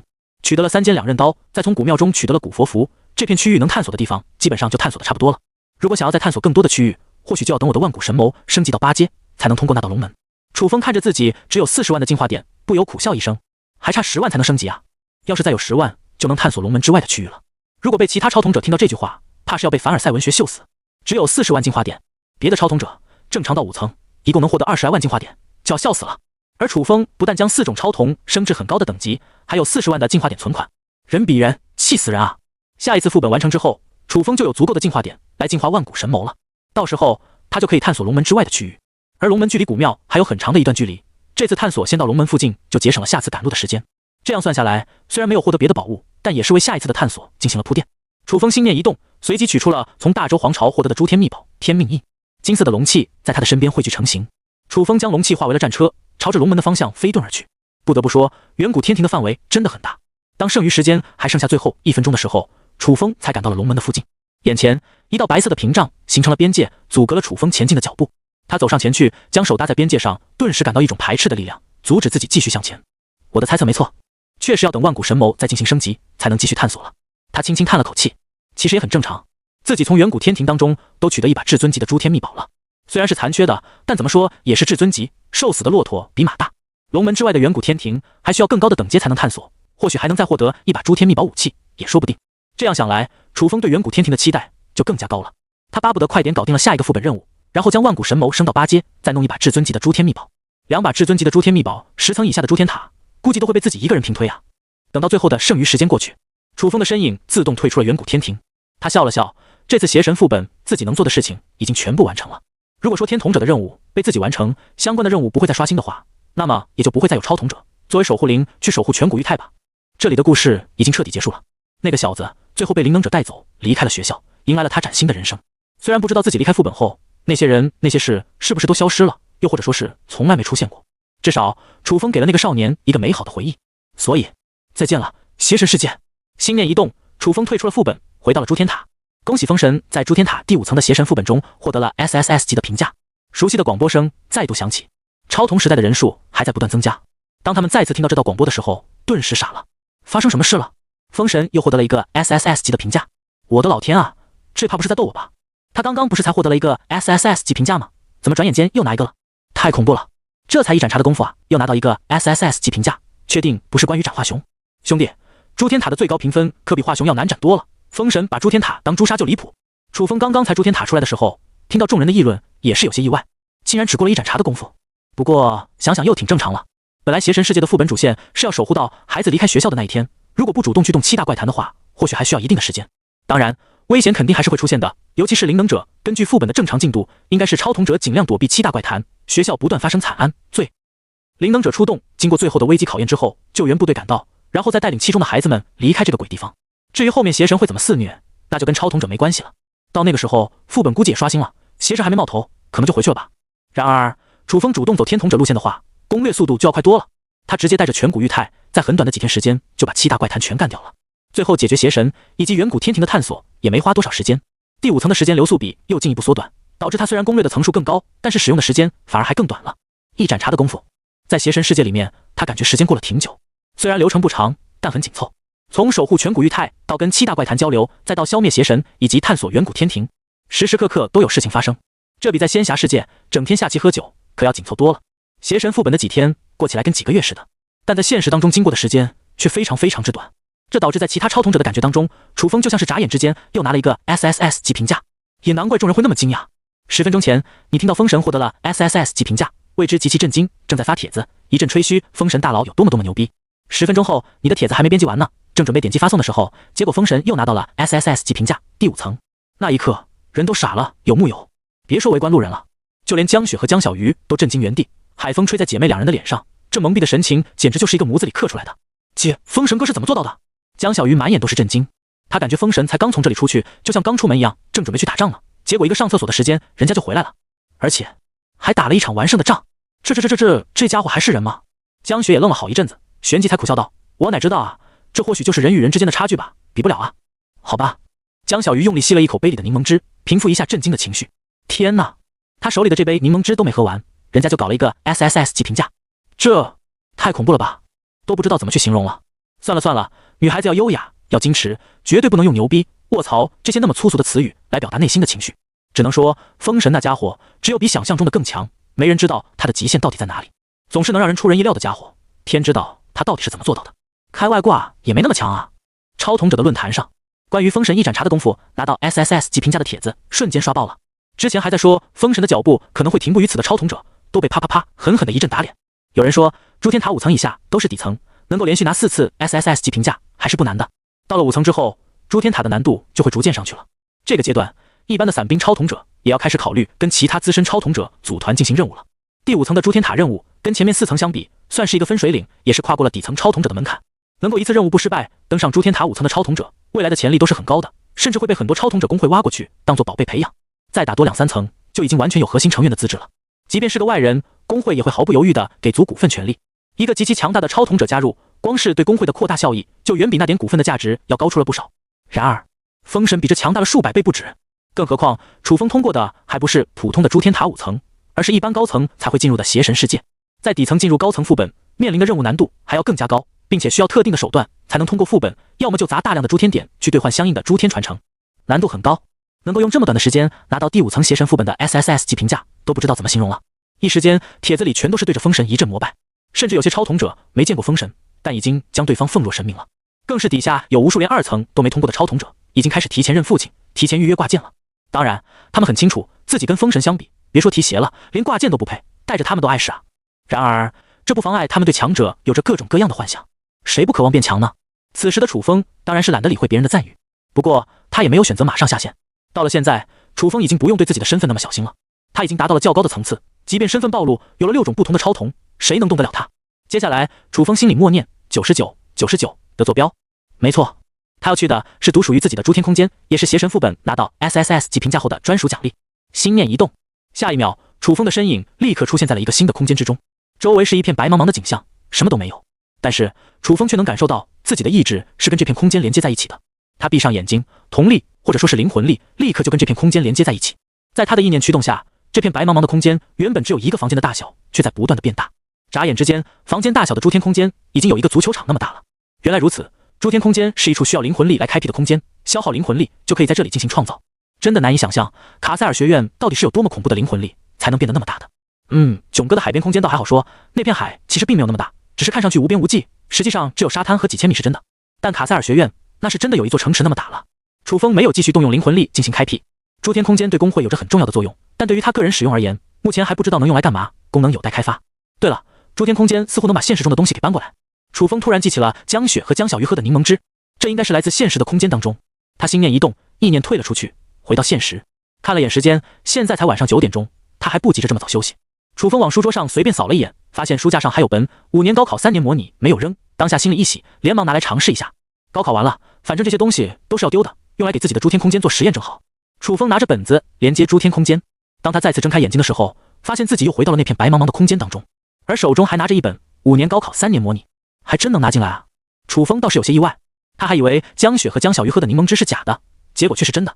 只不过柠檬汁应该不会真的喝进肚子当中，因为超童时代中展示的是超童者的灵魂形态，身体又不会跟着进来，柠檬汁当然也不会留下肠胃里。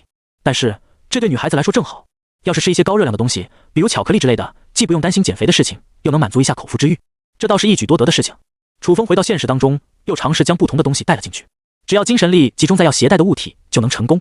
但是带进诸天空间的现实物体却无法带入超童时代当中，或许因为那里是灵魂力存在的地带，所以会排斥现实的物体。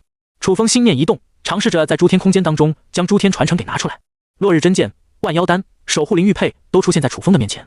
难道说我可以利用这个 bug 将诸天传承给带到现实当中？楚风的呼吸都不由急促了几分。要是真能这样的话，那诸天空间的作用简直无敌了呀！然而当楚风尝试了一下之后，发现并不行。诸天传承只是能在自己的诸天空间中显现出来，但是却不能带出去，也不知道这到底是什么机制。楚风吐槽了一句，然而想想也释然了。要是真能这么做的话，早早掌握诸天空间的工会，将逆天的诸天传承带到现实当中，那不是无敌了吗？由此看来，诸天空间只是一个比较单向的通道，可以将现实的物品带进去，但不能把诸天传承之类的带出来。不对啊，如果副本的东西能够融入超瞳当中呢？楚风忽然想到了一个关键的问题。比方说，邪神副本当中，超瞳者若是将邪神复制进自己的瞳术当中，那不是可以通过诸天空间带入现实当中？虽然诸天空间的东西并不能直接带入现实，但如果有超瞳者的瞳术作为媒介的话，那很有可能就能打开一道门。当然，这个想法只是在楚风的脑海中一闪而逝，有没有具体的依据？即便要试验，那也需要一些具体的道具。楚风目前的身上还没有类似的瞳术，倒是那个叫冰崎俊介来自樱花国的超瞳者，似乎有独立的超瞳空间可以储存邪灵。邪灵是冰崎俊介的一种特殊技能，被关在他的意念空间之中，是作为技能来使用的，也不需要通过诸天空间就能将邪灵带入现实。当然，作用也很有限。意念空间本来就很小，以楚风的观察来看，冰崎俊介最多也就能养一只邪灵，再多就2只，翻不起什么风浪。要是对方的意念空间再扩大1万倍，恐怕还能对这个世界造成威胁。就在楚风思考的时候，忽然间他的耳边传来了一道提示音：东八区出现异常现状，北纬22、24、2357，东经11351、11528区域的超瞳者将强制离开超瞳时代。重复一遍，倒计时，3、2、1、0。当楚风眼前的倒计时数到0的时候，他的身影顿时退出了这里。怎么回事？他的眉头皱了起来，再次尝试进入超瞳时代，眼前弹出了一条红色的警告：您的区域出现异常情况，诸天塔的世界正在侵入，且将造成灾难，请超瞳者离开这片区域进行登陆，否则后果自负。诸天塔入侵，楚风的目光眯了起来，打开超瞳者论坛，果不其然，刚刚的帖子还都是跟自己有关的讨论，现在却全都变成了诸天塔入侵事件。汇成这片区域的超瞳者是不是都被强制退出了？卧槽，还有这种事情？真的，我就是汇成的超瞳者，我已经出来了，而且登不上去。据说是诸天塔入侵，到底是怎么回事？不知道啊。一时间论坛炸了，甚至网速都变卡了起来。楚风可以肯定自己的周围确实出事了，但看了看窗外，外面的景色还是挺正常的，只不过有些喧嚣，应该是一些超瞳者正在谈论。他走出了家门，正准备去看看外面到底发生了什么，却发现老阿姨一直在敲陈博的门。陈哥，陈哥，你在不在里面？老阿姨用力的陈博的门，但是里面却没人回应。门缝是黑的，屋子里没开灯。陈博一般到点就回家，他下午就去医院看了个病，能耽搁这么久？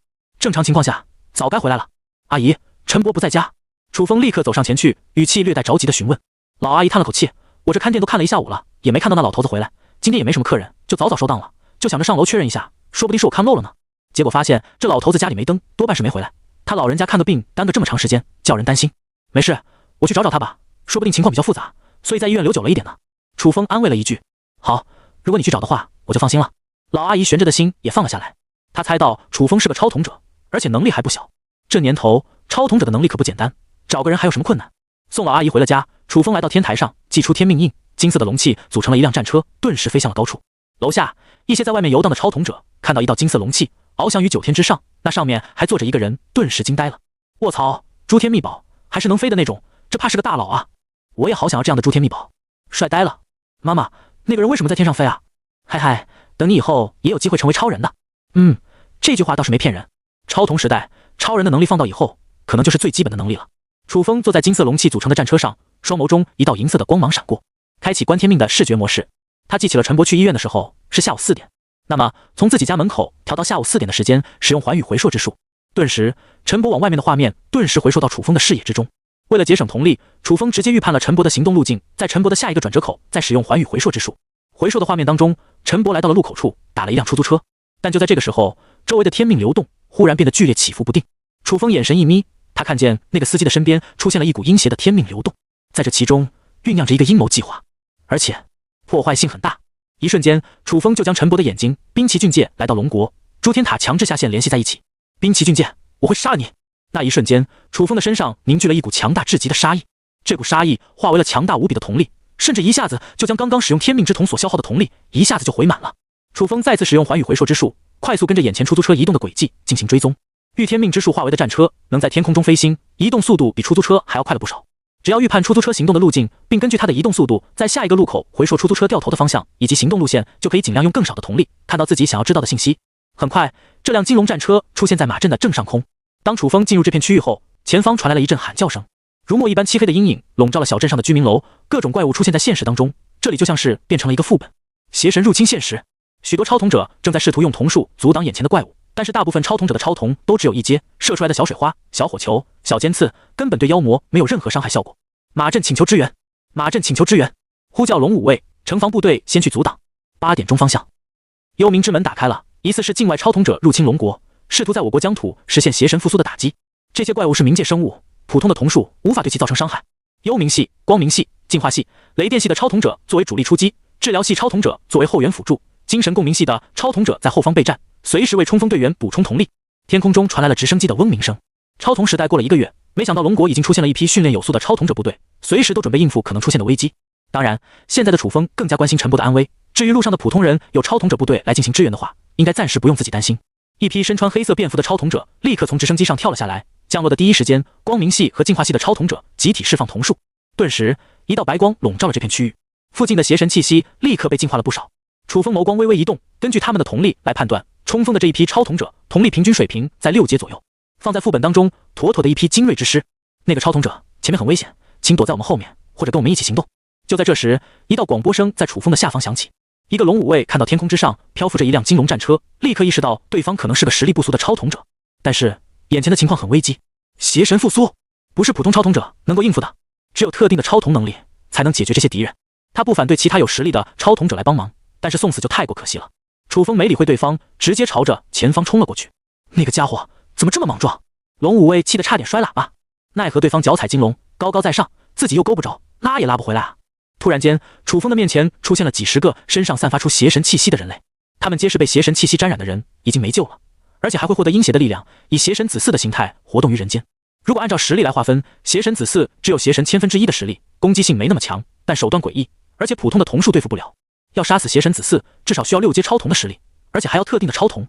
那几十个邪神子嗣的身上再次爆发出一股邪气，悬浮在半空中，阻挡楚风前进。这个笨蛋！在后面观战的龙武卫也忍不住骂了起来。那小子没搞清楚状况，这么急着去送死干嘛？这几十个邪神子嗣，连他们整个部队要对付起来都极其棘手。算了，这片区域已经变成了战场，没人会去管某个超统者的死活，他们还要阻止邪神复苏进一步扩散呢。碍事！楚风的眼神中闪过一道杀意，他要赶时间，这些货色也配来挡自己的路？下一秒，他开启了邪神之瞳。刚刚还想对楚风发动攻击的几十个邪神子嗣，在邪神之瞳开启的那一瞬间，竟然集体从天空坠落到地面，跪了下去。所有的龙武卫都张大了嘴巴，不可思议地看着眼前的一幕。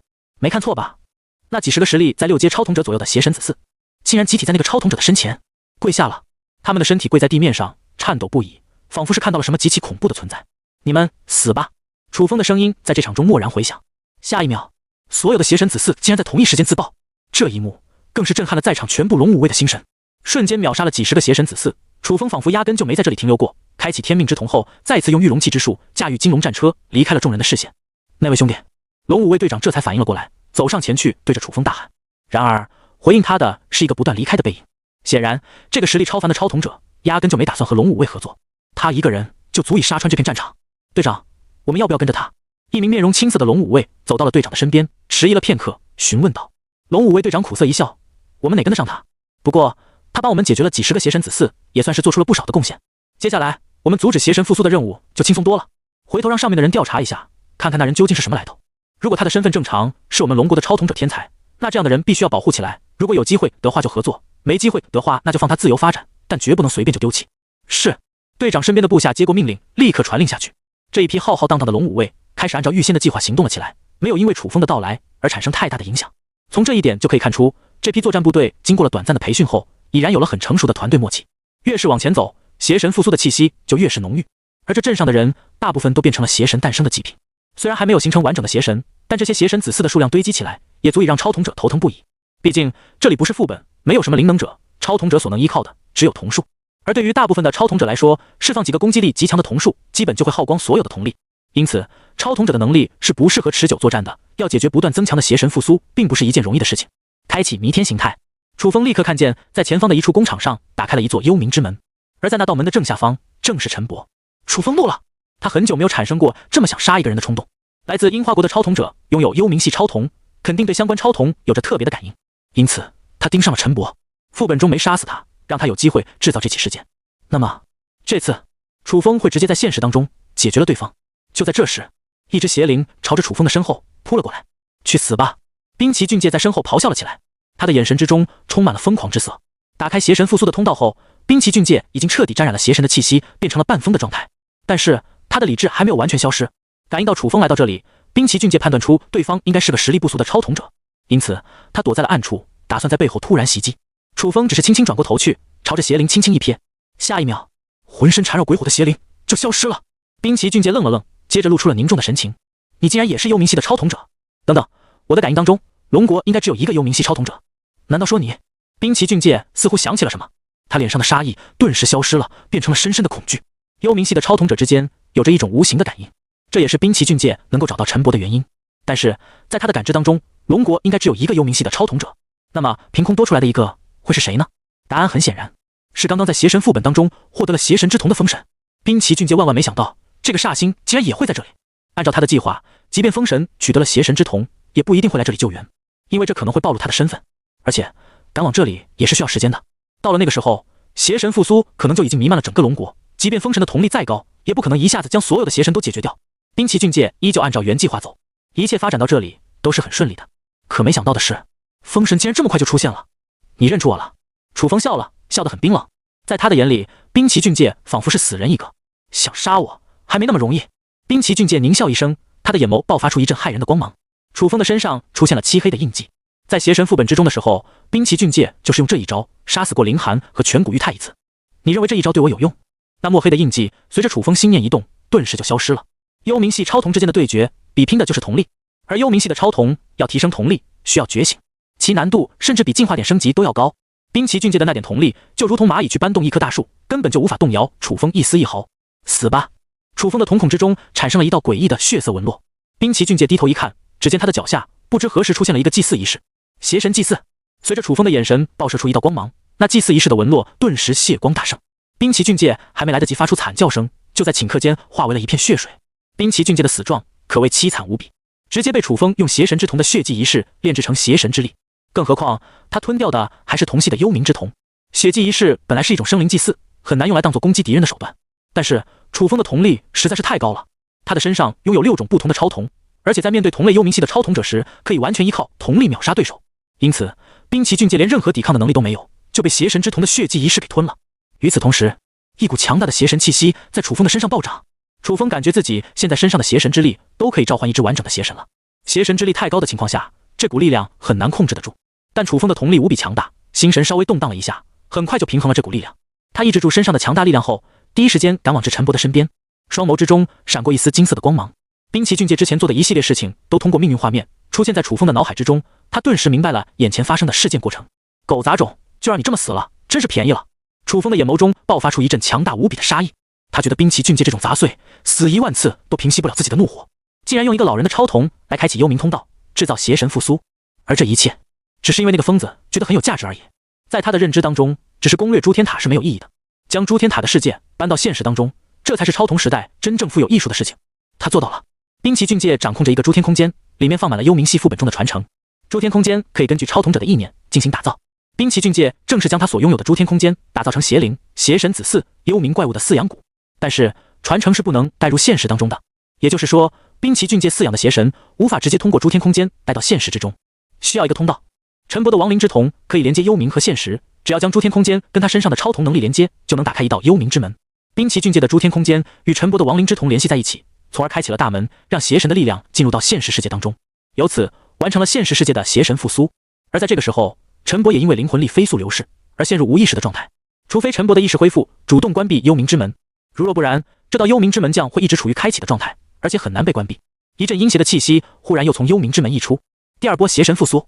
楚风的邪神之瞳扫了幽冥之门一眼，顿时他身上的邪神之力立刻化为了恐怖无比的力量，摧毁了幽冥之门内所有的怪物。拥有邪神之瞳，他只要消耗瞳力，甚至连真正的邪神都能控制。这些邪神子嗣以及冥界中的亡灵，在邪神之瞳的面前根本没有一丝抵抗能力，就被迫自爆了。那是来自于上位者的控制力，楚风的意志可以彻底支配他们。在他们的眼里，楚风甚至是凌驾于邪神之上的存在。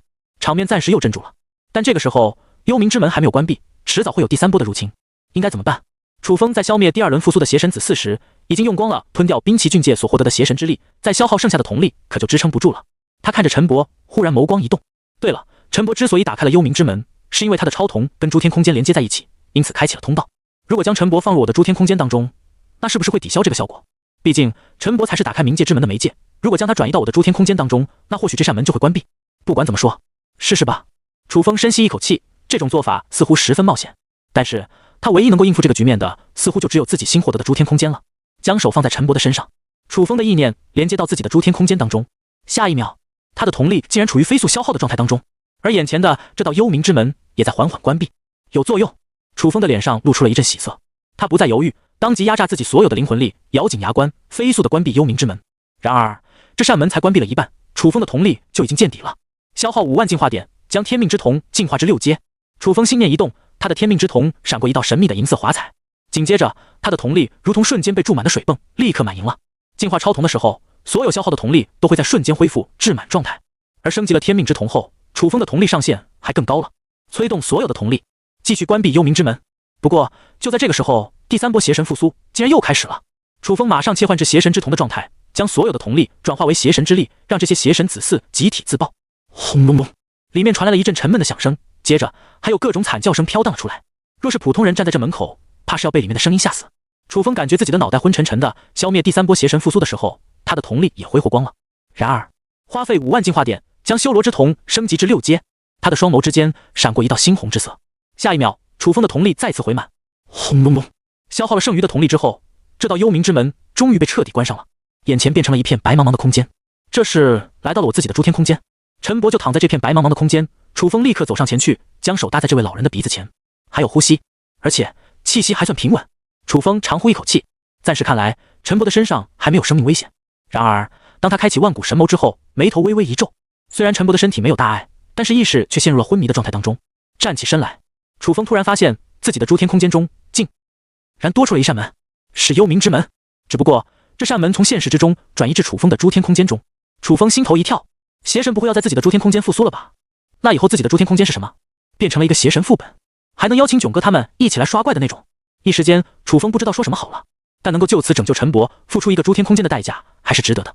走上前去，楚风发现幽冥之门被搬到自己的诸天空间之中，处于关闭的状态。但是将灵魂力放在这道门上，他能够感觉到这扇门可以凭借自己的意志打开。对了，诸天空间是属于我自己的世界，这里有什么规则都是我说了算。我要让幽冥之门开启就开启，要让它关闭就关闭，一切的决定权都掌握在我手上。也就是说，我的诸天空间现在不但可以用来存放现实的物体，包括我的身体，还能用来打开幽冥之门，进入新世界。楚风心神一动，那这可太刺激了！幽冥之门通往的可是一个副本世界，若是这扇门被自己的诸天空间所拥有，那岂不是搞来了一座自由进出副本的大门？相当于拥有了一个想进就进、想出就出的秘境啊！可是楚风感觉事情并没有那么简单，那扇门后面到底是一个什么样的世界，自己还不清楚。若是贸然进去的话，怕是死无全尸。自己直接用现实的身体进去，死了就直接死了，这可不是诸天塔的游戏，而是现实。回过头去，楚风看着还陷入昏迷状态的陈伯，眉头忍不住皱了起来。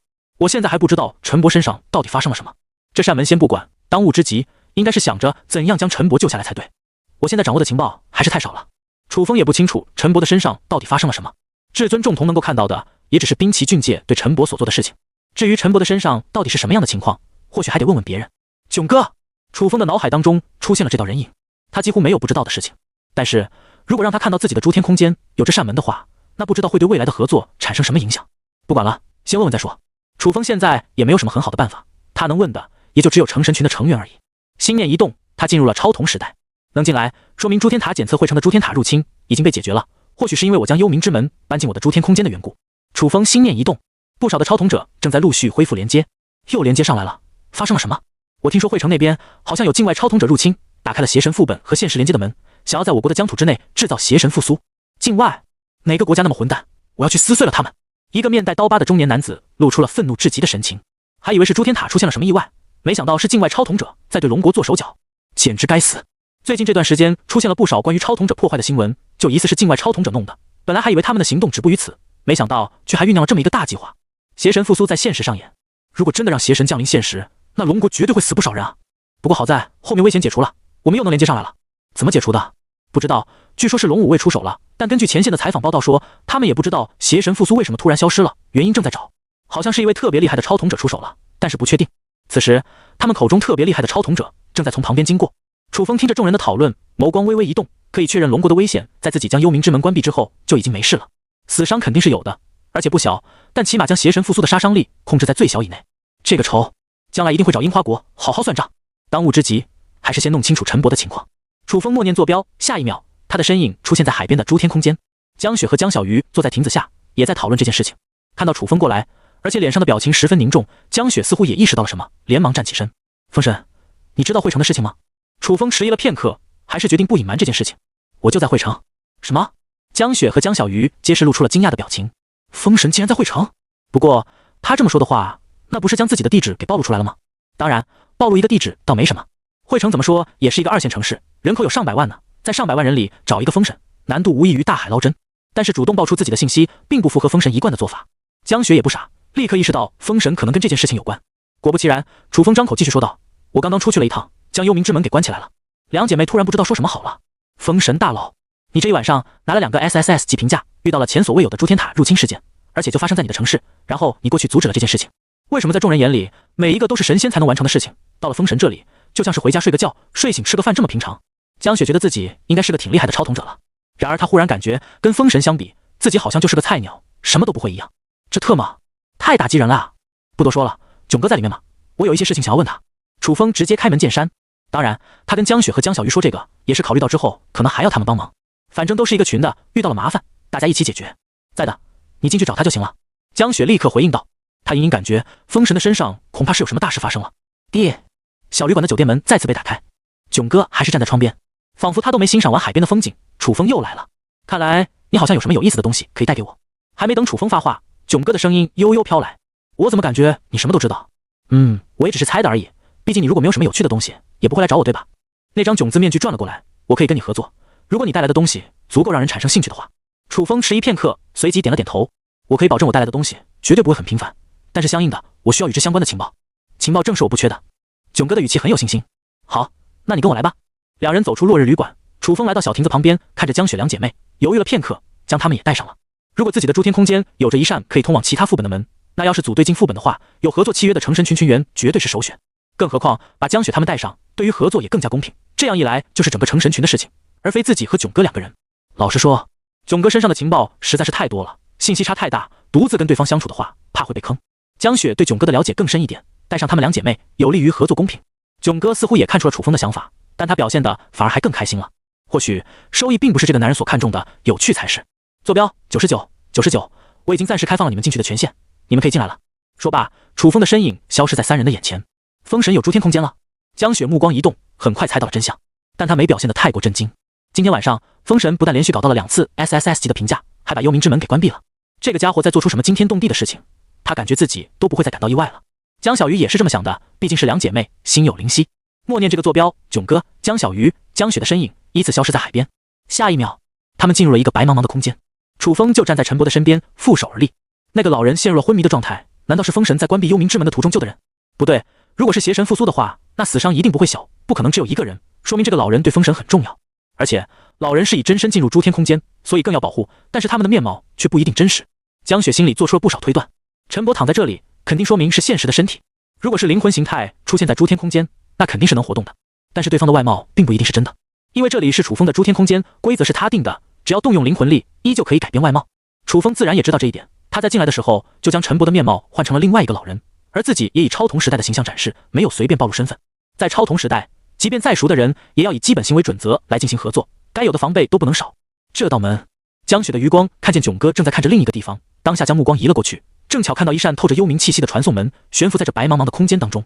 门的形态跟诸天塔的传送光门有点像，但是却紧紧地闭上了。从门内，江雪感受到一股令人阴冷无比的气息，仿佛里面通往的是幽冥世界。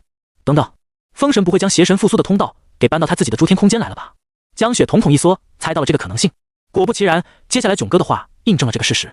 不愧是封神，竟然连幽冥之门都给弄了过来，真当是让我大开眼界。根据我的情报，能够打开这扇门，纵使找遍整个世界，也不会超过3处。3处？楚风立刻从囧哥的话当中捕捉到关键信息，意思就是在超统者的世界当中，连接诸天塔的通道并不是第一次被打开。邪神复苏之前，或许已经有人成功施展过这个计划。兵奇俊介只不过是复制别人成功的例子而已，但他绝对不是首创者。那么，又是什么人做出了如此惊人的举动，将诸天塔的世界搬到了现实当中？简直闻所未闻。今天你为我带来的东西，让我大开一番眼界，我很满意，所以可以先跟你分享一部分情报，之后的合作，我们后面再详谈。囧哥的合作术语让人完全挑不出一丝毛病，先给情报好处，再来谈后面的事情，这样一来，双方的信息差就减少了。你说，楚风心里清楚，根据这个对话节奏，主动权绝对会掌握在囧哥的手上，但是他也必须知道相关的信息。从这一点来说，自己算不得吃亏。在此之前，你们先要知道一个可能会颠覆你们认知的情报。囧哥顿了顿，忽而笑了起来。诸天塔的副本任务和从属的世界并不是分散开来的，而是连接在一起的。连接在一起？江雪和江小鱼都惊呼出声。完全没有想到还有这种事情。但是楚风的神情明显淡定了很多，他的万古神眸还需要另一只配套的眼睛才能组成完整的超瞳，而幽冥系的超瞳又是一个派系的，而且幽冥系的副本还是一脉相承。这些信息都足以表明，诸天塔很可能有一个完整的世界，能够将不同的任务事件彼此连接在一起。就比如说，楚风在第1层的时候传送至武道世界，在宇阳城完成了一个副本任务，但他有可能会在更高层，比如第20层的时候再次进入武道世界，跟第1层依旧是同一个世界，只是执行的任务不同而已。他在武道世界的宇阳城对付的最终 BOSS 是夏九幽，然而在武道世界的20层对付的敌人可能就是魔神、先帝，又或者是某个主宰，但这都是同一个世界。不错，囧哥点了点头，看出楚风很快就理解了这一切。他转过身去注视着幽冥之门，缓缓道：如果我没猜错的话，这扇门连接着幽冥系的副本世界，而且是最高级的那一部分。在我的情报之中，最终的幽冥副本将会通往诸天塔的第90层，那个世界是地狱。地狱！江雪和江小鱼同时惊呼了一声，而且还是90层的副本世界，那进去不是找死吗？如果我没猜错的话，那群家伙应该是用了陈博身上的幽冥系超瞳，以此开启了这个通道，对吧？囧哥用余光轻轻瞥向了楚风身后的陈博。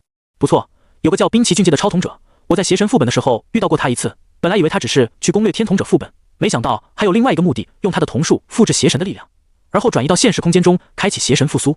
楚风的语气很淡，仿佛他就是随手解决了这样一个事件，丝毫没有表现出自己的情感和态度。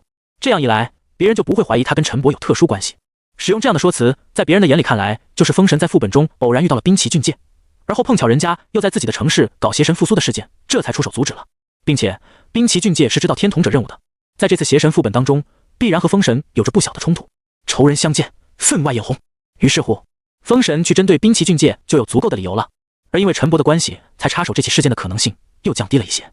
江雪看向楚风的目光当中更是闪烁异彩，封神攻略邪神副本的过程比想象中的还要曲折啊！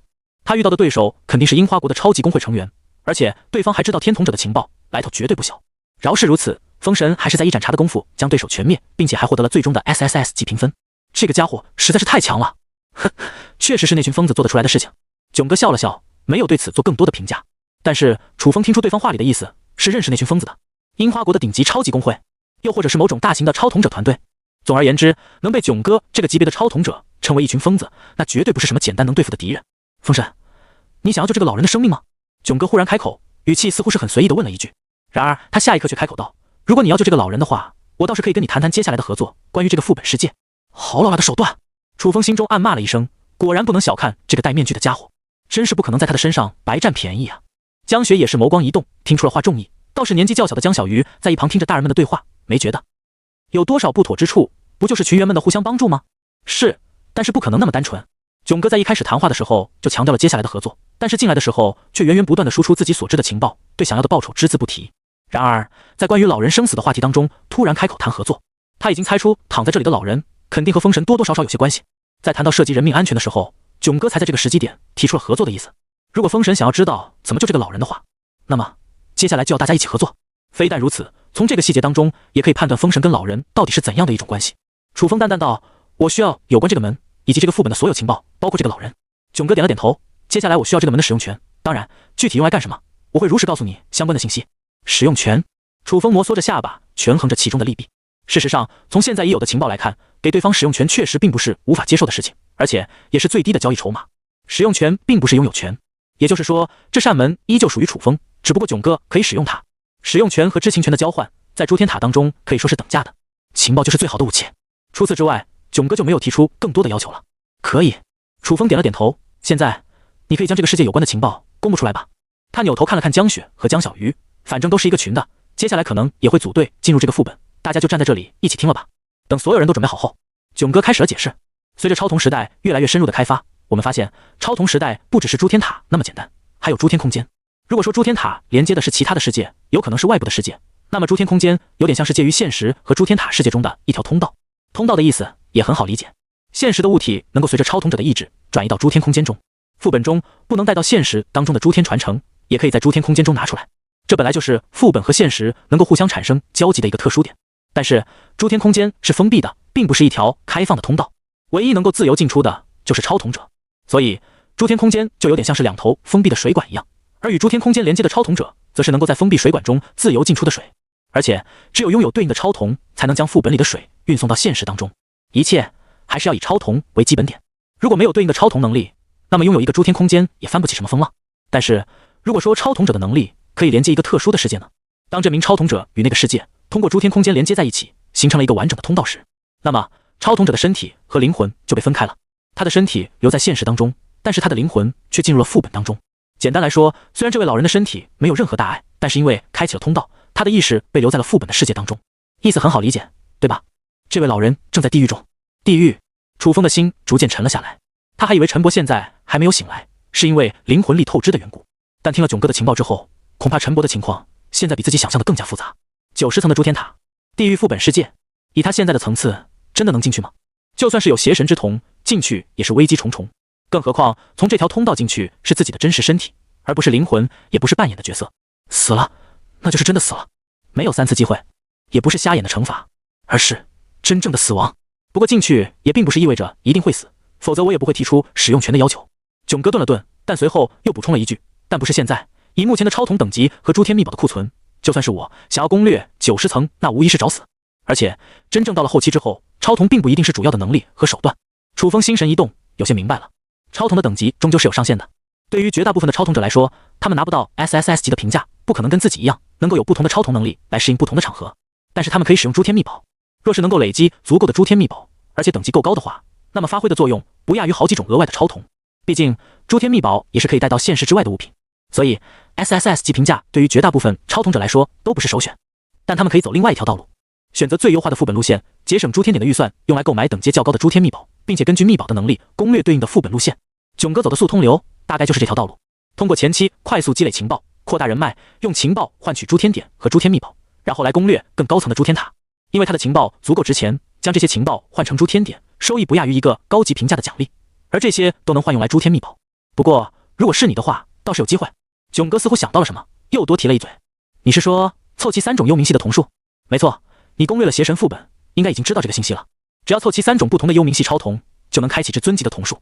虽然不知道这到底是什么瞳术，然而至尊级进入90层最困难的地狱副本也有了存活的希望，至少有希望能够活着离开。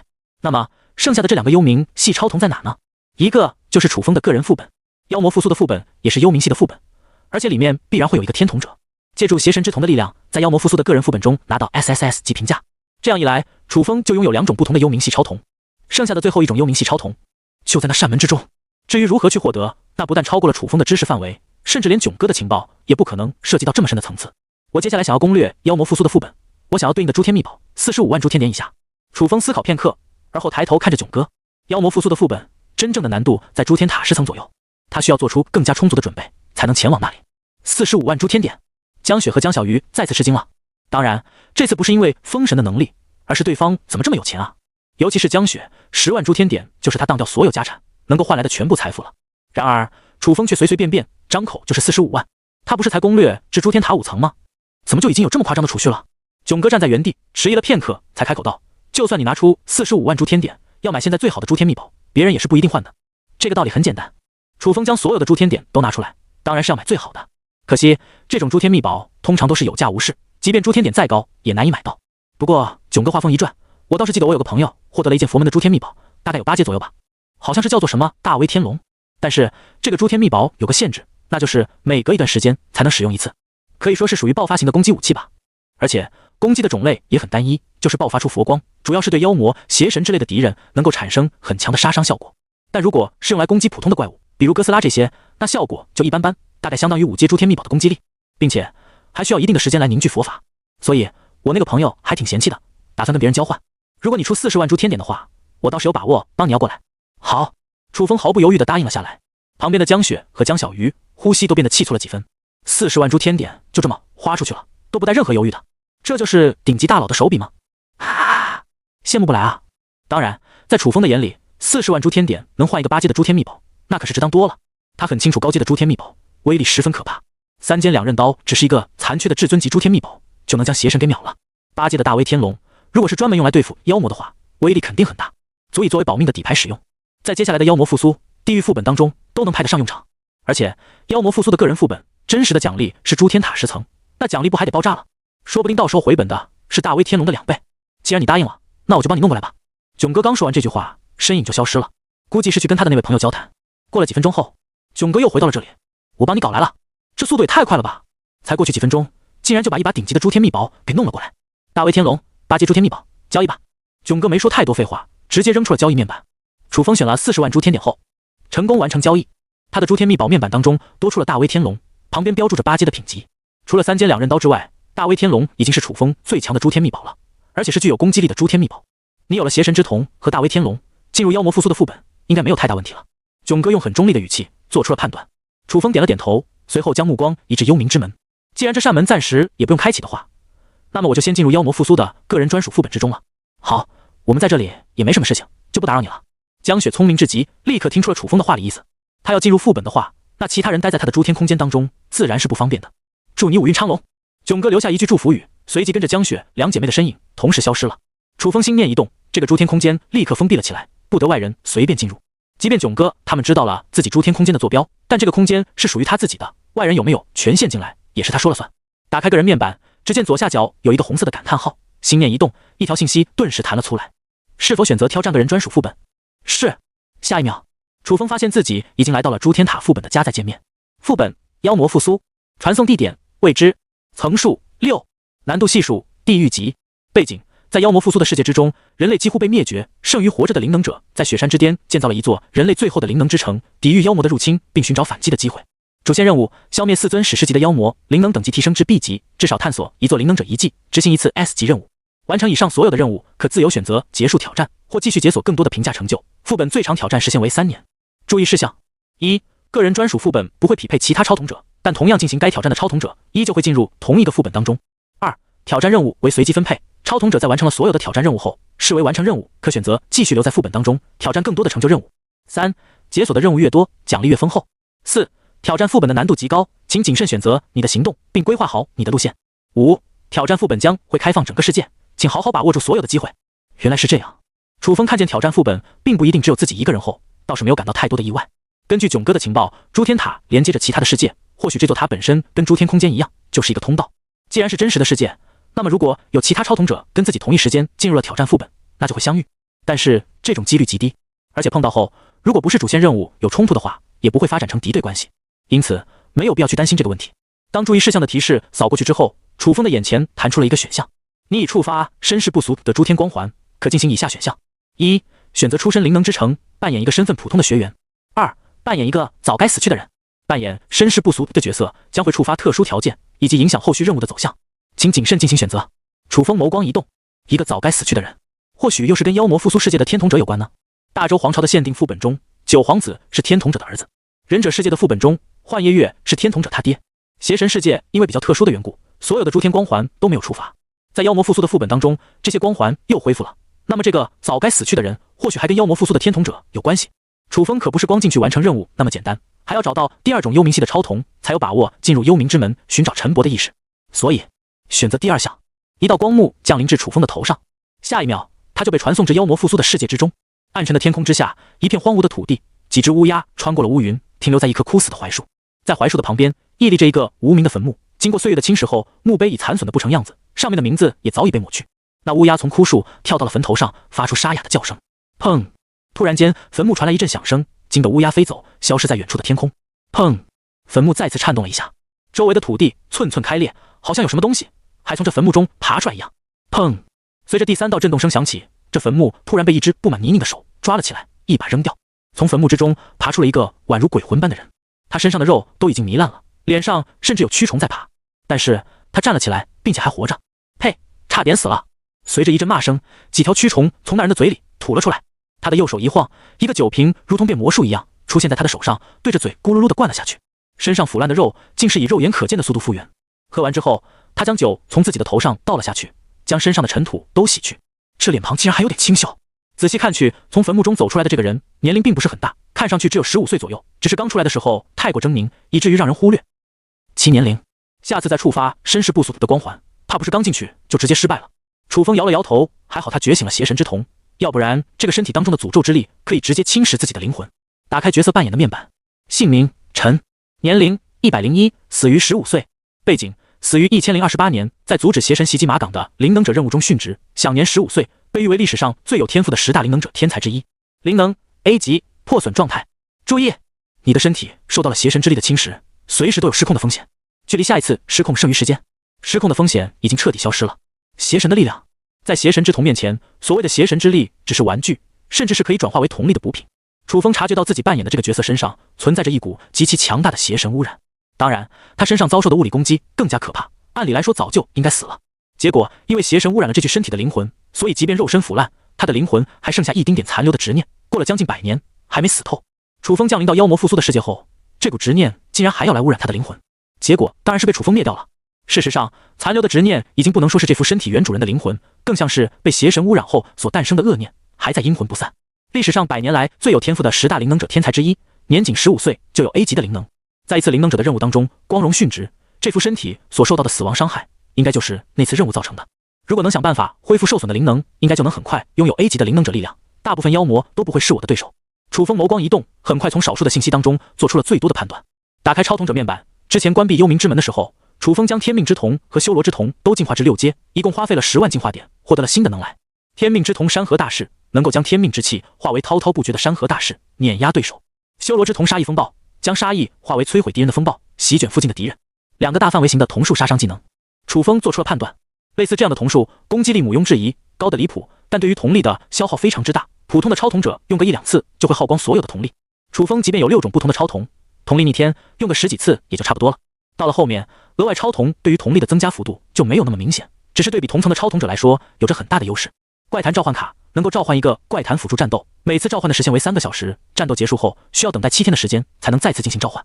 守护灵玉佩可以召唤一个综合能力为 A 级的阴灵辅助战斗，每次召唤的时限为1天，战斗结束后需要等待1个月的时间才能再次进行召唤。虽然守护灵玉佩是诸天传承，但是在幽冥系的副本中都能使用，也就是说邪神副本、妖魔复苏和地狱副本都能使用，这倒是有点出乎我的意外。幽冥系的副本应该是一脉相承的，至于这些世界彼此之间有什么关系，那就不知道了。开启弥天形态，一只巨大的神灵之眼从高空俯瞰整个大地。楚风看到自己所处的位置是一片荒原，而距离他5公里外有一条公路，似乎可以通往外面。根据副本的资料，这里肯定不是灵能之城，而这个世界上仅有的为数不多的人类都聚集在灵能之城，受城墙保护。我必须想办法去到灵能之城才行。楚风皱了皱眉头，感到十分棘手。跟以往的诸天塔副本不同，妖魔复苏的世界可大多了，不再局限于一个城池，又或者是一个帝国当中，而是整个世界。哪怕是弥天之眼，也不可能一下子将整个世界的状况都尽收眼底。他不知道这个世界的地图是怎么样的，自然也就不清楚灵能之城到底在哪里。就算能用天命印配合天命之瞳施展御天命之术，达到飞行的效果，瞳力也不支持超距离的赶路，更何况中途遇到妖魔的袭击，瞳力就是保命的底牌。就在这时，一辆越野车突然从远处冲了过来，进入楚风的弥天视野之中，而紧跟着那辆车还有上千道妖魔的影子追随着那辆战车。楚风立刻将注意力转移到那里，并且拉近了视野距离。不，并不是普通的越野车，那辆车的表面似乎由某种特别的金属材质构成，当妖魔触碰到那辆战车的时候，会有一股圣洁的气息反射而出，将妖魔击退。咔嚓，越野车的顶部突然传来了一道机械的运转声，紧接着一个口径为35厘米的大炮架在了车顶上，一个红发女子从天窗中探出了脑袋，双手放在大炮上。阴魂不散的家伙，都给我去死吧！他奋力按动了扳机，下一秒，一道白色的光柱突然从大炮当中发射而出，形成一道白色的直线，将后方群涌而至的妖魔全都给扫荡干净。凡是被白色射线击中的妖魔，皆是化为了一片灰雾，在一阵惨叫声中灭亡。该死，都叫你不要质疑，去杀那尊史诗级的妖魔，现在将敌人的老巢都给捅出来了。车内传来了一个男子的怒骂声。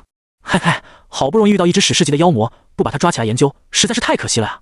那红发女子被这么一对，尴尬的笑了起来。我们的灵能储备已经不多了，到时候用完了，就准备跟上千只妖怪拼刺刀吧。突然间，几只妖魔在越野车的前方出现，以不怕死的姿态扑了过去。砰！越野车桩在这几只妖魔打了个滑，突然从公路飞了出去，狠狠地撞向了一个路口。车身从路口飞了过去，朝着100米高的山下掉落。那群妖魔似乎找到了机会一样，疯了似的跟着坠落的越野车一涌而下。该死，竟然在这个时候！砰！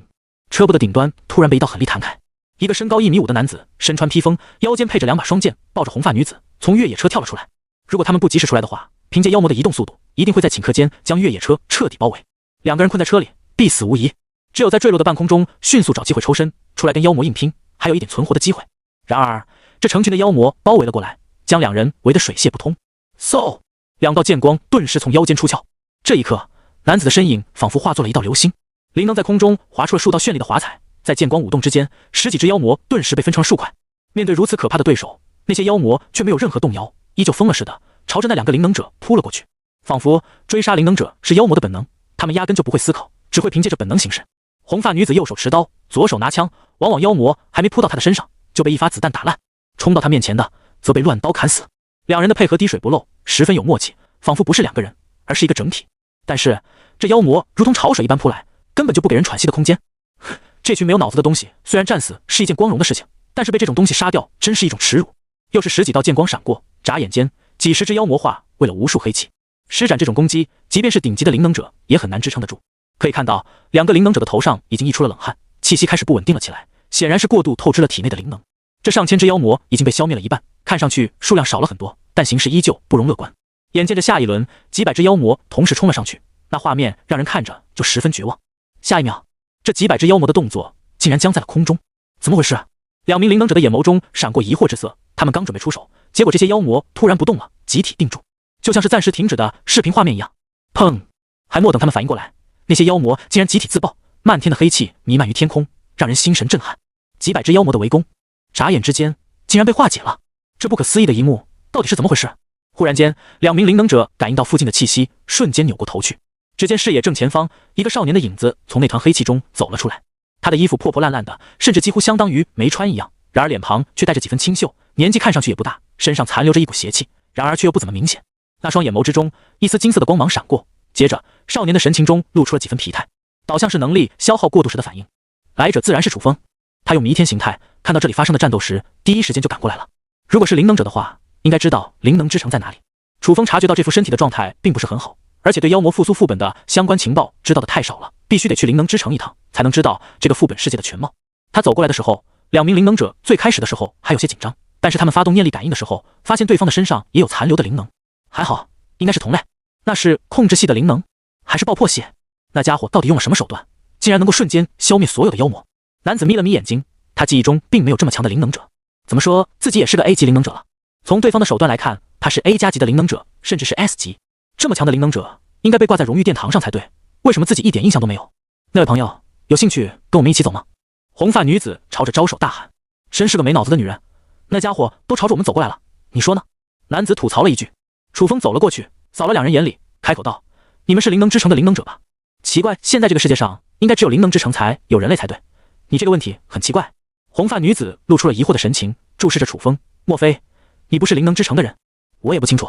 楚风摇了摇头，半真半假地道：我现在很多东西都记不起来，许多画面都还是模糊的片段。也就是说，你失忆了？差不多。楚风淡淡点头，至少我不大清楚现在到底是什么情况。不过看见你们刚才被妖魔包围，我本能的就使用了这股力量，但我也说不清楚到底是怎么回事。事实上，消灭妖魔之时，楚风使用的是邪神之瞳的力量，而他在过来的时候，早就用至尊重瞳看过了这两人的身份。男的叫金川空，灵能之城调查兵团的副队长，灵能等级 A 级，攻击手段是速度极快的双剑，能够在瞬间斩杀强大的妖魔，并且还精通驾驶，有着极快的反应速度。虽然身高只有1.5米，但他真的很快。女的叫之田灵奈，是金川空的属下，也是彼此间配合最默契的战友，灵能等级 B 级，但是擅长机械改装、灵能武器制造。他还研究了10几种专门克制妖魔的灵能杀器，写过不计其数有关妖魔研究的论文报告，一半的论文都能在灵能之城获得 A 级学术奖章，可以说是灵能之城最杰出天才的科学家。如果救了这两个身份不俗的灵能者，进入灵能之城自然没有任何问题。问题在于身份。陈氏100年前的灵能者不算是没有身份的人，而且按理来说，他早就应该死去了才对。如果进入灵能之城，那必然会被调查，然后找出身份。所以，编织一个假身份是不可取的。但如果直接告诉这两个人自己是在100年前死去的臣，还是个灵能天才，说不定就要被怀疑是邪神复苏了。楚风找到的唯一一个好办法就是装失忆，反正他确实也不知道这个世界的事情，自己扮演的臣确实跟失忆了没区别，毕竟这个世界发生的大部分事情都不知道啊。金川空眯了眯眼睛，注视着楚风脸上的表情，最终只能得出了一个结论：这小子确实没说谎。织田灵奈的手上凝聚了一团圣洁的光芒，沿着越野车的车身抚摸了一圈，他眼睛微闭，似乎在感应着什么。还好，只是轻微磕碰了一下，表面的防磨白玉有轻微的损伤，降低了 9.12% 左右的抗磨能力，其他功能一切正常。车内储备的灵能还剩下 43.32%，接下来的路程如果没有再出现什么意外的话，应该能成功抵达圣堂。金川空从后备箱翻找了一下，从里面抽出一件披风，其实准确来说更像是旗帜之类的丝绸，丢给了楚风。我们出来的时候没有带多余的东西，这件东西暂时顶着用吧。楚风也没说什么，接过披风后随便套在了身上，倒有点像是浴衣。手臂和脚踝都露了出来，肩部略微松垮，仅仅是腰间用了一条绳子将这披风系在了身上，勉强能穿，但好过刚才几乎只有几块布搭在身上。当然，在妖魔复苏的世界当中，人类几乎都要被灭绝了，也没人会在意这些礼节性的东西。你接下来跟我们行动吗？金川空犹豫了一下，还是决定询问楚风的意见。一个失忆的家伙，却掌握着如此强大的力量，放着好像也不是个事儿。但是带走吧，打不过呀，所以只能询问一下再说。楚风故意犹豫了一阵，而后点了点头。好吧，正巧我也想知道这个世界到底发生了什么，或许跟着你们能让我找到之前的记忆。这辆越野车名为灵能装甲，是灵能之城的调查兵团在执行外部侦察任务或者是探索性任务时所使用的交通工具，内部搭配了3000万灵能，单是一辆车就可以应付一个妖魔兵团。从外面看起来，灵能装甲霸气无比，大小规格跟越野车类似，外观跟科幻电影当中的轻装坦克一样，既携带大型杀伤武器，又有高机动的移动性能。但是内部的空间却显得狭小得多，只留下了操作空间，更多的位置腾给了其他设备装置来满足各种功能。好在还是留有一个后座，能楚风坐上去的，不然他可能就要坐在织田绫奈的腿上。毕竟金川空负责开车，虽然这辆战车之前从公路撞出路口的时候，从100米高的地方摔了下来，但整体构造结实得很，没受到太大的损伤。还有织田绫奈这个专门玩科技的女人负责检修。随着一道引擎轰鸣声响起，灵能装甲又能重新上路了。坐在车的后排，楚风通过一扇小窗看着外面的景色。这个世界的天空似乎哪里都是一样的，沉，没有一道阳光能够透过来，就像是整个世界都变成了没有落日山崖的锁妖塔。离目标地点还有300公里，大概需要1点半个日程。我们的粮食储备原本还够吃半个月，不过加上那个少年的话，估计就只能吃10天左右了。前方3点钟方向，3公里之外出现了比较强烈的妖魔波动，需要绕路。一路上传来的都是织田绫奈报告情况的声音，金川空偶尔会搭理几句，但大部分时间都是用来开车。楚风一边看着窗外的风景，一边恢复之前消耗的瞳力。关闭幽冥之门的时候，他为此耗费了不少的瞳力，还没来得及恢复，就直接进入了妖魔复苏的副本。为了赶时间，而刚才瞬间灭掉500只妖魔，其实也消耗了不少的瞳力。现在他的瞳力只剩下1/10左右，而且要想完全恢复的话，至少需要1个星期的时间。瞳力上限高了，恢复所需要的时间自然就长了。当然，恢复速度也会变快，但对比大幅度提升的瞳力上限，还是需要更多的时间才能充满。经过了1天车程的赶路，楚风眼眸微闭，在集中注意力的情况下，他的瞳力很快恢复至30%左右的水平。开启万古神眸，进行内视。这副身体当中的灵能呈现出破碎的画面。如果说完整的灵能是一块完整的拼图，那么楚风现在的灵能就相当于是被打破了，拼图分散于4处。瞳力恢复的差不多之后，他试着去沟通体内的灵能，尽力将它们拼凑在一起。虽然这个过程有点麻烦，而且有点耗费精力，但是结果证明是可行的。就这样，1天过去了。到了晚上的时候，灵能装甲朝着一座较为陡峭的山峰缓缓开了上去。今晚我们会在山顶休息，越是高处的地方，受到妖魔袭击的可能性较小。虽然不知道是什么原因，但这些妖魔是半灵体的状态，他们是不会爬行的，一般的移动也是进行漂浮。但大部分妖魔的漂浮高度都有限，所以如果你遇到解决不了的妖魔时，尽量往高的地方跑，那样的话会增加存活几率。当车停下来后，织田绫奈一边唠叨，一边从后备箱拿出了粮食，给楚风扔了一块。估计也是见对方是个少年，天然的警惕心没那么高，展现出邻家大姐姐的形象，还说起了这个世界的背景。其实我并不是很需要进食，楚风将手中的饼干扔了回去，粮食资源很珍贵，就没必要浪费在我身上了。你真的不吃啊？织田绫奈像看怪人一样看着他。我的身体似乎发生了一些变化，不需要进食也没问题。楚风慢慢将自己的特殊之处一点一点地说了出去。事实上，他的身体现在跟普通人，甚至是灵能者都有了很大的区别。邪神之力已经跟他的身体融合了。现在，楚风可以说是半个邪神，而且还能施展灵能者的力量。邪神是杀不死的存在，一旦有人变成了邪神的容器，那么他在失控的那一瞬间也会获得极其可怕的力量，难以杀死，而且能够制造灾难。金川空皱了皱眉头，对楚风投去了厌恶的目光。他的态度自然被楚风察觉到了，但随后金川空开口道：“抱歉，我并不是厌恶或者怀疑你，而是你身上溢出的这股气息实在是让我难以接受。你跟妖魔不一样，倒像是100年前早就灭绝的那些邪神子嗣。虽然只在历史书上读过这些片段，但是你给我的感觉错不了。邪神子嗣？”楚风故意用疑惑的语气问了一句，表现出自己什么都不知道的样子。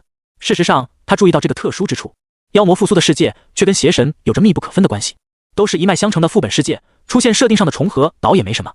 但金川空无意中提到的邪神灭绝，倒是引起了他的关注。妈，你也别介意，我们灵能者会本能的厌恶阴邪的力量。织田绫奈耸了耸肩，这是怎么回事啊？楚风皱了皱眉头。织田绫奈犹豫了一阵，还是对着楚风解释道：100年前的时候还没有那么多妖魔，或许有，但这些应该是邪神教徒利用特殊的祭祀仪式弄出来的怪物。只不过根据历史书的记载，他们的主要目的应该还是召唤邪神。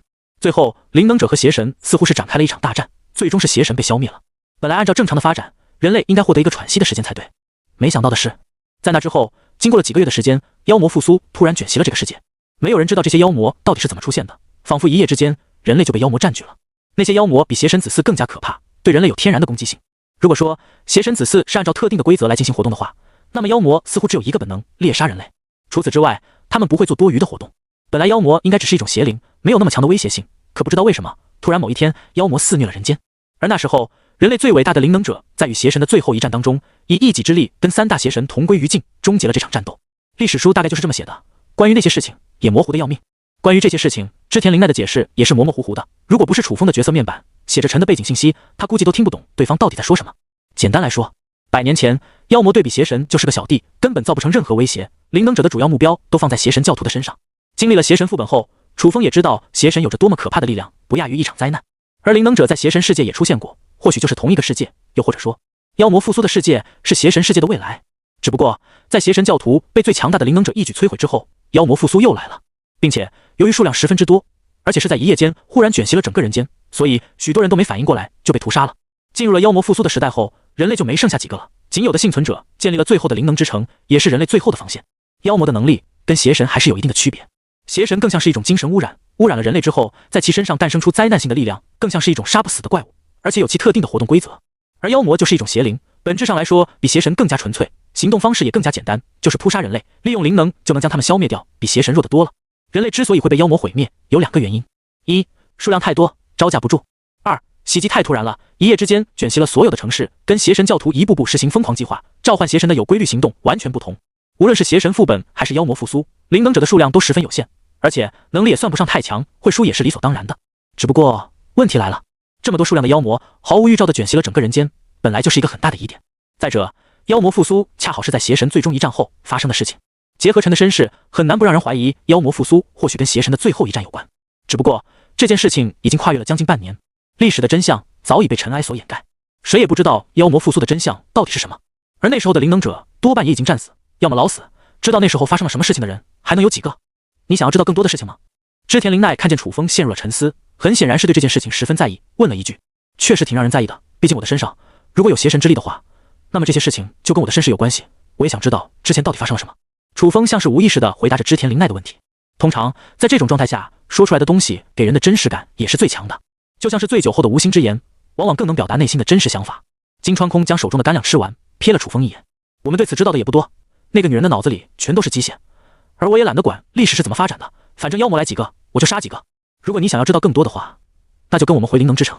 不过在此之前，我们需要做一件事情，你需要先跟着我们，而且你身上的力量应该会对我们很有帮助，主要还是力量。如果楚风没有表现出瞬间将所有妖魔杀光的本领，那么这2个灵能者就不是和和气气跟自己谈条件，而是直接抓回去拷问，哪里还说这么多废话。好，虽然我不清楚身上到底发生了什么，不过我感觉我可以操控这股力量。楚风依旧用一个失忆者的口吻答复着2个灵能者的问题。接下来我们要去的是一个灵能者遗迹，织田绫奈将一个平板拿了出来，上面有着清晰无比的地图，大概就距离我们还有200公里的圣堂，曾经是一个灵能者的分部，那里有许多的灵能矿石和遗物，预计足够提供灵能之城5年的能源。我们只要到达那里，并且布置双向灵能传送阵，任务基本上就完成了。而后我们通过传送阵直接返回灵能之城即可，不需要浪费多余的时间。楚风点了点头，示意自己大概明白了对方的计划。灵能者遗迹，巧了，这也是我的主线任务之一。根据织田绫奈的介绍，原本灵能者的殿堂分布在世界各地，掌控着用之不竭的灵能资源。但是自从妖魔复苏之后，许多灵能者都被迫转移阵地，所有的人都聚集在灵能之城内。分散在外面的殿堂还有许多资源没有回收，比如灵能矿石、典籍、灵术使用方法，还有一些蕴含神奇能力的遗物，以及可以改造体质的灵液，都是价值不菲的灵能遗迹。虽然已经过去了几十年的时间，但大部分灵能遗迹都还是可以使用的。灵能是这个世界上极其珍贵的能力，甚至可以亘古永存，一直作为传承延续下去。只有少部分人可以觉醒体内的灵能。有人说，灵能是源自于精神和灵魂的力量，从而改变身体。因为每个人的灵能特性都有所不同，织田绫奈的灵能就是偏向于机械和灵能研究系，所以他的战斗风格以操控灵能装置为主，同时擅长研究。而金川空的灵能则有着极强的爆发速度，他的反应能力也属于灵能者中的第一梯队，所以负责近身战斗、开车，应对突发状况。由于妖魔会剧团行动，在灵能者越多的情况下，越容易吸引更多的妖魔，所以灵能者的调查兵团一般都不会大规模行动，而是将最优秀的灵能者分成一个个组合，并根据不同的灵能能力形成互补或强化。这一点倒是跟超统者的团队有着不少相似之处。经过了一夜的休息，第二天，灵能装甲继续在路上前进，距离圣堂还剩下3个小时的时间。等等，前方出现了史诗级妖魔的波动，织田绫奈忍不住惊呼出声。灵能装甲的仪表盘上出现了一串红色的数字，指数还在不断上升。该死，这次任务竟然遇到了2只史诗级的妖魔，如果能够活着回去，必须要让他们加点工资才行。金川空骂了一句。楚风淡淡道：我可以将那只妖魔杀掉。金川空和织田绫奈同时回过头去看着楚风，这不是杀死史诗级的妖魔那么简单。金川空犹豫了片刻，说道：史诗级的妖魔旁边往往都会有一个妖魔巢穴，如果光是一只史诗级的妖魔，我们2个人将这种敌人干掉就足够了，但是麻烦的是妖魔巢穴，这些家伙杀都杀不完，烦死人了。试试吧，我有手段，可以将妖魔巢穴的所有妖魔都杀掉。楚风依旧坚持表达了自己的意见。他的主线任务当中就需要杀掉4只史诗级的妖魔，现在送上来1只，哪有不杀的道理？你没开玩笑吧？织田绫奈张了张嘴，语气有点不敢相信。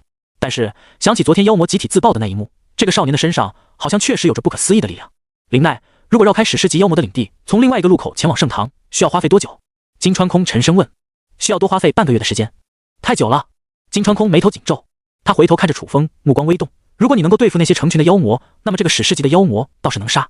比起猎杀史诗级妖魔的难度，在2名灵能者的判断当中，绕路所需要承担的风险更大一点，因为他们不知道别的路会不会还有阻碍。灵能装甲的能源终究是有限的，用了就没了。如果绕路再发生什么意外，那就真没任何手段可以施展，必须打道回府。但是杀掉史诗级妖魔的消耗是固定的，他们跟妖魔作战了几十年，早就形成了系统的斩杀方法。在2名 A 级灵能者的配合当中，史诗级妖魔也不过是个棘手一点的敌人，对付不了的是妖魔巢穴，数量太多，能直接以量压死。原本在他们的计划当中，已经猎杀了1只史诗级的妖魔，再猎杀1只，能源就完全不够了。但是楚风的出现倒是一个意外，他们有了对付史诗级妖魔的资本。你能控制史诗级妖魔1秒钟吗？金川空忽然开口。要是可以的话，我可以在1秒钟的时间将那个傻大个解决了，然后我们直接冲进圣堂，中间根本不需要任何的停留。没问题。楚风点了点头。虽然不知道史诗级的妖魔达到了何种境界，但是要控制对方1秒，那可就简单多了。布置邪神之瞳，幽冥寒冰，轮回幻境，楚风的手段可不仅仅是一种，而且他的瞳力现在又恢复了一些，这么简单的要求自然没任何难度。绫奈，标记史诗级妖魔的位置，前方11点钟方向2公里。很好，他的寿命只剩下15分钟。金川空的眼睛眯了起来，猛地一脚踩向油门，灵能装甲顿时朝着前方冲了过去。一只体型庞大的妖魔如一座小山那般屹立在正前方，准备给控制。这句话是金川空说给楚风听的。好，楚风点头回应。倒计时，3、2、1、0。当金川空数到0的时候，他的手立刻松开了方向盘，从一旁的窗门跳了出去。与此同时，织田绫奈迅速来到了驾驶位置，接过了方向盘。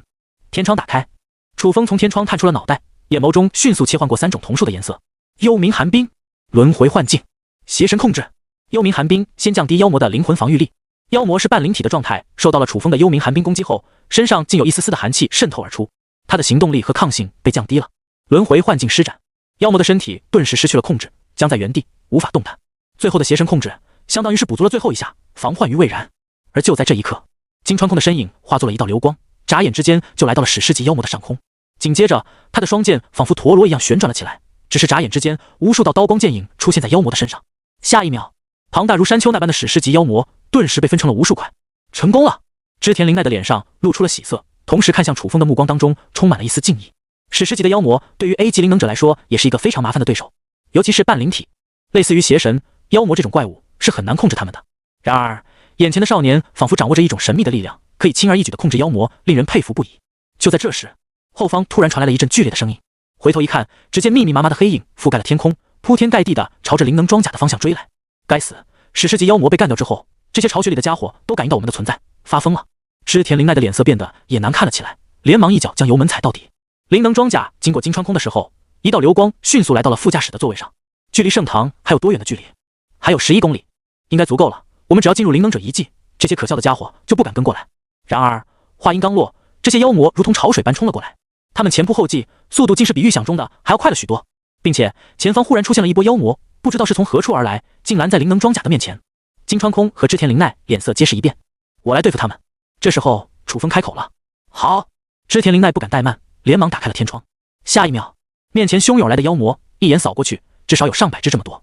他们若是冲过来的话，即便灵能战甲再坚固，也要翻车。一旦速度慢了下来，被后面的妖魔追上，那么对于车内的所有人来说都是死路一条。然而，当楚风的眼眸中闪过一丝猩红的光芒，这些妖魔竟然在一瞬间集体自爆，变成了一团黑雾，甚至连任何攻击手段都用不上，密密麻麻的敌人就在眼前消失了。别说是织田绫奈，就算是金川空，眼眸中都闪过了震撼之色。虽然已经看过了一遍，然而当他们确定这个少年真的能够一眼秒杀所有的妖魔后，依旧是感到心神晃荡，宛如做梦一样。后面的妖魔应该追不上来吧？使用了邪神控制，直接让这些妖魔自爆之后，楚风的瞳力也消耗了不少，说话的语气也略显比疲态。没问题，我们的灵能装甲只要保持全速行驶，这些杂碎要追上来不存在的。织田绫奈的话倒是让楚风放心了。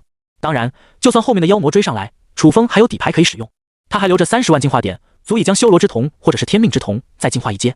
这样一来，他的瞳力又会瞬间回满。灵能装甲平稳地进入了灵能者遗迹，眼前屹立着一座恢宏无比的殿堂，那一砖一瓦皆是反射缕缕金光，令人感到一股神秘而庄严的感觉。后方的妖魔紧跟着灵能装甲。然而，当当这些妖魔来到距离殿堂大概几百米的范围之外，空气当中似乎出现了一道无形的屏障，将外面的妖魔全部挡住。那些妖魔撞在了屏障上，发出尖锐的叫声，而后面还有一群妖魔蜂拥而至。顿时，所有的妖魔全都被挤在了屏障之外，甚至还有一些妖魔被挤死了。灵能者遗迹的附近有着以灵能矿石为根基的保护阵，任何的灵能者遗迹基本上都是建立在灵能矿石的上方而搭建起来的。织田绫奈简单的解释了一下，楚风算是明白为什么2个灵能者就敢执行任务了。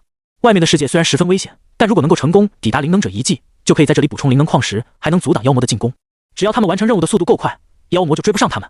这座殿堂的规模十分之大，甚至不亚于一座城池。以前属于灵能者的大型机构，面积自然不小，还有着各种机构。若是要将这里全都逛一遍的话，恐怕要花费一整天的时间。如果要开采遗迹，那么所需要的时间就更多了。来到了一块范围较大、周围比较空旷的区域之中，我们在这里开启传送阵吧。好，金川空和织田绫奈简单的交流了一番，他们从后备箱之中取出了一个小小的芯片，往空地的中心随手轻轻一放，顿时，一个巨大的灵能传送阵竟然在很短的时间内自动搭建完毕，形成了一个面积为半个足球场大小的平台，正在输入传送权限。随着一阵提示音响起，传送阵的正上方出现了一个秃顶军人的投影。你们2个完成任务了？金川空点了点头，托一个朋友的帮忙，我们还算比较顺利的完成了这次任务。朋友，秃顶军人眼眸微动，立刻听出了金川空似乎在这次任务当中有着意外的经历。金川空扫了楚风一眼，脸色较为郑重，他的身份比较特殊，等你们过来了，我再跟你说吧。行吧，我倒是好奇，这外面的人都死光了，你们还能找到什么朋友？秃顶军人笑了笑，随后关闭了通讯。莫约几分钟过去，一道传送光幕忽然降临至平台，10几个灵能者组成的团队瞬间出现在这里。呵呵，这传送阵倒是够先进的。楚风看着这一幕，觉得有点意思。这么小的芯片，却储藏了一整个灵能传送阵。只要他们成功进入灵能者遗迹，在有保护阵的前提下，直接将传送阵放在这里，不就直接能跟灵能之城连接在一起了？难怪他们只派出了2个精锐进行任务。他还在想，就凭2个人进入灵能者遗迹，就算是要进行探索，得到足够的收获之后，应该怎么运送回去？而且回去的路上应该也会有危险。原来只需要这么一枚芯片，就能将灵能者遗迹跟灵能之城都联系起来，相当于只要到达目的地，那么就能自动在灵能之城和遗迹间往返，简直不要太方便。而灵能者遗迹中有什么值钱的东西，等传送阵开启之后，让队友来搬就行了。长见识了呀！那个秃顶军人从传送阵当中走了出来，他身穿着不同的灵能者服装，胸口处别着一个特别的胸章，无论从气质还是服装来看，都不是一般级别的灵能者。没想到你们2个竟然一次性就到了下一个灵能者遗迹，可是立大功了。秃顶军人眼眸中透露出赞赏之意，看着金川空，就像是看着灵能之城的未来。虽然你的天赋并没有排进灵能之城的历史前10，但是你的贡献绝对不比他们低。你应该知道，我对那些无聊的虚名没什么兴趣。金川空耸了耸肩膀，他沉默了片刻，说道：事实上，如果不是有个朋友帮忙的话，我们在这次行动任务中还真不一定能一次性到达圣堂，很可能中途就挂掉了。嗨嗨，毕竟我们遇到了2只史诗级妖魔。织田绫奈补充了一句：2只史诗级妖魔，这下可就轮到其他人不淡定了。你们是怎么逃脱的？一个胖子忍不住在后面惊呼：逃脱！金川空不屑地看了那胖子一眼，那是你们城防军才干得出来的事情。全场一阵倒吸冷气。听金川空的这个语气，他应该是把2只史诗级妖魔全部干掉了。如果说妖魔的本能是猎杀人类，那么金川空的本能就是猎杀妖魔。虽然金川空的灵能天赋连灵能之城的前10都排不进去，但他杀的妖魔可以说是灵能之城的历史第一，无人可比。当然，那位最伟大的灵能者诞生于邪神时代，主要负责斩杀邪神教徒，甚至能够手撕邪神，这个当然被排除在比较的范围之外了。但跟这个时代的灵能者相比，金川空确实是杀妖魔的第一大手子。空，你说的那位朋友是？秃顶军人将目光放在了楚风身上，眼眸微微一动。金川空刚才说过，他能完成这次任务，少不了一位朋友的帮忙。这句话可就奇怪了，灵能之城外的人类应该差不多死光了才对。金川空和织田绫奈是队友的关系，他们合作已经很久了，肯定不会以朋友相称。而旁边多出了一个面生的少年，答案自然就不言而喻了。是啊，他的能力有些特殊。金川空扫了其他人一眼，意思很明显，这里并不是说话的地方。这样一来，别的灵能者心中可就有些不忿了。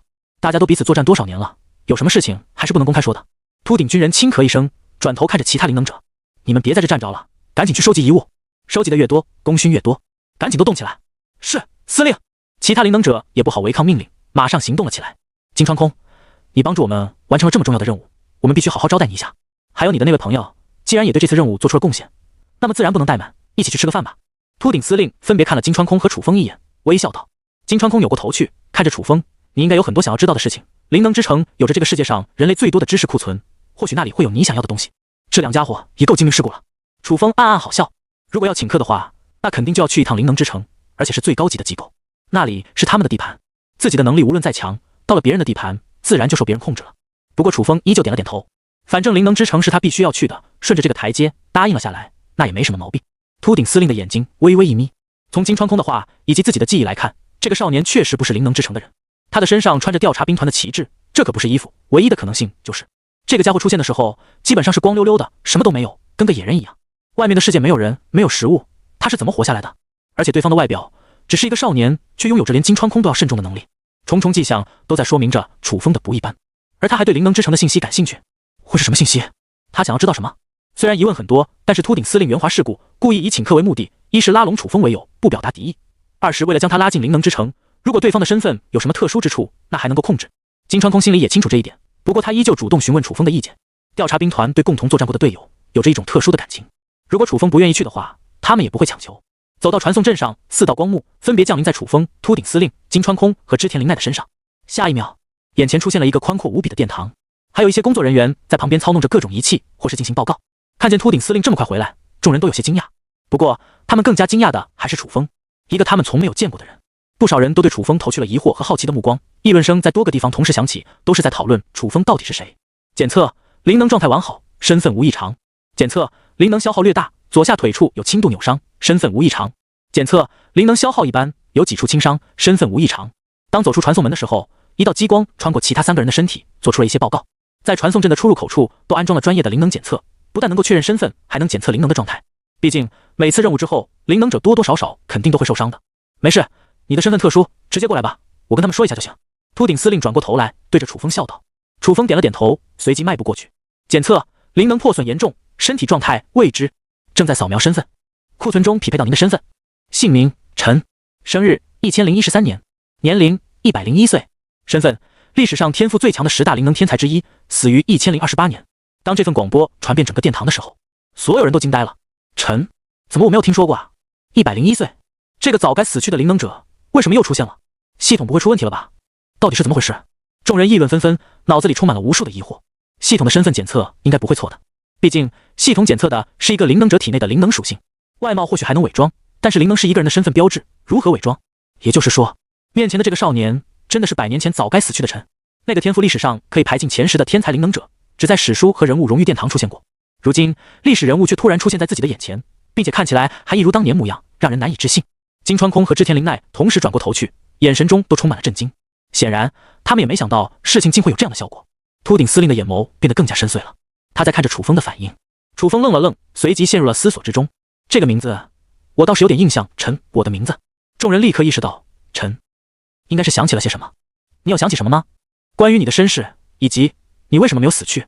秃顶司令上前一步，尝试性地问道。楚风抬起头来，我看到了一些纷乱的画面在我的眼前浮现，好像是一个战场，还有各种光芒在眼前乱飞，远处还有几道巨大的影子散发出阴邪的气息，应该是关于最终一战的画面了。秃顶司令心中一动，从对方的讲述之中，他隐隐确定了眼前的少年100%就是陈了。关于陈，他只在历史书中了解过这个少年的相关信息，毕竟对方的实际年龄比自己还大。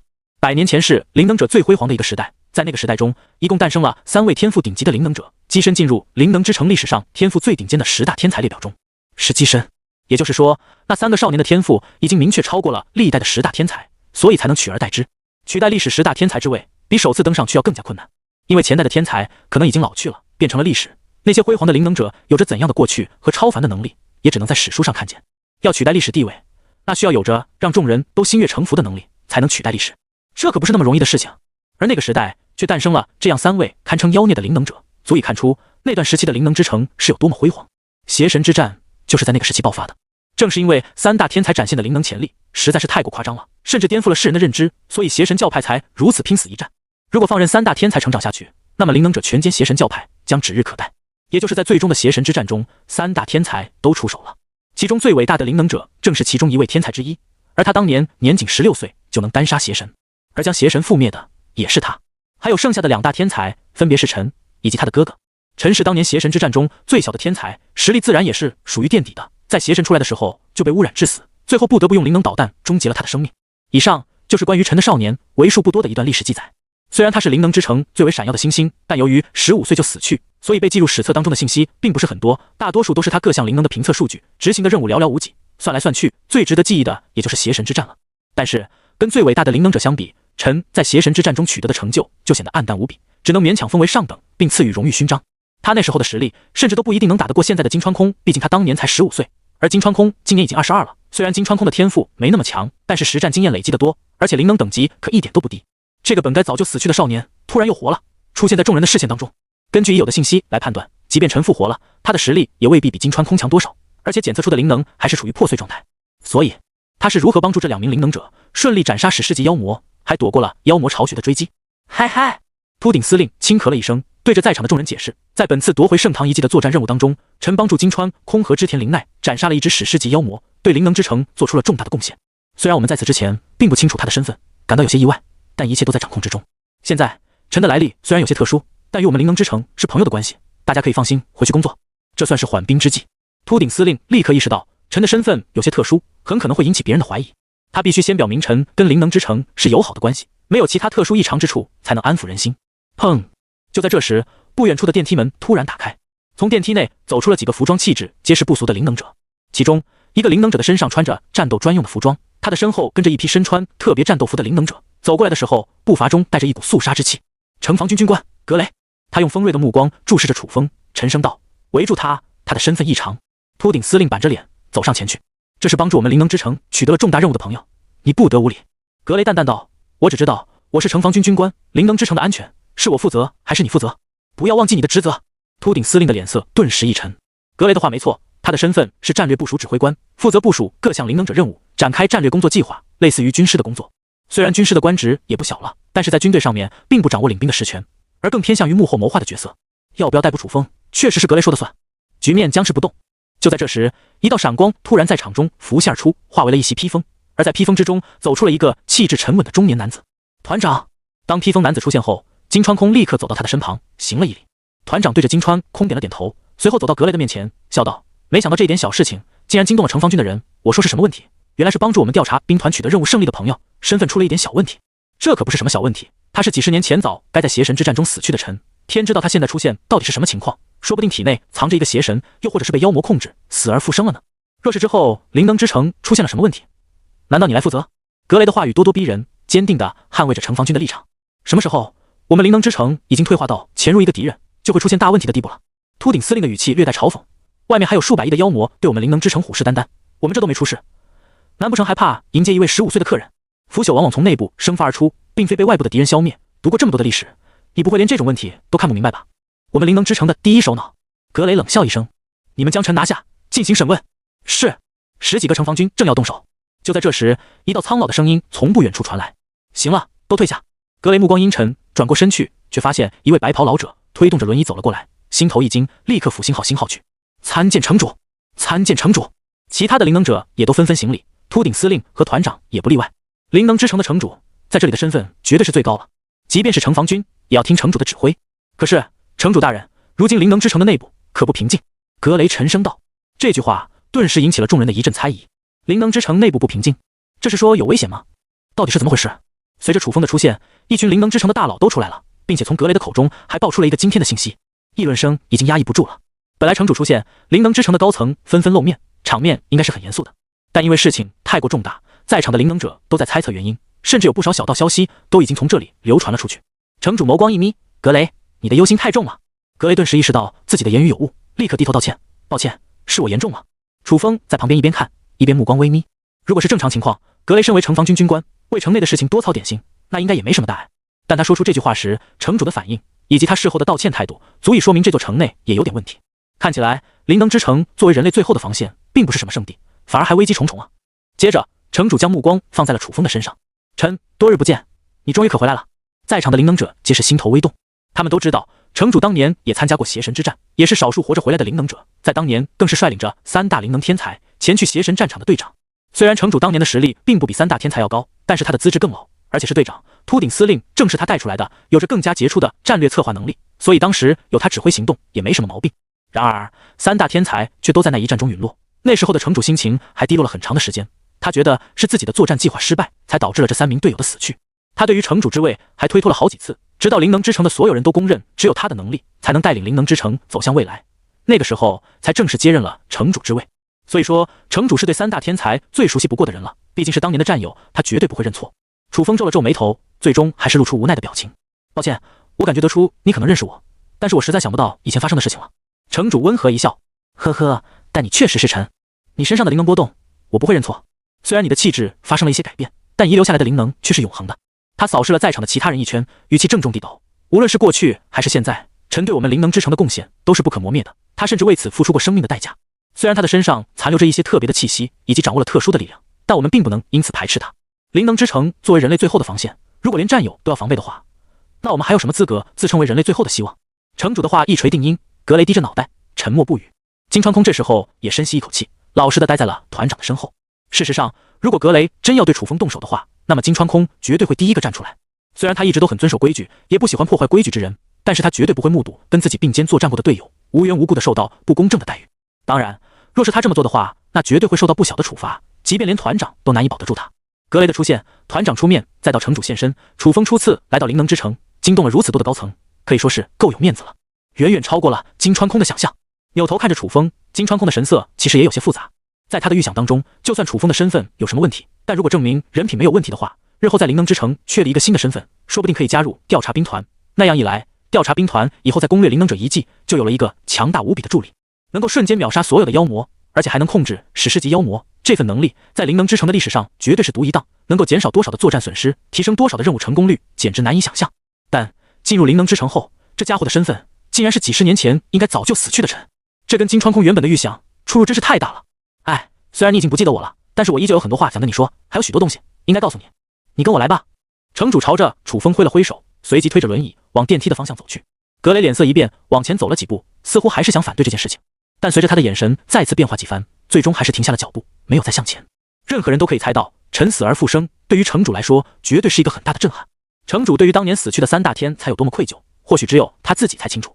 如今臣却活着回来，城主绝对是要力保的，就算臣的身上可能有威胁，那也是一样的。这是老城主当年最大的遗憾。跟着城主，楚风进入了一个电梯，上升到顶层的办公室。在城主的示意下，这里的灵能者都离开了。偌大的办公室只有他和楚风两个人。你莫怪格雷那家伙的性情急躁，事实上灵能之城现在的情况有些复杂，他的担心是有道理的。城主耐心地解释道。楚风犹豫片刻，最后还是开口问道：灵能之城现在的情况是什么样的？格雷说这里的情况很复杂，应该不是假的，但据我所知，妖魔应该是一群没有智慧的灵体才对，本能就是攻击人类。那么灵能之城内部的敌人应该不是妖魔，而是有别的人类。听到楚风的猜测，城主沉默了片刻，而后嘴角露出一丝笑容。你果然跟当年的臣一样聪明，很快就把握了事情的本质。楚风，要看出这件事情应该不是很难吧？这还能实锤，那真是没想到的。其实你说对了一半，但是妖魔复苏的时代开启之后，情况比你想象的复杂一点。城主在脑海了构思了一阵，而后将事情娓娓道来。这件事情你当年也参与了，所以你有知情权，我必须将邪神之战的事情全部告诉你。在历史书当中，邪神是被最伟大的灵能者彻底灭掉的，但真相却有所偏差。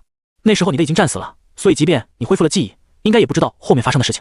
颧骨那小子确实是跟三大邪神同归于尽了，那一战打得也确实够惨烈，他能爆发出如此恐怖的实力，超乎了我的想象。但是邪神是邪神教徒通过祭祀的方式，以特殊的人类体质为媒介，让邪神得以降临，而主导这一切的并不是邪神本身，而是邪神教徒。三大邪神并不是最终的敌人，那一群掌握核心知识的邪神才是。所以只有消灭了最后的邪神教徒，才能宣判人类跟邪神的战斗彻底结束。颧骨已经在最终一战中跟三大邪神同归于尽了，那么消灭邪神教徒的自然另有其人，而那个人就是你哥哥。楚风心神瞬间一动。等等，你说的颧骨，他的全名是什么？我听着怎么有点耳熟？哼，应该是你记忆中还存着跟那个人的友情吧？城主这时候的笑容才变得真挚了起来。颧骨玉泰，当年跟你同一批进入灵能之城的天才，一开始的时候你和你哥还不服他来着，后来他把你们两个打服了，变成了灵能之城的第一天才，你们几个也算是不打不相识了啊。虽然早就对这个世界有了几分猜想，但听到这个名字的时候，楚风还是有种说出的感觉。还真是颧骨玉泰那小子，那妖魔复苏的真实背景其实是邪神世界的100年之后啊，他能不认识颧骨玉泰吗？你们最伟大的灵能者，要不是我做他师傅，估计现在都被怪谈搞没命了呢。他当年应该说就在今天，可是亲眼目送着颧骨玉泰被你们灵能者带走的，能不熟吗？可熟了，刚告别没多久呢。等等，这个城主的面貌看起来怎么也那么眼熟。楚风现在才记起来了，这个城主就是当年的灵能者队长，带着颧骨玉泰离开的那个人。只不过现在对方的年纪已经非常之大了，面容苍老无比，所以第一时间才没认出来。原来是你啊！察觉到楚风的表情有了几分变化，城主就没继续说下去，静静等着他。过了一阵子，楚风才开口道：这个名字倒是让我记起了一些东西，如果我的记忆没错的话，那个小子应该出身挺一般的，还是你带过来的，他的进步实在很惊人，14岁才开始接触灵能，2年竟然就达到了这个境界。颧骨玉泰加入灵能之城的时候应该就13、14岁左右，而修行的时间最多也不会超过3年。这家伙不会继承了凌寒的天童者模板吧？开挂开的比主角还凶，2年就能单杀邪神了，难怪邪神教派急着展开大战，再给颧骨玉太几年，怕不是多少邪神都会被人家追着杀。那凌寒呢？那个小女孩怎么样了？楚风想起了什么，连忙问道。城主察觉到陈记起了更多的往事，脸上的笑容更盛了。哈哈，你是说颧骨带的那个小姑娘啊？她后面因为颧骨玉太死去，伤心了一阵子，但很快就恢复过来了。虽然这辈子没有嫁人，但是她为了颧骨不白死，所以在灵能之城好好的活了下去，直到76岁的时候才无疾而终。如果她那时候的邪神之力没有被一个邪神教徒强行抽过去的话，或许还能活得更久，但做个普通人也没什么不好的。楚风点了点头。其实凌寒也不能算是活了76岁，他的真实年龄应该还要加上将近100岁吧。毕竟他的灵魂分裂成7大怪坛的时候，就已经积累了一大堆的记忆，光是消化这些就是别人几辈子的经历了。对了，后面的事情又发生了什么？确定了历史上最伟大的灵能者是颧骨玉太之后，还有一件重要的事情没说，关于邪神被消灭之后的事情。3大邪神被消灭，那是历史上记录的邪神之战终点，但真正的终点并不是消灭邪神那么简单。这就要从你哥的事情说起了。城主靠在轮椅上，仰着脑袋，眼神有些漂浮，似乎在努力回忆着以前的事情。恍惚片刻，他才缓缓开口道：“你哥的能力，你应该还记得的吧？不是很清楚，而且我对很多事情的印象并不是很深。没关系。”城主从头开始讲述：“你哥的灵能是吞噬，仅次于颧骨玉太，他能够吞噬其他属性的力量来增强自身，甚至是获得别人的特性。在最终一战中，看到你死亡的那一幕，你哥差不多进入了半疯的状态。原本我是打算阻止他，然后暂时撤退的，只要留着保住颧骨那小子，我们未来跟邪神的战斗还有胜利的希望。但是你哥直接杀进去了，他见一个邪神教徒就吞一个邪神教徒，他也不管这么做会有什么后果，但那一刻对他来说，似乎一切都已经不重要了。他彻底疯狂，眼神当中只有杀意，宛如成为了一道黑洞一样，疯狂地吞噬，见人就吞。我当时看着他的眼神都感到害怕，不敢上前阻止。那时候的颧骨看见你死了，如果你哥再死的话，就什么都没有了，所以他也跟着杀了进去，并且他的灵能就是在那个时候进化至最终形态。只不过杀到后面，颧骨被3大邪神拦住了，但是你哥趁机冲进了邪神教徒的老巢之中。我们光是对付3大邪神都已经够吃力了，最终还是靠颧骨爆种才将3大邪神灭掉。当然，3大邪神已经是邪神教徒最后的底牌了，他们最后的底牌没了，我们灵能者的胜利就不远了。但邪神教徒也不是那么好对付的，以我们那时候的状态，估计剩下最后的剿灭行动还有一场苦战。但是当我们超到邪神的老巢时，发现那里什么都没了，无论是邪神教徒还是他们的典籍，又或者是一些祭祀的仪式大阵，包括你哥，任何的一切通通都消失了。所以邪神之战最终其实是没有结果的，因为敌人凭空蒸发了。但是为了提高我们灵能之城的士气，所以我们一定要声称我们打赢了。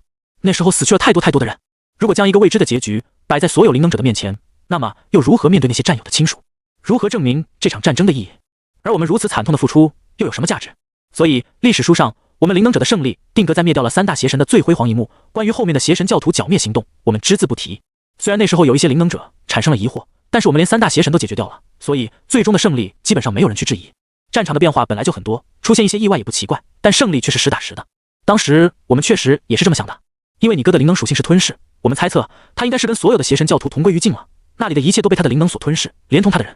但是直到后面的妖魔复苏，我们才怀疑你哥可能没有死，而且他或许就是主导了妖魔复苏的那个人。怀疑也只是怀疑，然而直到目前为止，我们都没证明你哥还存活在这个世界上，而他的能力也没有跟妖魔复苏能够直接产生联系的。但不能排除他在吞噬了所有邪神教徒后，觉醒了特殊的能力，并且通过那里的典籍制造出了新的邪术。知道这件事情的人很少很少，甚至连金川空他们这样优秀的一代灵能者都不知道这件事情。整个灵能之城对这件事情有所了解的不超过1双手。由于你的身份十分特殊，所以我才会将这件事情告诉你。听完了城主的讲述，楚风点了点头，算是理解了格雷的做法。当年陈的哥哥消失了，而他的弟弟又奇迹般复活，很难不让人将事情联想到一处。城主能跟自己如此交心，恐怕还是念在昔日的情分更多一点。陈死而复生的嫌疑实在是太大了，更像是他哥所能做出来的手笔。毕竟如果陈的哥哥真能让妖魔复苏，毁灭全人类的话，那么他能让自己最亲爱的弟弟复活也不是不可能的事情。而复活之后，陈是不是被控制的，会不会有毁灭灵能之城的可能性，这些都是有嫌疑的。但是城主对3大天才的感情实在是太深了，所以他才冒着风险独自跟陈见面。就算陈是被控制着的，那么也算是跟他的哥哥进行对话，不管怎么说都是战友。即便是死，如果能够跟昔日的战友再聊上那么几句的话，这对城主来说或许也值得了。城主笑道：“不过现在看来，你跟你哥确实没什么关系。如果他真的能帮你复活的话，那么也不会做出妖魔复苏那么偏执的事情了。或许我可以留在调查兵团当中进行一些探索的活动，说不定能找到我以前的记忆，也能帮上一些忙。”楚风思考了片刻，像是认真的做出了决定。我现在拥有控制妖魔的能力，可以让他们直接自爆，只不过会消耗一定的精神力，不能一直使用，应该能帮调查兵团完成任务。你这项能力确实很有用。城主点了点头，没对此进行过多的表态。现在的灵能之城不会养废物，你能证明你有多大的潜力，就就能得到多少的资源扶持。你有控制妖魔的能力，想必能够大放异彩。城主写了一份文件，甚至不用进行多少审核，直接就将楚风纳入了调查兵团的一员，分配到金川空的队伍当中，并不需要从头开始提升，就列为1级调查军团成员。毕竟陈当年就是很强的灵能者，而复活之后又有了新的能力，已经跟金川空共同作战过，没有比这更好的分配选择了。虽然历史依旧迷雾重重，陈的记忆也没有恢复过来，那个年轻的队长已经老了，成为了城主，身上背负着更大的责任，也不可能跟现在的陈如同当年战友一般唏嘘往事。但是过去并不重要，他们还有未来。对了，还有一件事情要告诉你。临走之前，城主叫住了楚风，你应该还不知道传说级妖魔的事情吧？传说级？是的，城主顿了顿，解释道，我们判断妖魔的等级，主要是根据妖魔身上的波动指数来进行判断。史诗级的妖魔就是我们现在所能检测的最高级的妖魔。在我们的妖魔研究当中，史诗级的妖魔指数还不是最高级的，在史诗级妖魔之上，应该还有传说级的妖魔。但是我们没人见过这种妖魔，所以传说也就只是传说，根据研究理论得出的猜测。然而，根据我们的研究，史诗级的妖魔已经有了一定的智慧，甚至可以感知到灵能者的特性来进行不一样的反击。妖魔的等级越高，智慧越高，史诗级妖魔除了语言之外，在智商和战略方面，甚至要堪比顶级的灵能者。那么，根据这个规律，我们是不是可以判断，传说级妖魔的智商甚至碾压普通的灵能者，而且有伪装成人的能力呢？甚至连气息都能伪装呢？楚风眸光一动，你的意思是在灵能之城内，很可能还有其他传说级的妖魔存在？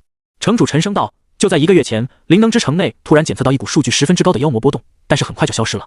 我们通过追踪这组数据，发现这个数值跟我们推测的传说级妖魔指数十分贴近。这个猜想其实在几年前就有人提出来过，但是直到最近1个月才彻底验证了。关于此事，我们还没有公布出去，为的就是避免恐慌，不能敌人没出现的时候，我们就自己先乱了阵脚。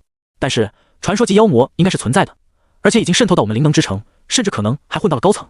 这段时间我们的城防戒备都特别森严，就是为了防患于未然。当然，因为你是从外面来的，而传说级的妖魔恐怕早就打通我们内部了，所以你其实还没有那么大的嫌疑。竟然还有这种事情，楚风倒是感到有些意外了。不过主线任务当中并没有出现传说级妖魔的字眼，恐怕朱天塔都认为自己没办法对付这种级别的敌人，所以降低了难度。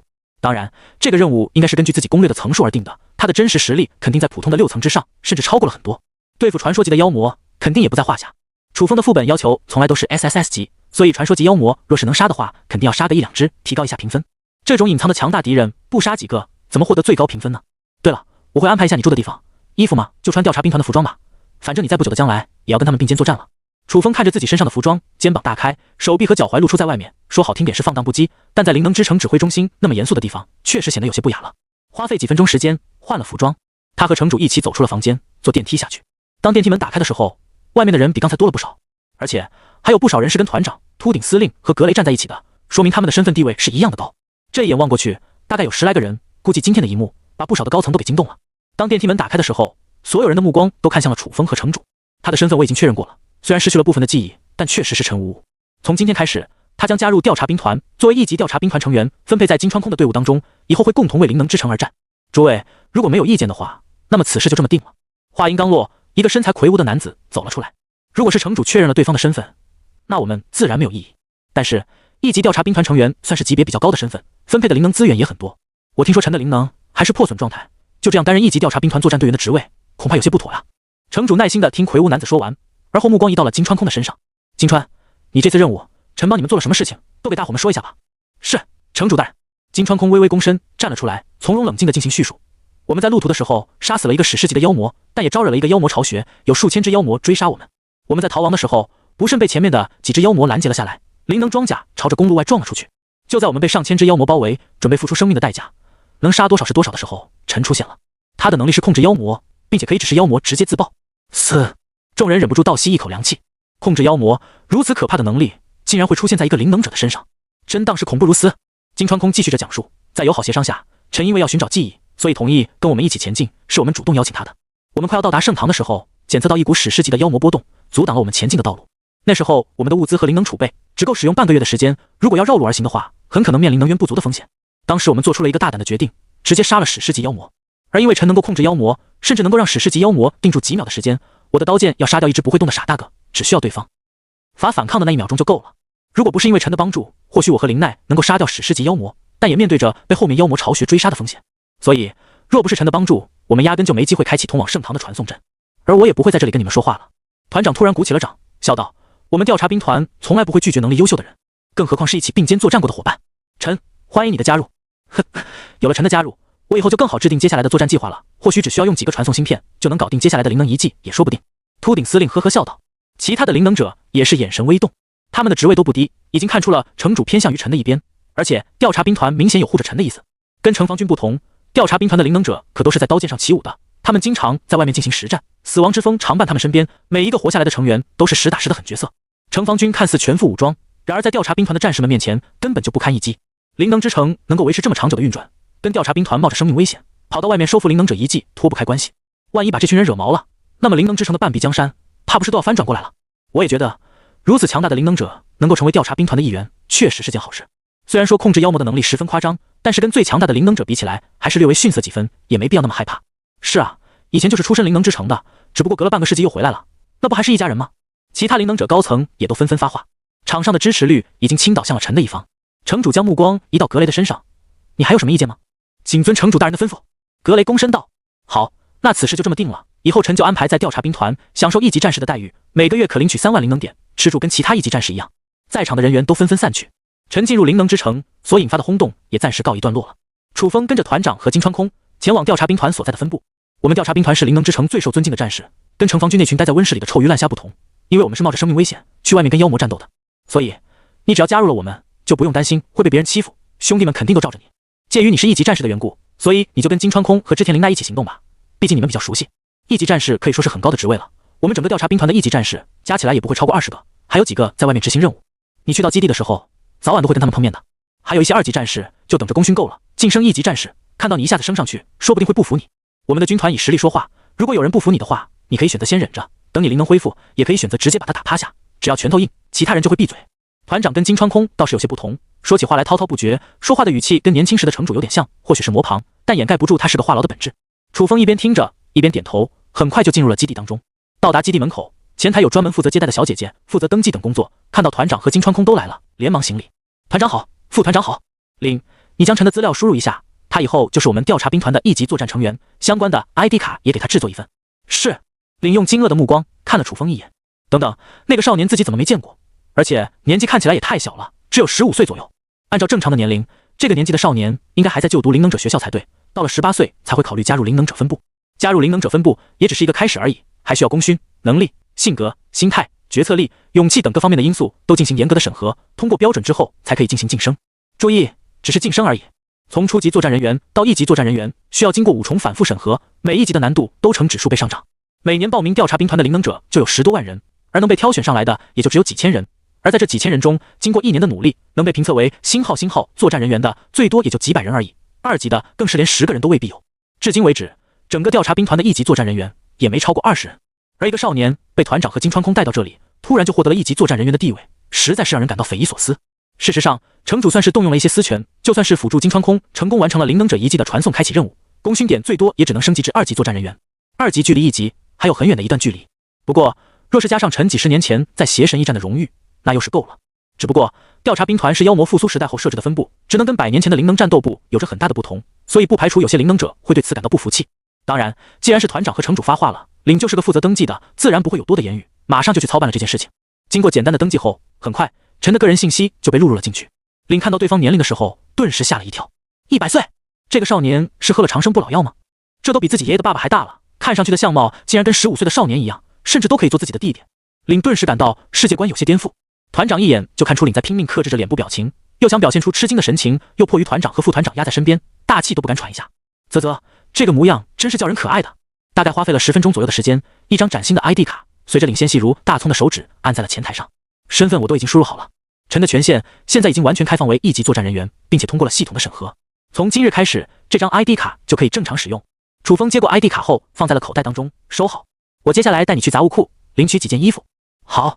从城主办公室那里出来，楚风只取了一套灵能者战斗服，先穿着顶一下的，码数也不是很合适，而且还有其他的礼服、祭祀服等其他适用于不同社交场合的服装都要领取，有些服装还要根据他的身材量身定制。虽然是战斗人员，但总不可能一整年都穿着一样的衣服。目送着陈离开的背影，领的心中涌现出一股羡慕之意。为什么人家都100岁了，还能那么年轻啊？他看了看自己的工资卡，只剩下几千灵能点，妥妥的月光族，连去做一次美容的灵能点都拿不出来啊！哎，人与人的差距为什么就这么大呢？楚风先是去了杂物库，领取了几件日常服装以及战斗服，分别是考勤和执行任务的时候用的。而后离开基地，进入专门定制礼服的高档场所。作为一级战斗人员，在一些特别节日里，他可能会作为贵宾被邀请至各种场所，跟名家碰面。虽然有些腐朽，但政权的统治往往离不开这些落后的东西。说来也真是讽刺。最后，楚风则回到了自己的房间当中。一级作战人员住的地方看起来也不是很大，是一个方形的舱室，有点像是太空舱的蜗居模式。空间虽小，但五脏俱全，各种东西都有。床头安装了一个小型的液晶屏幕，睡前可以躺在床上看看新闻。洗碗机、洗衣机、智能扫地人、做饭机等，充满了高科技的感觉，仿佛进入了科幻电影中带着赛博朋克气息的房间。但是这些智能化的设备都很能提高生活质量，虽然都是小型的，但是恰好能够满足一个人住的各种需要。冰箱里面放置着苏打水和一些水果，在下面的储物箱内存有保质期长达10几年的压缩干粮，这些都是应急用的。吃饭的时候一般都去食堂，一级战斗人员可免费享受食堂所有窗口的食物。除此之外，子女还有特殊照顾，能够提前预约灵能者学校，享受补贴和加分等政策，难怪这么多人眼红。熟悉了一下自己的房间，门外传来一阵敲门声。打开门后，赫然是团长和金川空。走吧，我们去食堂转转。其实我不是很饿。原本楚风用这句话作为借口来推脱的。陈的身体沾染了邪神气息之后，确实变得有些不一样了。邪神气息本来就是一种污染的力量，能够将人类变成怪物，甚至是不死者。灵能导弹几乎都将他的身子炸烂了，然而还是没死，都空腹100年了，就算接下来不吃东西，估计也没什么大问题。但他看见了团长眸光里的深邃之意，心中一动。团长这种身份的人邀请自己去食堂，说不定是另有其他打算的。而且他如果一直不吃东西，表现得太过异常的话，难免也会受到其他人的非议，到时候解决起来也麻烦。好，最终楚风点了点头，跟着团长和金川空一起去了食堂。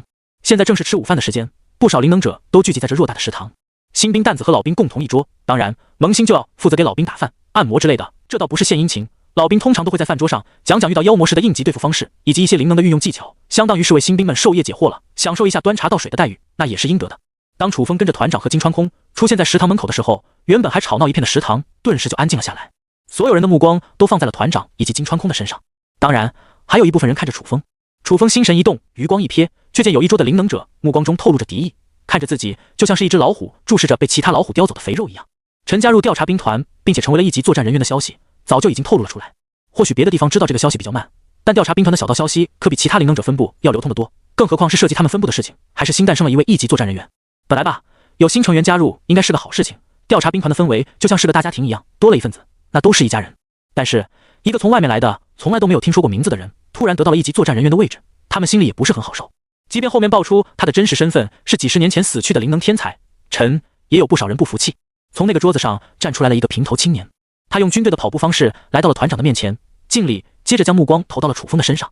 我听说我们调查兵团新增了一位一级作战人员，如果我没猜错的话，应该就是这位兄弟吧。团长笑了笑，没说话。方平，你有什么问题吗？金川空眯了眯眼睛看着他。方平深吸一口气，而后自我介绍道，我方平在调查兵团服役5年，功勋达到108000点，是所有2级作战人员中功勋最高也公认最强的灵能者。听说我们的队员的1级作战人员受到了城主的认可，以及帮助副团长完成了这次灵能者遗迹的探索任务，自然是有实力的。但是我们同为灵能者的队友，还是想要亲眼见识一下新的1级作战人员到底有多强，以及够不够资格坐上这个位置。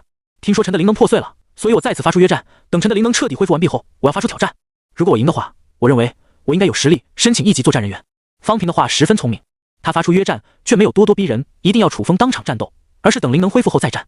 他也没说自己赢了就要对方退出这个名额，而是为自己争取晋升的资格。同时这样做也能让其他的灵能者服气，毕竟实战打一场，那陈到底有没有资格，大家就都清楚了。团长和金川空都没发话，似乎在等楚风做决定。1个月后，我会在这里等你。楚风点了点头，看向方平的目光也多出了几分认可。虽然是约战，但是对方的态度并不坏，这也确实说明对方有着调查兵团的核心精神，同时还有点小聪明。约战的事情定下来之后，食堂的气氛又恢复了。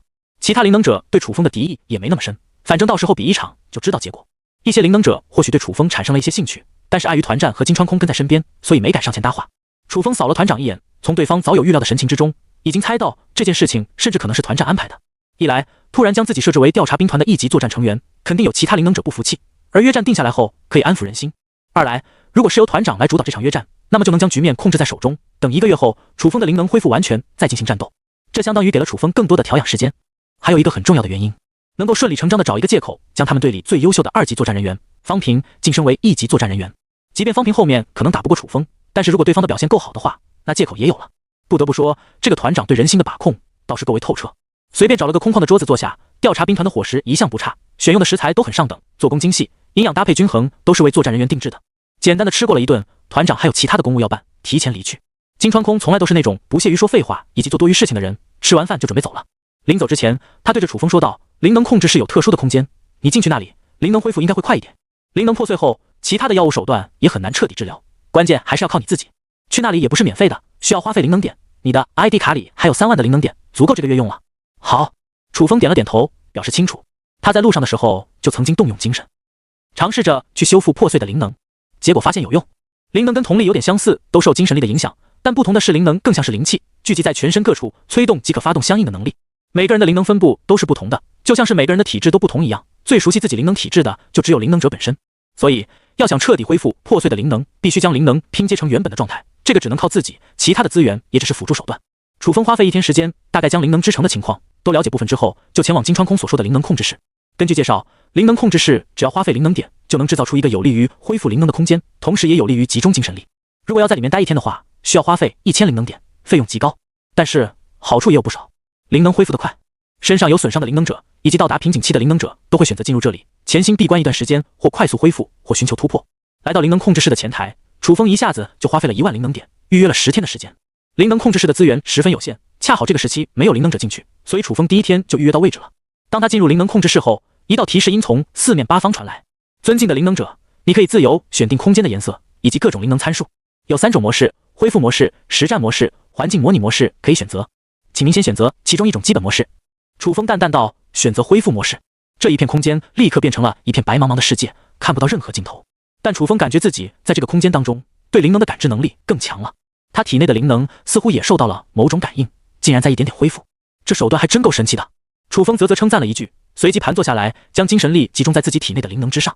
顿时，他的脑海感知到一片浩瀚的星空，事实上这片星空就是他体内的灵能，无数的小光团分散在各处，宛如一片星空那般。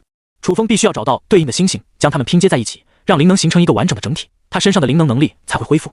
开启万古神谋，一股冰凉的感觉从左眼渗透出来，让他的大脑更加冷静，也更加容易集中精神力。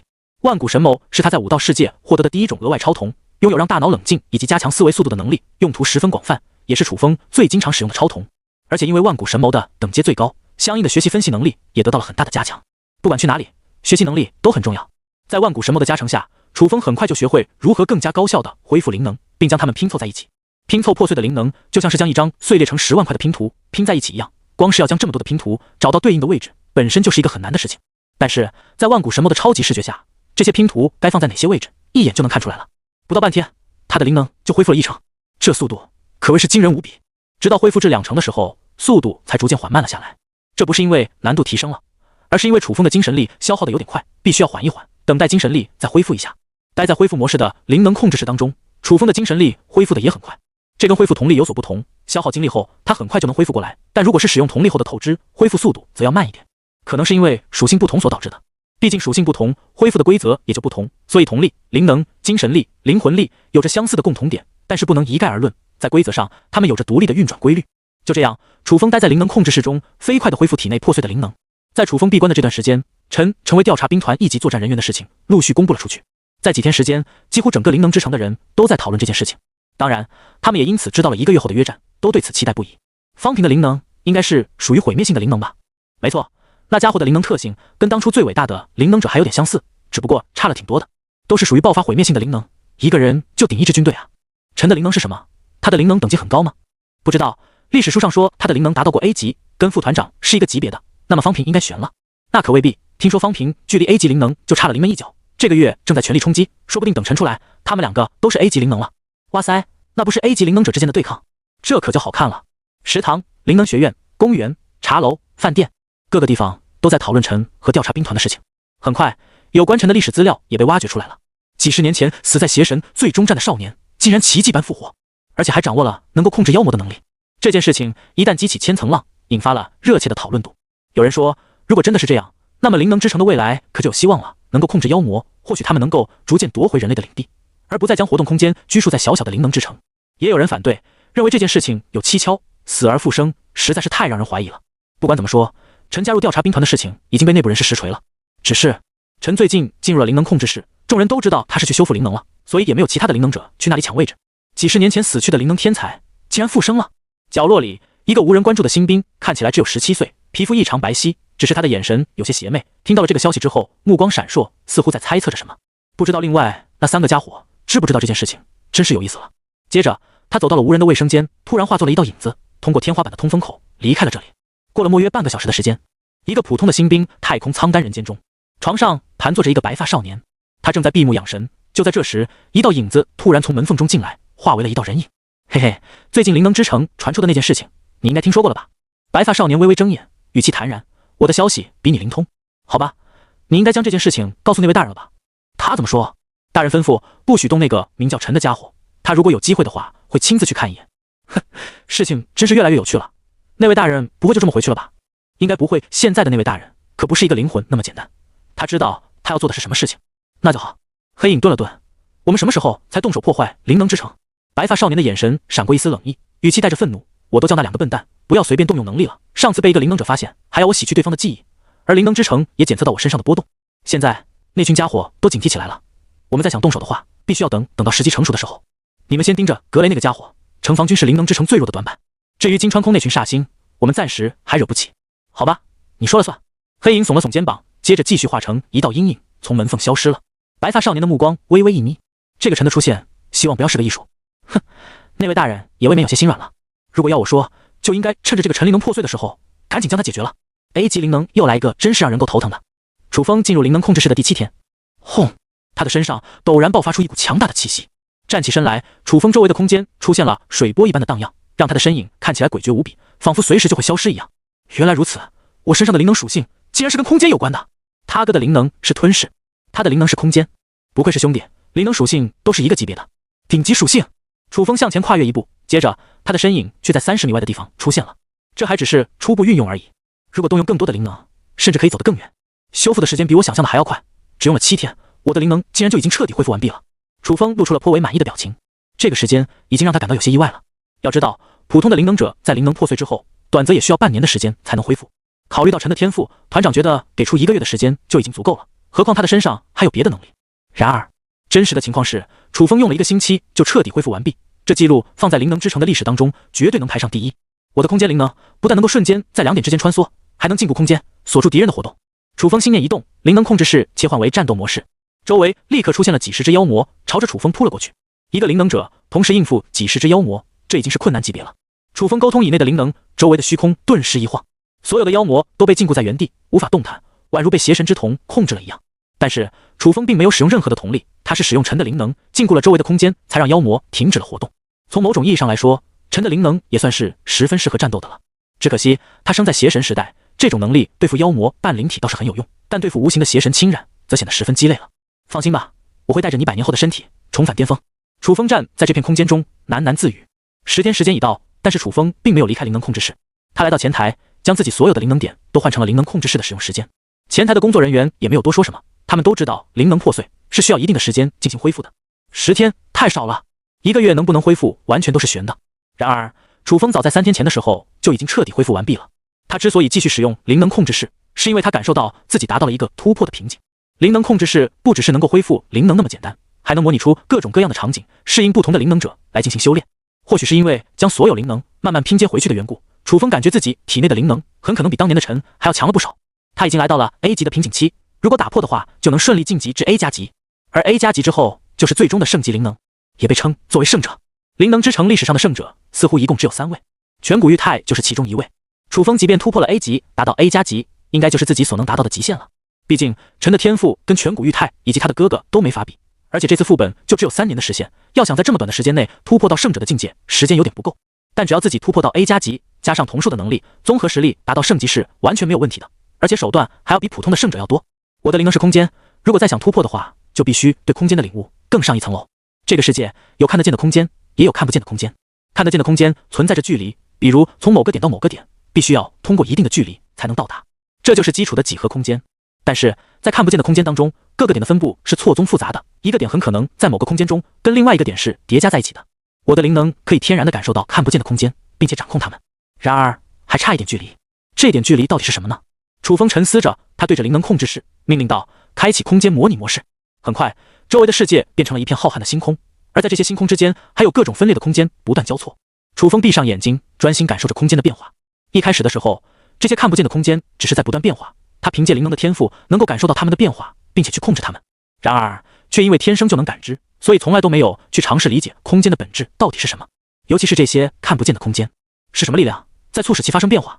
这一闭眼，楚风就进入了忘我的状态，宛如他在仙侠世界的副本中参悟大道至仙的那个状态。真是因为有了那次的经历，所以楚风思考问题的时候更喜欢去探明本质。在没有看见本质的时候，任何一切的理解都显得无比肤浅，只是自我欺骗的一叶障目罢了。人类实在太过渺小了，即便拥有认知能力，但很多的认知其实都是错误或者是片面的。人类距离真理还有很长一段的距离。就这样，他陷入了进去，进入了忘我的状态当中，浑然不知外界时间变化。一天天过去，距离约战的时期也越来越近了。在中间经过了一段时间的冷却之后，由于约战之日不断靠近，关于陈和方平之间的一战又再次引起了激烈的讨论度。到了第25天的时候，调查兵团分部传来了一则震撼人心的消息：方平已经成功突破到 A 级灵能了。这则消息一经传出，顿时引起了不小的轰动。真的假的？方平已经突破了 A 级灵能，灵能之城又要多一位1级作战人员了呀！我本来感觉方平要战胜 A 级灵能的陈可能有点悬，但现在就不好说了。是啊，虽然陈拥有控制妖魔的特殊力量，但是方平可不是妖魔，他的灵能无法在那么短的时间内恢复完毕吧？我感觉这个约战时间设置的是不是有点早了？确实，1个月的时间根本就不可能恢复破碎的灵能，而且灵能等级越高，花费的精力和时间就越多。嘿嘿，要不咱们下个注？我压方平！我靠，我还以为你想说压陈呢，我肯定也压方平。那家伙的破坏性灵能本来就很恐怖，晋升至 A 级，实力肯定发生了天翻地覆的变化。方平出关了。他在路上行走的时候，路过的灵能者都感觉到方平的气息发生了很大的变化，整个人就仿佛一把即将出鞘的利剑，像是要斩断所有的阻碍。一些比较敏感的灵能者在靠近方平的时候，甚至都会被他身上的气息震慑的双脚发软，甚至倒在地上。方平刚刚将灵能突破至 A 级，还没有学会控制，由于力量太过强大，所以会出现失控的情况。就好比一个人本来只有100斤的力气，却在一夜间获得了200斤的力量，他按照原来的出力方式，30斤的力量就变成了60斤，难免会有些收不住，还需要时间的打磨，方平才能控制这股力量。希望你不会让我失望吧，陈。方平看着灵能控制室的方向，眼中闪过了一丝强大的战意。虽然陈的灵能还是破损状态，但他却是历史上可以排进前10的灵能天才，连最擅长战斗的金川空副团长都没有这样的资质。强大的对手往往会激发出好战者最强的战意。到了第30天的时候，灵能控制室，楚风深吸一口气，脸上露出了笑容。他随手一挥，周围的空间立刻层层碎裂了开来，打破虚空。这可是近乎达到圣者的能力。而因为陈的灵能属性很特殊，再加上楚风顿悟到空间的本质，他的灵能成功突破至 A 加级，就已经能够施展出圣者手段。原来如此，空间的真实形态是一种变化的力量，而这股力量来自于空间内部的挤压。正是因为空间内部有着一股内力不断的进行挤压，所以在那些看不见的空间法则之中，才会存在着不规则的空间裂缝。只要掌握空间内部的那股力量，就能随手撕裂虚空，甚至能引动空间坍塌。而我的空间灵能也就不再是简单的瞬移和禁锢别人行动那么简单了。楚风看着自己掌心的力量，目光灼灼。如果说以前的陈是利用空间的法则进行诡异的移动来打对手一个措手不及，那么现在的自己则可以挥手撕裂虚空，让敌人直接被空间裂缝吞没。就算是邪神，面对空间裂缝级别的空间也顶不住。抛开瞳术的力量，楚风现在已经有了半步圣者的实力，他距离真正的顶级圣者就真的只有自身天赋和时间所限制的那一点点灵能量而已了。尊敬的灵能者，您的使用时间已到期，请离开灵能控制室。一道声音将楚风的心神拉了回来。他走出控制室，跟前台的工作人员登记了一下，对方将一张金色的信封递了过来，这是方平给你的信。楚风这才想起1个月前他和方平之间还有一场约战。打开信封，只见上面的字体锋锐如剑，1个月的时期已到，我在鸟巢等你，希望你出来之后能够遵守约定，方平。楚风看完信后，一脚踏出，跨越几里距离，只需要眨眼间就可以前往约战之地。一股恐怖的灵能从他的身上溢出，前台的工作人员瞬间瞪大了眼睛，满眼不可思议。他竟然是 A 加级鸟巢。上万名灵能者坐在座位上，正准备观看一出好戏，还有不少灵能者挤在了鸟巢的外面，仰着脖子聚成一团，在此地进行讨论，场面可谓热闹无比。早就预热了1个月的 A 级灵能者之战，在约战的当天座无虚席，甚至场地外都有人专门搭棚子，为的就是不要错过这出好戏。不仅是2大 A 级灵能者之间的战斗，死而复生的陈在加入灵能之城的那一天起，身上就布满了迷雾的色彩，让人感到神秘莫测。而且这个月又一直在灵能控制室闭关，更是神龙不见其尾，让人好奇他的真实面貌。一代历史人物从史书当中出现在众人的面前，而且还和这一代最杰出的一批灵能者进行约战，观赏性自然不言而喻。在前排的座位上坐着几个身份不凡的灵能者，他们的身上穿着调查军团的服装，但是其他人看向他们的眼神当中充满了敬畏。没错，其他几个调查兵团的1级作战人员也来到了现场进行观战，他们的脸上都露出了饶有兴趣的神色。平时对任何事情都漠不关心的他们，现在竟然跟大家一样，都来到了鸟巢，目睹这场战斗，不失为一件趣事。而方平就坐在鸟巢的中间，盘坐着，闭目养神，静静的等待陈的出现。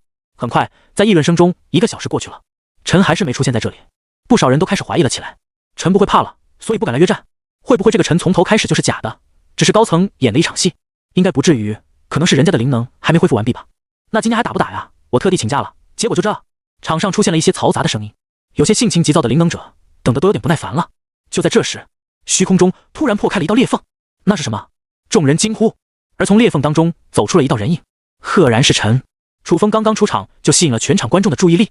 哇，这就是陈，他不是100岁吗？竟然看起来跟15岁一样。你是不是没读过历史书啊？陈是在15岁的那年殉职的，如果他死而复生的话，那当然就是保持原来的相貌。他的灵能好像是空间系的，所以可以直接破空来到这里。好帅啊！我也想要空间系的灵能了。空间系灵能是十分罕见的，拥有这种天赋的灵能者，战斗能力都恐怖无比。就不知道跟毁灭系的方平打起来怎么样了。方平站起身来，看向楚风的眼神当中充满了战意。开始吧！在这个宽阔的战斗场所之中，四方出现了一层蓝色的保护罩，将周围的观众保护了起来。A 级灵能者在全力出手的情况下，如果没有保护罩的存在，那么整个鸟巢可能都会被掀飞，连同这里的观众。当保护罩完全升起之后，方平瞬间出手了。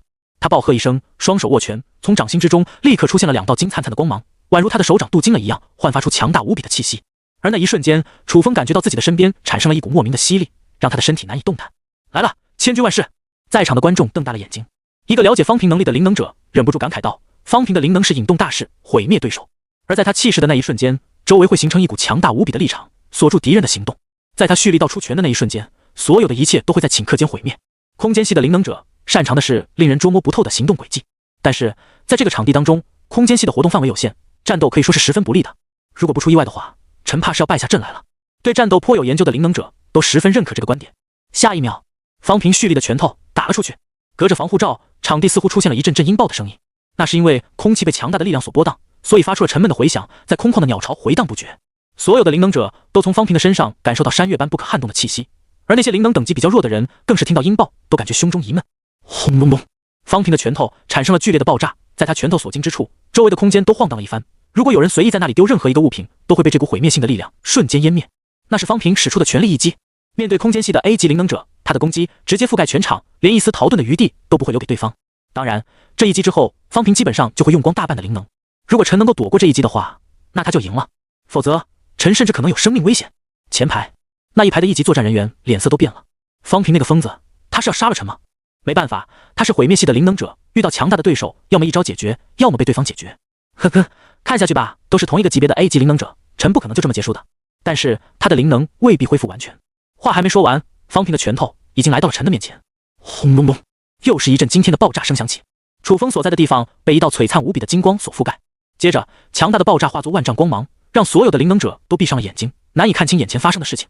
就连覆盖在四周的防护罩都开始寸寸开裂，这可是最强的灵能保护罩了。然而连保护罩都扛不住方平的余波攻击，而被正面击中的陈将面临怎样可怕的毁灭打击，简直令人难以想象。结束了吗？众人喃喃道。金光逐渐暗淡，在陈原本所站的地方出现了一个巨大的深坑，并向着四周扩散开。这一幕看得众人更是心头一凉。如果换作他们面对这道攻击，恐怕连活下来的机会都没有。逃掉了吗？没有，陈就站在原地。什么？他不是空间系的灵能者吗？难道不利用空间能力躲避正面攻击？众人死死地盯着场上的两人，只见陈就站在原地，连动都没动一下。定睛一看，陈的身上竟然没有受到任何伤害，他是怎么抗住这么恐怖的攻击？空间裂缝！忽然有人惊呼了一句，这时候其他人才发现方平的手臂竟然被一道空间裂缝给吞了进去，在陈的面前悬浮着一道玻璃般的碎片，而透过碎裂的痕迹朝里面看去，是一片虚无，什么都没有，黑的深邃，深不见底。而方平的手正是陷入了那裂缝之中。与此同时，一片片碎裂的痕迹宛如蛛网一般朝着方平笼罩而去。方平瞳孔一缩，顿时用尽了体内最后的灵能，将手臂往回一缩。就在他的身体飞速倒退的那一瞬间，蛛网猛然朝着他原本站在的地方弥漫而去。咔嚓咔嚓，这些碎片就仿佛恶魔的牙齿，将空间撕裂成一片片漆黑的痕迹。但是方平躲过了这一击，他瞬间拔出了手臂，倒退到场地的另一边，那硕大的身躯还砸在了防护罩上，如果没有这个罩子，他怕不是会飞得更远。他低头凝视着自己的手臂，虽然手臂还在，但是在皮肤上出现了一道道裂痕，狰狞的血迹从他的手臂上流了下来，躺在地上很快就聚集了一滩的血。那是灵能状态，所有的灵能都在那一瞬间挥霍一空了。一开始发动毁灭性攻击的时候，方平几乎就榨干了自己一大半的灵能，而从空间裂缝中抽回手臂的时候，他几乎是动用了最后的灵能才保住了自己的手臂。事实上他很清楚，陈收手了，他完全有能力操控空间碎片将自己瞬间绞杀。因为是灵能者之间的战斗，所以他才留了一手，只是吓唬自己。方平的脸色露出了苦涩的笑容，他顿时明白自己跟陈的差距到底有多大，以为灵能达到了 A 级，他就有资格去挑战这位历史排名前10的天才。结果双方的差距宛如隔了一道天堑一样。如果不是对方留守的话，那么要杀自己跟杀鸡根本就没有任何区别，不费吹灰之力。全场一片死寂，没有人能想到突破至 A 级的方平竟然没有对陈造成一丝伤害，反而还差点被秒杀了。那是圣者的手段。一道颤抖的声音在安静的场上回响，众人看着陈的眼神就跟见鬼了一样。撕裂空间，这是传说中的圣级灵能者才能做到的事情。陈竟然是圣者，这到底是怎么回事啊？就在这时，鸟巢的后方传来了一道声音，很精彩的对决，没想到你竟然突破至 A 加级灵能了，实在是太让人感到意外了。所有人回过头去，发现团长不知什么时候出现在鸟巢门口，一边鼓掌一边走了进来，身后还跟着金川空。原来是 A 加级，我还以为是圣者呢，吓死我了。陈的灵能属性是空间系，他的灵能达到 A 加级，理论上是可以做到撕裂空间的，但是这也很厉害了呀。确实，撕裂空间目前是灵能者能做到的最强大的攻击手段之一。等等，陈的灵能不是才 A 级吗？为什么突破至 A 加级了？是啊，他在进去的时候灵能还是处于破损状态。众人突然意识到最重要的一个问题，陈在闭关的这1个月时间里，所有人都以为他是在恢复破损的灵能，结果出来之后竟然就突破到 A 加级了。这已经是灵能之城战力最顶尖的灵能者，甚至连金川空都要让出一哥的位置。你们发现没有，陈的身上并没有溢出太多的灵能气息，说明他对于身上的灵能控制把控特别到位。还有灵能者提出了这一点，其他人也意识到方平在觉醒至 A 级的时候都已经控制不住体内的力量了。然而陈却很自然地将这股力量收了起来，没有被其他人发现。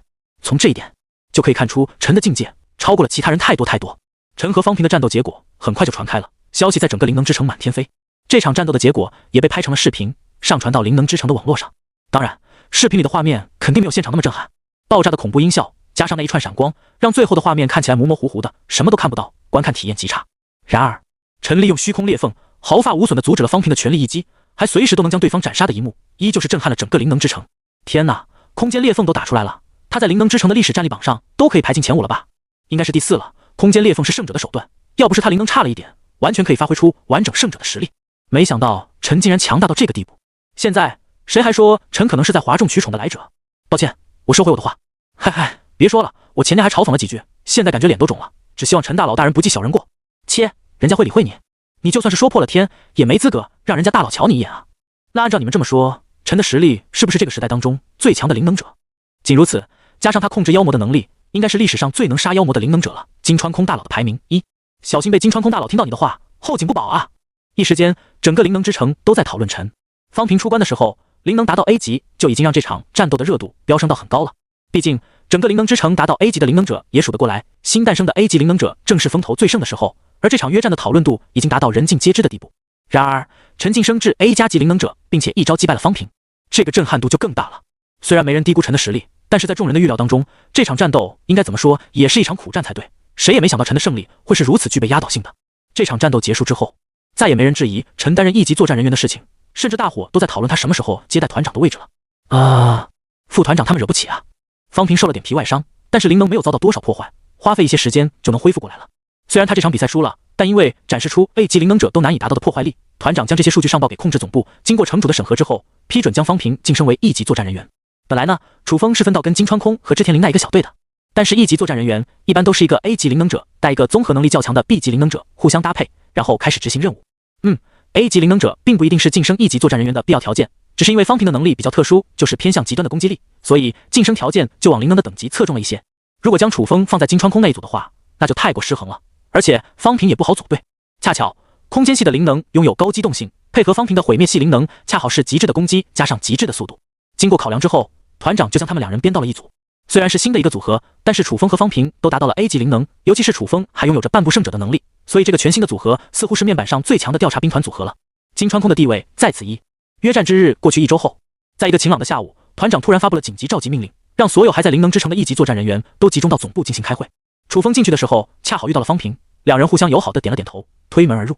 大部分的1级作战人员都已经就座了，会议室的上方站着秃顶司令和团长，金川空站在旁边。等待片刻，人都到齐之后，秃顶司令轻咳一声：“诸位，我们接下来可能要进行灵能之城调查兵团有史以来最大的活动。”他将一个白色的玉佩放在了桌子上，这是我们从圣堂探索回来的遗物，守护灵玉佩。在远古的文献记载当中，存在着英灵殿堂，那是英雄在结束了最后生命时，以伟大灵魂升华而成的神殿。我们最伟大的灵能者，在那一战当中，已经彻底完成了灵魂的升华。我从守护灵玉佩当中感受到他的灵魂正处于英灵殿堂当中。在人类遇到危机的时候，英灵是可以遵循着召唤，降临人间，维护人理秩序的伟大存在。但是召唤婴灵需要凑齐4种不同属性的守护玉石，还必须找到一件跟颧骨相关的遗物，才能将对方召唤而出。秃顶司令环视周围一圈，见众人的脸上都浮现出略带震惊的表情，接着道：“这次任务，我们可能会倾尽大量的资源，将所有的灵能者遗迹都找一遍。毕竟守护灵玉石实在是太罕见了。我们目前手中只有一种玉石，还是在上周探索圣堂遗迹的时候开采出来，经过考古部的研究才确认了其作用。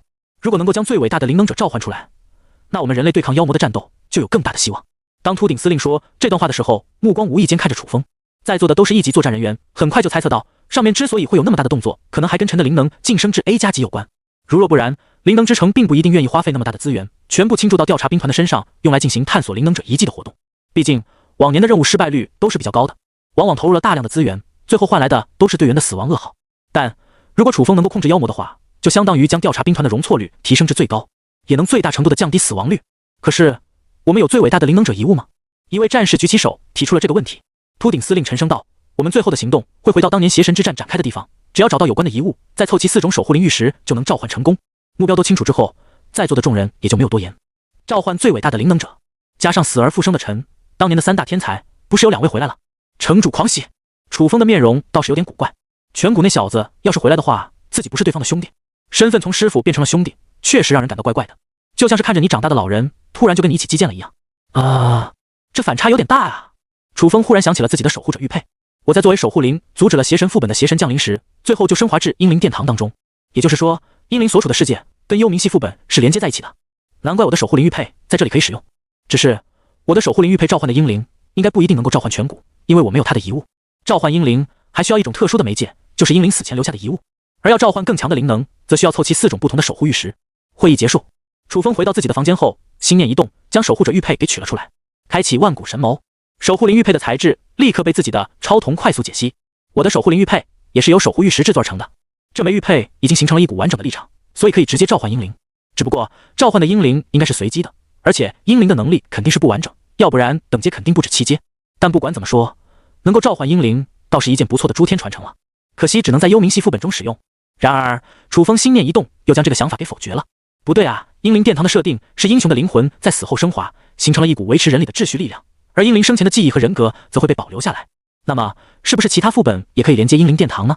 或许英灵殿堂还是高层的副本，是一个特殊的世界，并且能够将其他的世界连接在一起，进入妖魔复苏的副本当中。在这里颧骨的未来被保留了下来，那么说明诸天塔的世界确实是彼此互相连接的。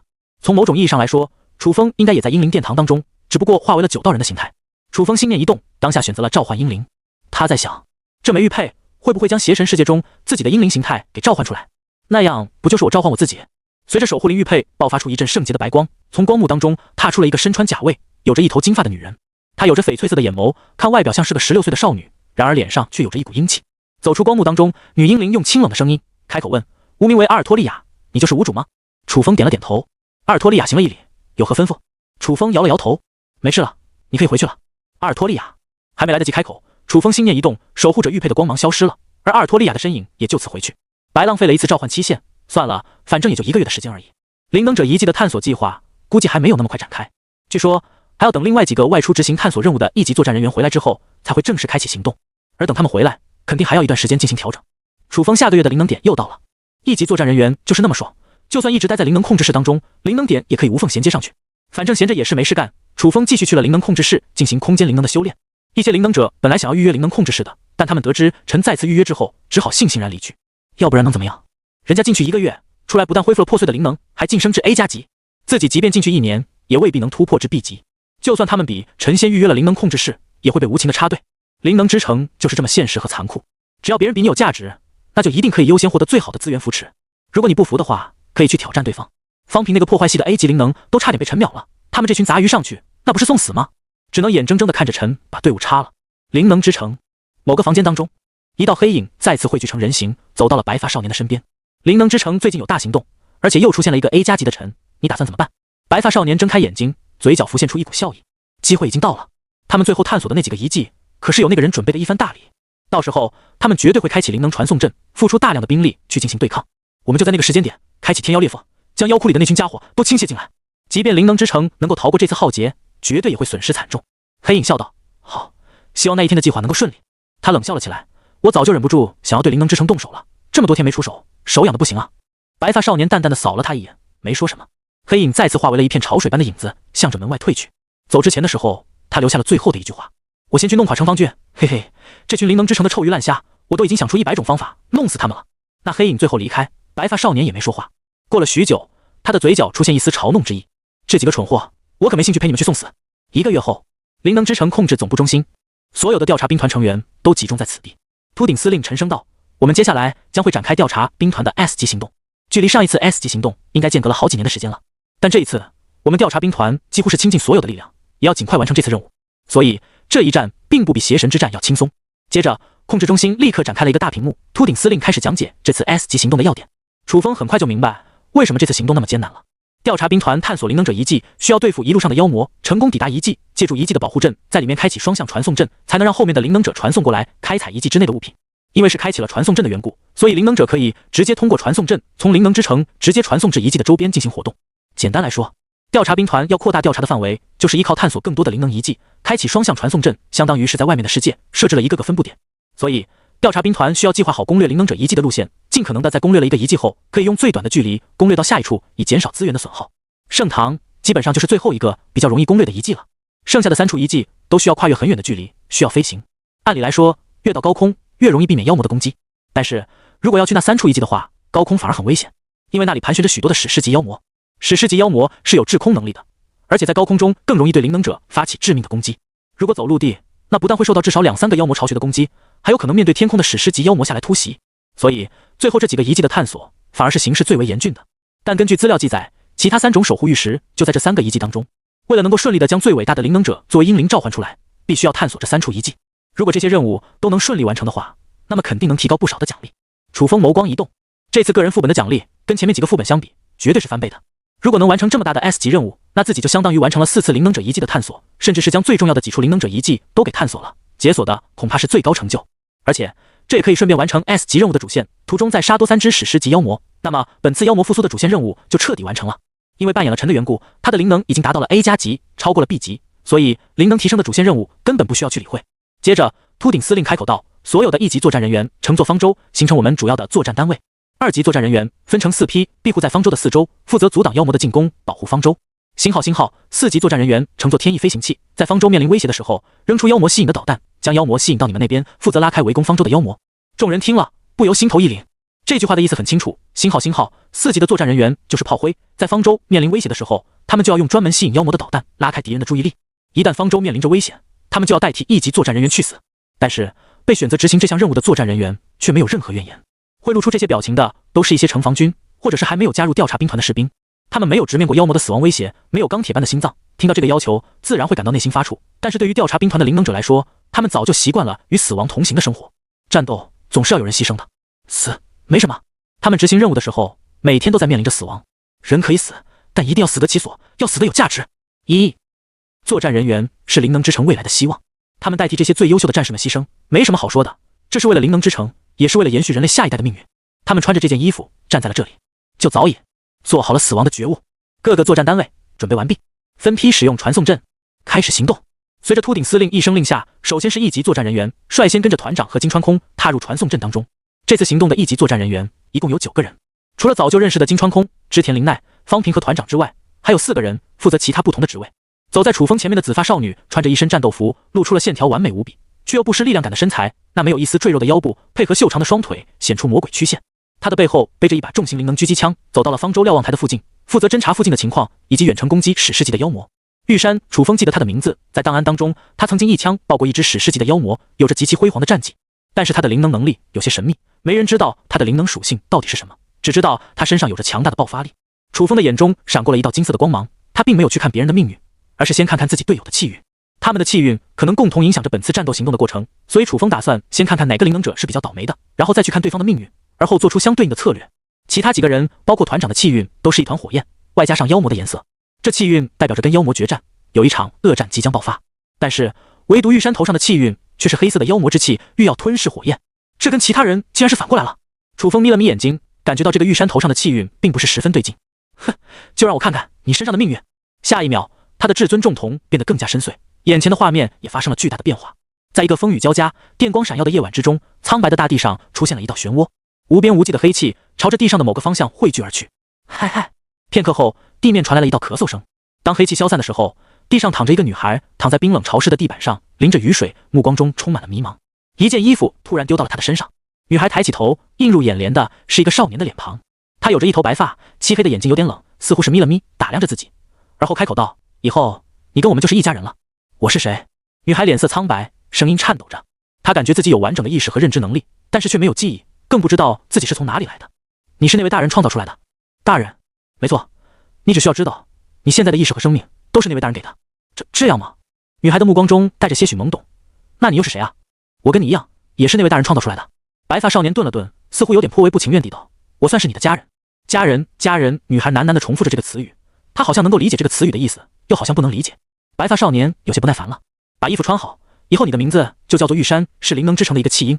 因为你的母亲私自把你生了下来，但是又害怕遭到处罚，所以将你丢到了荒原外面。但这个身份只是一个伪装，你需要做的是从小接受灵能者的教育，加入他们，并很好的扮演一个天才灵能者。不过你要记住，你是那位大人创造出来的，让你加入他们只不过是计划的一部分，你的真正目标是毁灭他们。”玉山挠了挠头发，好复杂，我不太懂。没关系，我会一步步教你。如果不想被丢弃的话，那就少废话，跟我过来。白发少年头也不回地转过身去。蜷缩在地上的少女听到丢弃这个词后，似乎内心颤了一下，连忙捡起地上的衣服，穿好之后，光着脚踩在泥泞的道路上，拼命跟上白发少年的背影。他似乎因为刚诞生出来，平衡性不是很好，路上摔了几次。白发少年转过头去，露出了厌恶的目光，但他没走几步，冷冷地扭过头去，将玉山背在了身上。记住，你必须无条件听从我的话，如果你不想死的话。女孩连忙点了点头，稚嫩的小手搂着白发少年的肩膀，抱得紧紧的，似乎生怕失去了什么一样。后来的画面如同走马灯般在楚风的面前闪过，他顺利地用这个身份进入了灵能之城。一开始虽然因为身份问题遭到了排斥，但因为随后展现出强大的灵能者天赋，被最好的灵能学院录取。后来玉山如同机械般执行着任务，他的每一次行动都完美的仿佛是个天生的战士一样，只知道用最快最简单的方式完成任务。每一次他带队的任务当中，死伤数和完成任务的速度总是最快的。很快他的功勋点迅速积累，在年仅20岁的时候就成为了调查兵团的一级作战人员。他的荣誉很多，但是和别的灵能者格格不入，即便是一起作战的队友也很难跟他亲近。即便他成为了一级作战人员，也总是一个人吃饭，没有人会跟他坐在一起。某一天他在食堂吃饭的时候，白发少年凑到了玉山的耳边：“在这次 S 级任务行动中，你找一个机会，等到那个臣离开之后，你就将方舟引爆，让所有的一级作战成员都死在那里。”玉山的眼眸微微一颤，但最后他点了点头，没多说什么。白发少年说完话之后，就戴上了帽子，慢悠悠地走出了食堂。画面到这里就结束了。原来这个玉山是传说级的妖魔。通过命运画面，楚风彻底看出了玉山的隐藏身份，连同那个白发少年也是传说级的妖魔。他四下张望一番，其他的队友都在忙活着他们各自的事情。金川空坐在驾驶位置上，跟副驾驶的织田绫奈在进行沟通。团长手里拿着一个通讯设备，不断跟灵能之城的控制中心进行沟通。秃顶司令虽然没有直接来到这里，但是他会坐在控制中心的总控位置，时刻做出战略调整。当团长暂时关闭了通讯设备，扭过头去，却发现陈出现在他的背后，似乎在这里等待了一段时间。陈，你有什么事情吗？团长的眸光微微一动。楚风扫视四周，这里可有说话的地方？团长微微一顿，你跟我来。两人穿过几个通道，团长从口袋中摸出一把钥匙，悄声打开了一个舱门，拉着楚风走了进去，而后将门关上。团长沉声道：“有什么事情，你就在这里说吧。这是方舟内专门设置来的密谈空间，有着100%的隔音效果，在这里不会有人知道我们说了些什么。”楚风深吸一口气，道：“玉山的身世是不是有一些古怪之处？”团长皱了皱眉头，没有直接回应这句话，摩挲着下巴，思考了片刻，最终点了点头。没错，玉山的身份从资料上看确实有一些端倪，你想说什么？楚风没有直接回答这句话，而是看着团长的眼睛。你有没有想过，传说级妖魔之所以混迹在灵能之城，这么长时间都没有被找出来，其原因可能是他们的长相跟人类一样。团长的瞳孔微微一缩，不用多说，他也猜出了陈到底想说什么。我们在方舟之上，这里不能动手，而且如果太过频繁地将其他队员叫过来，那肯定会遭到玉山的怀疑。楚风忽然一笑，团长，我有一个策略，接下来的行动中，只要根据我的计划走，或许就能让玉山主动暴露出身份。灵能动力指数正常，正在检测各项设备，动力正常，引擎正常，飞行模式正常。检测周围妖魔指数为 1.25， 危险系数低，可按照预估路线前进。一声声播报从语音控制室传来。确定没有问题之后，团长朝着金川空点了点头，随即方舟在一阵剧烈的颤动之后，由4角喷射而出的火焰推力送上了天空。通过瞭望台可以看到，后面一艘战斗飞船以及承载着灵能者的滑翔飞行器跟在了后面，形成了一支有序的作战部队。而在团长的命令下，各个单位都分散了开来，按照秃顶司令预先计划好的方案，保护方舟全力飞行。如果是在过去，或许团长会坐上驾驶舱的位置，金川空会在战斗瞭望台进行等待，在遇到危险的时候，他会第一个上去砍妖魔。不过有了楚风的缘故，在斩杀妖魔的战斗力上反而不是很需要金川空了。他的冷静和应急能力，负责驾驶舱的主位再合适不过，而旁边还有老搭档织田绫奈的辅助，可以说是调查兵团能够拿出来的最佳阵容。当方舟飞行了一段时间之后，金川空沉声道：“前方出现了指数为 32.6 的妖魔波动，疑似是凌空级别的史诗级妖魔，正在前方11点钟的位置，距离我们大概还有200公里。”团长面带犹豫之色，他顿了顿，缓缓开口：“要不我们换一个航线吧，绕开它。要换航线的话，对于这次调查兵团来说，其实是一个不小的动作，不只是方舟那么简单，所有的作战单位都要以方舟为中心进行移动，而且规划的航线会偏离计划，需要更多的能源进行供给。方舟的能源自然是不用发愁的，但是其他作战单位，比如滑翔器，能不能经受得住长途跋涉的考验，那可就不好说了。”楚风眸光一动，上前一步：“团长，我可以去独自消灭这只史诗级的妖魔。”“不行，你是我们最后的底牌，如果这么早出手的话，消耗了灵能怎么办？”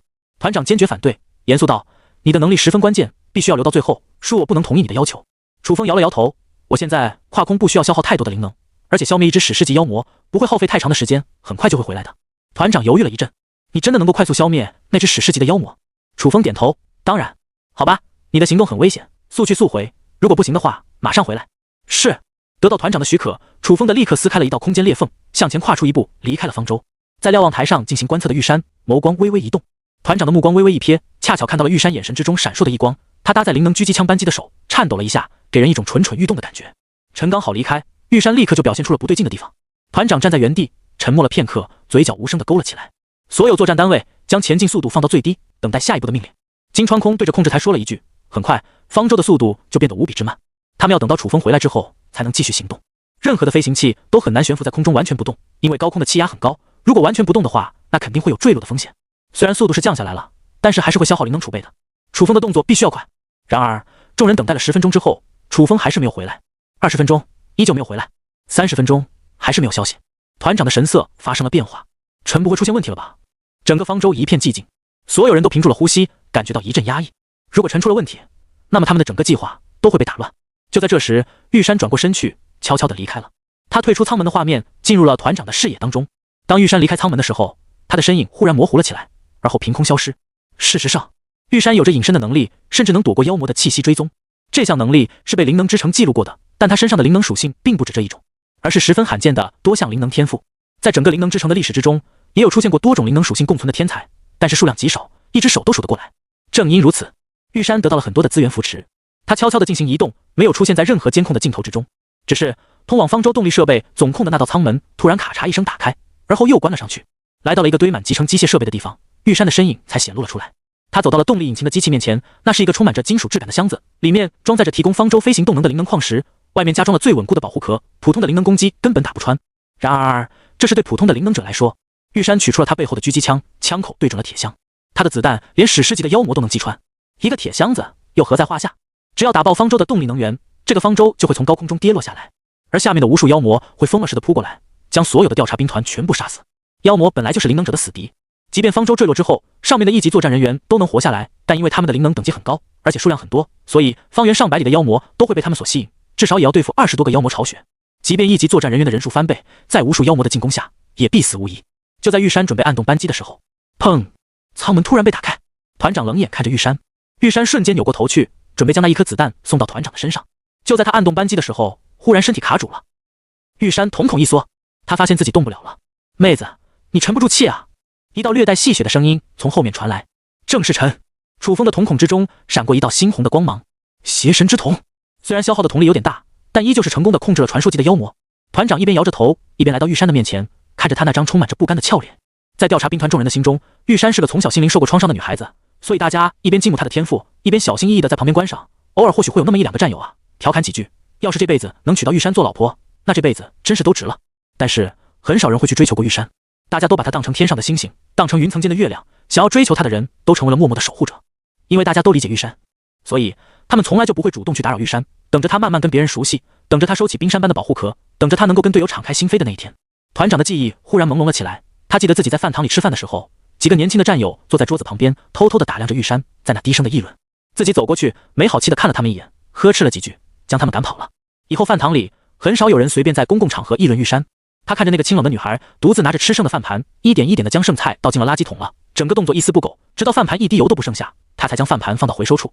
这个时候，他走上前去，也没说什么话，大致就是以后有什么困难之类的，不用憋在心里，大伙都会帮你解决。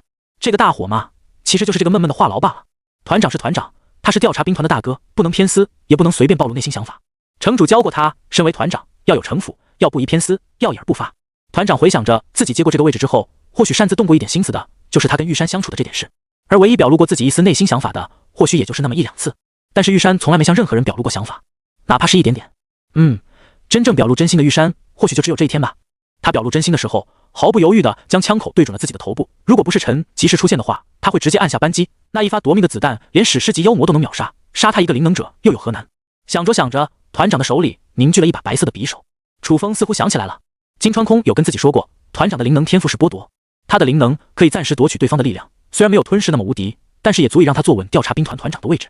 因为这项能力十分特殊，对付灵能者和人类几乎是无敌的，但对付妖魔就很有限，所以实力强大无比的团长选择了更多接手幕后的工作，将杀妖魔的事情扔给了金川空。他学着走城主的道路，负责当一个大哥，所以几乎很少人记得团长的能力在对付单个强大对手的时候有多么可怕。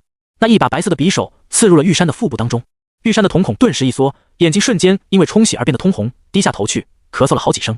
用肉眼都可以看出，玉山在被剥夺的那一瞬间承受了多大的痛楚。楚风感觉自己的瞳力消耗都瞬间变小了，他放松了对玉山的控制，面前的少女身子一软，倒了下来，跪在了团长的身前。你是传说级妖魔？团长一字一句地问。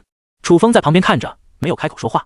他虽然跟这群人相处的时间不长，但大概可以感受到，调查兵团的所有人都是把战友当兄弟、当亲人那样看待的。这里的人不会管你的过去，只要你来了，他们就会发自真心的接纳你。无论你的过去多么肮脏，只要加入了调查兵团，就有了尊严，而这些尊严是战友们给的。砰！方舟总控制室的大门被一股狠劲打开，所有的灵能者，包括金川空都回过头来，只见浑身被死死绑住的玉山被丢到了众人的面前，而在后面跟着一脸面无表情的团长以及双手抱胸的陈。这是怎么回事？织田绫奈看了看团长的神色，又看了看突然出现在这里的楚风，露出了疑惑的神情。金川空回头看了妖魔检测指数一眼，发现指数已经降低到 2.0 以下，说明史诗级妖魔已经被解决了。方平等人也露出了凝重的神色，他们很少见团长的情绪会像今天这么失控。团长沉声道：“他是传说级妖魔。”话音落下，整个控制室一片安静。团长接着解释道：“传说级妖魔是以人类的形态显现而出的，他安插在我们的身边是在伺机而动，找机会将我们解决了。”陈因为身上有邪神的力量残留，所以感应到了玉山身上的气息有问题，所以提前将事情告诉我了，并且故意离开，给了玉山能够动手的空间。果不其然，陈的空间能力能够将破坏转移出去，所以玉山一定要等待陈离开后才会找机会破坏方舟。在玉山开始行动的时候，我就联系陈，让他回来，一起去阻止这件事情，并成功抓住了玉山的真面目。团长转过头去，现在你还有什么可说的？玉山的眼眸半睁开着，似乎夹杂着一些雾气。我的生命是那位大人给的，我不能违抗他的命令，这是我的生命，虽然没有任何价值，但我是意识那位大人给的。玉山闭上了眼睛，他的身上突然产生了一股极其恐怖的波动。金川空脸色一变，他回头一看，只见妖魔检测数值瞬间飙升至3000。糟了！一道亮如白昼的光芒忽然笼罩了整个方舟，众人被这无尽的白光照得简直要睁不开眼睛。下一秒，这白光直接化为了璀璨的爆炸，漫天的星光汇聚成最绚丽的火焰，跟着这毫无意义的生命一起奔赴虚无。轰！一阵爆炸声响起，调查兵团的众人看着玉山消失的位置，一阵沉默。在他自爆的那一瞬间，楚风瞬间撕裂了空间，将这爆炸转移到很远的地方。所有人都逃过了一劫。如果没有陈的空间系灵能，那么在场所有的灵能者，包括附近的作战单位，都会被这白光吞没。楚风的瞳孔当中闪过一丝金色的光芒，他的脑海里多出了许多画面。在玉山自爆的那一瞬间，楚风开启了至尊重瞳，想要看他的身上还有什么秘密，以及有没有关于其他传说级妖魔的情报。虽然只是短短的几秒，但那些画面却在他的脑海之中盘旋，挥之不去。小玉，来一起玩吧。碧蓝的天空之下，小玉山坐在灵能学院门口的秋千上晃啊晃，白嫩的小腿来回摆荡，他低着头看着双腿发呆。旁边几个小朋友跑了过来，一边喊着一边朝小玉山挥手。小玉山歪着脑袋，有点不敢相信的指着自己的鼻子：“我吗？一起玩吧。”“好呀。”小玉山开心的笑了。“我们玩什么呀？”“这个游戏叫做打妖魔。”一个男孩子掏出了手里的玩具枪，嘿嘿笑道：“我从家里偷偷摸过来的，斩妖子弹，只会对妖魔产生实质性伤害，但打人不会有事，但有一点痛。”“秋生，你连这种玩意都带来了？”一个稍微年长，年龄10岁左右的男孩子看着对方带过来的手枪和子弹，一阵惊讶：“我从我爸的房间里偷偷取出来的，嘿嘿，就在这里玩吧。”小玉山忽然露出了犹豫的神情：“那个，我就算了吧。”其他小朋友纷纷扭过头去，诧异的看着他：“小玉，我们不是朋友吗？”一个小男孩闷闷地道。玉山愣了愣，随后点头：“你不跟我们玩，那可就不是朋友了。”小男孩露出了不高兴的神情：“好，我跟你们玩。”小玉山急忙跑了过去：“这才是我们要的小玉山吗？”众人哈哈大笑了起来。那个男孩子拿出了一个指针盘，嘿嘿的笑着：“规则很简单，指针指到谁，谁就是妖魔。妖魔有10分钟的逃跑时间，这个时间内我们是不能动的。等时间过了之后，我们就去找妖魔。找到了，子弹打中，那么妖魔失败，我们胜利。如果在半个小时，我们找不到妖魔，那么妖魔就赢了。明白了规则，众人点头。小男孩将指针放在地上，转动了起来。指针晃了晃，原本是指向别的地方，但在指针即将停下来的时候，似乎受到了什么引力，又拐了个弯，指向了小玉山。众人纷纷看着玉山。小男孩大大咧咧地道：“阿烈，你中奖了呀，小玉山。算了，念在你是个女孩子的份上，我们多给你5分钟的逃跑时间吧。记得藏好喽，别被我们找到了。”小玉山急急忙忙地点了点头，随后不要命似的逃跑了。他知道自己是妖魔，这子弹对他是有效的。怎么办？该跑到哪里去？小玉山回想了一下，最后十分无奈，只好躲到了教职员工的女厕所里去。他蹲在最后一个角落，从怀里掏出一块表，祈求游戏快点过去。时间1分1秒的度过，10分钟、15分钟、20分钟、25分钟，还差1分钟，半个小时就过去了。小玉山长呼一口气，游戏应该就要结束了吧？他从厕所里站了起来，因为蹲得很久，所以脚还有点麻。他准备打开厕所门出去宣告胜利的时候，忽然抬头看见了厕所门上出现了一张脸，那张脸带着坏坏的笑容，他的手里还拿着一把枪。小玉山顿时吓坏了，连忙举起手，就只剩下1分钟。小男孩笑道：“不好意思啊，小玉山，躲进女厕所里是破坏游戏规则的，但是我们还是赢了。”砰！一道枪声响起，男孩愣住了，他呆滞着看着眼前的画面。小玉山用那稚嫩的手臂挡住子弹的那个地方，冒出了一团团的黑气。他的老爹是调查兵团的星号作战人员，曾经教育他说，这枚子弹打在妖魔的身上时会发出一团黑气，因为子弹蕴含着圣洁的净化之力，能够除掉妖魔。随着那团黑气涌现而出，小玉山的手臂虽然出现了一个窟窿，但是很快又愈合了。这种级别的子弹对传说级妖魔怎么可能产生作用？小玉山看了看自己的手臂，然后抬起头来，他看见那男孩面色苍白，倒在了地上，不断退后，最后靠在了墙壁上，一脸惊恐地看着自己。你是妖魔？举起手枪，砰砰砰，几发子弹持续打出，全部命中小玉山的心脏。毕竟是调查兵团战士的儿子，从小经过训练，枪法很准。然而小玉山的身上只是出现了一团团黑气，接着又复原了。男孩打光了枪里的子弹，却对玉山没半点效果，惊恐至极，爬起身来，疯了似的准备往外跑。他刚爬起来，就一头撞到了一个少年的身上。他吃疼地退后了一步，抬起头来，看到面前的少年有着一头的白发，而在那白发之下，还有一双妖异的眼睛，焕发出诡异的光泽。下一秒，男孩忽然感觉自己失去了意识，倒在了地上。跟我来吧，白发少年淡淡道，语气就像是家长抓住了一个正在犯错的孩子。小玉山低着脑袋跟少年走了回去。当那个男孩醒来之后，挠了挠头发，发生什么事了？一个狭小的舱室之中，白发少年坐在椅子上，轻轻地喝了一口茶，扫了一眼旁边站着的小玉山，他淡淡开口道：“你以为你跟他们是同类？”小玉山低头。白发少年继续道：“放弃幻想吧，你是妖魔，是人类的死敌，他们根本就没兴趣与你为友。如果被他们发现你的真实面目，就算他们跟你的关系再好，也会毫不犹豫地杀了你。”他站起身来，凑到了小玉山的耳边，轻声道：“你的一切价值都是那位大人给的，那位大人要毁灭了所有的人类，你的意义就是毁灭所有的人类。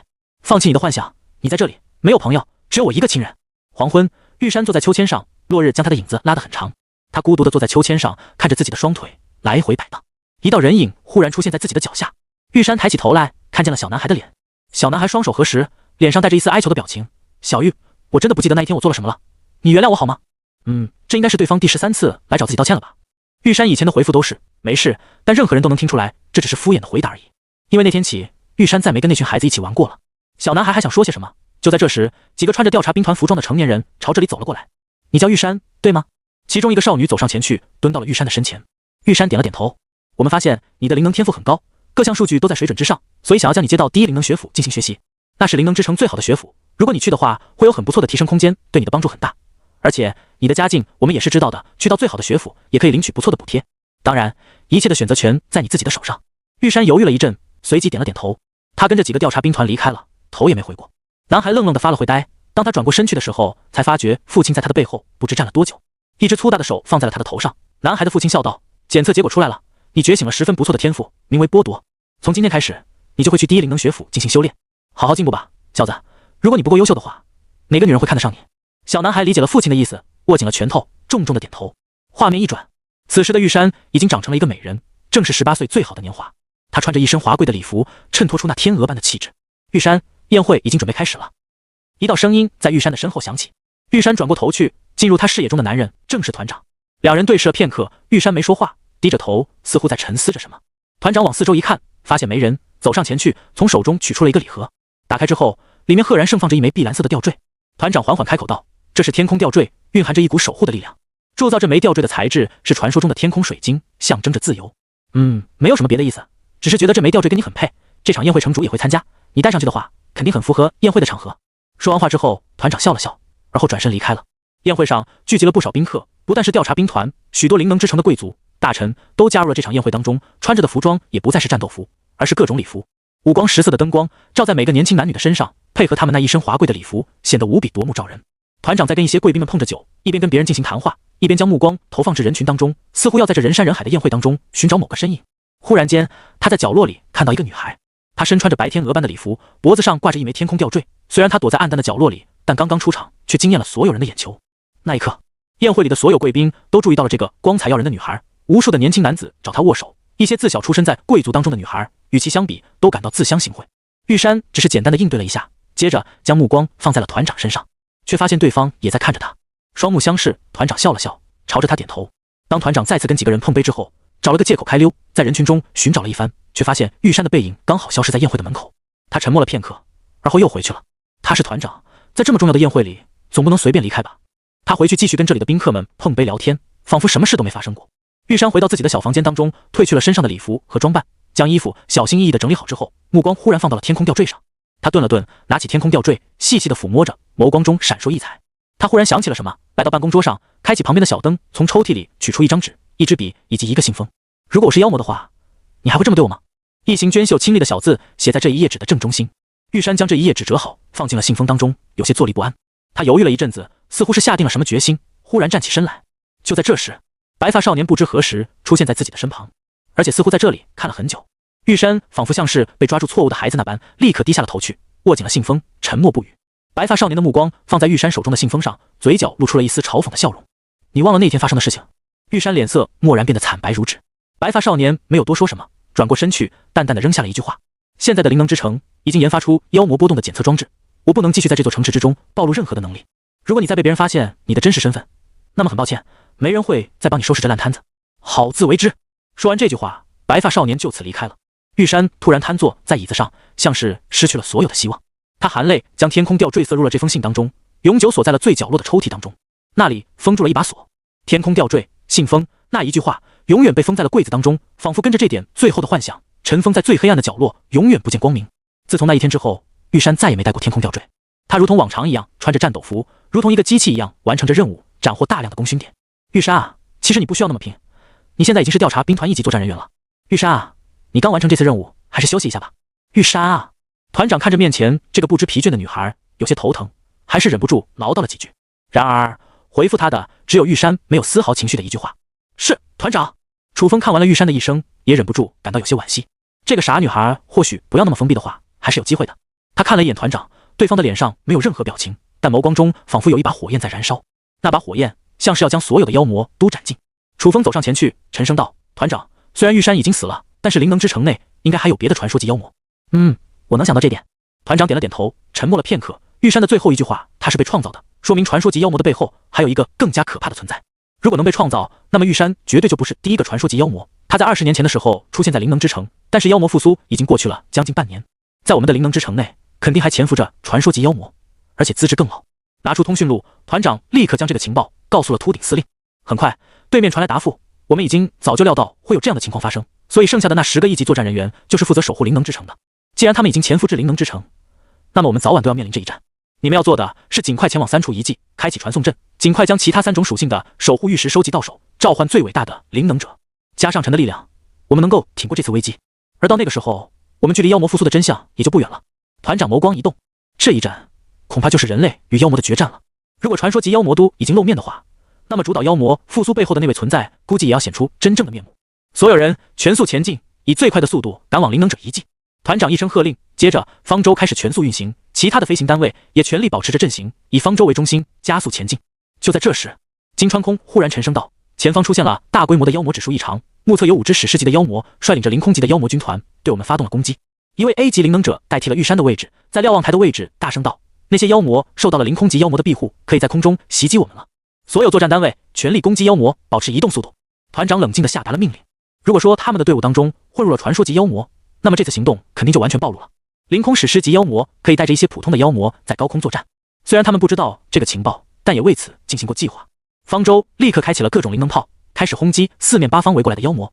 突然间，一股可怕的气息从前方出现，史诗级妖魔。那妖魔的影子宛如遮天蔽日那般，化为了阴影，朝着方舟席卷而来。团长，5只史诗级妖魔同时对方舟发动进攻，我们要不要启动毁灭炮？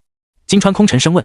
可是这样的话，我们接下来的灵能不一定能坚持下去，而且这么早使用毁灭炮也会影响接下来的行动。织田绫奈提了提眼镜，补充了一句。团长思考了片刻，忽然听到旁边传来楚风淡淡的一句话：不需要那么麻烦，我去解决了他们。还莫等团长回应，楚风就一步撕开空间裂缝，瞬间移动到史诗级妖魔的面前。灵能之城某个黑暗的房间当中，白发少年睁开了眼睛，玉山竟然死了。旁边一道黑影化为了幕布，发出了冰冷的声音：现在怎么办？行动还要继续吗？当然。白发少年点了点头，虽然玉山没有把他们解决掉，但是现在那群人都在外面，有我们准备的妖魔大礼包，他们一时间也回不来。你去将所有的城防军都解决了，我去打开那扇门。黑影怪笑一声，好脸，终于等到这一天了。说罢，房间内的阴影立刻朝着门外退去。白发少年注视着对方离开的影子，冷笑一声，真蠢。他随手往地上一挥，一口巨大的黑洞顿时出现在他的脚下。等待片刻，黑洞当中忽然涌现出各种各样的妖魔，化为黑影，朝着灵能之城冲了过去。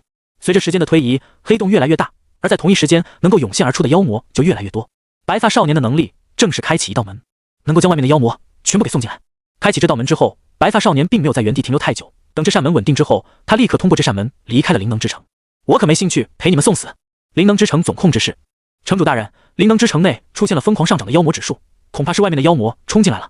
一位灵能者带着颤抖的声音在控制中心回报道。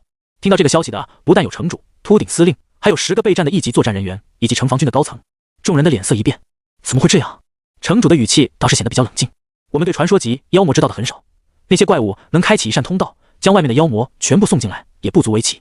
在场所有的士兵立刻去妖魔指数最高的位置，拉开防御战线，进行反击。虽然这些妖魔攻入了我们的灵能之城，但我们灵能者为对抗妖魔训练了那么多年，也不是对这种局面一点办法都没有。我们需要死守，只要手到调查兵团带回3种守护玉石，我们将最伟大的灵能者召唤出来，就可以成功阻止妖魔的进攻。是。各个作战单位得到了命令，立刻根据原来的方案开始展开防御战线。就在这时，一道带着惶恐的声音突然从外面传来：城防军好像被妖魔控制了，他们竟然在对我们展开进攻。轰！话音刚落，外面就传来了一阵爆炸的声音，妖气滚滚，雷电闪耀，眼前的虚空蓦然裂开了一条缝隙。楚风一脚从空间缝隙中跨出，他的双眸之中闪过一丝猩红的光芒。你是第一个。前方的凌空史诗级妖魔，体型宛如一架方舟，遮天蔽日，在其旁边还有无数的小妖魔。那些妖魔在妖气的庇护下，可以在高空飞行。当楚风来到这里，史诗级妖魔似乎感受到巨大的危险，立刻控制着小妖魔朝着楚风扑杀而去。眨眼间，密密麻麻的妖魔军团全部向着楚风涌上前去，这阵势宛如海啸般席卷而来。楚风看都没看这些妖魔一眼，一步跨出，再一次撕裂了空间。下一秒，他的身影来到了史诗级妖魔的上空。史诗级妖魔的身上出现了一股强大的妖气，似乎要反抗。然而，楚风立刻用邪神之瞳控制了史诗级的妖魔。接着他随后一挥，脚下的虚空顿时出现了无数的裂缝，随着一阵阵黑气缭绕，史诗级妖魔瞬间被无数的空间裂缝撕成了无数块。周围的小妖魔本想朝着楚风继续扑杀而来，但是失去了妖气的庇护后，这些妖魔瞬间从高空中掉落了下去。原来如此，这些妖魔能在高空活动，是受到了史诗级妖魔的庇护。只要斩杀史诗级的妖魔，那么妖魔军团的进攻就不攻自破了。楚风再次一脚跨出，来到了第2只史诗级妖魔的上空。同样的方法，史诗级妖魔甚至在楚风的面前都扛不住1秒，就瞬间被击杀了。有了邪神之瞳的控制力，再加上 A 加级灵能的力量，秒杀史诗级的妖魔，甚至比圣者还要轻松。过了1分钟，所有的史诗级妖魔全部被楚风干掉了。方舟之上，站在瞭望台观测的 A 级灵能者突然惊呼一声：“团长，你快看，那些妖魔全部都掉落下去了！”团长立刻来到了瞭望台，只见周围的妖魔都从高空中掉落了下去。原本这些妖魔的身上有着一股强大无比的妖气，但在楚风离开没多久之后，这些妖气却从普通妖魔的身上消失。金川空看了一眼妖魔波动检测仪的数值，原本这数值高的可怕，现在却一下子降低到安全状态。难道说，就在众人猜测的时候，突然间一道裂缝从方舟之上出现。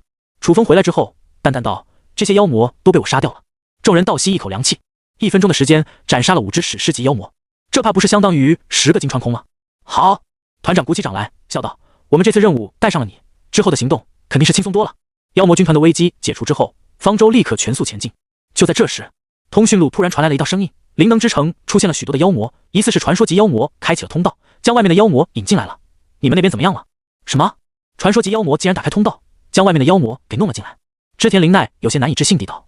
众人的面色也都十分不好看。灵能之城虽然能通过防护罩抵挡外面的妖魔入侵，而且因为建立在最高的雪山之上，普通的妖魔也不可能形成源源不断的军团，夜夜不休的进攻灵能之城。但是如果从外面打开一个传送通道，那可就不好说了。所有的妖魔瞬间涌入灵能之城，杀都杀不完，这个时候是很麻烦的。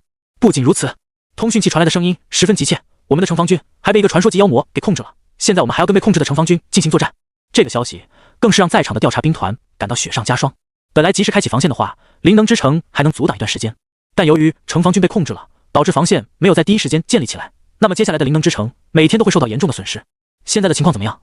被控制的城防军先是被我们的一级作战人员阻止下来了，现在其他的调查兵团以及没有被控制的城防军正在尽快建立防线，但是依旧有不少妖魔冲破了防线，正在屠杀没有能力的普通人，每分钟都有不少人在死去。你们必须尽快赶到灵能者遗迹，开启双向传送阵，先支援我们将防线建立起来。关闭通讯录后，团长的神色显得有些不好看，他的目光忽然放到了楚风的身上。陈，你现在的灵能情况怎么样？刚才的战斗消耗的灵能多不多？楚风回答道，不多，消耗了1/10左右，现在的我正在恢复。团长看了一眼地图，从这里到下一个灵能者遗迹还要500公里的距离，方舟需要前进1个小时，你能否先用空间传送将我先送到那里？我们先到那里后开启传送阵，而后我回去支援。整个灵能之城应该只有我的剥夺灵能才能对付传说级的妖魔。楚风点了点头，可以。他对空间的感悟力量达到了很深的层次，如果仅仅只是撕破空间进行移动的话，消耗的灵能并不算很多。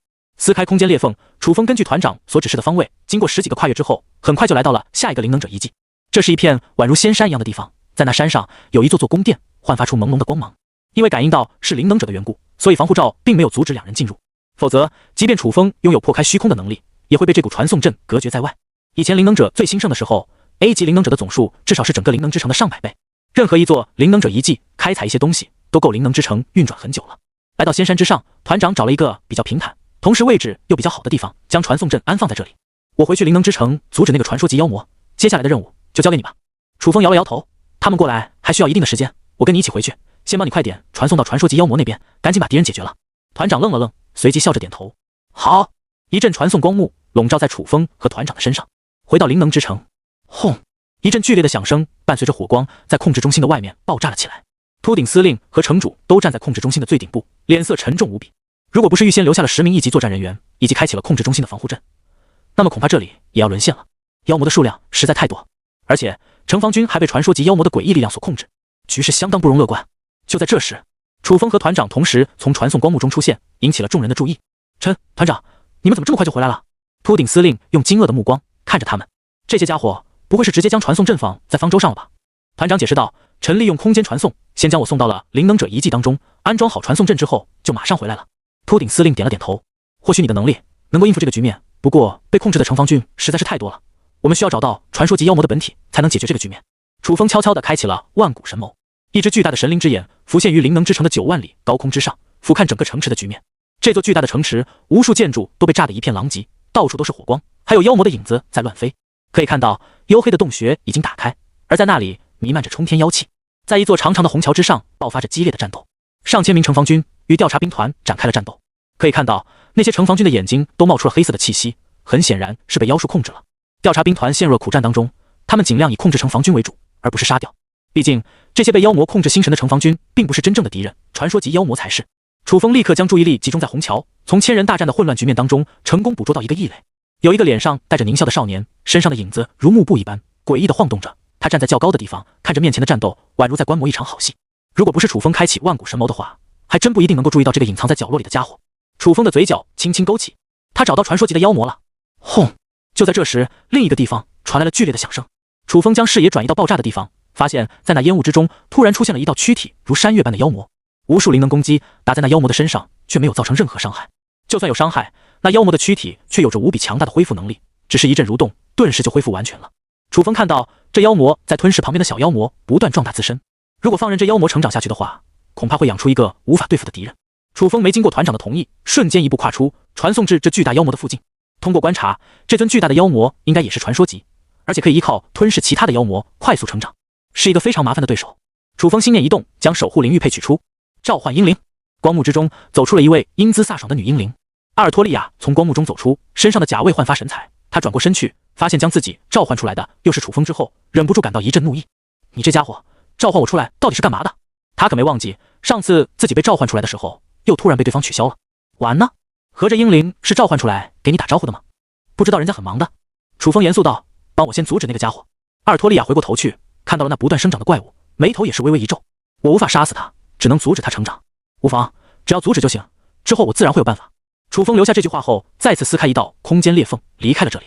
阿尔托利亚眸光闪烁了一下，接着扭头注视着传说级妖魔。一道剑光从他的手中挥斩而出，化作了数百丈的剑芒，直接将传说级妖魔砍退了几步。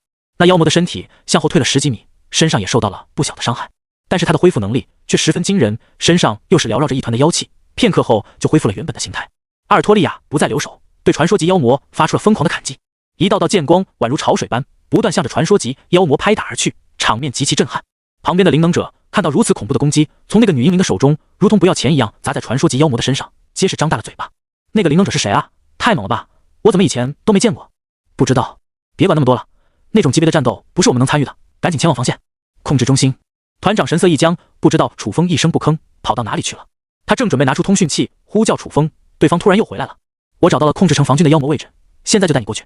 楚风撕开了一道空间裂缝，你的剥夺只要命中了那个妖魔，应该就能夺走对方的能力，没错吧？团长微微一惊，他完全没想到楚风这一去一回竟然就将传说级妖魔的位置给锁定了，这也太强悍了吧！可以，团长点了点头。他的剥夺虽然攻击距离很短，但是有着一击致命的作用，配合楚风的空间系能力，简直是化身为完美的刺客组合。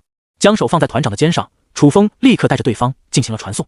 虹桥之上，黑影戏谑地看着灵能者互相残杀的画面，感到十分有趣。战争最有意思的莫过于用对方的士兵杀死对方的士兵，这才是最高的战损比。他的脸上还带着笑意，突然间一把刀捅入了他的胸口当中，黑影的笑容消失了。他扭过头去，看见了眼神中充满杀意的团长。死！一声暴喝，团长手中的白色刀刃化为了一条长长的光柱，贯穿了黑影的身体。黑影顿时如同被融化了一样，瘫在地上，变成了一滩的黑水。楚风的眼中闪过了一丝金色的光芒。片刻后，关于黑影的信息以及相关传说级妖魔的情报，立刻通过命运的画面被他所知晓。一共有4个传说级妖魔，除了玉山、黑影以及那个杀不死的大个子之外，还有一个白发少年，他似乎才是主导这一切的最强传说级妖魔。命运的画面当中，黑影总是在一个小房间内跟白发少年进行对话。虽然他们的计谋到了现在已经十分明了，就是潜伏在灵能之城，而后寻找破坏的契机。然而，楚风却感觉白发少年似乎隐藏了什么东西，他就算是跟其他的传说级妖魔，也隐藏了不少的事情。再者，传说级妖魔是可以创造的，而且创造出来的时间顺序也有所不同。很明显，白发少年比玉山要早出现，那么白发少年肯定知道更多的东西，甚至他在利用其他的传说级妖魔来为自己谋利。楚风心念一动，忽然感觉自己好像可以在命运的画面当中对白发少年发动至尊重瞳。下一秒，眼前的画面又发生了变化。白发少年在打开了通道，将外面的妖魔放进来后，通过这个通道直接来到了外面的荒原。而在前方有一个祭祀台，焕发着朦胧的光辉。白发少年跪在那祭祀台上，在默念着某种咒语，似乎在祈祷。画面到这里就结束了。没想到我的至尊重瞳又多了一项新的能力，可以在命运的画面当中对出现的人物再次发动至尊重瞳。那不是可以无限发动至尊重瞳，无限套娃？当然，观看白发少年的命运时，楚风消耗的瞳力就更高了，说明这不是可以无限使用的。楚风心念一动，先抓着团长，立刻传送至另一个传说级妖魔的附近。那时，团长刚从空间裂缝中走出来，就看见了阿尔托利亚跟不死妖魔进行对战的那一幕。楚风沉声道：“这妖魔能够吸取其他妖魔来壮大自身，或许只有你的能力才能对付他。”团长点了点头，而后跟着阿尔托利亚杀了进去。阿尔托利亚扭头一看，发现团长的手中凝聚了一把白色的锋刃，目光微微一动，没有阻止对方上前。他看得出团长手中凝聚的白刀能够对付眼前的不死妖魔。果不其然，当团长用白刀切割不死妖魔的时候，对方的口中立刻发出了尖锐的叫声，而被切割的地方也无法复原。虽然没能跟杀死黑影一样直接让对方毙命，但能够阻止他恢复，只需要时间就能完成击杀。楚风原本想要过去帮忙，就在这时，他的通讯器突然响了起来。臣，我们已经到达传送地点了，已经采集到一块守护玉石，现在要出发去下一个地点，你尽快过来。楚风心神微动，眼前的局面有阿尔托利亚和团长应付，应该是足够了。至于那白发少年，妖魔洞穴只能允许半灵体进出，自己是无法通过那个通道前往荒原去找白发少年的麻烦，所以第4只传说级妖魔只能先放下。调查兵团还需要自己的帮助，才能解决路上的妖魔。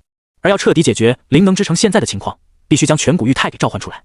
跟自己不同，全古玉泰是真正的圣级灵能者，或许将他召唤出来之后，才有办法解决眼前的局面。而且，楚风专门去阅读过全古玉泰的资料，他的灵能属性是封印，因此才能对邪神造成那么大的威胁。邪神是某种规则，也是杀不死的存在，任何灵能都难以对邪神以及邪神规则下创造出来的邪恶产物造成伤害。但是全古玉泰的封印却能将这些邪神彻底封印住，那就跟消灭没什么区别了。因此，全古玉泰的灵能属性就像是专门为消灭邪神而创造出来的一样，同时他的灵能天赋高到离谱，对付其他的灵能者也很强。团长的剥夺有着很大的局限性，就是需要靠近对手，但是全古玉泰则不用，从这一点他的上限就高出太多。楚风撕裂虚空，返回传送阵，通过传送再次来到了灵能者遗迹。方舟悬浮在上空，几个一级作战人员跟在金川空的背后，等待楚风的到来。前往另外2处灵能者遗迹，还需要对付不少的史诗级妖魔，如果没有楚风的话，会多花费很多的时间。等到楚风来了之后，金川空立刻下达了命令，所有人迅速就位，准备行动。有了楚风护航，接下来的行程可就轻松多了。前往下一处遗迹，途中一共遇到了7只史诗级妖魔的进攻，比上次的路线遭遇的攻击要更加猛烈。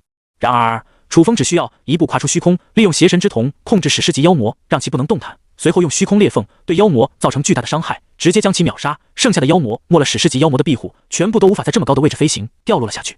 只需要解决史诗级妖魔，那么问题就小很多了。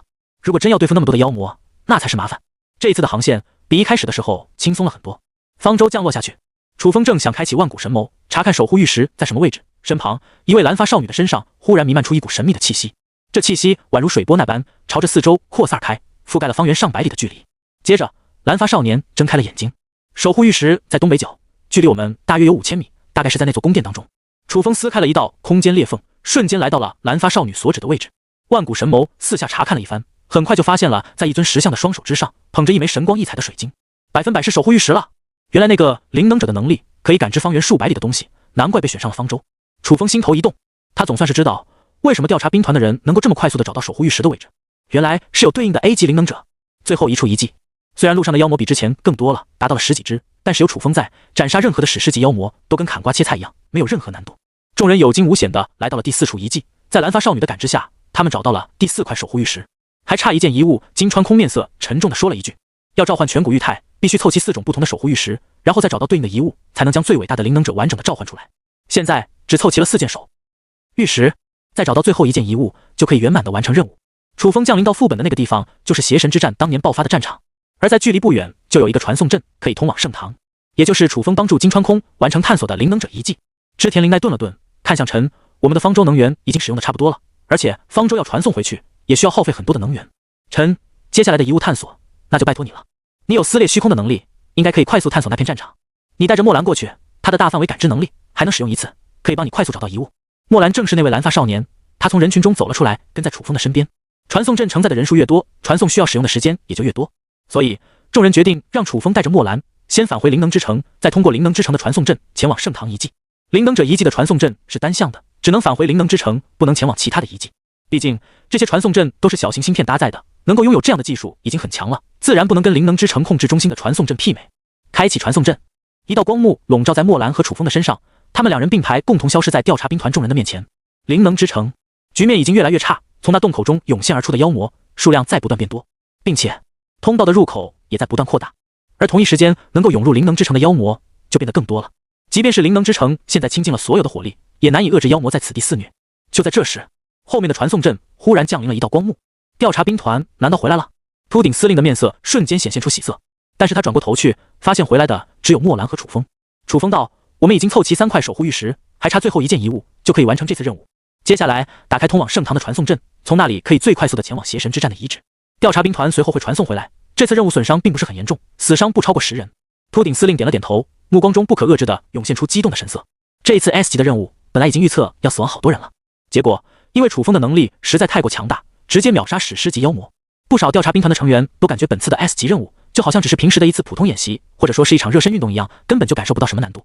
妖魔在大肆进攻而来的时候还能感到一些压力，但是敌方军团还没发动最强力的进攻，就被楚风彻底的解决了。有大佬带的感觉，就是爽啊！一道光幕笼罩了楚风和墨兰，他们的身影很快出现在距离灵能之城足足有几千公里的圣堂遗迹当中。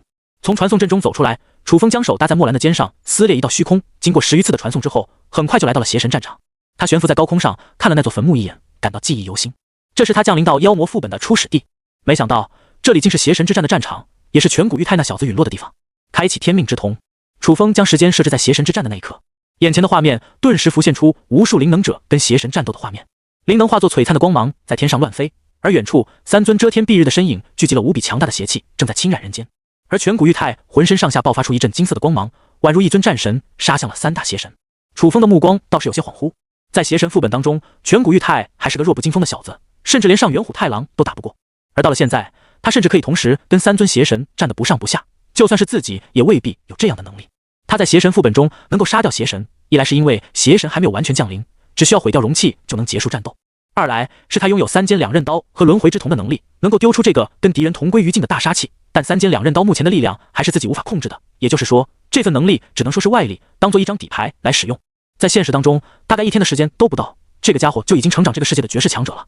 地面上一道水波般的巨大涟漪朝着四周扩散而去。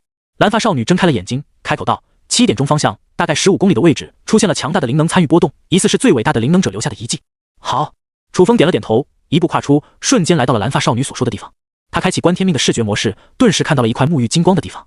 走过去，脚下是一片坍塌的建筑，用手拨开，只见在一块大石头下压着一片破损的布料，那是灵能之城的战斗服，而且是100年前的款式。不愧是灵能之城出产的战斗服，质量就是好。楚风赞叹了一句，要是换做普通的战斗服，早就承受不住这么恐怖的力量，可能连遗物都不会留下了。楚风刚准备回去，突然眉头微微一皱，他看到眼前有一道漆黑的痕迹，仿佛流向了某个地方。对了，邪神之战并不是最终的胜利，城主跟我说过，后面还有一场剿灭邪神教徒的行动，但是那些邪神教徒却跟着陈的哥哥一起消失了，谁也不知道那一天到底发生了什么。楚风心念一动，一步跨出，准备去探索当年的真相。他拥有天命之瞳，可以回溯历史发生的事情。从空间裂缝中跨出，眼前出现了一片巨大的祭坛，上面有斑斑血迹残留，充斥着阴邪的气息。这里应该就是当年邪神教徒的总部了。寰宇回溯之术，楚风的双眼闪过一道银芒，他要看看当年邪神之战的最后到底发生了什么事情。眼前的画面开始回溯出当年的真相。邪神之战的时候，在这处祭坛，几十名核心的邪神教徒慌慌张张地带上了典籍，准备逃跑。就在这时，一个长得跟陈很像的少年冲到此处，所有的邪神教徒几乎是同时发动了邪术，各种阴邪的气息朝着那少年吞没而去。少年显然是没想到这里还有埋伏，他咬了咬牙，直接将自己化为了巨大的黑洞。几乎是在一瞬间的时间，所有的邪神教徒，包括这里的典籍、饲养的邪神子嗣以及各种的阴邪气息都被吞噬了。一股强大的邪神气息跟灵能发生了剧烈的碰撞，而后这股力量忽然融合在一起，变成了一股混乱不已的力量。接着，一双妖异的眼睛浮现于天空之中，这难道就是这个世界的天瞳？楚风心中闪过一丝疑惑，但是这天瞳似乎并不属于任何人，而是变成了一种规则。楚风试着将寰宇回溯之术调到当年邪神复苏的时候，果不其然，那双眼睛睁开之后，大地上的所有人都开始变为妖魔，而那双妖异的眼睛似乎可以将人世间所有的恶都转化为妖魔的形态。原来如此，妖魔副本的天瞳并不是某个人持有，而是已经变成了这方天地的规则。陈的哥哥在临死前吞噬了所有的邪神之后，他体内强大的灵能跟邪神气息产生了融合，因为融合了这个世界最大的所以他也就变成了这个世界所有恶之集合。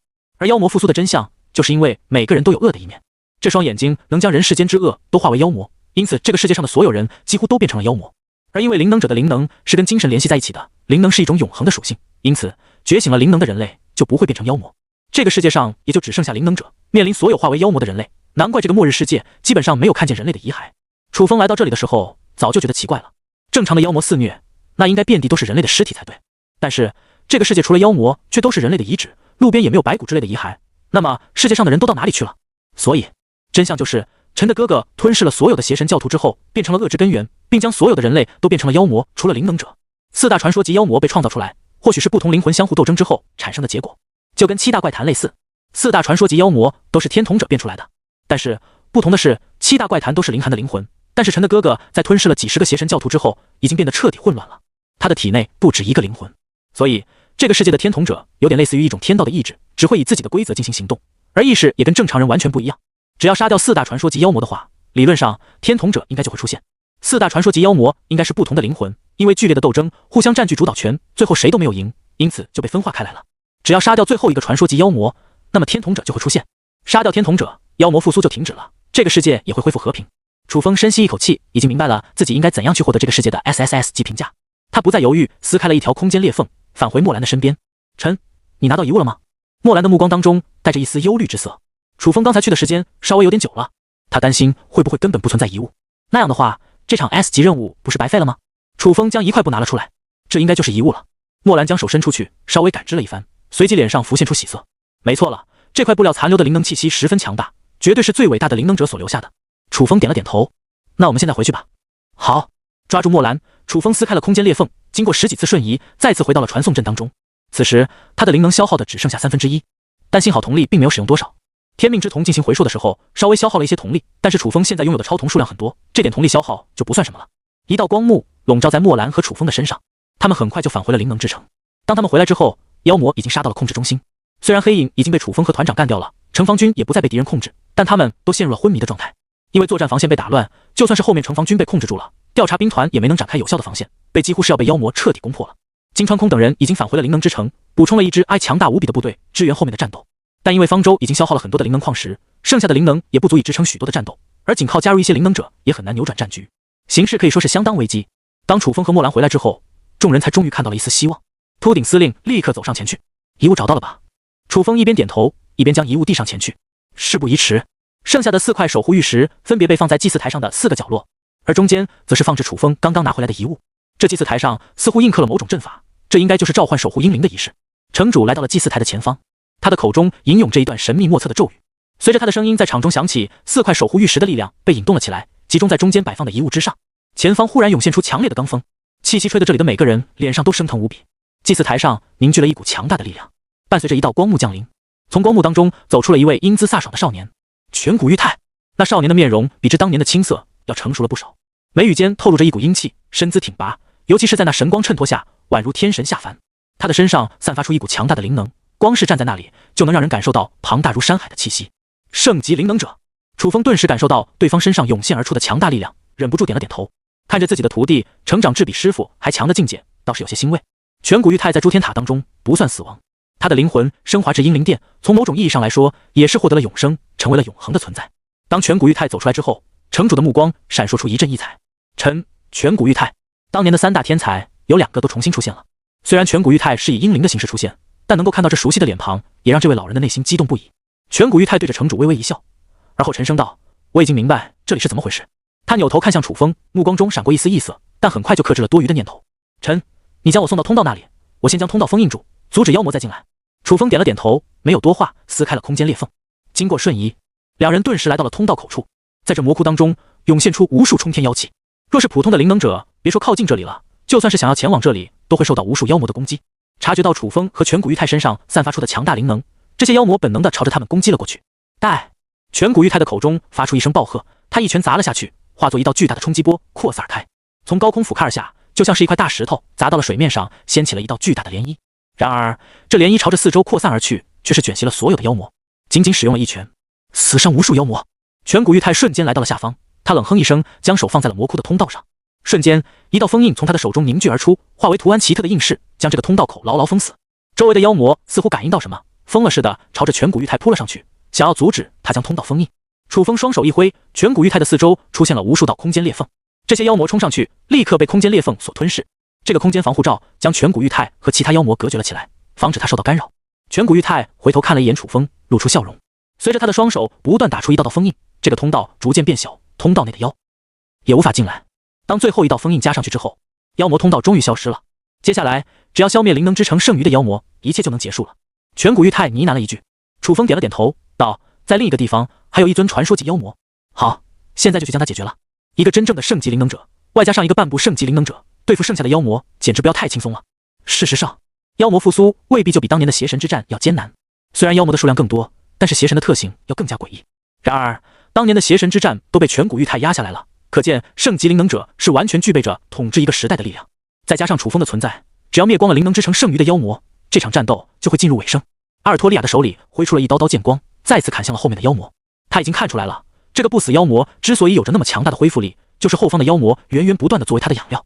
虽然团长的刀刃可以对不死妖魔造成永久性的伤害，但是他的刀刃实在是太过短小了，一层层切割起来，跟切蛋糕似的，都不知道砍到什么时候才能将不死妖魔的皮全部砍下来。阿尔托利亚也有些无奈，如果这个灵能者的刀能够跟自己的剑一样，能削平山岳，那么这不死妖魔早就被灭掉了。所以，团长的剥夺确实很强，能够达到 A 级灵能者的水准，但是也就止步于此了，肯定是没办法跟颧骨玉泰的灵能相媲美的。就在这时，虚空中走出了2道人影。这是阿尔托利亚扭过头去，看见颧骨玉泰后，脸上浮现出一股惊异之色。完整的守护英灵竟然也出现在了这里，那么阻止这个特异点应该就不是什么问题了。颧骨玉泰也察觉到阿尔托利亚，眼神中显然有些意外。他们似乎是认识的，不过考虑到这些英灵都已经晋升至英灵殿，那么彼此认识也不是什么奇怪的事情，甚至可能还会有交集。只是关于英灵的设定，楚风也只是在这次副本听过一些，具体到底是一个什么样的世界，他还不是很了解，没有多说什么。颧骨玉泰立刻俯冲向不死妖魔，给了他一拳。砰！地面上顿时出现一个巨大的深坑，原本还跟山岳一样的不死妖魔，瞬间被颧骨玉泰的一拳砸扁，变成了一块干巴巴的史莱姆，就跟水盆一样大小。再一脚踩下去，就像林寒一脚踩扁血水一样，这不死妖魔也被颧骨玉泰的一脚踩得灰都不剩下。四大传说级妖魔就只剩下命运画面中看见的那个白发少年了。只是他现在已经离开了灵能之城，不知去了哪里。剩下的收尾之战就显得轻松无比。2位英灵的力量加入了战斗，瞬间横扫了这一片区域的妖魔。金川空率领的调查兵团战士们感到压力小了许多，战意暴涨，杀妖魔杀得更加痛快了。城防军也在灵能者的治疗下恢复了神智，开始拿起武器，组成了一道有序的防线。经过了1天时间的战斗，所有的妖魔都被杀干净了，灵能之城恢复了一片和平。白发少年坐在祭坛之上，他微微睁开了眼睛，呢喃了一句：“果然，光靠这些杂鱼就想要毁灭人里，那是绝对不可能的。是时候加快进度了。”他坐下的祭坛爆发出一阵血色之光，这个世界上所有的妖气忽然向着他那边涌动而去。战斗结束，灵能之城虽然遭遇了巨大的损坏，但总算是度过了这一劫，死伤已经不忍去统计了。妖魔大量的涌入进来，灵能之城的许多居民和孩子都没能逃过这场灾难。但是这一战终究是以灵能之城的胜利告终。楚风的身旁，阿尔托利亚走到他的面前，微微躬身：“时间已经到了，我必须回去。这个世界的特异点还没有彻底解决，剩下的事情必须交给你们。”他看了全谷玉太一眼，身影缓缓换作光之粒子，消散成满天晨星，返回英灵殿。毕竟守护玉佩只能召唤阉割版的英灵，如果是完整版的阿尔托利亚过来，那说不定在全谷玉太被召唤出来之前，战斗就已经结束了。特异点这是什么意思啊？楚风扭头看向全谷玉太，如果没猜错的话，这应该是英灵才知道的信息，或许也是英灵殿堂存在的意义。全谷玉太顿了顿，回答道：“当一个世界的人理被破坏的时候，就会被视为特异点。你可以理解为这个世界应有的秩序和历史进程遭到了破坏，从而有毁灭的危机。这个时候，英灵就可以顺应时代的召唤而出现，修复特异点。因为英灵是跨越时空而存在的精神意志，所以只有当一个时空出现了特异点，也就是历史进程被干扰的时候，英灵才能出现。”楚风露出了若有所思的表情，他眉头微微一皱，问道：“万一特异点没有被消除的话，那会怎么办？这个世界会毁灭？”全谷玉太的神情充满着严肃。当这个世界的人理不复存在时，起点就会出现，吞噬这个世界，那么万物就不复存在了，连同着毁灭人理之恶都会被吞掉。被吞掉？起点通往的是什么地方？楚风也不算对各种名词一无所知。起点类似于虫洞，但它只是一个通道，只是这个通道几乎是无限大的，看似是吞掉了一个世界，其实只是将世界送往其他地方而已。根源。全谷玉太缓缓吐出一个名词，他解释道：“根源有很多种解释，但没有去过的人都无法理解根源到底是一种什么样的存在。据说那是一切的开始，也是一切的终焉。但不管怎么说，如果一个世界毁灭掉的话，那么就会重新回到根源当中。但是根源的力量是会影响其他东西的，如果根源内部存在的恶太过膨胀的话，或许会发生无法想象的灾难。”楚风心中隐隐有所猜测，根源或许跟地狱一样，也是诸天塔顶层的世界，目前已知的第90层就是地狱。英灵殿堂和根源很可能是90层以上的世界，而90层以上的高层世界或许对应的就是更高法则的世界，将诸天塔下层的世界连接在一起。楚风也看过一些小说，描写过大千世界、小千世界之类的设定，比如一个中千世界统领亿万小千世界，而一个大千世界又统领亿万中千世界。说不定诸天塔90层以上的副本世界就是更大的世界，能够将诸天塔低层的世界连接起来。那么如果修复了特异点，又会发生什么事情？楚风忽然又想起了全谷玉太刚才说过，特异点是被篡改的历史，那么可否视为妖魔复苏也是不该出现的历史，而是被扭曲的力量所歪曲的一条世界线？全谷玉太笑了起来：“你应该已经猜到答案了。如果特异点被解决掉的话，那么妖魔复苏的历史确实会修复，这一场灾难也不复存在。”但是全谷玉太又恢复了严肃的神色，接下来灵能之城还是会面对一场浩劫，只不过是由妖魔复苏变成了其他的事情。其他的事情？是的，灵能之城遭遇一场巨大的浩劫，是历史进程必然发生的事情，只是因为妖魔复苏改变了事情的经过，但是结果却不会改变。灵能之城外的人类不会变成妖魔，但是有可能会因为战争死伤惨重。虽然最终的过程或许变了，但是历史的整体趋势却不会就此改变。唯一不同的就是这个世界并不会因此而毁灭，因为特异点被修复了，人类也不会因此灭绝。楚风点了点头，这听上去自己并没有做无用功。至少特异点被修复之后，虽然灵能之城也会被毁灭一次，但结果是比现在要好一点。现在应该解决将特异点制造出来的那个存在了。全谷玉太的眼神忽然变得锋锐了起来，天空中忽然涌现出一股强大无比的妖气，而一双诡异的眼睛浮现于天上，俯瞰着大地。那双眼睛跟神灵之眼的冷漠不同，而是显得妖异无比。该死，怎么回事？我感觉我的身体无法动弹了，有一股意志正在侵入我们的大脑。身后许多的灵能者眼睛开始通红了起来，而他们的神情有些控制不住的扭曲了起来。是那双眼睛的力量。楚风的双眼微微一眯，他感觉到一种强大无比的瞳术笼罩了整个世界。这瞳术可是要强大的多，能够覆盖整个世界。这样的敌人恐怕要比前面几个副本的天瞳者强大的多。下一秒，这双眼睛忽然降落而下，似乎朝着地面的某个方向迅速降临。所有灵能者这才缓了口气，感觉压抑在他们胸口当中的那股力量消退了下去。但是这并不代表着危机解除了。全谷玉太一直保持着警戒的神色，在灵能之城遭遇毁灭危机的时候，他的神色都没有那么严肃过。可想而知，接下来要面对的敌人绝对不简单。来了！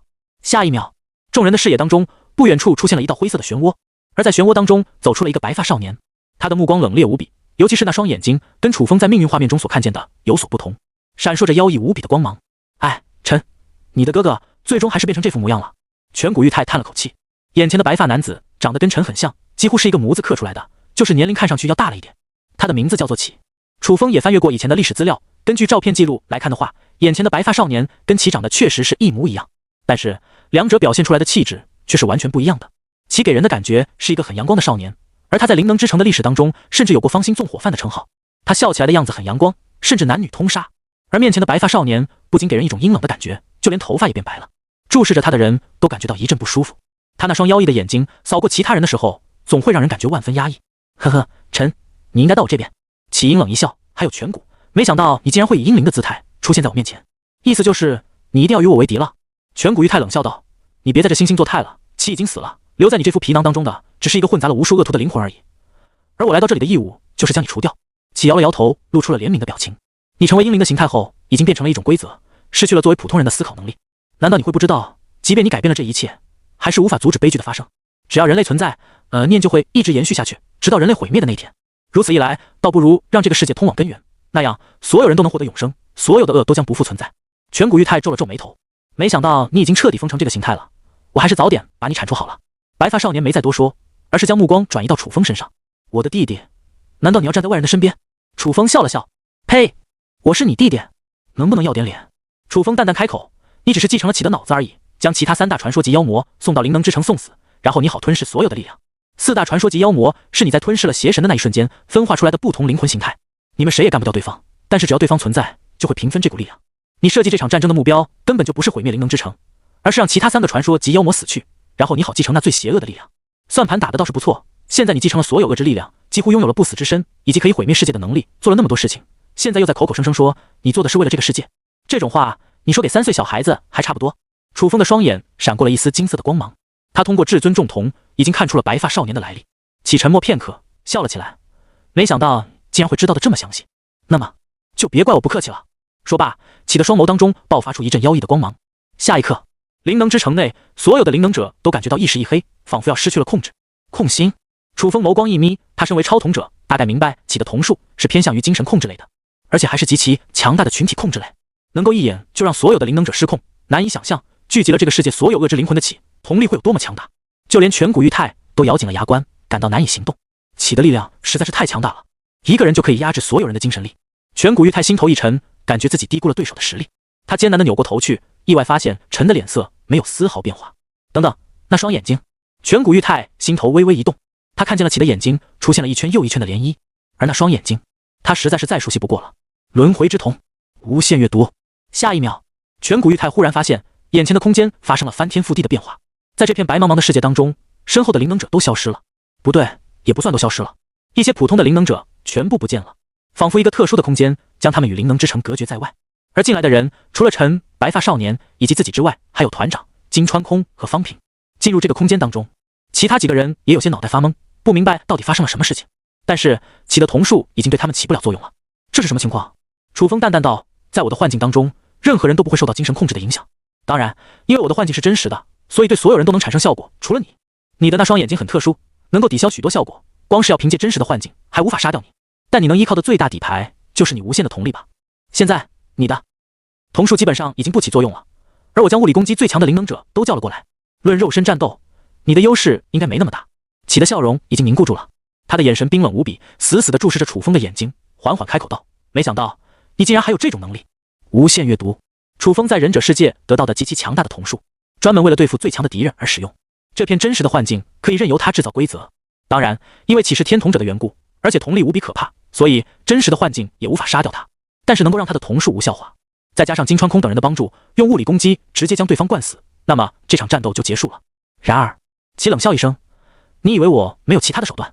话音刚落，他的身体突然无限的膨胀了起来，变成了一个无限生长的怪物。一声阴惨的笑声从那怪物的身体里发了出来。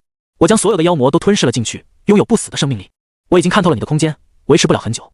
只要你们无法在限定时间杀掉我，就是你们的死期。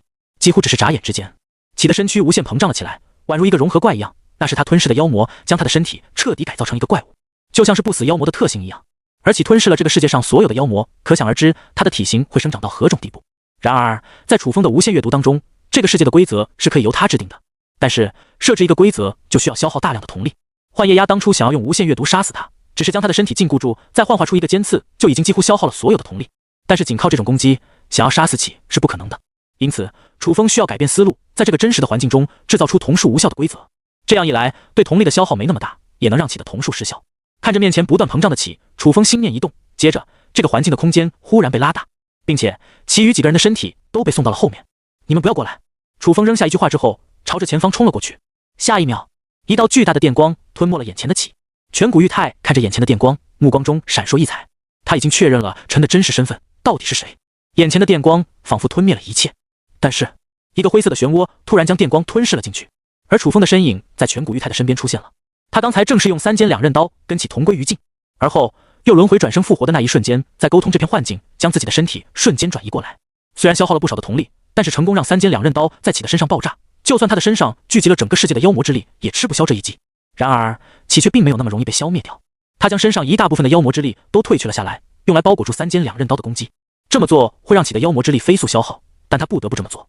起的神色已经一而再再而三的冰冷了起来，他完全想不到楚风竟然会有这么多的攻击手段。你到底是谁？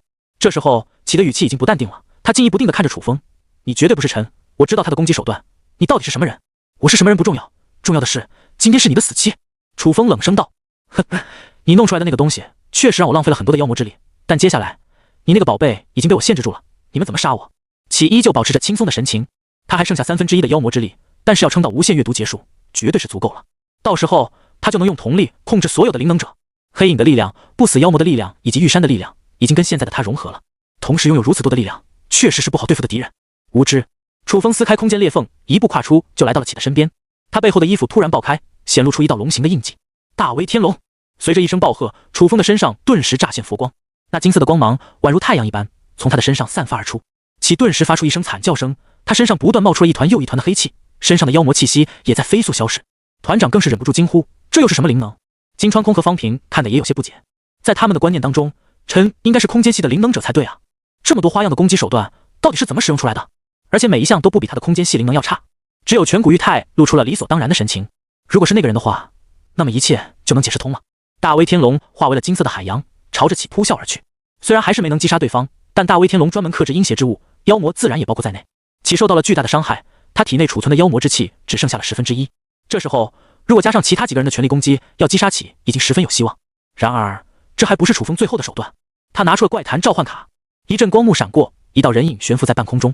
花子，他的手中拿着2把双刀，朝着起砍了过去。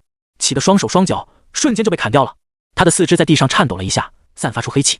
按照原本的情况，起就算受伤，凭借体内的妖魔之气也可以快速将这副身体复原，但是花子的刀造成的伤害是永远都无法复原的。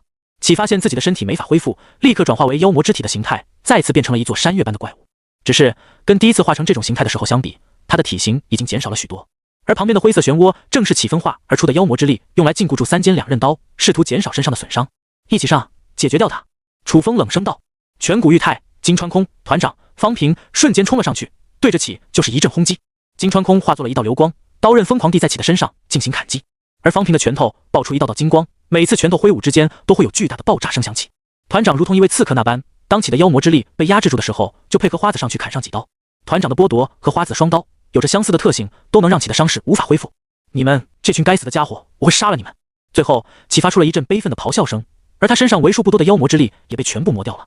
就在起消失之后，一双妖异的眼睛突然从他的尸体之上浮现而出，如同一只老鼠那般想要溜走。楚风一个空间跨越，抓住了那只眼睛，并用自己的瞳力控制住它。那妖魔之眼起初还在剧烈的反抗，但是他剩余的力量已经很少了。他挣扎了几番，最后不甘心地被楚风的瞳力消逝，变成了一种新的超瞳。与此同时，楚风的眼前弹出了一条提示：恭喜你获得了新的超瞳天赋天妖瞳。如果没猜错的话，这应该也是幽冥系超瞳的一种。楚风立刻打开了超瞳面板进行查看。超瞳天妖瞳等阶幽冥系，一共拥有2，拥有3种幽冥系超瞳时将会得到幽冥系至尊超瞳。能力控心、妖言惑众、天妖肆虐。楚风查看了一下能力，大致都是一些精神控制类的瞳术，对自己的意义不能算是太大。然而他所在意的是同时拥有了3种幽冥系超瞳时所得到的至尊超瞳，这才是自己真正需要的。当然，如果是对于普通的超瞳者来说，天妖瞳的能力已经十分强大了，但是楚风拥有的超瞳很多，即便没有这些能力，也能通过其他超瞳达到同样的效果。你已经完成了所有的主线任务，是否选择结束妖魔副本进行奖励结算？系统弹出了一个提示。就在这时，颧骨玉太走了过来，他的身体忽然变得透明了起来，像是要消失。楚风关闭了这个选项，他还没有这么急着离开这个副本，有其他的事情要做。颧骨玉太来到楚风的身前，露出了真挚的笑容。师傅，这一刻他才像是一个孩子一样。其实吧，颧骨玉太虽然已经成为了最伟大的灵能者，但他今年也就16岁，还是一副少年的模样，只是以婴灵的姿态登场，显得老成了许多。楚风笑道：“你认出我了？师傅的童术，我永远不会认错。”颧骨玉太满脸认真，又鞠了一躬，仿佛是在弥补当年没完成的道别。行了，我其实又没有死，而且以后你应该还有跟我见面的机会。楚风笑了起来。师傅是那个世界的人？颧骨玉太犹豫了一阵，才将这个问题说出口。看来你们确实知道那个世界。楚风淡淡道。颧骨玉太皱着眉头，最近的根源很是不平静。我们发现跟一个特殊的世界有关系，但我没想到师傅竟然是那个世界的人。你对我们的世界知道多少？楚风语气平静地问。他跟幻夜鸦打过交道，虽然颧骨玉太能知道他们的世界，对此有点感到意外，但并不是没有潜力。颧骨玉太想了想，回答道：“我只是知道最近有很多的特异点都跟另一个世界的人有关系。因为我们婴灵可以跨越不同的时空进行任务，所以特异点消失，世界线重启的时候，我们的记忆并不会消失。因此，我们知道那个世界的人，但具体他们是怎么过来的，以及有什么目的，我们就不清楚了。”楚风摩挲着下巴，他大概能够猜到，特异点应该就是超统者进行的任务，而婴灵作为诸天塔高层世界的特殊存在，因为其机制的缘故，反而可以观测到这一点。不过，婴灵也只是能够注意到这个异常点，但对于超统者到底是什么来头，也是一头雾水，只是以他们能够看到的视角进行理解。对了，师傅，你的那张卡片还有召唤婴灵的媒介，能不能给我一下？颧骨玉太的虚影越来越暗淡，似乎不久后就要消失了。他想起了某件很重要的事情，急忙说道。楚风当即将怪谈召唤卡和守护灵玉佩拿了出来。颧骨玉太接过来之后，突然往这两样东西注入了一股力量，随着一道白光笼罩，怪谈召唤卡竟和守护灵玉佩融合在一起。他解释道：“我感觉到怪谈召唤卡有灵寒的气息，而我之所以能够进步的那么快，是因为灵寒将他体内的力量转移到我的身上，变成了融合性的灵能，所以我的本命跟灵寒的本命连接在一起。这怪谈召唤卡也可以用来召唤我。如果将怪谈召唤卡和守护灵玉佩融合在一起的话，就能变成专门召唤我的圣遗物，而召唤出来的婴灵就是完整的了。”说完这句话之后，颧骨玉太就消失了。两人并没有告别，也并没有不舍，因为留下了这枚崭新的守护灵玉佩后，楚风未来有的是跟他再次见面的机会。守护灵玉佩竟然变成了诸天秘宝。打开系统面板进行查阅，楚风感到意外无比。只见上面写着：守护灵玉佩9阶，特殊的诸天秘宝，能够在出现特异点的世界当中召唤婴灵颧骨玉太。战斗时间7天，每次召唤之后，经过1个月的冷却可再次使用。诸天传承变成了诸天秘宝，而且还是9阶，这可赚大发了呀！楚风心头暗暗一喜。不过虽说是诸天秘宝，但限制性还是有的，只能在世界出现特异点的时候才能召唤婴灵，这相当于是一种特殊的诸天传承了。当然，比起原本的守护灵玉佩来说，每个世界都能使用，只是有了特异点的前提条件，不能随便召唤，要不然楚风在现实当中将婴灵召唤出来，基本上就无敌了。接下来，楚风选择开始进行奖励结算，系统瞬间弹出了一大堆的提示：恭喜你完成了主线任务，通过了个人专属副本，解锁成就越级挑战，获得综合奖励暴击。你在副本中斩杀了1000万妖魔，解锁成就妖魔杀神，获得诸天传承方舟8阶。你在副本中探索了所有的灵能者遗迹，解锁成就考古学家，获得诸天秘宝灵能传送阵7阶。你在副本中击杀了所有的传说级妖魔，解锁成就斩妖者，获得诸天传承剥夺之刃9阶。你击杀了最终 BOSS 期，解锁成就人力守护者，获得额外超童天赋天妖童，具体的属性可在超童者面板查看。综合以上的所有成就，你最终的评分为 SSS 级，获得 SSS 级专属奖励世界树的种子，奖励诸天点加550000，奖励进化点加500000。楚风毫不犹豫地消耗了50万进化点，将万古神谋升级至8阶，而后他心念一动，进入了远古天庭，边界顿时扩大了好几倍，穿越眼前的龙门就可以探索远古天庭的新界域了。身影再次出现在远古天庭，这一次楚风发现副本面板跟上次进入的时候相比发生了些许变化。副本远古天庭，剩余探索时间10小时。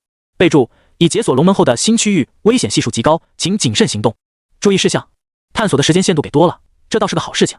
楚风自语了一声，却没有因为给的时间更多了就有所怠慢。他知道远古天庭的宝物无数，每多一分探索就有可能多一分机缘，而在龙门之后可能是一片更大的天庭世界。楚风穿过了龙门，眼前是一座巨大的仙宫，抬头看去，这仙宫高不知几尺，只觉得看不到顶。前方有2条蜿蜒的通道，可以不断从这宫殿登上。然而楚风开启观天命的视觉之后，发现这宫殿处处隐藏着杀机，一旦踏错某个地方就会引来禁制，瞬间击杀自己。好在楚风通过观天命可以看出哪里埋伏着杀机。楚风取出天命印，一辆金龙战车幻化而出，他沿着安全的地方不断向上攀登，1层、2层、3层，楚风一眼扫去，发现这宫殿竟然高达99层，而在那99层之上有一个天窗，似乎可以从那里出去。这宫殿是封闭的形式，如果要离开这宫殿的话，必须要登上99层，从那天窗离开，这或许就是考验。如果按照正常的方式前往那里，10个小时远远不够。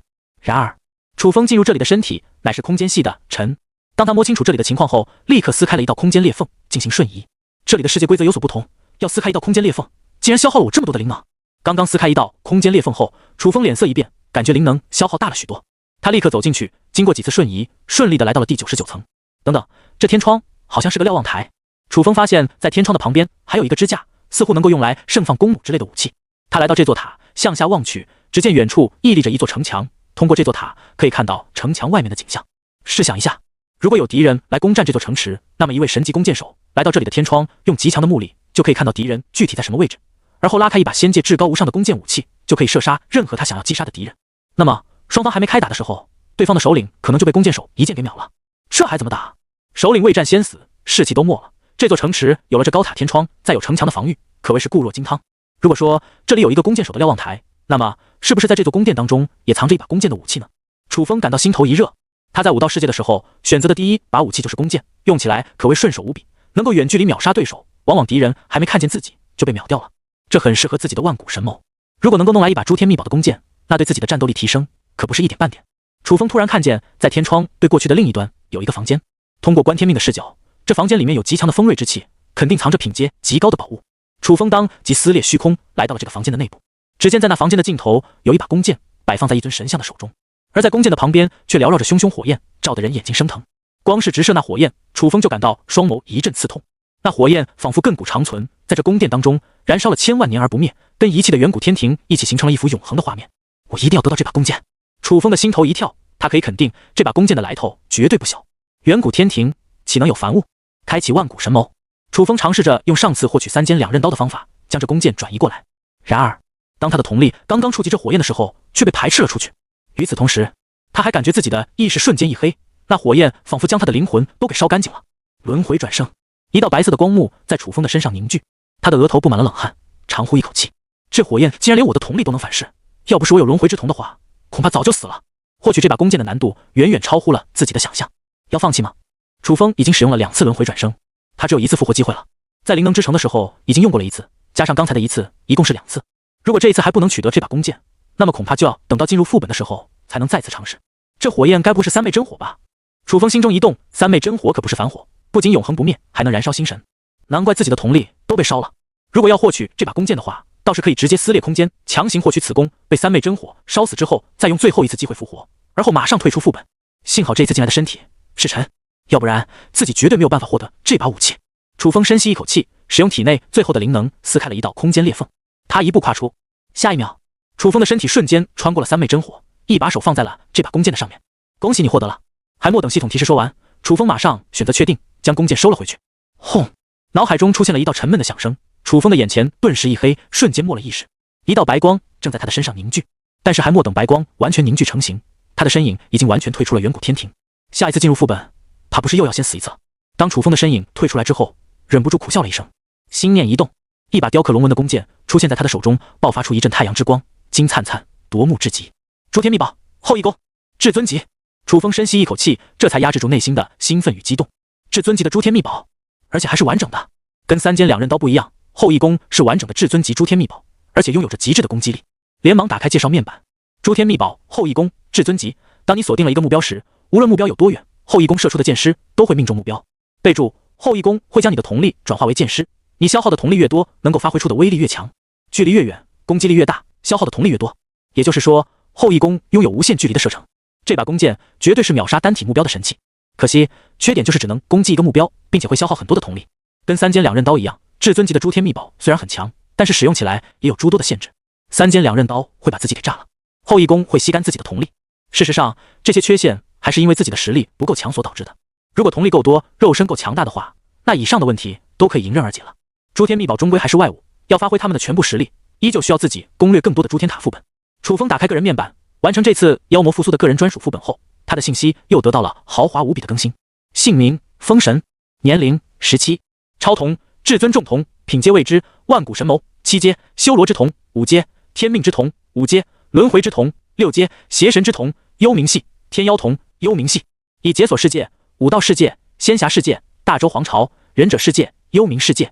诸天秘宝，问道九湖，三阶黄龙符，五阶三尖两刃刀，残损至尊，后羿弓，至尊，天命印，六阶卡塞尔学院通行证，特殊古佛符，未知守护者玉佩，九阶大威天龙，八阶灵能传送阵，七阶诸天传承，大道至仙，至尊，落日真剑，至尊，万妖丹，七阶守护灵玉佩，七阶方舟，八阶剥夺之刃，九阶诸天光环，一份机缘，身世不俗，七天签到。诸天空间99，本源世界树的种子。攻略副本6，进化点31401010，诸天点60万02千。我进化了万古神猫之后，进化点还可以用来将我的其他超瞳升级至9阶。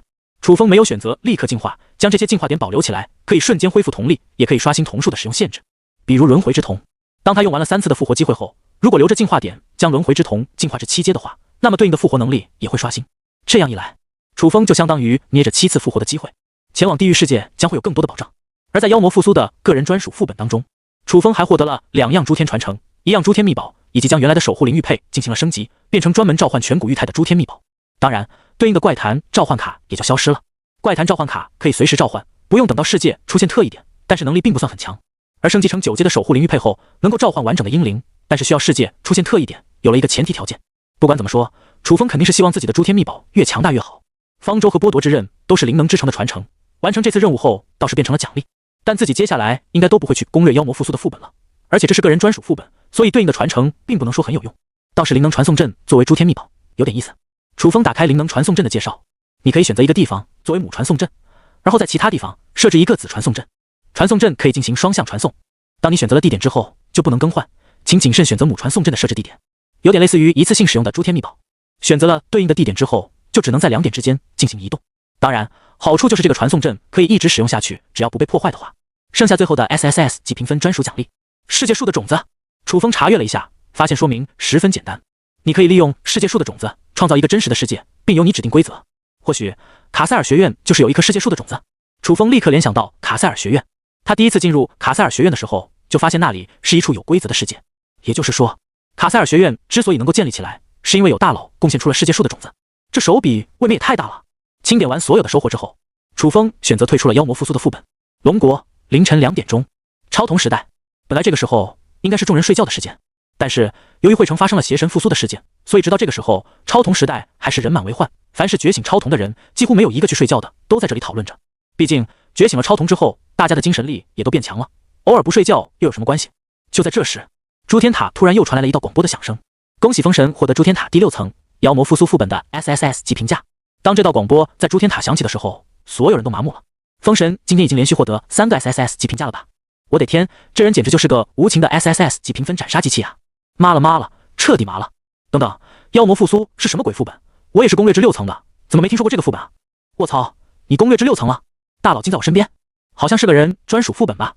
听到个人专属副本，所有知情的超童者都瞪大眼睛，张大了嘴巴。一些底层的超童者一头雾水，但他们可知道个人专属副本到底是怎么一回事。封神强得超乎想象，楚风倒是没想到自己仅仅只是去了1个月，竟然就过了这么点时间。不过好像也是啊，都诸天塔6层了，如此看来，只要找对了快速结束副本任务的方法，那么自己也能走一波速通流。楚风忽然感觉到自己跟囧哥的差距好像没那么大了。一个晚上连续通关3个 SSS 级副本，这放在超童时代的历史当中，哪怕往前推个100年，恐怕这份历史记录也是难被打破了，或者是这份记录永远都不会被打破。楚风从妖魔复苏的世界当中退出来后，心念一动，返回了自己的诸天空间。陈伯还在地上躺着。有了2种幽冥系的超童之后，楚风可以很明显的感受到，真正的陈伯是在那扇门的后面。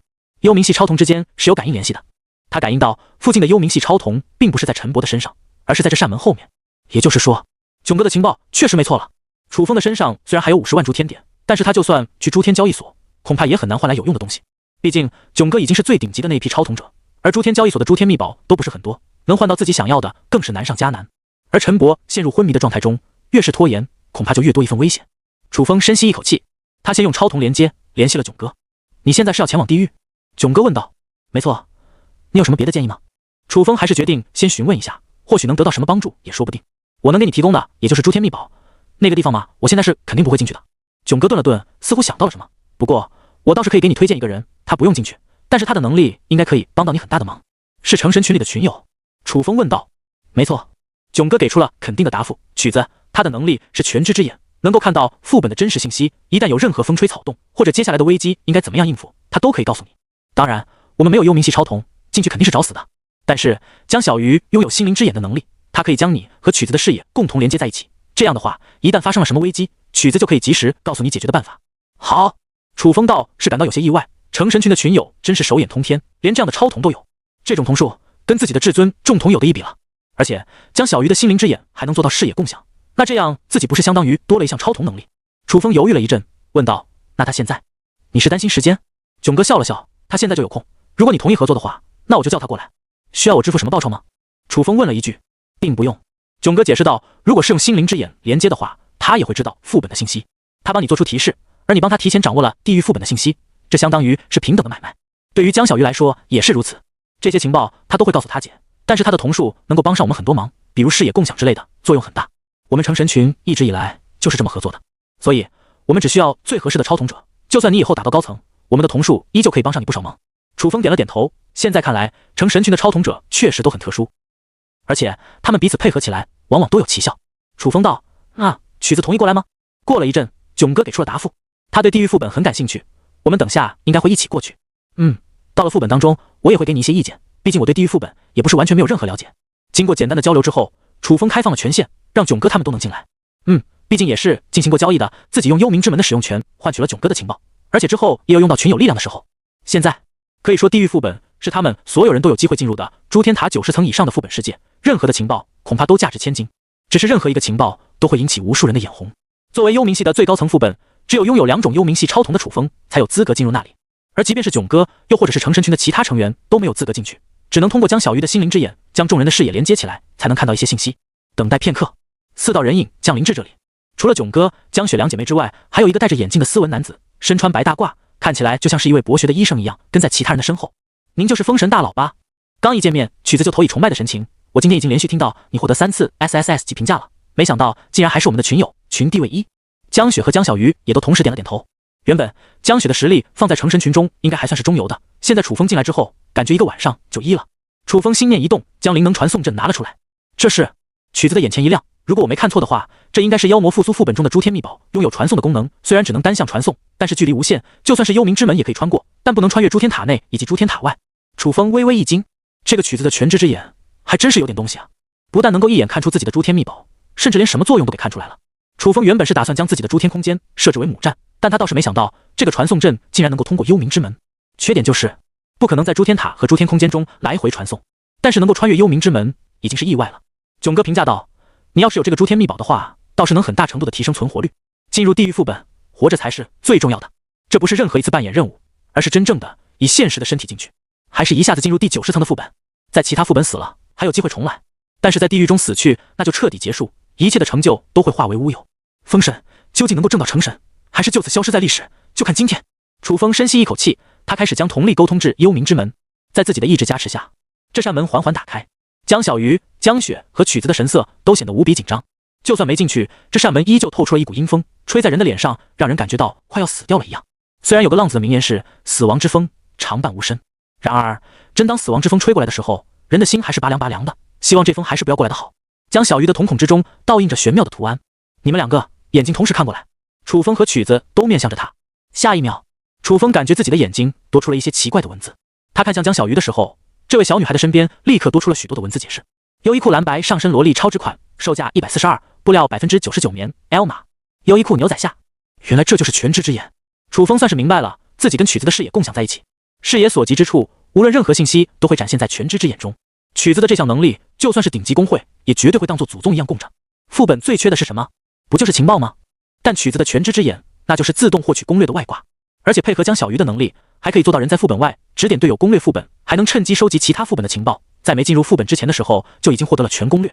难怪成神群的超瞳者攻略都这么快。感受着视野的变化，楚风进入了幽冥之门当中。我不入地狱，谁入地狱？踏入幽冥之门的那一刻，前方仿佛传来了无数骸骨，如同浪潮般翻涌的声音。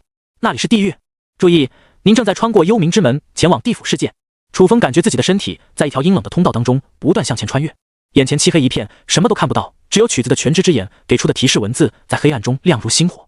终于，经过了漫长的穿越之后，楚风终于感到自己的身体降落到一处地面上。但是眼前是一片黑暗无比的世界，没有任何光源。就算开启了万古神眸，他的视野也不会超过5米。楚风皱了皱眉头，这个世界应该存在着一种特殊的限制，能够让人看不见前方到底有什么。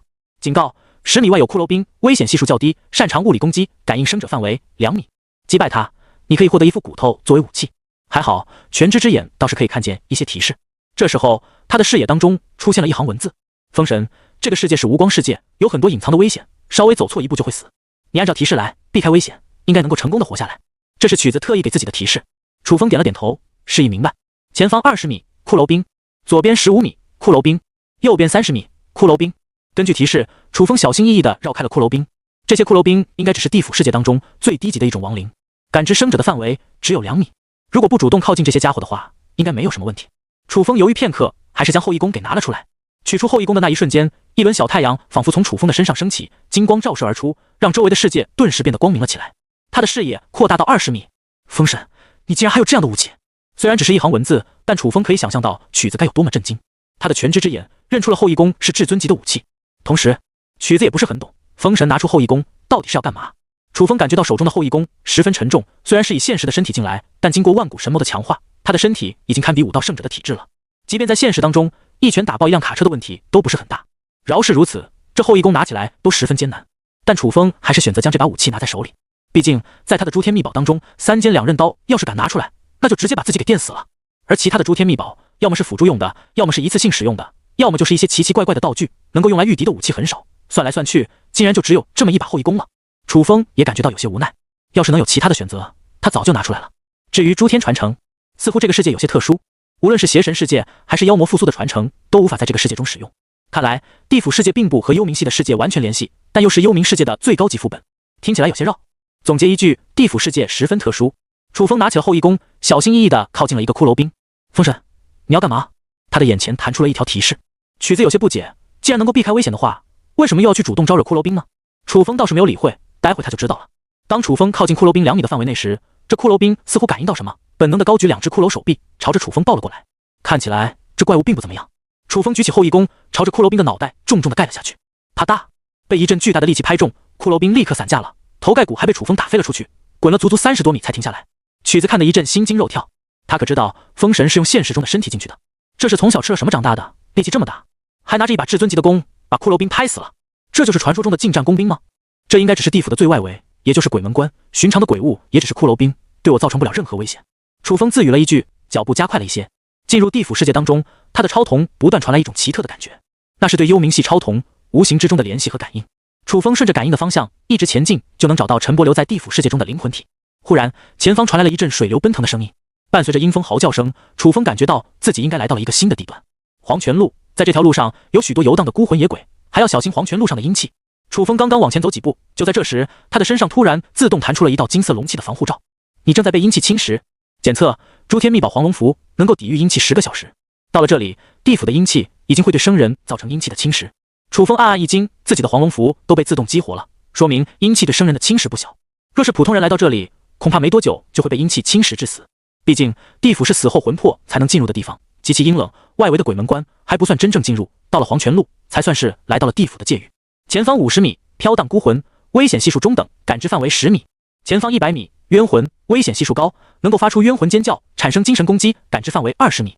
前方150米，地府鬼兵，危险系数高，是看守地府的阴兵，使用重锤武器，免疫大部分精神攻击，感知范围15米。到了黄泉路，已经陆续出现了一些更强的敌人。在这个无光世界当中，就算是地府阴兵的感知范围也是有限的，只要保持距离，就不会被他们发现。一路上，楚风谨小慎微的前行。警告，一个幽灵鬼兵正在加速向你靠近。幽灵鬼兵，地府守卫兵，拥有较快的漂浮移动速度，危险系数极高，感知范围100米。你已经进入了幽灵鬼兵的感知范围。当几行提示出现的时候，楚风立刻感受到前方传来了一阵阴冷的气息。幽灵鬼兵手中拿着虚影化的刀刃，发出了一声尖啸，朝着楚风扑了过来。与此同时，周围的鬼兵也似乎受到了召唤，集体向着楚风涌过来。这一刻，他仿佛面临着一个亡灵大军的攻击。楚风瞬间取出后羿弓，将瞳力注入其中，弓弦之上凝聚一道金色的箭矢，化作一道流星般的金光，朝着幽灵鬼兵射了过去。幽灵鬼兵根本就无法抵抗，被后羿弓爆发出的太阳之力瞬间秒杀，甚至周围的一些孤魂都被箭矢附带的烈阳之力所吞噬，化为了一道道黑气。杀死了幽灵鬼兵之后，周围的其他普通孤魂立刻失去了对楚风的感知，在原地徘徊了起来。还有几只进入了楚风感知范围内的孤魂，朝着他扑了过去。然而，楚风举起了后羿弓，对着这孤魂就是一阵猛敲。后羿弓似乎对孤魂野鬼之类的灵体都能产生很强的伤害，只是随手一挥，这些亡灵就变成了一道黑气，很显然是被消灭了。提示：后羿弓拥有太阳之力，可专门克制鬼物。高级的阴兵能够召唤其他鬼物，集体进行攻击。当幽灵阴兵被消灭之后，其他没有进入感知范围的鬼物，则是在原地打转，没有朝着他扑过来。楚风暗暗猜测，在地府世界当中，阴兵也是分等阶的，只有高阶的阴兵才具有灵智。这些飘荡的野鬼只是一些没有灵智的死物而已，只是生灵进入他们的感知范围内，会遭到他们的自动攻击。只要不进入他们的攻击范围，又或者是记住他们的攻击方式，再进行应对即可。骷髅兵、孤魂野鬼、亡魂的攻击手段都非常单一，只要拿起后羿弓锤他们一下，保准锤得魂飞魄散。前进了一段距离，不远处传来一阵激烈的流水声，那里便是奈何桥。楚风穿过了黄泉路，再要往前进的话，就要跨过奈何桥才能继续前进。传说当中，经过奈何桥还有喝下孟婆汤，只是不知道这地府世界到底有没有孟婆。楚风往前走了几步，眼前弹出了一道危险提示：前方桥口处有2名丰都鬼兵把守关卡。丰都鬼兵危险系数极高，能够召唤鬼气侵袭生灵，拥有一定的战斗指挥，感知范围500米。警告：你即将进入丰都鬼兵的感知范围内。楚风眉头微微一皱，这鬼兵的感知范围可是幽灵鬼兵的5倍，绝对不是什么好对付的角色。使用邪神之瞳的话，应该可以控制住他们。楚风的双眸之中闪过了一丝猩红的光芒，他使用瞳力对准丰都鬼兵进行压制。提示：丰都鬼兵被邪神之瞳压制，失去了感知能力，剩余时间3分钟。楚风心头一惊，地府世界的高级鬼物，连自己的邪神之瞳都未必压制得下去。想想也是，妖魔是最低级的鬼物，是人类恶念产生出的灵体，本质上是最容易消灭的。邪神的力量则要复杂了一些，涉及到规则。而地府作为一个传说世界，跟远古天庭几乎是一个级别的，但凡是拥有灵智的鬼物，都绝对不好对付。前方300米出现了幽灵鬼兵，前方100米出现了冤魂，前方50米出现了地府鬼兵。除了那2个丰都鬼兵之外，其他的鬼兵楚都试着应付过了。他快速绕过了这些简单的敌人，在邪神之瞳的压制作用结束之前，立刻踏入了奈何桥，朝着前方快速走了过去。好险，离开了丰都鬼兵的感知范围。在最后一秒，楚风成功走出了丰都鬼兵500米的感知范围，不知不觉他已经在奈何桥上走了一大段的距离。两旁传来激烈的流水之声，那是忘川河。一阵阴风随着河水的流动朝着楚风吹了过来。检测阴气正在加速侵蚀。砰！黄龙伏护盾已破碎。楚风迅速取出天命印，一道龙气在他的周身盘旋，化为了保护罩。黄龙符还剩下3层，剩下的护盾充能能够为我保命，还是不要轻易用掉了。虽然天命印形成的龙气保护会消耗我的瞳力，但这总比消耗黄龙符要划算一些。楚风开启了天命之瞳，使用御龙气之术抵挡着阴气的袭击。他左手持着天命印，右手将后羿弓扛在肩上，跟抡大棒似的，小心翼翼地前进。突然间，楚风顿时感到全身冰冷至极，一股强大无比的阴气从前方扑啸而来。检测黑白无常前往此地巡逻，死亡警告。黑白无常，地府鬼差，能勾人魂魄，拥有下等神鬼之力，灵智极高，感知范围2000米。晃眼间，2道鬼影化作黑气，忽然从奈何桥的前方冲了过来。他们眸光一动，似乎感应到桥上有一处生者的气息，瞬间往楚风所在的地方降临。黑白无常拥有鬼神之力，只要被其靠近，就会被勾住魂魄。分析：后羿弓满状态下能够击杀黑白无常，然而黑白无常的移动速度极快，弓箭难以命中。在黑白无常靠近的时候，楚风的大脑急速运转了起来。他可以肯定自己是不能跟鬼神级别的敌人进行对拼的。且不说黑白无常的灵智极高，就凭他们拥有鬼神之力，就绝对不是普通的地府阴兵能够比拟的。怎么办？眨眼间，黑白无常已经来到了楚风的身边。这个范围，他们无疑已经感应到楚风了。但是，当他们降临到楚风身边的时候，忽然又停住了。楚风就站在原地一动不动，跟个木头人一样。黑白无常也没有被邪神之瞳定住，他们在楚风的旁边转了2圈。黑无常发出了阴惨的声音：“刚才我怎么感知到这里有一个活人？”白无常冷笑道：“活人？怕不是刚进来就被这地府的阴气给侵蚀了？”黑无常皱眉：“那刚才我们感应到的气息是怎么回事？”白无常笑了笑：“或许只是我们的错觉而已，回去跟城隍大人报告一下，这里目前没有异常。”黑无常冷哼一声：“可惜了，还以为能有一个活人给我吸一下呢。自从城隍大人将新立了一位亡灵使者，我已经好久没吸过生灵的气息了。”白无常无奈道：“别想了，我们在地府里不过是2小神而已。亡灵使者最近受到了城隍的重视，官职都比我们大了，还是走吧。”说着说着，黑白无常的身影渐渐走远了。楚风的瞳孔之中倒映着一圈又一圈地涟漪。没错，刚才他正式使用的无限阅读，在这片真实的环境当中，他变成了地府的一名普通阴兵，没有散发出任何生者的气息。虽然黑白无常诞生出灵智，但他们的认知系统依旧是建立于地府之中的。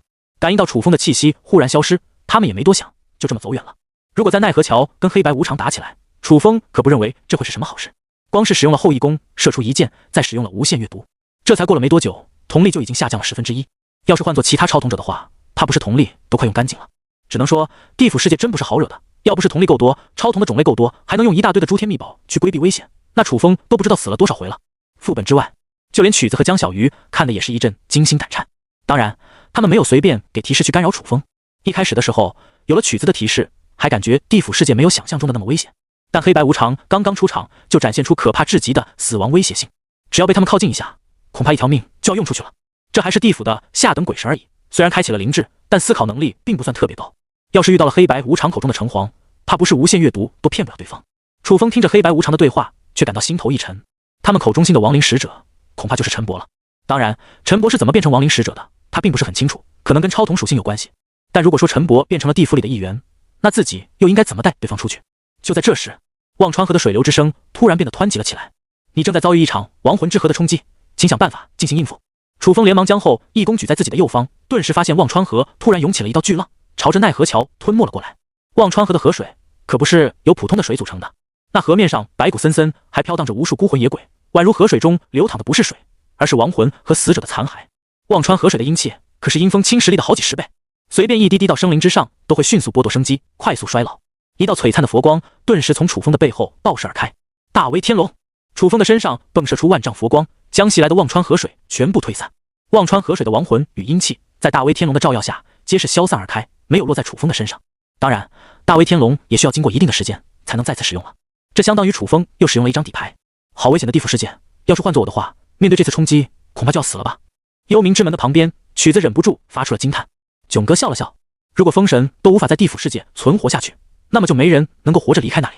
江雪和江小鱼面露紧张的神色，听到囧哥的话后，也忍不住点了点头。通过共享的视野，他们都能感受到地府世界的危险。度过了忘川河突然爆发的危机之后，楚风再次根据提示躲过了奈何桥上的一些危险，其中遇到几只幽灵鬼兵的时候，迫不得已也使用了后羿弓将他们击杀。来到奈何桥的尽头，楚风的瞳力只剩下70%，而在奈何桥的尽头站着一位老太太，她的手里捧着一碗汤。孟婆，孟婆，中等鬼神，把守奈何桥，凡渡过奈何桥者，必须喝下孟婆汤。孟婆汤，还阳之药，喝下去后能够清除体内的一切阴气，但是会失去所有的记忆。备注：当你踏上孟婆桥的时候，孟婆就已经注意到了你。楚风心头一沉，跟黑白无常相比，孟婆是个更加高级的鬼神，而且他早就在自己踏上奈何桥的时候就已经注意到了。那么，能否用对付黑白无常的方法再应付一次？楚风再次开启轮回之瞳，施展出轮回幻境，企图绕开孟婆。然而，当他刚刚走过孟婆身边的时候，一道沙哑的声音在耳旁响起：“年轻人，你那点把戏骗得了黑白无常，可骗不了老婆子我呀。”楚风感受到一股冰冷至极的阴气将他包裹住了，转过头去，只见孟婆那张苍老的脸上露出了阴惨的笑容，一笑起来，满口残缺的牙齿看起来也不比路上的白骨好多少。那双空洞的眼睛仿佛没有瞳孔一样，他那布满褶皱的手臂盛了一碗孟婆汤，递到楚风的面前。要通过此桥，必须喝了我老婆子的汤，这是规矩。碗里的黑水冒着气泡，咕噜噜的翻涌着，人皮和一些莫名的毛发漂浮在上面，看着就让人感到恶心至极，还传来了一股极其刺鼻的腐臭味。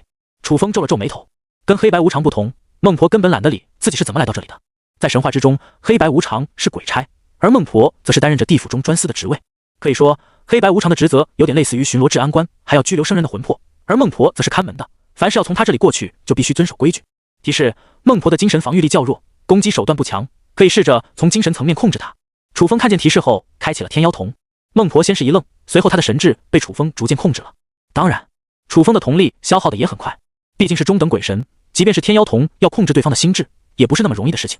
楚风将孟婆汤抓到了手中，一把手撬开了孟婆的嘴，将这碗诡异的汤汁全部都灌入了孟婆的口中。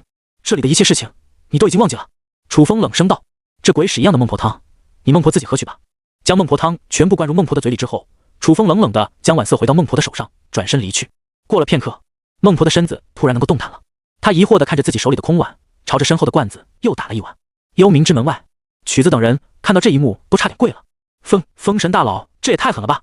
江小鱼张了张嘴巴，忍不住说道：“他做事的方式确实值得我们学习。”江雪也忍不住评论了一句，直接将孟婆汤灌进孟婆的嘴里，这得是多狠的人才能做出这种事啊！事实上，楚风当时也没有更好的选择。如果用后羿弓跟孟婆直接开干的话，中等鬼神可是绝对不好对付的。而且中专司这种职位最擅长的就是打不过就叫人，说不定这里爆发出太强烈的战斗，不但将刚离开的黑白无常都引过来了，后面的牛头马面、文武判官，甚至城隍都来这里招待自己的话，那魂魄就真的跟了阴曹地府了。楚风通过了孟婆的一关之后，感觉到自己跟陈伯的联系越来越紧密了。当他刚没走几步，眼前就弹出了许多的提示：前方5公里，丰都鬼城，地府外城。前方1000米，丰都巡逻官，危险系数高，持地府长矛，能近战御敌，能投掷长矛，做穿心一击。一旦进入任何一名丰都巡逻官的感知范围，就会遭到丰都鬼兵的集体攻击。感知范围700米，前方丰都鬼兵数量 X53，位置移动方向。楚风的眼前弹出了不少的提示，在丰都鬼城的城门之外，有不少鬼兵负责巡逻，而在城门口还有丰都巡逻官负责交替把守。一共有3名丰都巡逻官，分别驻守于城门的两边，还有一位则在附近来回游荡，进行着巡逻。楚风开启万古神谋，发现这些鬼兵的巡逻有一定的规律，他不急着这么快进去，而是盘坐了下来，静静地等待着鬼兵巡逻一圈。根据黑白无常的描述，陈伯在地府之中应该没有生命危险，反而还被城隍看中升官了，所以楚风也没有这么急着去救人，而是先搞清楚这里的情况。经过几个来回之后，楚风不但观察出丰都鬼兵的巡逻轨迹，还找到了一丝漏洞，可以避开鬼兵的巡逻，进入丰都之城。楚风的幽冥系超瞳感知到陈伯就在丰都鬼城当中，而且气息已经越来越近了。他深吸一口气，这道关卡必须要过去。往前稍微踏出一步，右方600米，丰都鬼兵正在接近；左方550米，丰都鬼兵正在接近。前方、后方，当楚风踏出了几步，四面八方的丰都鬼兵突然围了过来，眼看楚风就要落入这些鬼兵的感知范围，但是他就站在原地不动，等待了片刻。这些鬼兵却又绕开了，朝着其他的方向移动而去。没有一个鬼兵感知到楚风的存在。楚风深吸一口气，在前方和右方的鬼兵开始移动的时候，马上迈出奇怪的步子，一瘸一拐地跟上前去，好像地上有什么陷阱一样，需要跳开。然而通过这个方式，楚风卡着丰都鬼兵的极限感知距离不断前进，距离丰都城门就只剩下最后的一点距离了。就在这时，丰都巡逻官忽然走上前来，楚风立刻开启了邪神之瞳，将这名丰都巡逻官控制住。而后他走到城门口，再次控制住剩余的2名丰都巡逻官，将所有的巡逻官定住之后，楚风快速冲过了城门口，进入了丰都鬼城的内部。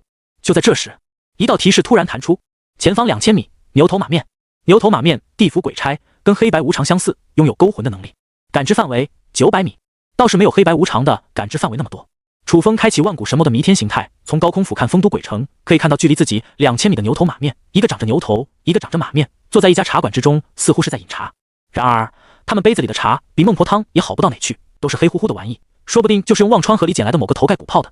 这玩意估计也就只有地府里的高官才有资格享用。不止如此，开启弥天形态之后，楚风的视野当中还出现了一连串的信息。鬼阁楼掌管丰都鬼兵兵部，拥有执鬼令，若是能取得此令，可号令此地鬼兵。攻略难度有去无回。丰都皇城，丰都大帝的领域，拥有丰都鬼城地令，获得此令可控制整个丰都鬼城，攻略难度必死无疑。鬼姥姥的大庄园，高贵的鬼民住所，拥有鬼城贵族服，穿上此服装能够屏蔽身上的生者气息，获得鬼城高贵原住民的身份。攻略难度万军从中，取敌将首级。丰都鬼城还有无数的机构化为了信息洪流，涌入楚风的视野当中。楚风的注意力放在这3个比较重要的鬼城机构之上。鬼阁楼是鬼城的兵部，皇城是丰都大帝居住的地方。要是进入这2个鬼地方，这不是找死吗？要控制整个鬼城，对于现在的我来说，肯定是痴心妄想了。就算真能获得令牌，光是一个城隍就能让我死上100次。要是阎罗出面，倒是鬼姥姥的大庄园可以进去一下。若是能得到鬼城贵族服，我在接下来的行动也不用那么艰难。总是跟这里的鬼魂玩躲猫猫的游戏，楚风的脚踝都开始疼了。当然，他现在还要慢慢探索前往大庄园的路。副本之外，曲子发现楚风还有这样的能力后，也是羡慕不已。弥天形态能够俯瞰全局，若是跟全知之眼配合，能够强化效果。楚风走进城池之中，绕开了前方的牛头马面，来到一条道路上。如果不是无光世界的话，眼前的建筑跟古城没什么区别。道路的两旁林林总总的建筑挂着灯笼，而一些鬼民在道路上跳来跳去。鬼民，丰都鬼城的原住民，因为生前犯下了逆天大错，死后灵魂无法超度6界3道，又因为亲属烧了一大把纸钱，因而被收为丰都鬼城的原住民，可留在鬼城之中过着凡人的生活。鬼民拥有一定的灵智，但不具备攻击性，感知范围5米。备注：小心鬼民注意到你之后，上报鬼阁楼，可领取冥币的奖励。楚风不由暗暗咂舌，灵魂不能超度人间，还能留在鬼城当个人。看着这里的鬼民，有老人，有小孩，还有开店的鬼老板，除了行动是蹦蹦跳跳的之外，活动跟生人区别不大。有的小鬼民还很有素养，经过鬼爷爷的时候，直接跪下来行礼。这都是因为他们亲属烧的纸钱多啊。有钱能使鬼推磨，这句话是真的。这条道路的鬼民有点多，不好躲避。楚风在这个无光世界当中小心翼翼的行走，终于找到了一条鬼民比较少的道路。这条道路倒是够宽敞，直接通往了鬼姥姥的大庄园。庄园的门口有鬼兵把守，但数量不多。楚风直接开启邪神之瞳，将他们压制住之后进入其中。提示：前方500米，门口之处鬼姥姥出没。鬼姥姥的身上穿着鬼城贵族服，将其击杀就能获得对方的服装。提示之中，鬼姥姥的附近没有别人，而且鬼姥姥也只是一种比较高贵的鬼民，本质上还是鬼民，而不是鬼兵、鬼将，又或者是鬼神。楚风走上前去，用邪神之瞳将鬼姥姥给祭祀了。啊！一声尖叫从鬼姥姥的嘴中发出，大庄园里的鬼兵立刻被惊动了，无数鬼民冲了过来。然而，当他们来到了鬼姥姥原来尖叫的地方之后，却发现这里连鬼都没有。这些鬼民的智商也不是很高的样子，挠了挠头，他们就四散离开了。说白了，一群鬼也就是鬼而已，他们的灵智也就只能认出鬼姥姥的身份比他们高，至于去思考，都变成鬼了，还思考个屁！楚风穿着鬼姥姥的贵族服，悄悄地离开了大庄园。他拥有邪神之瞳和天妖瞳，自然不可能这么轻易被发现了行踪。鬼城贵族服说白了，也就是个黑色的衣袍，完全没有任何的美感，看上去就像是从忘川河旁边捡的一块破布一样，还湿哒哒的，不知上面是什么水。楚风忍着恶心穿在了身上，还好除了一阵凉意之外，没有多少不适的地方。他走到了一个小鬼民的旁边，试探一下鬼城贵族服到底有没有用。果不其然，刚走到那小鬼的面前，小鬼就立刻跪了下来，不停地给自己磕着头，嘴里还不断发出阴冷的声音：“鬼大人好，鬼大人好！”重复了好几遍。等楚风离开之后，那小鬼才从地上站起来，蹦蹦跳跳地走开。只是一群死物而已。楚风摇了摇头，他还以为这鬼城能整得真的跟个人间一样，但看着这小鬼的反应，他们只是变成了鬼城的一部分，压根就不具备活人的任何特质。有了鬼城贵族服之后，楚风在尝试着经过鬼兵的身边，也没有遭受任何的攻击。但是跟鬼民不同，鬼兵倒是没有向自己行礼，甚至经过的时候连一点反应都没有。就算是鬼民当中的贵族，在身份地位上最多也就跟鬼兵平起平坐，然而见到鬼将，估计就要跪了。楚风想了想，还是决定稳住别浪，不要去主动找鬼将的麻烦。距离陈伯的感应越来越近了，他心头一动，朝着陈伯所在的位置加快了前进的脚步。鬼姥姥的大庄园，牛头马面化作2道黑气降临此处。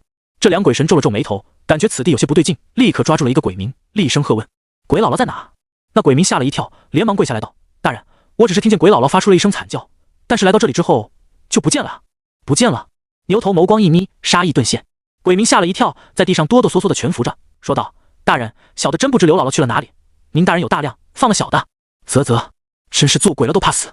马面则要冷静了许多，观察着鬼民的活动轨迹，冷声道：“似乎有外面进来的人。”生者。牛头皱眉，马面目光深沉：“我们先去找孟婆一趟。”黑气涌动，牛头马面立刻从鬼姥姥的大庄园遁走，飞至奈何桥头。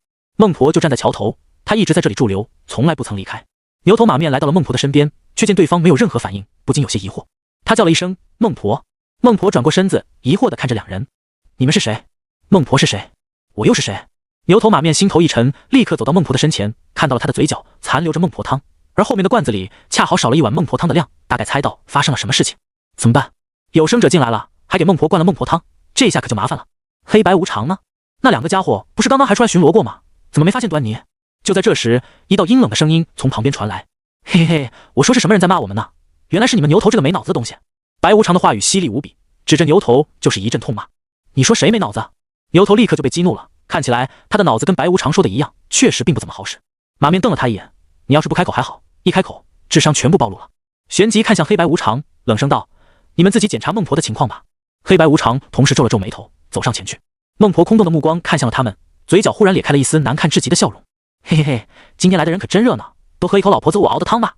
黑无常沉声道：“孟婆确实什么都不记得了，她只是在本能地执行着地府的意志。”马面冷笑一声：“你们刚才不是还出来巡逻过吗？现在是什么情况？你们反而不清楚了？”黑白无常阴沉着脸，表情也不是很好看。就目前的情况而言，确实是他们的失职。地府若是进来了生者，这可是一件大事情。过了片刻，白无常缓缓道：“这件事情不是我们几个能够处理得了，当务之急应该是先禀告钟馗大人。”钟馗，听到这个名字，牛头马面的神色也不是很好看。谁都知道钟馗大人严厉得很，要是出了这档子事，所有的鬼差都免不了被一阵批斗，就连他们牛头马面也会遭到惩罚。牛头咬牙看着黑白无常，这两个心机的家伙还要把他们拉下水，但是眼下却没有更好的办法。好吧，到时候钟馗大人怪罪下来，我们谁也走不了。最终马面冷哼了一声，4道黑气从此地遁走，前往钟馗大人所在的鬼楼。搬动那位大人，整个丰都鬼城怕是都要有大麻烦了。孟婆挠了挠头脑，痴痴的笑道：“哎呀，都在那自说自话，也不管一下老婆子我人老了变丑了，连鬼都爱理不理了，真是叫人寒心啊。”地府行司堂，安台之上，钟馗身穿地府官服，脸上戴着青兽面具，尽显狰狞，右手执笔，正在写字。正在这时，4道鬼影出现于行司堂外。牛头马面、黑白无常，你们几个鬼差竟同时出现在这里，有何事找本官？钟馗冷冷地抬起头来，看着他们。牛头马面和黑白无常向来不和，言语之间的争锋更是从未停休，能够让他们一起前来的事情，又怎么可能会是小事？大人，属下去鬼姥姥的大庄园进行审查，发现鬼姥姥不见了。根据鬼民所言，他们听到了一声尖叫，而赶到那里的时候，鬼姥姥已经不见了。牛头马面躬身禀告。黑白无常接着道：“我们在奈何桥、忘川河以及黄泉路进行审查的时候，曾感受到一名生者的气息出现，但我们过去的时候，那股气息又消失了。等我们回去的时候，就就发现牛头马面发现了孟婆的记忆消失，或许是被强行喂了孟婆汤。大人，根据属下的猜测，或许外面有一位法力极强的生者进来，躲过了属下的侦查，又过了孟婆的那关。现在那人或许就在丰都之中，只有钟馗大人出面，才能将此人捉拿，带给阎罗大人审讯。钟馗皱着眉头，听完了他们的描述后，冷声道：“确实，就你们几个废物，连生者都抓不住。如果本官再不过去查一下的话，地府恐怕要闹出大事情了。”牛头马面、黑白无常的脸色顿时一僵，但不得不承认，钟馗骂的没错。想要反驳，也找不出反驳的理由啊！出了这种事情，鬼差的责任很大，没被剥一层皮，那已经是不幸中的万幸了。你们跟我来！钟馗扔下了一句话，瞬间朝着丰都的方向赶去。牛头马面、黑白无常不敢怠慢，连忙跟上。然而，钟馗的法力可比这几个低等鬼神要高得多了。这4个鬼差心里叫苦，但怎么也跟不上对方的速度。不过几分钟，钟馗的身影就已经降临至鬼姥姥的大庄园。周围的鬼民感受到一股强大的鬼神气息，瞬间被吓得半死，连忙跪了下来。还没等钟馗说话，就已经开始大喊饶命。钟馗理都没理这些愚蠢的鬼民，走到了鬼姥姥消失的地方，目光乍现一道神芒，他的嘴角浮现出一道冷笑。果然是生者。钟馗，上等鬼神，能够驱动御魂法术，免疫精神类攻击，免疫亡灵类攻击，拥有一定的神性，物理抗性极高，危险系数无法战胜。楚风的心头顿时一沉，他怎么也没想到钟馗竟然直接来到了这里。在钟馗的身后还站着牛头马面、黑白无常，他们看向楚风的眼神当中也充满了冷意。生者出现在地府之中，这意味着接下来的地府将迎来巨大的动荡。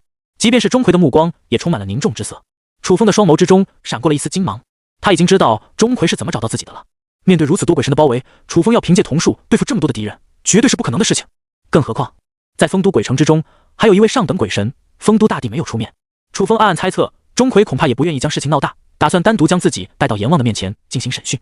虽然不知道到底是怎么回事，但从这些细节之中，楚风可以敏锐地察觉到，即便是钟馗也十分忌惮自己作为生者的身份。他冷笑一声，旋即将后羿弓给拿了出来。我要在这里找一位朋友。果不其然，看到后羿弓之后，钟馗的脸色瞬间一变。后羿弓这东西怎么会出现在这里？果然，钟馗开始忌惮了起来。楚风深吸一口气，他感觉到陈伯的气息越来越近了，必须想办法拖住才行。楚风淡淡道：“这把弓箭是怎么来了？用不着你管，你只需要知道我要来找一位朋友。”朋友？钟馗的眸光闪烁异色。你说的朋友是谁？亡灵使者。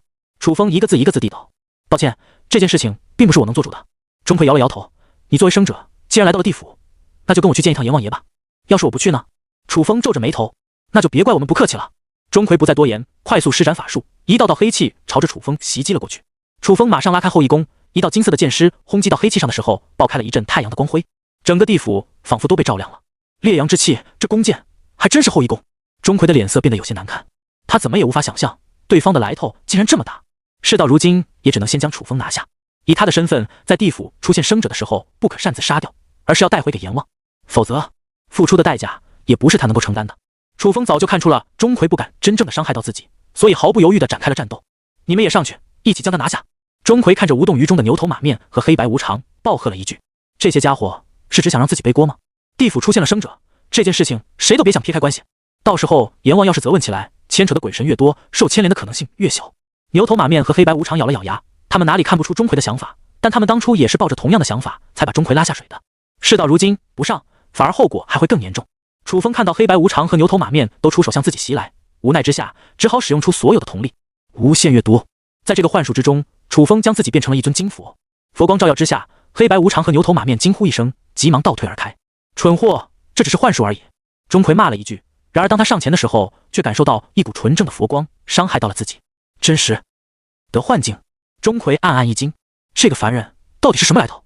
真实的幻境，难道跟远古天庭的那一位还有着关系？又是后羿弓，又是真实幻境，钟馗有些慌了，但是他还是只能硬着头皮朝着楚风攻击而去。钟馗身为地府的鬼神，他的体内不但蕴含鬼气，还蕴含着一部分的神性。鬼气或许会畏惧佛光的净化，但是神性的力量，那可就不怕了。钟馗的手中出现了一把钩子，那钩子仿佛能够锁住魂魄一样，朝着楚风飞了过去。钩子飞出去的那一瞬间，速度看起来很慢，然而仅仅只是眨眼间，钩子就已经来到了楚风的面前，仿佛打破了时空的法则，跨空而来。楚风的瞳力已经差不多用光了，他突然心一横，收回了所有的瞳术，朝着钩子撞了过去。这家伙！钟馗骂了一句，赶紧收回了钩子。但是与此同时，牛头马面和黑白无常趁机朝着楚风出手，化作4道黑影袭击而来。令人没有想到的是，楚风在钟馗收回钩子的那一瞬间，毫不犹豫地将后羿弓对准了自己，一箭射出。后羿弓飞出的箭矢化为了一股强大的力量，将自己杀死。钟馗看傻眼了，4大鬼差也看傻眼了。这家伙竟然把自己给杀了。下一秒，一道白光却在楚风的身上笼罩了起来。轮回转生，复活的时候，楚风的瞳力恢复至受到致命伤害的几秒之前，连同他的瞳力也恢复了一部分。死而复生，竟然还有这种手段！钟馗看呆了，四大鬼差也不敢上前了。这个生者虽然气息并不怎么强大，但展现出的手段一个比一个厉害。不对，这不是死而复生，只是回光返照，而且不可能无限使用。钟馗冷哼一声，很快就做出了正确的判断，差点就被这小子给骗了。他的身上爆发出一股强大无比的鬼神之力，不再留手，朝着楚风袭击了过去。既然对方有回光返照之术，那么肯定没那么容易死。就在这时，无数的亡灵化作一条黑色的长河，朝着钟馗涌动而来。钟馗面色一惊，双手之间的法术立刻调换了方向，抵挡住面前的亡灵之河。他的身子被冲击到10几米开外的地方，抬起头来的时候，面色阴晴不定。亡灵使者，你怎么也来了？楚风回头一看，漂浮在半空中的亡灵使者正是陈伯。楚风得到了鬼城贵族符之后，行走起来也轻松了许多。由于鬼城之内有牛头马面、黑白无常等鬼神，他担心后羿宫太过耀眼，很早就收了起来。鬼民和鬼兵的灵智都不算很高，只是能够模拟人类的情感，但是他们不会对地府之外的事物做出有效判断。他们的认知能力拘束在地府之内，只要楚风穿着鬼城贵族服，就是比较安全的。越来越近了，楚风不断前进，幽冥系超瞳跟他带来的联系感越来越强烈。眼前出现了一道巨大的城门，前方1000米，丰都内城，等级森严地带，有众多鬼兵鬼将进行防守。陈伯在丰都内城之中，楚风并不感到多么意外。亡灵使者的身份甚至比黑白无常都要高，根据地位来说，居住地肯定是设置在内城。楚风走上前去，然而2个守城的鬼兵将他拦住了。滚开，这里不是你一个鬼民能够来的地方。一道鬼气将楚风的身体推了出去。在城门的两边分别把守着2个鬼兵，他们的身上弥漫强大的鬼气，给楚风的感觉实力仅次于牛头马面和黑白无常。丰都城门守卫拥有一丝鬼神之力，能够催动鬼气，危险系数极高，感知范围700米。提示：丰都内城的等级十分森严，一般的鬼民无法进入，若是拥有特定的邀请函或者付出2两冥币贿赂丰都城门守卫，则可顺利通过内城。这真是做鬼都爱钱。楚风不由感到有些无语，不过这对自己来说倒是好事。特定的邀请函，凭借自己一个鬼民肯定很难弄到手，但是冥币就好弄了。楚风原路返回，用邪神之瞳控制了几个鬼民，从他们的身上搜刮了一番。穷鬼，竟然一点冥币都没带！楚风暗骂一句。提示：一般的鬼民要定时上交冥币，以换取他们在丰都生存的时限。鬼民在获得了冥币的时候，会第一时间储存至大通钱庄。原来鬼民住在丰都并不是免费的，每个月都要供奉冥币才行。若是哪一天一个亲人都不在世了，或者等到没人给他们烧纸钱的时候，这些鬼应该也就彻底魂飞魄散了。鬼也要生活，但是又害怕冥币被鬼偷了或者是抢了，倒不如直接储存到大通钱庄当中。楚风算是明白了，从这些鬼民身上抢钱那是不可能的，只有一个地方能够搞到钱，大通钱庄。开启弥天形态，楚风很快就找到了大通钱庄所在之处，距离这里并不算很远。他加快脚步，花费了大概半个小时的时间，来到了大通钱庄。前方10米，守财鬼，特殊的鬼民，拥有一定的身份地位，在丰都鬼城当中有一定的官职，灵智比一般的鬼民高。守财鬼就坐在大通钱庄的前台，偶尔会有1两个鬼民过去跟他换点冥币。既然是普通的鬼民，楚风要对付起来，那自然不是什么问题。等到旁边的鬼流量比较少的时候，楚风走了上去。守财鬼的身上也穿着鬼城贵族服，当他看到楚风过来，也穿着跟自己一样的服装，脸上立刻堆起了笑容。你有什么？还没等守财鬼把话说完，楚风直接开启了天妖瞳。空隙，守财鬼脸上的笑容立刻就僵住了，变得浑浑噩噩了起来，全听楚风说话。给我去取2两冥币。楚风直接吩咐道。守财鬼失了神似的，只管遵循楚风的命令，从钱柜里取出了2两冥币，放在了桌上。楚风取走了冥币，立刻离开。过了片刻，守财鬼回过神来，挠了挠头，检查了一番钱柜。奇怪，怎么少了2两冥币？过了片刻，几道黑气忽然降临至大通钱庄。守财鬼看清了来者是钟馗、牛头马面以及黑白无常，立刻吓得6神无主，跪伏了下去。钟馗大人，不知大人来小的这里有何吩咐？钟馗沉声道：你这里可有任何异常之处？守财鬼立刻被吓得面色发白，感觉自己的鬼声已经完蛋了。说，到底有没有？钟馗怒喝一声，他的声音带着令人心悸的力量，让守财鬼的整个心神都快坠落至深渊当中。他匍匐在地上，全身上下都在颤抖，好不容易才从嘴里挤出了一道声音：回大人，小的发现在钱柜里不知什么时候少了2两冥币。守财鬼大叫了起来：大人，真的不是小的私吞，您可以查小的全身甚至全家都行，但是真的没那2两冥币的踪迹啊！大人，您放过小的吧，求大人网开一面。闭嘴！钟馗直接怒骂了一句，那守财鬼立刻蜷伏在地上，缩成了一团，根本动都不敢动。他沉声喝问：你可看到一位身穿鬼城贵族服的人来到此处？守财鬼连连摇头：大人，我没有任何印象。钟馗不再继续盘问，而是扭头离开，招呼着牛头马面、黑白无常：我们走。几道黑气从大通钱庄遁走，守财鬼这才从地上站了起来，重新走回自己的岗位上，继续开始接待下一位鬼民。过了一阵子，他的神情就恢复了平静，好像刚才什么事情都没发生过。半个小时后，楚风重新回到了丰都内城城门口，两个丰都城门守卫看见楚风又来了，立刻呵斥道：“你又过来干什么？赶紧滚！”楚风依旧是走了过去，两个丰都城门守卫脸色一变，欲要施展法术。然而楚风悄悄将2个冥币掏了出来，分别塞到了2名守卫的口袋当中。一鬼一个，鬼守卫的脸色阴晴不定，狠狠地瞪了楚风一眼后，这才让开身子放行。穿过这道城门，楚风对幽冥系超瞳的感应越来越强烈了，那道气息似乎也在向我靠近。难道说陈伯也发现我的存在了？楚风面色一喜，快了，他就快跟陈伯见面了。就在这时，几道黑气突然降临至楚风的身边。呵呵，终于让我抓到你了，生者。钟馗来到了楚风的面前，露出了凶神的笑容。亡灵使者，你这是什么意思？钟馗沉声喝问道。地府来了生者，这件事情你还是不要插手的好。陈伯淡淡道，阎王给我差事，本来就是引渡生者亡魂，怎么就不是我的事情？钟馗怒声道，接引生者的亡魂跟生者不同。他似乎想起了什么，眸光闪烁。亡灵使者，你认识这个生者？愤怒之下差点忘了，楚风曾经说过他是来找亡灵使者的，而亡灵使者其实也是一位很特殊的存在，所以他才会如此忌惮。如果根据现在地府的身份来划分的话，亡灵使者实际上还要比钟馗高上一分，而最近又受到了阎王的器重，钟馗反而不敢乱动了。尤其是那根古杖，钟馗眸光闪烁，王海古杖，那可是地府的中品鬼器，威力极大，能够随心所欲地召唤山海般的骸骨，朝着敌人席卷而去，而且配合亡灵使者本身的能力，持有此杖相当于拥有一支地府大军一样。说白了，亡灵使者一个人相当于一支军队。陈伯看了一眼楚风，而后说道，这个人我今天就要带他走，谁也别想拦我。说罢，陈伯持古杖一挥，楚风的身体顿时漂浮了起来，两人化作一道流光，飞速遁走。钟馗的面色极其难看，面头马面，黑白无常战战兢兢地走上前去，问道，大人，现在应该怎么办？亡灵使者既然出手了，我们要不要去搬动丰都大帝？毕竟他离我们比较近。不，钟馗一口否决道，丰都就是个怕事的胆小鬼，要是真出了这趟事，只会想办法撇清关系，我们直接去找阎王解决这件事情。阎王？面头马面，黑白无常皆是吓了一跳，地府中至高无上的存在，那一位已经很久没有出现了。别说他们4个小小的鬼差，就算让钟馗这等身份的鬼神过去，也不能随便见阎王。钟馗道，既然亡灵使者是阎王亲自册封的，如果他真的跟地府出现的生者有关系，那么自然会有阎王出手解决。地府出现生者这件事情牵扯得很大，何况他连后羿宫都拿出来了，天知道跟那个地方会有什么关系。那个地方已经破灭了，变成了一片废墟，我们地府能保住，是不幸中的万幸。他的眉头紧皱，眸光中尽显担忧之色。走！下一刻，钟馗拉着4大鬼差化作一道黑气，朝着远处遁走。亡灵大殿，在这个空旷黑暗的殿堂当中，一道黑气降临于此，瞬间，大殿两侧亮起了蓝色的鬼火，照亮了这片黑暗的地方。陈伯身影落稳之后，楚风立刻上前去，试探性的呼唤了一下。他没有贸然太过亲近，根据刚才的那一幕，楚风已经意识到陈伯的身上发生了一些变化，肯定不是自己以前认识的那个老人。久违的称呼了呀，陈伯唏嘘了一句。楚风心头一动，久违，现实之中应该还没过多久才对。自己已经是用最快的速度完成了妖魔复苏副本的 SSS 级评价，而后马不停蹄地开启了幽冥之门。等等，诸天塔90层。楚风瞳孔微微一缩，似乎想起了什么。陈伯转过头来，笑着看着他，你已经明白了，对吧？他悠悠一叹，我呀，已经在这地府之中待了数千年的时间了，如果不是顺着幽冥的感应找到你，我说不定都早已忘了那段作为凡人的往事。凡人，楚风的心头开始变得复杂了起来。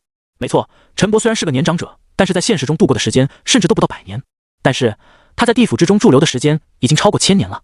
凡人的记忆在这位老者的身上还剩下多少呢？1/10，几十分之一。在地府之中度过的每一分每一秒都是对地球上记忆的洗刷。时间长了，陈伯作为普通人的心性都完全消失了，或者说陈伯现在已经彻底成为了亡灵使者。从他称呼凡人的时候开始，这一切已经不言而喻。陈伯接着淡淡道，我身为亡灵使者，每天负责的任务就是接引亡者的魂魄。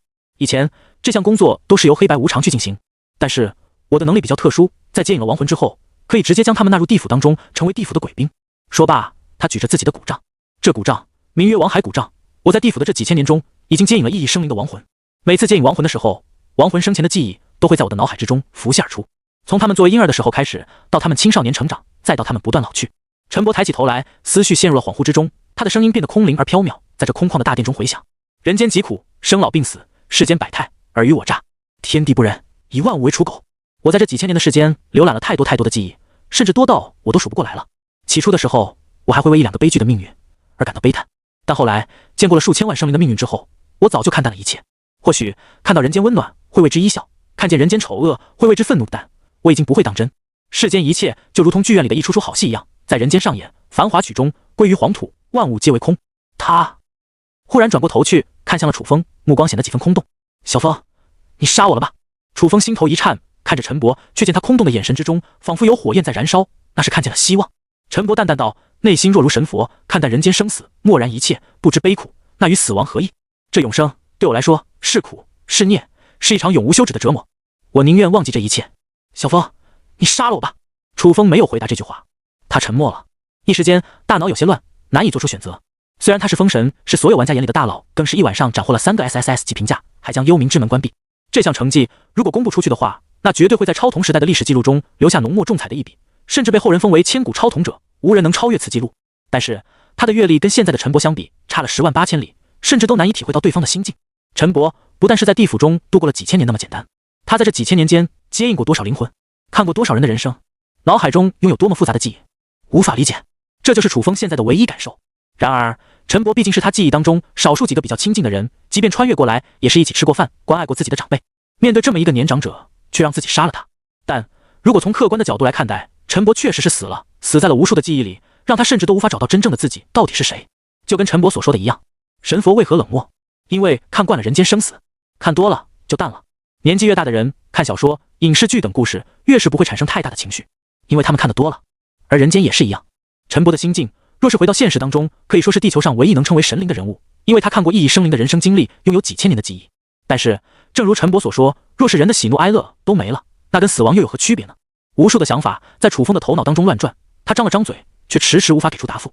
这时候楚风的眼前忽然弹出了一条提示：亡灵使者由超童者的灵魂力所化，若是消灭地府形态，灵魂或许可得到自由。看见这行提示，楚风目光一动，也就是说，在地府之中将陈伯的亡灵使者杀死，对方不会死亡。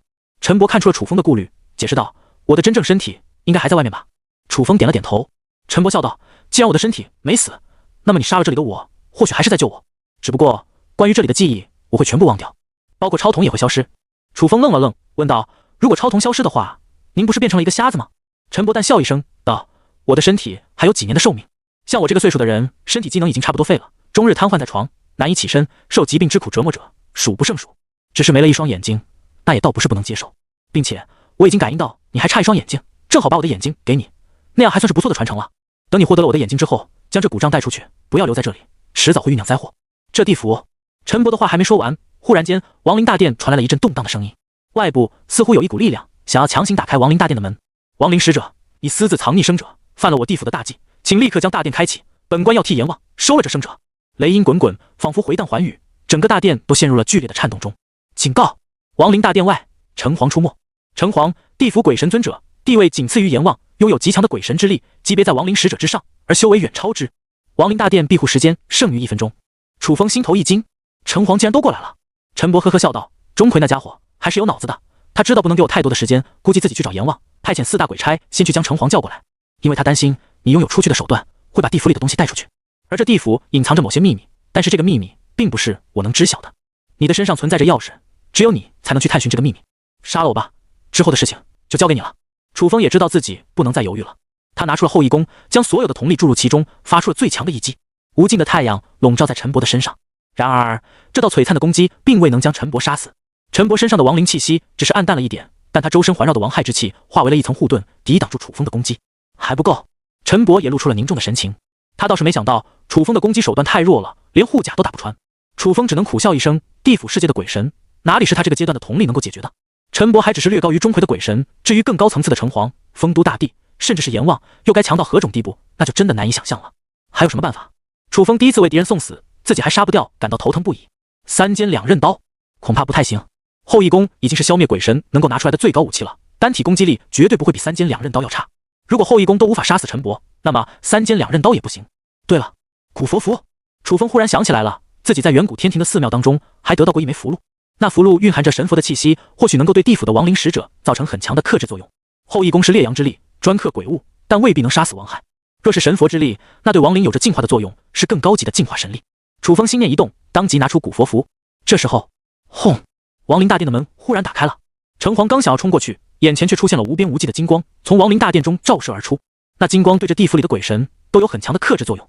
城隍忍不住闭上了眼睛，退避3舍，不敢上前。若是从远处看去，亡灵大殿所在的地方，一道金色的光柱冲天起，化为万丈金芒，照亮了这个无光的世界，仿佛在这永远阴暗的地府当中升起了一轮太阳。城隍的脸色阴沉至极，他感知到亡灵使者的气息已经消失了。他冲过去之后，发现亡灵大殿中站着一个生者，生者的右手上拿着一根亡骸骨杖，这是只有地府鬼神才能抓住的强大鬼气。那人转过神来，他的瞳孔让陈黄感到心头一颤。他看到对方的眼里倒映的是整个地狱。楚风睁开地狱之瞳的那一瞬间，仿佛整个地府都开始震荡了起来。那双眼睛，不可能！陈黄深吸一口气，露出了难以置信的目光。他见过这双眼睛，但是在他所有的记忆当中，这双可怕至极的眼睛只在阎王的身上出现过。楚风扫了陈黄一眼，举起亡骸骨杖，朝着他轻轻一挥，顿时无尽的亡骸之海化作一条幽冥的长河，直接冲溃了陈黄。速度很快，陈黄来不及闪躲，亡骸之海转眼就杀到了他的面前。他只能双手变换法诀，硬生生地抵挡住亡骸之海的一击。然而强大的冲击力直接将他打飞到天上，足足飞了几千米的距离才停下来。一道身影突然出现在陈黄的身后，将他给接住了。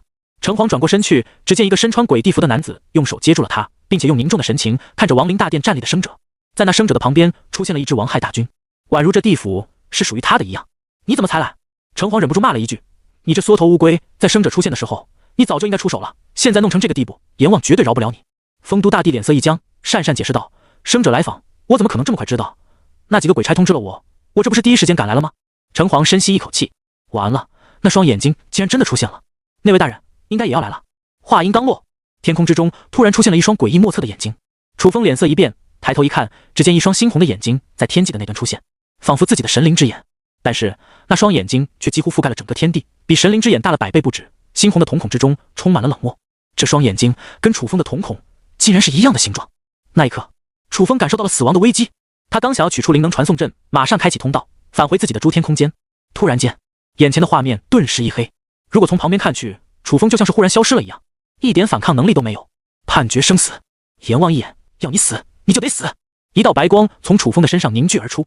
这一刻，楚风不敢再有任何的保留，手持亡骸骨杖，将骨杖内的亡魂气息几乎全部释放而出，形成了一个保护罩。与此同时，他的手里还出现了一个芯片，放下去后打开了一条通道，似乎是意识到楚风想要离开这里。天空中那双眼睛陡然发出了猩红的光芒，耳边传来呜呜的悲鸣声。亿亿亡灵组成的防护罩竟然在阎王的一眼之下飞速分崩离析。眨眼间，亡灵防护罩一层层削减，差不多已经消光了。快呀！楚风咬了咬牙，他从未感觉这几秒钟能够如此漫长，仿佛在生死之间行走了好几个来回，每拖1秒钟的时间，自己可能就会面临死亡的危险。灵能传送阵一层层打开，终于一道光幕出现在眼前，可以进行传送了。楚风刚刚接触过去，就在他触及到传送阵的下一秒，他的身体忽然爆开。死亡判决，你是否消耗20万进化点，进化轮回之瞳？选择确定。你的转生次数已经刷新，转生次数上限4。一道白光在楚风的身上缓缓凝聚，他花费了20万进化点，毫不犹豫地进化了轮回之瞳，进行转生。前进1米，砰，身影再次消失。白光凝聚，再前进一下，进入传送阵，砰，身影再次消失。白光凝聚，最后传送的光幕在白光凝聚的下一个瞬间，直接将楚风带了出去。砰！那声爆炸并不是从楚风的身上传来，而是灵能传送阵被瞬间损毁了。天空中，那双眼睛冷漠地看着亡灵大殿，这座宏伟的殿堂此刻已经变成了一片废墟，什么东西都没留下。亡灵使者、亡骸骨杖以及那个出现了短短1天的生者，全部都消失了，仿佛一场空。城隍和丰都大帝脸色一变，直接跪伏了下来，在地面上瑟瑟发抖。那双眼睛看向他们的时候，这2个地府的鬼神尊者立刻感受到死亡的危机。没有见过阎王，就不知道阎王到底有多可怕。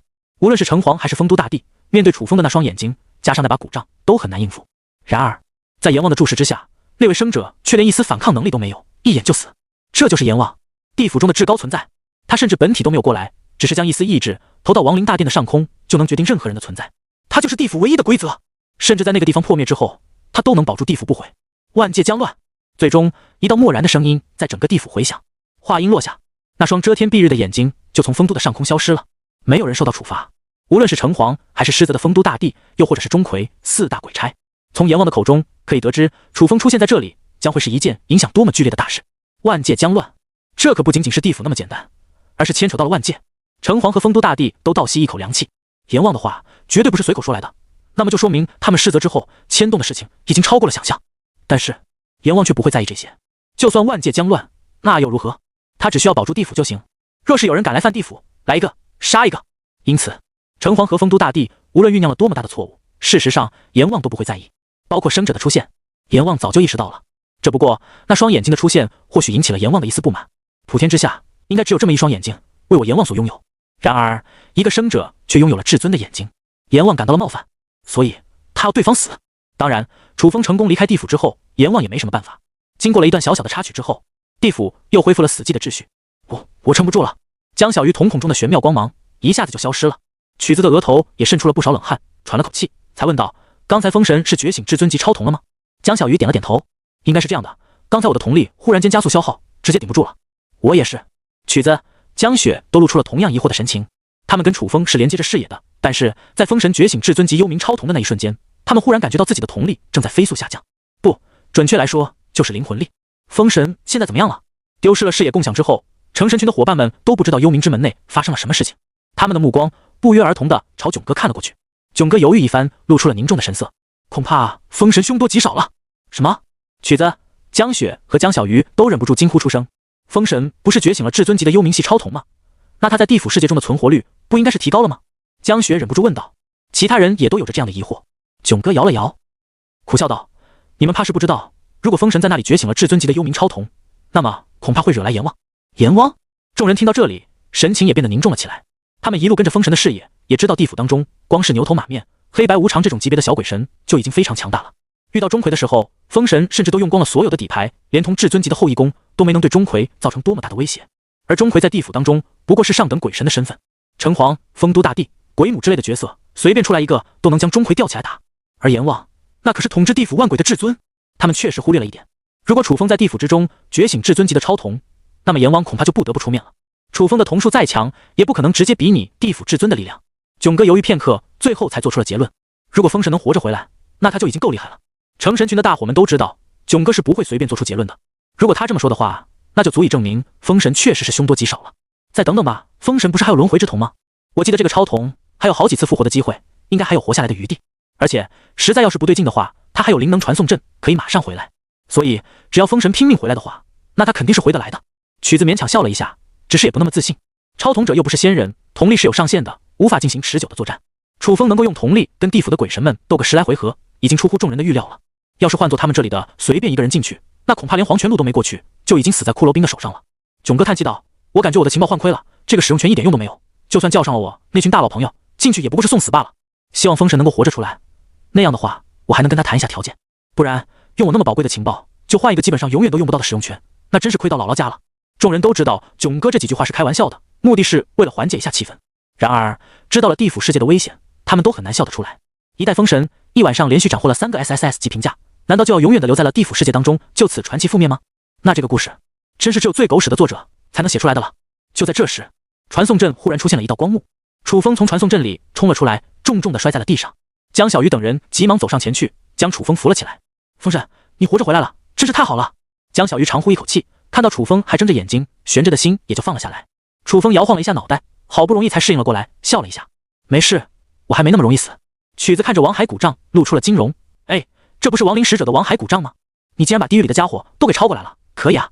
众人这才发现，楚风的手里拿着亡灵使者在救他的时候所使用的王骸骨杖。这骨杖给他们的印象还是挺深刻的，能够召唤一支亡灵军队袭击对手，连钟馗都被打退了，十分强大。你们不是视野一直跟我连接着吗？楚风疑惑地看着他们，感觉成神群的其他人好像对地府后面发生的事情一无所知。众人摇了摇头。江雪解释道：“风神，在你觉醒了至尊级的超瞳之后，我们跟你的共享视野就被中断了。”江小鱼跟着点头：“是啊，后面发生了什么，我们都不知道。看到你这么久没回来，我们还在担心呢。”楚风眸光微动，也就是说，阎王最后的那句万界将乱，只有自己一个人听到了，这可是非常重要的情报。万界，也就是说，地府连接的不止一个世界，阎王是知道有其他世界存在的，甚至他可能都知道自己来自哪里。万界将乱，这说的是诸天塔的世界吗？还有，这个万界包括了自己在现实中的世界吗？知道自己世界的，除了幻夜鸦以外，还有阴灵世界的颧骨玉泰，现在又多出了地府中的阎王。楚风皱了皱眉头，感觉到诸天塔的世界没那么简单，绝对不是等着超统者慢慢去攻略的一个地方。当超统者在攻略诸天塔的时候，诸天塔世界的存在是不是也在注视着他们？楚风抬起头来的时候，却发现囧哥在看着自己，静静的没说话。他又看了一眼陈伯，笑道：“风神估计还有更加重要的事情要做，现在我们能够做的事情已经做完了，就不要留在这里了，回去吧。”听到囧哥的话，江小鱼等人这才意识到，风神还有一位重要的人在这里等着去拯救。陈伯，也就是地府当中的亡灵使者。根据视野共享的内容，成神群的众人也知道陈伯跟风神是有关系的，而且可能是很重要的人。但他们没有想到的是，这位老人在地府世界中竟然度过了几千年的时光，光是时间就相当于龙国5000年的文明史了。再加上引渡灵魂时看见的那一系列记忆，这份经历放在整个世界上估计没有任何的存在能够跟陈伯相提并论。可以说，陈伯已经成为了精神上的神，体验过众生的命运，甚至比穿越者的经历还要多得多。毕竟他经历过数千万生灵的命运。或许这对其他超统者来说是一份难能可贵的机缘，能够大幅度的提升瞳力，获得了不可思议的能力。但如果是身边的老人遭遇这种事情，生活发生了翻天覆地的变化，那么对于当事人来说并不是什么好事。风神，那么我们就不打扰你了。是啊，现在的时候也已经不早了，而且我们都消耗了一部分的瞳力，需要恢复。下次有机会再合作吧。众人纷纷跟风神道别，挥了挥手，退出了他的诸天空间。囧哥的身影也跟着其他人消失了。楚风点了点头，也跟其他人挥手告别。有了这一次共同作战的经历，他跟成神群的群友们也算是有了一份感情。在生死的时刻，他们都始终坚持着跟自己保持同一战线。从传送阵出来的那一瞬间，他们主动过来扶，那也是发自真心实意的。毕竟这个时候是楚风最弱的时候，要是他们真动什么歪心思，即便这是自己的诸天空间，那也很不好说。经过这次战斗，楚风也对成神群的群友们多了一份信任。他将目光放在了陈伯的身上。楚风拿着王海古杖走到了陈伯的身边，将古杖在他的身边放下，轻声呢喃：“陈伯，我帮你带回来了，你的灵魂回去吧。”一道微弱的灵魂波动从王海古杖中分离了出去，回到了陈伯的身体当中。等待了片刻，楚风开启万古神眸，发现陈伯的身体处于正常状态，然而就是无法醒来，他的意识陷入了沉睡当中。楚风的脸色也显得有些凝重。没那么简单。在地府当中的时候，楚风利用古佛符净化了陈伯身上的亡灵之气。若是陈伯主动反抗的话，那他肯定无法杀死对方。只是凭借古佛符的话，然而陈伯选择自己将亡灵使者的所有都消灭了，包括那双超瞳。或许在成为亡灵使者的时候，陈伯也知道幽冥之门是因为自己的眼睛而开启了。邪神复苏的时候，有不少人死在了邪神气息的侵染当中，虽然及时控制了灾难范围，但是那一片范围当中几乎所有的人都死去了，死伤数还是很大的。一般的灾害，比如地震、海啸之类，虽然波及的范围很广，但是许多人找对方法后依旧能活下来。甚至最后进行死亡统计的时候，这一场灾难的总死亡人数未必会超过每天自然死亡的人数。然而邪神复苏不同，处于灾难范围中的人大部分都没能逃过。这就是为什么樱花国那群该死的家伙会选择开启邪神复苏，而不是妖魔复苏。因为邪神造成的破坏性更大，而在邪神复苏中死去的亡灵会不会进入地府世界呢？那些记忆会不会最后又被陈伯引渡亡灵的时候所吸收呢？这些都是有可能的。所以陈伯绝对恨透了那些记忆，才哀求着楚风将他属于亡灵使者的那一部分全部都杀掉。但是亡灵使者也是陈伯灵魂的一部分，并且是相当重要的一部分。可以说陈伯在成为亡灵使者之后，获得了他的第二人生，属于地府鬼神。这一部分的记忆也是跟灵魂连接在一起的。但是陈伯选择割掉了这些记忆，只保留了邪神复苏前的人生记忆，那一部分的灵魂就相当于受到了不可磨灭的损伤。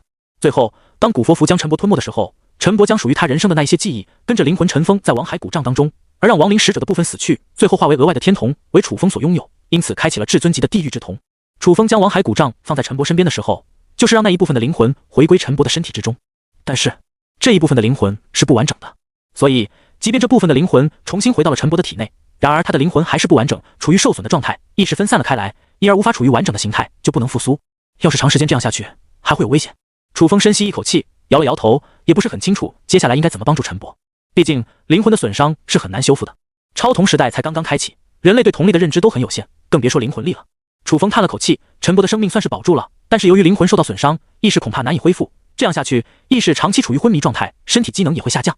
这件事情还不算完全结束，而且樱花国，楚风的眼神眯了眯，眼眸中怒火中烧。在他愤怒的时候，周围的温度都冷却了下来。地狱之瞳，除了至尊重瞳以外，他已经获得了第二种至尊级瞳术，而且跟至尊重瞳的信息获取类瞳术不同，地狱之瞳是极其强大的瞳术。现在他的瞳力还无法完全驾驭这种级别的超瞳，如果瞳力够高的话，楚风甚至能够跟阎王一样，一眼就决定别人的生死。当然，这需要有足够的瞳力作为支撑才行。除此之外，地狱之瞳还有许多的能力等待着自己去挖掘。打开面板，楚风发现自己的诸天塔已经到了8层，也就是说，我进入地府之门后，也算是完成了一个副本任务。或许诸天塔的层数判定是根据进入的世界来的，只要没死，出来之后就自动上升了一层。楚风眸光一动，那这岂不是可以跳级？但他很快就否定了这个想法。如果跳过诸天塔的层数，那就相当于放弃奖励了，最后可能还会把自己给玩死。而且地府世界是90层的诸天塔，或许跳到90层就不能跳了，因为是高级世界，自己一进一出，出来的时候诸天塔或许有所感应，就判断自己上升了一层，但是实际上是没有副本奖励的。关于地府世界，楚风觉得是不能再进去了，毕竟这不是正规进入副本的方式，而出来之后会自动上升一层，或许是诸天塔的防御机制。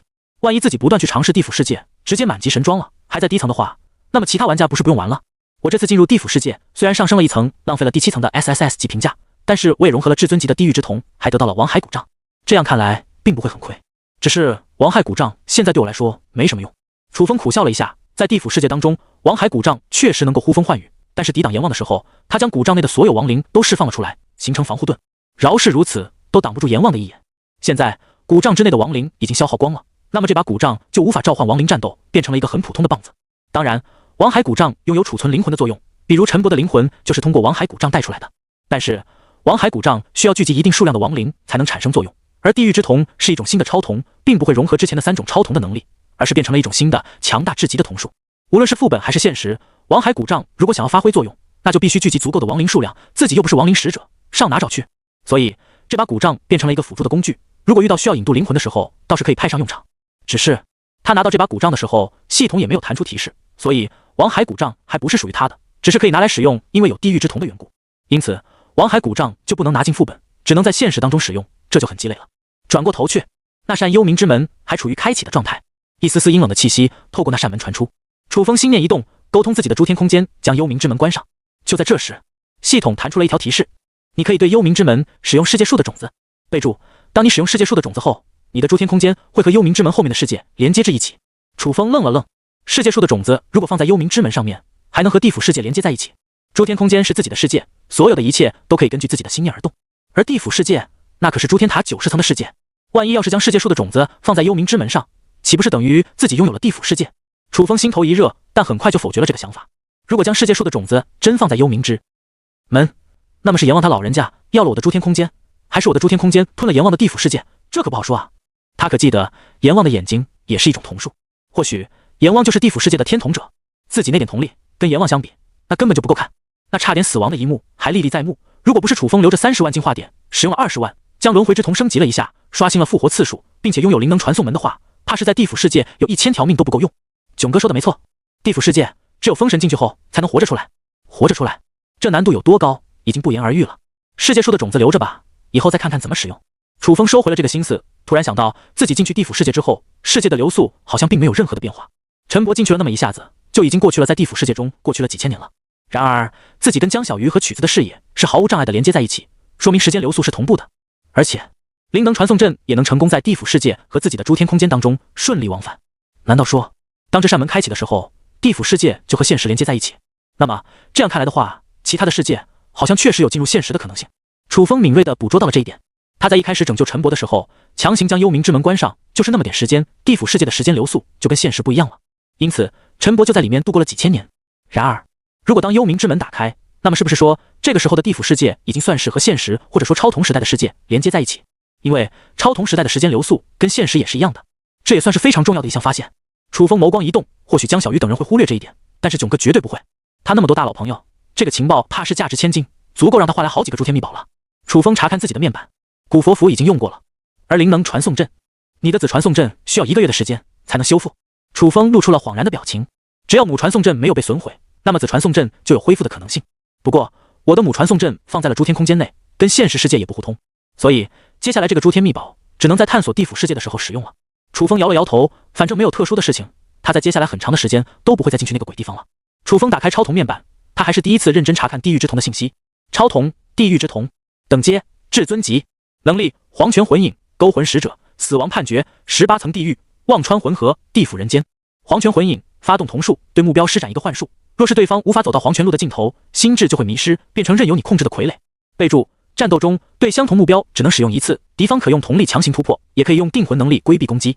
勾魂使者，召唤黑白无常辅助战斗，拥有勾魂的能力，召唤的时候会消耗瞳力，若黑白无常在战斗中死亡，需要1个月的时间才能恢复。死亡判决，选定一个目标进行10秒钟的读秒，如果对方无法在10秒钟内突破死亡判决的灵魂锁定，那么目标将会直接死亡。备注：在战斗当中只能对同一目标使用一次，目标可以用瞳力突破或其他手段躲避或抵消判定。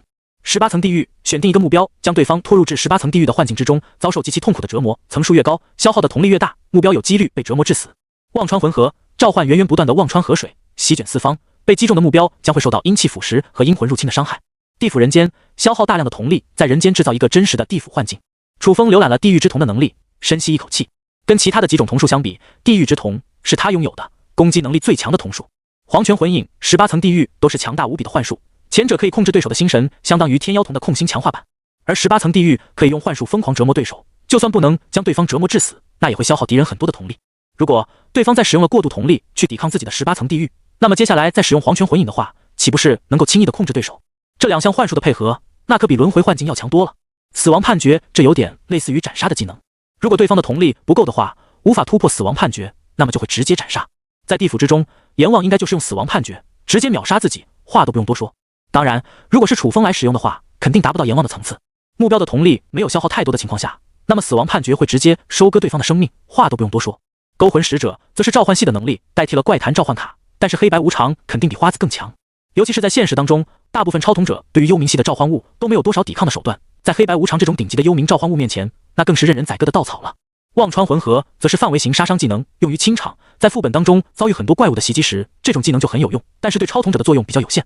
地府人间，这个可以说是地狱之瞳的最终技能，有点类似于无限阅读，召唤一个真实的幻境。然而地府人间是直接制造一个地府的幻境，在幻境领域之中，楚风就是阎王，决定别人的生死。当然地府人间所需要消耗的瞳力肯定是很高的，以楚风现在的瞳力水平，最多施展个半分钟就会消耗完所有的瞳力。他不禁苦笑一声，瞳力啊，那真是超统者的星号，难怪超级工会都要剧团行动，有些特殊的超统者可以给队友提供瞳力，这帮助实在是太大了。仅靠自己一个人的瞳力无法进行持久作战，就算有着强大无比的瞳术，那也不能无限制的释放，还要精打细算。不过毕竟自己连10层都没打上去，还有很多的发展空间，这倒是有很多的提升空间。打开个人信息面板，姓名风神，年龄17，超瞳至尊重瞳，品阶未知，万古神谋7阶，修罗之瞳6阶，天命之瞳6阶，轮回之瞳7阶，地狱之瞳至尊，已解锁世界、武道世界、仙侠世界、大周皇朝、忍者世界、幽冥世界。诸天秘宝，问道九湖3阶，黄龙符5阶，3尖两刃刀残损至尊，后羿弓至尊，天命印6阶，卡塞尔学院通行证特殊，守护者玉佩9阶，大威天龙8阶，灵能传送阵7阶，诸天传承大道至仙至尊，落日真剑至尊，万妖丹7阶，方舟8阶，剥夺之刃9阶，诸天光环一份机缘，身世不俗7天签到，诸天空间99，本源世界树的种子，攻略副本7，进化点114010，诸天点602000，两种幽冥系超瞳融合成地狱之瞳。进入地府世界后，攻略副本的数量达到了7个，但并没有解锁地府世界，应该是因为自己没完成相关任务的缘故，而且是以不正规的方式进去的。楚风看完了自己的能力后，又检查了一下陈博的状态。陈博的身体没有太大的问题，就是意识十分涣散，灵魂力损伤之后，恐怕还要很久的时间才能恢复过来。楚风叹了口气，心念一动，退出了诸天空间。他在地府世界之中使用了很多的瞳力，就算是升级轮回之瞳的时候，瞳力回满了，但是阎王的死亡判决让他在一瞬间几乎将瞳力消耗殆尽。接下来也需要将近半个月的时间才能将瞳力恢复满。反正已经1个晚上连续斩获3个 SSS 级评分了，楚风休息一段时间也没什么大碍。退出诸天空间后，楚风的身影重新回到了这片废弃工厂。东方的天空泛起了一层鱼肚白，自己竟是一宿没睡，已经要天亮了。邪神复苏给马镇带来的巨大的损害，现在也需要一定的时间才能恢复完全。楚风取出了天命印，打算直接就此离去。就在这时，一个身穿军服的龙武卫忽然出现在楚风眼前，朝着他郑重的行礼。这位先生，我们有话想要跟您谈谈。楚风皱了皱眉头，他看得出来对方是军方的人，但是楚风并不是很希望自己的身份暴露，也不是很想在现实中跟其他的团体产生联系。他正欲使用天命印驾驭金龙战车离去，看见这一幕，那名军人似乎急了。兄弟，你是解决了邪神复苏的大神对吧？我们想要真诚的感谢您一番，并且赠送奖励，请您不要那么快走。奖励？楚风听到这个词倒是顿了一下，自己也算是为龙国做了一件好事，虽然是顺手的，如果能拿奖励那倒是不错。然而看着那名军人脸上露出的喜色，楚风眉头一挑，中套了，这家伙压根就没准备好奖励，先是抛出一个鱼饵将自己吊住再说。哎，兄弟，我知道你不想在现实当中暴露身份。那名军人跑过来后喘了口气，连忙道，你放心，我们龙国对你们这样优秀的超统者有专门的保护措施，我们军方的人都是签署了超同契约的，绝对不会做出损害别人的事情。违背契约，那我们的超同都会废掉，有什么好处能够比得上超同？那可是一辈子的前程啊！兄弟尽管放心，人的嘴虽然不老实，但利益是实打实的，我们龙国军人一生的职责操守，那都是跟超同连接起来的。楚风的面色一缓，他知道超同契约有着很强的限制力，最近听新闻也说过，龙国正在军队当中大规模培养军方的特级超统者，而第一时间就是让他们签署相关的规定，对应的职责那也是非常明确严厉，一定要按照规矩来办事，否则失去的代价那可就是眼睛了。楚风的瞳孔闪过一丝金色的光芒，虽然知道对方是军方的人，但他对相关的新闻了解不是很多，并不是没有去刻意了解，而是龙国没有太早的对外公开过相关信息，具体是什么原因，恐怕现在各个国家之间都有着大大小小的矛盾，具体对超统者实施的是什么样的一种策略，如果暴露给其他国家的话，那么都可能带来坏的影响。楚风经过一番查阅之后，倒是有些惊讶，面前的这个军人名叫夏龙武，他的身份竟然是龙武卫的首长，这可是军队的顶级人物了。这次会城出现邪神复苏，夏龙武亲自带兵过来镇守，他本身的实力也是极强，诸天塔甚至攻略至10层，比囧哥还高。想想也正常，囧哥看起来好像只是民间的闲散大佬，而且他自闭了一段时间，没有去攻略诸天塔，因此进度就有些落后了。而军方的人如果在情报和资源扶持都足够大的情况下，最强者夏龙武自然有着不俗的实力。10层，这已经是达到一个门槛线了。据说10层之后的诸天塔规则可能还会有些许变化，但因为打上去的超统者太少，所以相关资料也不是特别充足。眼前的夏龙武走过来的时候慌慌张张的，看起来就像是一个普通人一样，没想到揭开老底，竟然是个这么厉害的人物。夏龙武心头一惊，他在面对着楚风的目光时，不知怎么感觉自己身上的秘密好像都被看光了一样。不可能啊，自己可是老影帝了，江湖行走100年，自认为他走过来的表现可以极大程度的降低对方的警惕性。同时他知道有一位大佬独自出手就解决了邪神复苏，肯定很厉害。为了接近这样的角色，他换上了普通的军服，就是显得更加亲近一点。怎么感觉从对方的眼神当中好像已经知道了自己？不管了，夏龙武深吸一口气，这么厉害的大佬，龙国绝对不能放过。大佬，我们已经知道了，您就是拯救了邪神复苏，我们龙国的救世主，对吧？楚风一阵无语，这还刚一见面，什么都没说，先把救世主的帽子给自己扣上了。没想到一代龙武卫的首长，舔起来那真是叫个果断。这里也没有别人。楚风想了想，还是直接点了点头。有时候一直藏着掖着，反而并不是什么好事情。既然对方是军方，那么稍微证明一下自己的价值，或许对未来有着帮助。对超同时代认识更加深刻的楚风，已经明白不能完全依靠自己的力量。副本可以单刷，但是回到现实当中，难免会跟同等层次的存在打上一些交道。这就是社会。夏龙武心里暗暗一惊，他倒是没想到楚风竟然承认的那么果断了。嘿嘿，大神，我们龙国需要的正是您这样有实力的超统者啊！您看，加入我们军方，您的身份，我们倾尽整个国家的力量为您保护，绝对保证安全。您的子女教育也有相关的优待。等等，别急着走啊，我们还有各种资源扶持以及各种合作方式，保证包你满意。楚风摇了摇头，扭头就准备走。很明显，这家伙是来招安的。楚风并不是不想为龙国效力，也不是完全对这些好处不感兴趣。然而，他并不希望背负多余的责任。他有着至尊重瞳，需要足够的空间去探索攻略 SSS 及评价的方式，也要制定相对应的计划。这些都需要时间。而如果加入团体，给自己找上一大堆的麻烦事，那么自己的时间就得不到保证。夏龙武见楚风要走，急了，嘴巴跟连珠炮似的，将加入军方所有的好处都说了出来。我们军方还在各种领域有着最先进的研究，比如相关的医疗措施，如果超统者在失去超瞳之后，能不能恢复视力，又或者是灵魂力损伤，这些都在研究相对应的医疗技术进行修复。你可能觉得我们在吹牛，但我夏龙武敢拍着胸膛保证，我们龙国在相关的领域有了重大的突破。楚风猛地转过头来，你说有灵魂领域的医疗技术？夏龙武见楚风突然转过头来，神情顿时变得如此重视，先是愣了一下，而后眼珠子一转，他笑道，没错，我们龙国有一位科技领域不敢说全世界排第一，但至少能够排前3的超统者，攻坚克难，帮助我们研发跟超统有关的相关科技。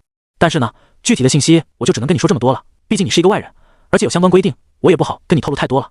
你要是想要知道更多的话，我倒是可以勉为其难的给你一张邀请函，作为你的奖励，你就能成为特别参观者，进入我们龙国的军方，参观我们的最新科技成果。看着夏龙武那一脸为难的样子，楚风强行忍住了打他的冲动。这个老狐狸真够圆滑的，还勉为其难给一张特别邀请函，摆明就是搀着自己，却又欲擒故纵，100%是认准了自己对这个领域感兴趣，才当场见风使舵，用奖励来引诱自己过去。要是真去了军方，那可就未必能那么轻易出来了。夏龙武心中暗暗有所猜测，脸上堆起了笑容。你有什么亲人在这方面受过损伤的话，如果你有着军方的身份，那么亲人就可以优先接受最新科技的治疗。我们龙国不敢说提出这个世界上最丰厚的条件，但只要你有难，我们绝对尽力去帮。来了，你就是我们的兄弟，不说绝对大富大贵、大鱼大肉，但是有福一定同享，有难一定共当。说这句话的时候，夏龙武倒是收起了嬉皮笑脸的表情，难得严肃了起来。楚风心神微微一动，他可以看出对方是真心实意的为自己身为龙武卫的一员而感到自豪。这家伙真不知道他以前是不是去做传销的，说的自己还真是心动了。夏龙武其实根据楚风的反应，也猜测到他身边可能有人需要这样的医疗条件。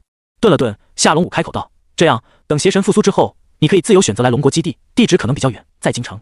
我还有其他的事情要做，不能再跟你说那么多了。如果你真的有想法的话，就带着这张邀请函来找我吧。说罢，夏龙武真的从口袋之中取出了一张邀请函。邀请函的封面不算多么奢华，但是很有质感，一看就不是能够轻易伪造的。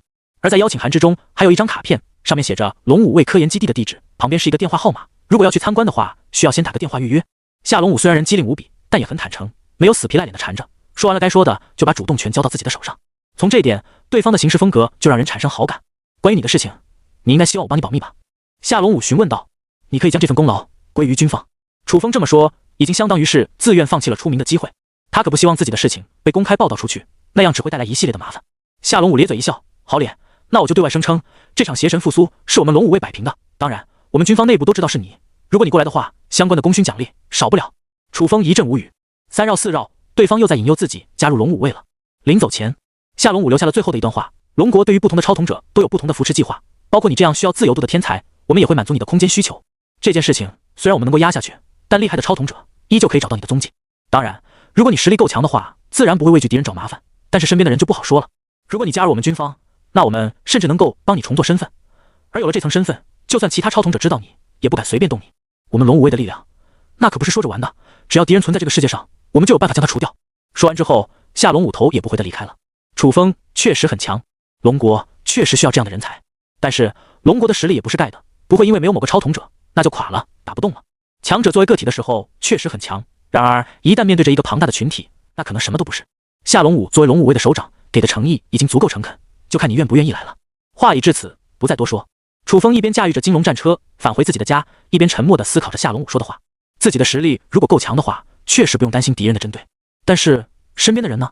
他不可能一辈子都孤身一人，别人针对不了他，还针对不了陈伯吗？既然有寰宇回溯之术这样的能力，就不排除有其他的超统者能够从现场还原出邪神复苏时发生的事情，那就能找到陈伯的身上。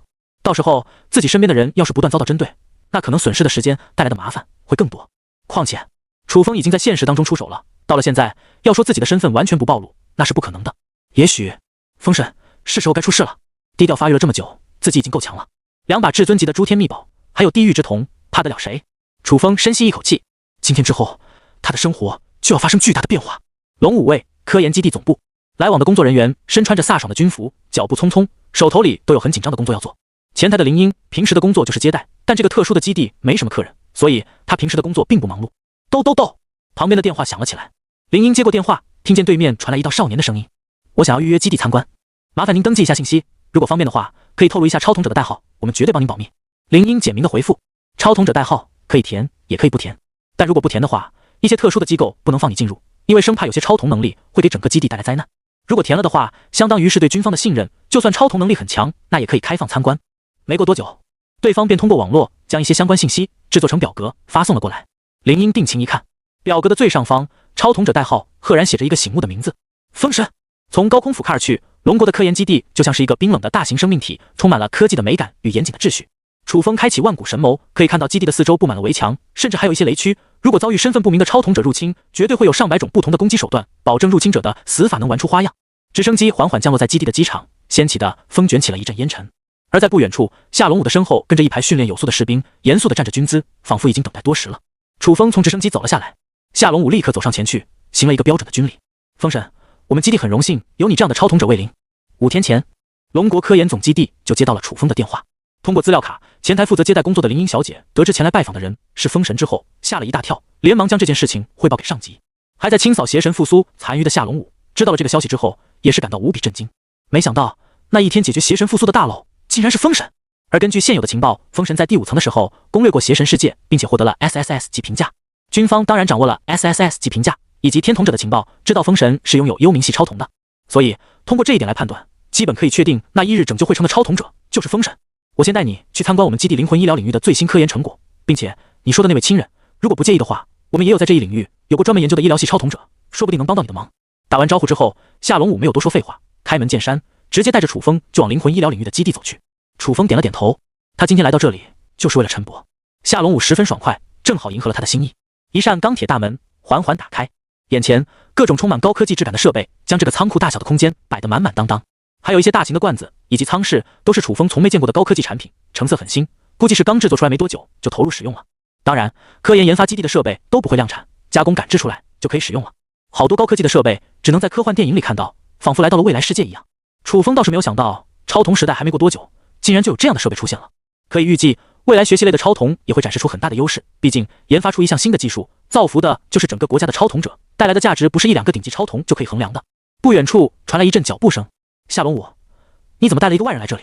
楚风扭头看去，一个身穿白大褂的青年皱着眉头，面带不满地走了过来。他的脸色看上去很疲倦，头发乱蓬蓬的，像是好几天没洗过，眼角带着很重的黑眼圈，走过来的时候一瘸一拐，仿佛随时都要倒下去一样。我给你发的信息你没看？夏龙武皱了皱眉头。青年愣了一下，耸了耸肩，我最近都在研究灵魂领域，这个领域实在是太棘手了，而且没有现成的研究对象，我最近忙得很，你有什么事情吗？如果没事的话，那就快走吧，我的时间可是很宝贵的。夏龙武沉声道：“你现在研究的是灵魂领域吧？我有一位朋友，他身边的人灵魂领域受到了不小的损伤，想看看你有没有办法。”青年顿时变得精神了起来，将目光放在了楚风的身上。楚风没多说什么，心念一动，沉睡中的陈伯被楚风从诸天空间转移了出来。诸天空间有点意思，是个大人物啊。青年挑了挑眉毛，看着楚风，忍不住说了一句：“没想到这个看起来还没高中毕业的少年，竟然拥有了一个诸天空间。这夏龙武又找到了什么天才少年？白修，你不是天天将封神挂在口里吗？现在让我给你带过来了，你还不谢谢我？”夏龙武冷冷地说道。白修立刻张大了嘴巴，不敢相信地看着楚风：“你是封神大佬？”楚风没回应，他感觉白修的名字有点耳熟，好像在哪里听过。我去，还真是大佬啊！我可是听曲子说过你了。白修突然激动地走上前去，没走几步，他的动作忽然顿住，意识到旁边还有夏龙武，及时止住了不该说的话，摸了摸鼻子，讪讪一笑：“曲子，你朋友？”夏龙武神情一动：“算是吧，我在超童时代认识的，有交际。”白修大大方方地承认了下来。当然，朋友确实是真的，毕竟是一个群，但是具体的事情他选择隐瞒了。夏龙武扫了白修一眼，希望你认识的都是正道之人。他作为首长，当然听出白修专门说这个人给封神听是别有深意的，但他也懒得追究。白修既然加入了军方，那就必须按照契约的规定行事。军方的契约足够完善、严格，从各种角度封死了内部人员背叛的可能性。只要不是出格的事情，夏龙武都不会管那么多。楚风倒是暗暗惊讶，没想到成神群的群友竟然还有打入军方内部的科研人员。当然，夏龙武直接叫白修的代号也没有什么不妥，毕竟楚风也将自己的诸天塔代号给说出去了。军方通常是组队行动的，甚至你有什么能力都要知道的一清二楚，代号已经是最表面的情报。以军方的可信度，给他们知道代号也不会对自己接下来的行动造成什么困扰。反正楚风又不打算做出危害龙国的事情，是非曲折他还是分得清楚。两名群友见面，算是互相认识了一番。白修知道楚风是封神之后，不敢怠慢，连忙来到了陈伯的面前。他的指尖轻轻放在了陈伯的额头上，随后睁开了眼睛。片刻后，白修收回了手，面向楚风，神情凝重地道：“你的这位亲人灵魂处于残缺的状态，恐怕有点棘手。”楚风听了，心里一沉。白修身为成神群的一员，跟曲子等人的关系都不错，而且本着群友互相帮助、坦诚以待的原则，不会跟自己说假的。陈伯的情况比想象中的要严重吗？能告诉我情况吗？楚风问道。白修深深地看了他一眼，道：“这位老人家的灵魂力，感觉是被强行撕成了两半。如果我感知的没错，他的超瞳已经没有了，对吧？”楚风点了点头，不仅高看了一眼白修，能够如此精准地掌握陈伯的状态，确实是有点东西的。白修继续道：“超瞳呢，本身就是人类灵魂的一种具现形式，只不过在这个时代下，人类的灵魂觉醒了，并且可以通过瞳术施展出各种神奇的能力。但事实上，驱动瞳术的是每个人的灵魂力。如果超瞳者在诸天塔中任务失败的话，其实超瞳并没有消失，只是被封锁住了。”封锁住了？楚风有些意外，他是第一次听到这样的说法。是的，白修点头，继而解释：“我们的超瞳能力跟超瞳时代有关系，虽然这关系到底是怎么样的还不清楚，但是可以确定的是，我们的超瞳之所以能够施展出各种能力，跟诸天塔有关系。一旦超瞳者在诸天塔的任务中失败的次数太多，那超瞳时代就相当于封死了你的力量来源，那么你的超瞳能力自然就没有了，连同视力也会被剥夺。但是你的灵魂本质上还是没有受到损伤，只是相当于觉醒的力量又被重新禁锢了回去，明白吧？”楚风顿了几秒，点了点头，表示可以理解。白修接着道：“因此，根据这个理论，超瞳者在进行了3次失败之后，要恢复视力也是有可能的，毕竟是被封锁了而已，甚至还有可能超瞳，但这就是我们触及不到的境界了，毕竟跟诸天塔的存在有关系。但是这位老人的情况不太一样，他的超瞳之所以消失，是因为他强行将自己的这份灵魂部分给摧毁了，而且还是很大的一部分，要完全修复的话，有点棘手。”楚风沉声道：“没有办法吗？”白修笑着摇了摇头：“我的超瞳本身就是为了研究超瞳者的灵魂本质而诞生的，如果遇到这点麻烦我就放弃的话，那我白修也就不是白修了。目前而言，确实没有办法能够解决这个老人身上的问题，无论是我们的认识还是现有的技术都不够，但是未来不代表着没有机会。如果不介意的话，你可以将这位老人留在这里，我会不断检查他的灵魂修复状态，甚至是研发一些相关的技术来解决这个问题。”楚风神情一动，灵魂领域毕竟不是自己的专业方向，专业的事交给专业的人来做，这个道理楚风还是明白的。白修作为成神群的群友，当然不会坑害自己，而将陈伯留在这个地方也能够稍微放心一点。还有，这位老人在沉睡状态的话，也需要特殊的机器才能维持住他的生命。白修补充了一句。夏龙武一直在旁边看着，他注意到楚风已经动心了，这位老人可以说是封神唯一的软肋。他轻咳一声，开口道：“封神，别怪我没有事先跟你说清楚，任何的科研研发都是需要一定的成本，我们不可能无条件的为了一条人命去无限制的投资，所以这个成本有一部分是需要你来承担的。”言下之意十分清楚。楚风问道：“那么需要多少诸天点？”“诸天点嘛，我们龙武卫还真不缺这个。”夏龙武摇头一笑，在我们军队当中，许多的资源都是共享的，按需分配，而且整个龙国的底蕴加起来要养一个军队，你觉得会缺诸天点吗？对于外人的话，我们也不会轻易的用诸天点去进行交易。我们是国家的军队，可不是企业，目的是为了维持整个国家的秩序，而不是盈利。这几句话相当于是断了楚风用诸天点去换陈伯治疗空间的念头。也就是说，我必须加入军队。楚风皱着眉头问。夏龙武摇了摇头，我早就说过，我们军队有很多的合作方式，并不仅限于你一定要加入军队这一条款。对于强大无比的超统者，我们有特殊的合作方式，比如龙国之影。楚风猜测到，这应该是执行特殊任务的职位，工作可能类似于间谍。他问道，龙国之影主要是做什么的？暗中守护龙国，以个体为单位，执行一些其他超统者无法完成的任务。夏龙武解释道，我们不会对龙国之影做出定期集合，又或者是完成任务的要求，但是我们会暗中发布任务。如果你是龙国之影的话，可以接受我们暗中发布的任务，完成悬赏，获得功勋点的奖励。在我们的军队当中，诸天点可不是硬通货，但是功勋点是。不仅限于难以完成的任务，如果你能将我们盯上的境外超统者势力除掉，甚至是暗杀一些我们早就很想解决的敌人，都能获得高额的功勋点奖励。前提是想要成为龙国之影，还是必须先签署一份契约，保证你不会对龙国的主权和领土权造成损害，不会损害龙国利益，以及遵守保密事项。这些都是非常基础的条款了。说着，夏龙武将一张契约文件放在了楚风的面前。当然，这份契约并不是超同契约，只是写上了需要遵守的事宜。如果真要成为龙国之影了，在一起进入超同时代，签署此契约。楚风开启万古神谋，扫了契约上的遵守事宜。自己的义务大致就是保证不要损害龙国，不能做出伤害龙国的事情，以及一些原则性的要求。即便没有这些义务，楚风也不会做出那样的事情。当然，军队也保证完成任务后按量给奖励，以及保护龙国之影的身份，必要时提供帮助。总的来说，这还是一份不错的契约。签署这份契约，其实就是多出了一个身份——龙国之影，龙国的刺客。主要任务是接收龙国派发的悬赏任务，根据自己的能力去接，完成任务后奖励大额的功勋点，用来兑换各种情报，以及享受龙国的特殊服务。如果要让陈伯的灵魂得以修复的话，那就必须加入龙国之影，赢取功勋点，这样才能让白修出力研发相关领域的设备。好，最终楚风答应了下来。夏龙武笑道：“这项职业有不少超统者争破了脑袋，都没有任何资格。目前为止，我们的龙国之影还不超过10个，你就是第10个。只有最强的超统者才有担任龙国之影的资格。走吧，我们还需要签署一份契约，然后才能对你进一步公开相关的悬赏任务。”两人进行了超同连接。进入超同时代后，楚风通过超同连接跟夏龙武见面。对方在超同时代的形象很是浮夸，身上穿着金光大铠甲，背后一把闪亮亮的屠龙宝刀，充满了夜游画风的既视感。楚风有点想吐槽，这样一个奇葩是怎么混上龙武卫首长的职位的？当然，夏龙武的诸天塔攻略层数都比自己高，楚风也没办法判断对方的实力。一页金色的契约在楚风的面前出现，跟成神群那次一样，只需要在契约当中留下自己的灵魂烙印，超同契约就算是完成了。签署完毕之后，楚风感觉到一股冥冥中的力量在监视着自己。夏龙武笑道：“行了，接下来你就是龙国之影，也是我们的影子战士。我会给你发一份文件，如果你有要接的任务，告诉我一声就行，我会给你登记，然后标记这个任务有人进行之中。”一份文件通过超同连接送到了楚风的脑海当中，以超同时代的形式传输信息，安全性更加能够得到保证。楚风打开文件之后，上面出现了许多的名字，大部分都是境外势力，有一些身份比较模糊，只有对方的现实身份，有些甚至都没有。忽然间，一个名字引起了楚风的注意：东山拓海，樱花国东山集团的超级会长。他的身份除了是一个超级工会的会长之外，还是樱花国的特别超同者，疑似加入过超同时代武器的研发，拥有幽冥系超同。根据现有情报，其属下滨崎俊介曾经发动过对龙国的邪神复苏，而真正的主导者或许是东山拓海。对龙国的危险系数 S 级，击杀悬赏10万功勋点。整个列表当中也只有3个 S 级任务，而东山拓海就是悬赏的暗杀名单当中唯一的一个 S 级任务。至于其他的2个 S 级任务，流程都很复杂，跟2个境外研究所有关，不仅需要考虑出国的问题，他对境外的超同者高手知道的也不多，不好完成。但是击杀东山拓海那就没那么难了。幽冥系超同跟滨崎俊介那家伙有关系。楚风的眼眸眯了眯，露出一股杀意。陈伯会变成这个样子，或许还跟东山拓海有关系，并且幽冥系超同之间会形成感应，这家伙在未来很可能也会威胁到陈伯的生命安全，必须趁早处理掉。我想问一问，10万功勋点多吗？楚风转过身去对夏龙武问道。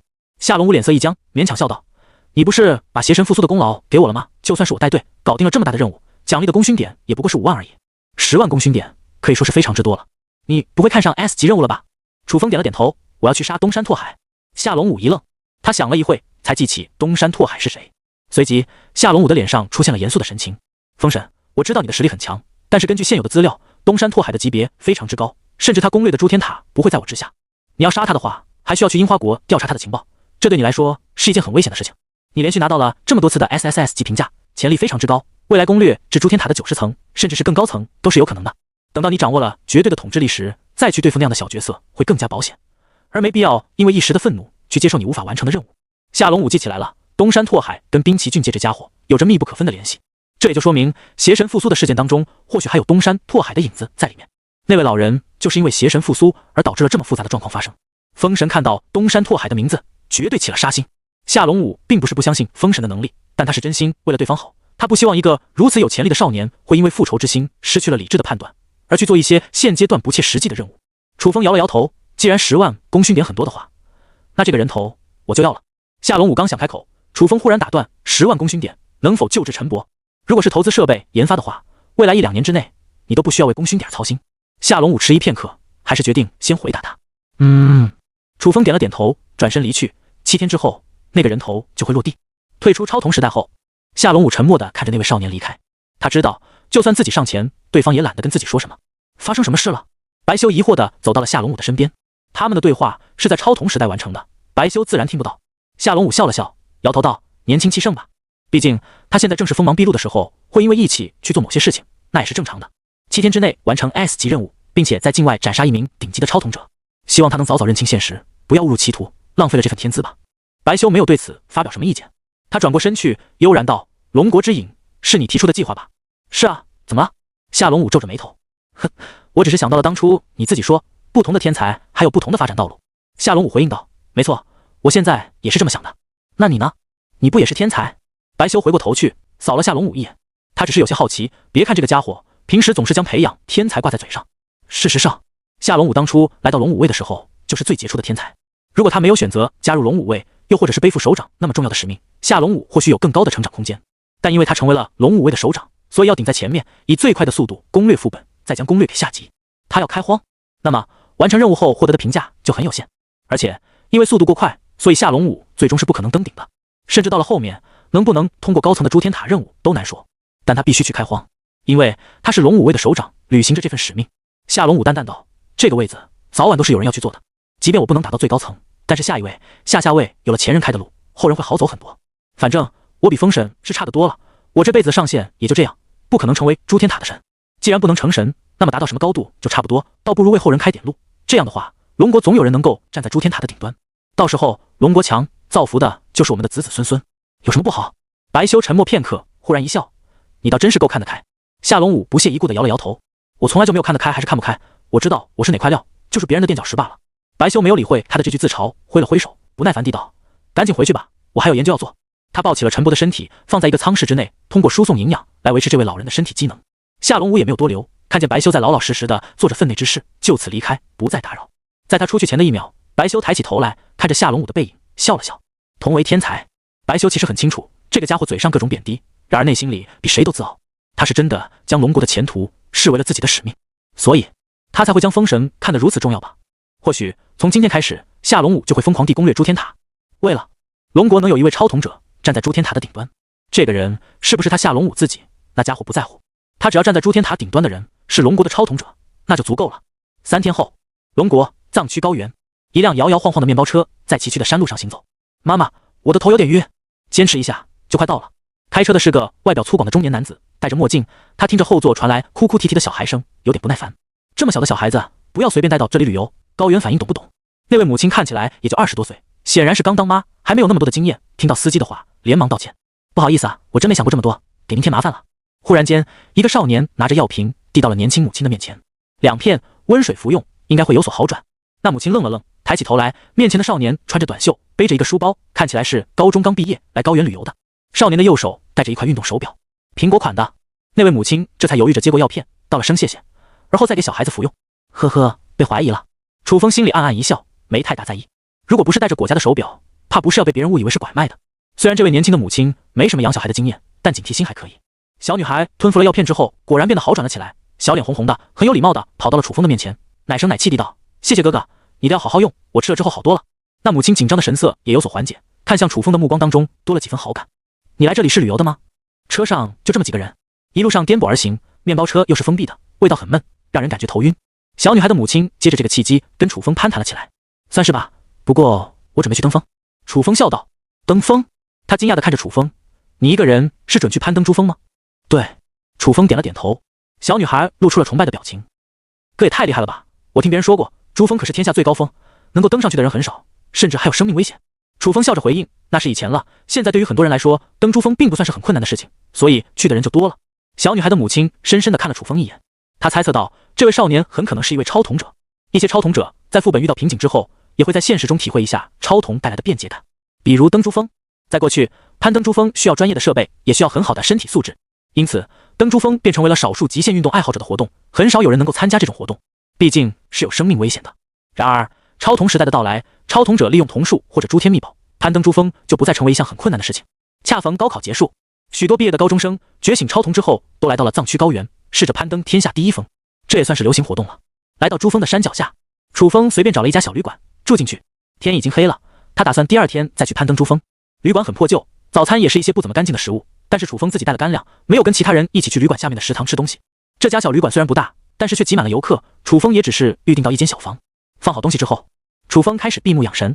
他来到这里当然不会是旅游那么简单，开启地狱之瞳，一丝丝幽冥的感知捕捉到隔着这里上万里之外一道微微的幽冥气息，通过超瞳彼此进行着无形的连接。楚风通过这道微弱的联系锁定了那个人的位置，东山拓海。楚风心念一动，进入了超瞳时代。妖魔复苏的副本结束之后，他的身上有着60万诸天点的巨额，不消费一笔，感觉这诸天点留着都要发霉了。进入诸天交易会，他的身上凝聚着一团隔绝其他超童者感知的灰雾，而一只神疲乏力的黑色小精灵来到了他的面前。有什么需要吩咐的吗？楚风道，我需要一件能够快速恢复精神力，最好是恢复瞳力的诸天秘宝，请选择对应的价位。黑色小精灵有气无力道，60万诸天点以下最高的那个价位。黑色小精灵很难得的卡了一下，他的目光看向楚风的时候多了几分异色。经过长达20分钟的等待，已经为你匹配到对应的交易场所。熟悉的坠落感再次传来，身形一晃，楚风已经来到了一张长桌的交易之上，坐好。旁边一共有6个超童者，倒吊人扫视四周，看见人都到齐了之后，开始了会议。规则跟之前一样，根据序号先拿出准备好的交易物品，然后再进行竞拍。这次的交易会多出了很多品阶十分不错的诸天秘宝。超童时代开启了一段时间后，打上5、6层的大佬也是越来越多了，而且网上也有一部分的攻略开始流传，不少超童者的捶胸顿足。如果他们不选择这么快将机会送掉的话，借助这些公开的情报，可以极大程度的提高通过率。这应该是龙国军方有意公开的信息，目的就是为了让更多的普通人都能打上高层，这样龙国超童者的整体实力才能得到提高，也就变相削弱了工会对超童者的垄断。陆续经过了几轮的拍卖，都有人进行竞拍，诸天点最高被报到了10万。不难猜测，这一场交易会在座的竞拍者身份不俗。楚风一直迟迟没有出手，倒是让一些竞拍者对他多看了几眼。就在这时，201拿出了一张观想图，说道：“女娲观想图，6阶诸天秘宝，来自仙侠世界传承。此秘宝可以提高精神力的恢复速度，也能因此提高瞳力的恢复速度。虽然只是6阶的诸天秘宝，但是对超童者有着不小的帮助作用。起拍价10万诸天点。”很快，周围的竞拍者纷纷竞价，价格一下子就炒到了20万。然而，201冷静地开口道：“需要多付出一件5阶以上的诸天秘宝，加上竞拍才能跟我兑换。”这下，其他的竞拍者就有些犹豫了起来。如果还要加上一件诸天秘宝，那么付出的代价就有点大了。这时候，一道淡漠的声音在场上响起：“30万，外加诸天秘宝黄龙符。”楚风将5阶黄龙符摆在了桌面上，并且开出了30万诸天点的高价，全场寂静。这个价格根本就没有人会跟他争，就连几个蠢蠢欲动的竞拍者，此刻内心仿佛都被浇了一桶冷水，根本起不了竞拍的心思。2011也诧异地看着楚风，能到这个价格，他已经非常意外了。众人都在猜测，这个出高价的到底是哪位大佬，能够随便拿出30万诸天点，怕不是一个超级工会的会长。倒吊人环视周围一圈，见没有人提出更高的价格，说道：“既然如此，女娲观想图由2033获得。”下一秒，楚风桌上的黄龙符以及系统内的30万诸天点都消失了，取而代之的是女娲观想图出现在诸天秘宝的栏目当中。楚风还剩下30万诸天点，可谓阔绰无比。在别人的眼里，楚风是大出血了。然而，对于楚风来说，30万诸天点不痛不痒，他还能再拿出同样多的诸天点。女娲观想图可以帮助我快速恢复瞳力，我的瞳力上限高，瞳力恢复速度比较快，这样的诸天秘宝对我有着额外加成。楚风的思路很明确，诸天秘宝的能力对于自己来说并不是关键，瞳力才是。他拥有多种不同的超瞳，尤其是地狱之瞳，可以直接判决目标的生死，没有比这更强的诸天秘宝了。瞳力对于自己来说是永远不够用的，而黄龙符的作用是抵消突如其来的攻击，但现在楚风有了轮回之瞳后，能够在副本中直接复活，已经不是那么需要黄龙符的防御。交易完成后，一些竞拍者尝试着去接触楚风，想要跟他进行超瞳连接。然而，交易刚刚结束后，楚风直接就退出了超瞳时代。在座的竞拍者不由苦笑，真的是一位大佬啊，太有脾气了。这里的许多竞拍者身份都是超级工会的核心成员，放在平时没少受到别人的尊敬，然而对方连一眼都不屑看他们一下。但是没有人会因此不满，能够随便拿出30万诸天点的大佬就是有这样的资格。楚风退出超瞳时代后，并没有直接回到旅馆，而是进入了自己的诸天空间。他将女娲观想图拿了出来，准备快速恢复瞳力。心念一动，女娲观想图出现在手上，一眼望去，这观想图中的女娲沐浴神性，让人看一眼就感到内心宁静，亏损的瞳力也开始加速恢复了起来。就在这时，楚风的左眼传来一股异样的感觉，他大吃一惊，还没反应过来，就发现自己的万古神眸自动开启，眼前的女娲观想图忽然爆发出一阵光芒。我的瞳力竟然恢复得这么快！楚风有些吃惊，他感觉万古神眸跟女娲观想图似乎产生了一种无形的联系，进而影响到自己的瞳力。原本还需要12天才能恢复至巅峰的瞳力，现在却只需要4天就能回满，提升了3倍的瞳力恢复速度。楚风感到有些意外，难道说女娲观想图跟远古天庭有着某种联系？这是楚风能够猜到的唯一可能性。然而，万古神眸是武道世界的天瞳，为什么会跟仙侠世界的诸天秘宝产生联系呢？或许，武道世界、仙侠世界都跟远古天庭有关系。经历过地府世界之后，楚风不得不做出了这样的猜测。4天之后，楚风放下女娲观想图，感觉到自己的瞳力已经恢复至巅峰状态。不知道是不是因为消耗的瞳力过多，他感觉到这次回满瞳力的上限又有了一定程度的提高。这女娲观想图买了不亏。楚风露出了满意的笑容。如果说将瞳力用完之后再次回满可以提高上限的话，那么女娲观想图就很有用了。这件诸天秘宝可以让自己的瞳力速度加快3倍恢复，原本需要半个月，此刻5天就能回满，那效率可就快点了。他可以肯定，其他的超瞳者若是观摩女娲观想图，一定没有这么好的效果。只有自己的万古神眸跟女娲观想图产生了联系，才有这份特权。来到珠峰之下，跟想象中的荒凉一片有所不同。珠峰的山脚下聚集的游客还是很多的，一眼望去竟有几百个人，有结成一团的青年，也有带着小孩来玩耍的家长，还有一些穿着专业的装备准备攀登珠峰。楚风看了一眼时间，现在是下午4点钟。一般来说，在这个点数已经没有人会攀登珠峰了，一般都是早上出发，尽量在日落之前下山。然而楚风并没有那么多的顾虑，他刚才回满了瞳力，现在就要登上珠峰，完成一件重要的事情。哎，你们看那个少年，好像是要攀登珠峰啊？不会吧，他身上可是什么装备都没有，而且穿着短袖。那位朋友，你不要乱去攀登珠峰啊，很危险的。一些好心人大声地提醒楚风。楚风回过头去，冲他们一笑，但没有理会。他们的心眼不算坏，只是小看自己了。一位年长的攀登者皱了皱眉头，打算上前阻止，但他接下来看见那位少年踩在陡峭的山峰上，如履平地，仿佛在平地奔跑一般，走得很快。众人惊呆了，许多人刚想拿出照相机进行拍照，然而那道身影嗖的一下，瞬间没影了。就算有些人及时按下了快门键，捕捉到的也只是一道残影而已。队长，那应该不是普通人吧？一位面容年轻的队员来到了队长身边，惊疑不定地说道。队长苦笑一声，谁知道呢？可能是比较厉害的超瞳者吧。那是什么瞳术，还能跑得这么快？小年轻奇怪地问道。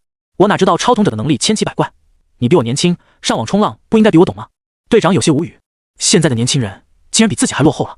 也不知道那年轻人是什么来头，竟然拥有如此可怕的身体素质，那也是瞳术吗？年轻的时候，这位队长的梦想就是成为一名极限运动爱好者，看见楚风有这么好的身体素质，他感到一阵羡慕。雪山上，楚风陆续超过了很多的登山队员。来到这里，其他的攀登者都在辛苦地克服珠峰的攀登难度，看到楚风这么轻易的就超过了他们，不由感到吃惊不已。有了万古神眸的体质加成，楚风现在要克服珠峰，光靠身体素质就行。事实上，他完全可以乘坐金龙战车上去，但是楚风选择尽可能的保留瞳力，等会的每一点瞳力都显得宝贵无比，不能乱用。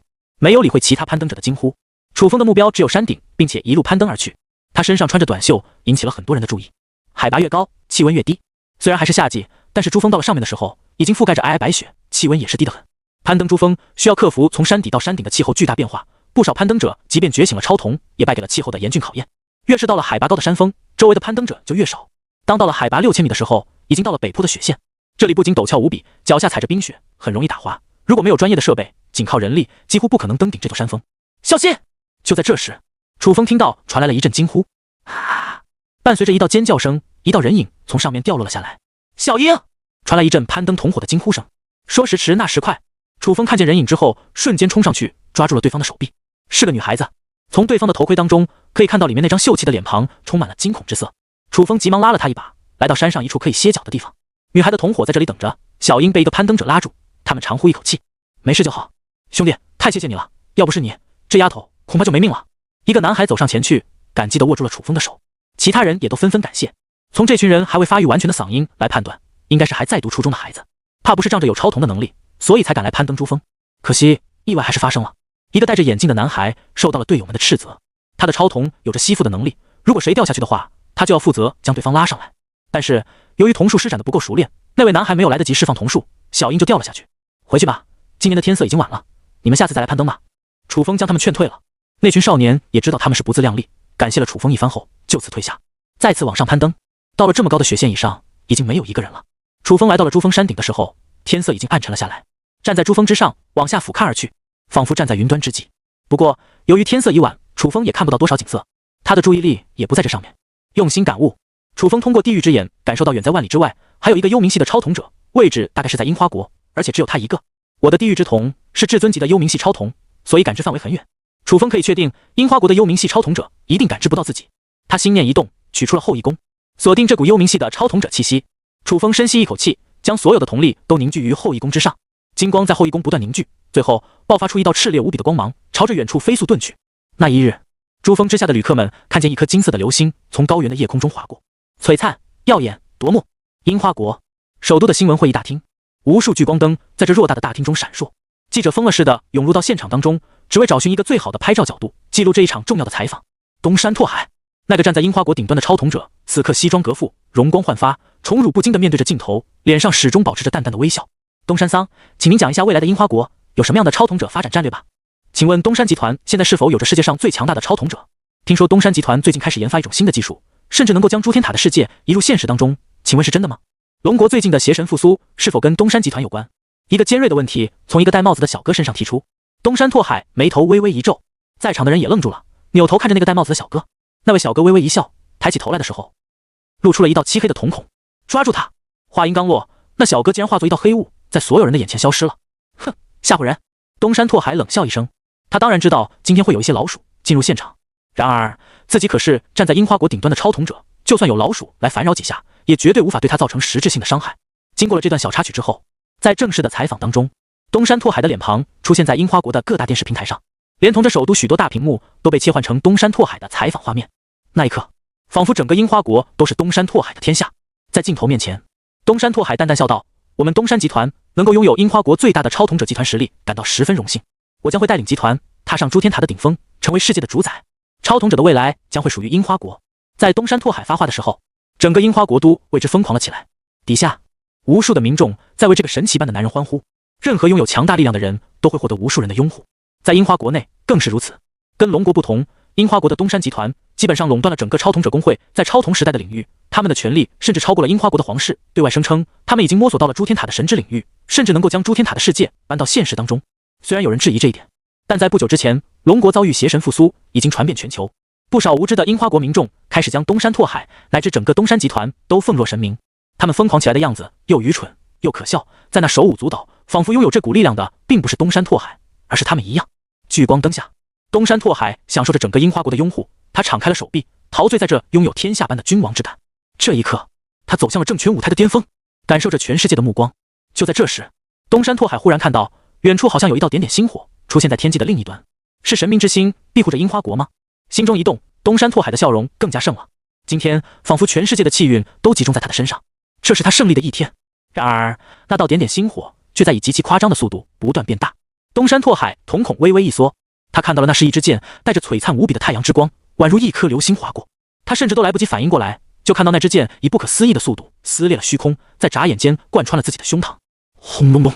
突然间，东山拓海站立的电视高塔发出了巨大的爆炸声，伴随着的是下面一群民众的惊呼。所有的电视机都放着东山拓海被一箭贯穿，而后整个首都电视塔都爆炸的画面。下一秒，撕啦啦，东山拓海的画面再也不见了，取而代之的是没有信号的画面。整个樱花国陷入了一片死寂。无数狂热者看着电视上的画面，他们的动作停滞，脸上没有任何的表情，看着漆黑一片的屏幕，完全不敢相信眼前发生的一幕。许久，街上才传来了一阵骂声：到底是怎么回事？可恶可恶的混蛋！不可能，我们的东山桑是生命，他怎么可能会死？哈哈哈，这肯定就是一个玩笑。整个樱花国都仿佛疯了一样，一些失控的民众因为情绪失控，破坏性的瞳术疯狂地扫荡四周，最终还是一些警卫出面，才将这些失控的超瞳者给控制了起来。若是从高空俯瞰而下，樱花国的首都宛如人间地狱，一片混乱。第二天，死气沉沉的樱花国传来了一阵新闻播报的声音。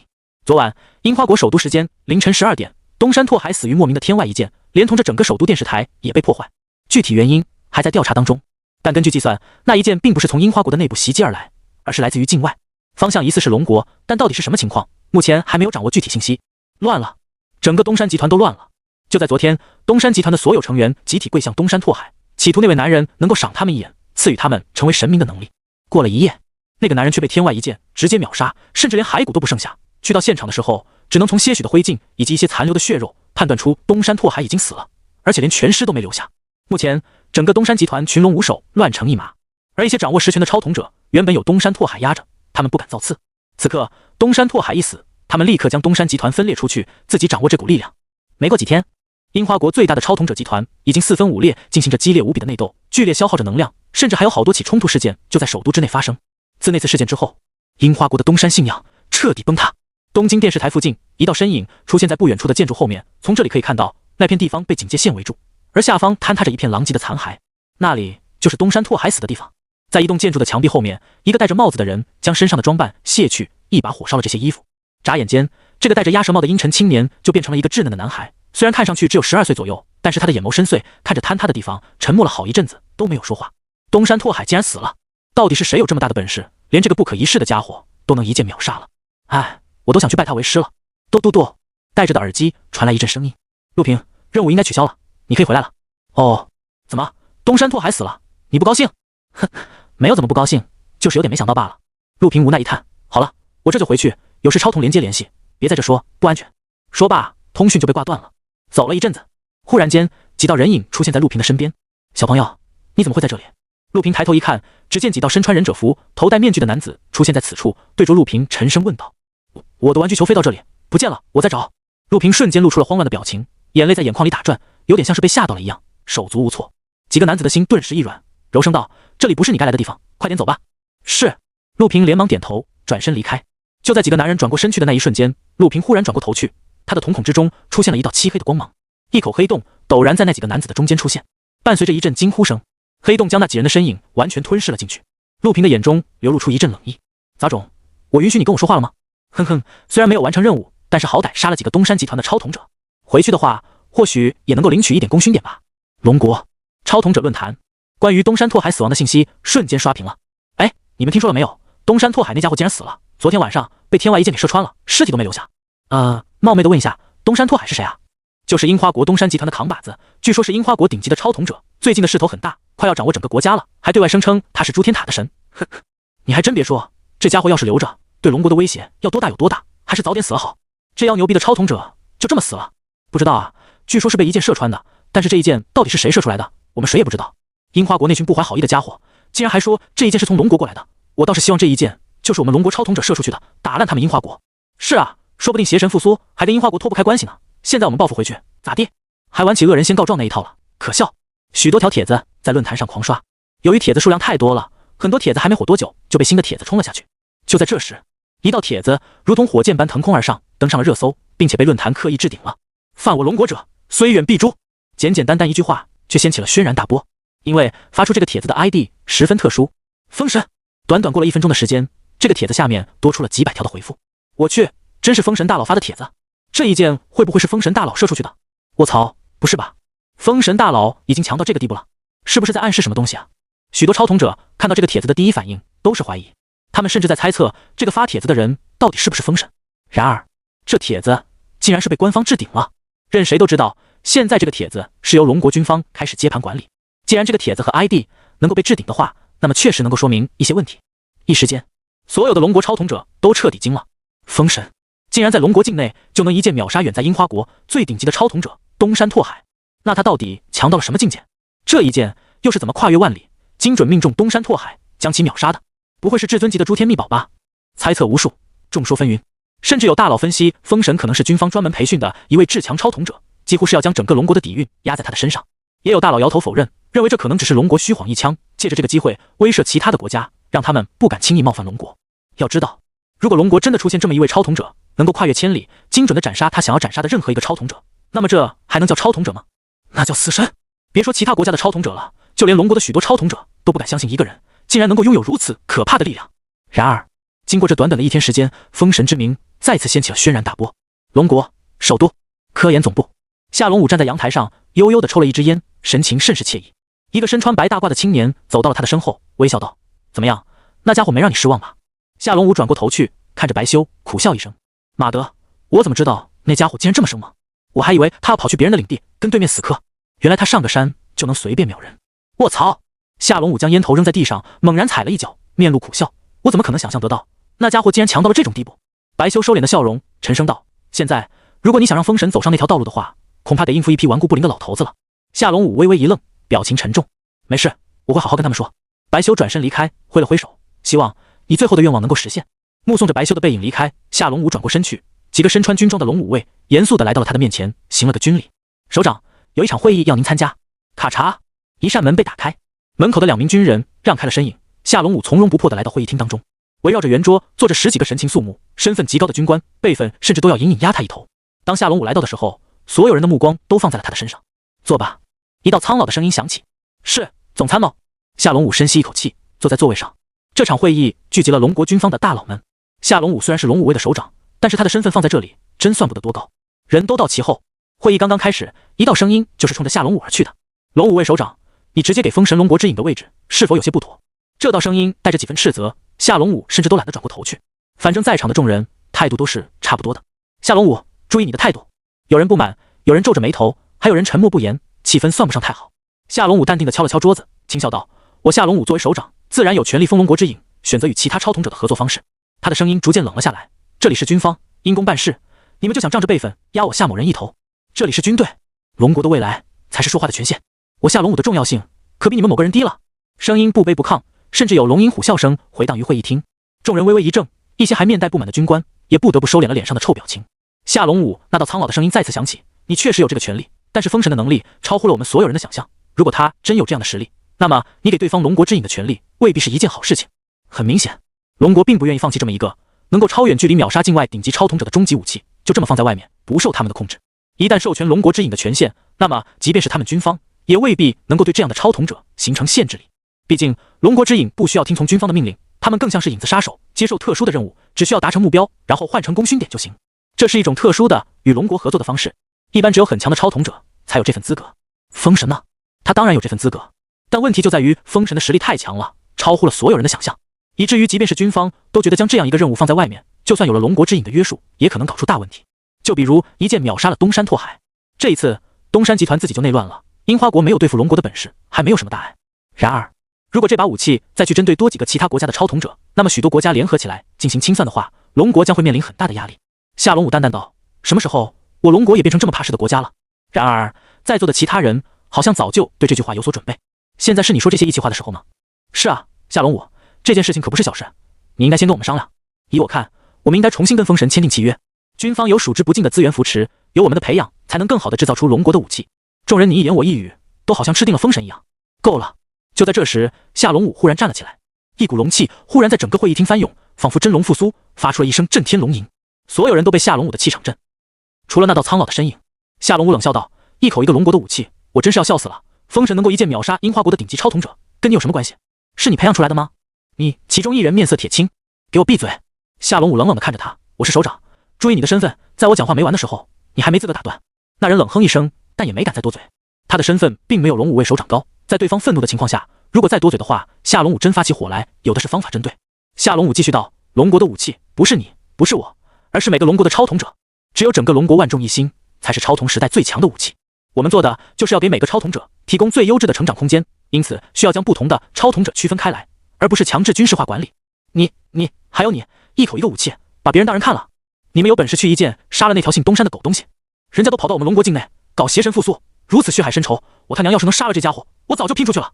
但是我不能。你还有你们哪个人能做到这种事情？除了封神，普天之下谁能做到这样的事情？把封神称作武器，你也配？你用得上这把武器？你把别人当人看过？你有什么资格？可笑！我夏龙武还将军队视为使命，结果就蹦出你们这群腐朽的玩意！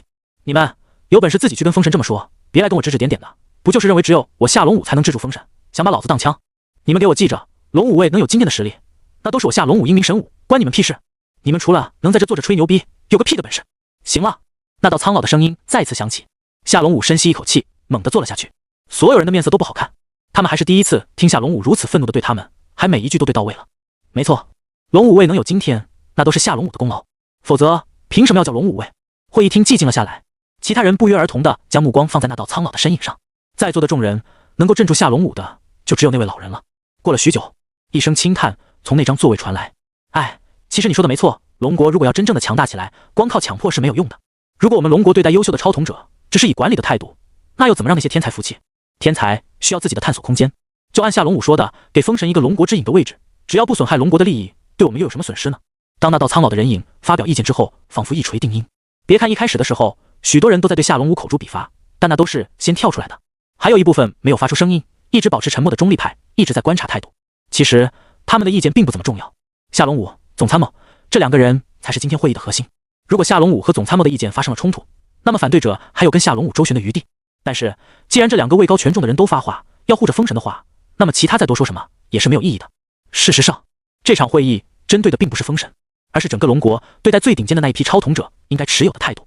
以夏龙武为代表的派系认为天才应该给足自由成长的空间，而军方给予的支持应该是建立在他们的力量不会成为龙国的武器时再给予他们成长的帮助。而另外一边的反对派则认为应该将天才超统者完全的控制起来，这样可以放心的培养，也不用担心浪费资源。事实上，2个派系都有道理。超统时代刚刚开启，每一分资源都无比宝贵，如果不能确定投资的天才能够为龙国带来足够的收益，甚至是在砸了一堆的资源之后养出了白眼狼，那对龙国来说可是不小的损失。龙国之影可以说是一个非常冒险的计划，毕竟龙国之影的契约并不会对签署的超统者造成太大的影响，相反，他们还要提供资源去扶持这些影子的成长。夏龙武当初提出这个职位的时候，也遭到了不少人的反对。然而，他仗着自己在军队中的绝对权威，硬是将这个策略执行了下去。楚风一剑秒杀了东山拓海，也证明了龙国之影是有价值的，这相当于给夏龙武撑腰了。同样身为顶级的天才超统者，夏龙武比其他人都要了解加入军队之后对超统者的个人成长空间有多么大的限制，所以他选择一个人承担了这份责任，换来了更多天才超统者的成长空间。可以说，夏龙武以一人之力改变了龙国对待顶级超统者的战略部署。表决开始，一些中立派率先站在了夏龙武派系的一方。哼，我倒是觉得啊，我们龙国应该展现出该有的气度。如果对1-2个超统者都执着不放的话，那还叫什么龙国呢？一位脸型圆润、肥头大耳的中年男子投票支持夏龙武后，乐呵呵地笑了起来。当他表决之后，对面的几个人都是神色一变。很快，又陆续有许多身份不俗的军官都投票夏龙武。其实明眼人都可以看出来，局势已经偏向了夏龙武这边。他们身为军队的高层，都有着不低的智商，能不清楚今天这场会议影响的可不是封神一个人，而是龙国在超统时代开启之后不断出现的天赋异禀，能够给龙国带来巨大贡献的超统者。他们的子孙也不乏潜力无穷的超统者。如果今天的这场投票以夏龙武失败告终的话，那说明他们的后辈一辈子都只有走军方的这一条选择。试问谁愿意自己的子女因为他们的身份导致只有一条路可以走？人生应该是多样化的，每个人的能力不同，经历不同，所承担的使命自然也有所区别。不可能将所有的天才都集中起来管理，那样只会埋没天才的才能。当最后的投票结果出来之后，85%的人站在了夏龙武的这一边。原本一些持有反对态度的，此刻也不得不转变投票，再这么坚持强硬的态度已经没有必要了。夏龙武露出了胜利的笑容，终于等来了他想要的这一天。时间不知不觉就来到了7月中旬，有关封神的话题热度还在持续当中。在这段时间里，有大佬指出，封神取得过邪神复苏 SSS 级评价，拥有幽冥系的额外超瞳，可能就是他解决了会城的毛病，跟军方接触之后又击杀了东山拓海。这个猜测十分接近事实，引起了众人的震惊。起初还有一些人觉得很难相信这个推论，但是后来官方又制定了一则通告，表示他们会坚决维护龙国领土以及每一位超统者的生命安全。如此霸气而又有所隐喻的帖子，让众人又再一次猜测，官方所说的超统者是不是特指封神？这下大家虽然没有明说，但基本上可以确定，一剑秒杀东山拓海的就是封神了。他连续取得了如此多的 SSS 级评价，更是在一晚上通关了3个层数较高的副本，其中还包括了一个个人副本，更是在攻略完副本之后顺手解决了邪神复苏。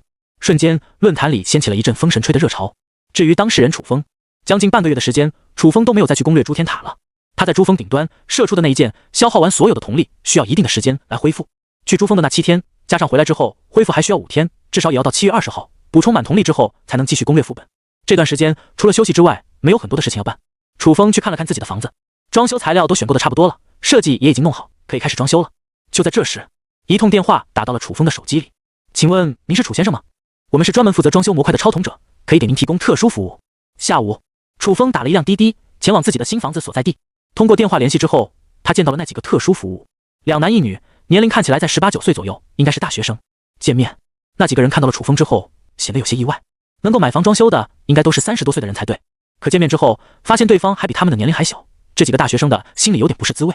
但很快，那个女大学生立刻站出来自我介绍道：“我叫乔雪，可以用超瞳能力帮助您快速完成装修。如果是传统人力的话，需要好几个月的时间才能完成装修。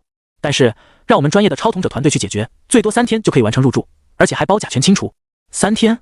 楚风感到有些意外，这个时间也太短了吧？我们的超统等级虽然不高，但是可以专业负责这个模块的，当然价格会贵一点。听完报价之后，楚风觉得可以接受，就比普通装修贵了3万而已。其实如果是超统者团队来干这个事情，劳动的效率费用远远不止这么一点。但这几个大学生看起来只是刚起步，所以价格也是比较便宜了。反正楚风也不差钱，他有30万诸天点，要是都换成现金的话，那就是上千万的身家，而且银行卡里还有100万可以使用，压根不筹钱。陈伯出了事情之后，老房子也不好住了，有可能还会暴露自己的身份。如果能够快点换到新家的话，这笔钱还是值得的。楚风果断地答应了下来。那3个大学生暗暗一惊，猜到对方可能是一位有点实力的超统者，年纪轻轻，财富就已经不少了。他们还停留在诸天塔的最底层，因为能力不是很好，又没有找到合适的团队，所以只能先用最基础的能力去打工，看看赚到的钱能不能换点诸天传承，这样还比较有把握。当然，这个方式也意味着他们在诸天塔走的绝对不可能很远，因为在进入诸天塔之前，他们的超同能力大致是什么方向就已经完全暴露了，最多攻略到3、4层就没什么潜力。但这也是超同时代中大部分普通人的真实写照，即便成了超同者，还是要打工，有点悲催。付了钱之后，这个专业团队很快就开工了。他们的同术彼此之间进行配合，一个人就顶10几个装修师傅的工作效率，要凿地板之类的工程都不用一点点地去挖，直接就用同术搞定了，还不用产生噪音，效率也是相当之快。其中的一个超同者负责测量和计算，而另一个能够用同术控制磁片之类的超同者则引动物体自动飞到对应的位置去。不过1天的时间，表面的装修都已经完成的差不多了，接下来就只剩下一些细节的填充。楚风不仅暗暗感叹，超同时代降临，还真是每个人都有不同的命运啊。换做以前的大学生，能用业余时间赚个1、2万，那已经很爽了。而在超同时代，这样的机会比比皆是，更不用说主业是攻略诸天塔的那一批中坚力量，同力还差一点点才恢复。楚风也没急着使用女娲观想图，一夜攻略了3层的诸天塔，还去了一趟地府世界。现在的他有的是资本浪费时间，去网吧打了打游戏，转眼就消磨了3天的时间。虽然知道是在浪费时间，但是偶尔给自己放个假，心情倒是不错。再返回自己的新房子，那3个超同者已经完工了。新房子也没有什么特殊之处，客厅用了琥珀色的地砖去装修，沙发、茶几、饭桌该有的都有，配套的2个房间，主卧用来睡觉，另一个房间则是书房，其实说是电竞区还差不多。一张办公桌上摆放了配置最先进的3090 Ti， 无压力运转各大3A 游戏。10年前的 MOBA 更是1毛钱压力都没有，甚至显卡和 CPU 都有点不愿意转了，这点功耗还用得着老子爱上场。楚风对新的房子还算满意。转了一圈之后，他回到自己的房间，连接至超同时代。已经很久没有去攻略诸天塔了。刚连接上去之后，楚风发现夏龙武似乎也在超同时代当中。他心念一动，发了个消息给对面：东山拓海的命我已经收下了，10万功勋点应该有吧。很快对面就传来了回复：夏龙武，你就放心好了，该是你的功勋点一个都少不了，这些功勋都用来投在那个老人的治疗上，对吧？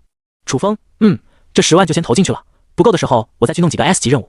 夏龙武这家伙张口就是 S 级任务，但想到人家一剑跨越万里斩杀东山拓海，夏龙武又觉得这没什么毛病，甚至这样级别的超统者不多接几个 S 级任务好像都说不过去了。夏龙武，你这次的动作搞得很大，不少境外的顶级超统者恐怕都已经盯上你了，注意不要暴露现实中的身份，有事情及时跟我联系，我们会尽快赶过去帮你的忙。楚风，放心吧，我可是有诸天空间的，他们想要针对我还真没那么容易。夏龙武看到这句话倒是暗暗一惊，如果有诸天空间的话，现实当中的安全度会大幅度的提升，毕竟别人想要来弄你的时候，只需要躲进诸天空间当中给自己发个消息，龙武卫立刻赶过去帮忙，只要不能秒掉封神，那真的是拿他一点办法都没有。就说这么多了，白修最近都在全力研究相关的医疗领域，虽然进度不会那么快，但是我们保证尽力而为，而且我们会一直维持住那个老人的生命，短时间不会出现生命安全的问题。好，楚风听到这里倒是松了口气，不会出事，那就有希望。夏龙武笑道，你也可以尽快去攻略诸天塔，说不定层数高了，对于诸天塔有了更多的了解，那么我们的进度也会加快。楚风心中一动，夏龙武的话倒是提醒了楚风，看来有关诸天塔的攻略还是不能懈怠。跟夏龙武结束了超同连接，楚风心念一动，再次前往到海边的小旅馆。小亭子下，江小鱼看着海边的风景发呆，身前的柠檬汁已经喝光了。看见楚风过来，江小鱼这才从发呆之中的状态回过神来，笑道，风神，你这次可是来得不巧了，除了我之外，其他的人都去攻略诸天塔了。好吧。楚风耸了耸肩，他还想跟囧哥找点情报，结果那个神秘的家伙已经不咸鱼了。放在以前，半个月的时间很长，足够让人消磨许多时光，但自从超同时代开启之后，半个月的时间可以说是很多了，每个超这都在争分夺秒的攻略诸天塔。不过囧哥跟我说过，如果你过来的话，让我转达一句话给你。江小鱼忽然想起了一件事情，急忙道，什么话？如果你要去攻略诸天塔的话，可以考虑一下斗气世界，那个副本应该比较适合你。楚风点了点头，反正他最近也没有什么特别的选择，就跟以前一样，正常攻略即可。江小鱼笑道，囧哥还说了，这次他给你情报加上地府世界的情报，这笔买卖有些亏了，如果你来的话，让我找你要点东西。楚风不禁哑然失笑，他想要什么东西？诸天传承啊，诸天秘宝之类的他都收，如果你有什么不要的传承又比较高阶的话，要是扔给他，他应该都会接受的。江小鱼顿了顿，囧哥的路子多，总能将宝贝卖给需要的人。楚风想了想，他的仓库里面也有不少东西是吃灰了，比如万妖丹，他有了大道至仙和落日真剑，就算以后还有机会去仙侠世界的副本，估计也不会用万妖丹来强行提升修为，而万妖丹的品阶可不低，达到了7阶。楚风道，我给你一样诸天传承，等囧哥回来之后，你就把他给囧哥当做我的感谢吧。行，江小鱼痛快地答应了下来。成神群的基地当中，江小鱼就是负责守家的。交易面板将万妖丹直接传给了江小鱼。完成了这一切后，楚风直接前往了诛天塔。这一次，他直接来到了第8层。眼前的小精灵漂浮而来，没等楚风多问，他就直接给出了副本的选择模块。浩瀚的星空当中有许多不同的景象，通过星辰的方式倒映在楚风的视野当中。低层的忍者世界、武道世界等副本已经不会在这个层次出现了，比较多的是仙侠、玄幻之类的世界，也有西方的魔法世界。楚风目前攻略过武道世界和蜀山世界，对于仙侠和玄幻的大背景比较熟悉，再加上有囧哥的建议，那就选择斗气世界了。在没有情报的前提下，斗气世界虽然没去过，但是并不陌生，而副本的模式也不会太过复杂，所以即便没有情报，就凭楚风现在有一大堆光环和超瞳的加成，直接前往也并不会有太大的问题。去到之后，他还有至尊重瞳，可以获取珍贵无比的信息。在这种背景不会太过复杂的副本当中，楚风的至尊重瞳甚至会比囧哥的情报还要管用。你是否确定选择攻略斗气世界的副本任务？确定。经过一段时间的等待之后，诛天塔的第8层陆陆续续来了一些超瞳者。半个月的时间没进诛天塔，越来越多的超瞳者开始突破了高层。以前4、5层就算高了，但到了现在，许多卡在2、3层的超瞳者都突破至5、6层，而一些大佬则大部分聚集于7、8层，甚至在往10层开始冲刺了。毕竟到了后面之后，诛天塔的时间流速比例变了，掌握最新情报的工会甚至能够在很短的时间内结束战斗，现实中的时间就显得很短，可能就跟一把 MOBA 游戏的时长差不多。随着时间的演进，超瞳者的世界也在发生着许多的变化。当这里的人影从10个增加到20个，再增加到30个的时候，数道光幕笼罩了在场的30个超瞳者。楚风睁开眼睛，开启万古神眸，一眼扫过去，跟自己一样进入斗气世界的超瞳者人数足足有30个之多，比我想象的倒是要多一点。到了8层，超瞳者的数量跟4、5层的时候相比，并没有减少太多，说明那些人都已经上来了。楚风也不急，他本身就不是要走速通副本的超瞳者，而且他真的发力起来，一天晚上就能弄到3个 SSS 级评价，这足以说明攻略诛天塔完全不需要贪快，搞到情报再下手才是最合适的。进入一个界面当中，楚风的面前弹出了一个面板，上面有关于这次副本背景的详细信息。副本斗气世界，背景斗气世界，瑰丽玄奇。在天玄大陆上，一共有3大宗门鼎立，分别是离火宗、神耀宗、擎星宗。恰逢10年一度龙渊秘境开启，各大宗门的顶尖天才才有进入秘境的资格。任务在宗门之中进行修炼，成为天才，获得进入龙渊秘境的资格。你可以在3大宗门当中选择一个宗门作为你的背景出身。检测，你可以触发身世不俗的诸天光环。1. 选择3大宗门的任意一个宗门，扮演一名平平无奇的外门弟子，一步步修炼斗气，成为强者。2. 选择离火宗出身，扮演离火宗大师兄顾长歌，起步就有斗皇修为，离恐怖如斯的斗宗境界只有一步之遥，但是却难以跨越。选择身世不俗，可能触发特殊的剧情任务，请谨慎进行选择。楚风毫不犹豫地选择了第2项，能够起步就有斗皇的修为，哪能不选啊？斗宗强者，恐怖如斯。若是扮演顾长歌，距离恐怖如斯就只有一点点的距离。虽然可能因为特殊原因，这个顾长歌很难突破至更高的境界，潜力有限，但楚风拥有至尊重瞳，只要找得到问题所在，就不怕找不到解决方法。一道光幕笼罩在他的身上，斗气世界的副本开始了。顾长歌，我今天就要跟你决战，如果我赢了，你就自动放弃离火宗大弟子的位置，并将那蓝烟哥给我。如果我输了，我会自己离开离火宗。当楚风刚刚睁开眼睛的时候，就看见一个15岁左右的少年，眼神中充满怒意，注视着自己。放肆！一道怒喝声从旁边传来。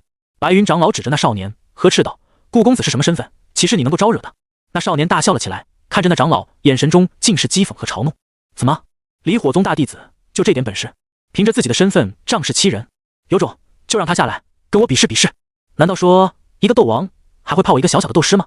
楚风皱了皱眉头，这个人是哪来的小毛贼，对着自己大呼小叫的，没一点礼貌。而在他的身旁，那蓝烟哥眸光平静，看着那少年冷静道：小伙，我劝你还是收回你的话，你的天赋还算不错，若是继续修炼下去，有生之年达到顾公子现在的境界也未尝不可能，何必要在斗师的境界就强行挑战顾公子，自取其辱？再说了，我跟顾公子的事情又跟你有什么关系？楚风看向站在自己身边的那蓝烟哥，他的脸庞精致无双，气质清冷如月，宛如人间不食烟火的仙女，平静的语气并不会让人感到反感，却又无形之间才疏远着不同层次的人。萧火沉默片刻，苦笑了起来。我明白了，是你那蓝烟哥看不上我，觉得我配不上你，所做的一切都是在自取其辱，对吧？那蓝烟哥的眉头微微一皱，他倒是不明白这个少年为何如此猖狂，只是一个斗师而已，凭什么跟顾公子斗？此时楚风已经打开了这次扮演副本的个人面板，角色顾长歌，年龄22，身份离火宗大弟子，天玄大陆真龙榜排名15，修为斗皇初期，气运250。楚风的眉头微微一皱，如果从这个模板来说，自己的修为觉得称得上是很高，各方面都完美无缺，唯独气运却是负数。楚风开启至尊重瞳，查看自己现在的状态，果不其然，在顾长歌的头上笼罩着一团漆黑的乌云，云间还有血气涌动，这是血光之灾的节奏啊！而当他将目光放在那个不知死活的萧火身上时，却发现对方的头上金龙腾跃，宛如要一鸣惊人。而在金龙的周围，龙凤呈祥，彩云凝聚，乃是天降降福之运。不久之后，此人必定如彗星般崛起，好运连连，机缘不断，难怪敢在自己的面前作死。我扮演的顾长歌，怎么说也是一个斗皇，他似乎还没有展现出自己的全部实力，所以在别人的眼里还是斗王。而这个萧火，一介斗师，却敢在自己的面前跳，事出反常必有妖。我先看看这家伙到底是什么情况。开启至尊重瞳，楚风立刻查看萧火过去的命运，搞清楚他凭什么敢针对自己。眼前的画面来到了一处烈火焚烧的府邸之中，萧家在一场大火之中覆灭，10几个身穿黑衣的斗王突然对萧家出手，一夜间覆灭了这个斗气世家。其中为首的一个身穿黑衣的斗王就是顾长歌。我离火宗的传承戒指到底在哪？顾长歌覆灭了整个萧家，最终还是气急败坏，没有找到他想要找的东西。而在南边的一座山谷，一道浑身浴血的人影出现在山脚下的一条小溪旁边。萧火是萧家覆灭之后唯一一个逃出来的族员，他的手里拿着一枚戒指，他的身上流血过多，就快要死了。就在这时，那枚戒指竟然爆发纯白之光，一股温和的药性降落在他的身上，不但有治愈伤势的作用，还在改善着他体内的斗气纹络。小子，你和我也算是有缘分，我看你实在可怜，就出手帮帮你吧。一道苍老的声音从戒指当中传来，旋即那道声音透着惊喜，这家伙竟然能够开启天玄神眼，恐怕数万年来天玄大陆也只有这么一个天才。如果我尽力扶持他，说不定能够传承我的药道一途，成为一方至尊强者。大难不死，必有后福。幸运的小子，感谢命运给你的恩赐吧。之后，萧火知道了这个戒指里承载着离火宗老祖的灵魂药老，而在药老的帮助下，萧火凭借自身天赋修习最好的斗气功法，从此修为一跃而上，短短半年的时间就从普通的斗者成长为巅峰大斗师。他更是在丹田之内练出了地级地火，配合一身的顶级斗气战技，甚至能够跟斗王战的平分秋色。他的天玄神眼还能看破对方的斗气战技和弱点，理解斗气的本质，更是可以将自身的斗气忽然暴涨一个层次的攻击力，仅仅是巅峰大斗师的境界，就可以一下子爆发出斗皇的攻击力。楚风还以为这小子是在送死，但用至尊重瞳看了对方的命运之后，才知道原来他是天童者。哼，不愧是天童者，只是一个大斗师，竟然就有斗皇的战斗力，难怪敢来跟我战斗。楚风笑了笑，明白了眼前的情况。且不说萧火的实力没有表面那么简单，更何况他的气运十分之高，如果真的战斗起来，这无形的气运才是最要命的。自己的气运太低，对方的气运又很高，如果是换做以前的顾长歌，还真的很难将萧火给杀掉。气运之子有天道亲爹护着，想死都死不了。而顾长歌作为斗皇，如果连一个大斗师都杀不死，那不是丢人丢到家了吗？就算侥幸能够获胜，如果萧火在这一场战斗当中表现出惊人的力量，那他的气运也会在这一战中疯狂攀升，而自己的气运也会下跌，到时候再想要杀掉萧火，那就困难多了。越级对敌，只要气运之子死不了，反派就是送经验的存在，说不定萧火还会在这一战当中突然攀升至斗王的境界，并且爆发出斗皇的实力，都是常见的套路了。楚风这下可算是明白了，自己扮演的顾长歌原来是个反派。开局扮演反派角色，如果不能一下子将气运之子压死，那么死的可能就是他自己了。哼，如果还是以前那个顾长歌的话，或许还真要被你小子摆了一道。楚风心里暗暗一笑，顾长歌或许对付不了你，但自己可就不一样了，只有到了斗灵的境界，才能开启灵魂意图的修行。虽然萧火的精神意志跟同层次的大斗师相比，肯定高出许多，毕竟是气运之子，意志坚韧，精神强大，这些都是常规设定了。然而，跟拥有好几种超瞳的自己相比，别说是斗灵了，就算是斗皇都有可能挡不住地狱之瞳，更别说小小的斗师。楚风轻轻敲了敲身边的桌椅，露出了饶有兴趣的神情。我可以给你一次机会。当他开口之后，旁边的几位长老脸色一变。顾公子，他就是一个小小的斗师，可不配让您出手啊。是啊，别中了那小子激将法，他就是想败坏顾公子的名声，请顾公子三思而行。旁边离火宗的长老还是偏向他这个大弟子的。这些长老们活了100岁，人老成精，世故圆滑，哪里看不明白眼前的局势？纳兰烟哥的眉头也是微微一皱，在他看来，以顾公子的身份地位，大可以不必理会这只跳梁小丑，又何必真的出手自降身份呢？谁说我要出手了？楚风摇了摇头，轻笑道：“我给你的一次机会，是指你能挡住我的一眼，那就算你赢。”此言一出，全场哗然，所有的人都震惊地看着顾长歌，一眼就能秒杀斗师？难道说顾公子最近在灵魂意图有了一定的长进？顾公子以前好像很少修行灵魂意图的吧？难说，以斗皇的意志，要碾压斗师还是很轻易能做到的，但是一眼秒杀那就有点困难了。纳兰烟哥也是眸光显露金色，没想到顾长歌竟然这么狂。不过想想也就正常了，真龙榜上排名第15的天才，确实有狂傲的资本。当然，以前顾长歌表现的就很狂，只不过顾长歌的狂那是目中无人，不知天高地厚，看清一切，淡漠生命，没少做出恶事，所以气运才那么低。而楚风的狂那是有策略的，建立在已知信息之上才会表现出的行事方式，狂妄自大。萧火心中冷笑，这个顾长歌实在是看低自己了，一眼他这次赶来拼死一战，甚至连秒杀顾长歌的底牌都准备好了。药老，你帮我护住心神，这个家伙既然送来大弟子的位置，那么我们就要了。萧火将自己的意念传递到戒指当中，他加入离火宗之后，经常受到顾长歌派系的打压，但因为有药老在，这些打压都转化成了升级的经验。如今萧火来挑战顾长歌，就是要篡夺对方首席大弟子的位置，这样一来，他的发展空间就能得到保证。而背后不仅有药老给他撑腰，在这离火宗之内，还有一些身份背景很高的人物给他撑腰，仗着这些底牌，萧火才敢来挑战顾长歌，看似莽撞，但实则早有准备。来吧！顾长歌坐在座位上，轻轻地喝了一口茶，甚至连看都没看萧火一眼，完全没把他放在眼里。这份轻蔑的态度让萧火感到愤怒至极。很好，接下来我会让你的狂妄付出代价。开启天玄神眼，萧火的身上陡然涌现出斗气，化作罡风呼啸，强大无比。在场的长老微微一惊，萧火的斗气之威超乎了众人的想象，比普通的大斗师可要强多了，威力甚至还要压过普通的斗王一重。等等，他不是斗师吗？应该是隐藏修为了。哼，原来萧火已经是巅峰的大斗师，这倒是让人感到意外。可是隐藏修为的可不是就你一个人。说出这句话的是顾长歌的师尊，也是离火宗的掌门离火宗主。离火宗主一身白袍，神态轻松。不少长老听到这句话，立刻意识到宗主的话重意，更是吃惊无比。很有可能顾长歌已经修炼到斗皇的境界了。那如果真是如此，萧火确实连一招都难以定住。但是如果要一眼秒杀的话，或许还是有些难度。萧火能够展现出巅峰大斗师的斗气，很有可能在灵魂意图也有一定的造诣，而他们从未听说顾长歌修炼过灵魂意图，要在这个领域上秒杀斗气强者，那是有一定难度的。眨眼间，萧火已经动了，斗气化作了滚滚长河，朝着顾长歌扑啸而去。然而众人只看到顾长歌刚刚放下茶杯，只是往萧火所在的地方轻轻一瞥，长河斗气瞬间消散而去，萧火冲过去的身子在半空中停滞下来，接着重重地跪在了地上，直直地滑到了楚风的面前。全场一片死寂。萧火的斗气直逼斗王，就算是一般的斗皇也要认真应付。但他们看到的是什么？顾长歌只是往萧火所在的地方看了一眼，对方凝聚的斗气瞬间消散，原本是要冲过去对顾长歌发动全力一击，此刻却冲过去跪下了。合着你就是来给人家磕个头？旁边一群离火宗弟子看了，纷纷大笑起来。哈哈哈哈！你们看这个萧火冲过去给顾公子跪下了，笑死我了！真是一个小丑，自取其辱，活该！就这家伙也只配给顾公子磕个头了。楚风的双眸之中闪过一丝猩红之色。地狱之瞳，18层地狱。他往地上一看，只见萧火的神情当中充满了痛苦之色，全身上下都冒着冷汗，咬紧了牙关。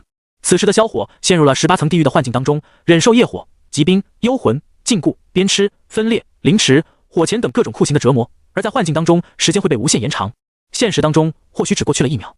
然而在18层地狱的幻境折磨当中，萧火却感觉他仿佛过了10年。10年，一个人一直在遭受各种各样的酷刑，如果不是意志坚强无比，恐怕他的意志都会被磨去，相当于是灵魂已死，只留空壳。楚风看见差不多了，就收回了瞳术。萧火回过神来，跪伏在地上，不断地喘着大气，心中感到一股极致的冷意。当他抬起头来的时候，发现面前一双靴子在自己的眼前来回摇晃。顾长歌带着那戏谑的神情，似笑非笑地看着自己，就像是在观赏一出滑稽戏剧。他怎么可能那么强？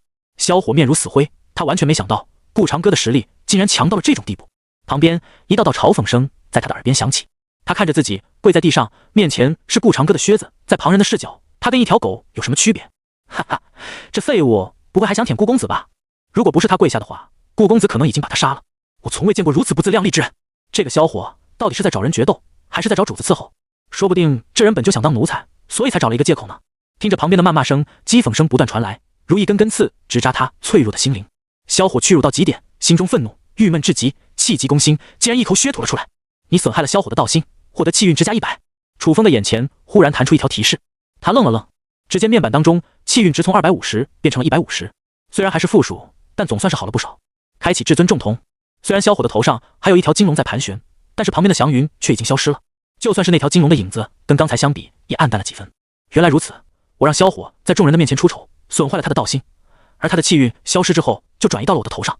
楚风心中微微一动，忽然明白接下来自己该做些什么事情了。他扮演的顾长歌之所以无法突破到斗宗的境界，不是因为他天赋不行，而是因为气运太低了。若是直接把萧火杀了，对方的气运太高，强行击杀自己，恐怕还会遭到气运反噬。如果慢慢打压对方，将他的气运消除干净，那么再进行击杀，就可以顺利的获得对方的天瞳。萧火，那个顾长歌有点不对劲，他对你的灵魂攻击连我都看不出来头。此时萧火的脑海当中一道意念声音响起，什么？连您都看不破他的攻击？萧火心中惊疑不定，药老作为魂灵还具备着守护心神的作用，任何精神攻击理论上来说对萧火都是没用的，有药老帮他挡着呢。然而刚才顾长歌只用了一眼，就让自己如同坠落于18层地狱。就算明知道这是幻境，但那种痛不欲生的折磨让他差点就放弃了自己的生命。如果不是意志力够坚定，再加上药老的帮助，恐怕就真的挂掉了。我早就跟你说过，不要那么去急着复仇。现在离火宗你绝对是待不下去了，以失败为借口赶紧离开离火宗吧。药老沉声道。在出手之前，萧火的话是输了就离开离火宗，其实这相当于是执行另一项计划。离火宗内，顾长歌最近的势头很大，容易受到打压。有了药老的帮助，萧火即便离开了离火宗，自身的潜力上限还是很高。先离开仇人的视线，等到能够东山再起，再回来报仇也为时不晚。萧火有些不甘心地看了纳兰烟歌一眼，他这次来可不是为了报仇那么简单。听说1个月之后，纳兰烟歌就要跟顾长歌成亲了。纳兰家族和萧家都是同一个地方的斗气世家，家族之间的成员彼此也互有往来。而萧火在小时候跟纳兰烟歌就是青梅竹马的关系，直到那一天，萧家面临灭顶之灾，虽然没有牵扯到纳兰家，那时的内兰家族必须表态，如果不投奔顾长歌的话，恐怕他们的家族也会面临同样的下场。那个时候，纳兰烟歌作为萧家天赋最优秀的年轻女孩，就被纳兰家主作为表忠心的筹码许配给了顾长歌。当时的顾长歌一眼就看中了纳兰烟歌的颜值，答应了下来。从此以后，纳兰家族攀上了顾长歌这棵大树，也是如日中天，飞黄腾达。在萧火的眼里，纳兰烟歌就是被家族利用出卖，变成了顾长歌的玩具。作为从小跟着他一起长大，并且还定下了娃娃亲的萧火，怎么忍心看着自己心爱的女人被最可恨的仇人抢走？在药老的指导下，飞速成长，并在暗地里进行了一系列的准备之后，萧火有了斩杀顾长歌的把握，于是就有了今天这一幕。然而，出乎所有人的预料，顾长歌却在灵魂意图展现出强大无比的手段，甚至能够跨过药老的庇护，直接让萧火连攻击都放不出来，就差点神魂破灭。药老也因此意识到顾长歌这个人身上有古怪，因此叫萧火快速撤退。萧火输了，我遵守约定，从此以后不再踏入离火宗半步。这是缓兵之计，也是抽身之道。萧火的目光死死地看着纳兰烟歌，脸上充满了不甘心，就像是在说我一定还会回来的一样。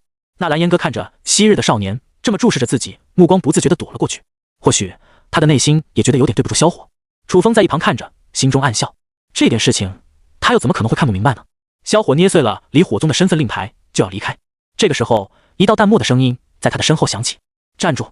楚风从座位上站了起来，他的脸上已经没了之前的坦然，取而代之的是眼神中流露的一道冷意。我离火宗什么时候变成了别人想来就来，想走就走的地方？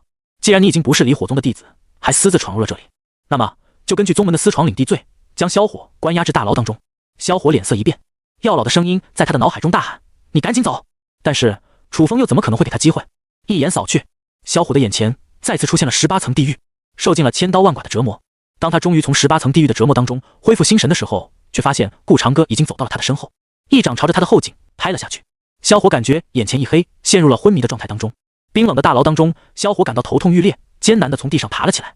他检查自身，惊愕地发现自己的斗气竟然被封印住了，双手双脚都被铁链铐住，无法动弹。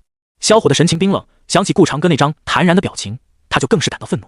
如果顾长歌对自己表现出不屑、敌视或者冷笑，或许萧火还没感到那么愤怒。然而从始至终，顾长歌对自己的态度就是漠视，宛如自己就是一条爬虫，甚至连引起他重视的资格都没有。想起这个仇人将自己的家族踏灭，还夺走了纳兰烟歌的自由，他就心如刀割。突然间，大牢的门被打开，一道身影来到了萧火的牢房之前。怎么，你来取笑我吗？萧火冷笑着抬起头来，本来以为来到这里的会是顾长歌，结果意外地看见了纳兰烟歌的脸庞。是你？我还以为顾长歌过来了。愣神片刻，萧火急忙解释了一下自己不善的用词。纳兰烟歌冷冷道：萧火，你是不是误会了什么？萧火不由一愣，你这句话是什么意思？纳兰烟歌道：我知道你来到这里除了找顾公子复仇之外，还和我有关系。你跟顾公子怎么样，这我管不着，但我必须先跟你声明一句，如果你以后从大牢里出来，请不要再来找我了。萧火神情呆滞，强行咧开一丝笑容，我是来救你的，你为了家族出卖了自己的身体和灵魂，如果我将顾长歌那个小人打败，那你就可以住嘴。纳兰烟歌一声呵斥，打断了萧火的话，我是真心喜欢顾公子。萧火，你凭什么说我是出卖了自己的身体和灵魂？我从来就没喜欢过你，一直是你自作多情而已。我还以为你能成熟一点，没想到你竟然如此愚蠢。从今以后，我跟你再也没有任何关系。如果你再对顾公子出手的话，那会毫不犹豫地废了你。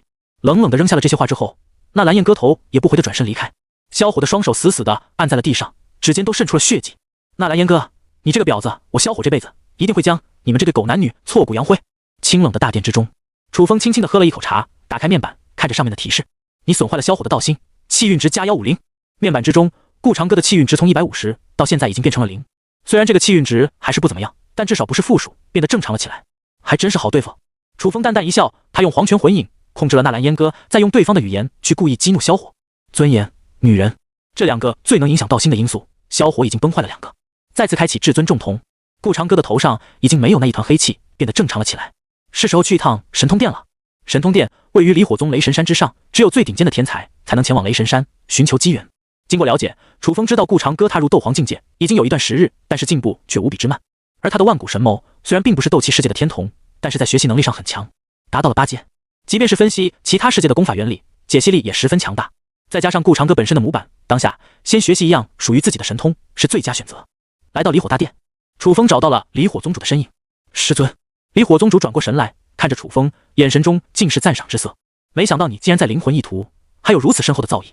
楚风正要开口，离火宗主摆了摆手，每个斗气强者都要有自己的底牌，你的灵魂意图是怎么修炼的，我并不关心，只要你能够证明你是离火宗的第一天才，一切都不是问题。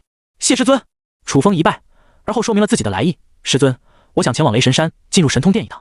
离火宗主微微一愣，沉吟片刻，点头道：你既然能够在最困难的灵魂意图都有所成就，那么前往神通殿或许也能有所收获。神通殿5年只能开放一次，现在这个机会到了你的身上，希望你进去之后能得到神通的认可。这是神通令，现在交给你，1年之后龙渊秘境将会打开，不要让离火宗失望。是。楚风接过神通令，立刻感受到这枚令牌当中有一道道玄奥的斗气之力流转。神通殿是离火宗至尊的传承之地，斗气战绩分外天地玄黄4个级别，而在天级之上还有更高的境界，便成为神通。神通的力量恐怖如斯，只要领悟2成水平，就能让楚风以斗皇的修为施展出斗宗强者的力量。至于领悟至5成、7成，对于斗皇的层次来说，基本上是不可能的事情，因为斗气的基本量不足。但是如果真的能够在这个层次将任何一门神通领悟至5成以上，那么斗气境界绝对会得到一段大幅度的提升。雷神山，电光闪耀，一道人影在电光之间穿梭，飘然来到神通殿。正是楚风。眼前一座巨大的殿门，神光流转，其外表凝聚了一层屏障，将无关闲人隔开。想要进入神通殿当中，必须手持神通令，而神通令并不是神通殿的钥匙，里面凝聚的特殊斗气才是。相传神通令是离火宗老祖流传下来的宝物，每隔5年才会凝聚足量的斗气，放任一个天才进去，这让离火宗的神通殿之争变得异常强烈。若不是楚风扮演顾长歌，展现出惊人的灵魂道行，即便他是离火宗主的亲传弟子，也未必能轻松获得神通殿的进入资格。手持神通令，楚风直接走了进去。当他跨越屏障的时候，并未受到任何的阻隔，反而随着一道水波涟一般的晃动，神通殿传来一阵吸力，将楚风的身影吸了进去。神通殿外，离火宗主的身影伫立于雷神山上，注视着楚风进去的身影。而在他的旁边，还有白云长老、紫云长老、火云长老等人站立于离火宗主的身后，讨论了起来。白云长老捋了捋长须，问道：你们说长歌这次进去能够突破神通殿的第几重？火云长老沉吟片刻，长歌的天赋在我们离火宗的历史当中应该能排进历史前20左右，而比他稍强一点的楚道南昔年突破了神通殿的第5重，最终的修为达到了斗尊之境。紫云长老笑道：长歌的天赋跟楚道南相比，恐怕还要逊色几分，或许第4重就是他的极限了吧。离火宗主眸光闪烁道：如果说长歌在灵魂意图也有很高的天赋，那么他的潜力未必会比楚道南要差。灵魂意图，此言一出，其他3位长老也醒悟了过来。几天之前，萧火找顾长歌决战的时候，展示出大斗师巅峰境界，却不料连顾长歌的一眼都挡不住。灵魂意图就算达到了斗灵境界，凝聚识海，想要修炼起来，也需要比常人更高的天赋。而顾长歌能够一眼秒杀萧炎，他在灵魂意图的造诣不浅，更是背着所有人暗地里得到了如此大的进展，恐怕还要比想象中的更强一点。或许他能够突破6重。白云长老的声音显得有点不自信，毕竟他当年也只是突破至神通殿4重，而他已经是那个时代离火宗天赋最出色的弟子了。在座的长老，谁还不是当年的天才了？他们都是进入过神通殿的，知道要获得神通传承需要有很高的天赋，外加上快速顿悟的理解能力，才能得到更好的传承。其中难度有多大，不言而喻。离火宗主淡淡道：神通殿一共有9重关卡，而每突破1重关卡，都能得到我离火宗更强的神通传承。老祖想要考验的是离火宗弟子的学习能力，能够快速顿悟出斗气战绩，从而打破关卡，才能进入下1重。这本身就是一种历练。长歌如果是那块料，那么很有可能在神通殿之内超常发挥，攻略至5、6重，甚至是第7重都是有可能的。其他3位长老暗暗一惊，攻略至7重，这已经是很高的评价了。至于第9重，甚至连离火宗主都不敢做出假设，因为除了老祖之外，离火宗自建立以来，还没有一个弟子能够突破至第9重，取得离火宗的最强传承。传言能够突破离火宗第9重的天才，更是有机会跨越斗尊的境界，成为一代斗圣，甚至有封地的可能性。封地，千古以来又有几个斗帝出现？能够出现一个斗圣，都足以统领天下，成为一方至尊强者，开宗建派。昔年离火宗老祖乃是斗圣的境界，甚至已经半只脚踏入了斗帝。很多人都以为那位天才会是这个千年最有希望晋升斗帝的绝世天才，从此率领离火宗镇压一个时代。但可惜后面出现了一场意外，导致离火宗老祖在半步斗帝的境界就此陨落，一代传奇没能延续至斗帝，中道崩殂，成为后人哀叹的故事。看看长歌能够达到什么境界吧。离火宗主淡淡道。其他长老也安静了下来。电光闪耀之中，那座金色的神通殿在无数电芒交织之下，显得神圣不可侵犯。神通殿，楚风的身影出现在一座神光笼罩的殿堂当中，这里缭绕着五光十色的斗气，光是踏入其中，就能感受到神通殿当中蕴藏着无尽的奥义智慧。四周一座座石壁上雕刻着各种各样的图案。然而，这些图案并不是艺术品那么简单，上面传承了特殊的斗气战技。如果不出意料的话，这就是离火宗的神通。楚风开启万古神眸，这些壁画映入到他的眼中，不再晦涩，变得生动了起来。在万古神眸的解析之下，这些壁画仿佛活了，变成了一个个修为强大无比的斗气尊者，正在释放着斗气招式，举手间破灭山河。楚风没有怠慢，立刻开始领悟壁画上的斗气。半个小时之后，他的眼中闪过一道金芒，旋即起身，心念一动，体内的斗气顿时被调动了起来。按照壁画强者的运转方法，朝着那扇空白的石壁之门挥击而去。千万钧雷芒从楚风的手中涌动而出，一条粗长巨大的雷蛇朝着空白的石壁砸了过去，发出一阵剧烈的爆炸声。那石壁顿时被破开，开启了一条通道。第一层神通雷霆万钧看起来掌握度并不是很难。楚风长呼一口气，用了半个小时的时间，楚风已经初步入门了雷火神通。而神通殿的空白石壁后面连接着一条通道，可以前往第二重参悟更高级的神通。在空白石壁的通道旁边放置着一个沙漏，以沙子的倒流速度来看，1个月就会倾倒完。但是来到第二重的神通殿后，沙漏却是刷新了。神通殿的石壁可以说是一道关卡，必须初步入门神通之后才能打破通道。如果打不破通道的话，那就说明潜力不够，只能驻足于此，直到沙漏倒完之后就会自动离开神通殿。倘若能够在1个月内入门，那么就可以闯入下一关，并刷新沙漏的时间。也就是说，神通殿的每一场关卡，我都有1个月的时间去参悟。楚风暗暗点头，明白了神通殿的规则。神通殿的第一重神通雷霆万钧并不算很难参悟，更高级的神通才能满足我的需要。他进入了第二重的神通殿。这一次，楚风用了3天时间才成功打破了石壁，速度慢了下来。楚风皱了皱眉头，感到有些意外。本以为第二重只用1天就能突破，没想到竟然花了3天时间，比第一重可难多了。要是被其他人知道他的速度，恐怕会惊讶地瞪大了眼睛。即便是离火宗主当年突破第一重神通殿，也用了7天的时间，而他只用了半个小时就突破第一重。要是传出去，绝对要震惊整个天玄大陆。第3重北冥神通，北冥有鱼，其名为鲲，鲲之大，不知其几千里也。楚风注视着壁画，开始默念心诀。北冥神通以斗气化为鲲鹏，可翱翔天际，即可下沉深海，上天入地，无所不能。感受着鲲鹏直上9万里的意境，楚风顿时感觉眼前天高地远，心境开阔，全身的斗气涌动而出，4万马奔腾，朝着空白石壁猛然轰击而去。轰！石壁碎裂，而旁边的沙漏只倒流了1/4不到。1个星期的时间突破第3重，这个时间进度还算可以。楚风长呼一口气，接下来就是第4重了。他的目标是 SSS 级评分，如果能够突破至9层，成为绝世天才，那样就肯定拿到了这次副本难度最高的成就，对应的评分系数自然也是最高的。来到第4层凤舞9天，这一层楚风原以为用10天的时间就可以搞定，没想到的是凤舞9天竟然需要将体内的斗气燃烧殆尽，再进行一次涅槃重生方可入门。楚风一直到第15天的时候才领悟了凤舞9天入门的诀窍，当下心一横，将体内的斗气全部转化为熊熊火焰。迎！一声清脆的凤鸣在楚风的体内尖啸一声。楚风的浑身沐浴在火焰当中，他的皮肤、血肉乃是骸骨都被斗气化成的火焰给吞没。然而，如果有强者在旁边用灵眼观测，可看到楚风的生机并没有被火焰而吞噬，反而还因此获得了新的生机。涅槃重生，从火焰中踏出，楚风的全身非但没有受到一丝伤害，反而还因为涅槃重生，皮肉重新焕发生机，如同新生儿般光滑白皙。他随手一挥，空间戒指当中一件崭新的衣袍穿在身上，更显得超然出尘，宛如谪仙将士，英姿焕发。心念一动，斗气立刻化为了9天凤凰，滔滔不绝的火焰化作火海，吞没了石壁。一条甬道显现于眼前，扫了一眼旁边的沙漏，楚风感到有些紧迫，竟然使用了20天的时间，沙漏已经倒了2/3，这还只是第4层，若是第5层，岂不是使用的时间要更久了一点？楚风感到时间的紧迫，快速进入甬道。神通殿第5层龙游天下，这一层出乎楚风的意料，竟然只用了半个月的时间就通关了。我在大周皇朝的副本当中获得天命印，经常驾驭金龙战车遨游四方，因此龙游天下的意境我已经早就体会过了，所以领悟这一层的神通并不是很困难。这样看来，斗气并不是单纯的去领悟斗气的转化，还要体会每项神通背后的意境，才能更快的入门神通。楚风有所明悟，他衣袖一挥，9条金龙从他的袖中飞出，砸向空白石壁，开启了通往下一重神通殿的甬道。第6重山海凌云，这门神通并没有凤舞9天和龙游天下的顶级特效，反而是变得朴实无华了起来。修炼此神通可以沟通周身的斗气，更是可以朝着高空飞行。一般来说，斗皇强者要用斗气飞行，就已经可以飞至20层楼之高。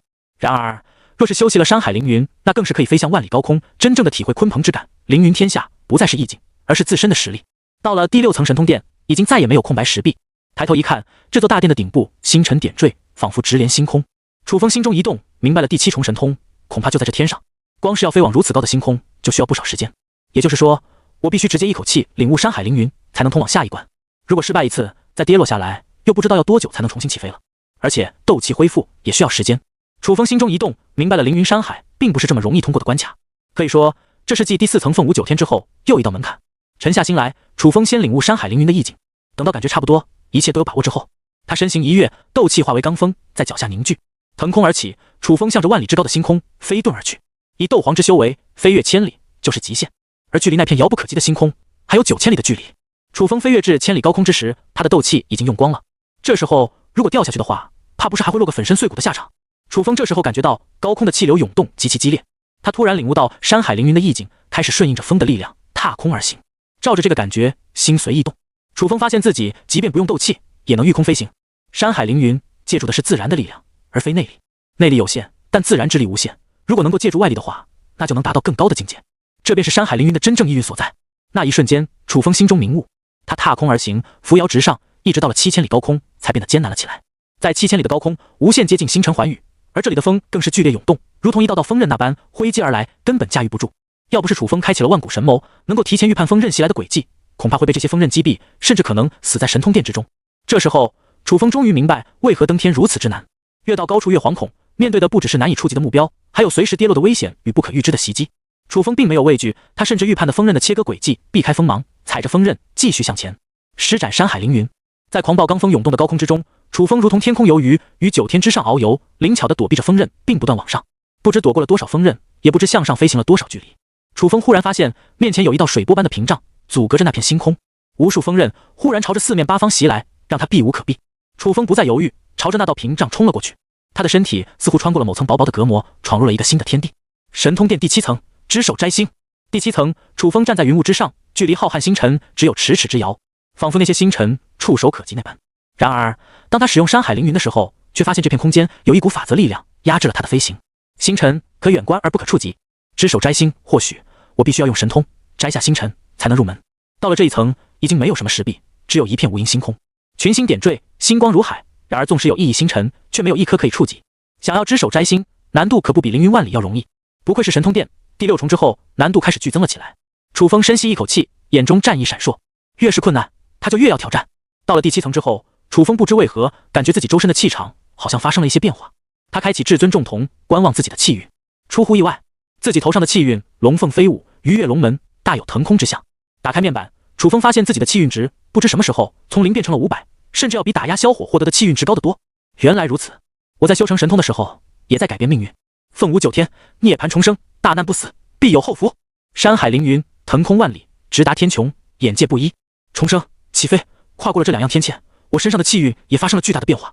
楚风不再觉得摘星辰是一件多么困难的事情。世上无难事，只怕有心人。他有些明白为什么要修习更高级的神通，必须通过前面的那6重关卡。如果没有经历重生起飞，又怎么可能面对遥不可及的星辰时能够从容不迫，淡定以对？登高者本身就要有足够的勇气，跨过了前面的几道关卡，心境不一样，自身气运也会得到改变，而遥不可及的星辰也就变成了只手可摘的小事。楚风心念一动，斗气化为了无形的念力，开始跟远处的星辰沟通。当意念足够强大的时候，就可以沟通星辰，引动星辰之力。远处一颗小小的红色星辰被一道念力所沟通。楚风抬起头来，看着远处的红色星辰。在星海之中，那小小的红色星辰因为跟自己的意念沟通在一起，不再那么渺小。朦胧的星图画卷之中，红色星辰在那星海散发着微弱的红光，却清晰无比。就算星海渺茫，那颗小星星也能脱颖而出，进入到自己的视野当中。传说天上的每颗星星都连接着一个人的灵魂，而楚风要做的就是在那星海之中找到属于自己的星星。当他沟通了这颗小小的红色星辰时，立刻感觉到这颗星辰跟自己的意念连接在一起。虽然这连接的感觉只有短短一瞬，但楚风立刻抓住了这股感觉，意念一动，右手向着前方抓了过去。他似乎感觉自己的手里好像握着什么，手掌张开，一颗小小的红色星辰竟然出现在自己的掌心当中。原来这就是只手摘星。楚风闭上眼睛，的意念跟掌心中的红色星辰连接在一起之后，周围的空间仿佛发生了某种变化。再次睁开眼睛的时候，这里已经是一片纯白的空间。第8层，来往此生。一道意念在这片空间盘旋，微微晃动。楚风立刻感知到这里有一股意念之力，当下进行捕捉。斗气世界可通过虚界前往星海，若是要返回，那就必须跨越虚界，从星海返回现实。星海，魂之界也。传说斗者死后，灵魂将会通过虚界来到星空当中，化为万千群星的一颗。能够成功从虚界之间返回者，依然成圣。达此境界，称之为来往此生。这道声音宛如神灵真言，在楚风的脑海中浩浩荡荡，盘旋不止。楚风睁开眼睛的时候，明白了这片纯白的空间就是虚界，也是斗气世界和星辰连接的通道。如果想要回去的话，那就必须修成来往此生的境界，才能返回斗气世界。哼，这个离火宗老祖还真是想得出花样，来考验他的门下弟子。楚风心里一笑，明白了为什么这个世界上能够通过神通殿的离火宗弟子屈指可数。每一项神通都是对一个人的综合考验，可不仅仅是心性那么简单，更是考验机缘造化。直接将最有天赋的弟子送往虚界，能够想出这个方法逼迫后辈成长，这老祖也真够狠的下心。然而这可难不倒楚风，有陈穿越空间的能力体会，又有从地府世界死里逃生的经历，楚风对于来往此生的意境了解的实在不要太多了。他只是心念一动，就立刻捕捉到笔界的空间，斗气以星辰之力的形式凝聚于双手之上。楚风向着前方的虚空突破而去，顿时一道裂口出现在这纯白的空间当中，而那道裂口经过层层开裂之后，形成了一条通道，最后的第9层了。楚风呢喃了一句，向着那条通道走去。通过了第8层的来往此生后，他即将面临的就是神通殿最后的考验。穿过通道，纯白的世界消失了，任何的一切也都消失了，面前仿佛是一片虚无世界，什么都没有。楚风悬浮在这里，感觉自己的身体仿佛进入了一个没有限制的空间当中。他不需要站在地上，也不需要利用山海凌云进行飞行，就这么悬浮在这个空间当中，只要利用意念的力量就可以进行移动。而在虚无的空间尽头，黑白鱼在一道门的前方周而复始的旋转。楚风心中一动，这黑白鱼应该就是阴阳鱼了。若是顿悟了阴阳鱼的意义，那么我就可以彻底通关神通殿，穿过那扇门，应该就能出去了。楚风来到了阴阳鱼的附近，露出了果然如此的表情。这阴阳鱼是一股无形的能量，阻隔了穿过这扇光门的道路。同时，一道漠然的声音突然在楚风的脑海当中回响：无相，离火宗，雷神山。离火宗主和几位长老的身影再次出现在这里，但是他们的神情中皆是露出了忧虑无比的神色。沉默之中，白云长老率先开口，打破了死气沉沉的气氛。已经9个月过去了，长歌还没有出来，会不会出现了什么问题？其他几名长老皆是没有开口回话。在第7重的神通殿之前，无论成功与否，每一重的神通都只有1个月的时间可以参悟。也就是说，顾长歌如果9个月都没出来，恐怕是破了第7重。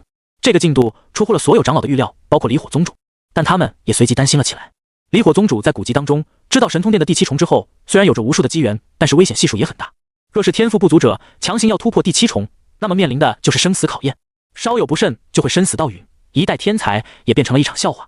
许久，离火宗主开口道：怪我低估了长歌的天赋，没有事先提醒他第7重之后的危机。火云长老勉强笑道：说不定长歌能够突破最终的考验呢，那样的话，我们的离火宗就迎来了千古天骄，只要死保着他成长，未来超过老祖的成就，成为一代斗帝，那也是有可能的事情。然而没人理会火云长老的这番话，就连他自己说了都不是很敢相信。突破第9重神通殿，获得最终神通，成为跟老祖一样千古难遇的天骄，你说这有可能吗？有是有，但这可能性要用千古来计算，其几率之低几乎等同于不可能了。3个月后就是龙渊秘境的大会，如果顾长歌到时候还没有出来，就将他的位置让出去吧。反正离火宗最近也出现了不少天才。离火宗主迟疑了片刻，最终无奈地说道：他也不忍心自己的亲传弟子就这么在神通殿内陨落，但如果他的天赋真的不够，没有那份机缘，那么未来的成就也是那样了。现实就是这么残酷。走吧，1个月后再来看看。离火宗主摇了摇头，虽然语气是无所谓的，但是可以看出他的心情有多低落。这么有天赋的弟子就死在了神通殿内，因为自己疏忽了提醒。事实上提醒了又有什么用？好不容易走到第7重了，就算换做自己，面对死亡的风险也不可能放弃这么大的机缘。千古天骄与一场空，仿佛就隔了这么一点距离，但真正的难度如隔天堑，自不量力而中道崩殂，又有什么好说的？悲也。离火宗主离开，其他几位长老也是不甘心地摇了摇头，除了离开也做不了什么。雷神山上电光闪耀，雷声滚滚之间，那沐浴在金光中的神通殿显得更加神秘莫测。阴阳无相想要掌握这股力量，难度还真是够大。楚风的额头渗出了一丝冷汗，他在阴阳鱼面前已经卡了1个月的时间。阴阳遵循着此消彼长的规律，需要保持平衡才能引动这股力量。想要吸收阳之力，那么阴之力就会增长，而一旦吸收阴之力，阳之力又会变强。到底应该怎么做呢？无相无相，阴阳万物之始。想要掌握阴阳，就必须掌握万物的起源规律。所谓阴阳，可以说是一种2元对立的力量。参悟过大道至仙的楚风，大概明白太极生两仪，两仪生四象。所谓太极，就是虚无空之境界，而两仪则是太极当中分化出的2股极致力量，以阴阳为界限，区分时间万物。而在两仪的基础之上，诞生四象，继而衍生自然万物，草木生长，生命轮回，皆是4象之内。进行了漫长的思考，楚风忽然眼前一亮，明白了，我太过执着于阴阳，反而误入歧途。无相指的应该是太极，但是空之境界并不是那么好遁入的。阴阳鱼并不是我最终要破解的密码，而通过阴阳之力参悟太极，继而领悟无相，才是我需要走的道路。从一开始，我的方向就搞错了。楚风忍不住拍了一下自己的头脑，这么简单的问题，他竟然现在才领悟过来。事实上，能够领悟到这个境界，放眼整个天玄大陆都屈指可数。能够早早从歧途回到正轨，本身也是一份难能可贵的天赋。楚风找到了正确的道路后，利用两仪之力推演4象，看遍了万物周而复始，阴阳轮回，楚风渐渐明悟了无相。所谓无相，就是真正领悟了斗气本源的力量。世界的任何物质都要遵循特定的能量场所，这才能够进行流动。而无相就是要去抓住这股力量，并将所有的力量都转换过来。这个时候，我的斗气便不再有任何的属性，而是变成了无相的形态，却万物皆可容纳，仿佛开辟一方空间，半步踏入神奇之境。想要转化阴阳，那就必须自身先成就无相，而后才能随意转化阴阳，从而解开这扇门的锁链。意念一动，楚风意志朝着阴阳鱼点了过去。无相，那阴阳鱼受到了莫名的牵扯之力，开始疯狂地旋转了起来。在旋转之中，阴阳始终保持平衡的状态。紧接着，阴之力和阳之力经过了平衡之后，分化成两股力量，被楚风体内的斗气所吸收。这两股阴阳之力进入了楚风的身体之后，竟然渐渐演化成一片奇特的空间。在这空间当中，不只是斗气，世界上任何的属性都能纳入这片空间当中，宛如开辟了小世界，拥有了属于自己的神国。轰！雷神山上神通殿传来了一股强大无比的气息，一道金光直入9天，整个离火宗都被惊动。离火宗主一步跨出，来到了雷神山之上，震惊地看着神通殿的方向。只见顾长歌从神通殿当中走出，周身环绕恐怖如斯的气息，深沉如海，难以揣摩。斗圣！离火宗主嘴唇干涩，看着顾长歌，满眼都是不可思议之色。长歌，你突破了神通殿的9重。离火宗主立刻来到了楚风的面前，面带惊色，还陷入做梦般的感觉当中，不敢相信眼前的一切都是真的。不错，楚风露出了坦然的笑容，他身上外放的强大气息很快就收敛了起来，整个人给人的感觉就像是个普通人一样。然而这一幕让离火宗主感到更加震撼，他深深地看着楚风，只觉得自己的弟子现在的境界都可能超过了自己，连他都看不穿对方的修为。毕竟离火宗主自己也只是半步斗圣的境界而已，他感知到楚风的气息强过自己一重，所以立刻判断对方踏入了斗圣的境界。然而楚风真正的修为到底达到了何种境界，就只有他自己清楚了。长哥，你绝对是我们离火宗千古绝世天骄，以后一定能成为斗帝，带领我们离火宗走向巅峰。离火宗主语气都是激动颤抖的，他看着顾长歌，就像看见了老祖当年在世的时候一样，无敌天下，英姿勃发。楚风淡淡一笑，随即问道：龙渊秘境还有多久开启？还有10天的时间。离火宗主立刻答复，语气不像是楚风的师尊，反而跟个晚辈一样。说完这句话，离火宗主也愣了一下，意识到自己不应该是这个态度。或许是因为顾长歌的修为已经压过了自己，所以他本能地认为对方更加强大。不过这也不奇怪，天玄大陆以武为尊，谁的修为高，谁就是长辈。作为顾长歌的师尊，离火宗主能看见自己的徒弟修为超过了自己，还展现出这么厉害的天赋，内心感到自豪无比，又怎么会因此而憋屈？楚风点了点头，没想到自己进入神通殿竟然就花费了11个月的时间。他的神念扩散而去，立刻覆盖了整个离火宗。离火宗主暗暗一惊，连他自己的神念都无法一下子覆盖整个离火宗，但是顾长歌却能轻易做到，从这一点几乎就可以断定他的境界肯定跨入了斗圣。楚风眉头微微一皱，小火呢？他怎么好像不在离火宗？离火宗主一愣，这才意识到进入神通殿之前，顾长歌还和萧火有过一场冲突。他很快反应过来，答复道：萧火的天赋也算不错，而且在离火宗之内跟云海长老交好，在你进入神通殿2个星期后，云海长老亲自前往牢狱将萧火给放了出来，他现在已经离开了离火宗。楚风挑了挑眉毛，不愧是气运之子，竟然攀上了云海长老。如果没记错的话，除了离火宗主之外，云海长老的实力在整个离火宗可以排上第2。论辈分的话，云海长老甚至要比离火宗主还要老一辈，话语权也是很大的。如果受到了云海长老的庇护，那么萧火在离火宗确实就没那么容易死，毕竟有了一座大靠山。离火宗主其实感到有些奇怪，以顾长歌现在的境界，应该完全没必要在意萧火这种小人物才对。现在的顾长歌已然有了斗圣的修为，而现在的萧火撑死也达到了斗灵巅峰的境界，一根手指就能碾压他。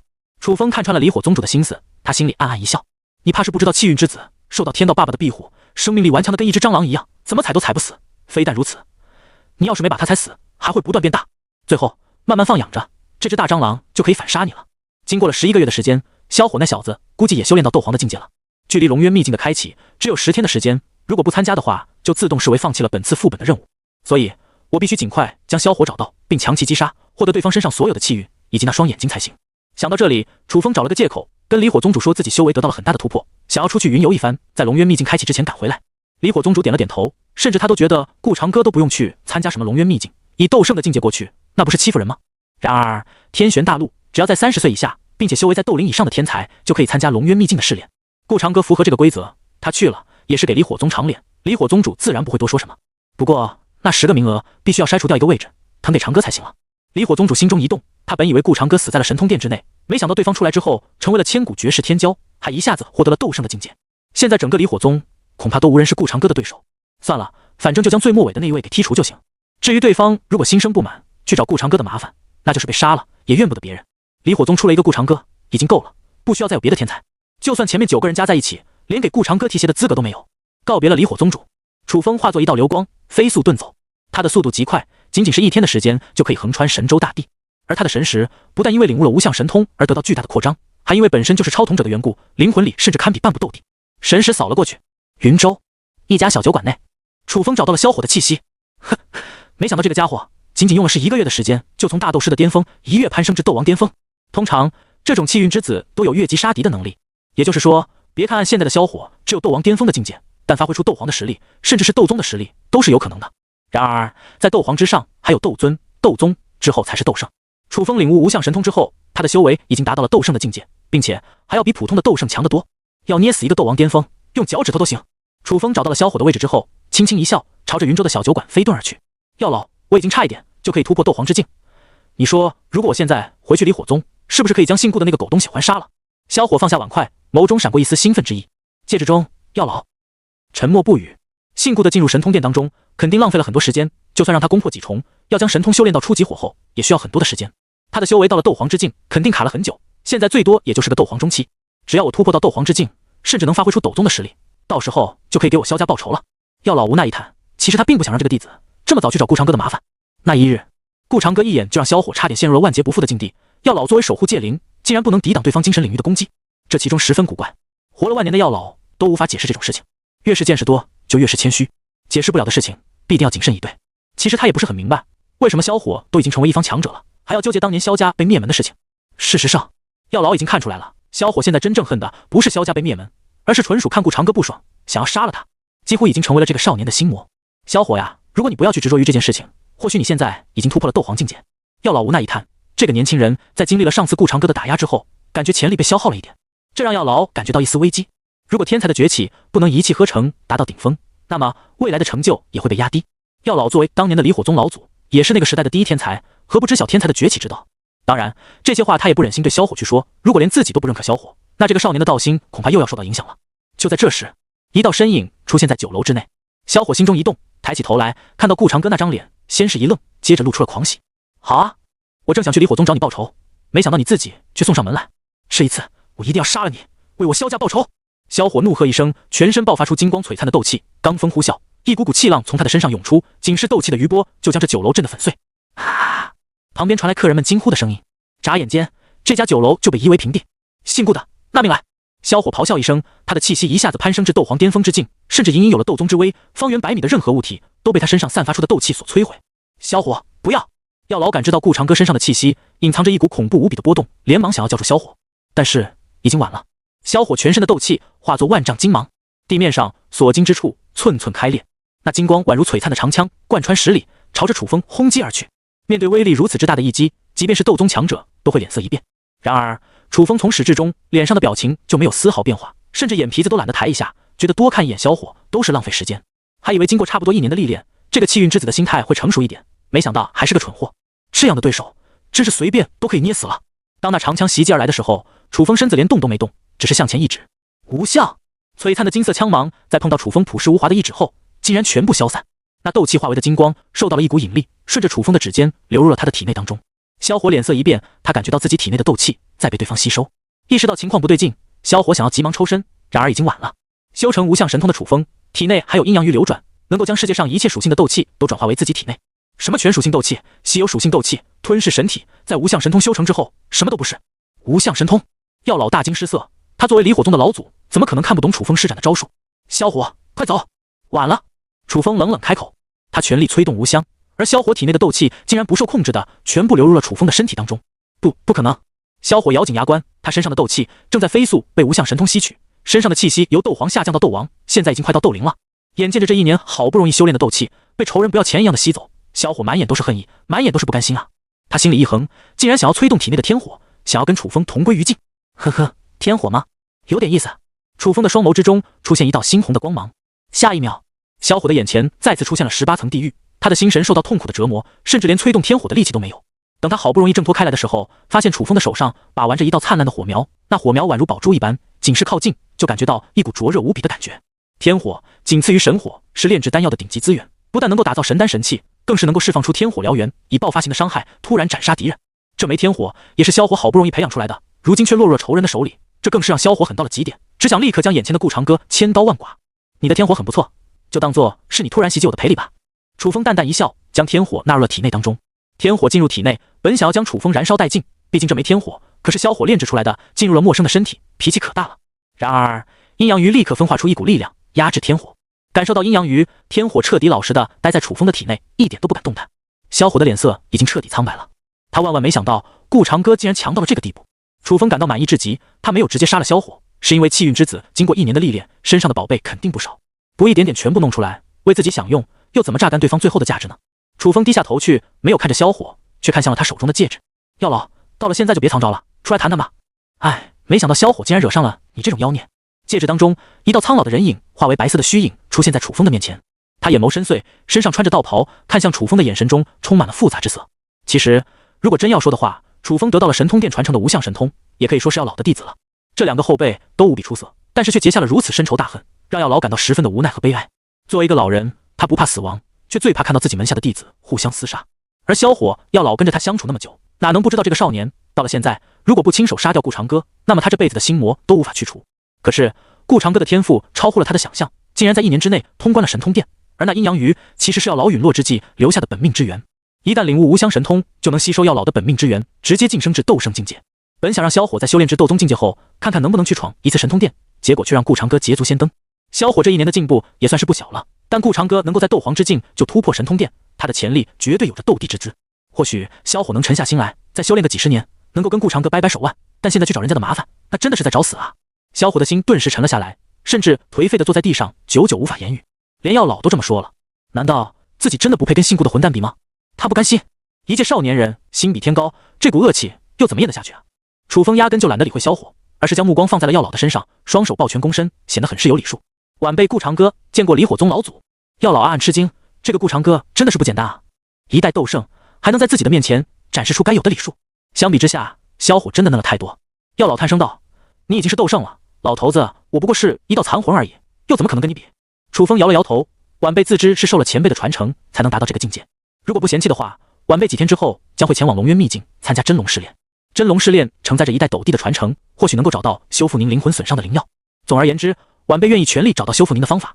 药老微微一怔，这才想到不久之后就是龙渊秘境开启之日。萧火本来也是想去的，但是因为他离开了离火宗，没有加入任何宗门，所以没有前往此秘境的通行资格证。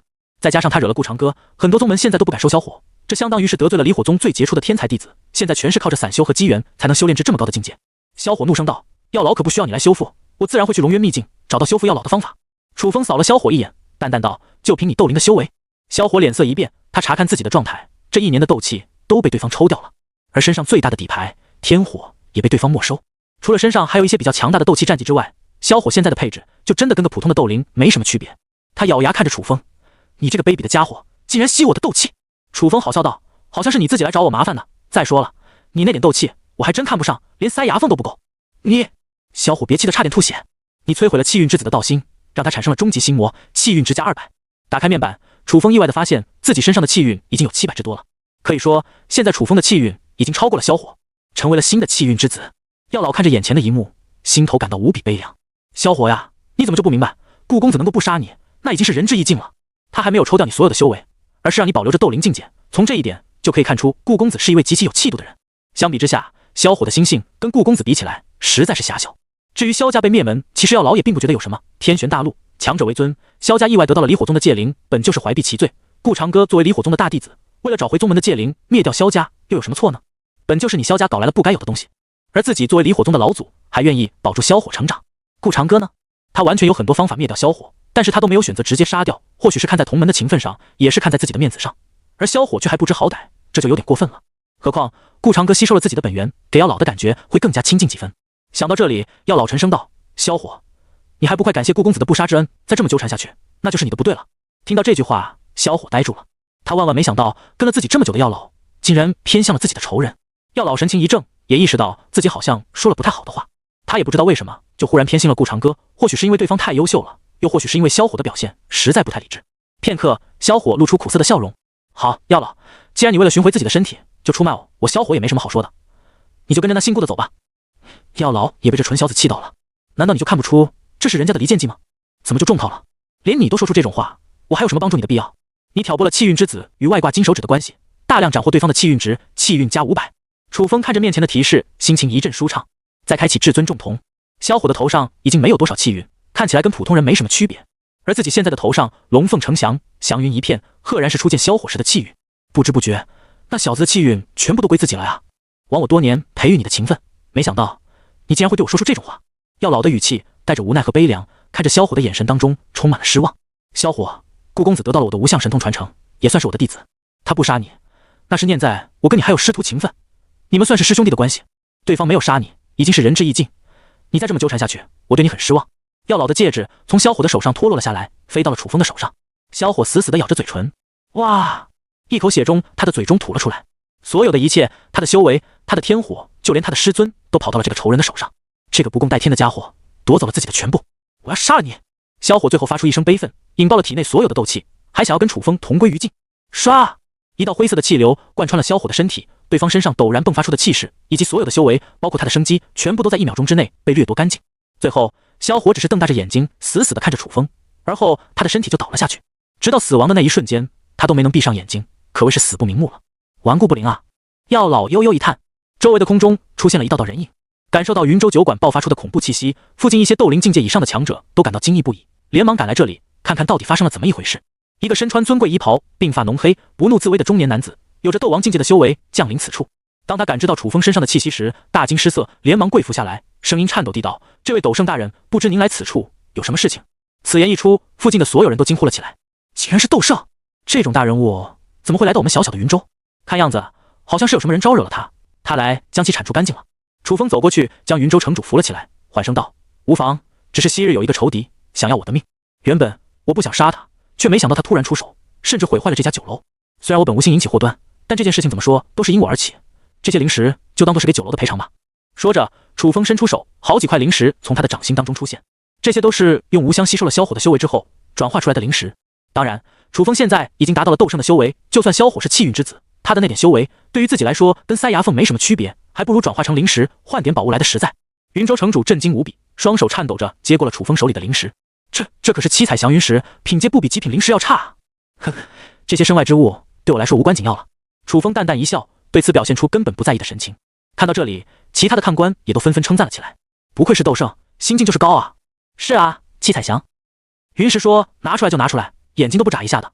要是换成我，那得心疼1年了。他身为斗圣，却还主动去扶人家起来，一点架子都没有，这才是真正的强者。也不知道刚才那个斗皇是不是脑子坏掉了，竟然去找人家斗圣的麻烦。就是，而且要打架也不会找个好地方，非要把人家的酒楼给弄坏了。这种人就是凭着一点修为就不知道天高地厚，还以为斗皇境界就很强了，殊不知山外有山，天外有天，跟斗圣大人相比，他什么都不是。一时间，楚风受到了整个云州的表扬。药老看到这一幕，更是叹气连连，感受到萧火跟这个年轻人的差距实在是太大了，简直就是一个天一个地的区别。虽然萧火死了，但自己却多出了顾长歌这么一个优秀的后辈，传承了无相神通，不但拥有了斗圣的修为，还有极高的心境和为人处事。即便是灵魂境界，也以斗皇之境能够穿过自己的庇护，一眼秒杀萧火。药老纵然见识过无数天才，也没有几个人能够跟眼前的顾公子比拟，萧火更是差了10万8千里了。此时，楚风没有心情去理会别人对他的评价，他的眼前弹出了几条信息：你击杀了气运之子萧火，获得气运值加500；你击杀了天童者，获得天玄神眼，已为您开启专属天童者任务。任务在龙渊秘境的试炼之内取得万古第一的成就，在天玄大陆的真龙榜排名第一。完成天童者任务后，诸天塔任务才算完成，否则视为失败。额外超童的奖励也将被收回。打开超童面板，超童天玄神眼，等阶1阶11401011000，能力斗气化冰，天玄灵眼，天火炼丹。斗气化冰，你将瞳力转化为斗气，并且可以拟化成兵器的形态攻击对手。天玄灵眼，你可以看透能量的本质，知道每一种能量的凝聚模式和来源。天火炼丹，消耗瞳力，凝聚天火，在天玄灵眼的辅助下炼制丹药、宝器等道具，也可以用天火来攻击对手。得到了天玄神眼之后，楚风感觉到自己对于斗气本质的认识更加清晰了。他原本还无法领会体内阴阳鱼的存在，此刻心中明悟，而阴阳鱼更加活跃了起来，甚至在自己丹田的位置微微壮大。药老留下来的本源之力被进一步吸收。如果说原本楚风入门无相神通只吸收了70%的本源之力，那么还剩下30%没有被彻底消化。觉醒天玄神眼之后，消化了剩下的本源之力，楚风的修为一跃而上，达到了半步斗帝的境界。药老更是吃惊无比。现在楚风的修为已经不比当年的药老低，以这种修为参加龙渊秘境，要取得万古第一的成就，那还真不是什么困难的事情了。反正还有10万进化点，不如就直接使用了吧。楚风心念一动，使用了76000进化点，将天玄神眼直接升级至5阶。再次打开超童面板，超童天玄神眼，等阶5阶38010100000，能力斗气化冰，天玄灵眼，天火炼丹，雷霆万钧，星；斗气化马，星；北冥鲲鹏，星；凤舞九天，星。雷霆万钧，你的斗气化为万钧雷霆之力，朝着周围的敌人轰击而去。斗气化马，你可以将斗气化为斗气之马，你可以驾驶这匹马驰骋天下，也可以使用更多的斗气，使用万马奔腾术践踏对手。北冥鲲鹏，斗气化为鲲鹏，可飞上天空，也可下沉大海，拥有鲲鹏之力。凤舞九天，在你受到致命的物理伤害时，你可以从烈火之中获得新生，并且拥有更强大的斗气之力。楚风倒是有些意外，这后面的技能竟然就是神通殿内的神通，只不过是以同力的形式释放出来。斗气化马和北冥鲲鹏都有代步的功能，以后我再要去别的地方就不用那么麻烦，老是拿出天命印来施展御龙气之术了。事实上，天命之眼的能力本身就不是专门用来代步的，而且驾驭金龙战车消耗的铜力并不算少。但是天玄神眼的斗气化马能够进行长距离的跋涉，至于北冥鲲鹏，如果用来上天的话，消耗的铜力比较多，不怎么划算，但却可以下沉大海，这倒是弥补了楚风在海上的能力。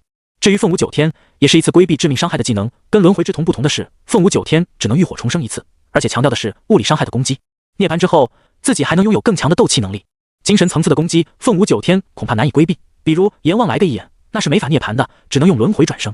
从这个层面上看，凤舞九天似乎并不如轮回转生，但是轮回转生只能在副本中使用，而凤舞九天却是可以在现实中使用的，这相当于自己有了代替黄龙符的技能，而且更加强大。差不多该回去了。升级完天玄神眼，楚风呢喃了一句，化作流光遁走，准备返回离火宗。离火宗核心弟子其余有9个衣袍不凡的少年聚集在一起，其中一个少年的脸色有些难看。这个离火宗主不知道搞什么名堂，竟然突然将我的名额给撤掉了，换上了那个什么姓顾的大弟子。不用担心，说话的是手持羽扇的少年，他轻轻一笑，道：顾长歌进了神通殿，本来以为他已经死了，没想到却突然杀出来，要抢我们一个位置。这可能只是副本给我们的一个考验而已。击杀顾长歌，说不定还可以得到对方身上的神通。说到底，顾长歌再被冠以什么天才之名，也不过是土着而已，跟我们超统者没办法比较。我们只需要在顾长歌回来的路上进行截杀，就算他是斗圣，也未必扛得住我们9个人的统力。而且我们平均都有斗皇的实力了，还真不一定怕他。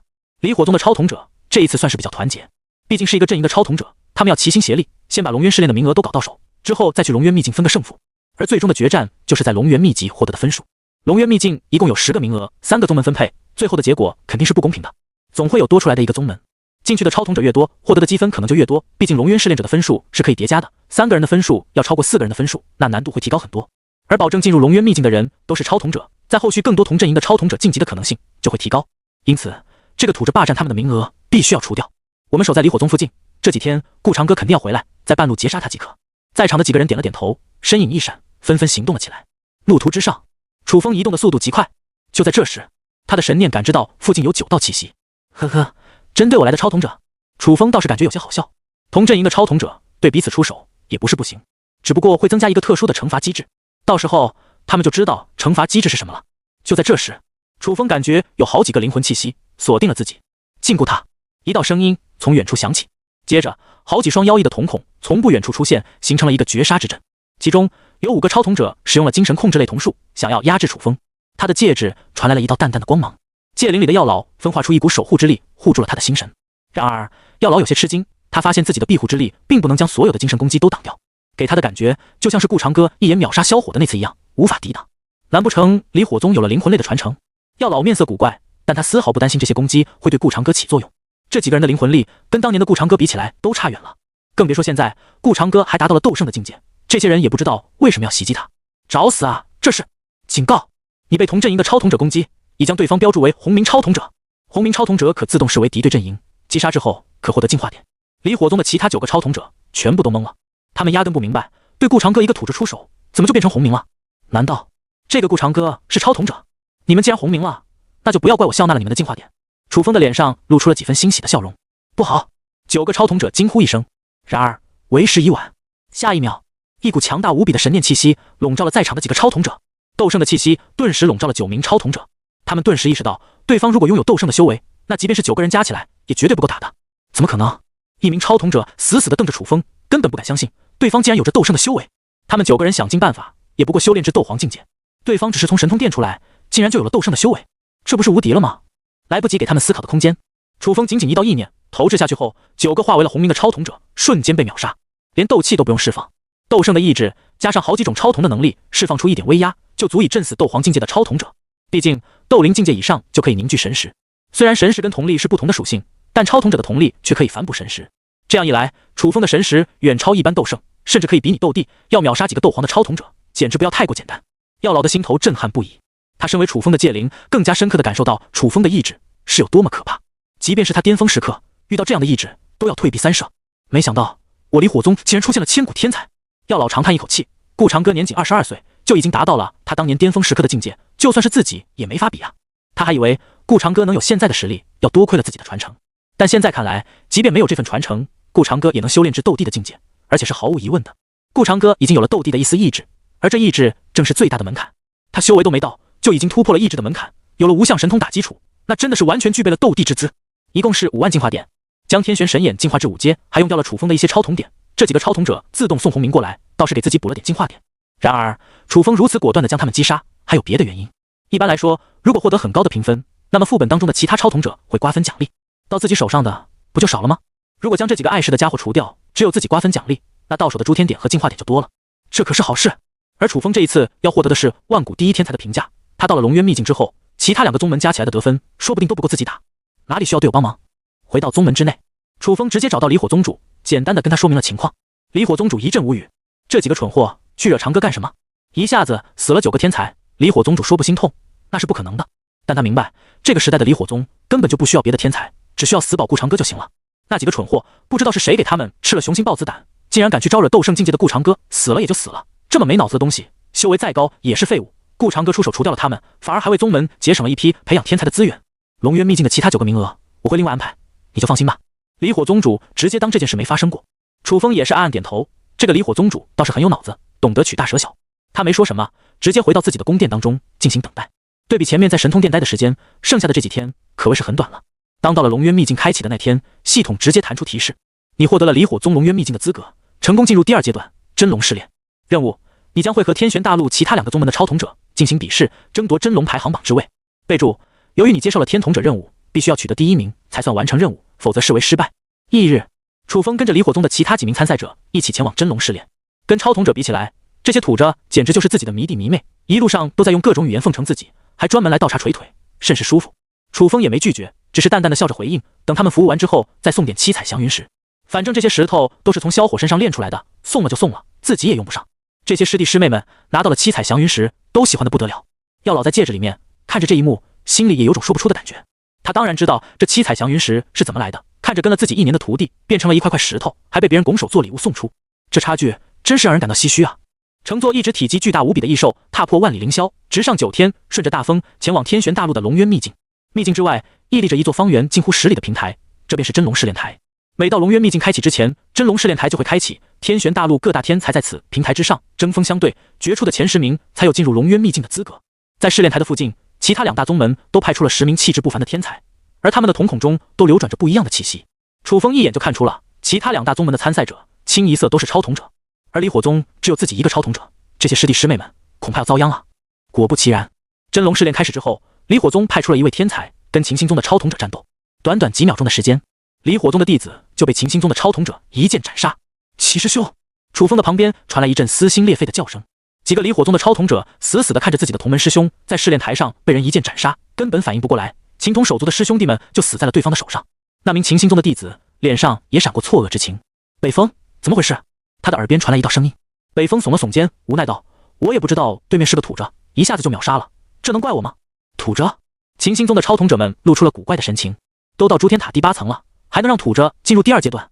离火宗的超统者都在搞笑吧？离火宗主的脸色也不是很好看，他没想到自己宗门的弟子上去比试，一下子就被对面解决了。不仅仅是宗门丢脸那么简单，培养一个杰出的弟子花费了多少心血，就算不计算宗门的资源，那也有一份感情在里面。然而对于离火宗来说，这个噩耗才刚刚开始，接下来上去的3名弟子遭遇了同样的命运，都是被一招秒杀，甚至连喊投降的机会都没有，他们就死在了真龙试炼台上，从此结束了天才的一生。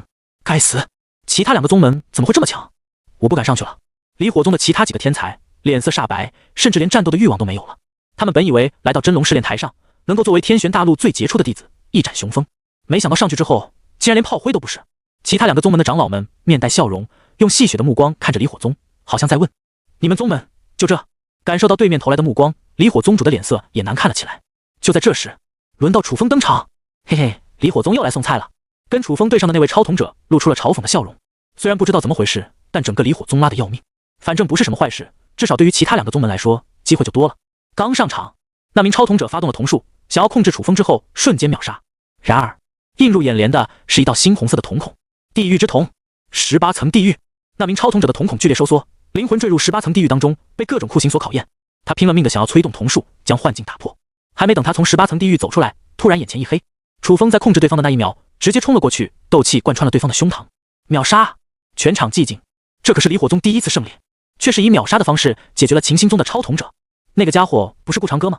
有一个知晓副本情报的秦星宗超统者露出了疑惑的目光。顾长歌，那是谁？离火宗的首席大弟子，模板很高，但应该是一个土着才对。土着？不是吧？一代超统者竟然会被土着给秒了？其他超统者都露出了疑惑的神情。那个家伙在搞什么鬼？身为超统者，卑鄙的外乡人还能给一个憨厚的土着给秒杀了？你的瞳术是用来摆设的吗？哼，是那家伙轻敌了，一个蠢货，以为对方是土着就不使用瞳术，结果对方的修为比他高，还没反应过来就被秒了，也怨不得谁。一个脸色苍白的少年发出了不屑的笑声。然而下一场比赛，楚风上场对战的正是这脸色苍白的少年。带我下去将他秒了。苍白少年露出了阴惨的笑容。他在斗气世界停留了1年，心性也变得有些冷漠了起来。天玄大陆的法则是十分残酷的，不狠下心来根本无法生存下去。超统者在这个世界待久了，心性也发生了变化，变得跟扮演的角色一样，冷酷无情，杀伐果断，漠视生命。登上真龙试炼台，苍白少年在开始的那一瞬间就对楚风发动了瞳术，他的嘴角咧出一道阴惨的笑容，给我死！然而他的身体还没动弹，就看到对方的瞳孔露出了一抹猩红之色。怎么回事？没给他思考的空间，楚风直接用18层地狱让对方经受一下灵魂的折磨。那苍白少年的瞳力本来就不怎么样，遭受了18层地狱的折磨之后，感觉生不如死，痛苦让他冷汗直流。当他意识回到现实的那一瞬间，一道斗气再次贯穿了他的身体。苍白少年带着不敢相信的神色瞪着楚风，接着就倒在了地上，死不瞑目。他已经在诸天塔失败了2次，这一次前往诸天塔完全就是拼死一搏。攻略至第8层，许多超统者都享受过力量大幅度增长的快感，就算只有最后一次机会都不愿意放弃，已经有些执拗了。而这一次死亡之后，苍白少年将会永久失去瞳力，变成一个废人。还因为在斗气世界待久了，心性变得有些扭曲，再加上瞳术被废，变成了一个瞎子。可以说，这种人以后的未来也已经彻底毁了。一个人从高处坠落到谷底，往往带来的是比身体死亡更加可怕的灵魂堕落。全场再一次寂静了下来。对方能秒掉一个超统者，或许是对手太过大意了，但如果是2个呢？那就说明是对方的实力够强。楚风漠然的声音在场上回响：你们杀我几个离火宗弟子，我就会让你们还多少条命。当这句话一出，其他2大宗门的超统者人人自危。然而还是有一些超统者不信邪，继续秒杀了离火宗的师兄弟们。第3场比试，楚风对上的是离火宗的领头超统者。哼，一个土着还敢在我面前狂妄。那领头的超统者对楚风不屑一顾，在他的眼里，超统者就应该是碾压土着的，那2个队友会死是因为他们废物，而自己可不是废物。比赛开始，仅仅一瞬间，秦星宗的领头超统者还没反应过来，他的头就飞到了空中。你们可以继续试试。楚风的嘴角轻轻一瞥，目光扫向其他2大的超统者，所有人的心底都是一凉，他怎么可能这么强？顾北玄那家伙虽然很狂妄，但他的实力也是很强的，连他都被土着秒了。所有人这才知道离火宗的顾长歌是个惹不起的人物，死在他手中的超统者已经超过3人了，还有2个。楚风冷声说道。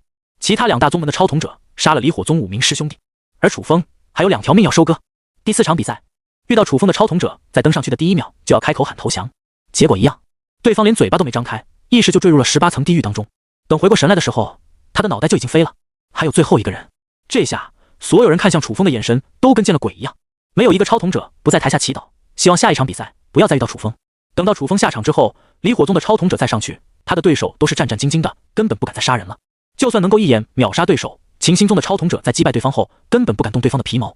接下来的几场比赛当中，离火宗的弟子虽然都落败了，但是没有死亡。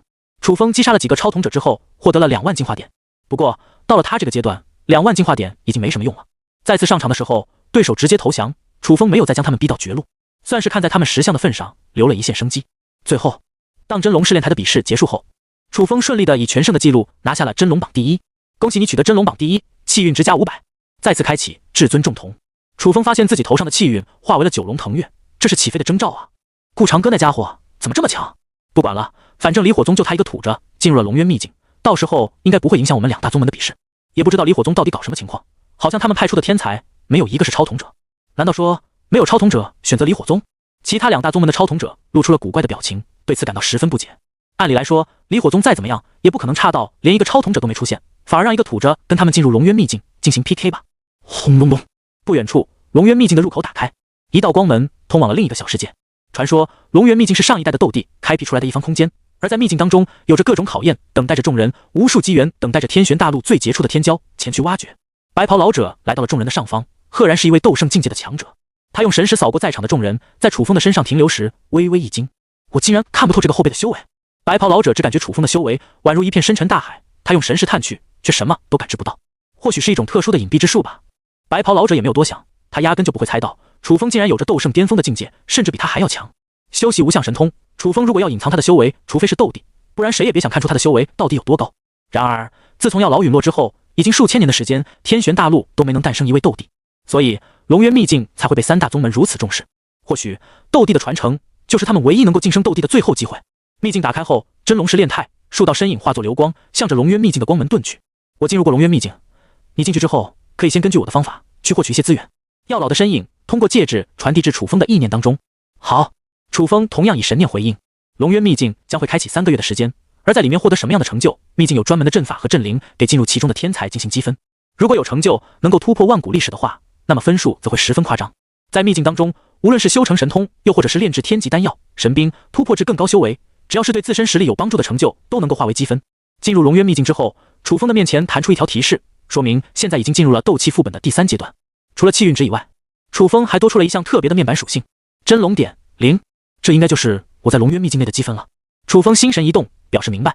刚进去之后，药老传音道：“你的身上有萧火身上的天火，其实那天火是我传承给他的炼气玄火，本身就有着神火的品阶，只是我陨落之后，这天火没能得到涵养，就退化了许多。龙渊秘境南部的火山当中有极其珍贵的火源，如果你将南部火山群的火源全部聚集起来，或许能够让这天火重新拥有神火的等阶。神火那可是斗圣都眼馋不已的宝贝，对于药老这样的炼丹师来说，神火更是仅次于他本命之源的物品。”楚风点了点头，根据药老的指示，很快来到了龙渊秘境的火山群落当中。这里有一只气息强大至斗皇境界的火焰异兽再次镇守火源。对于大部分停留在斗皇境界的天骄来说，要对付这些火焰异兽，那可不是简单的事情。然而楚风自然抬手之间，一道道斗气从他的指尖中迸射而出，这些异兽压根就扛不住一击，被粉身碎骨。进入火山当中，楚风一路斩杀着火焰异兽，一路收集火源。一枚枚品阶不一的火源，大部分的品阶都在地级以上，被楚风捕捉之后，融入药老传承的天火当中。整个火山的范围十分之大，而且有些火源达到了天级的品阶，诞生了灵智。捕捉起来需要耗费一些时间，融合也要消耗斗气与意念之力。足足扫荡了7天的时间，楚风才将整个火山差不多扫荡完毕。此时他的天火已经变得神光异彩，那火焰看起来也十分不一般，宛如蕴含了神性。距离最后的神火只差一点点，但就是无法突破。楚风皱着眉头。就在这时，药老急切的传音道：“前面有龙渊天火，你快去捕捉，只要将龙渊天火弄到手，你的天火升至神火就不会有问题。”楚风神识扫荡，立刻发现了在火山的熔浆之下有一股晦涩的神性气息。他当场赶过去，龙渊神火的灵智已经成精了，意识到楚风发现了自己，连忙化作一道流光遁走，速度还挺快。楚风微微一笑，不过这可难不倒有斗圣境界的他。追上龙渊天火，楚风施展无相神通，很快就控制了龙渊天火，开启天玄神眼。在无相神通的超强控制力下，龙渊天火虽然很不甘心，但最后也只能被楚风的天火吞没。轰！神火城，一道强大的气息在龙渊秘境的南部火山迸发而出，化作万丈火光，直冲天穹。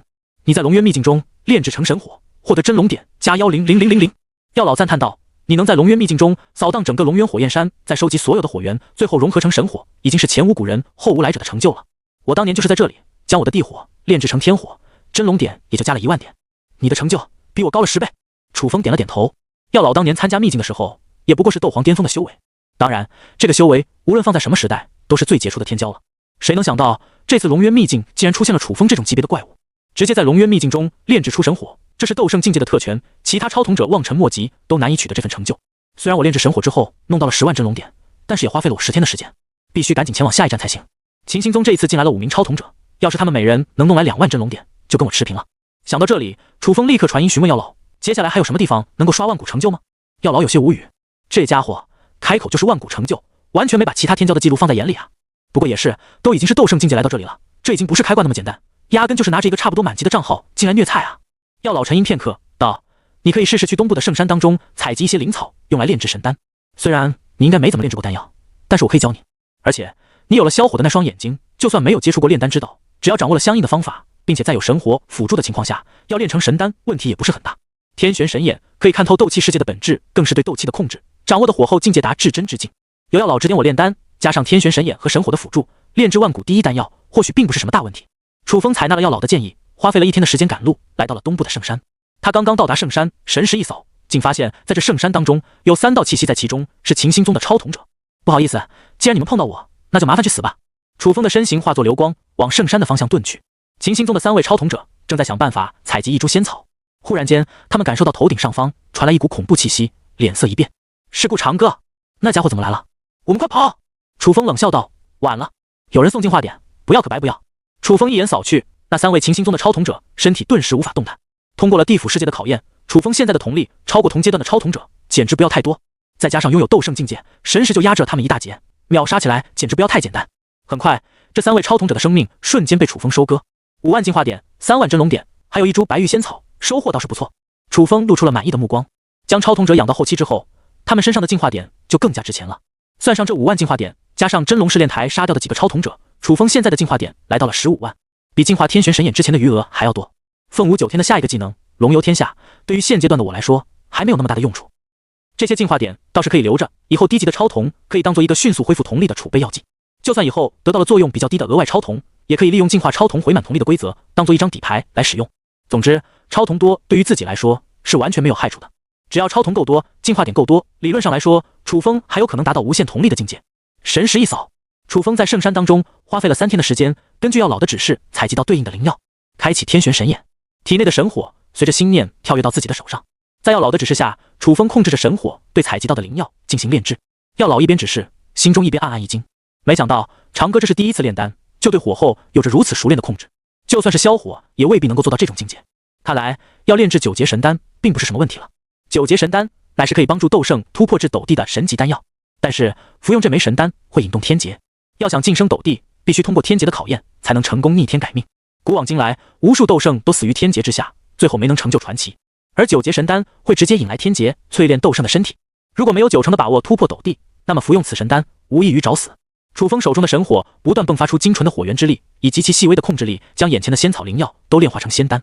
有了修习无相神通的经验，楚风对于斗气以及其他能量的控制早已达到了超凡入圣的境界，加上天玄神眼的辅助，在控制力上甚至还要比药老出色，唯一缺乏的就是经验和手法而已。但是天玄大陆最强的炼丹师药老就在他的旁边，时而出言提醒，进行指导。以楚风的资质，自然很快就顿悟了过来，即便有时候可能出现了一些小偏差，也能及时调整过来。轰隆隆，伴随着天上的一阵雷声响起，天空当中电光忽然化作雷蛇，遁入丹药当中。9节丹药成。炼制此神丹倒是花费了楚风10天的时间。你在龙渊秘境当中炼制9节神丹，获得真龙点加1000000，又是10万真龙点，这应该是龙渊秘境的上限了。只有万古第一的成就才能获得如此之多的真龙点。药老，您说如果我在龙渊秘境当中直接晋升斗帝会怎么样？楚风的目光中展现浓浓的战意。药老微微一怔，语气郑重地道：如果你能够在龙渊秘境当中成就斗帝修为，那即便是龙渊秘境的主人死而复生，恐怕也会认可你。要是真能在龙渊秘境成就斗帝，那自家弟子的修为都不比秘境主人要低了。可是真的可能吗？斗帝那可是千古一帝，多少斗圣凌驾于万人之上，最后在成就斗帝的路上都变成了一抔黄土。其实药老也想劝楚风不需要那么急，但想到一路上这少年从容不迫的给自己带来了各种奇迹，他的话最终没能说出口。任何不去挑战的理由，那是说给弱者听的，强者只需要遵循他的理念，一路冲锋就行了。不知不觉楚风都已经来到了比药老更高的境界，他自认为自己除了年龄比较老之外，还真没什么地方能比得过这少年。你自己做决定就行了。药老道。随后他想起了什么，忽然道：你可以前往龙渊秘境北部的神山，采集雷神之石，打造一副抗雷的铠甲。虽然我对炼器只是小有研究，但指导你打造一副天级铠甲，应该还是绰绰有余的。有了这副铠甲，你应对天劫的存活率会更高。楚风点了点头。在前往雷神山的路上，楚风一直开启神识，扫荡四周。每当他发现一位敌对超统者的时候，就专门过去斩杀。将这些超统者养了这么肥，不宰割一番，那怎么行呢？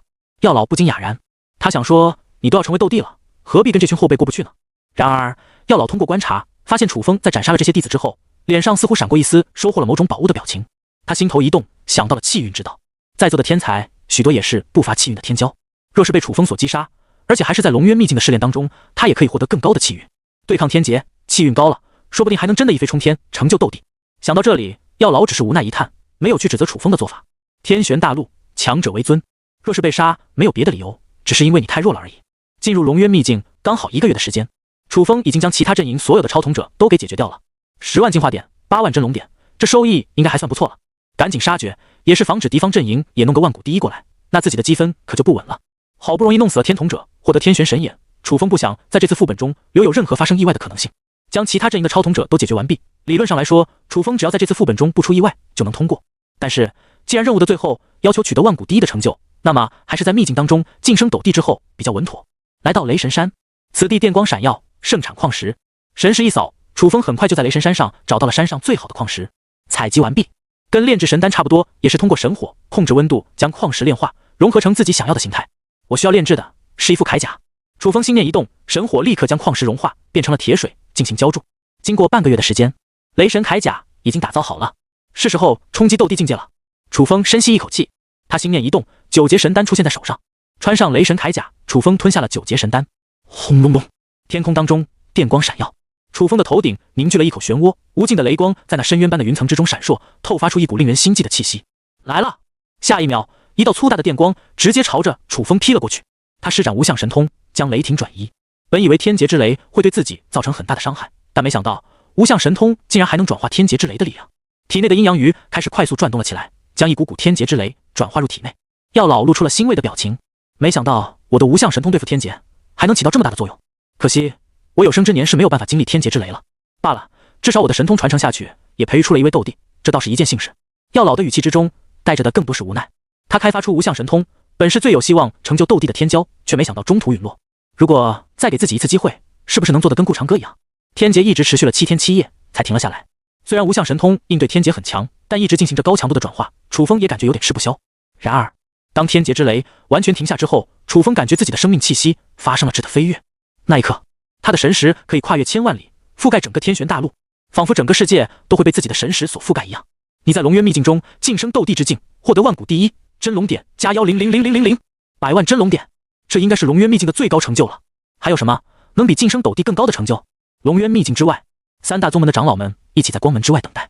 如今已经过了2个月，也不知道龙渊秘境内到底是什么情况。忽然，一股恐怖如斯的波动从龙渊秘境中渗透而出，至高无上的神念之力覆盖了整个天玄大陆，让附近的斗圣强者们都感到心颤不已。这股气息到底是怎么回事？所有的斗圣强者都心颤不已，他们感觉到了斗帝的意志。可这怎么可能呢？难道是那位斗帝复生了？有人提出这个猜想，然而没人能够给出答案。其他2大宗门的长老都感到惶恐不已。若是斗帝复生，那会带来怎样的影响，谁都无法预料。他们更关心的是自己宗门的弟子在里面到底遭遇了什么。只有离火宗主眼眸闪烁异光，难道说长歌在里面突破了斗帝的境界？这个猜想就连离火宗主都不敢相信。若是真能在龙渊秘境中晋升斗帝，那也太夸张了。就算是上一位斗帝也没那么生猛吧。龙渊秘境，雷神上晋升至斗帝之境，楚风现在身上的气息极其恐怖，举手投足之间可能就会在地面上炸出一个深坑。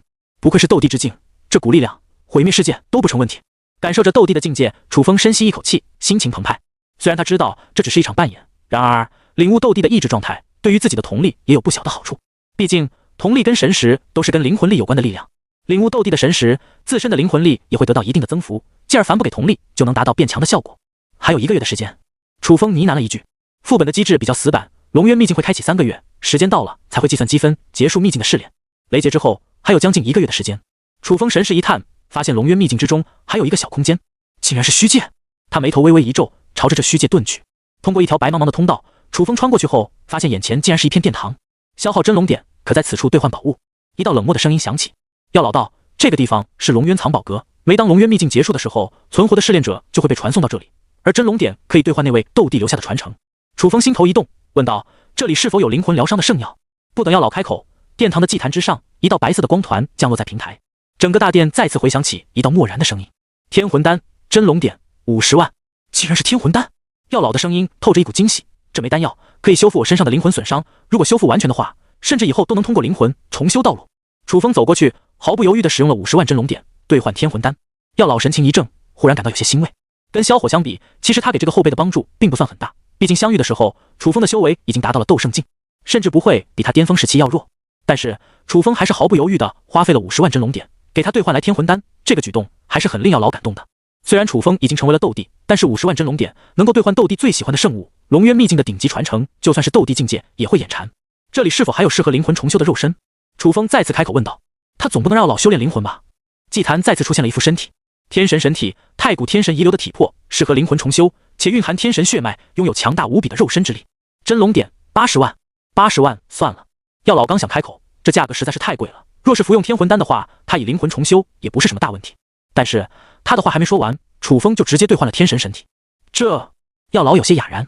楚风笑道：“无所谓，反正我已经成为了斗帝，该有的都有，先让您老人家恢复了身体，能够重新修炼再说。我看这副身体倒是不错，就买下来了。”药老深深地看了楚风一眼，不再犹豫，以灵魂融入天神神体当中，需要一定的时间。天神神体是太古神族遗留下来的体魄，据说这种种族出生就有斗皇的修为，到了成年之后，即便不用修炼，都达到了斗圣的境界。然而，正是因为这种族太过强大，所以几乎被针对灭绝了。对于整个天玄大陆的力量来说，没有达到斗帝之境，一切都是浮云。药老正在融合身体，而距离副本结束还有一定的时间。楚风心神一动，是时候去远古天庭一趟了。而且这次进入远古天庭，还是以斗帝的修为进去的。他可没忘记自己之前出来的位置还被三昧真火烤着呢。要是普通的身体进去，那不还得完蛋了？正好这次我有斗帝修为，前往远古天庭存活的几率也会高出很多。开启万古神谋，进入远古天庭。下一秒，楚风的四周三昧真火将他包围了起来，蕴含神性的火焰。轰！三昧真火将楚风包裹住之后，直接将他体内的斗气连同着斗帝的身体都燃烧殆尽。然而火焰之中，楚风的生机并没有被焚烧致死，反而是获得了新的生机。迎！一声清脆的凤鸣从火焰当中尖啸而出。凤舞九天！楚风的身体在很短的时间内就重新凝聚成型，气息还要比以前强大了一个档次。他立刻从火焰当中跳出，不灭的三昧真火还想跟着他，然而楚风立刻引动斗气震开了身上的火焰，直到三昧真火完全从身上消失之后，楚风才长呼一口气，好险，幸好我以斗帝之姿进来，而且还有凤舞九天的重生技能，才躲过了三昧真火的燃烧。如果换成普通的身体，就算是有轮回转生和天玄神眼，恐怕都不够这火烧的。能够秒杀斗帝，这火焰的来头实在是太大了。原以为成为了斗帝就能在远古天庭为所欲为，但现在看来，楚风感觉自己完全是想多了。他万万没想到，在没有复活手段的情况下，三昧真火竟然连斗帝都能秒杀，这让他更加意识到，远古天庭跟地府世界有点相似，都是十分高层的世界。或许斗帝在斗气世界当中修为无敌，但是来到远古天庭，这里残留的一点神物都能秒杀斗帝，还是要必须小心谨慎行事才行。不仅如此，楚风还发现远古天庭的世界似乎对斗气有着很强的压制作用。斗帝在远古天庭的世界中所能发挥的实力最多不过斗皇初期，而使用神的灵能穿梭空间的时候也有同样的感觉。或许远古天庭跟地府世界是一样的，都是诸天塔90层以上的世界。楚风若有所思，隐隐猜到了某个答案，从三昧真火的危机之中逃脱出来。楚风转过身去，将目光放在了殿门上。我进来的时候是利用神的空间能力，但是这座大殿的门被关上了，从里面打开这座殿门应该不是什么困难的事情。楚风发现在殿门的内侧有青铜把手，上面雕刻神话异兽，虽然说不出名字，但雕刻着的手法炉火纯青，只是稍微接近，那兽首竟然给自己一种威慑感，恍惚之间还有异兽活过来的错觉。调动体内的斗气，楚风将手放在把手上，用力一拉，轰隆隆，殿门开启的时候传来一阵雷鸣般的响声，震得耳膜发疼。即便楚风有着斗帝的境界，要从内侧开启这座殿门都耗了不小的力气。开！楚风一声怒喝，使用万钧之力，体内的阴阳鱼更是疯狂地转动了起来。砰！殿门被开启了一丝缝隙之后，随后才被楚风缓缓拉开，回到了廊道之上。这栋楼阁跟摘星楼有点类似，十分之高。楚风走到廊道旁边，向下望去，竟然一眼都望不到底。要知道，斗帝的神念力量极强，目力更是达到万里之远。如果不是上一次副本以神的身份进来，在撕裂空间一道上有着得天独厚的天赋，都不知道这么高的楼阁要多久才能上来。想到这里，楚风也觉得自己还有几分运气。回到之前来过的神宫手瞭望台，从这里可以离开这座楼阁，但也要从极高的地方降落下去，有一定的风险。楚风从瞭望台跳了出去，双脚踩在了一个平台上，穷极千里之目看着下方这高达万里的高度，不由摇头苦笑。如果我以现实世界的身体进来，恐怕连路都没法走啊。远古天庭是建立给神灵的地盘，其中不乏万丈之高的巨灵神，光是站起来身体都能与天齐高，所以远古天庭的建筑规模都无比宏伟，为天界奇迹。神仙的建筑连斗帝要攀登都要面临重重困难，更不要说凡人了。如果说楚风凭借着桐树和诸天秘宝还能在地府中走一走的话，那他要是直接进入远古天庭，没有用副本中扮演的身份，能不能登上这座高楼都是悬的。如果我施展山海凌云，或许能够从这里飞下去。楚风感受着高空的气流涌动，感觉自己还算是有了几分把握。乘着大风飞行，可以前往很远的地方，不一定非要落在原地的下方。既然跨过了龙门，探索范围也变得广了许多，那么楚风就要更加慎重地考虑下一步，开启弥天神谋。下一秒，他的神灵之眼浮现在远古天庭的万里高空之中，俯瞰这片天庭残骸。这片城池屹立着无数宫殿，但似乎在经历了一场浩劫之后，化为一片断壁残垣，几乎没有几座宫殿还保留着完整的模样。楚风用神念感知，这片废墟只有微弱的神力波动，基本上可以说是一片死寂。就算以前这里再怎么辉煌，现在可能也没剩下多少有价值的宝物了。再将目光往更远的地方探查而去，北部大概万万里之外，有一座圣山，焕发出朦胧的光辉。在圣山之上，一座祭坛爆发出璀璨神光，连接着天宇，画面仿佛静止在那里，那道神光亘古不变，永恒长存。即便这远古天庭化为了废墟，那神光依旧不灭。只不过圣山太过遥远，一道朦胧的白色边界阻隔了前往圣山的道路。将视野拉近一点，楚风还发现，要抵达圣山，还需要经过一片汪洋大海，海面没有一丝浪潮起伏，平静的宛如一片死海。但是利用神念的力量，感知更深处，可以察觉到死海之下一道道暗流涌动。或许深海当中有致命的漩涡，一旦有凡人误入这片海洋，很容易被隐藏在深海当中的深渊漩涡吞没。东部千里开外，有着几座保存还算完整的宫殿，黄金铸成的瓦砾反射夜夜金光，看上去夺目耀眼，却不知宫殿内有何宝物。从千里之外看去，那黄金铸成的宫殿半掩半遮，蕴藏在云雾之间，如海市蜃楼，也不知道去到之后能不能找到宝贝。楚风没有贸然前往，再继续移动着弥天视野。不得不说，这远古天庭的范围真是够大，就算是开启弥天视野，也不能穷尽风景。当楚风将视野拉到西部的时候，发现那片地方有着一片废墟。不同于城池宫殿的废墟，那片废墟是一片战场，有许多神兵的残骸插在大地上，废弃的神兵微微流转，神力波动。或许远古天庭以前经历过一场战争，那些兵器都差不多废掉了，但因为蕴含神性，所以还有利用的空间。只是战场当中却连一具尸体都没有，除了无边无际的废墟和建筑遗迹之外，直到现在，楚风还没发现远古天庭有任何生灵或者是精神烙印存在的迹象。那片战场遗迹距离我只有几百里的距离，倒是可以去探索一下。至于那片宫殿，可能要等以后才行。或许就算是赶路去那片宫殿，都需要跨越几个副本，除非我能在接下来的副本当中继续找到类似于陈那样的扮演角色，在移动能力上有很强的天赋，否则要跨越那么远的距离都是一件不小的工程了。虽然说楚风现在以斗帝的身份进来，但不知道为什么远古天庭对于斗帝的修为压制得很惨，导致他能够发挥的能力其实并不算很多。但是楚风试了一下施展瞳术，发现威力还是一样的，说明这其中有一些特殊的机制，但自己现在掌握的情报还太少了，不能解答心中的疑惑。楚风摇了摇头，现在他的实力还没那么高，再怎么想这些摸不着边际的事情，那也只是白费心神而已。他深吸一口气，向着楼阁的下方跳了下去，施展山海凌云的神通。楚风乘着大风，在猛烈的气流当中飞行，快速地朝着那片神兵废墟飞遁而去。天穹之上，一道人影跨越上百里的距离，翩然落至战场遗迹。这里到处都是神兵。楚风在附近闲逛，不断用神识扫视着四周。虽然这些兵器残留着微弱的神兵波动，但是基本上都被损坏了。有没有可能在这里捡漏呢？虽然体内的修为是被压制了，但是属于先帝的神识并没有被压制，毕竟那是与灵魂力有关的力量。加上楚风自身的瞳术，远古天庭对于他的神识压制力并不是很大。凭借着斗帝的神识，楚风很快就探查起这片区域的神兵。忽然间，他感知到前方几里之外有一道比较强烈的神性波动，将他的神识刺了一下。心神恍惚间，楚风的神识传来微弱的刺痛感，但好在那把神兵残留的神性气息并不算很强，所以没有对自己的识海造成太大的伤害。顺着神性的感应，楚风走了过去，发现一把碧玉神石打造而成的长刀，刀身已经损毁了一半，除了刀柄处镶嵌的一块宝石，其他的部分基本上是100%损坏。检测，你获得了神兵加成符石，可用作于神兵打造。当楚风见到了这把长刀的时候，系统传来了一阵提示。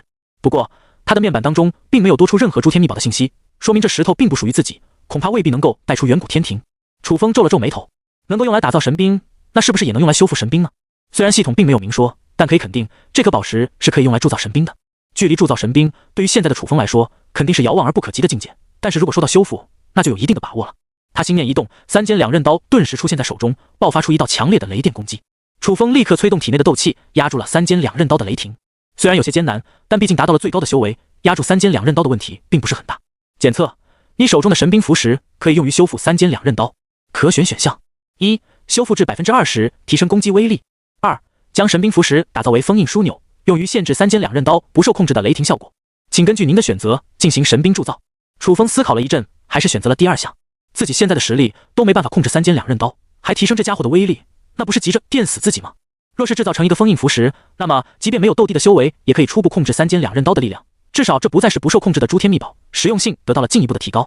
做完了选项之后，楚风开始进行炼制，体内的神火飞了出来，将神兵符石从这把长刀的身上溶解开来，而后经过神火的铸造，慢慢的将三尖两刃刀开启一个凹槽，并且将神兵符石铸造其中，大概花费了6个小时的时间。终于，楚风将神石镶嵌入三尖两刃刀当中。可惜的是，副本剩余的10个小时已经刚好用完了。飞过来的途中，楚风就用了3个小时，加上开启殿门、挑选神兵的时间，楚风又用了不少的时间。现在他的时间已经差不多用完了。楚风长叹一口气，再要探索这片神兵废墟，那就需要进入下一个副本了。时间真是宝贵啊！他开始琢磨着将万古神谋升级至9阶，这应该会获得更多的探索时间。然而，这意味着楚风需要花费100万进化点，那可是一笔巨款。想了想，楚风还是暂时没动这个主意。要是能将配套的另外一只眼睛也给弄过来，或许会好很多。远古天庭之所以有那么多的局限性，或许也跟万古神谋还差了一只有很大的关系。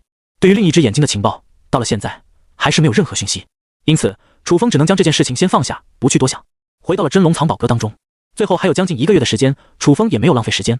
他调出了体内的神火，离开真龙藏宝阁，来到龙渊秘境当中，从圣山、神山之中提取了各种珍稀的矿物材料以及灵药进行炼制。这倒不是为了炼制出多么强大的神兵利器，又或者是灵丹妙药，毕竟这些东西都带不出去。楚风是在练习自己对于神火的控制，说不定这次副本结束之后，能够给自己奖励类似于神火之类的诸天秘宝，那么就能用于炼器了。以后前往远古天庭，配合天玄神眼，楚风就能变成现实当中的药老，将自己的3尖2刃刀修复至完整状态，还有机会附加各种属性，甚至等到以后更加厉害了，楚风还能炼制出属于自己的神兵。经过1个月的练习，楚风对于神火的控制达到了炉火纯青的境界。轰隆隆！就在这时，龙渊秘境传来了一阵颤抖的声音，一道金光降落至楚风的头上，感受到一股传送的力量在自己的身上凝聚。其实以楚风现在的实力，完全可以拒绝传送，但是他也没有这样做。眼前的画面一晃，紧接着楚风再次回到了真龙藏宝阁之内，不需要通过虚界，直接就可以传送至这里。恭喜你取得了万古第一的成就！大殿当中那道漠然的声音在此处回响。药老也融合了这副身体，并且根据他的意识引导，身体的样子也变成了药老本来的样子，这也让楚风看得比较习惯。来到楚风的面前，药老微微躬身，这是表示谢意，而后道：我融合了这副身体之后，感觉到有新的机缘在等待着我，就不在此地多留了。好。楚风看着药老的眼神，仿佛昔年那个意气风发的天骄再次回到了天玄大陆。第二是，药老在吸取了经验教训，融合新的神体，踩在了更高的起点，势必比以前达到更高的成就。或许药老在不久的将来也会成就斗帝。离火宗在有2名斗帝的情况下，制霸天玄大陆也不是什么困难的事情。等药老离开之后，楚风打开了系统面板，上面已经提示自己完成了天童者的专属任务。他轻声呢喃道：是时候离开副本了。楚风的面前弹出了一条提示：恭喜你完成了副本扮演任务，正在为您解锁以下成就。你在副本中获得了完成了天童者专属任务，解锁成就气运之子，获得新的超童天赋天玄神眼，具体信息可在超童者面板中查看。你在龙渊秘境中炼制了神级丹药，凝聚神火，解锁成就药老的传承，获得诸天秘宝天玄神火7阶。你闯过了神通殿的第9重，获得了药老的传承，并在龙渊秘境中晋级斗帝之境，斩获最高的真龙点，解锁成就万古第一，奖励诸天传承无相神通至尊级。综合以上成就，你最后的评分为 SSS 级，诸天点加300000，进化点加400000，已为您解锁 SSS 级的专属奖励诸天光环气运之子。气运之子在副本当中，当你斩杀了身上带有气运的关键人物时，会获得对方身上的气运，能够得到气运的庇护，拥有很高的幸运值。楚风打开自己的个人面板，上面的信息又更新了一些：姓名风神，马甲可编辑，年龄18，超童至尊重瞳，品阶未知，万古神谋7阶，修罗之瞳6阶，天命之瞳6阶，轮回之瞳7阶，地狱之瞳至尊天玄神眼5阶。已解锁世界：武道世界、仙侠世界、大周皇朝、忍者世界、幽冥世界、斗气世界。诸天秘宝：问道九壶3阶，女娲观想图6阶，3尖2刃刀残损至尊后羿弓至尊天命印6阶，卡塞尔学院通行证特殊守护者玉佩9阶，大威天龙8阶，灵能传送阵7阶，天玄神火7阶。诸天传承：大道至仙至尊，落日真剑至尊，方舟8阶，剥夺之刃9阶，无相神通至尊级。诸天光环：一份机缘，身世不俗，7天签到气运之子。诸天空间99，本源世界树的种子。攻略副本8，进化点558010，诸天点602000，运气还算不错。楚风看着爆出的天玄神火，微微一笑，感到自己的运气简直爆表了。或许是因为有气运之子的缘故，他现在的气运非常之高，所以在内心有愿望的情况下，能够爆出自己想要的东西。当然，也不是要来什么就有什么。就比如现在这个层次的副本当中，要爆出至尊级的诸天秘宝，那根本就是不可能的。而在斗气世界当中，也只能爆出跟这个世界相关的诸天秘宝。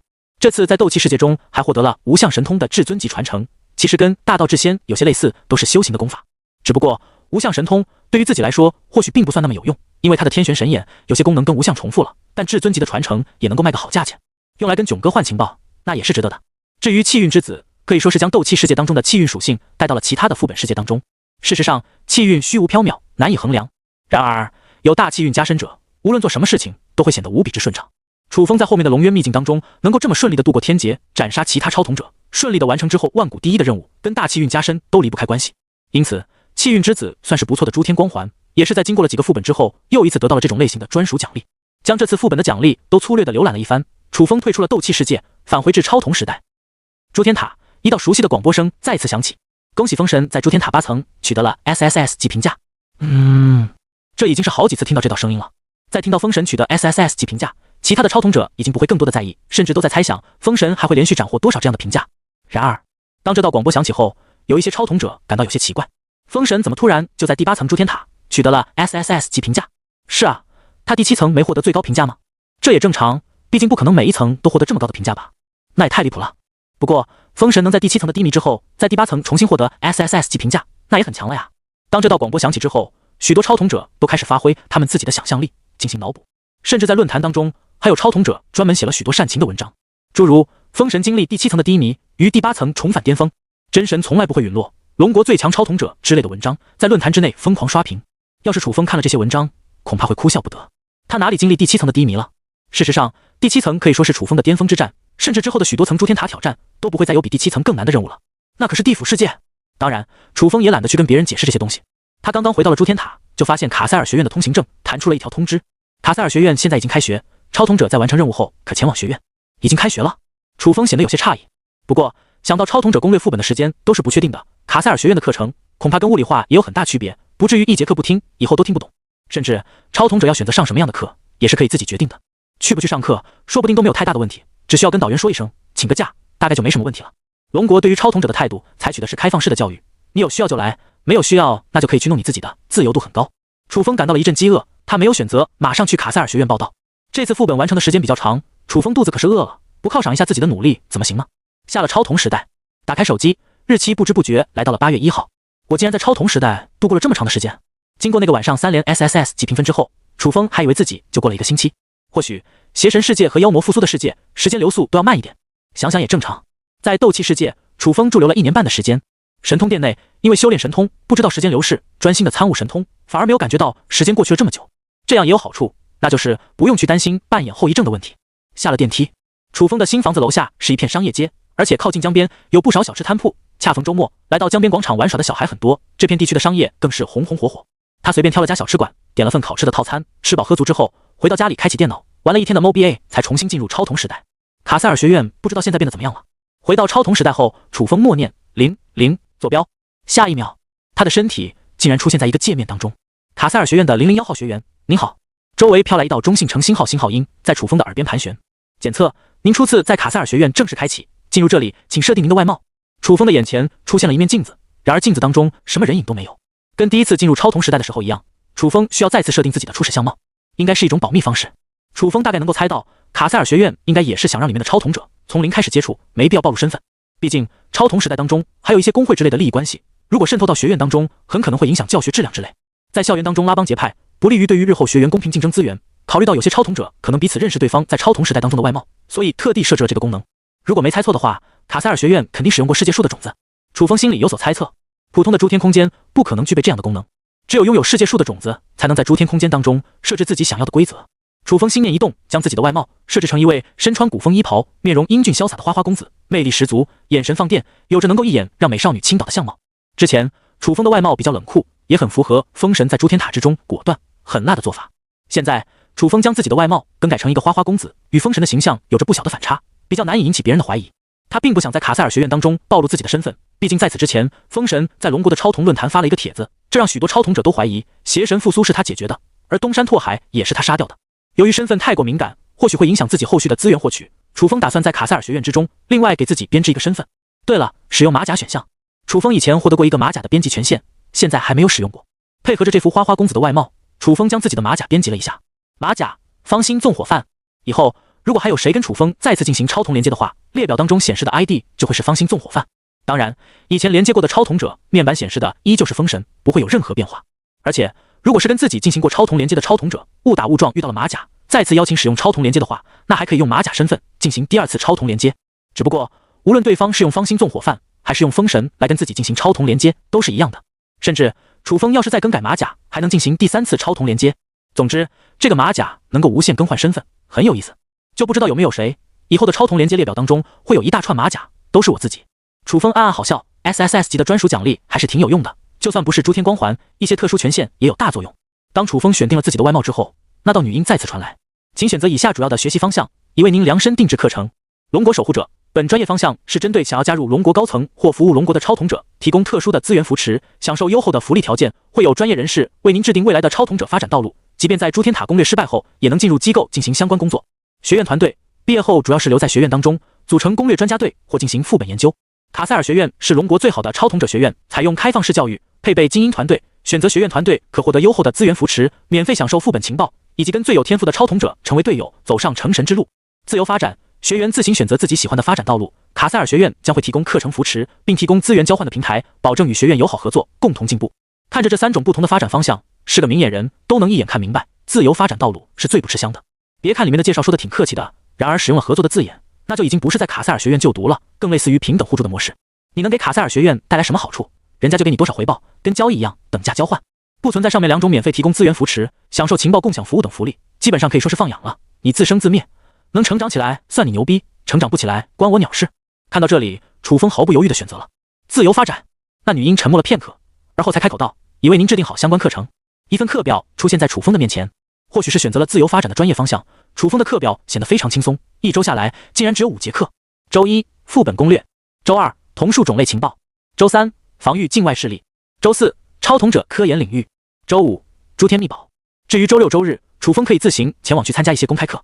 根据介绍，公开课的种类远远比正式课程要多了许多，有些课程还会专门讲解某一种副本世界的相关课程，配套的一系列任务以及情报都有。只不过这种课程需要有关系才能渗透进去，甚至花费诸天点都不一定能够买到进去听的课程。可以说，卡塞尔学院完全是打算发展内部势力。学院当中肯定也有龙国军方的大佬级人物坐镇，所以关于龙国的资源扶持也一个都少不了。课表的左上角标注着自己的班级序号，第1班级，没有多余的分级，毕竟是卡塞尔学院的第一批学员，而且他的序号又是001，所以分班就分到了比较前面。当楚风拿到了课表之后，也没有任何提示，他的身影直接被传送到卡塞尔学院当中。随着一道光幕降临，楚风的身影出现在卡塞尔学院的一处角落。他看了看四周，发现自己所站的这块地方是熟悉的花园。第一次来的时候，他有幸在附近跟卡塞尔学院的白毛校长进行了一次谈话。那边应该就是教学区域了。楚风走过去之后，教学区一共被分为2大块，左边的这一块是主课学习区，可以随便进出，每个班级的门口有标注班级序列号。楚风走到自己的班上看了一眼，发现班上没有人，而今天是星期6，没有主课，所以这栋教学楼显得异常安静。就在这时，附近的走廊传来一对男女讨论的声音。曲子老师的课程应该还有10分钟就会开了吧？听说会讲关于诸天塔10层之后一些机制的变化，我们赶紧过去，不要错过了这份情报。你弄到听课权限了吧？花费了一点手段，不过还是抢了一个位置。听着走廊的对话，楚风心头一动，曲子，这不是成神群的群员吗？他快步走了快去，来到了那2名同学的面前，问道：你们是要去听曲子的公开课吗？那2名同学愣了一下，其中一个身穿经典黑白休闲服的少年面带疑惑。曲子在卡塞尔学院应该很有名气啊，你没有听说过他最近要讲这门公开课吗？楚风摇了摇头，我刚从副本回来，才刚进入卡塞尔学院报道，还不知道这里的事情，只是对你们说的公开课有点兴趣。这样啊？那少年恍然笑道，我们正打算去听，但是曲子的公开课是需要权限的，等等。你是第1班级的？楚风点了点头，同时也有点奇怪，难道自己的第1班级还有什么特殊情况不成？那你可真算是走运了。少年露出了羡慕的眼神，第1班级的班主任就是曲子。虽然这个班的学生都是选择自由专业发展方向，但是曲子在攻略副本这一块掌握着最多最先进的情报，即便你选择了自由专业，只要能跟到曲子，也可以获得非常多的情报资源。楚风心神一动，他倒是没想到曲子竟然还成为了自己的班主任。班主任竟是我群友。不过想到曲子拥有全知之眼，他能在卡塞尔担任班主任，同时教授副本攻略的科目，也不是什么特别稀奇的事情。至于曲子讲授的公开课，有关于诸天塔10层以上的情报，应该是这些天囧哥等人攻略至更高层，有了实质性突破后兑换而来的第一手资源。当然，夏龙武也攻略至第10层，现在的情况应该是有不少的超统者都知道第10层之后机制有点不一样了，而且这也不是什么特别稀有的资源，于是作为公开课打包卖出去，并且还能提升曲子自身的名气。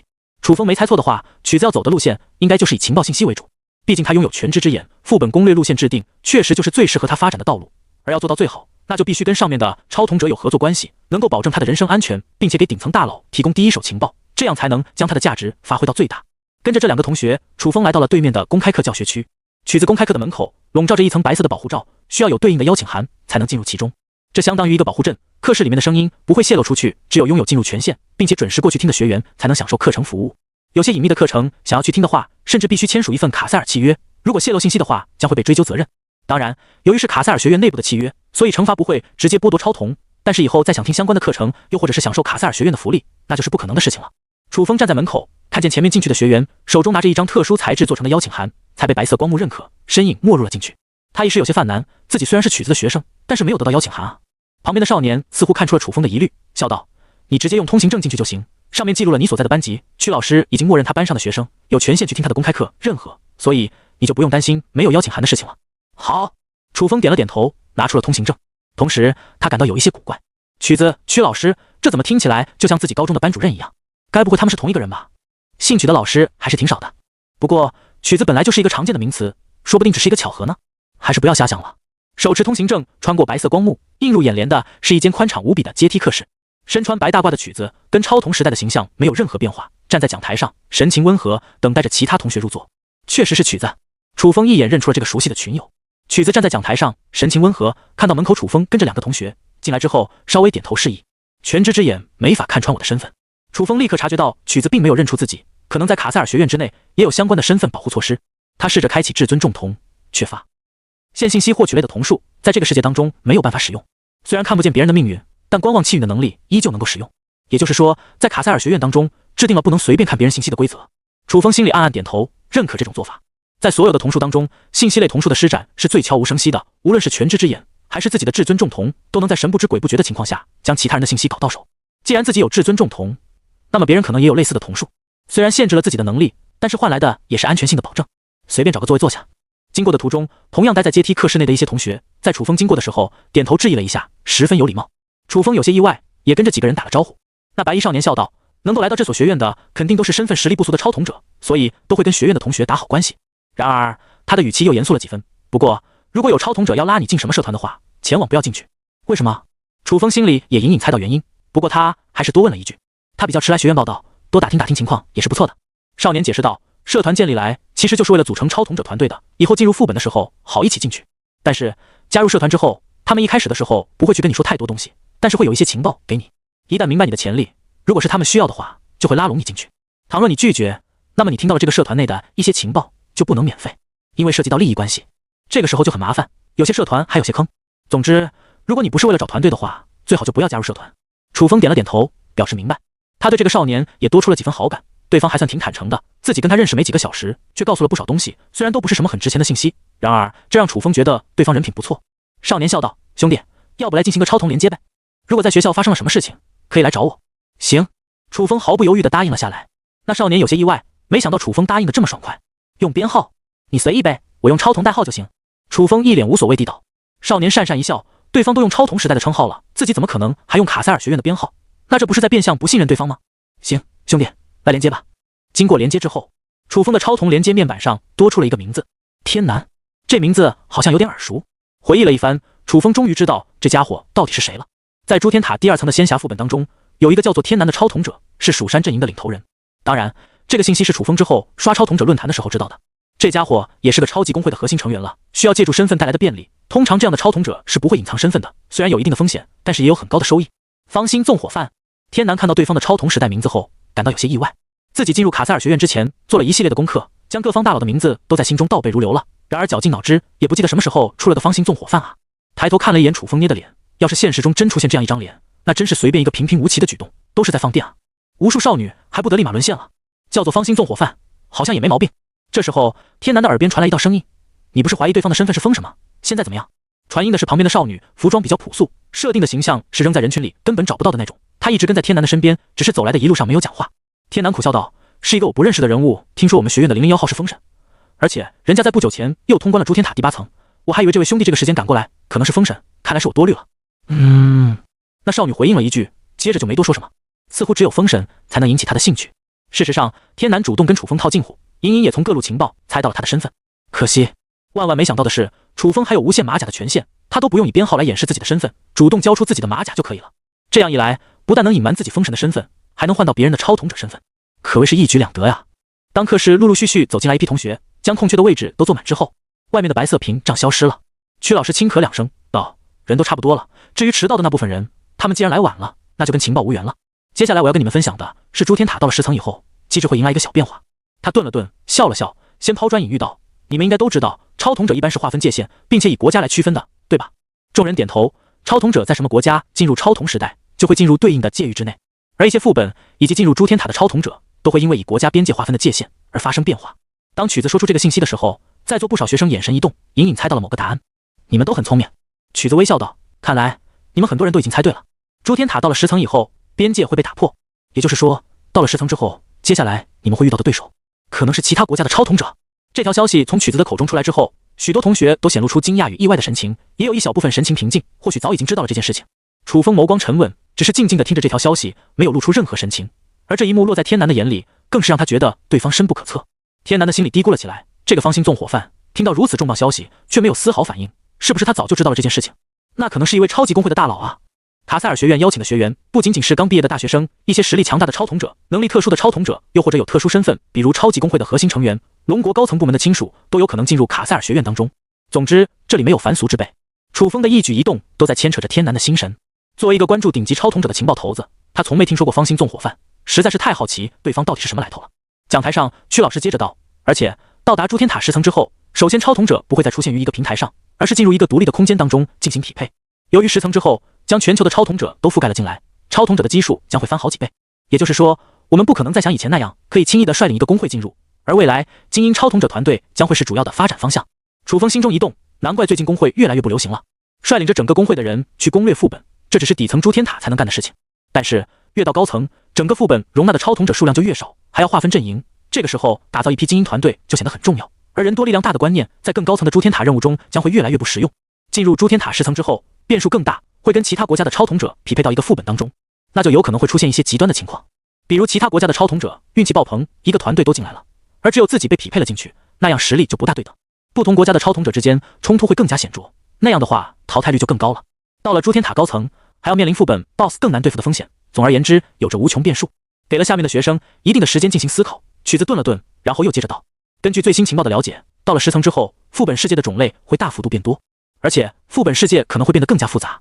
诸天塔10层之后的副本任务多出了一种特殊事件——融合世界。”楚风皱了皱眉头，露出几分不解的表情。天南心思一动，立马传音道：“纵火兄，你应该没听过曲老师关于副本分类的课程吧？”“没有。”楚风摇了摇头，虽然说曲子是他的群友，但是双方的交际仅限于地府世界的全知之眼。天南当下快速将副本分类的事情说了一遍。曲老师通过大量的分析副本，将超统者的诸天塔任务大致进行了以下的分类归纳：阵营对抗、团本任务、特殊规则，一共是3种任务模式。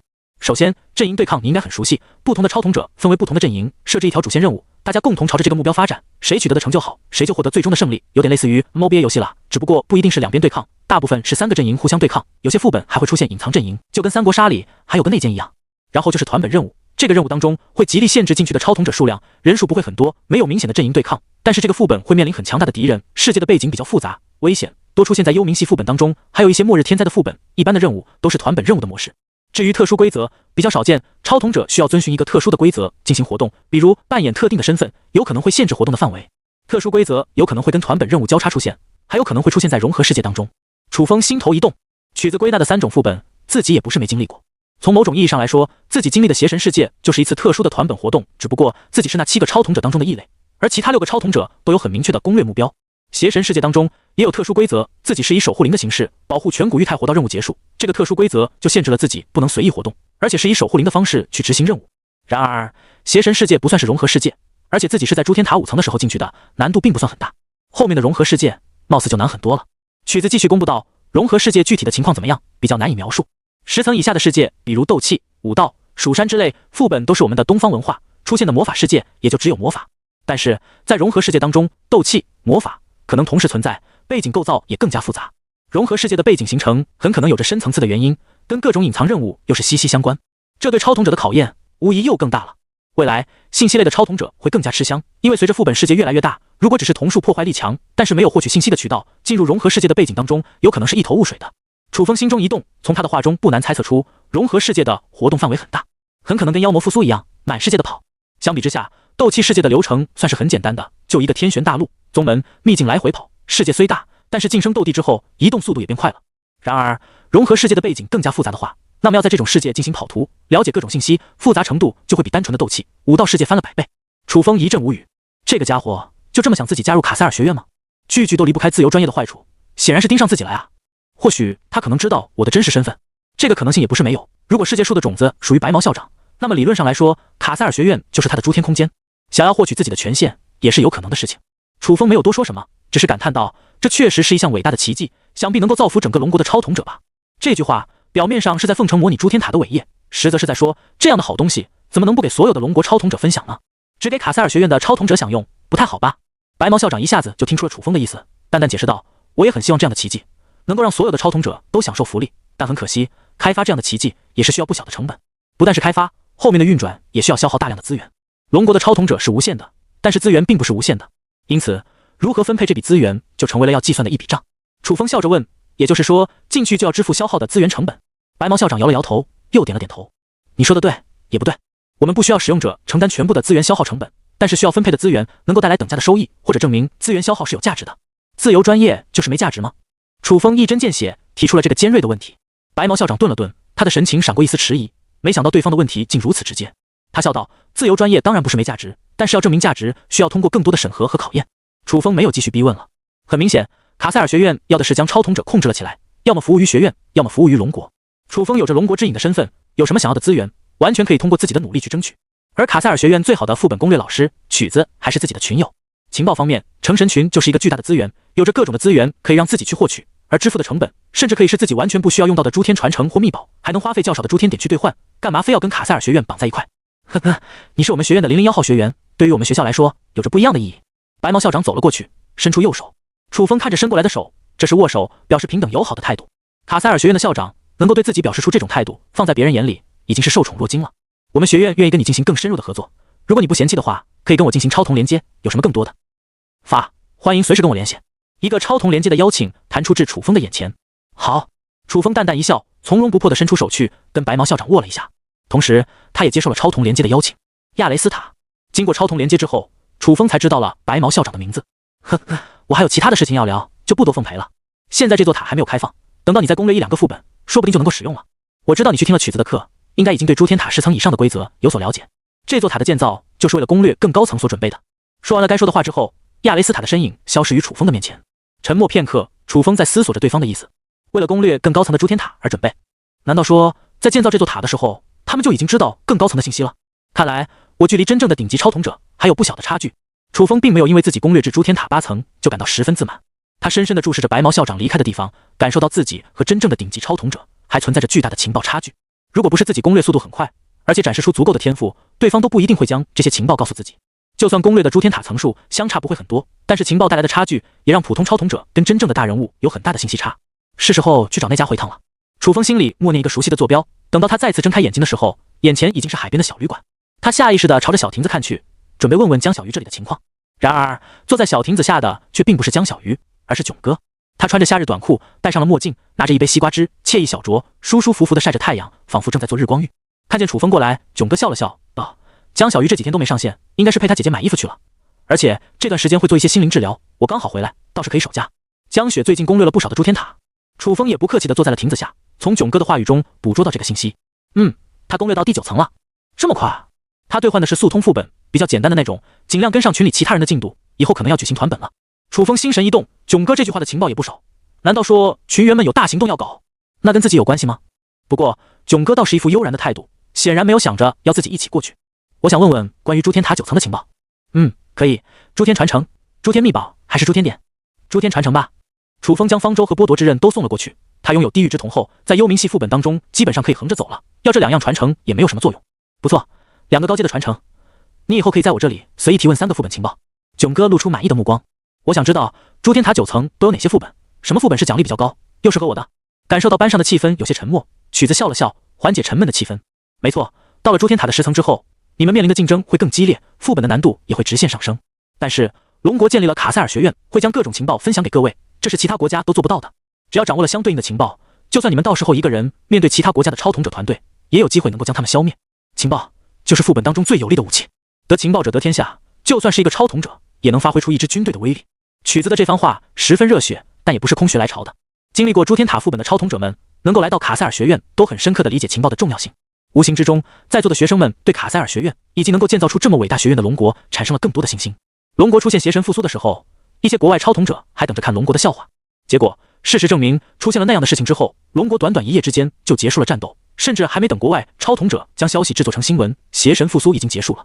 最后报道的也就是邪神复苏的一些破坏性以及造成的影响，就跟发生了一次地震那样，后果并没有那么严重，反而还让龙国的一些公关将矛头瞄准了樱花国的一些集团工会，进而谴责他们高层的无作为。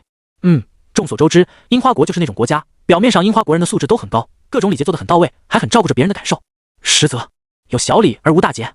看看樱花国的高层在面对一些重大事情时表现出的态度，就可以知道扒开他们虚伪外表的皮，下面的真实模样都是一副什么货色。这场公开课讲到这里其实就差不多结束了。课程的内容也不是很多，但其中的情报给学员带来的思考才是关键。每个超同者的时间都很宝贵。曲老师在讲完了重点内容后，很快就宣布了下课。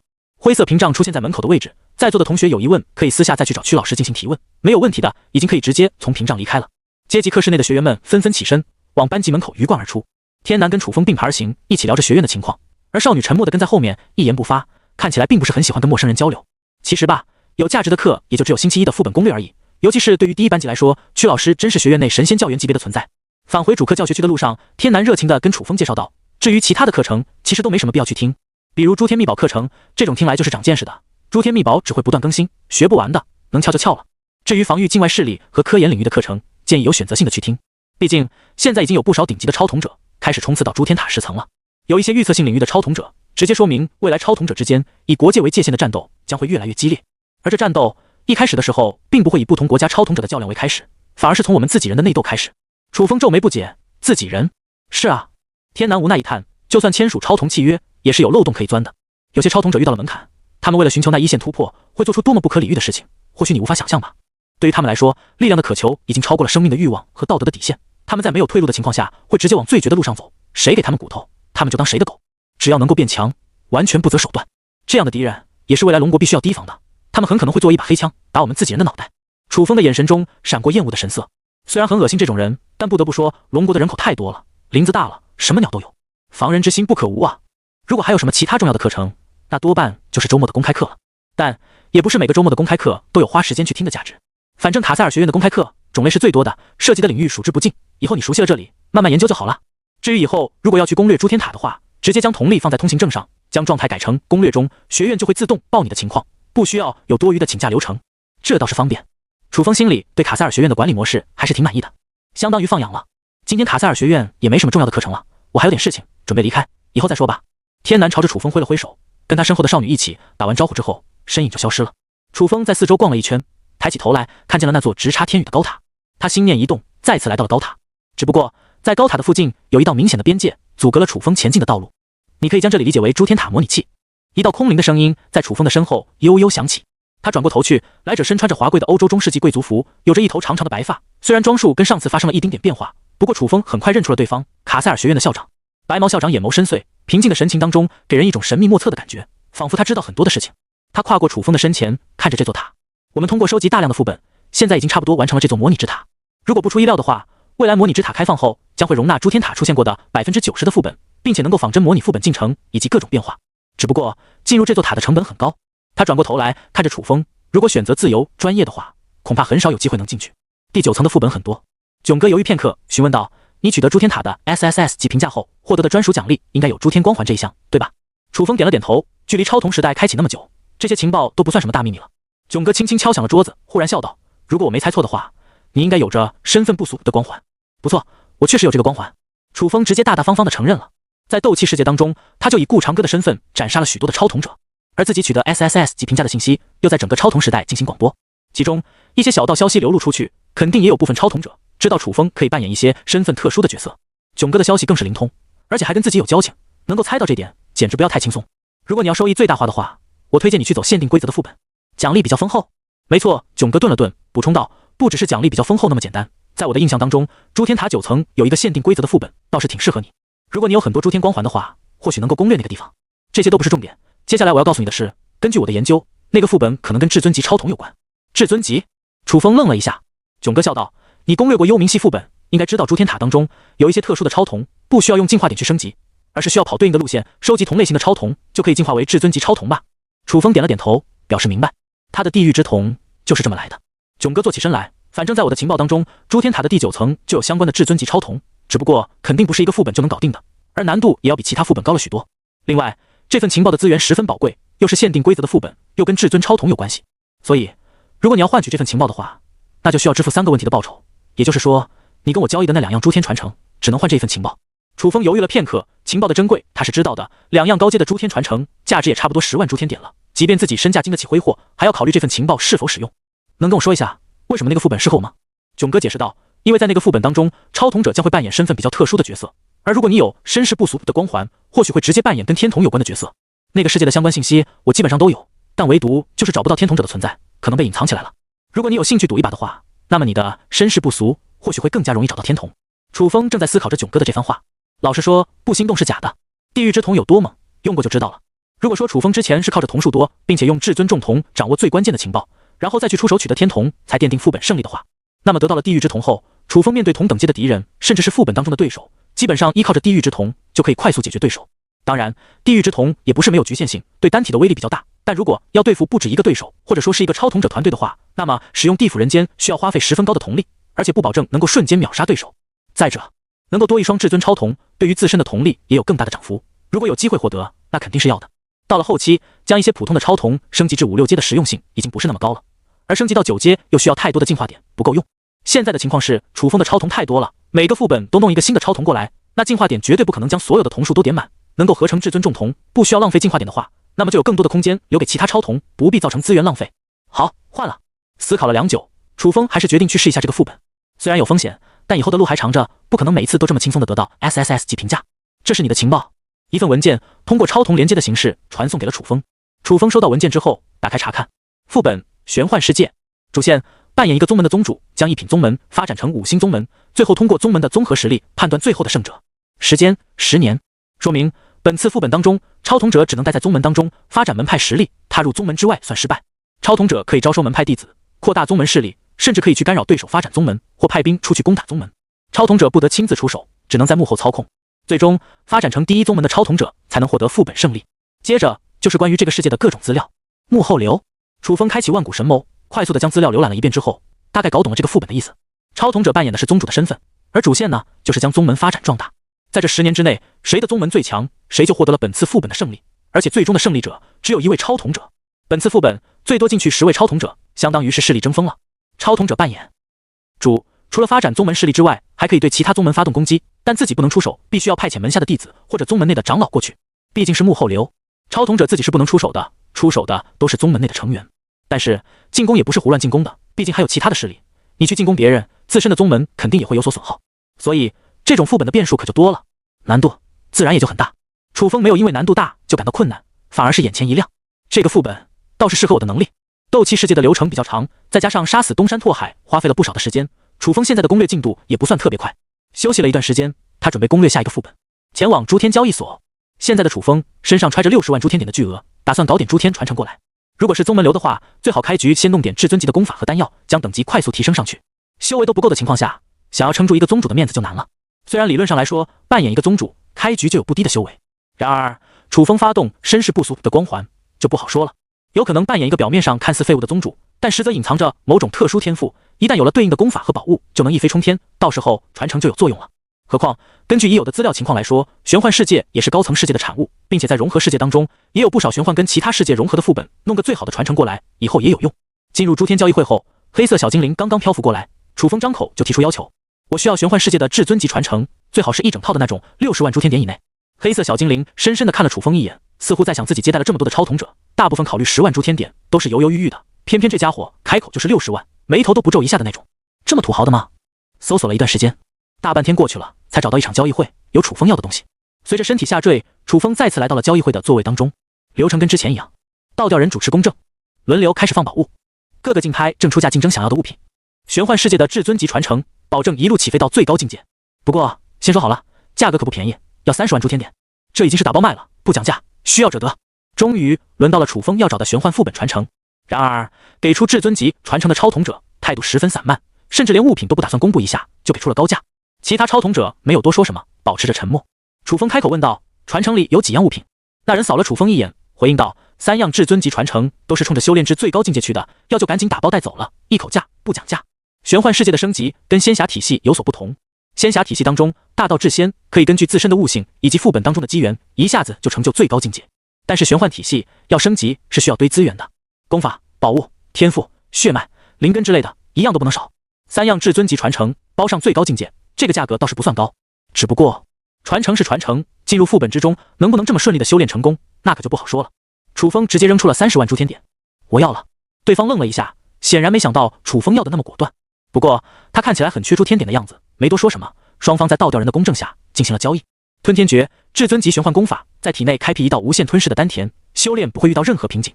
混元大道神丹，至尊级玄幻丹药，蕴含着成神的灵气，吞服之后能够瞬间冲击至神帝境。无量神体，全属性灵气全开，灵根全通，修炼无任何瓶颈，能够承受得住神帝境的丹药。这套餐还真够豪华了。楚风满意的点了点头，有了这3样至尊传承，直接冲击至神帝境也不是什么问题。当然了，真正的玄幻世界当中，神帝境还不是最高的修为，往上还有主宰境。然而，要撑起宗主的门面，神帝境的修为已经够了。这次副本的主线是发展门派势力，自身的势力不是关键，只是怕进去之后选择了身世不俗。要是开局没有任何修为的话，连一个弟子的招收不到，那就是真的尴尬了。囧哥提供的情报有副本的很多信息，然而要是使用身世不俗的光环，后面会发生什么事情就不是情报可以预测的了。毕竟楚风走的是没人走过的路线。来到诸天塔第9层，楚风选择了玄幻世界的副本，他盘坐在这里，静静的进行等待。不过多久，一道光幕就降临至自己头上，开启万古神谋。楚风粗略的扫了一眼，发现附近还有9道光幕，分别连接着不同的9个超统者。或许是因为限定规则副本的缘故，挑战的超统者还挺多。根据正常情况，限定规则的副本基本上都没有那么多超统者去挑战。但是这次玄幻世界的选定规则副本是发展宗门，唯一的限制就是自己不能离开宗门的领地，所以大部分的超统者都可以挑战这种副本，再加上胜利者只有1个，奖励很高。虽然难度很大，但面对高额的收益，依旧有不少超统者对此趋之若鹜。进入副本界面，楚风的眼前弹出了关于这次副本的信息。副本玄幻世界，层数第9层，背景9天界，有着亿万大陆，无尽疆域，各大宗门争锋对峙，门派资源之争数之不尽。熠熠生灵之中，触摸天道门槛者少之又少。任务：你将成为一个门派的宗主，将宗门发展壮大。期限10年。注意，在本次任务之中，超统者不能离开宗门的范围之内，如果违背规定，将直接判定违反规则，进行抹杀处理。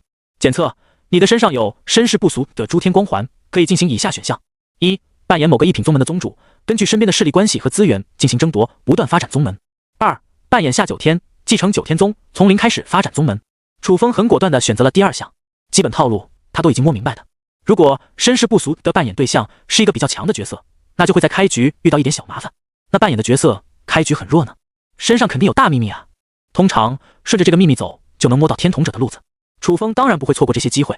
落魄的山神庙，一个身穿普通布衣的青年从木床上垂死梦中惊坐起，他的瞳孔之中闪过一丝奇异的光芒，随后环顾着四周。这里也叫宗门？楚风看了看自己身上的穿着，就是一个普通人家，不由苦笑。眼前弹出了一个提示：你已继承9天宗。楚风打开面板，宗门9天宗，人数1，宗门品阶无，范围9天山，影响力0。开启万古神谋的弥天视觉，楚风立马看到自己所处的这片地方是一座荒凉的大山，周围死寂沉沉，远处是一望无际的山脉，渺无人烟，而这里更是只有自己一个人住在破败的山神庙当中。这样一个地方也算得上是宗门。不管了，先使用了我的诸天传承再说吧。楚风心念一动，随之而来的就是系统弹出了提示：是否适用无量神体？注意，当你使用神体之后，该传承就会消失。类似于天赋之类的传承，只能作用于一个扮演角色，其实就跟一次性使用的诸天传承差不多了。如果是功法的话，还能保留下来。楚风选择了确定，一道神光降临至自己的身上，开启万古神谋。楚风立刻察觉到自己的身体已经发生了巨大的变化。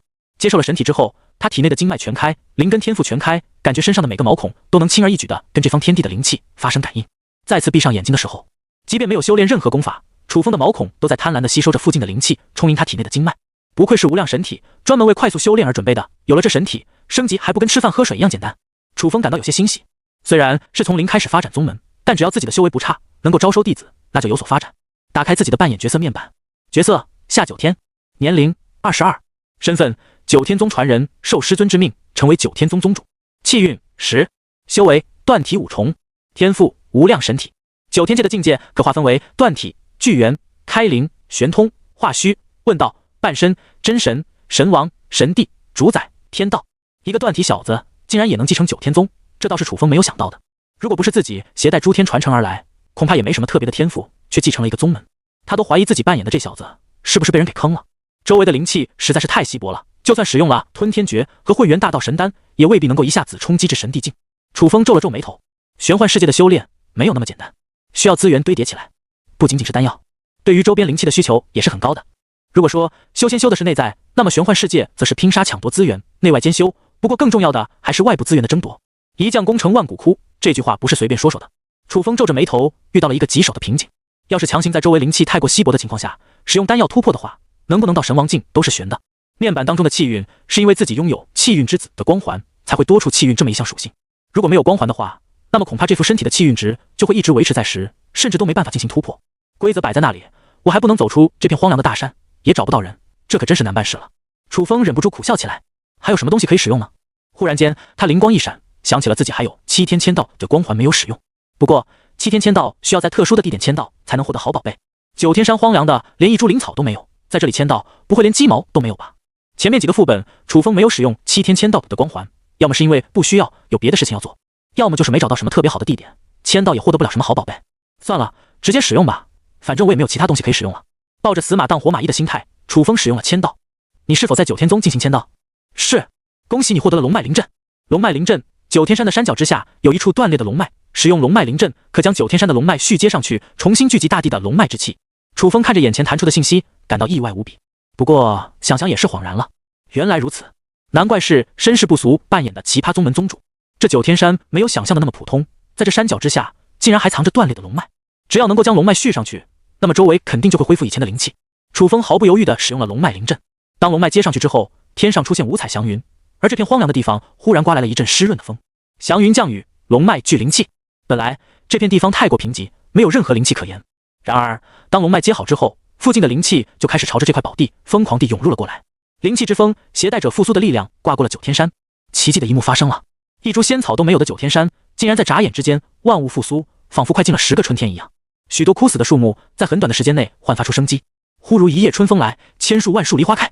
只有这句诗才能形容九天山现在发生的事情。楚风的毛孔自动张开，贪婪地吸收着周围暴涨的灵气。轰！甚至都没来得及反应过来，由于周围的灵气变多了，无量神体吸收了足够的灵气，自动升级。楚风再次打开面板，他的修为确确实实升级到断体6重，这还是完全没刻意控制带来的效果。是时候使用另外2个至尊级的诸天传承了。楚风心念一动，使用了吞天诀和混元大道神丹。他准备借助着龙脉复苏、灵气暴涨的时刻，一举冲击神地境。九天宗800里外，荒凉的大地上寸草不生。烈日之下，一位老者的背上背着一个12岁左右的少女，艰难地在陆地上行走。少女虽然年龄不大，但五官很是精致，只是脸上带着万分痛苦的表情，额头上冒出冷汗，因为受不了痛苦，时不时忍不住发出痛苦的声音。玉秀，你再坚持多一下。那老者无奈一叹，继而眼神中爆发出一阵杀意。白家，再也不用回去了。那群无耻的混蛋，竟然挖了你身上的骨，简直是一群没有心的家伙，连同族人的骨肉都要动吗？少女默然无声。她白玉秀原本是东周圣城3大家族之一百家的圣女，因为天生长有至尊骨，她一出生就注定在无数人之上。本来以为天生至尊骨日后必定一路飞黄腾达，谁知道却发生了一件无比黑暗的事情。白家同族的恶毒妇人趁着白玉秀的父母外出历练之时，竟挖了她身上的至尊骨，转移到自己的孩子身上。至尊骨蕴含着圣人的符文，若是被挖去，没死都是万幸，能够移植到其他人的身上更是一件奇迹。但从此以后，白玉秀也就废了。偏偏白家的人目睹了这出悲剧发生之后，竟然偏袒挖骨的妇人，因为白家不能再失去另一位至尊骨了。可怜的白玉秀连同着他的父母乃至一整个派系都遭到了白家的打压，被赶出家族，沦为嫡系。老者恨啊！如果当初没有发生这起事情，白玉秀在这个年龄一定站在了同龄人的最高峰，享受着最好的待遇，交际圈也是各方神子，又怎么会狼狈到逃遁至万里开外，跨越了好几个大陆，这才逃过了仇人的追杀。挖骨之仇堪比杀人父母。白家的那妇人不但挖了白玉秀的至尊骨，还担心他有一天至尊骨重生回来报仇，灭掉了整个白家，因此派人出去追杀。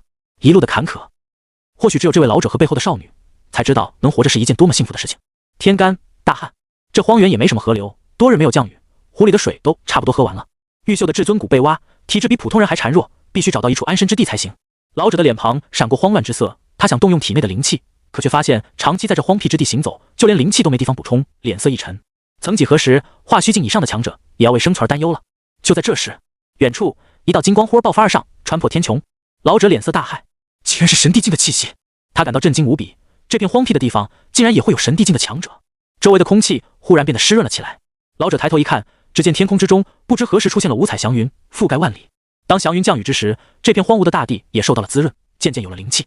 白玉秀脸上的痛苦之色稍有缓解，祥云之雨打在少女孱弱的身子上，并不会让其感冒，反而还有滋润治愈的疗效。不知是哪位高人竟在这里突破。老者的脸上闪烁异光，或许这是白玉秀的一次机会。如果跟那位高人说明白玉秀的情况，或许能解决至尊骨的问题。当然，修复被强行抽走的至尊骨，就算是神帝境强者，也要付出一定的代价，人家未必愿意帮。只是老者也不知道普天之下除了神帝境强者之外，还有什么方法能帮助白玉秀。不管了，豁出去了。老者的脸庞露出了决然之色，他就算给对方磕破了脑袋，也一定要为白玉秀拼来一线生机，哪怕只有那么一丝机会。若是能重生至尊骨的话，白玉秀也有冲击神帝境之姿，或许能够得到那位高人的法眼器重，吸收周围的灵气，补充这一路的损耗。过了一天，老者的脸色看上去也没那么憔悴，焕发出一阵精神气。有了灵气之后，老者恢复了一丝巅峰实力，背起白玉袖，脚步一踏，身体飞到了半空中，御空飞行。他朝着那处突破苍穹的神光飞遁而去。楚风深吸一口气，他身上的神光缓缓隐退，散发出一股深沉无比的气息。再次打开面板，角色的信息发生了变化。角色：夏九天，年龄22，身份：九天宗传人，受师尊之命成为九天宗宗主。气运300，修为神帝境中期，天赋无量神体。我借助龙脉复苏的灵气，一举突破神帝境，相当于跨越了龙门，逆天改命。就算是气运也受到此地的影响，得到了提高。神帝境中期，这倒是比我想象中的要高，距离玄幻世界最高的天道境还有不少的距离。楚风心里很清楚，自己在这个副本中是依靠着至尊传承才能这么快速升级的，潜力到这里也就差不多了。有了这个修为，在宗门内招收点弟子，应该不是什么困难的事情。使用了龙脉灵阵之后，楚风的宗门范围还发生了变化，范围九天山、九天山脉。九天山脉是一片极其广阔的地域，基本上刚才祥云降雨之地皆是属于九天山脉的地域，只不过这片地域太过荒凉，基本上没有任何人类的踪迹。好消息是，楚风的活动范围变大了，他没有急着去到处找弟子。突破神帝境的时候，楚风故意没有屏蔽异象，就是为了引起别人的注意。他的身上还有一份机缘的光环，这个光环其实在一路上的副本都有起到一定的作用。这几个副本当中，楚风都有一定的奇遇，而这都是一份机缘的光环带来的效果。只不过这个光环发挥的作用比较隐蔽，能够得到什么样的机缘也不好说。可以确定的是，引起异象之后，楚风的直觉告诉他机缘会自动找上门来，到时候再注意一下就行了。过了一夜，楚风继续在九天山进行签到。你在九天山签到，获得神通楼阁。签到完成之后，九天山的山峰之上出现了一座座金碧辉煌的大殿，散发神光。若是用神念感知而去，可以发现在神通楼阁之中有着无尽的奥义知识，宛如等待别人去挖掘的无尽宝藏，跟斗气世界的神通殿有点相似。楚风进入神通殿当中，发现这里有3部正宗神通、18部天级功法、上百部地级功法以及几千部玄黄功法，数之不尽。他心念一动，神帝境的念力操控着神通殿内的功法全部翻开，并用万古神眸快速浏览里面的内容。不愧是签到获得的神通殿，里面的功法就算是玄黄的低阶功法，也是用心之作。楚风的脑海中有吞天诀的相关信息，拥有一部至尊级功法作为理解，就算是参悟神通都没有问题。而地级以下的功法，更是一眼就可以看出精髓。不过以楚风现在的层次，只有最顶尖的3门神通对他才有一点意义。至于天级功法级以下，随便翻阅一下，加深对于功法武技的理解即可。其中2门神通偏向的都是攻击技能，楚风并不是特别感兴趣。这次副本限制了超统者不能离开领地，攻击类的神通学来无用武之地，而叫人呢也很少有人能达到参悟神通的门槛。楚风的目光移到了第3样神通，忽而眼前一亮，九玄神针，9天界就顶级的医疗神通，不但能够改善修炼天赋，打通经脉，还能逆天改命，断骨重生。这功法楚风感觉学来倒是有意义。九玄神针只有神帝境的强者才能修炼，神针是用神帝级的真元化为的能量注入到对方的身体当中，有各种用途，其中对于真元的控制需要有极高的要求。不过这难不倒楚风，斗气世界当中他控制神火进行炼制的时候，就需要发挥细微的掌控力，因此要掌握神针对他来说并不是很困难的事情。加上万古神眸和天玄神眼的辅助，楚风不但有着超强的学习能力，还能用天玄神眼控制能量，仅用1天时间就将九玄神针修炼至小成火候。该进行下一次签到了。楚风没有选择继续在九天山签到，这里已经有神通楼阁了，而宗门的范围也因为使用了龙脉灵阵而得到了不小的扩张。开启弥天，10里之外有一片灵园，草木生长，土壤肥沃，在那里签到或许能再给宗门一些不错的建筑。经过前面2天的签到，楚风算是搞明白了，7天签到得光环在这个副本当中不会给自己奖励物品，而是赠送一些宗门建筑，这相当于是跳过了建设的步骤，直接升级宗门啊！要不是自己有7天签到，还真不一定能够这么轻松的进行升级。前往灵园进行签到。你在九天山脉签到，获得灵药园。眼前的灵园草木飞速的生长了起来，一株株灵草雨后春笋般涌现而出，此地顿时氤氲灵气。许多品阶10分之高的灵草可制作成上好的灵药，只是楚风通过诸天传承一下子修炼至神帝境，这些灵草对他来说的作用不大。如果有弟子拜入九天宗，我倒是可以用灵草来改善他身上的灵体。九玄神针的神通当中还有许多灵药的利用方法，也是通过九玄神针的形式就可以进行转化。虽然这些灵草对于自己的修炼没有帮助，但可以用来培养门下弟子啊。第4天签到获得静心室，第5天签到获得星辰大殿，第6天签到获得万寿山脉，第7天签到获得神光虹桥。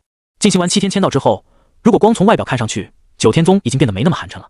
以九天山为中心，附近的几座山峰顶端都建立着宫殿。静心室，弟子在其中进行修炼，可快速进入顿悟状态，修炼速度翻倍。星辰大殿可模拟各种施展场景，适合检验弟子的修行成果，或用于加快武技功法在施展中的效果，以实战加快进度。万寿山脉位于灵药园不远处，此山脉之中的虫蚁鸟兽皆是在一夜之间蜕变，获得了强大的血脉。在神光虹桥的衬托之下，天上的飞禽，地上的走兽在山脉之中奔腾，时而有遮天蔽日的大鸟飞过天穹，时而有身躯庞然如山的异兽发出长啸声。一时之间，荒僻的九天山脉竟然变得生机勃勃，宛如仙境。打开宗门面板，宗门九天宗，人数1，宗门品阶1星，范围九天山脉，影响力50，人数和影响力都没有变多，只是范围变化了一下，但是品阶竟然达到了1星。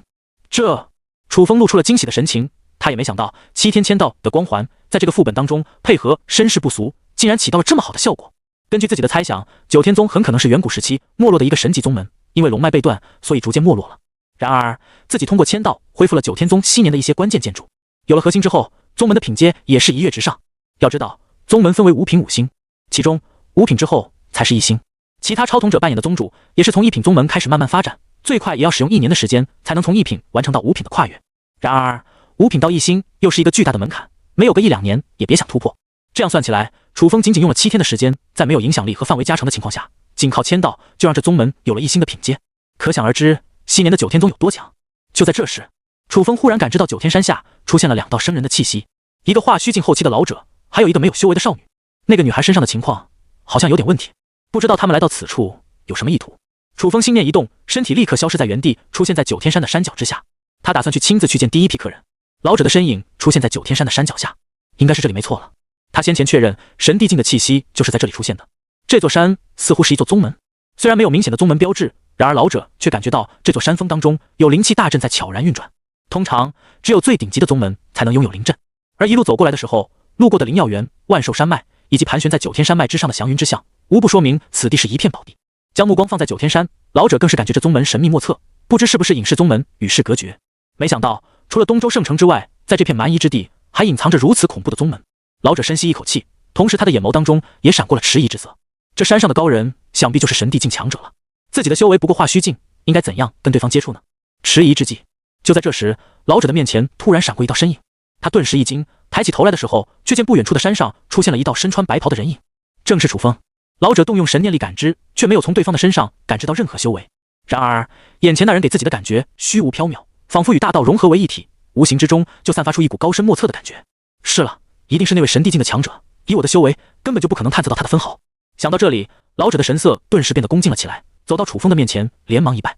在下顾玄，知道前辈的修为达到神帝境，自知不配。然而我家圣女的情况实在是一言难尽，她天生至尊骨，却遭遇夺骨之事，毁了极好的天赋。如果您不嫌弃的话，可否收了我家圣女？若是有朝一日能够重掌至尊骨，那她的天资必然不差。背后脸色苍白的白玉秀挣扎着从顾玄的身上下来。经过了夺骨之事，心性善良的白玉秀也知道人心多么丑恶，变得成熟了起来。从顾老的话语之中，他已经听出眼前是一位高人，或许能够出手救治自己。好不容易有一份机缘，一份希望摆在自己的眼前，白玉秀知道这一次一定必须抓住。他直接跪拜下来，诚恳道：前辈，求求您收晚辈为弟子，您以后说什么我一定都愿意去做。顾玄一怔，本想着去扶白玉秀那孱弱的身子起来，但看着他坚毅的脸庞，即将伸出去的手又放下了，眼眸中流露出心疼之色，却也只是无奈一叹。楚风的瞳孔之中闪过一道金色的光芒。使用至尊重瞳，楚风已经知道了这位少女的来历，以及关于东周圣城的情况。他点了点头，看向白玉秀，从今日起，你便是我九天宗的弟子，我会将你收入我门下，并帮你逆天改命。真的？白玉秀的脸上露出了惊喜的表情，而顾玄更是惊讶无比。他惊讶的不只是楚风这么轻易的就收了白玉秀，那句逆天改命才是他真正在意的。即便是神帝境的强者，要帮一个人改命，也不是那么简单的事情，或许会损耗修为。如果这位前辈真的能够逆天改命，那对于白玉秀来说，真的是这辈子的难以偿还的恩情了。玉秀，拜见师尊。白玉秀急忙跪下来，重重的磕了3个头，这便是行了拜师之礼。楚风点了点头，他的面板当中人数也从1变成了2。白玉秀是自己门下的第一个亲传弟子了。宗门内没有什么好的落脚之处，楚风先让顾玄和白玉秀在静心室内待着，那里正好有一些蒲团可以进行打坐休息。顾玄进入静心室之后，感到十分惊讶。虽然东周白家也有类似的静心室，但是效果绝对没有那么好。只是刚刚坐下来，我就快要进入了顿悟状态。如果我一直在这修炼的话，或许不过几年就能突破化虚境。进入静心室后，顾玄更加确定这宗门乃是隐世宗门。虽然不知道为什么此地没有除了楚风之外没有其他人，但想来白家老祖也不过是神帝境初期，这等级别的至尊高手行事向来古怪，也没什么好说不通的。安排好顾玄和白玉秀2人后，楚风第一时间前往灵药园，将最好的仙草都采摘完毕。逆天改命所需要的药材还真是够多的。根据九玄神针的知识，楚风几乎摘光了灵药园所有顶级的药材，连续炼制了7天之后，才将一颗逆命神丹炼制完毕。准备好了，炼制完毕。次日，楚风带这白玉秀来到一处空旷的地方。顾玄在不远处的山峰上遥望远处的白玉秀，逆天改命将会引来天劫，顾玄要是敢站得太近，绝对会被雷劫劈死。空地上，楚风看着白玉秀，严肃道：重生至尊骨的过程中将会十分痛苦，无论怎么样，你都不能昏死过去，明白吗？白玉秀认真的点了点头，脸上尽是坚毅之色。遭遇过夺骨之痛，接下来无论遇到怎样的困难，白玉秀都不会皱一下眉头。更何况这是自己逆天改命的时刻。好，楚风轻轻的点了点头，接着他手中的神丹化作一道流光，进入了白玉秀的体内，而他的指尖凝聚一道神针，将神丹的药力刺入白玉秀的体内。这神丹的药性会进入到白玉秀被强行挖取的至尊骨位置，帮助他断骨重生。白玉秀的身体顿时一颤，因为神丹的药性太过猛烈，而且作用于他至尊骨的断裂位置，巨大的痛苦让他的身体忍不住身子一软，绊倒了下去。然而那小姑娘硬是咬牙，也将这剧烈的痛苦承受，没有因为疼痛而昏死。楚风微微点头，感受到白玉秀体内的至尊骨开始一点点地生长。轰隆隆！就在这时，天空中一道金色的电芒垂落而下，朝着白玉秀劈了下去。楚风冷哼一声，属于神帝境的修为施展而出，化作一层防护罩，先是庇护于白玉秀左右，而后他一边施展九玄神针，一边调动体内所有的真元，跟天劫之雷进行对抗。顾玄远处看着，都感觉到一阵心悸。雷劫的力量恐怖无比，隔着上百里的距离，顾玄的感觉这雷劫让他产生了致命的危机，如果露出一丝，击打在他的身上，恐怕都会坠入万劫不复的境地。希望白玉秀和他的师尊能够挺过这一关吧。顾玄看向楚风的目光当中也愈发敬佩，能够强行抵抗雷劫之力，这位高人的修为就算放在神帝境当中也是不俗的强者，有这样的名师庇佑，顾玄长呼一口气，玉秀啊，你一路过来能够遇到这样的机缘，真的是让我没想到，如果你能挺过这一关，那后面的修行世界道路绝对已经完全畅通了。这雷劫一直持续了7天7夜才结束，虽然楚风有着神帝境的修为，还有各种瞳术能够帮助他对抗雷劫，但又要对抗雷劫，又要用九玄神针帮助白玉秀重生至尊骨，一路下来的消耗十分之大。好在这个时候天空中的雷云已经消失了，利用神念之力朝着白玉秀的体内赶之而去。楚风立刻感受到在他的体内有着一根特别的骨头焕发出新的生机，开启万骨神眸，通过透视的功能更是可以看到至尊骨的外观神异无比，仿若黄金浇铸而成，而环绕着其表面刻有玄奥无比的文字，即便是楚风现在的境界达到了神帝境，都感觉这文字当中充满着说不清道不明的奥义，这些都是圣人之道。在上古时期，圣人才是最高境界，可惜谁也没想到后来天道有缺，世间再无圣人，类似于至尊骨、荒古圣体这样的绝世体质也很少再出现，也难怪东周白家在出现了白玉秀这个至尊骨之后会遭到如此恶毒的暗算，只因为至尊骨的魅力实在太大了。跨越千万年，又有多少至尊骨诞生在这个世界上？何况是这个天道有缺的世界，或许拥有至尊骨就拥有了唯一一条可以跨越到圣人层次的契机。求上者得其中，有了冲击圣人的资质，那冲击神帝境甚至是更高的主宰境、天道境又有何问题呢？轰！当白玉秀体内的至尊骨完全生长出来，将两处断裂的骨头拼接在一起的那一瞬间，白玉秀的全身上下忽然爆发出一股气息。楚风的眸光微微一惊，白玉秀的至尊骨重生之后，他感觉这方天地好像都被牵动了一下，某种神秘莫测的讯号化作波纹，仿佛要朝着世界各地扩散而去。收！楚风冷喝一声，整个九天山脉顿时升起了一层防护罩，阻挡讯息传播出去。他担心外界的各大宗门巨头收到这股讯息之后，可能会纷纷来到这里针对九天宗。虽然楚风已经达到了神帝境，但九天宗现在才刚刚起步，一下子树立太多的敌人，自然不是什么好事情。再用神识一扫，楚风惊讶地发现，白玉秀的体内竟然已经有了化虚的修为，这已经跟顾玄的境界一样了。也是，重生至尊骨本来就是一个奇迹，再加上我使用九玄神针，不断往他的体内注入能量，而且附近的龙脉灵气十分充裕，因此白玉秀一下子冲击至化虚境也没有任何不妥。楚风比较担心的是，这么快突破修为会不会对白玉秀的根基产生影响？但现在看来，这顾虑显然是多余的。白玉秀感受到自己的身体不但扫去了以前的一切病症，体内还聚集了庞大的灵气，就算没有经过修炼，都可以感受到自己的修为得到了很大的提升。他不敢怠慢，连忙来到楚风的身前，恭恭敬敬地跪拜了下去，重重地磕了好几个头。师尊之恩，玉秀永生难忘。玉秀这辈子定会全力报答师父的恩德，以后师父说的话就是父命，玉秀若敢违背，定遭天打雷劈。楚风轻轻地走过去，扶白玉秀起身。从明天开始，你就跟着我修行，我会在5年之内将你培养至神王境，到时候你就可以直接去复仇。白玉秀的眸光显露惊愕之色，他万万没想到自己修炼至神王境竟然只需要5年的时间。不过想到这位师父的修为无比之高，而且至尊骨重生，白玉秀充满了信心。是，师父，你先下去休息吧。好。一道身影落至旁边，看着重生至尊骨的白玉秀，顾玄的眼眸当中也尽是激动之色。楚风身影一晃便离开了这里。顾玄和白玉秀一路走过来，感情极其浓厚，在这个大喜日子，他们俩肯定有许多话想说，楚风就不在这里打扰。而且白玉秀恢复至尊骨的那一瞬间，楚风感觉这片天地好像发生了什么变化。天道飞跃至9万里高空，楚风凝视着这片天地，闭上眼睛悉心感受。原本这片天地给他的感觉是一片残缺的世界，好像少了一块东西，阻挡了所有人通往天道境的道路。然而自从白玉秀的至尊骨恢复之后，他竟感觉这片天地的天道也开始逐渐修复了起来，只是还没有修复完全，仅仅有了一丝迹象。顺着这份感觉，楚风感受到有股力量好像连接着九天山，他再次使用庞大的神念力赶之而去。就在神念之力穿越九天山的时候，楚风忽然感觉到，在九天山当中有一股神秘的物品，竟阻挡了自己神念的勘察。九天山之内，竟还有一方世界。楚风猛然睁开眼睛，双目爆射神芒，望向九天山的内部。他的身影瞬间遁入至九天山当中，感受到眼前的空间是混乱的，有法则的气息。这并难不倒楚风。他破开空间法则的禁锢，穿过一条通道之后，来到了九界山的内部。不远处，一座石碑屹立在楚风的面前。天道的气息，这石碑当中蕴含着一股天道的气息，神念感知而去，石碑中涌出一股混沌之气，阻隔了神念的探查。此等神物，连神地境强者都无法窥见端倪，更是让楚风感到十分震惊。九天山当中竟然还藏着这么大的秘密，即便是神地境，也只是参悟了天道的一丝法则。然而，就算是一丝法则，生命层次也超越了九天界的无数生灵。要达到主宰境，必须参悟完整的一条法则，而天道境则需要感悟万物的法则。到了这个境界，就已经近乎是真正的神灵了。在天道境之上的圣人境界，据说还可以重造寰宇世界。传说当中，圣人早在世界诞生之前就已经存在了，位格之高，难以想象。楚风深吸一口气，走到天道石碑之前。忽然，他的眼前弹出了一条提示：天道石碑蕴含着无上天道，必须凑够3位天命人，天道石碑才会开启。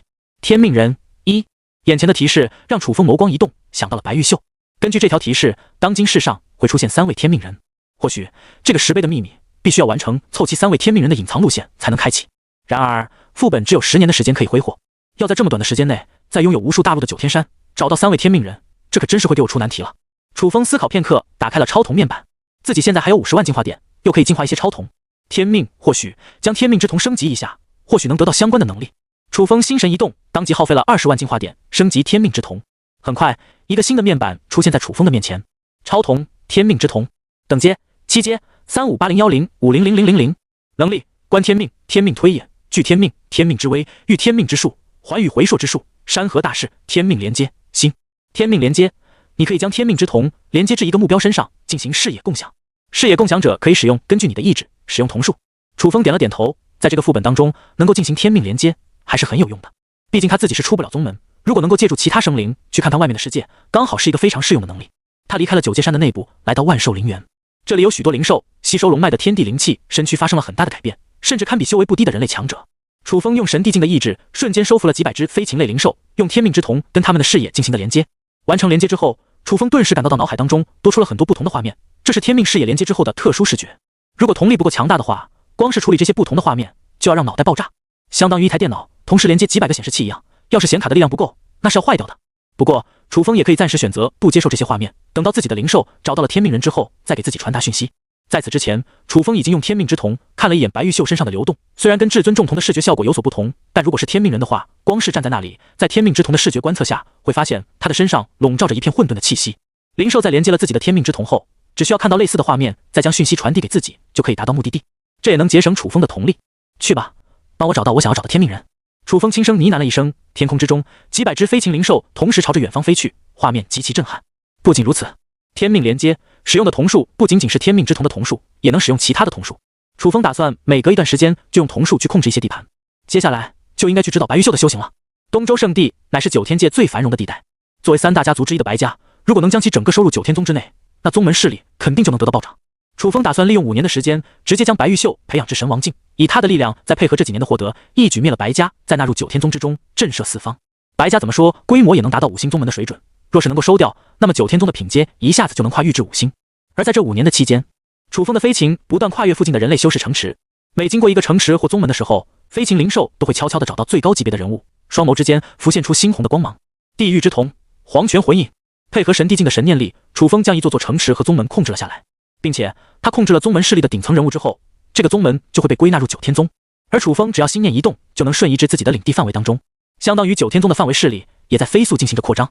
随着飞禽跨越的城池越来越多，楚风的可活动范围也在以十分夸张的速度进行增长。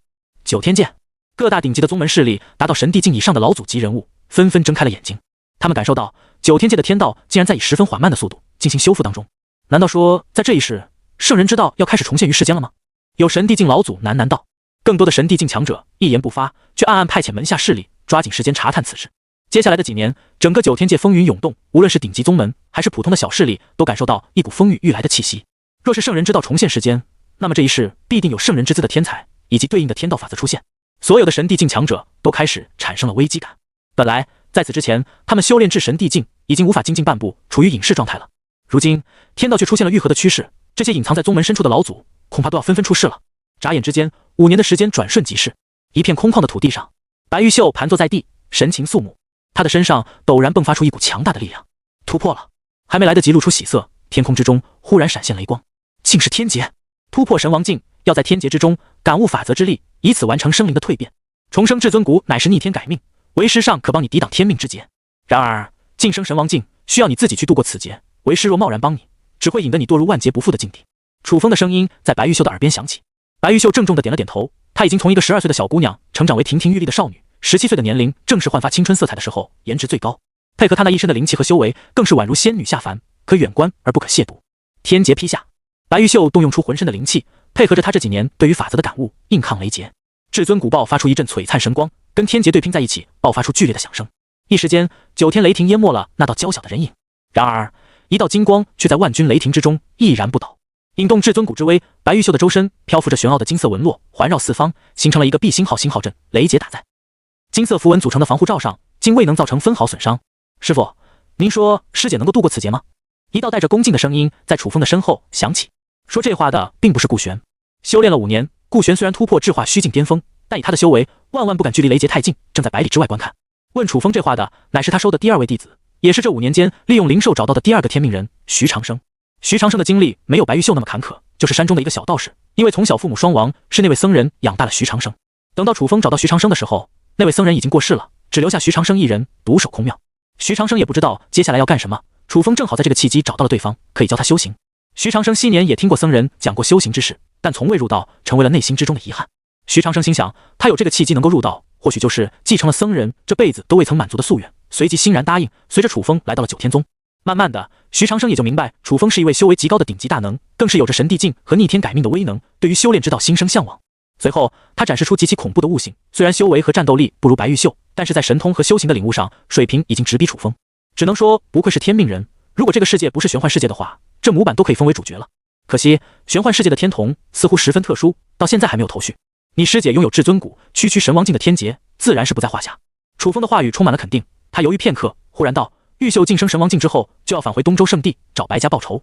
你虽然还没有神王境，但我传授你的神通，能让你发挥出半步神王境的威力。此行你也去保护玉秀。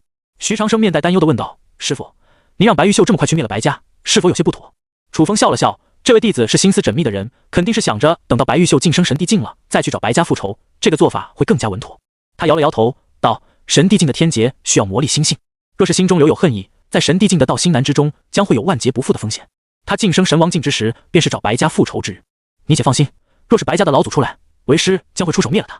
徐长生听到楚风这么说，便不再多言，退到一旁。这5年的时间，楚风在东周圣地也并不是一点发展都没有。期间，白玉秀偷偷的回去了一趟，发现他们家族的派系都被打压了下来，一直憋着一口闷气没出。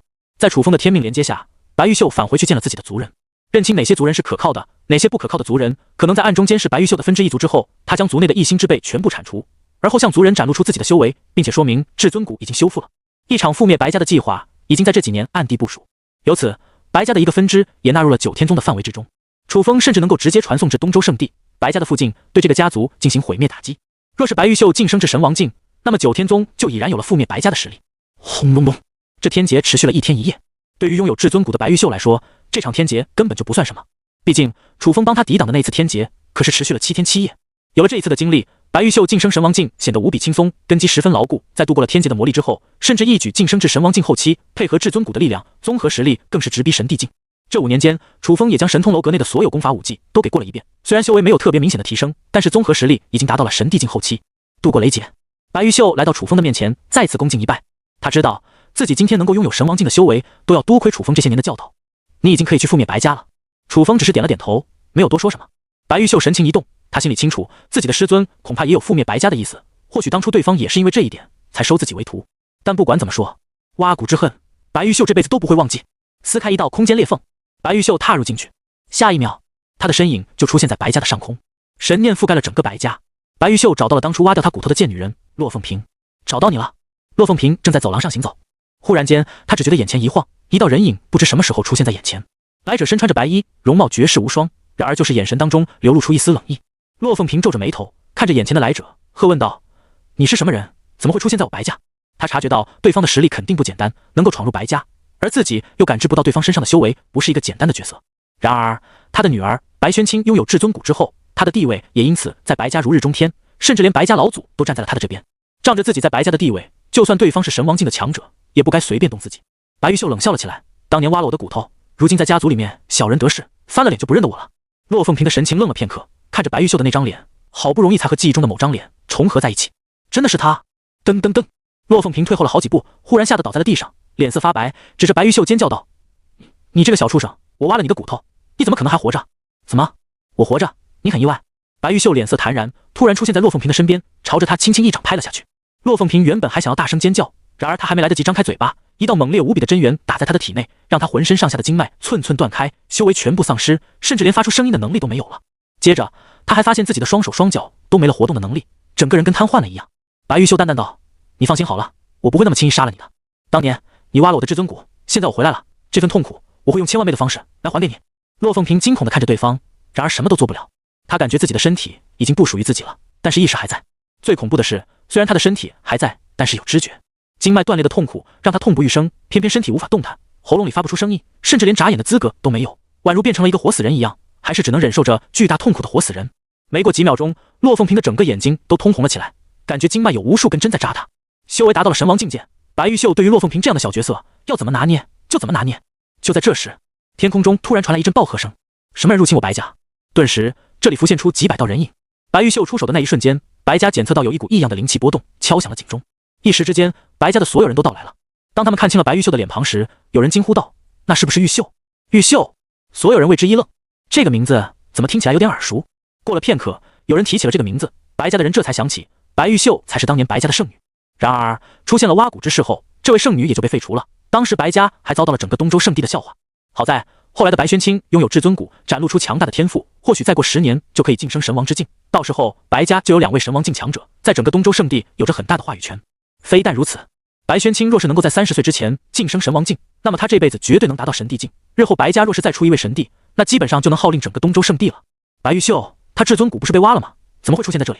骆凤平那个蠢女人虽然没什么实力，但怎么说也是个化虚初期。白玉秀能够如此轻易地拿下骆凤平，至少有着化虚巅峰的实力。一位白袍老者眸光闪动，站出来说道：“白玉秀，当年骆凤平确实是不对，现在你已经把他给废了，我们跟你就此两清，怎么样？”两清？就在这时，一道冰冷的声音从天空中响起。白宣清，他看着白玉秀，眸光中爆发出怒火：“你废了我的母亲，现在还想离开这里？”白玉秀眼眸中露出了杀意。本来当年那件事情是骆凤平一手为之，白玉秀还没打算去找白宣清的麻烦，结果这家伙竟然不将自己放在眼里。哼，你这废物，能有今天，你以为跟你有什么关系？没有我的骨头，你白宣清就是个废物，还真以为你是圣女了。白玉秀话语间充满了讥讽，白宣清的脸色顿时阴沉了下来。他这辈子最恨的就是别人说自己的成就都是当年挖骨偷来的，笑话，明明就是你偷了我的骨头，我娘给我重新挖回来，你变成这样也是活该而已。白家的其他人都沉默不言，在场的众人谁不清楚当年发生了什么事情？然而白家好不容易出现了一位至尊骨，不能再失去另一位至尊骨了。白玉秀哈哈大笑了起来，他看着白宣清那张丑陋的脸，再看看沉默不语的白家人，原本的最后一丝希望也都破灭了。还以为遇到如此不公平的事情，有人能够出来为他说一句话，但现在看来，之所以会发生这样的事情，不只是骆凤平那一个贱女人导致的，整个白家的态度才是纵容这种事情发生的根源。很好，我白玉秀跟白家再无关系，今天没了这个白家，可别怪我无情，是你们自己找死。白宣清大笑了起来，满眼不屑地看着白玉秀，就凭你一个没有至尊骨的废物，也来跟我们整个白家斗，不需要别人出手，我会再次废了你。白宣清化作一道流光，朝着白玉秀冲了过去。别！就在这时，一位老者脸色一变，想要去阻止白宣清，然而已经晚了。白玉秀冷笑一声，身上陡然散发出恐怖无比的气息。那一刻，神王境的修为散发开来。白宣清刚来到白玉秀的面前，就被神王境的威压压得跪在了地上，忍不住吐出一口血，脸色苍白，满眼震惊地看着白玉秀。你是神王境？此刻全场寂静，谁也没想到白玉秀竟然有着神王境的修为，怎么可能？他的至尊骨不是被挖了吗？就算能发生断骨重生的奇迹，也不可能在短短这么几年修炼至神王境啊！要知道，白宣清拥有至尊骨，至少也还要10年的时间才能冲击神王境。你竟然是神王境后期！一道惊呼声从天空中响起，众人抬头一看，发现白家家主也出现在这里。这一任的白家家主是一位神王境的强者，然而也就只是神王境初期而已。听到家主的话，众人看向白玉秀的目光更是跟见鬼了一样。神王境后期？白宣清脸色惨白的，甚至连一点血丝都没有，惊恐的看着白玉秀，根本想不明白对方怎么可能会有着神王境后期的修为。然而还没来得及等他想明白，白玉秀就来到了白宣清的面前，朝着他一巴掌拍了下去。啪！这一掌甩在他的脸上，一股猛烈的真元顺着他的脸部摧毁了白宣清体内所有的经脉，跟他母亲是一样的待遇。白宣清痛苦地倒在了地上，无法动弹，承受着千刀万剐般的痛苦。尤其是他那张绝世无双的脸庞，在此刻疯狂的变丑，完全没了仙子的模样，变得十分难看了起来。然而，这张脸庞却跟骆凤萍有几分相似。原来你提高了修为，还强行改变了自己的容貌，现在你这副丑陋的面孔才是你的真实面目吧？白玉秀随手取出一面镜子，倒映着白宣清那张普通而又平庸的脸，粗糙圆润，就跟专门负责挑马粪的那种乡下脸一样，完全没有任何仙子的气息。然而，这才是白宣清最真实的面容。白宣清死死地瞪着白玉秀，满眼尽是杀意。够了！天空之中，一道怒喝声传来。白家家主看着白家的圣女惨遭这种待遇，也实在看不下去了。他来到白玉秀的面前，深吸一口气，沉声道：“玉秀，我当年白家是对不住你，现在骆凤萍和白宣清都被你废掉了，你的仇已经报了。从此以后，白家跟你再也没有任何关系，所有的事情就此两清，如何？”白玉秀看都没看白家家主一眼，淡淡开口道：“我什么时候说过将他们两个贱女人废了？这件事情就这么算了？你还想怎样？”白家家主脸色一变，白玉秀笑道：“他当年挖了我的骨头，现在我自然是要将我的骨头挖回来，你有问题吗？”白家家主的神情顿时阴沉了下来。骆凤萍那蠢女人死了，只是她活该而已，要不是看在白宣清的份上，这女人白家根本就不想留着。然而白宣清可不能丢，她的身上有至尊骨，有这一代白家的未来。白家家主看得很清楚，现在的白家跟白玉秀已经是仇人之间的关系了，根本不可能再将她立为圣女。唯一必须争取的就是夺回白宣清。就算白宣清的修为被废，但至尊骨还在，稍加调理，或许还能重新走上修行之路。白玉秀，你可不要太过分了。然而白家家主的话还没说完，白玉秀忽然手指一挥，扫出了一道万丈光芒。在场的白家强者甚至还没反应过来，被这道光芒扫中，全部从天空中陨落。不！白家家主发出了撕心裂肺的咆哮声。几百个白家高层战斗力竟然就在白玉秀的挥手之间全部覆灭。他死死地瞪着白玉秀，充满了杀意，却完全不敢出手。如果他出手的话，自己也会死。白玉秀刚才爆发的那股力量堪比神帝境，虽然同为神王境，但白家家主跟白玉秀的差距宛如隔着天堑。事到如今，只有老祖出关才能限制白玉秀了。唉！就在这时，天空中响彻一道苍老无比的声音。然而这道音响起的时候，天空顿时暗沉了下来，一股压抑的气息让白玉秀的脸色也为之一变。神帝境的强者，白家老祖终于出关了。我本来不想管这件事情，但是小姑娘，你做的真是太过分了。白家老祖的声音带着一丝冷意，看见如此多的白家强者覆灭，他看向白玉秀的眼神之中也升起了几分杀意。白玉秀冷笑着拎起了白宣清的身子，我今天做了什么都不如你白家当年对我的过分，事到如今，你应该收手了。老祖默然的声音响起。白玉秀淡淡道：“今天将会是白家覆灭之日。”狂妄！一道无边的威压朝着白玉秀卷袭而去，来自神帝境强者的意念。白玉秀虽然话语很狂，但是他瞬间选择了撤退，故意激怒白家的老祖，只是根据师尊的计划行动而已。哼，区区一个神王境，以为能够逃脱老夫的掌心吗？轰！一道恐怖的爆炸声从白家的后山响起，白家老祖出关了。他的身影以无法形容的速度朝着白玉秀追了过去。白玉秀有着神王境的修为，虽然跑得已经算是很快了，但是跟白家老祖比起来，就跟没有移动一样。眼见着身后的影子就要跟了上来，白家老祖冷漠的声音在白玉秀的身后响起：“狂妄的小姑娘，如果你再修炼个几年，或许还能覆灭我白家。但你既然如此自负，那就要为你的行为付出代价。这个代价就是将你身上的至尊骨给我吧。”一只弥天大手仿佛覆盖了天空，朝着白玉秀渺小的身影盖了下去。就在这时，白玉秀忽然停下了脚步，笑了起来。这里是白家嫡系早就打下的底盘，也是九天宗的范围，楚风可以瞬间出现在这里。而一开始的计划就是引出白家老祖，让他自动走入楚风的攻击范围。白家老祖的笑容忽然凝固了，他那只想要盖下去的弥天大手被一道神力定在了天空之中。眼前出现了一位神帝境的青年，眼眸深邃，不知何时来到了他的身后。白家老祖甚至都没有任何抵抗，就被定在了天上。你！白家老祖骇然失色，他的目光死死地盯着楚风，满眼都是不可思议之色。神帝境后期，你到底是什么人？为什么要针对白家？这下白家老祖彻底清楚，为什么白玉秀能够在这么快的时间晋升神王境，又为什么敢以神王境的修为跟整个白家对抗。原来他的背后还有一位神帝境后期的强者给他撑腰。楚风根本就懒得跟对方解释什么，他的眼眸之中倒映着一股猩红的光芒，开启地狱之瞳后，直接就对白家老祖使用黄泉魂印。控制我，休想！白家老祖感受到楚风的瞳术，想要控制自己的心神，冷哼一声，动用所有的神念力进行对抗。虽然他的身体已经被楚风定死了，但是属于神帝境的意志还在。想要控制一位神帝境的强者，这可不是那么简单的事情。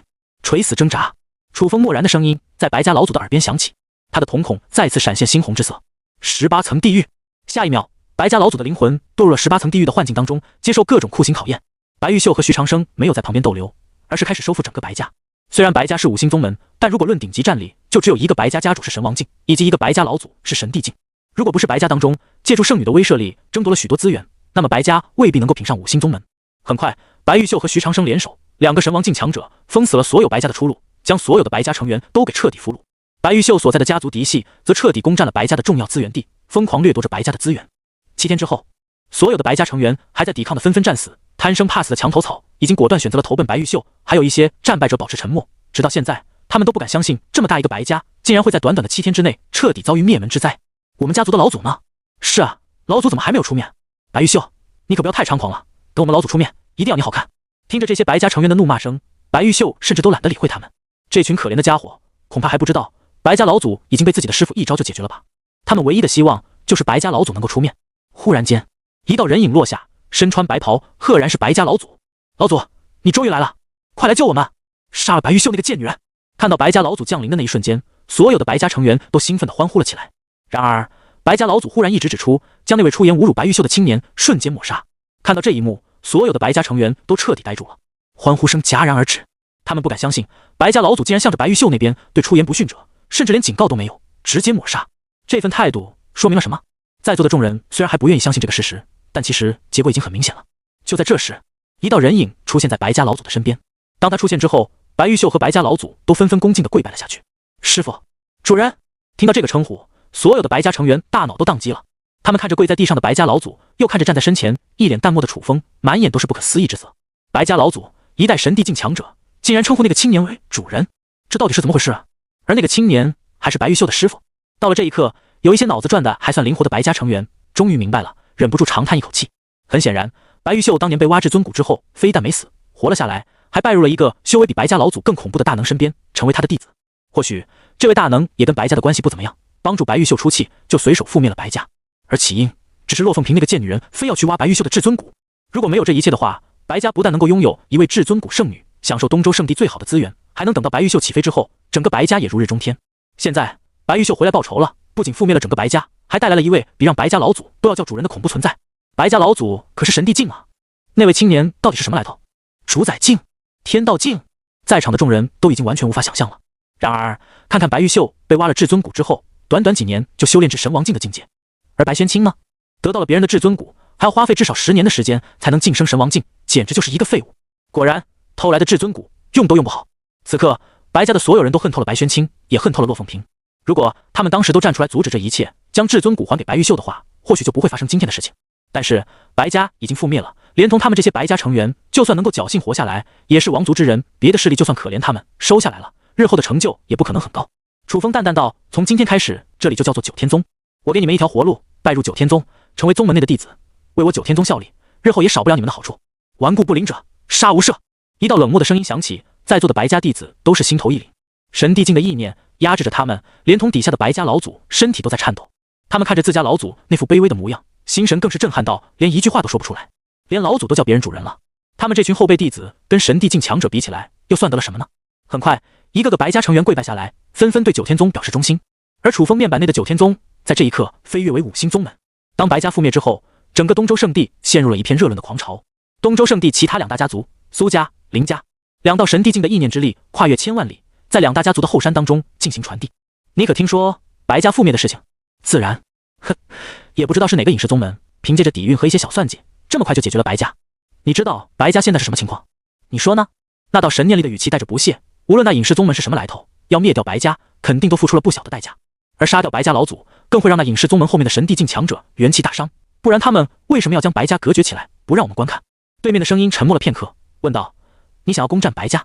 当然，白家凭借着圣女，这些年占据了东周圣地的多少资源，现在我们讨要一部分回来，也是应该的事情吧？我们联手，5-5分成。”可2道意念通过互相传递，达成了某种默契，整个东周圣地又要掀起一阵风云涌动。白家大殿之中，楚风就坐在白家家主的位置，神识扫过去，他轻声笑道：“白家的资产可是富得流油，光说天材地宝的储备就是九天宗的1000万倍。虽然顶级宝物的级别没有九天宗的灵药园高级，但产量覆盖万万公顷，一片灵园都堪比整个人类修士的城池，更不要说除了这以外的其他宝物了。难怪收复了白家之后，整个九天宗的品阶都上升为5星宗门。除了宗门的底蕴之外，楚风还控制了白家老祖，加上自家的2个徒弟都有神王境的实力，这足以让九天宗彻底拥有5星宗门的综合实力。就是门下原本是白家成员的弟子，有可能会升起1星，然而，楚风发放了一些资源，倾力栽培可以信赖的那一批人，以及跟白玉秀关系比较好的嫡系家族，也是从原来的白家势力当中狠狠割了一刀过来。就算剩下的白家成员想要造反，势头也已经过去了。有一心的白家成员更是没有造反的能力，只能忍气吞声。仇恨、愤怒，往往就是一种情绪而已，时间长了就过去了。更何况，楚风也没有把他们当作奴隶看待，以前是怎么修炼的，现在差不多也是这个样子。大部分白家弟子以前在白家当中也是进行各种勾心斗角，目的就是为了夺取资源。眼见白家被九天宗取代，生活好像没发生太大的改变，也就无所谓了。这种宗门家族是不会产生太大归属感的。忽然间，天空传来一道浩大的声音，在白家的上空回响。白家的诸位弟子，我林家和苏家愿意一起联手，救你们于水深火热之中。我知道你们白家被灭，有很多的成员不甘心成为俘虏。今天，林家和苏家将会拯救白家的兄弟朋友们，我们一起反抗，组成东周圣地的防御线，抵御外敌。众人纷纷出来，抬头一看，却见林家和苏家分别派出了一位神王境的强者，在白家的大阵外面大喊。白家的成员们都是一副看神经病一样的看着林家和苏家的2名神王境强者，还组成圣地的防御线。你们这2大家族过来，不是盯着白家这块肥肉？说什么兄弟？这种鬼话，去骗3岁小孩子还行。再说了，他们那一日可是亲眼见证白玉秀和徐长生这2个年轻弟子都在圣地之内杀疯了，而他们的老祖更是被那个神秘莫测的师傅变成了一个奴隶，现在还忠心耿耿的叫别人主子呢。2个神王境强者，真是死都不知道怎么死的。见白家之内没有反应，2名神王境的脸色也不好看了起来。我希望白家里面的人不要不识好歹，得罪了东周圣地，你们所有人都没有任何的好果子吃。你以为灭掉了白家就可以张狂了？也太不把整个东周圣地放在眼里了。外面的声音传遍了整个白家，也落入了楚风的耳朵里。白玉秀、徐长生和白家老祖都在旁边伺候着。师傅，要不要我过去杀了他？白玉秀请求出战。楚风摇了摇头，道：你现在的当务之急是先把属于你的至尊骨给夺回来，看看能不能让至尊骨融合在一起，直接冲击神帝境。神帝境考验的是心性，渡的是问道劫。你现在刚刚完成了复仇，道心正是从激荡之中恢复平稳的时候，不适合再进行杀戮。白玉秀恍然大悟，连忙低下头来：是，师傅，徒儿知道了。楚风笑道：2只神王境的老鼠而已，虽然很容易弄死，但看他们还有点作用的份上，弄来给九天宗效力也不错。徐长生抬头看了楚风一眼，知道这个神秘莫测的师傅又要控制别人了，连神帝境的白家老祖师傅都可以控制，更别说2位神王境了。楚风的身影忽然在大殿之中消失，外面的2位神王境强者只觉得眼前一花，接着他们的灵魂就陷入了18层地狱的折磨当中。1天过去，楚风又收获2位神王境的奴隶。林家老祖听说是个十分狡诈的东西，还是先杀了吧。控制2名神王境后，楚风取出了后羿弓，用天命之瞳从林家神王境的身上找到了林家老祖的气息。他将神帝境后期的修为全部灌注在后羿弓之上，一箭射出。那璀璨的一箭顿时跨越数万里，一箭击碎了林家的护宗大阵。后羿弓并没有任何的停留，化作一道流光，穿越了林家的后山。轰！一道石破天惊的声音在林家的后山响起，所有林家成员大惊失色，连忙跑到后山当中查看。在一片巨大的深坑当中，他们看见了十分骇人的一幕：林家老祖如同一条死狗一般，被一箭钉在了地上，断绝了所有的生机。而这一箭飞来的方向，正是白家。这一刻，所有的林家成员都陷入了巨大的惶恐之中。就在这时，天空当中一道冷漠的声音浩浩荡荡的在林家的上空响起：若是林家不想覆灭，乖乖拜入九天宗。轰！神帝境的意识笼罩了整个林家。白家老祖，林家家主率领数百位林家最高层的战斗力出面会战。看清了来者之后，林家家主大惊失色：为什么白家老祖没有死？如果白家老祖没死，那白家又是怎么覆灭的？难道说这一切都是白家制造出来的假象？可是这也不对啊！白家老祖刚才说的并不是林家向白家投降，而是九天宗。林家家主冷声道：白老前辈，虽然我不知道是怎么回事，但我们林家也不是吃素的。还没等白家老祖开口，一位林家成员忽然来到林家家主的身边，面色惶恐至极地道：家主，林家老祖被一箭杀掉了。什么？林家家主大惊失色。白家老祖随意的瞥了一眼，不屑道：这一箭乃是我家主人对林家以及整个东周圣地的警告，如果再有违反九天宗意愿者，杀无赦。本来还想日后再找你林家的麻烦，没想到你们自己送上来了，那就别怪我家主人不客气了。轰！白家老祖的这句话让林家所有的人都彻底愣住了。主人，一代神帝竟然称呼某位存在为主人，白家覆灭的背后到底是什么样的存在在操控着这一切？这一刻，林家家主就算再蠢，也猜到白家覆灭的原因不是某个隐士宗门出手那么简单，而是一位隐藏起来的大能，修为甚至达到了神帝境以上，出面去解决一些事情。他也听老祖说过，最近的天道有了加快修复的痕迹，很可能从这一世开始，通往天道境的道路会重新开启，而一些不死的老怪物也将出山。也就是说，白家老祖的主人就是这样一个从上古时期留下来的不死老怪。林家家主面色惨白，颤声道：从今天开始，林家属于九天宗。此言一出，林家一些热血青年立刻情绪激动地反驳了起来：家主，我们林家尚且都没有战斗过，怎么可以就这样认输？家主，我林天请求出战。家主，闭嘴！回应他们的是林家家主的一声怒喝。所有的林家弟子都愣住了，他们万万没想到林家家主竟然会是这个反应。你们这群蠢蛋，知道你们在说什么吗？我们的老祖已经被一剑秒杀了，得罪了那位大人，整个东周圣地都会完蛋。如果你们想死的话，赶紧去送，别拉上整个林家。听到林家家主的话，这些热血青年立刻遭到了周围林家成员的一阵怒骂，骂他们不知天高地厚，骂他们无知可笑，只会莽撞行事。顿时，整个林家都陷入了一片死寂当中。所有人都清楚一个事实，他们林家想要去分白家的一块肉，以为自己是一只猛虎，可以虎口夺食。结果没想到覆灭白家的是一条真龙，看着你这条猛虎，就跟看一只柔弱的大猫没什么区别，随时都可以一脚踩死。既然那位存在能够一剑秒杀神帝境强者，东周圣地将没有任何一位老祖可以和那位神秘的存在抗衡。一天之后，林家老祖被一剑秒杀的事情传遍了整个东周圣地，再次引起整个大陆的一片狂热讨论。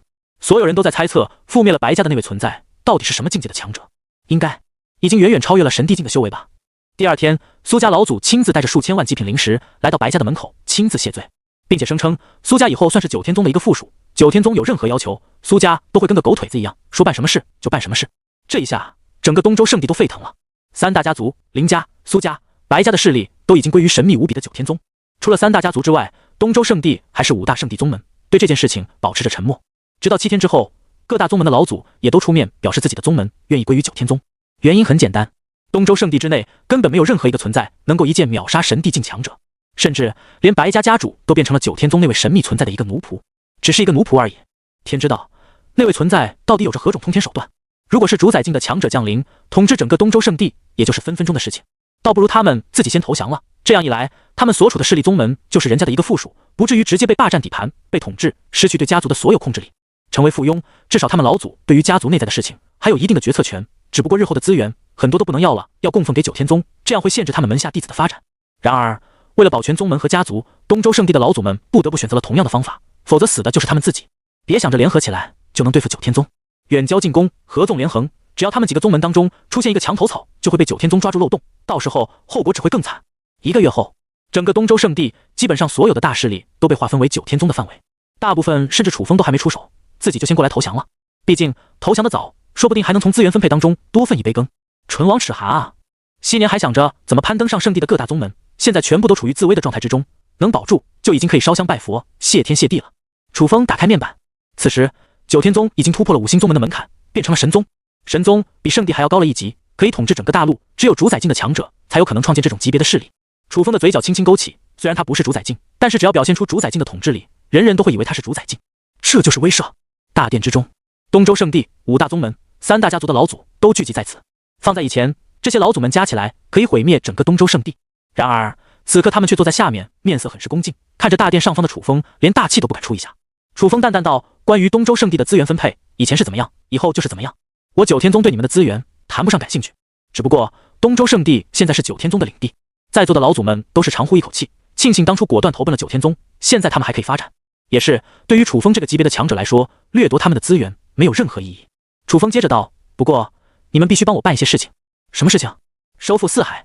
这一句话落在各大宗门老祖的耳中，都是一阵惊异。东周圣地是以四海为中心最大的大陆，同时掌握着四海的资源。如今九天宗镇压了整个东周圣地，又要镇压整个四海，到底有什么用意？以这位大人的意思来看，他对资源没有任何的兴趣，或许是要扩大影响力。想到了正在修复的天道，各大老祖的心里纷纷闪过各种猜测，恐怕这位大人物的举动背后有着更加深层的含义。可惜以他们神帝境的境界，也未能看出这举动的背后到底蕴藏着什么样的意思。以这位大人物的境界和格局来看，无论是对于资源还是对于名气，都没有太大的需求。唯一的解释就是，这一切都是这位大人物布下的局。在座的老祖都是明白人，知道不该问的问题就不要多问。很快，在几个老祖的安排下，一道命令被传达了下去：镇压四海，一切宗门归为九天宗。若有宗门违抗，格杀勿论。四海、赤云大陆2个宗门正在展开着激烈的战斗。长剑宗、天火宗2大1星宗门开战，打得昏天暗地。最终2大宗主的意志都投到了战场当中进行对抗。长剑宗宗主的眸光冷冽，看着战场怒骂道：“没想到对面天火宗竟然是个超统者，真是麻烦。好在我在副本开始1年的时候就灭掉了一个超统者宗门，附近应该没有其他宗门势力了。灭掉天火宗，应该不会遭到其他超统者的觊觎。”殊不知对面天火宗的超统者宗主也是这么想的。长剑宗怎么会这么强大？我可是灭掉了一个超统者宗门，竟然也没把这家伙吃掉。就在他们的宗门弟子于战场上打得血流成河的时候，一道恐怖的气息忽然降临在此处，镇压了所有的人。什么人？2个超统者同时一惊，感知过去的时候，竟发现是一位神王境的强者。他们顿时吓得不轻。神王境，那是4星宗门的宗主吧？甚至跟5星宗门都有关系。怎么会跑到这里来的？那位神王境强者冷声道：“你们不用再打了，从今天开始，你们全部归属于九天宗。”此言一出，两个超统者顿时就不乐意了。凭什么我们要归属于九天宗？你九天宗别仗着你是神王境就欺人太甚，就是不怕圣地的制裁吗？两个超统者也意识到外敌当前，应该联合对敌，而他们的意念投至战场当中，准备将神王境的强者给控制下来。就在这时，那位神王境忽然抬起了眼眸，他的瞳孔之中倒映着银色的光芒。找到你们了！远在亿万里开外的圣地，楚风的嘴角轻轻一翘。所有的圣地强者，他都已经使用天命之瞳连接了起来。找到其他超统者的时候，他的瞳术就会自动发动，灭了他们。楚风的命令下达，神王境强者冷哼一声：“既然你们执意找死，那位大人发话了，我就对你们不客气了。”两名超统者一惊，急忙对神王境强者发动瞳术。啊！他们刚发动瞳术，下一秒就感觉灵魂遭到了巨大的反噬。楚风的瞳术连接在神王境强者的身上，再加上其本身的意志，这两超统者不栽了才怪。当两名超统者发动瞳术的时候，楚风就已经锁定了他们的位置，操控神王境强者，不到1天时间就将两名超统者斩杀。其中第二个被杀死的超统者直接被追出宗门之外后，瞬间被系统抹杀了。然而楚风依旧可以获得进化点，因为根据诸天塔的计算，是他将对方逼死的，只要最终的因果可以算到自己头上，进化点就有。两个超统者一共是4万进化点，还挺多的。对比前面几次的副本，这一次击杀一个超统者获得的进化点可就多了。毕竟在这个规则下，要杀死其他超统者是十分困难的。发动整个东周圣地的力量，楚风仅用了几个月的时间，基本上就将四海给扫荡了。除了那两个异星宗门之外，楚风又解决了3个超统者，又获得了6万进化点。由于有2个宗门已经在楚风扫荡之前就被其他超统者灭掉了，不包括楚风在内，现在场上还剩下其他2名存活的超统者没被找到。事实上，在四海进行扫荡的时候，这2个超统者庆幸不已。他们的瞳术由于不适合这次诸天塔任务，所以还停留在一品宗门的境界，没有任何的进度。这种级别的宗门扫荡四海的那群神王境强者，甚至看都懒得看一眼，因为他们太过弱小，所以逃过了一劫。这2个超统者还在心想：幸好老子的实力太弱了，所以没被弄掉。MD， 这次副本真是太变态了，竟然还弄出了这种进度，不是存心不让超统者通关吗？嘿嘿，说不定其他宗门因为太强，都在这个系统阶段被灭掉了，而我们活下来，说不定还能混个第一。当然，这种东西也就是想想而已。这2个超统者心里都很清楚，后面的副本没他们什么事情了。进入玄幻世界，眨眼已经过去了6年。楚风统一四海，九天宗已达到神宗的最高境界，如果不出意外的话，他必然会获得这次副本的胜利。只是第3位天命人还没有找到，距离副本进度已经过去了2/3。楚风再次使用天命之瞳进行大量的连接。由于楚风统领四海，因此他在这个世界之中的天命极高。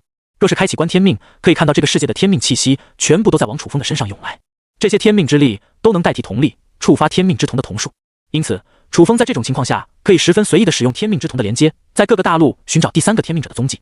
魔教天魔宗，魔云滚滚，一座巨大的天魔殿屹立在山峰之中，场面宛如锁妖塔那般汹涌着恐怖的魔气。轰！这一天，一股强大的魔气化作喷涌的气浪，遮蔽了天空。所有的魔教弟子都在这一刻感受到一股极其可怕的气息覆盖了整个天魔宗。从天魔大殿中走出一道身穿黑色长袍的少年，从长相上看，他的外表可谓俊逸无比，然而眼神中带着一股邪气，让人看着就感到不舒服。恭迎少主出关！所有天魔宗的弟子全部都单膝下跪，声音整齐地进行恭贺。那位少年看都没看底下的弟子一眼，而是望着远处的天空。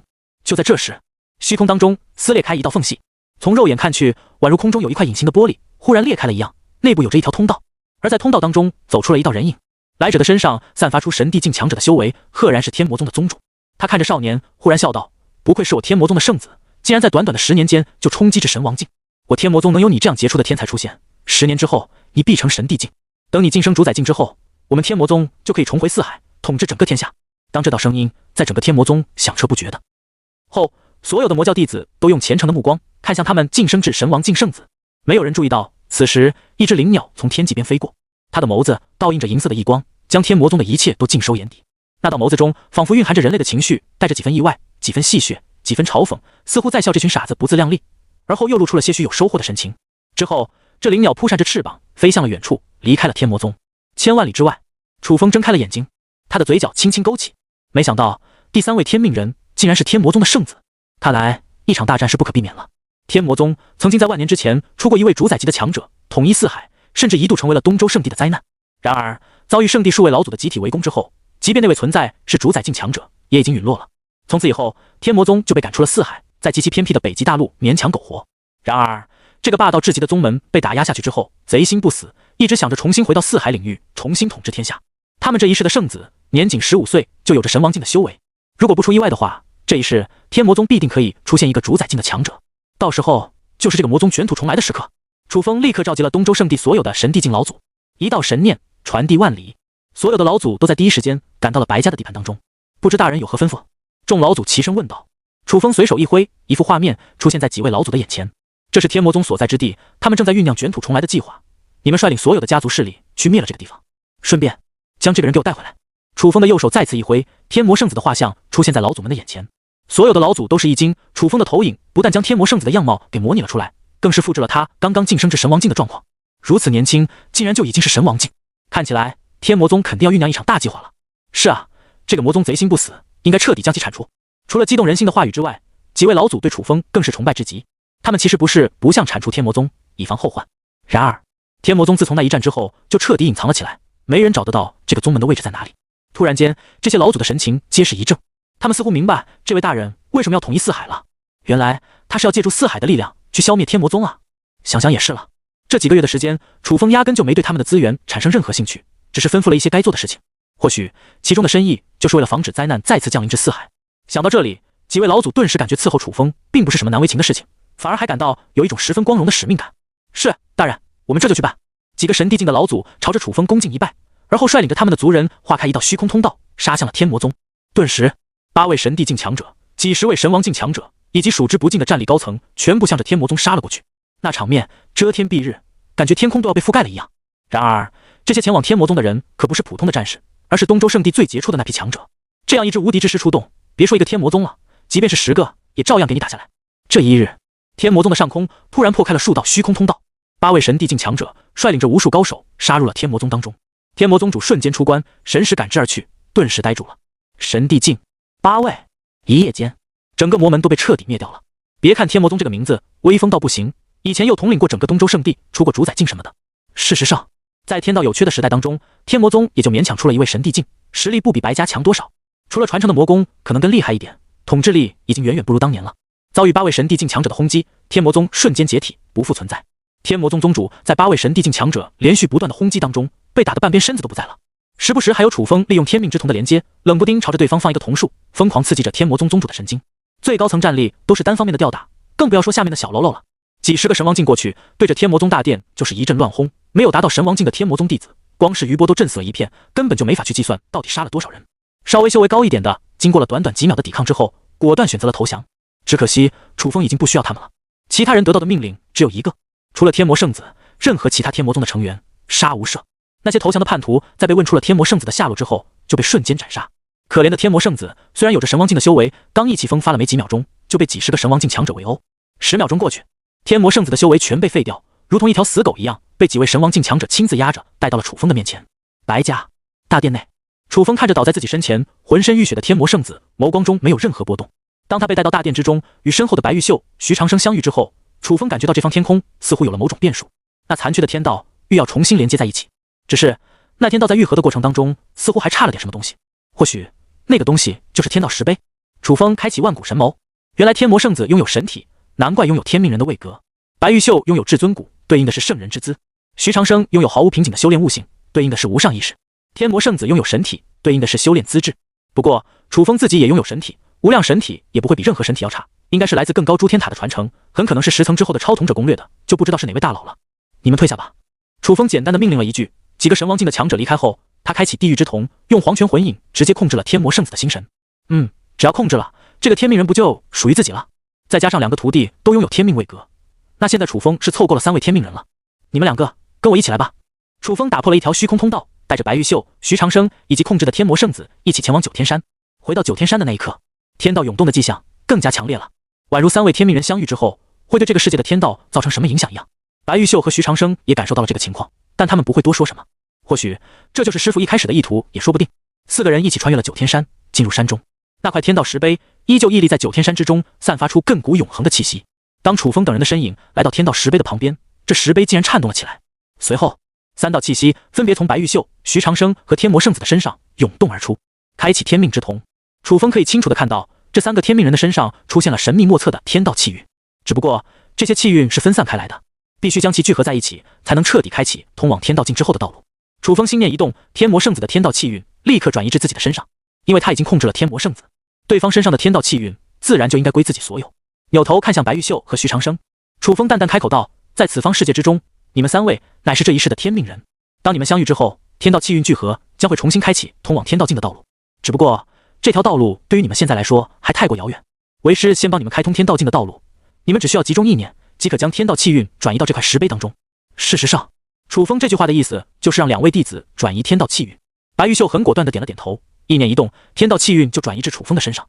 对于白玉秀来说，楚风是他的救命恩人，他的一切都是这位师傅给的。天道气运也就是一种能量场而已，即便没有了，对于修炼也没什么影响。更何况楚风开启了天道境的道路之后，对于拥有至尊骨的白玉秀来说，只会加速对方的修炼速度，更早突破主宰境。徐长生点了点头，也将天道气运转移至楚风的身上。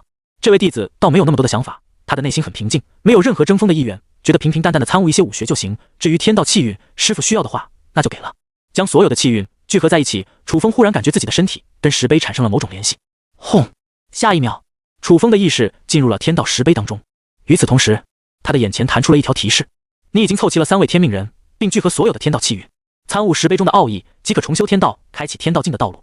天道石碑当中，时间永恒，你拥有无限的时间进行大道参悟。意思很明显，楚风在天道石碑中参悟的时间不会计算至副本进程当中，也就是说，无论副本接下来还剩下多久，楚风从天道石碑出来，可能在副本就是1秒不到的事情。他放下心来，开始精心参悟天道石碑的奥义。不知过了多久，轰！楚风的意识忽然和天道连接在一起，那一刻，他成为了天道境。你执掌天道，成为了这个世界目前最强的人物，提前结束副本。当这道提示弹出的时候，剩下还活着的2个超统者不知发生了什么，就被弹出了副本当中，显示任务失败了。怎么回事？发生什么情况了？副本怎么突然结束了？此时，诸天塔9层当中，2位超统者被弹了出来，他们的目光中充满了疑惑之色，看着彼此，他们不约而同地忍不住惊呼道：“你也是被弹出来的？”在副本当中度过了好几年的时间，就算是诸天塔9层，换算到现实当中也有1个月了。相比楚风刚进去的时候，诸天塔9层多出了不少超统者，有的正在等待副本匹配，有的正在挑选副本，有的正在提前探查第9层的副本内容。听到2人被弹出来了，附近的超统者都感到很奇怪，纷纷上去询问到底发生了什么事情。那2名超统者当下将副本发生的过程说了一遍。当然，说到四海经历了一次大浩劫之后，很多宗门都被收服了，而他们因为是一品宗门，侥幸躲过了一劫，说话的声音很小，感到很尴尬。然而，没有人理会他们在副本里的表现怎么样。吃瓜群众更加关心的是他们为什么会被弹出来。其中一位超统者面带凝重之色道：“你们不会遇到了境外狙击手吧？”狙击手提到这个名词的时候，2名超统者皆是一愣。他们环顾四周，发现附近的超统者面色都不是很好看。其中一位超统者缓缓解释道：“在你们进入副本的时候，龙国发现有境外分子潜入进来，而他们做的事情就是专门守在诸天塔8、9层这个线，然后来狙击想要往上爬的龙国超统者。这些超统者都有境外的大资源扶持，掌握最新情报，因此实力比同层的超统者强大了许多。龙国最近发现有一些境外超统者就在干这样的事情，阻止我们龙国的超统者正常的攻略，而这种混蛋就被我们称为境外狙击手。”2名超统者暗暗一惊，他们不会真的遇到境外狙击手了吧？也许你们离开的时候并不知道，龙国已经有很多即将到达10层的超统者被这些狙击手逮到，失去了第2次机会。现在他们大部分都不会再进入诸天塔了，毕竟只有1次机会。那名超统者长叹一口气，同时眼眸中散发出怒火。其他的超统者脸色也不怎么好看。虽然超统者之间的竞争是一场丛林博弈，然而自家的超统者被境外超统者这样搞，任何一个龙国的人都不会对这件事情有任何好感，巴不得龙武卫将这些狙击手找出来，挨个给宰了。这就是天道境。楚风感受着身上新涌现而出的力量，眸光一动，他的意念投放下去，竟然可以将整个9天界都囊括其中，甚至以前发生了什么事情，天道境的意识都可以探查出来。原来如此，九天宗昔年是一个顶级的宗门，也出现过天道境的强者，只不过就算是天道也会有陨落的一天。他留下的这块天道石碑，因为多年来门下无弟子可以参悟，反而还因为天道石碑的镇压之力太强，将九天宗底下的龙脉给压断了，因此九天宗才没落了。楚风闭上眼睛，感受着天道境的修为，那一刻他仿佛感觉这片天地都掌握在自己的手中。只不过楚风很快就恢复了清醒的意识，这只是一场扮演任务而已，我不能沉浸在这股虚假的力量当中。楚风长叹一口气，他总算是知道为什么心灵之眼会被囧哥如此重视了。遇到诸天塔高层，扮演那种感觉影响就越大。有些超统者好不容易感受到掌握整个天下的那份力量，结果回到现实当中，没有适应身体，重新变成了一个普通人，落差太大，最后就迷失了自我。楚风的个人意识一直保持得很强，没有沉浸在天道的感受当中，反而还是十分冷静的将自己从其中抽离了出来，宛如一个观众那样注视着身上发生的一切经历，尽量做到无喜无悲。他很清楚这份感对于现实是无意义的，不过在以后的诸天塔副本中，特殊的感受对于自己的灵魂有一定的促进作用。比如说在仙侠副本当中体悟了大道至仙的境界，楚风日后遇到其他类似的副本，如果还遇到修炼感悟上的困难，有了大道至仙的经验，能够更加轻松的突破门槛，这就是意义。楚风很清楚自己想要的是什么，所以他细心体会天道镜这份独一无二的感受，并没有沉浸其中。过了一段时间，当楚风完全参悟天道镜的力量后，他的意识就从石碑当中退了出来。身旁，白玉秀、徐长生感受到师傅身上的气息，恭敬之色更加浓郁。天魔圣子原本的意识还在隐隐抵抗楚风的控制，然而楚风晋升天道境之后，天魔圣子彻底没了反抗的心思，老实了起来。抬起头来，楚风感觉到这个世界的天道重新修复完整，只不过还有一点瑕疵，需要依靠自己的感悟填补上去，就不知道圣人境界是什么样的。楚风悠悠一叹，光是天道境就基本上掌握了整个世界，至于圣人，据说在这片宇宙诞生之前，圣人就已经存在了。当然，在这个世界，想要晋升圣人基本上是不可能了，天道境都已经是顶峰。楚风能够成为天道境，那是开了无数外挂才能达成这个成就，换成其他超统者，恐怕连一丝机会都没有。或许在更高层的玄幻世界副本，也许有机会能够体悟一番圣人的境界，那时候就是诸天塔10层以后的事情了。是时候去远古天庭一趟了。楚风心中一动，自己现在有着天道境的修为，正好能去远古天庭的战场遗迹当中进行探索。天道境可比斗帝要高一级，毕竟世界的本源就不大一样。跟弟子们交代了一下之后，楚风心念一动，开启万古神谋。下一秒，他的身体就来到了远古天庭之中。楚风进入到远古天庭之后，回到了那片远古战场的遗迹。这里似乎对我天道境的限制没有那么大。眸光一动，楚风感受着体内的力量，暗自思索了起来。跟斗帝不同，天道境的力量受到远古天庭的限制没那么大。又或者说，由于天道境悟透了某种意识，力量的本源跟斗气不一样，所以在远古天庭能够有更加出色的发挥吗？摇了摇头，楚风不再多想，当务之急是先收集附近的神兵碎片。楚风的神识扫荡四周，跟斗帝的时候截然不同，天道境的意念扫过的范围更为广阔。这片遗迹战场的范围无比之大，真要走起来的话，恐怕不比东周圣地要小。而东周圣地又已经囊括了亿万修士小城镇，远古天庭之中仅仅只是一片战场的遗迹，规模就已经大到了此等境界。可以猜想，在毁灭之前，这该是一个多么波澜壮阔的世界。楚风的神识扩散而去，很快就找到了分布在5处的神兵碎片。你获得了一块神兵碎片，可用于修复3尖两刃刀，是否选择修复？选择修复。楚风祭出了天玄神火，拿出3尖两刃刀之后，开始将神兵的残骸炼入3尖两刃刀之中。很快，经过神火的炙烤，铁水浇筑而下，落到了3尖两刃刀之中，并在高温之中融合定型，不断的进行修复。经过了半个小时的炼制之后，楚风的面前出现了一道提示：你已经完成了对3尖两刃刀的一次初级修复，3尖两刃刀完整度18%。楚风皱了皱眉头，或许是因为自己找到的神兵残骸等级比较低，神性也比较低的缘故，所以修复的效果并不是很好，只有3%。或许我应该去找一些更好的材料。楚风心里暗暗想到，他一边快速飞行，一边用天道境的修为感知周围的神兵残骸，不断有神性的气息进入楚风的神识感知当中。不过这些残留的神性都很微弱，对于3尖两刃刀的修复效果不算怎么理想。就在这时，楚风忽然感受到有一道神性的气息当中携带着狂暴的雷霆神性，那神性甚至跟天劫有点类似。或许远古天庭的雷霆都蕴含着天道的法则，因而跟天劫之雷的属性有些类似。无论是在斗气世界还是玄幻世界，亦或者仙侠世界当中，天劫之雷的属性基本都象征着一种极致的破坏力，能够瞬间摧毁万物的一切属性。楚风猜测，这天劫之雷会不会就是蕴含神性的雷霆？毕竟自己的3尖两刃刀迸发出的雷电属性跟天劫之雷也有点类似，或许使用同样蕴含着雷霆属性的神兵进行修复，对于3尖两刃刀的效果会更好。大脑正在思考着，但是楚风的行动一点都没慢下来。他快速地赶到了雷霆神兵所在的地方，祭出神火进行修复。这一次楚风感受到了难度，虽然天道境的身体进来比斗帝更强，修复的速度也更快，然而因为楚风这一次找到的雷霆神兵，无论是完整度还是品阶，都要远远超过之前的神兵残骸。楚风的眉头紧皱，即便有着天道境的修为，他还是感受到炼制这把兵器在飞速消耗着自己的精神力。好在除了天道境的意识之外，楚风还有瞳术。开启天玄神眼之后，楚风对于神火炼制的把控力达到了至真之境，在多次出现一丝小瑕疵的失误时，他都能飞速的调整回来，继续进行炼制。滋啦滋啦，当神兵开始溶解的时候，一道道狂暴的雷霆之力从神兵残骸之中迸射而出，想要灭了楚风。然而楚风修为全开，天道境的真元滚滚而去，压制了天劫之雷，并将这些雷电的力量全部朝着3尖两刃刀汇聚而去。当雷电涌入3尖两刃刀的时候，这把兵器也开始颤动了起来。上一次镶嵌的宝石本来是能够压制住3尖两刃刀的力量，但现在竟然有点压不住了。楚风急忙动用了一股力量，对自己的至尊级诸天秘宝也进行压制。幸好在2把兵器的融合过程之中，保持着力量平衡，这一次的修复总算是完成了。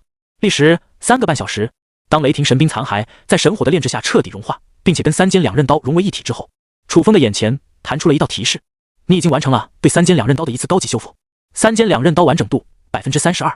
楚风的脸上这才流露出一丝喜色。花费3个小时，完整度差不多提升了15%，看来果然还是要找好一点的神兵残骸才行。只不过现在我的宝石有点压不住3尖两刃刀了，必须要找点更好的宝石才行。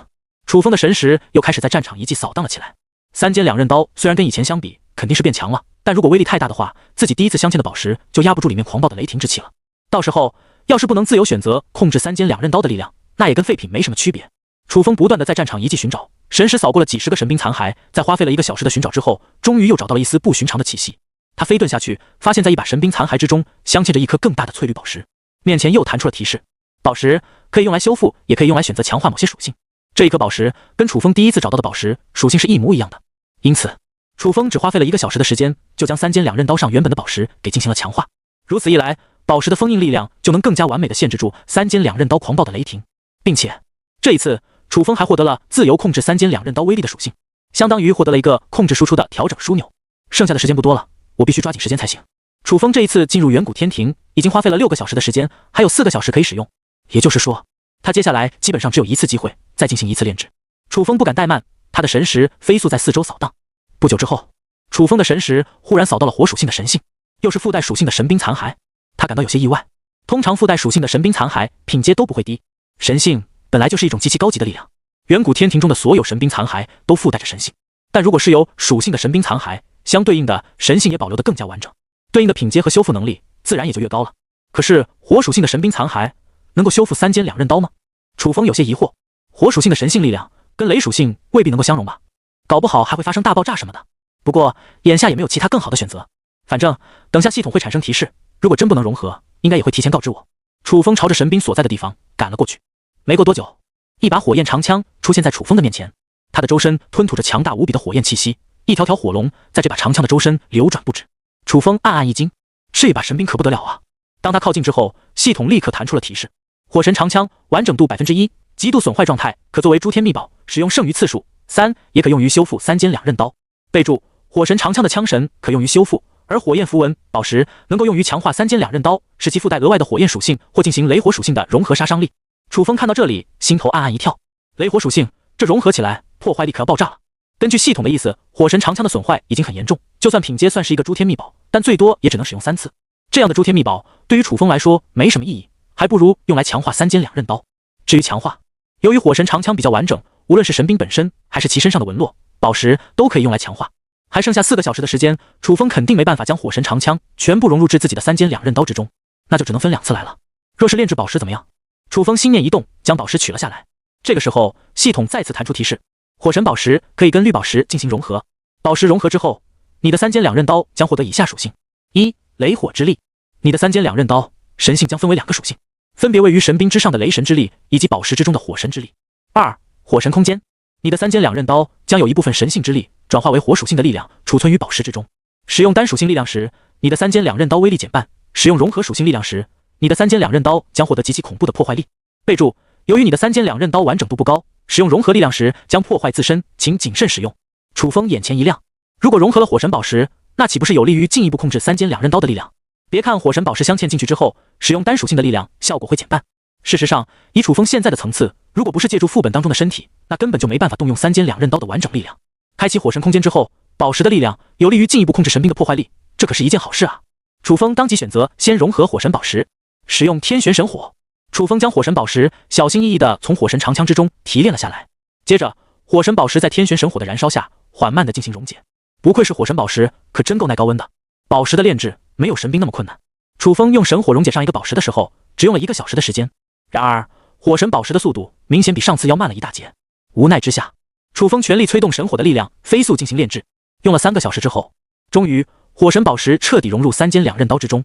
这时候，三尖两刃刀之中隐隐传出雷霆轰鸣的声音，然而这些雷霆气息却朝着火神空间涌入而去。接下来，三尖两刃刀之中的一部分雷霆神性开始在火神宝石之中进行着转化。从外表上来看，三尖两刃刀的雷霆气息确实弱了一点，但这只是三尖两刃刀的雷霆神性转化到火神空间当中，变成了另外一种属性的神性。加入这2种雷火神性的力量融合在一起的话，那将会产生无比恐怖的爆炸。毕竟雷属性和火属性都象征着无比可怕的破坏力，如果这2种属性融合在一起，还是携带了神性的话，那威力是完全无法想象的。就不知道三昧真火能不能融入到火神空间当中。楚风不由想起了自己取得后羿宫的那个大殿之中，还有一种极其特殊的神火，三昧真火。这火焰甚至连斗帝都能瞬间杀死，威力可不得了。不过这个想法只是想想就可以，三昧真火可不比三尖两刃刀本身的雷霆要差多少，而且是跟后羿宫一起出现的。要是威力控制不好，玩火自焚，那就变成一场笑话了。将火神宝石成功跟三尖两刃刀进行融合之后，楚风这一次在远古天庭探索的时间也已经用光了，他的身体自动退出这方空间。接下来应该将残缺的天道彻底融合完整。楚风在这次副本之中还有一件事情没做，就是彻底修补残缺的天道。他的神识跟九天界完全连接在一起，感受到一处残缺的地方，以天道境的意识去修复这块地方，就能完成最后的拼接。使用了几个月的时间，楚风的天道意念已经彻底将这片天地融合在一起。就在这时，他的眼前弹出一条提示：你修补了这个世界的天道，获得额外超瞳，天道之瞳。原来这个世界的天瞳需要晋升天道境，用天道境的意志之力弥补这个世界残缺的天道，以获得天之瞳。要获得这个额外超瞳，确实有着很大的难度。楚风打开了超瞳面板，查看天道之瞳的属性。超瞳，天道之瞳，丙，等阶，残缺，能力，开启天道之瞳，丙10。你可以看见下一步会发生什么。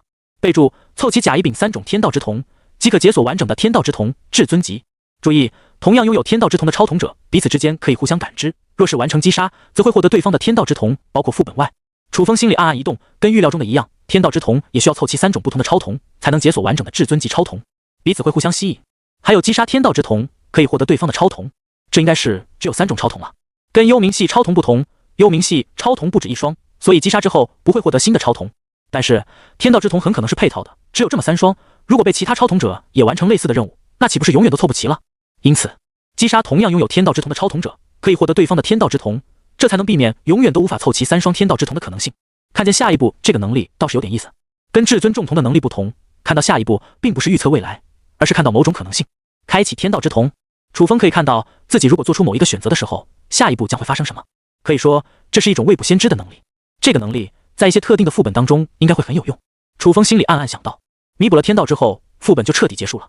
现实之中应该过去了挺久的吧？6年待在玄幻世界的副本当中，虽然是诸天塔第9层，但现实中应该也过去一段时间了。楚风进行副本奖励的结算，面前立刻弹出了一系列的信息。你在副本中完成了天瞳者任务，解锁成就修复天道，获得新的额外超瞳天道之瞳，并具体信息可在超瞳者面板中查看。你的宗门晋升为神宗的等级，解锁成就万古第一宗，获得诸天秘宝9天掌门袍7阶。你修复了这个世界的天道，成为了天道境强者，拥有当时绝世第一的修为，解锁成就无敌天下，获得诸天传承天道10杯至尊级。你找到了3位天命人，并获得了他们身上所有的天命气运，解锁成就天命传承，获得诸天传承天命境9阶。综合以上成就，你最后的评分为 SSS 级，诸天点加3100000，进化点加4100000，已为您解锁 SSS 级专属奖励天命指引。天命指引在副本当中，你会自动吸引一些气运较高的关键角色，他们会对你的副本有很大帮助。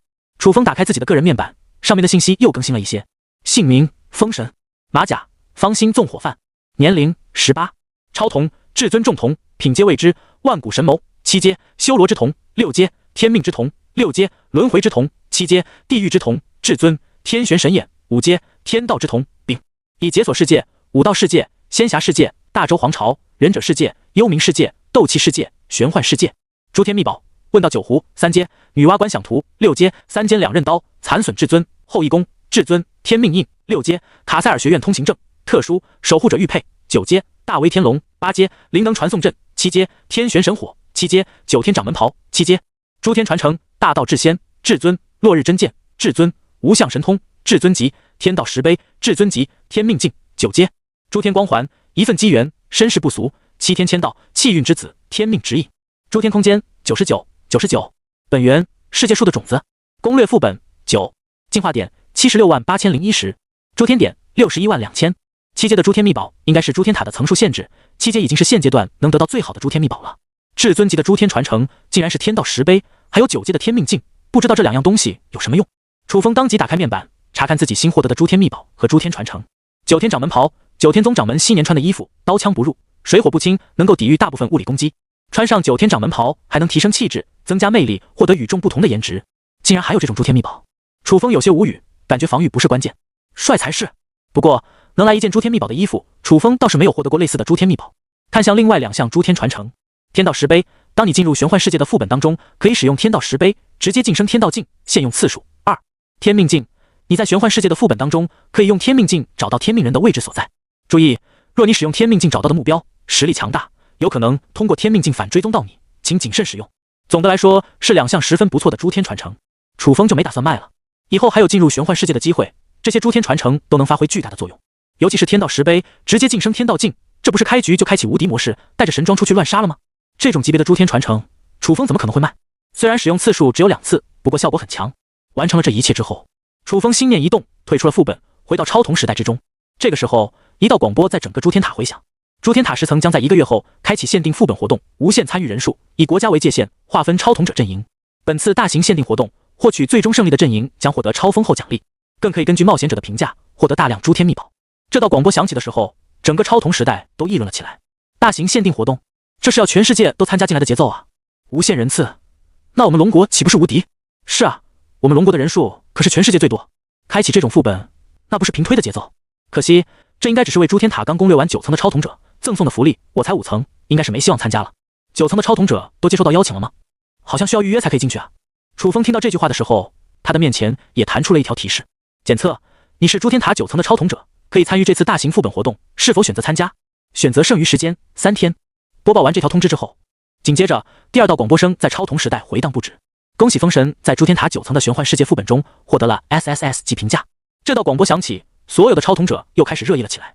风神竟然刚刚攻略完诸天塔第9层，那可真是巧了，正好可以赶上这次大型限定副本。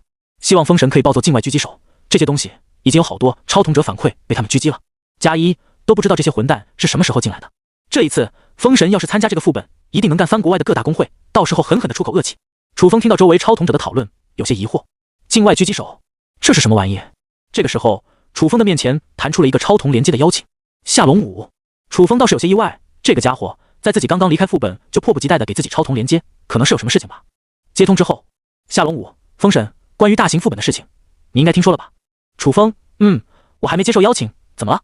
夏龙武，我们龙国之影发布了 S 级任务，就是在大型活动当中悬赏国外超童公会的人头，最好是那些高层，杀一个悬赏的奖励绝对不会少。那些狗日的，真是气死我了。楚风心头一动，问道：是关于境外狙击手的事情？夏龙武，哦，对了，你刚刚从副本当中出来，或许还不知道这件事情，我简单跟你说一下。最近，我们龙国的境内出现了一批来自国外的超童者，他们拥有境外最庞大的资源扶持，依靠着一身神装以及最好的情报来狙击我们华夏的普通超童者，各个层数都有，反正目的很明确，就是要断我们超童者的层次。尤其是7、8、9层这几层是跨越至诸天塔10层的关键层数，被他们狙击的尤其厉害。别说是散兵了，就算是一些超级公会的核心成员，有些都被阴了。楚风眉头微微一皱，听到这里，他的眼眸中闪过一丝杀意，对这些境外狙击手毫无好感，因为这让他想起了邪神复苏绑架陈伯的那一天。夏龙武继续道：因为我们龙国建立了卡塞尔学院，又是这个世界上人口最多的国家，所以其他国家的超童者都很担心我们会就此崛起。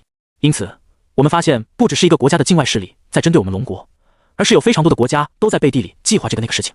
如果你能在这次限定大型活动多杀点其他国家的超童者，那就能打断他们10层的进阶，这样我们龙国在10层之后的发展就会更加顺利一点。而他们高层被限制住了，底下那群狙击手就不敢那么猖狂，因为高层都被断一腿的情况下，分到底层的资源肯定会少。楚风点了点头，回复表示自己明白了这一切。夏龙武，现在我们也在境内扫荡，抓获了10几个狙击手，但是估计还有很多的狙击手潜伏了起来。楚风心中一动，连忙问道：你那些狙击手有没有杀了？夏龙武一愣，没有，将他们抓起来当然是严刑逼供，怎么可能轻易把他们杀了？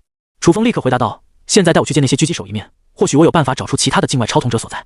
夏龙武瞬间意识到了什么，你的瞳术。楚风淡淡道：我指出来，你们去查，一部分功劳算我的，还有一部分算你的。夏龙武大喜过望，连忙说道：好，那我现在就等你，地址等下我会发过给你。楚风立刻收到了一个位置，这个位置很隐蔽，甚至在地图上都不会显示，位于深山之中，专门关押的就是龙国最大恶极的囚犯。相应的，这里也没有名称，只有一个位置，放在以前，就算用直升机找遍整个大山，都未必能找到这个位置。但对于超童者来说，尤其是楚风，那就简单很多了。楚风结束了超童连接之后，心念一动，退出了超童时代。过了1个多月啊，看了看手机上的时间，不知不觉现在都已经9月份了。由于限定副本需要1个月后才能开启，因此楚风在这段时间有一大把时间。正好夏龙武抓了一批狙击手，楚风可以利用至尊重瞳的能力，顺着命运的途径轨迹，将所有的内鬼都给揪出来。配合天命之瞳，只要至尊重瞳能够锁定一定领域的范围，那天命之瞳就能在观天命的大型画面当中看出敌人的位置所在。反正这1个月里时间很多，既然境外狙击手来送人头，送自己功勋点的话，那么楚风就笑纳了。你们的人头正好作为给我陈伯的医疗费。一片幽深的森林上空掠过了一道游龙的身影。楚风花费了10万进化点，将天玄神眼升级至6阶，获得了龙游天下的能力。反正他现在的进化点也多，将天玄神眼升级一下，获得一个代步的神级技能也是可以接受的。更何况以后进入远古天庭要修复3尖2刃刀，升级天玄神眼之后，也能增强对天玄神火的控制力度，速度会变得更加快一点。翻过山丘，楚风开启万古神眸，看见了一座山脉的下方有一个极其细小的通道。在高空之中，这个通道就如同大海当中的芝麻粒一样微不可见。如果不是楚风的万古神谋拥有超级视觉，能够捕捉到极其细小的画面，说不定都发现不了这个异常点。这里应该就是夏龙武所说的地方了。楚风操控着脚下的9条金龙降落而下，果不其然，在这山脉的深处开辟了一个洞穴般的地方，上面拦住了铁栏杆，里面就是夏龙武所说的关押龙国重犯的地方了。楚风来到铁栏的旁边，输入了夏龙武事先给他的代号。很快，这铁栏就升了起来，容许楚风进去。你来了。脚步刚踏入，不远处就回荡起一阵熟悉的声音，两侧的火焰点亮，夏龙武就出现在洞穴的通道入口。看样子他已经等候楚风多时了。楚风点了点头，没有多说什么，跟着夏龙武一起走了进去。经过一个个监狱的时候，一道道奇异的闪光从监狱的门缝透出，这些监狱是全封闭式的，别说床铺了，连个窗口都没留。夏龙武略带严肃的声音在楚风的身边响起，这些犯人都是对龙国造成过一定破坏的超统者，他们的实力绝大部分在诸天塔5层以上，已经有着很强的瞳术了。有些超统者甚至跟境外势力私底下进行过超统契约的约定，这些人被我们囚禁起来之后，会直接废掉他们的瞳术。这些蠢货已经走上了绝路，如果完不成任务的话，他们的瞳术也会在期限过后被超统契约给摧毁。还有一些超统者犯人，我们采用精神压制技术，不断损耗他们的瞳力，让他们始终处于没有瞳力、灵魂力被疯狂压榨的状态。楚风明白了门缝里闪过的那些光芒是什么，可能就是龙国最新发明出来的能够限制超统者犯人的最新技术。毕竟传统的大牢已经无法关押拥有各种神奇能力的超统者，技术肯定需要进一步的革才行。在甬道中前进了一阵子，一些这里的军方超统者见到夏龙武之后，连忙行礼问好。当他们的目光落在楚风的身上时，感到有些意外。一个看起来高中刚毕业的少年，或许刚上大学，为什么会来到这种地方？不过怀疑也就归怀疑而已。毕竟在这个超瞳时代下，无论是谁都有可能觉醒有大作用的瞳术，或许夏龙武需要那少年去做什么事情也不奇怪。走到尽头的时候，眼前出现了一道铁门，夏龙武专门拿出了特制的钥匙才打开了这扇门。楚风可以看出来，这里面关押的绝对是重犯，没有相应的权限不可能进去。因为是夏龙武的缘故，已经提前跟这里的军方说好了，或许也是为了保密工作，所以尽量撤走了一部分的军方人员，防止楚风的现实身份暴露。如果楚风的瞳术能够锁定一名同伙的时候就找出其他同伙，那这样的超统者绝对是要遭到其他境外势力的针对。夏龙武不可能没想到这点，所以他尽量在保证着楚风的身份安全。这次行动也是夏龙武私自跟楚风进行的，没有跟其他军方的高层联系，因为搞不好高层会出现某些内鬼，所以楚风的事情绝对是越少人知道越好。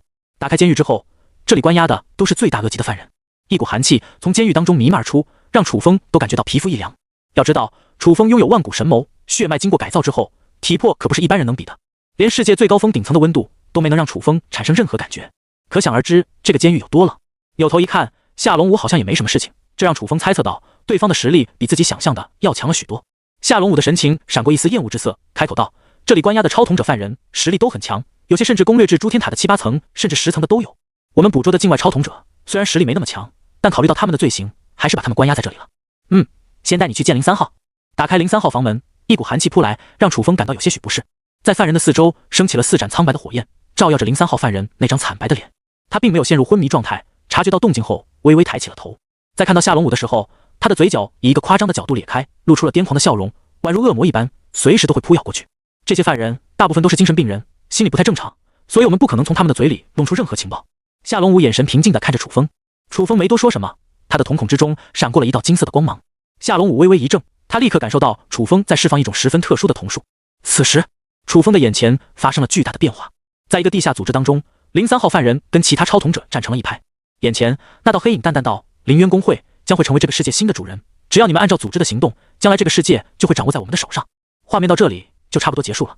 楚风眉头一皱，他从中得到的信息只是狙击手跟凌渊公会有关，而且这个公会说是要掌握世界，语气跟老中二病一样，但楚风肯定不会认为这个公会有多么简单。他的心头忽然一动，察觉到自己的至尊重瞳好像可以对着那道黑影释放，能够在命运画面中看到别人的命运。楚风的神情微微一怔，自己的至尊重瞳又觉醒了新的能力啊！先不着急使用新能力，楚风再次动用了至尊重瞳的能力，先看看03号犯人有哪些同伙。然而画面却再次出现了那道黑影，黑影淡淡道：“这是你的任务。”接着不知道是用什么方式，03号犯人似乎受到了想要的情报，点了点头，于是就开始准备行动了。这个组织的活动形式保密性做得非常好。楚风皱了皱眉头，他的至尊重瞳只能看到画面，但看不到别人用意念传输的信息。或许至尊重瞳需要觉醒更多的能力才能看到这些信息。楚风发现自己的至尊重瞳并不是不会升级，在他获得新的超瞳，并且瞳力不断增强的时候，至尊重瞳的能力也在不断获得提升。也许答案在那个黑影的身上。既然2次命运画面都跟黑影有关系，而且这个时候楚风的至尊重瞳又觉醒了一项新的能力，能够看到命运画面中出现的人物的命运。简单来说，楚风可以对03号病人面前的黑影释放至尊重瞳，观看这家伙的命运。就让我来看看你到底是什么存在。心念一动，下一秒，楚风发动了至尊重瞳的能力。当他对黑影使用至尊重瞳的时候，顿时感到脑袋一空，瞳力在飞速下降，并且瞳力是在不断消耗的。楚风心头暗暗一惊，看来这项能力的发动需要消耗更多的瞳力。他抓紧时间观看接下来的命运画面。在一个黑暗的会议室当中，12道黑影忽然降临到围绕着一张圆桌的交椅位置上，都是黑影。楚风皱了皱眉头，如果光看这场面的人物，他都分不清到底哪一个黑影在跟03号病人交谈。坐在上手的黑影环绕场上一圈，看见人都齐了之后，开口道：“我们打算发动凌渊计划，其中第一个阶段已经实现了突破性进展，那就是将诸天塔的世界成功侵入现实世界之中。第二个阶段，我们要极力限制龙国的发展，打断他们中层超统者通向高层的道路，并且要特别注意一下龙国的天才超统者，尤其是那个风神。”楚风眉头一挑，他倒是没想到在这个会议室当中自己还能被点名。不过其实这也很正常，毕竟楚风在龙国的超统时代当中已经算是名气最高的那一批超统者了，被境外超统者注意到也没什么大不了的。第三个阶段，开启门。楚风心神一动，当坐在上手的黑影提出门这个概念的时候，让他第一个想到的就是幽冥之门，也是诸天塔世界通往现实的一条通道。在地府世界当中，楚风发现门在开启的时候，地府世界将会和现实世界连接在一起，两个世界的时间流速保持不变，而且可以互相来往，甚至灵能传送阵都是可以使用的。这些情报都是楚风冒死换来的，没想到的是黑影竟然也知道这些情报。看来诸天塔的水确实比自己想象的要深了许多。黑影继续道：“地府世界那个家伙绝对是不可能跟我们合作的，远古天庭已经毁灭了，还有一些乱七八糟的地方连生命都没有，没办法合作。我们剩下唯一的选项就是将根源给弄出来。接下来你们需要派遣超统者前往龙国，阻碍他们的超统者发展只是第一步。接下来你们需要在龙国的境内登陆他们那边的超统时代，制造更多的特异点副本。具体的方案下次会议再谈。”画面到这里就结束了。楚风睁开眼睛后，旁边的夏龙武立刻问道：“怎么样，有结果了吗？”事实上有不少的情报。楚风深吸一口气，这才平复了心中的情绪。他略带复杂的看了一眼夏龙武，决定还是先不跟对方说凌渊计划的事情，先将龙国的超统者给找出来。毕竟如果自己看了一眼03号犯人就能知道凌渊计划的一部分内容，那也未免太惊世骇俗了。而且楚风现在还不清楚那些黑影到底是什么来头，以及后面有什么计划。眼下最重要的是先将龙国的境外狙击手都给找出来，这样就能破坏黑影的计划。到时候对方采取下一步行动，自己再将敌人的老底给摸清楚，搞清楚所谓的凌渊公会到底是什么来头了，再跟夏龙武说。如果这个时候太早的给出这个情报，夏龙武急着派遣龙武卫行动，或许会打草惊蛇。楚风决定自己先探查一下情况。何况以夏龙武的身份，如果知道这件事情没有第一时间汇报给军方的话，有可能还会被处以一个罪名。为了保守起见，楚风决定先不说这件事情。他顿了顿，回应道：“这家伙是单独行动的，还有其他的境外狙击手吗？带我去见他们吧。”夏龙武神情一动，显然是没想到楚风这么笃定的就说出了对方是单独行动这个情报。他知道以楚风的行事风格肯定是不会乱说话的，也就是说楚风真的有能力可以知道对方的信息，难怪能够获得这么多的 SSS 级评价，看来真的是有点东西啊。夏龙武点了点头道：“我带你去见其他入侵者。”在夏龙武的带领下，楚风又去见了07号犯人、013号犯人、020号犯人以及023号犯人。结果至尊重瞳的画面都是这些境外狙击手在跟一个黑影交谈。然而楚风注意到一个细节，虽然黑影交谈的内容都是一样的，但使用的国家语言却有所不同，说明凌渊计划不只和一个国家有关。这是楚风获得的一个十分关键的情报。而接下来楚风来到了033号犯人的房间，他开启至尊重瞳，这个时候的画面竟然有所不同。033号犯人除了狙击的任务之外，还要在龙国境内搞一场爆炸事件。因为动作比较大，所以他有同伙，而且在命运的画面当中出现了其他同伙的身影。楚风的嘴角微微勾起，可算是找到要找的人了。下一秒，楚风眼前的画面发生了巨大的变化。在一个地下会议室当中，033号犯人与几个白皮肤的男子进行了会面。9月7号，我们在商贸大楼进行一次爆破，这是一个超统者工会的基地。在这一天，他们的工会高层将会去攻略诸天塔9层，我们就选择在这个时期进行动手，将这些超统者给一并解决了。好，033号犯人包括旁边的超统者一起做出了回应。楚风的眸光一眯，超统者如果没有诸天空间，就只能在现实之中进行超统连接。这个时候，超统者的身体就跟睡着了的状态一样，是没有任何抵抗能力了。因为超统者的身份保密工作就显得异常重要，如果暴露了身份，别人趁着你去攻略副本的时候，直接把你现实中的身体给抹除了，那就直接结束生命。楚风有了自己的诸天空间之后，都是在自己的空间进行连接，现实中的身体也就不会有发生危险的可能性。而超级工会通常都会提供一个专门的保护，所以有工会的超统者也不会面临这样的问题。还有就是一些超统者学院和军方都有类似的机构，而且进去的时候还会进行身份上的保密安排。从这些白人们的对话可以得知，他们进行这次爆破行动可不仅仅是单纯的搞爆炸事件那么简单，还想要除掉龙国强大的超统者。或许这才是爆破的真正目的。地点：四角商贸大楼。时间、方法。很快，那位领头的白人就将计划给说了一遍。033号犯人的超瞳能力是屏蔽干扰其他人的正常视觉，有点类似于幻术，但更多的是对感官的干扰。如此看来，033号犯人在这次爆破事件当中的地位是挺重要的。这家伙被提前逮捕了，那会不会对这次计划造成什么影响？毕竟楚风用至尊重瞳看到的是033号犯人的过去，但是过去的计划并不代表未来一定会执行。很可能因为033号犯人被拘捕了之后，白人的计划也发生了改变。也许我能对这个领头的家伙使用至尊重瞳，看看他未来会做些什么事情。楚风心念一动，使用至尊重瞳对着这次事件的引领者发动了未来预知的能力。他感到自己的瞳力飞速下降，而在下一秒，眼前的画面再次发生了巨大的变化。在一栋大楼的顶端，白人看了看手表，当电子表上的时间正好显示为9月7号中午12点的时候，他轻轻地按下了手表旁边的一个按钮。轰！四角商贸大楼从下而上发生了一系列的连环爆破，伴随的是马路上、街道边传来的一阵惊呼声。只不过爆炸的画面是模糊的，也就是说，这个命运的画面只是预测会发生的一个片段，不清晰的原因或许是因为有变数。而楚风看到了命运的画面，他自然就是那个变数，可以改变这件事情的走向。毕竟所谓的命运也不过根据过去预测的一条世界线收束而已，但在收束之前，只要改变一个节点，命运就会发生变化。自己的至尊重瞳是根据过去所发生的事情推断未来的预测画面，而不是直接看到未来一定会发生的事情。从根本意义上来说，至尊重瞳是一种极其特殊的信息类瞳术，主要是能看到其他人隐藏的一些情报，而这些情报是根据对方过去的记忆所提炼出来的，并且至尊重瞳还可以根据过去所发生的事情推断未来。从画面中退出来，楚风的脸色露出了一丝疲态，由于连续使用了2次至尊重瞳的新能力，他现在的瞳力也有点吃不消了。怎么样了？夏龙武连忙问道。楚风点了点头，眼神中透出一股精芒。找到了一些我想要的信息，出去说吧。两人一起走出了监狱，来到了一个无人的地方之后，楚风这才将袭击四角商贸大楼的事情给说了一遍。夏龙武沉思片刻，而后道：这件事情我会派出专门的龙武卫去执行这件事情，要不要我过去盯一下？楚风问道。夏龙武摇了摇头，不用，区几个境外狙击手，我龙武卫还不至于没人能够治得了他们。你的能力十分重要，需要保密，不能随便让你出手。放心吧，等到他们动手的那一天，就是他们的死期。关键的人物我会给你带回来，到时候还要麻烦你再次找出一些信息了。楚风点了点头，没有多说什么。这次你的情报十分重要，如果能够成功的话，我会私下给你转5万功勋点。放心，该是你应得的，我一个都不会少给你。夏龙武语气笃定地道。谈到了功勋点，楚风沉默了片刻，忽然问了一个问题：那位老人家最近的情况怎么样了？听到这里，夏龙武脸色一缓，露出了微笑。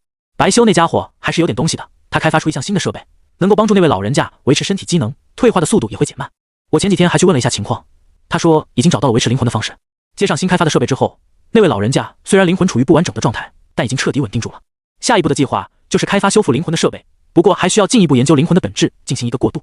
这个过渡阶段本来就是白修要研究的课题，所以不用花费你的功勋点，就是开发维持生命的设备，使用了5万功勋点，有点小贵，你应该可以接受吧？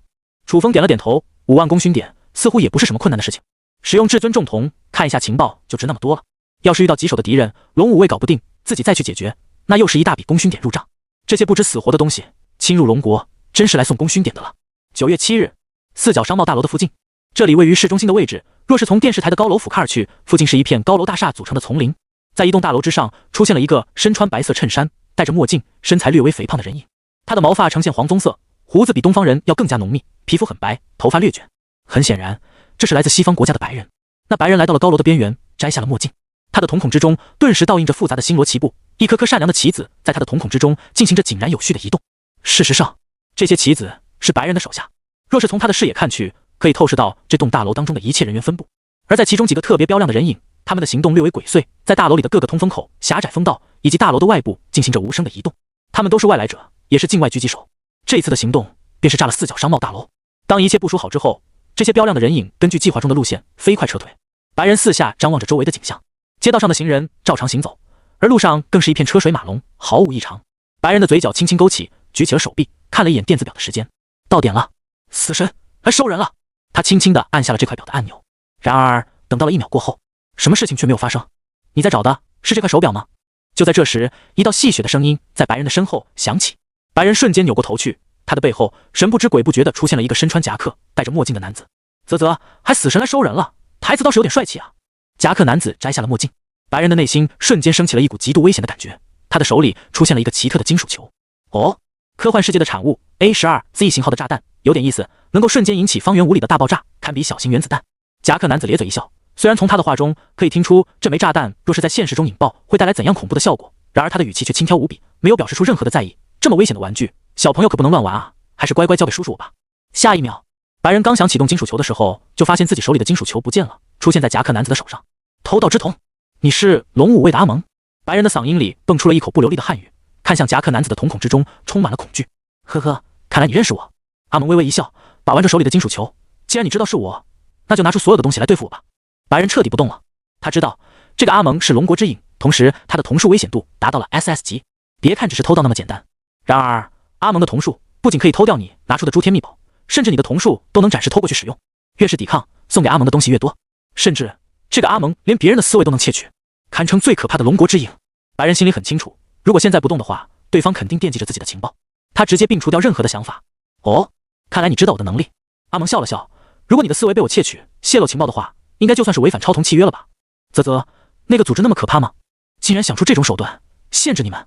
白人神色漠然，他知道阿蒙是在故意勾起自己对组织的恐惧。违反超同契约有很可怕的后果，阿蒙故意这么说，就是引起自己对组织的想法，那他就可以趁机将他的这段想法窃取，进而分析组织，自己就变相泄露情报了。到时候超同还是保不住。面对这种危险度极高的超同者，白人很聪明，他甚至连逃跑都懒得逃跑，因为就算是逃跑的念头都会被阿蒙窃取。真是无趣，原来你就是个白痴，哎，还枉费我这么多口舌跟你交谈。阿蒙一边摇头一边无奈地走了过去。既然你是个白痴，那就麻烦你躺一下吧。话毕，阿蒙的瞳孔之中流露出灰墨的瞳孔，仿佛一股吸力将白人的灵魂吸了进去。下一秒，白人的意识涣散，倒在了地上，陷入了昏迷的状态之中。最近的对手可真是越来越麻烦了。当白人昏迷之后，阿蒙脸上的笑容才消失了，取而代之的是一抹凝重之色。保密性倒是做得不错，这个组织的手下竟然都有这么高的觉悟，连念头都不给我获取，当狗也真是够忠心的。也不知道夏龙武找来了什么人，竟然提前获知这个事件，还让我把人带回去。这是觉得我阿蒙都没办法做到那个人能做到的事情，有意思。阿蒙的嘴角轻轻勾起，脑海中想起了1个半月前有一位龙国之影完成了一次 S 级任务，直接跨越万里斩杀了东山拓海。在那以前，夏龙武对自己还是很尊敬的，但自从东山拓海死了之后，夏龙武的态度就变得平淡了许多，看向阿蒙的目光当中比以前少了很多尊敬。啧啧，不知道是谁把夏龙武的心都从我这勾走了，真是好奇。阿蒙重新戴上了墨镜，这时候几个龙武卫来到了他的身边，禀告道：境外狙击手已经全部抓获，一共有12个人。走吧，带我去见见他们。阿蒙的语气淡淡地道。10几个境外狙击手被带到了阿蒙的面前，他们的脑海刚刚还产生着激烈的反抗意识，但在接触了阿蒙目光的那一瞬间，愤怒反抗的情绪忽然就消失了，被阿蒙给偷走了。这就是偷盗之瞳的可怕之处，连想法和念头都能偷取。哼，原来只是一群傀儡，什么都不知道。过了1秒，阿蒙语气冷冷的，不耐烦的随手一挥，把他们都带回去吧。同时，阿蒙的脑海里也充满着疑惑，这个组织对情报的防卫这么强，连能够偷取意识的自己都没办法找到情报。夏龙武到底找来了什么神仙？这都能找出他们的同伙和计划。阿蒙对此感到很好奇。冰冷黑暗的牢狱之中，10几个境外狙击手在阿蒙和几个龙武卫的护送下被关押了进来。人我给你带来了。黑暗中，阿蒙慵懒的声音响起。夏龙武走了出来，看了这一排的境外狙击手，眼神中流露出些许杀意。然而，他还不能现在就杀了这些人。自古以来，俘虏都有很大的用处，在日后的战斗当中，能够作为交换某些东西的筹码，还有利用价值。何况接下来的处分还要从这些敌人的身上获取他们同伙的情报，相当于还有利用的价值。为了大局观考虑，夏龙武会将这些俘虏的命暂时留着。你这次任务完成的不错，我会给你记下这笔功勋点。夏龙武对着阿蒙说道。阿蒙微微拿下了墨镜，语气略带无奈地道：怎么说，我也帮你把这些境外狙击手给带过来了，你不是很恨他们吗？我帮你把人抓过来了，结果你这就要我走了，我就这么召之即来，挥之即去。夏龙武扫了阿蒙一眼，反问道：这些人是你找到的？阿蒙忽然不说话了。夏龙武笑了笑，这些菜鸟随便叫几个龙武卫都能对付，是你自己要过去的，把这赚取功勋点的好处送给你，你还不满足？何况这次行动好像是你主动要求要去的，怎么好像是我求着你去一样？阿蒙悠悠道：龙武，你变了，滚！夏龙武脸色一抽，没好气的骂道：这么恶心的语调，你别跟我说。还有，戴好你的墨镜，思维窃取那一套对我不管用。话音刚落，夏龙武的眼眸忽然爆射一股锋锐的金芒，肃杀的金戈铁骑嗡鸣声仿佛在这黑暗的监狱中回响，光芒乍现。阿蒙立刻戴好了墨镜，嘿嘿笑道：我当然知道我的瞳术对你没用，这不是刚攻略了第9层，试试新增长的本事吗？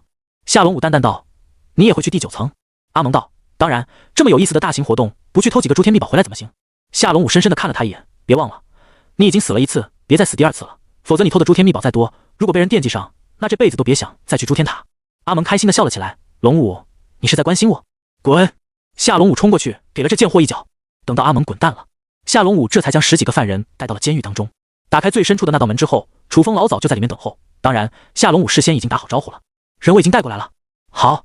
楚风睁开眼睛，第一时间看向了那个白人，这就是领头者，对吧？夏龙武暗暗一惊，按理来说封神之前应该没见过白人，却一眼认出了对方就是这次任务的领头者。要知道这些犯人的身上都穿上了囚服，而且在运送进来的时候都送进特别的房间，压榨完他们所有的瞳力再送进这个牢房当中。此刻他们身上没有任何明显的标识，然而楚风却依旧第一眼认出来，夏龙武猜测对方身上应该有了不得的信息获取类瞳术。不过想到封神攻略了这么多的 SSS 级副本有多种瞳术，夏龙武也就不感到稀奇了。就算知道他身上有这种瞳术也没用，你永远都不知道封神到底还有多少种瞳术，以及多少底牌没出。其他人可以带走，把这个人留下来就行。楚风的话语在这片空荡的牢房当中响起。夏龙武点了点头，他也暗暗猜测到，其他境外狙击手或许就是个给人当枪的而已，压根就不知道什么情报。只有比较高层的境外狙击手才接触过一些更深层次的信息。趁着夏龙武将其他犯人关押至牢房的时候，楚风开启了至尊重瞳。很快，楚风眼前的画面进入到超瞳时代当中，白人和另外2个超瞳者在一个简陋的纯白诸天空间之中进行了会面。你那边的行动应该没问题吧？放心，绝对没被任何龙武卫察觉。有任何信息在这里交谈，不要泄露。好，其他2个人点了点头。画面到这里就差不多了。楚风用至尊重瞳观测的是白人跟其他境外狙击手交流的记忆，他们的谈话之中基本没有暴露任何信息，而接到的任务也只是由黑影发出的而已。但是至于黑影到底是什么来头，楚风用至尊重瞳也不太看得出来。或许黑影也只是一个傀儡而已。他将目光放在了另外2个会面的超瞳者身上，发动了第2次瞳术，观看这2人未来的命运。跟白人一样，这2个超瞳者也算是领头人，手底下有10几个境外狙击手，都准备搞一些破坏超级工会总部的任务。从黑影的会议当中，楚风知道他们想要阻碍龙国的发展，而这一步就是从打断龙国超瞳者的中间层发展力量动手的。毕竟龙国的高层超瞳者发展起来之后，获得了更多的资源，只要下放给底层超瞳者，就能让更多的龙国超瞳者能够攻略至高层。之前说过，诸天塔的任务除了阵营对抗副本之外，还有团队型副本。没有阵营对抗的副本挑战难度极高，但是如果有超级工会高层下放的一些诸天秘宝，那就能率领其他超瞳者一起组队通关了。因此龙国后面的诸天塔攻略发生的变化，就在于越来越多超级工会变强了，也掌握了更科学的攻略诸天塔的方法。从一开始的零和博弈，渐渐就诞生出超瞳者能够互相合作的模式。当然，这种模式也要建立在超瞳者本身有价值的前提下，才能获取资源。楚风用至尊重瞳锁定了另外2个领头者的位置。这时候夏龙武也走了回来。楚风开口问道：你有标记型的龙武卫吗？我需要这样的人。夏龙武心思一动，他立刻猜到了楚风或许有找到许多境外狙击手的能力。既然是标记，那就意味着对方能够一个个把内鬼找出来，然后一锅端啊。